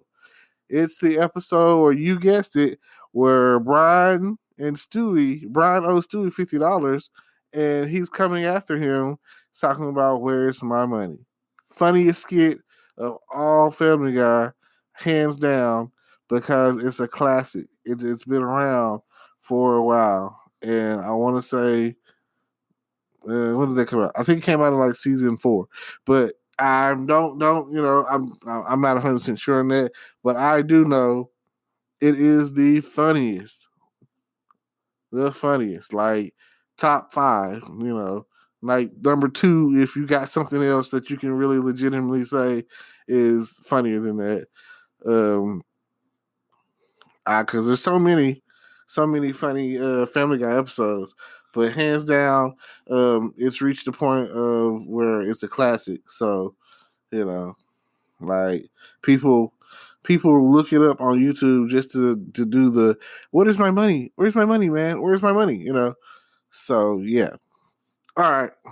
This is what I want you guys to do. I'm gonna wrap this up. Check out my description, the details of my description or whatever, and click on the links. See what I got. See what I'm talking about. All kind of affiliate marketing stuff that's out there about making money online and ways to get paid directly to PayPal and like all of that. And if you don't mind, do me a favor, check that out, and continue to listen to my podcast on a regular basis. I put them out, try to twice a day. Hey, if anything, I put them out as many times as I can, whatever comes to mind, and I feel like talking. And like I said, I just kind of woke up and was like, I said I was going to do a closeout to what I talked about this morning with Cinco de Mayo. So, if that being the case, underlay, yeah, upper, and all of my shout out to all of my Spanish cultured friends, and I hope you guys enjoyed whatever you did today and enjoyed whatever dish you may have had, and I hope you had some great tacos today or whatever. And like I said, if today wasn't a good day for you, the weather for it wasn't good enough for you, I don't know what to tell you. Hopefully, this whole coronavirus thing is starting to wrap up, and we'll be back on top, getting ready to enjoy our summer. So, see y'all later. Peace. Hello, Cinco de Mayo. It is May 5th, 2020, 11:15 a.m.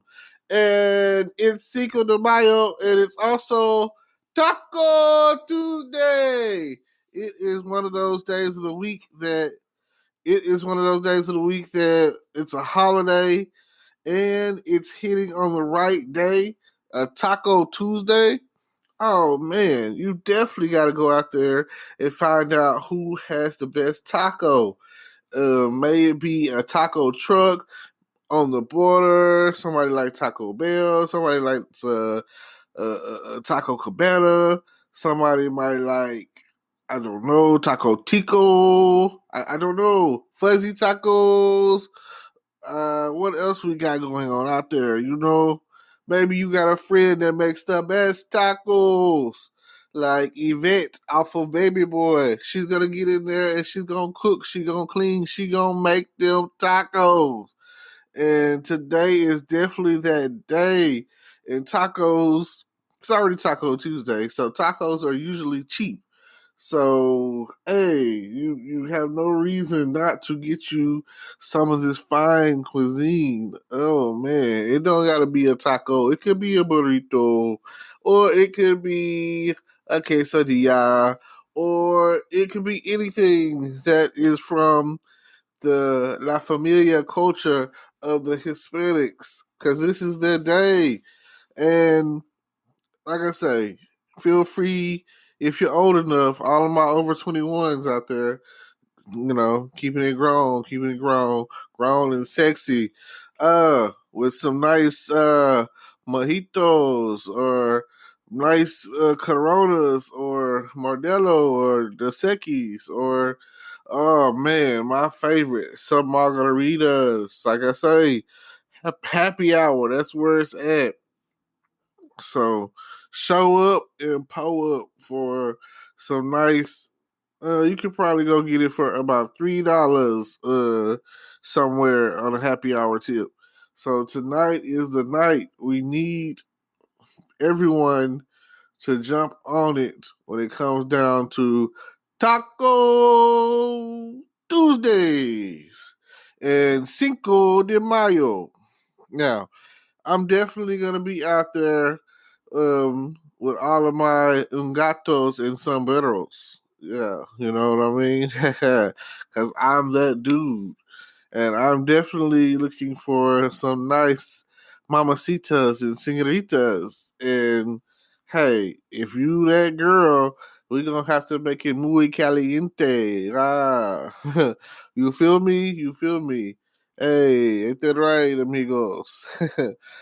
Already, like, let me know what's going down today. Shout out to all of my Mexican brothers. Let me know.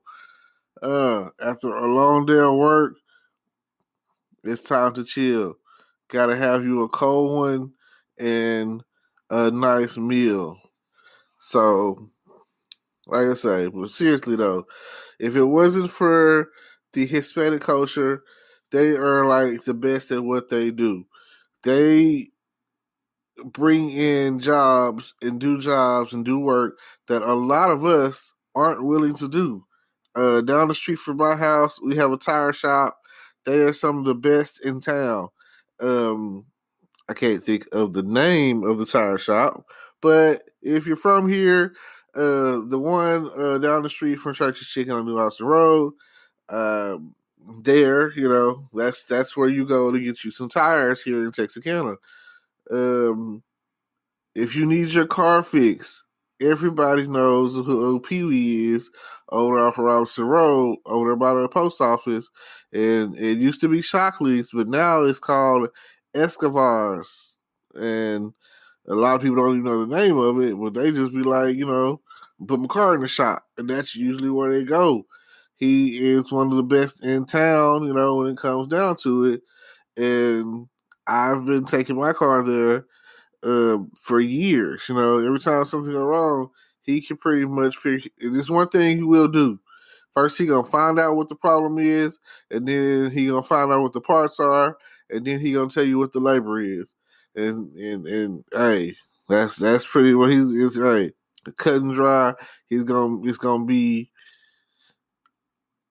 fair. You know what I'm saying? He's gonna if he say he can fix your car, he will fix your car. If he say he can't fix your car, he's like, I can't do it. It's just what it is. It's like, honesty. So I dig that, if you want some air in your tires, you got the guys up the street, I go to them pretty much, because once you get some tires from them,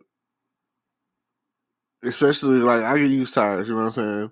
So if I get some used tires over there, it seems like it lasts a lifetime. Like you don't have to really worry about getting any more tires after, after the fact.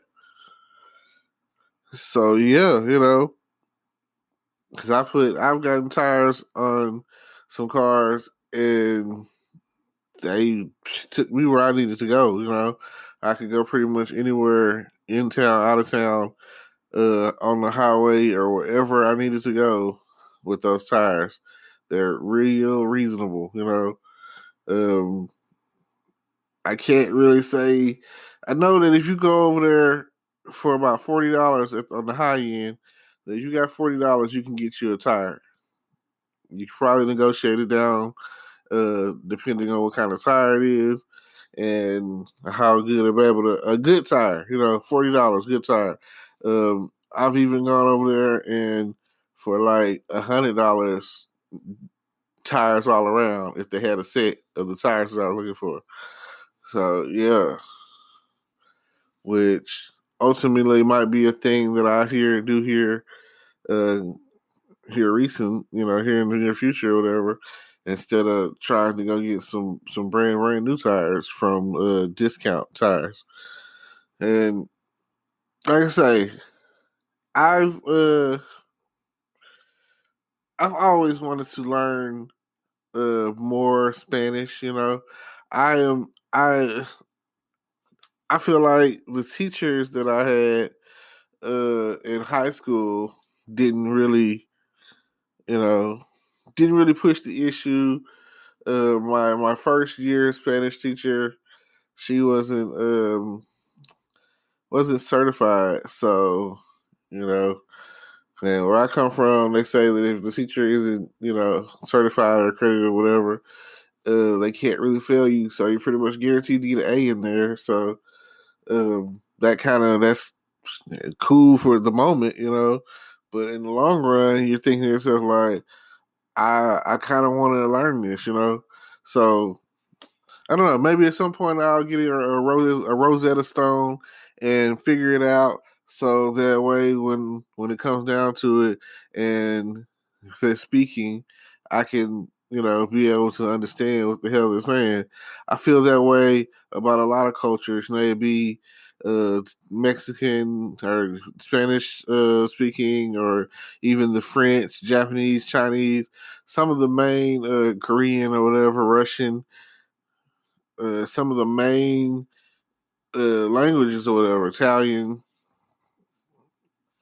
uh, even Hindu speaking. So I feel like if you cover some of the foundationary, so because like majority of the world has like a Spanish dialogue to it, like the southern hemisphere more or less is like um, you got Mexico, got Colombian, and although they're different, Spanish is because I want to be like Spanish and Spanish because um, if they say they're from Honduras or Colombia or these are all different cultures. You know what I'm saying? Like it's just like if I said that I was from Vietnam, they're speaking Vietnamese. If I said I was from Korea, I'm speaking Korean. But if I said China, Japanese, you know what I'm saying? It's like it's all different. They're they to us, you probably can't even tell if I lined up a bunch of Asians and put them side by side, you probably couldn't tell that they're you know you can't tell, sometimes you can't tell them apart, you have to have been around the culture long enough. Um, and that's just what it is, Now it's just, pure ignorance because you just don't know, That's just like if someone spoke Yiddish, Some of y'all don't even know what that is, And I want to say Yiddish is like that's what the Hebrew speaking Hebrew or something like that or whatever. And no, Yiddish, I think that's like the who is that, Romanians or something like that. And I come across a guy one time and he was like, I'm a gypsy, yada yada yada. I was like, well, okay, what does that mean? You know what I'm saying? Like, what are you? Like somebody telling me they're a gypsy, and I was like, the guy was like, I'm a gypsy. I was like, well, like what race are you? That you say you're a gypsy, you know what I'm saying? I could be a gypsy if I was you know, outcast or not or misunderstood or lived in the outskirts or like nomadic or whatever the case is, got your stick to your own culture, so I was like, what that mean? He said he was Romanian or whatever, and I think Romanian, I think it was like he was explaining to me if they spoke Yiddish or whatever, and I was like, oh, okay, I got you. And that's a lot of times, like you'll see it at the let's say they have something going on at the United Nations, and they have like the sign language or whatever, and they'll have like all the different translators or whatever, and you would think that if you were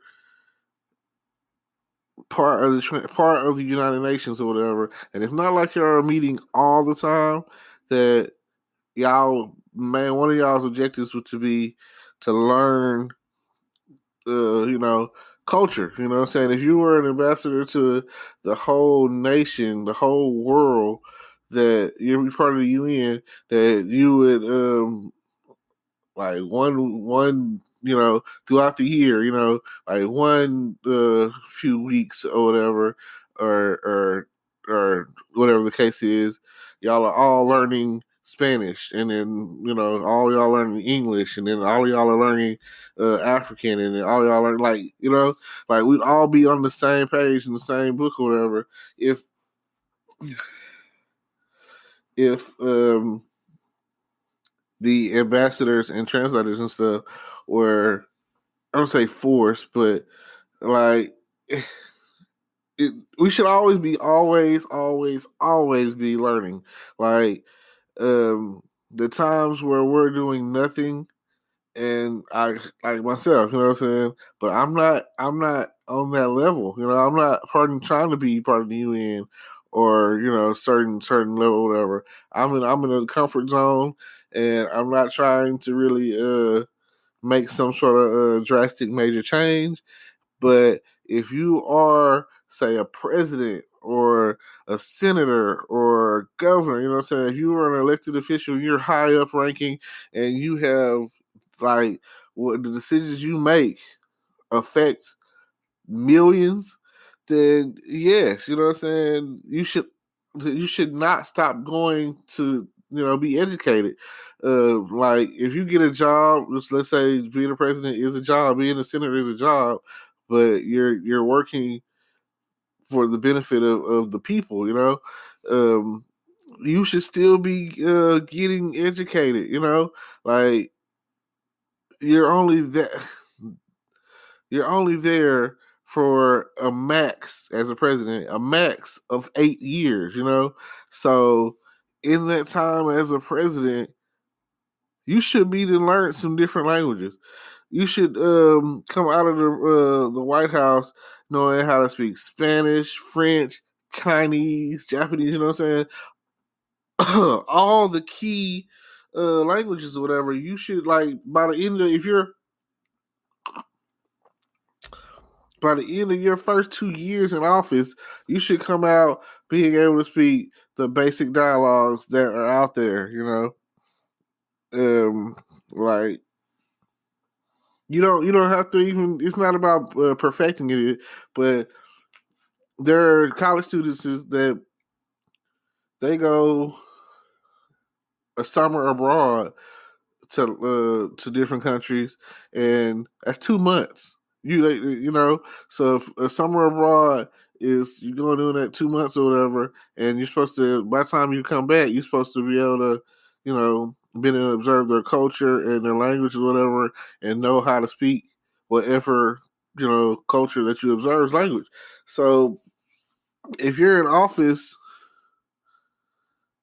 and then you're supposed to be the better of us, maybe even the best of us. You're supposed to be better, that's why we're electing you. You feel like at the end of the day, like, oh man, this person is better than the norm. He's leading the free world. He's the leader of the free world, and he represents us as a country, and it shouldn't be, that's it. Like, oh man, I should not come across college students, high school students, and maybe even middle school students that know more languages than you, or just I'm tired of having like when we elect the presidents or whatever, they should have to pass certain tests. They should have to be of a certain level of intelligence. Like sometimes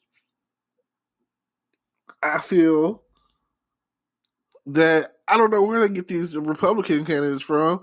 Like the last couple of Republican candidates that we've had in office, I don't even think they can read. They're making up words, and it's about shaking hands, and money and power. Like why certain jobs require certain levels of education. I can't go out there and apply and get a job and bullshit my way through it. Why should a president be able to do that? That's what I don't understand. Like it just come across as like this really ignorant, really stupid, and like you blue bloods. It's like what are you guys doing?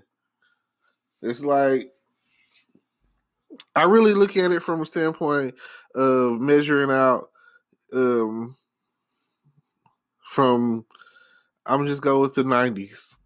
You know, a lot of people. If you weren't born in the '90s, you are probably not old enough to vote yet. So I'm gonna just start with those who are old enough to vote or who have already voted.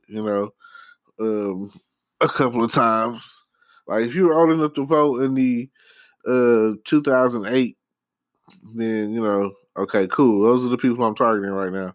Oh, that's who I'm talking to right now. Because some of y'all don't understand politics, or just too young to really get what's at stake. So I'm gonna say this: when Clinton was in office, he had a great plan. He was smart and all that. He was very charismatic, and everybody liked him, even when he was doing what he was doing or getting what he was got, which still has nothing to do with his intellectual status and states. And then you get old George in there, and a lot of times nowhere to be found, always lost on the ranch in Texas somewhere, which it's hard to say because I'm a Texan, so it kind of makes us all look bad. Then it's just his react time was horrible. Like, well, what should we do? 5 days later, let's take him some water. Um, there was so much drama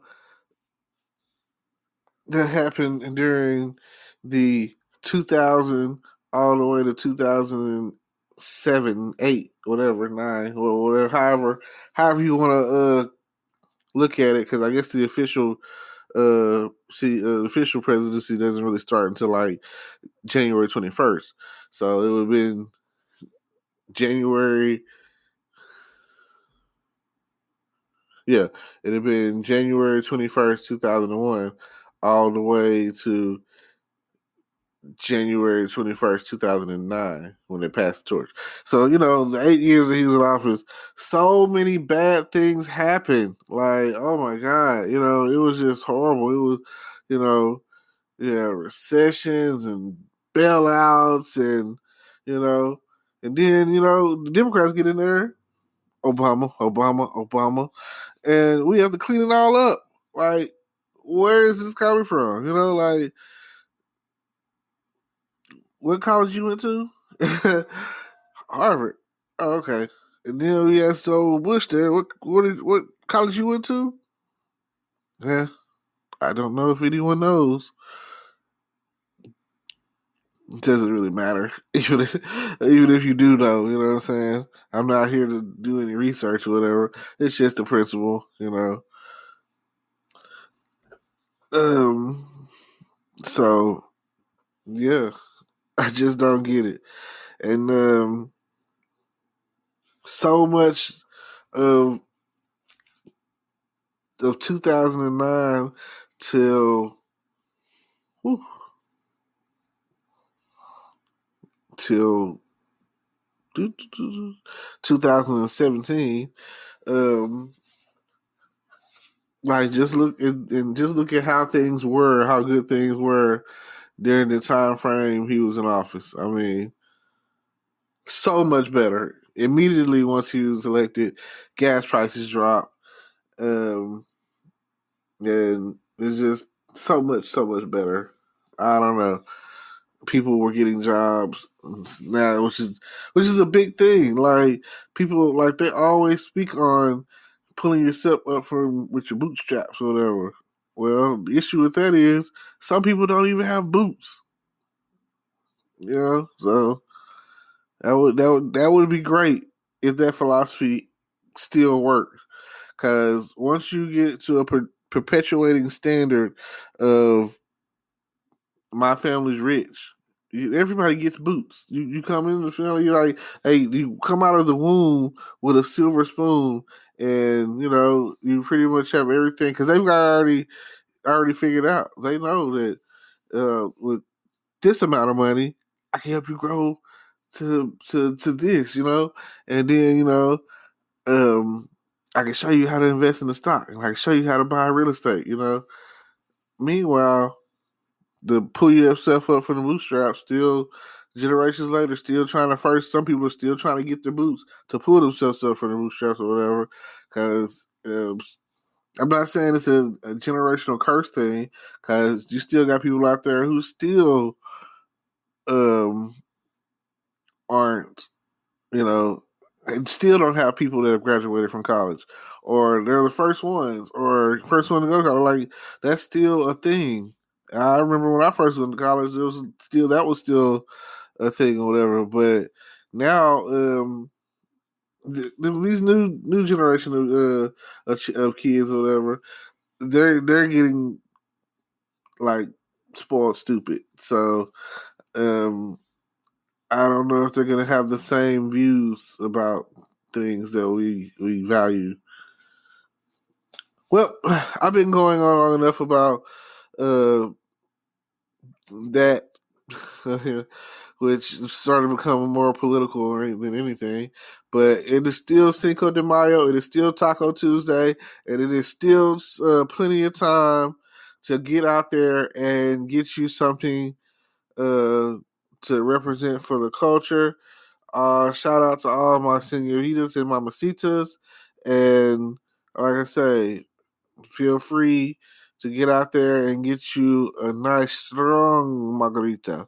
Go along with your Mexican cuisine, and like I say, Cinco de Mayo Taco Tuesday, and we're out. Today is the 4th, 2020, 10:49 p.m.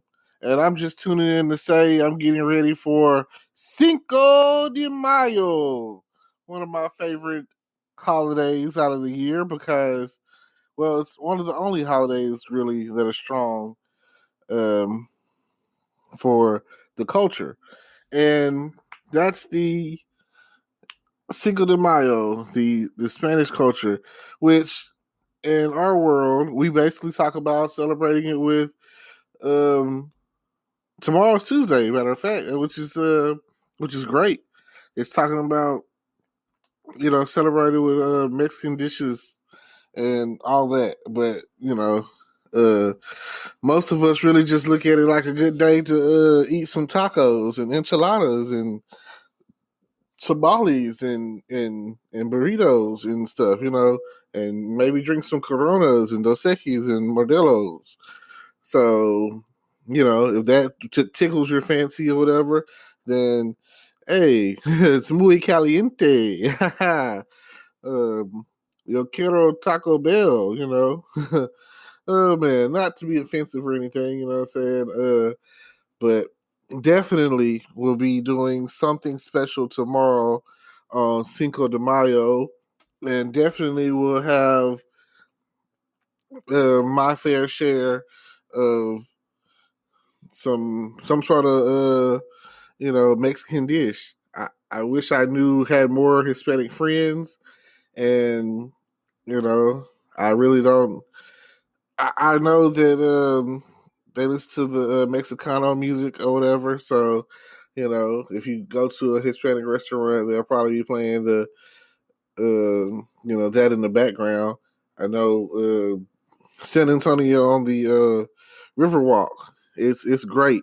There's never a bad. It's just like San Antonio is a great city and a nice little tourist trap. Especially you go down for the Riverwalk and you're basically bar hopping or whatever, and you got those whatever drinks that you got, and the thing that I think about when I go to San Antonio is Selena.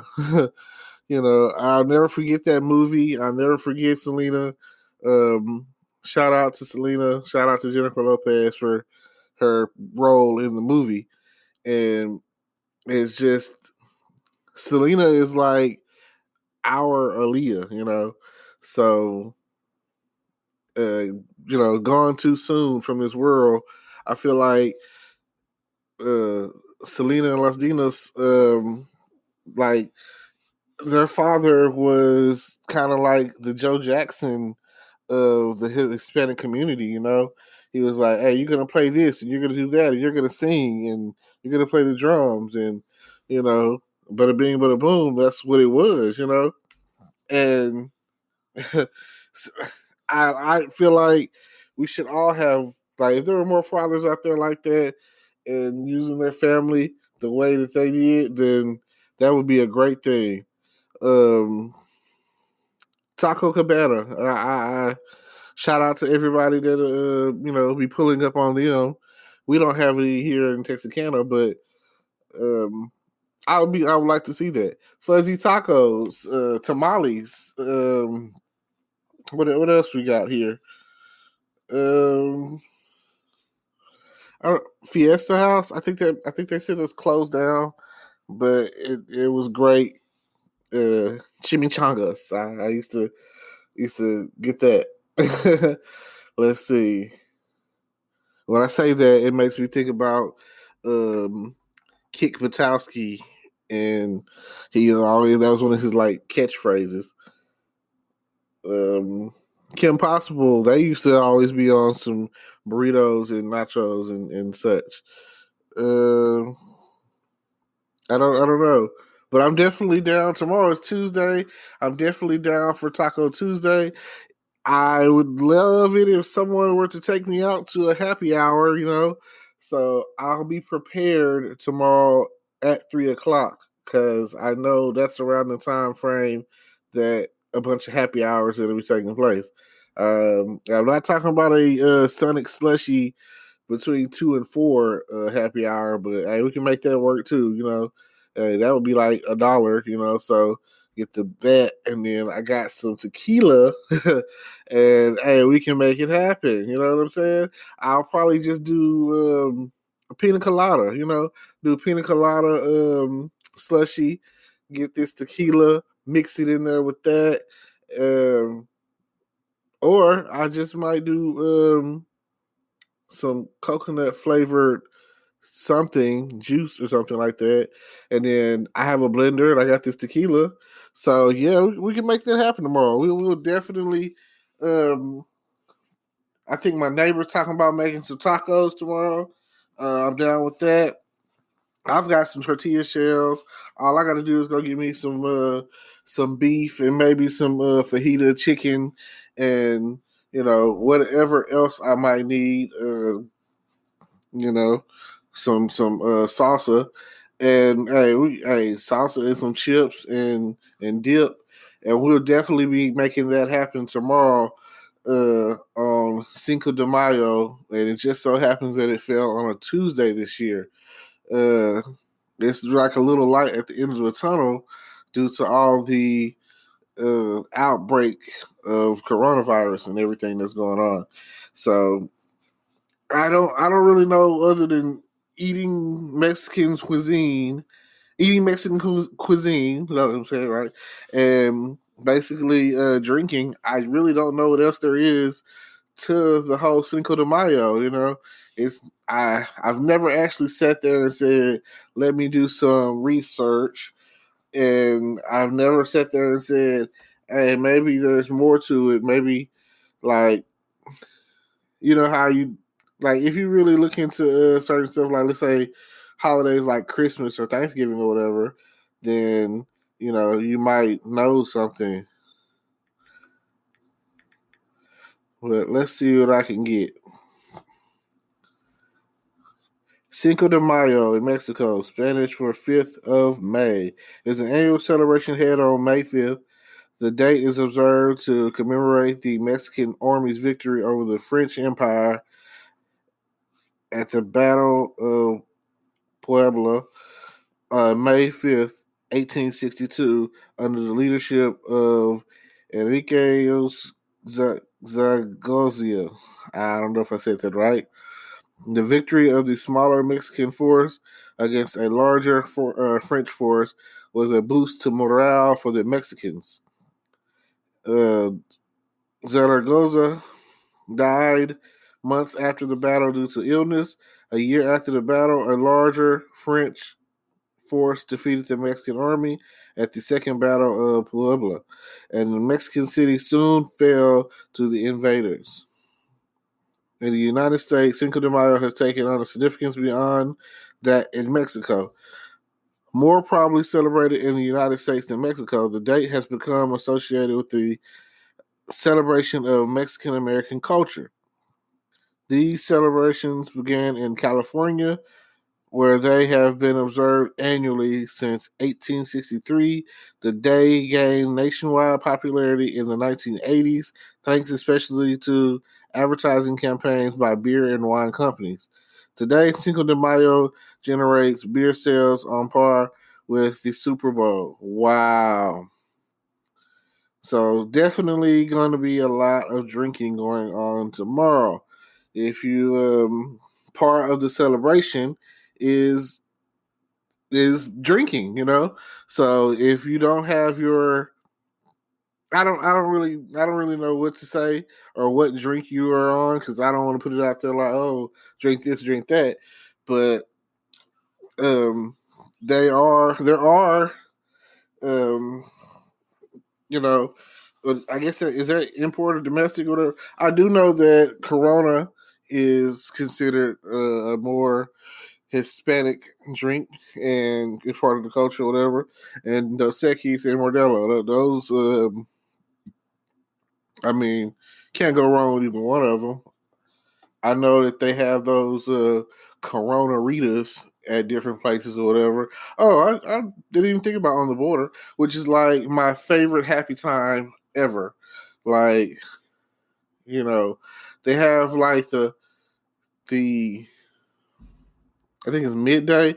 Well, either way, I know from like 3 to I'd have to look it up, 3 to 6, I think. And then they have like a late night. Pretty much if you go between the hours of like 3 and 9, you pretty much good on happy hour stuff. It's like I know Applebee's, they have a good happy hour or whatever. I know like if you go after 9 o'clock, then you in there. And I like I say, I like the cheese sticks at Applebee's, and that's usually what I get. Cheese sticks and some kind of drink, and usually those I call it the monthly specials or whatever, and they're usually $1, So a few of those with those cheese sticks or whatever, hey, $10 later, you winning. You paid off, and you might even be able to tip your waitress. Ain't that something? So just a thought, something to think about. Now, if you're gonna turn up and you're gonna drink, it doesn't matter what the occasion. If you're gonna drink, please don't drive. And if you're gonna drive, please don't drink. That is I know for a fact that when it comes to tequila, it's probably not for me. I have like a adverse reaction to it. It makes me it makes my left kidney start hurting. It makes me feel like, oh my God, like somebody just punched me in the back or something. And then it makes me really like sleepy and feel like I'm just gonna pass out as soon as I touch the bed or stop moving.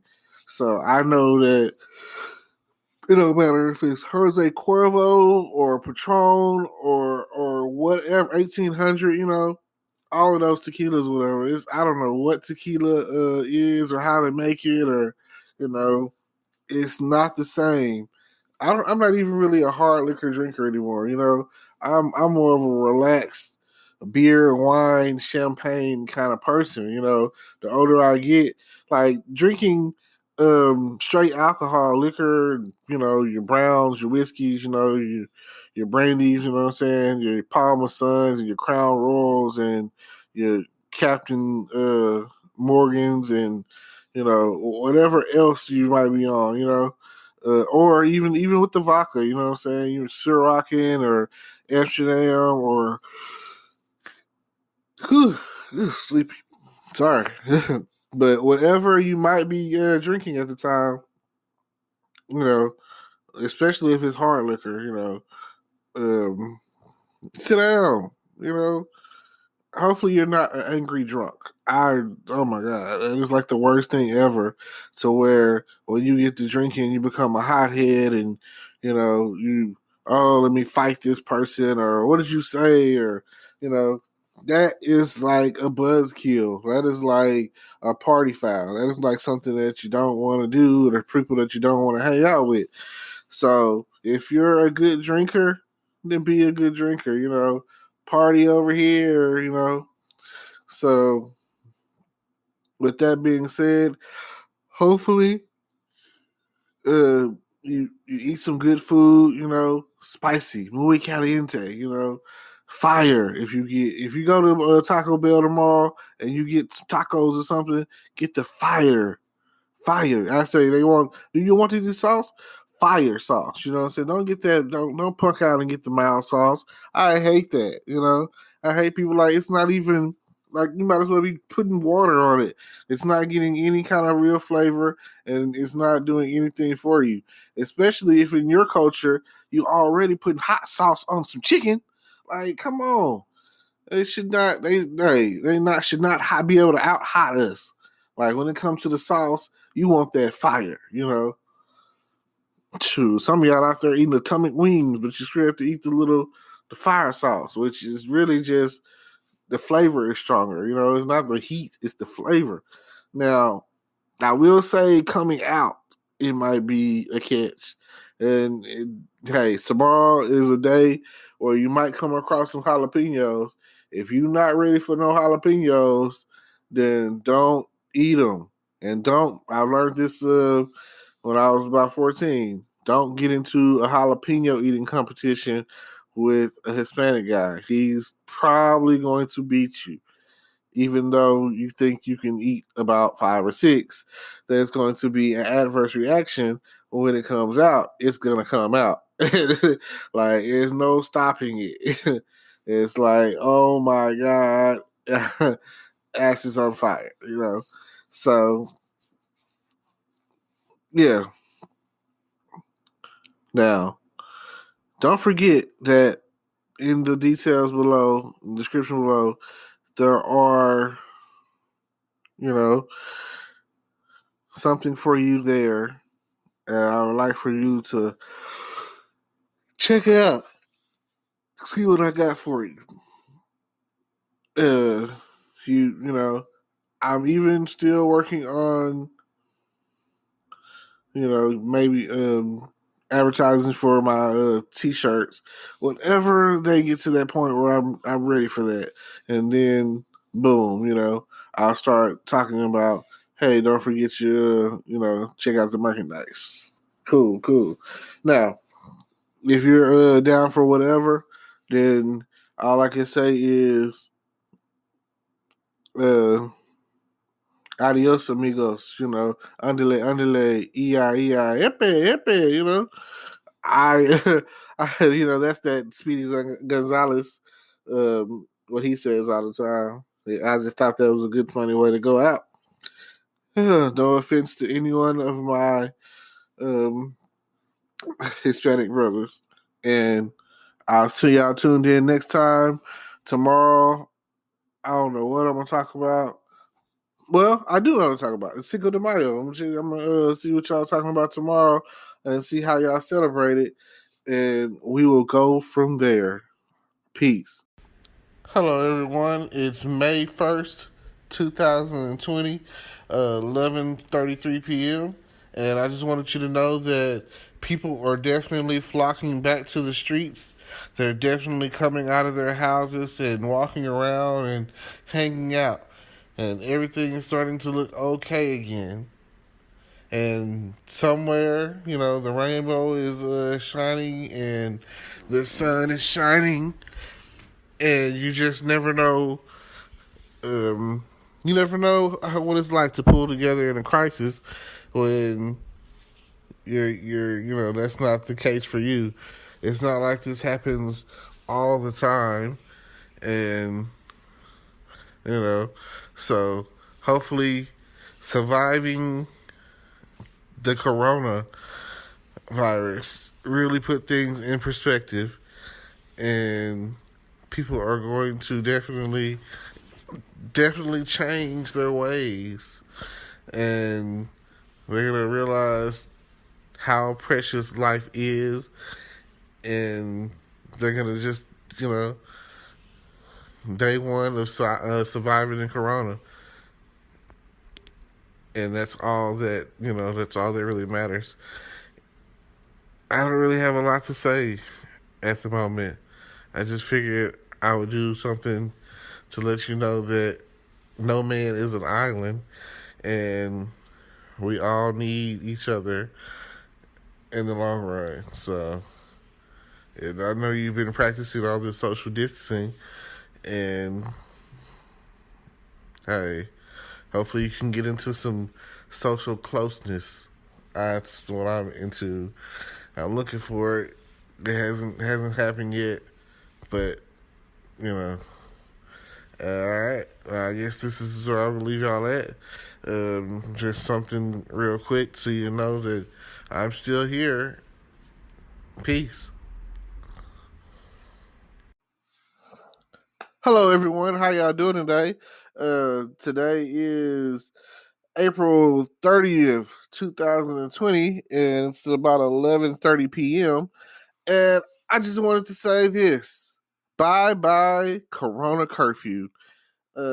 Tomorrow is May 1st, and it marks the first day of the city or the state of Texas reopening its state and getting rid of the quarantine and the curfew that they've had in place for, I don't know. I mean, I kind of lost track. I know it happened. I know it's been at least a month. I want to say, let's just go with that. That's long enough, right? It happened back in March, and it's just, it's been spiraling down ever since. And everyone has just been stuck at home and in quarantine mode.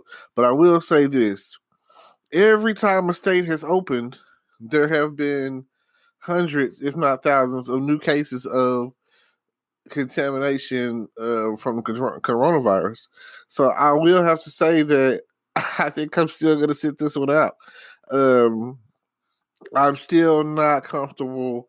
I went to Walmart today, and oh man, as much as I love my outings at Walmart, I still feel like the ones who need to be wearing masks aren't wearing masks.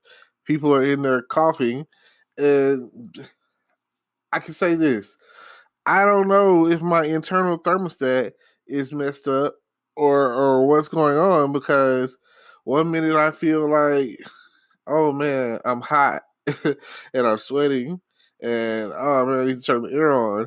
And then next thing I know, the air is on, and I'm like, oh my god, I'm freezing. Like, I don't know. And then in the morning, I'm riding around with the windows down because it's such a beautiful day. Like, even when it rains over the past few days, it's been raining over at nighttime, and it only it only rains enough for you to get that good sleep. But the next thing you know, you wake up in the morning, and it wasn't like the rain wasn't as strong as you thought it was. Because, I mean, really, I can't remember the last day of this week when it rained. Maybe Tuesday, I think. I know it rained a week ago, last Friday, pretty hard. And I'm talking about like some thunderstorms, some Back to the Future style weather. And I was like, oh my God, I can't believe that, we're getting this kind of rain right now. But it does make sense, even in Back to the Future times, around this time of the year, because that was when they had around this time of the year or whatever, is when they had the Enchantment Under the Sea dance. And, that's when Marty's mom and dad fell in love, kissed for the first time. And, the rest is history. Or maybe not. But the past few days, I've been noticing a lot of activity. Everybody's outside. Everybody's walking around. You never know what you're gonna get. I'm just looking for sundress season to come on in full effect. Like I can only imagine. Like okay, Texarkana, we don't have any real major. Like we don't have any beaches. We don't have any major like anything. We have a water park, but it's very expensive, and even if you don't consider it to be expensive or whatever, uh it's not like the most exclusive thing, you know.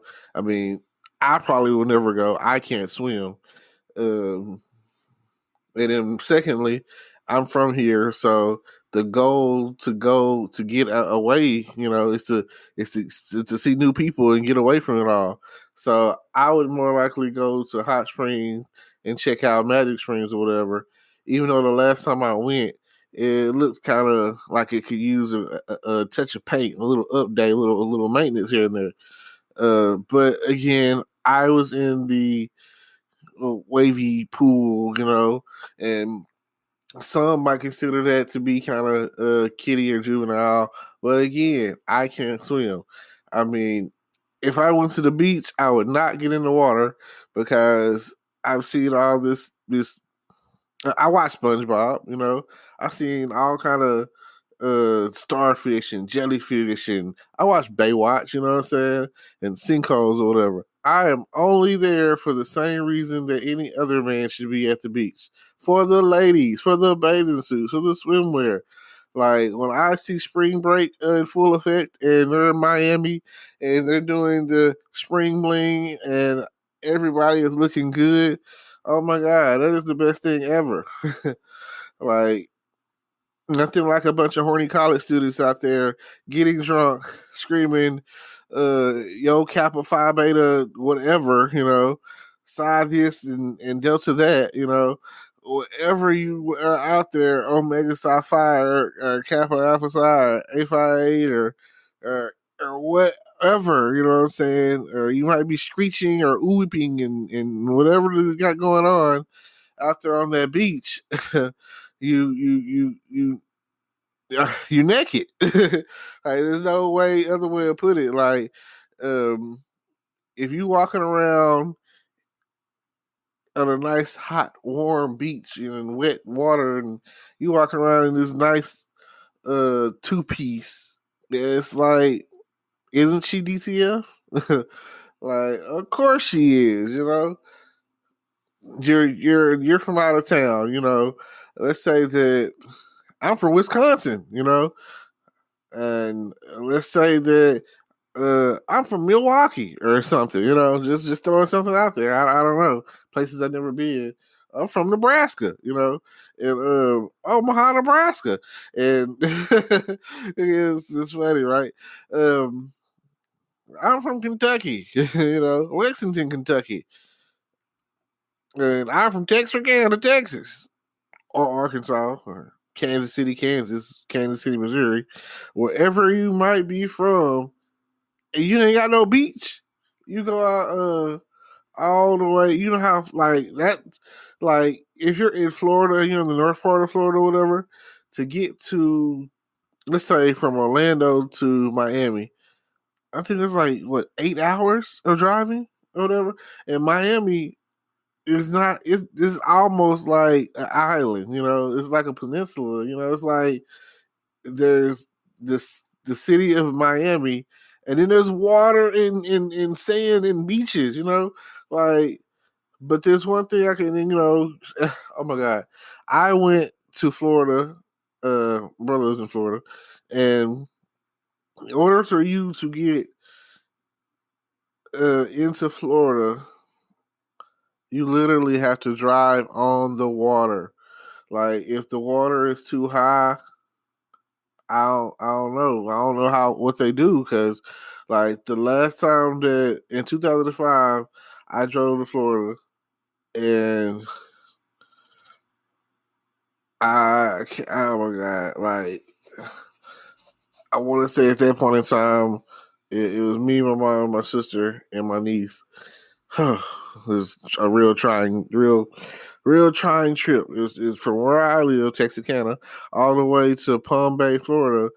That's 15 hours of driving, and back then we didn't have the technology of GPSing or whatever. So we had like MapQuest maps printed out with directions, and yeah, you can only imagine how that went. So it was quite the adventure trying to get there, especially since from between now and then they've built all these new highways and bridges and ways to get there that for my brother when they come to see us, they now we got GPS and everything better, iPhone and everything, and it's like so much easier. But going into Florida, I'll never forget that the water was like slushing under our feet. Under like the bridge was made of metal, and it's like, and people from Florida, Pensacola or something like that, can relate to what I'm talking about because coming in, that's exactly where you got to hit Pensacola and then Jacksonville, and then you hit to I-95, and then that's when you're up or down, boom, going down, and a couple hours later, we're at our destination. So, but coming across, uh, man, I would say we was on the thing for a good 30 minutes to an hour of of interchangeable like driving on that metal bridge or whatever, and like the water just splash on your windshield. You know what I'm saying? Like you're gonna need your windshield wipers to cross it because it's gonna be splashing on you. It's the craziest thing ever. I don't know. You have to be ready for that. I just want to try to prepare. But if you go through all of that, especially if you drove down there from college or somewhere, you're definitely DTF. That's all I'm saying.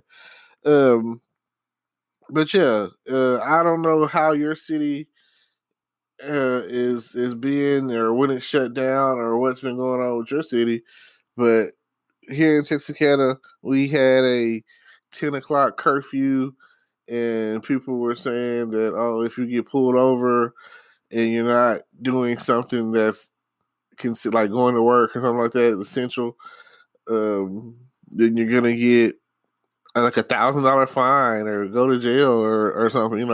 It they made it to where at least they scared you enough so where you were like, oh man, I'm not getting out.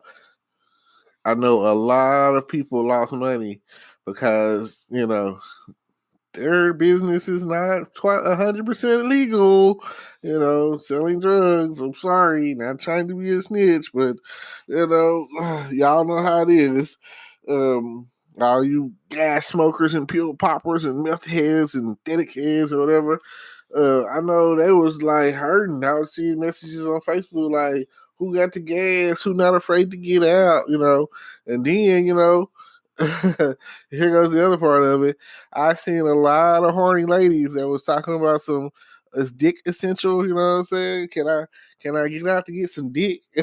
I need to go get some dick. I'll be like, man, the things that women can say in this PC time frame, it is so crazy. Like sex is powered by the vagina,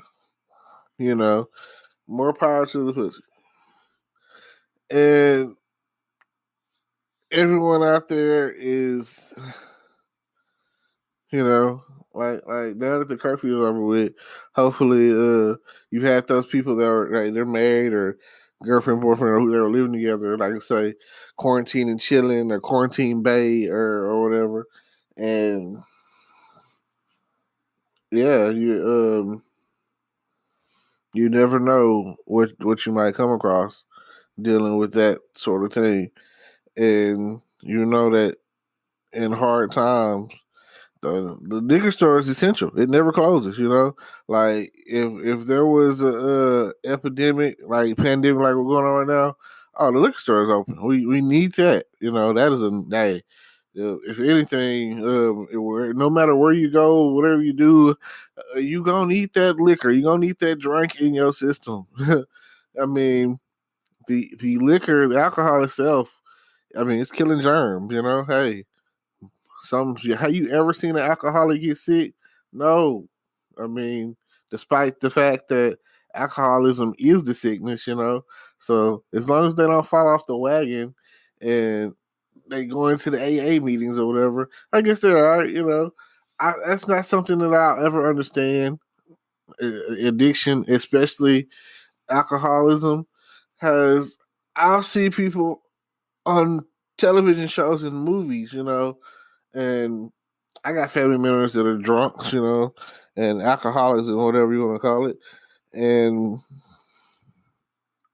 they ain't nobody ever tried to promote or push to them to stop drinking or stop acting the way they act at family functions or whatever. No, we just laugh at them and keep it pushing. Ha ha. Cousin such and such, just fell over drunk, da da da da. Go around and this and that, and it's just funny to us, Because I mean, for one, like I say, it's just like going to the club, going to a family function. You've got to be drunk. You got to be kidding me. Like, of course, there's food, but after the food is done, you still have to deal with noise talking and people prying about your personal life and, all these things or whatever.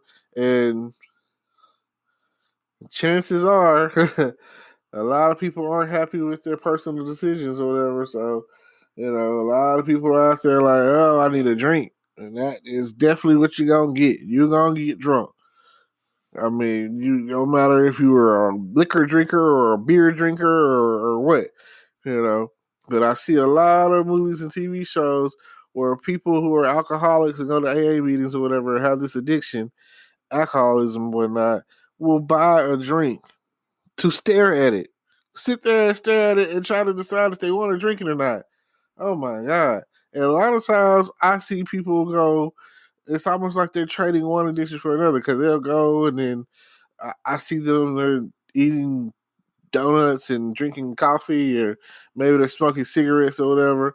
And I use the example I'm going to talk about is Shameless, where I remember where Lip started going to AA meetings or whatever.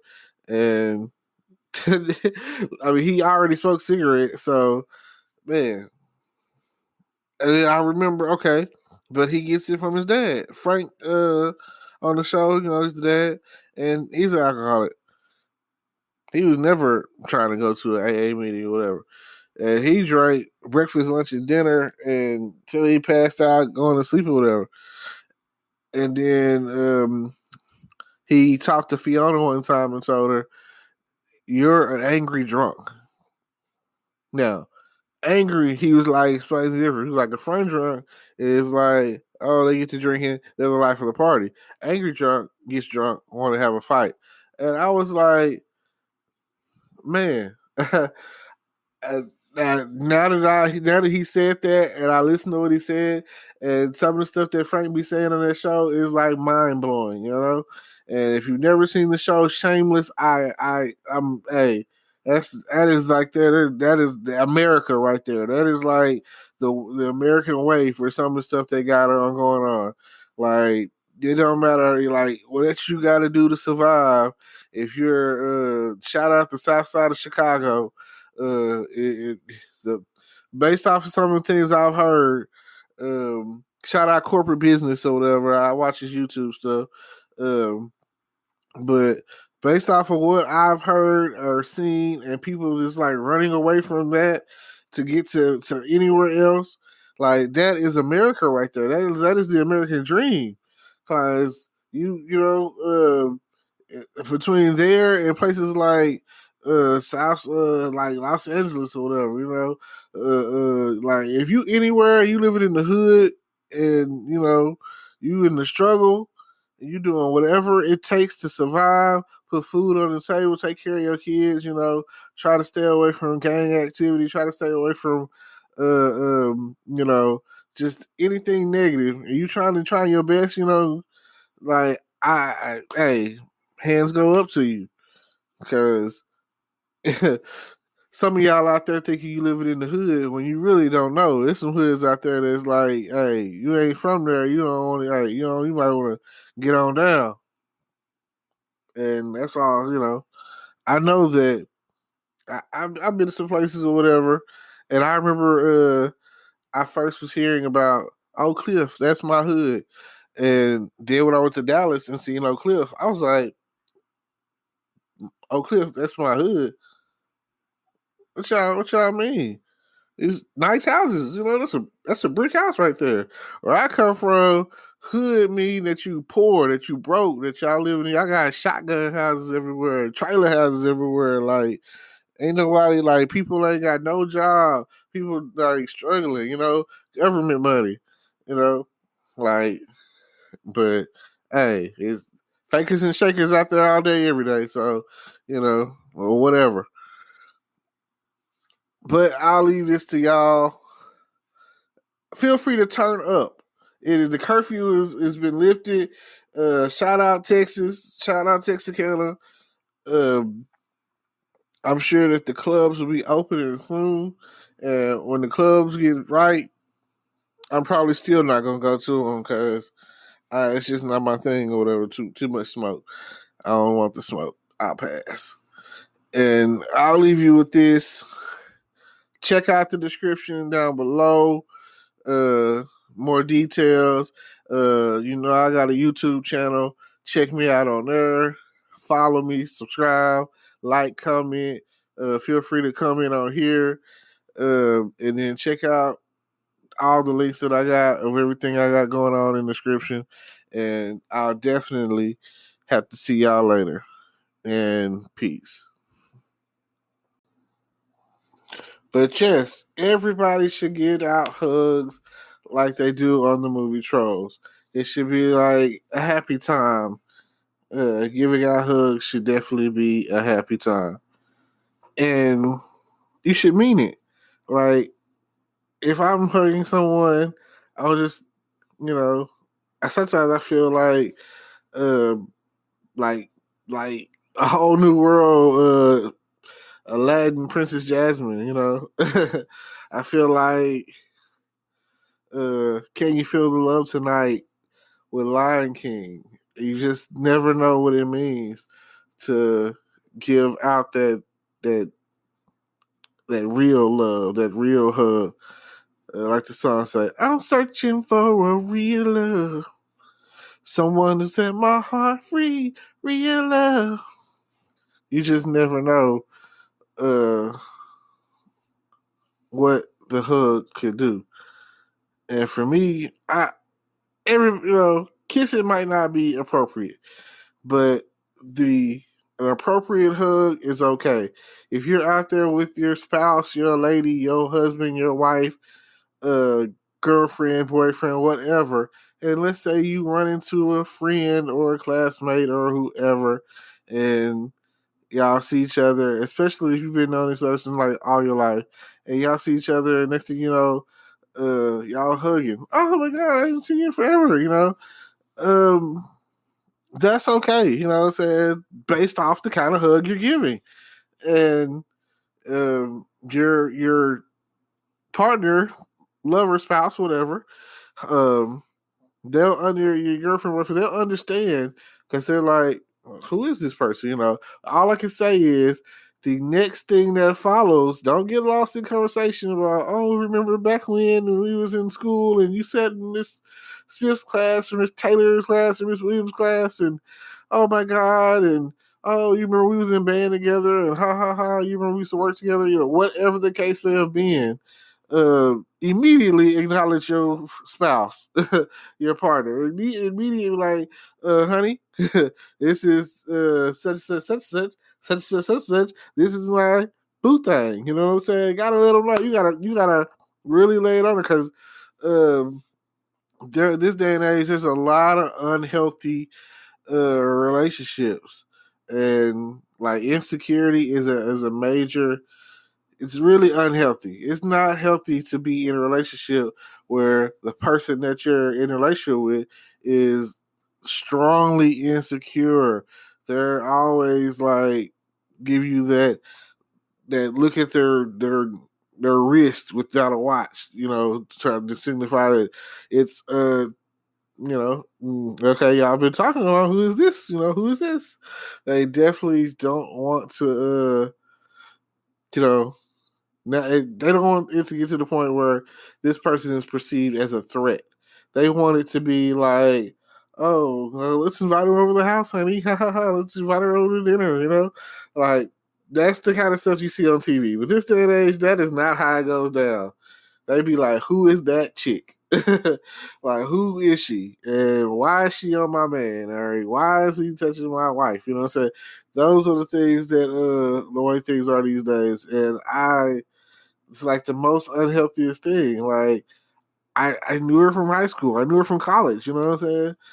And the worst thing about it is in that guy's head or in the woman's head, they're threatened, they're competition, they're thinking, did you sleep with him? You know what I'm saying? That's all they want to know. It's like everything is so sexual to the point where they just want to know, or did you sleep with them? And the next thing is, are you sleeping with them? Or are you you talking about rekindling some things? Or are you talking about them lighting the flame or, doing some dirty do? But that's just the way it goes. That's just the way love goes. And each and every time you're thinking to yourself, like, I could have, I could have just, I could have just did the right thing. Yeah. Hugging someone, acknowledging someone, like I said, it's a process. Ultimately, a no one wants a fake church hug. I mean, they're giving out all the time. You accept it for what it's worth, and you just think to yourself, like, why would I want a church hug? Well, what am I getting out of this, really? And it's just horrible. It's horrible, horrible, horrible when you have to worry about the lack of affection that you just received from behind the fake hug. Does this person hate me? Like, oh my God, do you just hate me? Like, you just gave me it's almost like the kiss of death. It's like, stab me in the back, why don't you? So, no, don't do that. Don't do that at all. Come with it. Like, show the love. Show the appreciation. Uh, he said, stick the tip in. No, but yeah, like let their like when you're giving a hug, let it show that you've got love for the person that you're hugging. You know.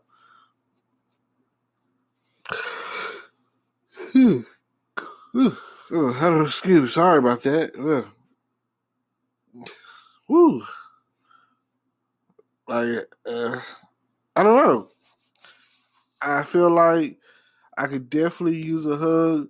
So whenever I'm done quarantining and the coronavirus is kind of cleared up and people aren't walking around with specialty I'm not trying to get sick masks, then I'm going for it. I'm getting some hugs in. I'm be like, hey, honey.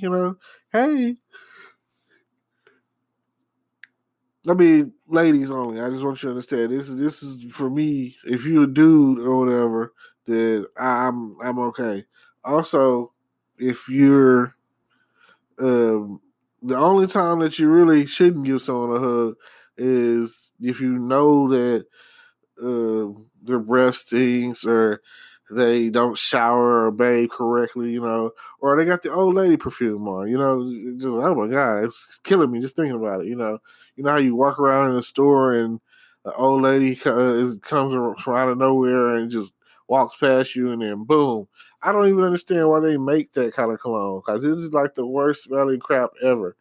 I don't know the name of it, but apparently they can't smell because they can't tell that it doesn't smell good. And for some reason, they think, "Oh, doesn't this smell good, honey?" And if they're asking that to their husband or something, he's not going to say, "No, get something else." I mean, come on, older guys. Let me tell you what you do: buy stuff that smells good. Buy stuff that for older women that younger girls are wearing, and that way you won't have to chase after these young girls, and you have your wife won't smell as bad. Make her take more than one bath or shower a day. Because I know that the older you get, the less you guys are out there bathing. So I know when I was younger, I was told like check behind the back of their neck. Like how like you hug someone and you smell like, oh, well, you smell good. That's the like you want the whole trifecta. You want to know like, oh yeah, I'm hugging them. I'm feeling like they're making me feel good, safe in their strong arms and everything. And then like, oh, this person smells good. Like, oh my god, I like that. I'm in there and I'm hooked. I want more of that. That feeling. And then you probably don't want to hug someone who's been at the gym all day working out and they're sweating or whatever. Nobody wants to be like sweated on. But if you can bear it, it's not that bad. Go for it. That's true. I see some women at the gym, and I know some guys out there that be like, "Oh man, I drink her bath water," because she's so fine. And like, beauty is only skin deep, but hygiene is an everyday thing. So if you waking up doing whatever it is you do to your face and exfoliating and keeping yourself clean and washing and douching and you know cushioning and pushing and you carry baby wipes everywhere you go, which is what I would recommend, and you keeping yourself clean, then yeah, I need a hug. I appreciate you for that. I want to know that you smell good. That's one of the oh man, that's one of my main things. That tells you a lot about a lady that smells good all the time. Like, especially when it comes to giving a hug. So my challenge to you is, like I said before, uh, 5 people, 5 people or whatever, give them hugs. Let them know, start off with 5 and then go to 10 or whatever, and just as many hugs as you can dish out. And I'm gonna tell you, ladies, y'all give the best hugs. I mean, y'all are designed for it. You're designed. You got the cushion. You got everything. So like nothing like when you get a hug from a girl and her breast is on your chest, and there's nothing wrong with that, It don't matter what your intentions are. Uh, hey, a man's gonna like that, especially a single man that's really in need of some physical contact. So thank y'all for tuning in. Until next time, Anchor's got me holding me down. It's the best podcast that I'm new to the game, but so far they're definitely putting me out there. Right now, I'm on like about 6 different platforms: Anchor, Google, Breaker, Beaker, or whatever. Like I said, it'll be in the description, and so will a lot of other information. So don't forget to check out the description, and I'll definitely, and then also check out the YouTube channel. Don't forget to subscribe to that, and everything will be tied in together and vice versa. So thank you for listening. I appreciate it, and I'll see y'all later. Hello, all my fans, all of my future fans, all of my podcasters, everybody. What's up, podcast world? I'm out here trying to give the best advice that I can give. And today, my good advice today is we're going to talk about church hugs, them fake hugs. Now, I'm pretty sure that y'all have been locked down on dealing with this coronavirus, you're quarantined off, mostly staying to yourself or whatever, and you probably missed out on a lot of physical activity. And you know, my thing is, I seen somebody the other day, and they came through, and we was talking or whatever. And every time I see somebody, homegirl, friend, or whatever, whoever, and I can tell a lot from when you reach in to try to give somebody a hug, and they come back at you and they give you the little half body mass, half pat on the back hug, and that tells you a lot. In the back of my head, I, you know, it's like saying you don't like me. It's like what is this? Okay, common courtesy hug. Like what's going on? And the reality of the situation is you want to display love from the hug. I know that you might go to church or whatever and get the church hug, but then you got some people in church that give you the full 30-second, oh, I ain't seen you, how are you, hug or whatever. I love you, ain't nothing you could do about it kind of hug. And that's the kind of hug that I be really looking for to feel loved. But then, of course, sometimes you got those hugs where it's a physical thing, hug. And ladies, you know what it is, when a dude give you that around the waist, hands drop down and below your butt, and then you feel them coming down, and you see the cheeks, and then scoop, pull you in kind of hug. Like you know what I'm saying, that he got something, a little thing for you, as they say. Girl, I got a thing for you. So just make sure that you know that there are the appropriate type of hug, which, oh man, classmate, friend, cousin, sister, you know what I'm saying? I ain't seen you in forever. What's up with you?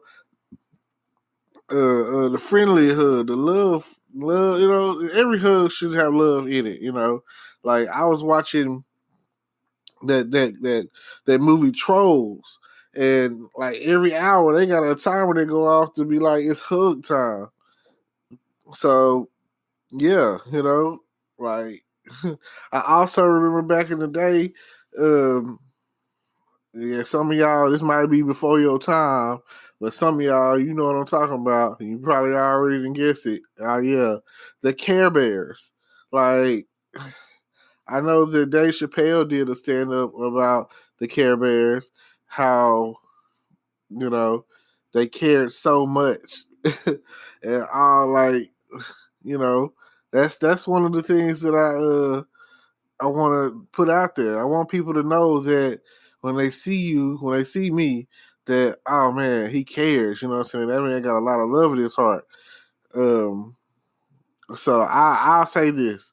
I challenge you that when this whole coronavirus situation is over with and we ain't locked down and all the essential stuff is open back up and you back to school doing back to school shopping and summertime shopping, and you getting out there trying to get your summer girl stuff going on, all of that, whatever you got going on, I challenge you to start off giving out 5 hugs, 5 essential hugs. I ain't talking about the fake church hug. I'm talking about some real hugs. And if your parents are still alive or your grandparents are still alive, make sure that you go up and give them a hug, because they could have been gone a long, long time ago. And if they're still here, you should appreciate that. And just know that, uh, you know, be happy that the angels have watched out for them to still be alive. Because some people, they never knew to their parents or grandparents. Some people grew up and they were orphans, and they wish they had someone to give them love and hugs.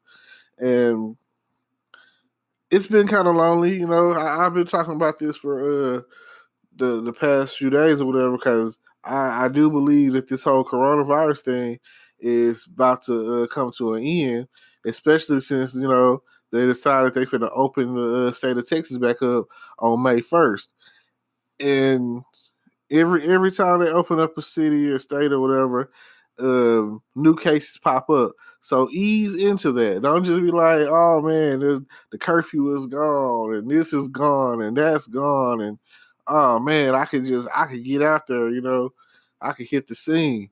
Some of y'all probably never stopped doing anything anyway. You was like, if the police, this is how I'm living. So you was already been riding around, partying, house partying it up, whatever. You know what I'm saying? There was no loss, no gain, no nothing changed. So I hopefully you feel better.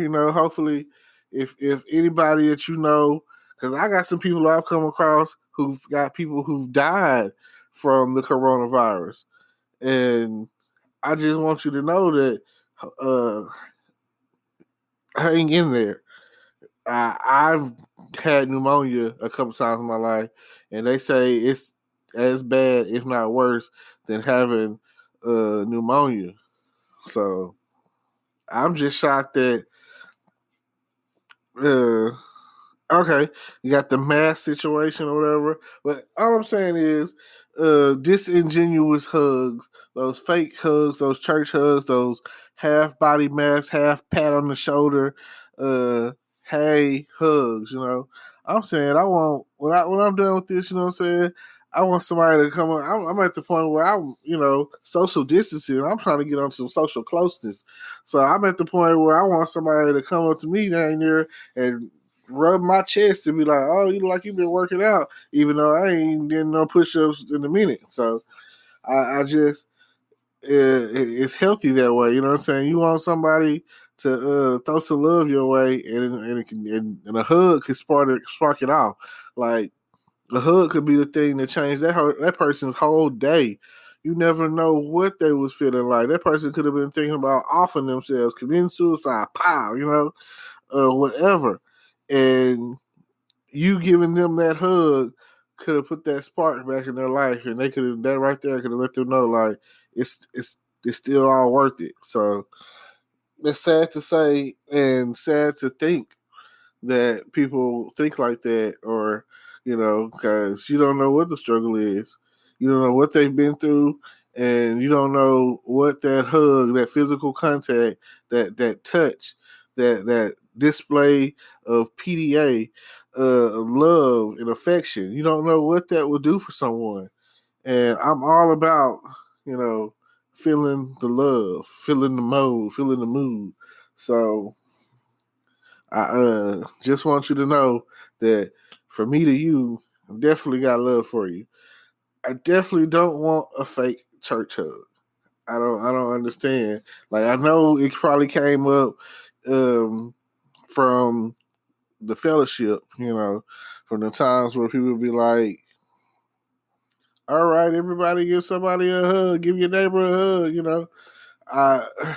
Some churches don't really do that, and some churches they that's a good 5 minutes of the church service, or depending on what's going on, or if it's another service, ain't nobody leaving, everybody stuck.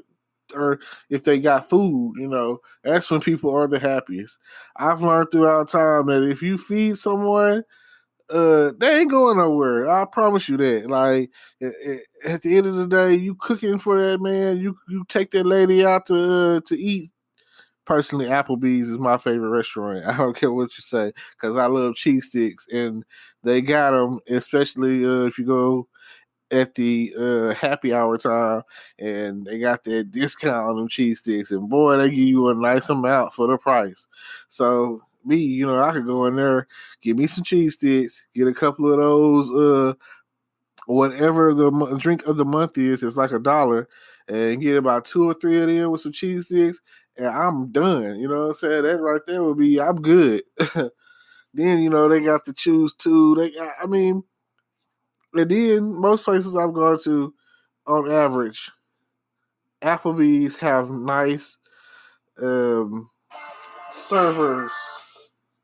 So if you're interested in going out, that would be the place to do it. Hello, everyone. How are you doing today? It's April 28th, 2020, 7:38 p.m. I'm here to talk about social distancing. Now, if you don't know about the COVID-19 coronavirus, then where have you been? Where you been all this time? Basically, I just want to say that I'm tired of social distancing. I'm really getting ready to get into some social closeness. I'm ready to hug and kiss and all the other things that come along. Um, I noticed that I saw on Facebook that the movie theater will be closed until like midsummer. That's gonna suck, especially for all you movie lovers out there. And I'm definitely a movie lover. I'm definitely Fire Stick ready. So I recently watched this morning the new Mortal Kombat movie it's called Mortal Kombat Scorpion's Revenge. It's definitely a good movie.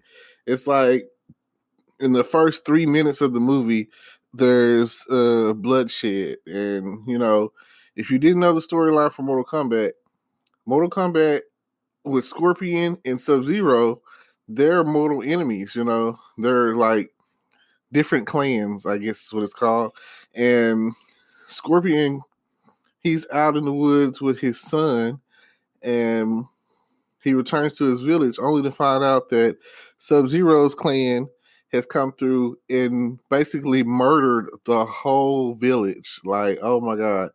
And he goes to find, I guess, his wife and his son, his child's mother, and she's dead in a pool of blood. Like, oh my God, it is very graphic. I love that. I love it. I'm tired of a lot of PG-13 stuff. So this is definitely, like I say, it's graphic, so it's probably rated R or a PG or whatever. Whatever a Call of Duty or Mortal Kombat the video game, MA17 maybe, whatever. So,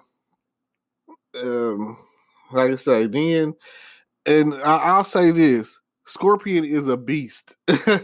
He comes through and fights the whole clan, killing majority of them, almost all of them, down to the point where it's him and Sub-Zero, and Sub-Zero freezes him, and he's still coming at him until he's got his son in his hands, and Sub-Zero basically, oh my God, he just kills the boy. And like I say, they do a lot of, if you played some of the newer Mortal Kombat games, there's a lot of graphic finish him, stuff in there, and a lot of punchline stuff that's in there from the game. Now, like I say, at the end of the day, I've seen people TikToking. I've seen people doing a little bit of everything. I've come across one where they were making fun of, do you want to build a snowman with Frozen? And they were talking about, do you want to start drinking? If you haven't seen it, oh man, look it up. I might try to. I know I had put it on my Facebook page, so if you're my Facebook friend, it's on there. Check it out. It is so funny. Hit me up. I can send it to you. I definitely got it saved in my phone. So it's just so funny, but it's not funny. I feel like every time I go to Walmart, I come out of there like, if you're experiencing some kind of respiratory symptoms to where you're wearing Vicks Vapor Rub or anything like that, why would you go out in public? I don't understand it. Like, I go to the neighborhood Walmart, and it smells like freaking Vicks Vapor Rub and just cough syrup or all those breathing medications or whatever. It smells like albuterol or whatever, and like straight asthma pump. And I ask myself, I'll be thinking to myself, like, if I had asthma, I would be way more protected. If I had um uh emphysema or whatever, I would be way more protected or whatever. You already have uh, a respiratory condition, so if I was frequently sick, getting bronchitis all the time, or if I had allergies or whatever, I would not want to be out in public, even though they be like, wear a mask. That's that's you know, that's still not really helping. I feel like I don't know. I went Sunday, I think, and when I came out Sunday, I was only in there for like, you know, like in and out. I wanted to get some bread for crying out loud, and I feel like when I came up out of there, I couldn't wait to get up out of there. Oh my god, I still feel like, oh, I have to pray that Lord, please don't let me get something while I'm in the store. Uh, like they're doing certain stuff that I feel like will maintain and continue, like the sneeze guard breathing shields they have for the cashiers. That's almost like, why haven't you already been doing that? Why haven't we already been doing some of this stuff? Some of the stuff that we got going on with the social distancing will stick. People, it will resonate a fear in us for months to years, maybe. I do personally feel like most diseases, not just this one, but this one in particular, are manufactured. Like, I feel like, why wouldn't I think that? Like, I've seen plenty of shows where boom, it's the CDC, and if it's such a if it's so bad, they're going to stop it at ground zero. They're not going to let it get out to where it's killing 10 million or hundreds of thousands of people or whatever. So they had created this COVID-19 or whatever, and or even if they didn't really create it, they used it as a way of genocide, population control. I personally feel that. I feel like they let this thing become an outbreak, and they were like, because you see all the politicians and stuff, they went like basically on the ground. Got to have a working government. So with that being the case, like you like never know what's going to happen. So you got to have. I mean, even with Donald Trump, he was saying stuff that was no way it could have been true, or it was no way that he's this dumb. Like, I don't know if it's a Republican thing, but they never have a straightforward answer. They never have anything that they release to the public that's like worth any kind of anything. Like, even I mean, I've been around as far as back as I can go back, is like the Reagan administration. And again, they got caught. But, plausible deniability or whatever. No, we didn't introduce cocaine and crack to the ghetto and use that money indirectly to finance a unsubstantiated war. Of course we didn't do that. Of course we weren't running guns back in the day. I mean, but then you have TV shows like Snowfall and movies like American Made that, based off true story, plain and simple. So let me see. What would you do if you knew the truth? I'm not really searching for the truth. I'm not a Men in Black guy. I'm not an X-Files kind of guy. I watch both of them, and I have to feel that somewhere down the line that we like something is being done is right about what's being done. I don't want to sit there and believe that everything that we do and everything that we've been doing is to hurt us. I mean, we could talk about certain events in time, like the Tuskegee Airmen testing and all that kind of stuff. But at this point, a lot of people probably wouldn't believe us. I don't even think they teach certain stuff in school anymore. I don't feel like they feel history is relevant. I think that if I were to talk to some high school students and ask them about some of the greatest moments in history, world history, they wouldn't understand or know anything. Like, they have access to technology right there in their hands, and even with that being the case, they I don't want to say they're done. They just a comfortable ignorance, like they say, ignorance is bliss. So when it comes down to it, if you just don't know better, you just won't do better. Certain things that you worried about being popular on social media. I got you. You worried about what being bullied at school. I understand that.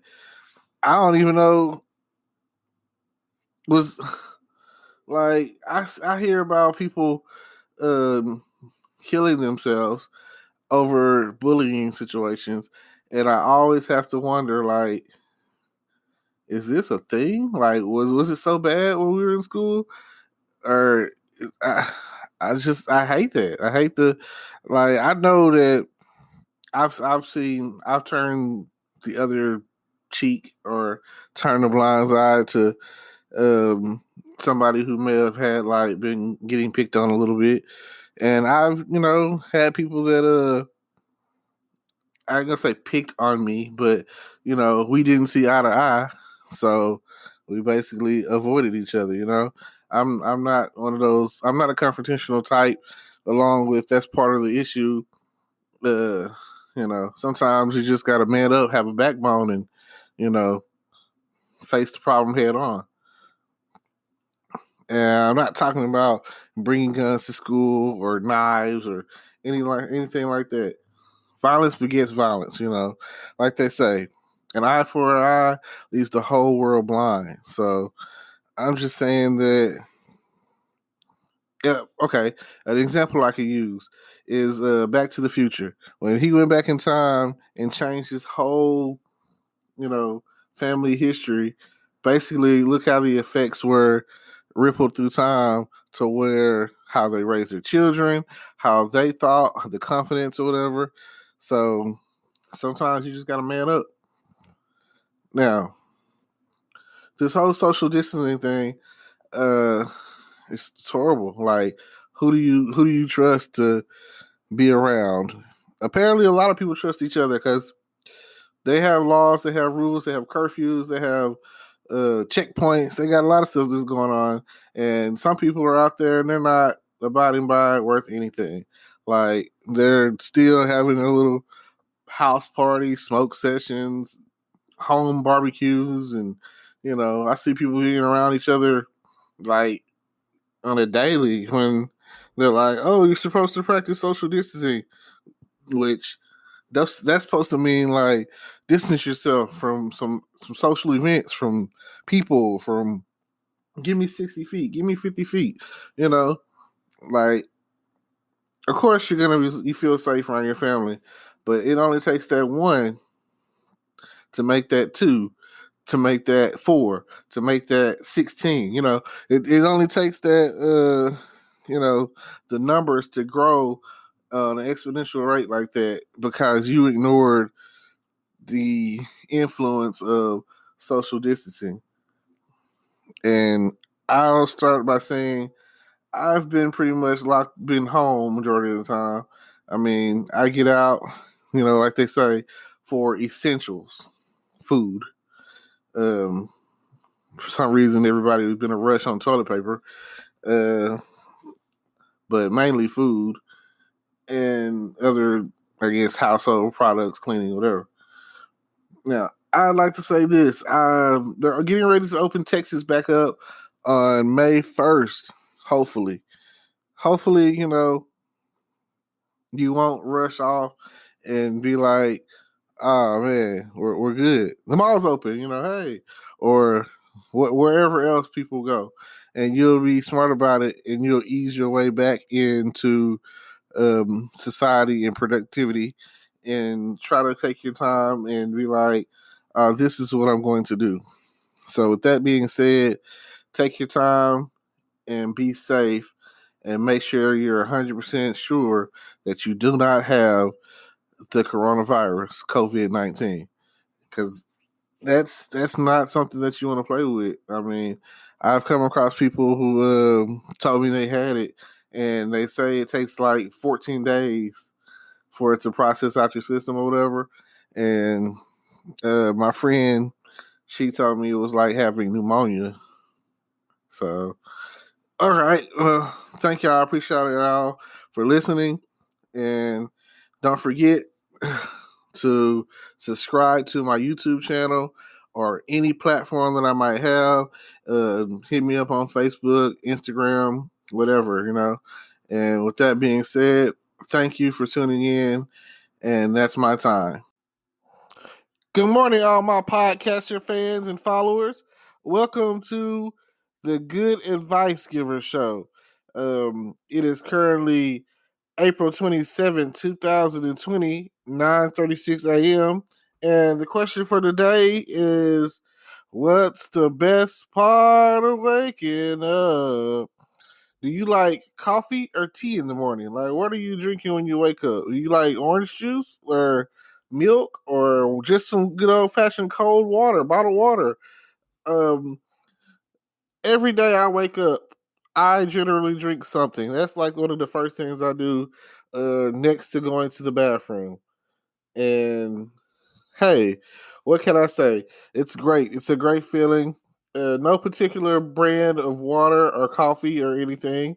But lately, you know what I'm saying, I switch it up, tea with lemon ever since the whole coronavirus situation took place. They said that they say that hot water and lemon, so I just, you know, do tea with lemon. And, you know, I've been feeling great ever since. I mean, I've had some days where I woke up and I didn't feel too well, but you know, I get in there and I drink my I switch it up. Like today, here it is a Monday morning, and I do coffee on Mondays. Tuesdays, I try to do tea, and I try to do it like that each day, switching it up. Now, like I say, I'll never forget one of the most memorable songs, slogans or campaigns or whatever that I've ever heard in life. And that's was it Folgers? The best part of waking up is Folgers in your cup. And now you look out, and back when I was younger, I didn't drink coffee. You know, I don't know when you started drinking coffee. For all my coffee Starbucks lovers, McDonald's coffees, Dunkin' Donuts, um, you know, whatever brand or whatever coffee that you might be drinking in. And I used to I used to really not really be into coffee. You know, I used to be like, people are, you know, people are drinking this, you know what I'm saying? Like, but now I understand. And it happened when I was in college. And it really was like, it started off with energy drinks. I really was like, I fell in love with Red Bulls when I was in college, because in college, you don't want to sleep. You want to keep going. You want to keep pushing. You just, homecoming comes along, and if you didn't know, you know, I'm in love with my HBCU. Shout out Prairie View A&M, PV. You know, so if you're interested, you know, check that out. I've tried all the energy drinks that I could possibly think of off the top of my head. Red Bull, all different flavors of Monsters. Rockstar, shoot, whatever, you know. I'm pretty sure some more come to mind in a minute. But and I even like when they first came out with the different flavor of the Red Bulls, that changed my life. Cause I'll never forget, I was I was on my way to a party. I had just got through pre-gaming it up. We were drinking pretty good, so I had a nice little buzz going. Now, if you don't know about Red Bull gives you wings. Facts. That is a true statement. Red Bull gives you wings, and not only does it give you wings, it gives you like a tremendous amount of energy, a burst of energy or whatever. So when I drank one, and my intoxication went from super high to a mid level or whatever. So oh, excuse me. So by the time I got in the party, here I am. Whew, yeah, it's one of those mornings, I guess. Here I am, and I'm feeling it. I'm feeling myself. I'm good. And then next thing I know, the Red Bull takes over, and I'm not intoxicated anymore. I'm not drunk at all. And for you that don't understand, you might not be an avid party goer, but to go to a party sober really sucks. You got people in there trying to bump into you, step on your feet. You never know where they're coming from. You just never know what the deal is. So going to a party and being remotely sober really sucks. Now, but let's see. Like I was saying, I started drinking coffee around the time after my son was born. And like I say, what goes good with coffee? Donuts, coffee and donuts in the morning. So, uh, I, at one point I was going to McDonald's and they had like a coupon, and I was like, oh man, let me try this.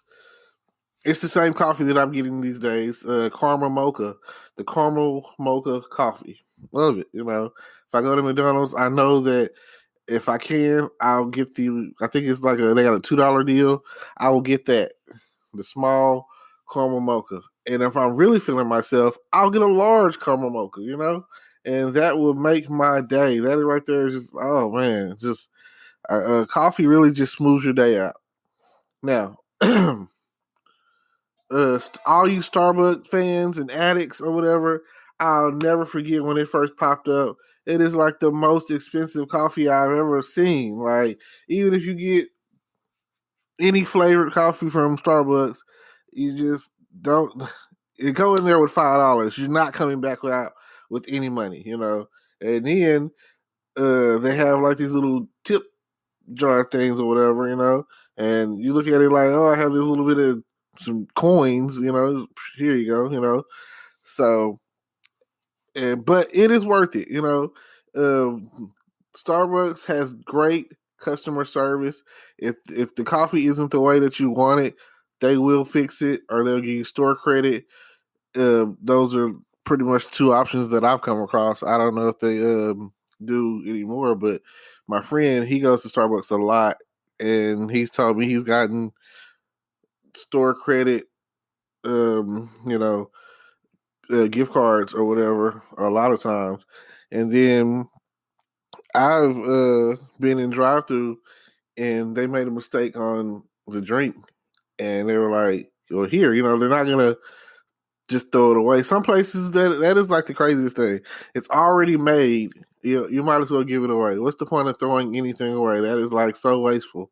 So, they also have a great marketing strategy. Excuse me. A great marketing strategy, which is open up as many Starbucks as possible. And that was good when it first came out, but then I think they kind of took a hit and had to close like 1,200 stores. But I've been in a mall to where there was a Starbucks on every, like, let's say it was a square mall and you're walking in a circle. Every corner, north, south, east, and west, there was a Starbucks. You're never too far away from like, Starbucks, because then you walk in and you're like, oh man, I want some coffee. The first time you pass by Starbucks, and it'll be like you might see like a kiosk Starbucks, and then you might see a full blown cafe Starbucks, and then you circle around, boom, boom, boom. So all together, you might have like 8 Starbucks in there. And crazy as it may seem, you see Starbucks in those times, and you're a Starbucks fan addict. You're gonna want some Starbucks. You're gonna be like, let me get my Starbucks on. And then they have those times of the year or whatever, where they have those tumblers or whatever. And I know so many people that are Starbucks fans, addicts, that it's just crazy. Now, the other drink that I mentioned was coffee or tea. Tea. Starbucks, it also has tea, and McDonald's, it has some some of the best tea out there. McAllister's, they have really good tea. And I'm just an old school, homegrown, home brewed kind of guy. So I just, like I said, I gotta have my tea. I like tea, and tea has so many healing properties to it, and um, like it's better to drink it hot than it is cold. But some people aren't hot drinkers. So so at the end of the day, you gotta you know pick and choose your battles. So I love tea. It's one of the few drinks that you can drink that is both hot and cold. And I love me some cold tea too. Don't get twisted. I go to McDonald's every now and again, and it's one of the few places that I will order just straight off order some McDonald's tea, and I like my tea sweet. I can't do like unsweet tea. And then I buy the peak tea, green tea, or whatever. So also, that's another thing about tea. There's so many different principles. Like there's so many, like you could get a tea to help you sleep. You could get a tea to help you lose weight. You could get a tea to help you, more energy. Caffeine or whatever. And that's the key on both ends or whatever, because you got decaf coffee, which I would never understand getting it. When people say decaf, that's just like saying you're drinking flavored water. I'm doing every time the what I'm drinking it for is for the energy, for the boost. And with that being the case, I drink it for the boost, and I want to know that boost of energy is exactly what I need for the day. So also they came out with those little 5-hour energy shots. 5-hour energy shots, it does what it's supposed to do. It gives you a good run of energy for about 5 hours. Depending on the person and the tolerance, about 3 good strong hours. But it doesn't crash you like the Red Bull does. So um, well, Red Bull is more of a party drink. Like you go to the club, they charging you like $3 to $5 for a can that you could have got at the store for like $2. So you just um, yeah, I'm good on the Red Bull, and I seen people doing Red Bull and Crown Royal and Red Bull and Hennessy and Red Bull and vodka, and I don't really think it's about the taste. I just think it's about the way it makes you feel, like the song, the way it makes you feel. So you get off in there and you make that decision on what you want to drink. Um, but then there are some of the people out there that want stuff that's going to put them to sleep. So you got those people who are out there drinking a mixture of Sprite or Dr Pepper or pineapple or whatever, Fanta or something like that, and they're pouring up, that little whatever that's making them sleepy, cough syrup or whatever is basically what it is. And yeah, phone's ring off the hook today. And with they know that the codeine or whatever is going to make them sleepy. They're going to sleep. So yeah, all right. Here we go. I'm going to go ahead and start to wrap this up. Let me know in the comments. Do you drink coffee? Do you drink tea? Like, what do you prefer? What is your favorite drink? Are you a heavy water drinker? Are you a cranberry juice drinker? Orange juice drinker? Are you drinking it for the feel, the thrill, or are you just trying to get hydrated? Are you a Gatorade or a Powerade drinker or whatever, like let me know. But mainly, I'm interested in the morning time and the coffee and the tea. And if you would, you know, like I say, engage and leave some comments and, like they say, spill that tea. I love seeing those Kermit the Frog tea memes where they're talking, and the next thing you know, you see Kermit sipping tea or whatever. Yep, this is your boy Terrence Grundy out here giving out the good advice, and I'm signing off. See y'all later. Stay tuned next time. Hello, everyone out there in broadcasting land. It is Sunday, April 26, 2020. It is now 12:54 p.m. And I just want to say thank you for tuning in. And listen, today we're going to talk about Netflix and chill, the etiquette of and the etiquette of Netflix and chill, and what the expectations are, look, of how to Netflix and chill correctly, along with like some appropriate shows. Now I say Netflix and chill, but I personally am a believer in having a Fire Stick. I feel like if you have internet, why not use all the access that you have? And think about it.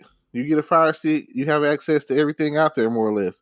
So, I mean, you pretty much have the same access if you have a laptop. And I come to find that a lot of households these days are lacking in that area. They might have a tablet or maybe an iPad, or heaven forbid, they have an iPhone, and you know, they got it. They got their iPhone, and they're using it for everything. Like everything that they could possibly use it for. Filling out a job application, trying to write a paper or a text, or messaging people on various social medias. And I just feel like at the end of the day, your cell phone, your smartphone, it's not going to cut it. You can't do everything on your smartphone. I just want to get that out there. You could definitely do a lot these days. I've seen a lot of different things. You can make movies, you can make beats, you can make soundtracks. You could do like all of these things with this technology these days. And I want to give a big shout out to Disney Plus. Once it dropped, it went viral. It really took over. It changed the game. You've got all of your Marvel content. You got all of the Disney content. It even has Fox content on there. So The Simpsons and all of that. Everything that's pretty much on those networks and channels or whatever, they've been absorbed into Disney Plus, and they've got National Geographics. And I don't have Disney Plus. I have a Fire Stick. So, but I am aware that it has like all the classics, and they're not edited. They're 100% remastered, the original standards of what they were. So if there were, how can I say it, any kind of racial displacement in there, they're not PCing it up. They're keeping it as old as time. They're keeping it the way it was when it originally came out, and heaven forbid that someone have an issue and want to come after Disney, which is like a big mistake, powerhouse. And I just feel like I just recently watched Frozen 2, and I was like, man, the magic is still there. I definitely like both of those, Frozen and Frozen 2. And I recently watched the Trolls World Tour movie. It's a great movie, especially if you love music and different genres of music. Those are some good, movies to watch when you're Netflixing and chilling. Now, me personally, I feel like you can't go wrong with a superhero movie. Oh, and I just thought about Star Wars. They Disney bought the rights to Star Wars a few years back, and all your Star Wars is on there. So they're covering all their bases when it comes down to this Disney Plus. Now, like I was going to say, if if you really want to Netflix and chill, there are some Netflix originals out there. I recently watched. Well, like I say, there's some Netflix originals out there, and I don't know if they're still on Netflix, but I'll say anything Marvel, like all the Marvel content or whatever. That's why I mentioned Disney Plus, because I can't remember if they, again, I having a Fire Stick lets you know that you're able to watch any content for more or less. So, with that being the case, you just pull the content that you're looking for and go for it. Just go after it. So, uh, I'm currently, I feel that action comedy movies are great. If you haven't seen the new Bad Boys 3 Bad Boys for Life movie, that's a good movie to Netflix and chill with. Any Die Hard movie. I am a serious Die Hard movie. Bruce Willis, he's been doing it since like the late '80s. So and Bruce Willis is a great actor. So anything that he's in Red 1 and 2, and all the Die Hards. So far, the one that I more or less like.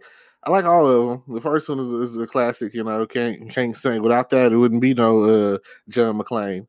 And the one that I went to the movies to see, and I really was like, oh wow, this is a great movie. Was Live Free or Die Hard? So that's a good action comedy is where I go with my. So I don't come across a lot of scary movies, so that's not my thing. Scary movies usually end up with a more suspenseful and dry. I need either comedy coming or action coming at me. So I need something to touch my soul at the end of the day. If you haven't seen the Harriet Tubman movie, that is a good movie. It did have a couple of times where I kind of was like in and out, but she gives a speech in that movie that it was one of the most moving speeches I'd ever felt. So I would definitely encourage you to check that out. Now, in the process of Netflix and chilling, you've got your background movie basically. You know what I'm saying? And at the end of the day, it's about having a good time. Most people consider Netflix and chilling the two words said like that. You've already pretty much put the title out there. Like, what do you want to do? It's Netflix and chill, And since the whole coronavirus is going on right now, they say quarantine and chill. At the end of the day, you still say chill, and everyone knows that's like a code word for hooking up. So, when someone hits you up for that covert booty call, don't be surprised when they're talking about Netflix and chill, and they want to cuddle and they want to touch and they want to kiss. You should already be in expectation of that. Like, it's not like back in the day where you went to the movies and you sat in the back so you can make out, or they went to a drive-through movie and oh yeah, and you made out, but or let's go our way to Lover's Lane or to the park. All of those things that if you're doing that as consenting adults, then go for it. I definitely like I say, it's already implied. You don't really have to question what the hell is going on. You should already know. Like, I just want you to be, like, full disclosure. It's the start of what could possibly be the finish. So you never know. Be safe. Use protection and all of that. Let's see. Okay. Also,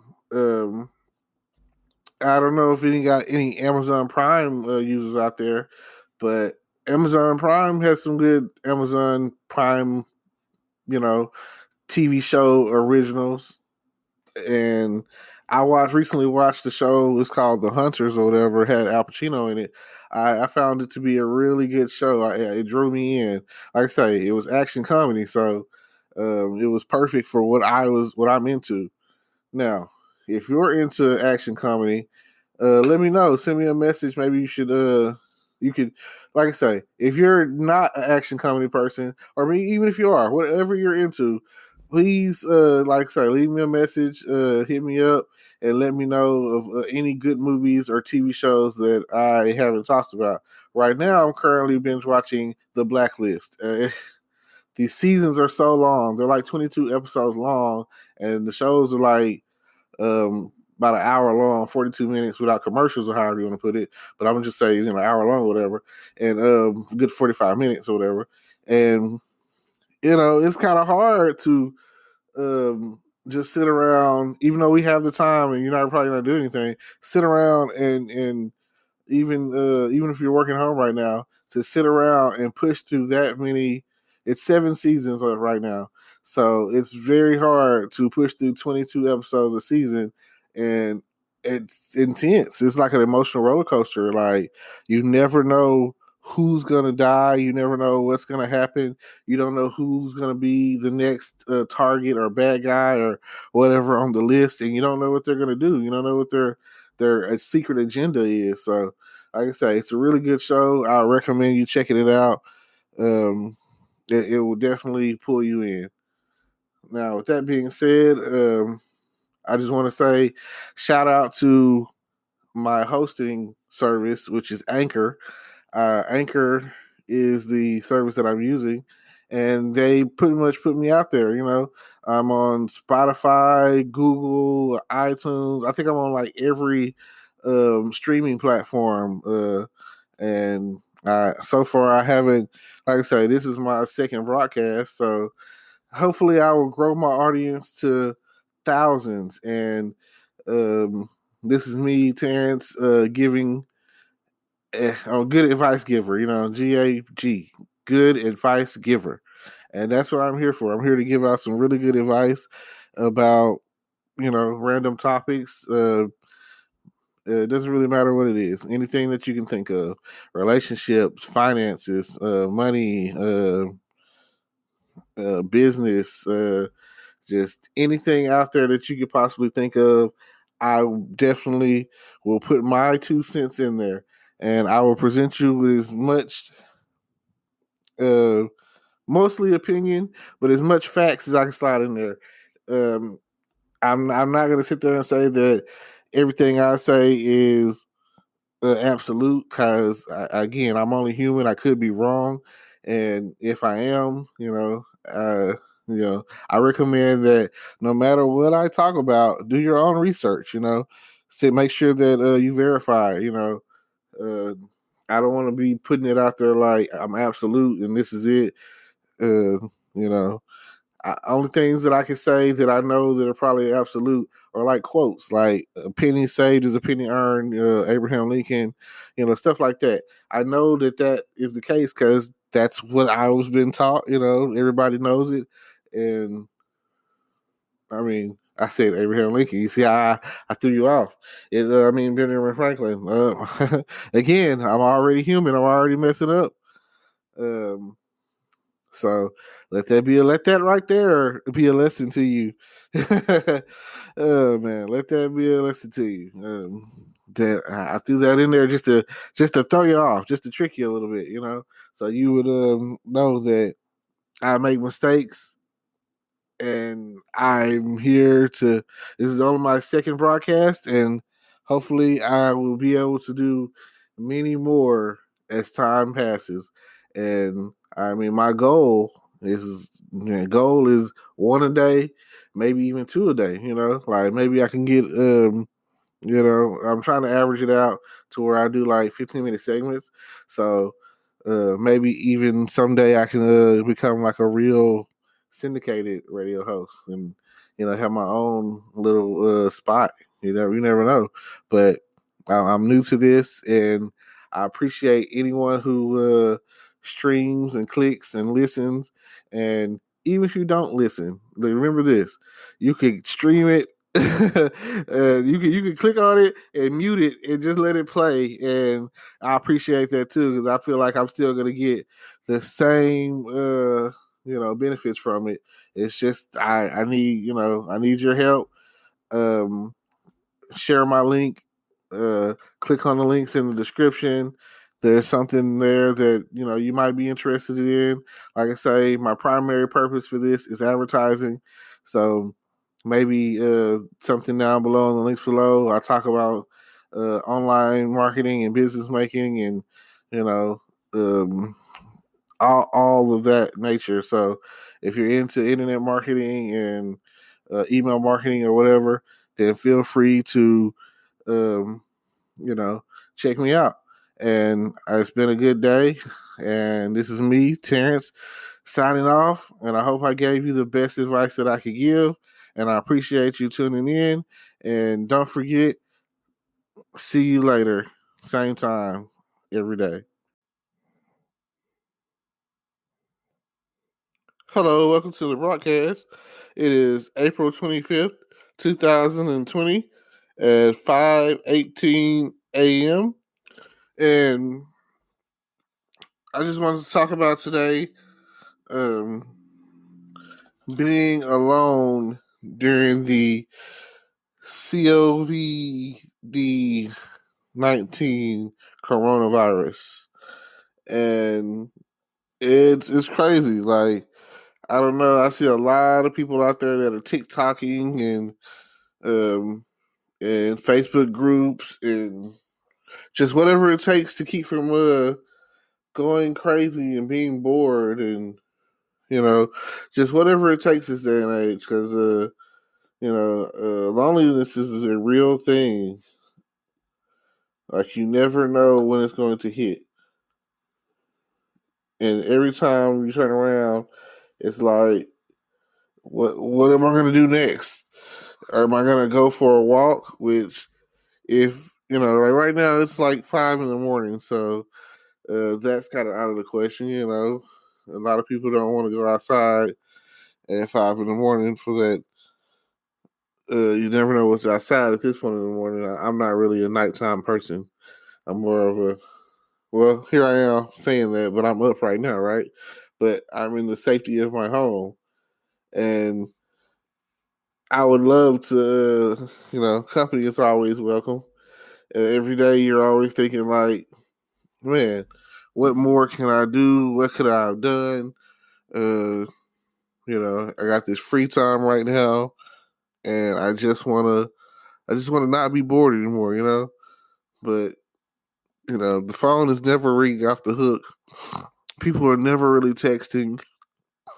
Nobody hits you up on Facebook, and you're just thinking like, I'm tired of all this social distancing, and I'm tired of everybody seeing people having to walk around in Walmart or whatever store you're in with a mask on, not knowing, hey, is this person going to get me sick? 6 feet, Um, then, you got the people that don't wear masks, like me, what I'm saying? I'll tough it out. I don't feel like I'm going to get sick, but you never know. You hear all different cases every day.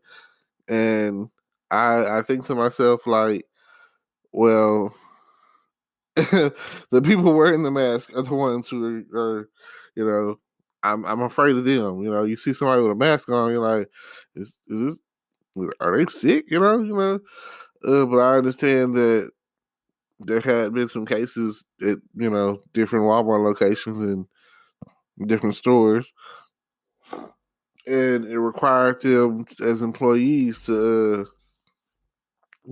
change their policy.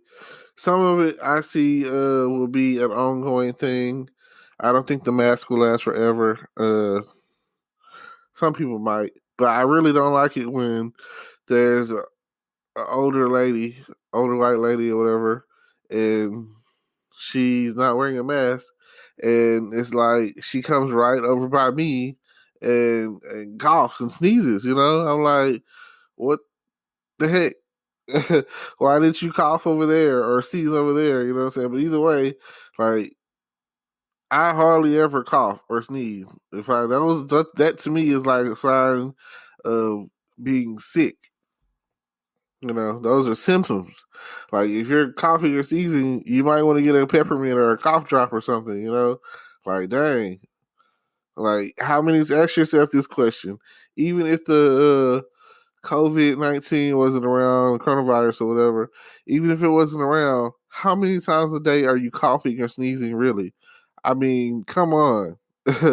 Like, I don't, you know, I don't, that's just not happening. Like, if you come around me and you cough or sneeze, I was already a germaphobe. I already was in a panic of, um, don't do that around me. You know, you need some medicine.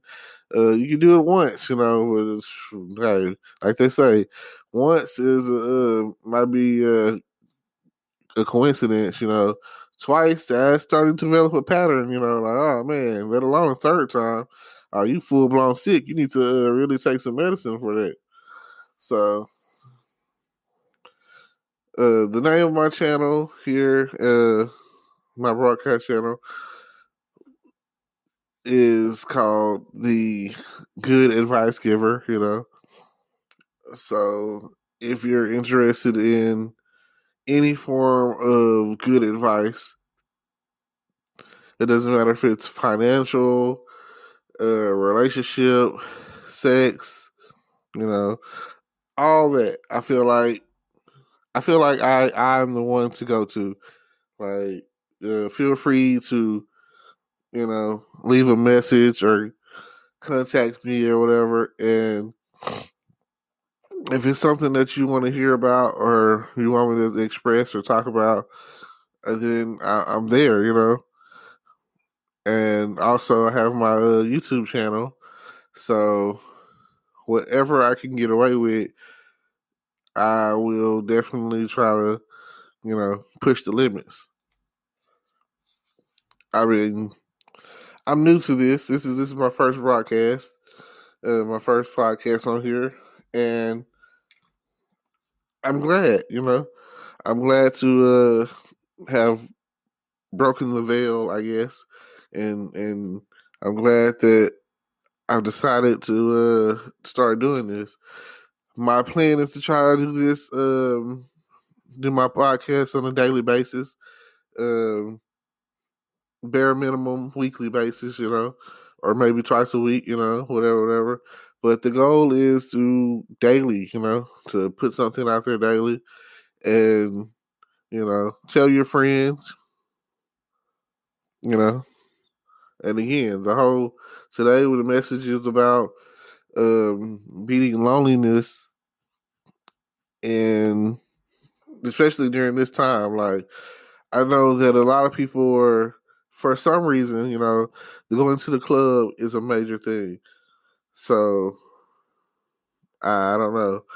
If some people, like, here it is, it was a Friday night, the weather would have been like, oh man, it would have been good weather. Because I know earlier today, it had seemed like it was going to rain majority of the day, but it didn't really cut up until like around like 8:30, I think. So 8:30, 9 o'clock, and that's when it started lightning and thundering and whatever. But even with that kind of weather, and you've been locked up as long as in the house, and you know, I mean, I know everyone wants to get out there and hear the new music, but hey, one good thing is the gas prices are phenomenal. The gas prices are down. I saw, like, right now they're averaging about 140.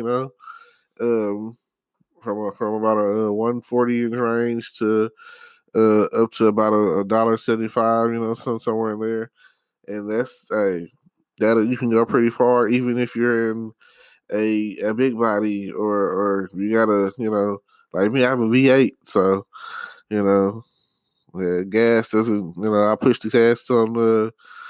my gas on one time or whatever, and it goes from full down to half tank just like that. It doesn't. I get like 12 miles to the gallon. It sucks. Um, hey, but with the prices that are really at right now, you can pretty much get about like 3 gallons for $5, and that's pretty much what you were paying for $10. So gas prices have been, like, basically at this point slashed in half almost, and it's good to go. And then it seems like it's steadily going down, and I just feel like if they were to put a cap on that. And I remember back when in 2008 when President Obama was elected and the gas prices had steadily just dropped or whatever. Um, and we were like, oh, yeah, this is great.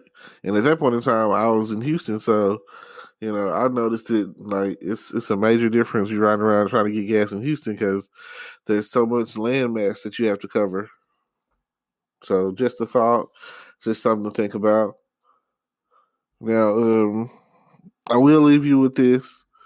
If you're like the song say, if you're lonely now. Yeah, nighttime is probably the most lonely time. I know you try to, uh, like me, I cut the air on and try to bundle up and try to go to sleep, or I'm binging on TV shows and on Fire Stick or whatever.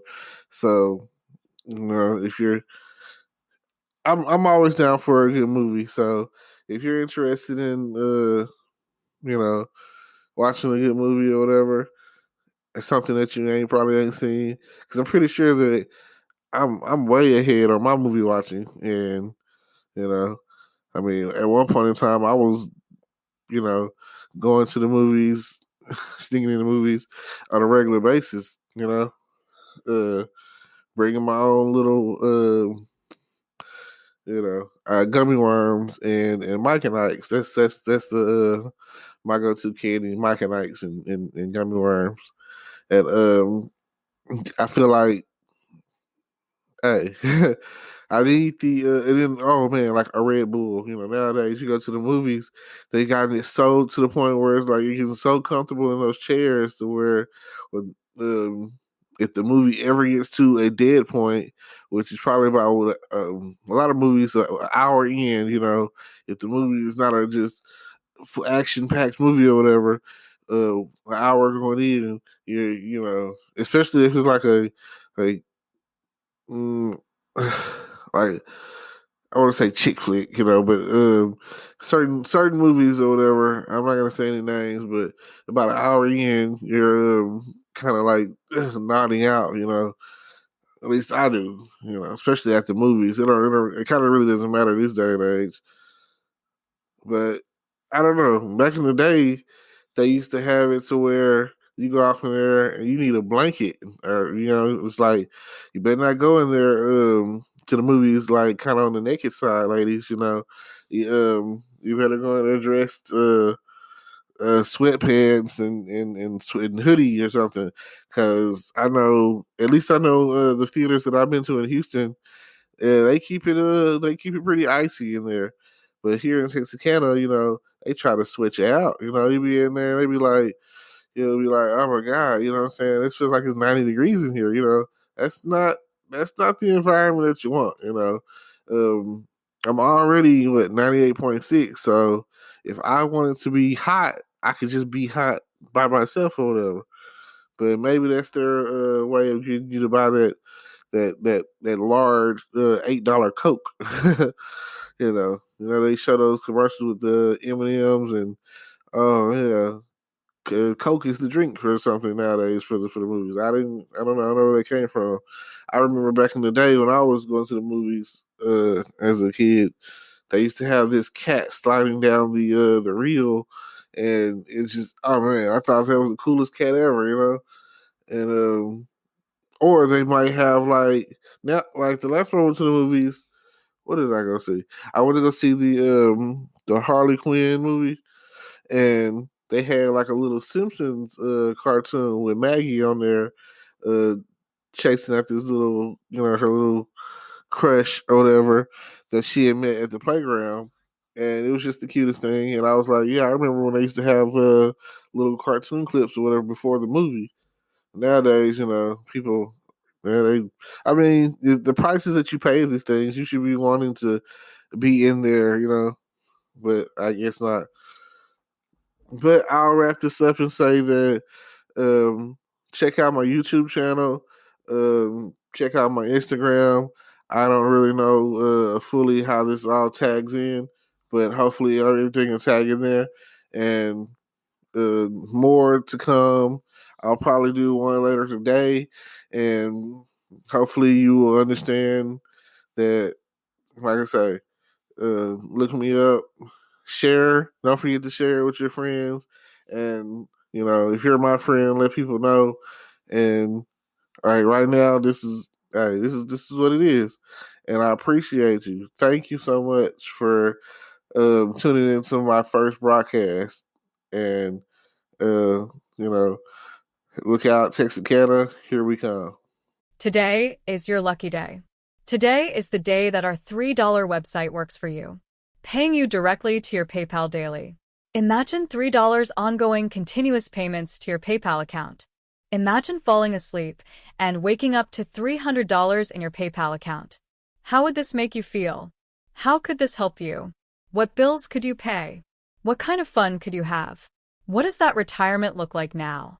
All for a one-time payment of $3. This website is DFY done for you, fully built and completely hosted, and never stops collecting payments for you. You have spent $3 on coffee on a regular, but that coffee won't help you create multiple streams of income. Click the link below.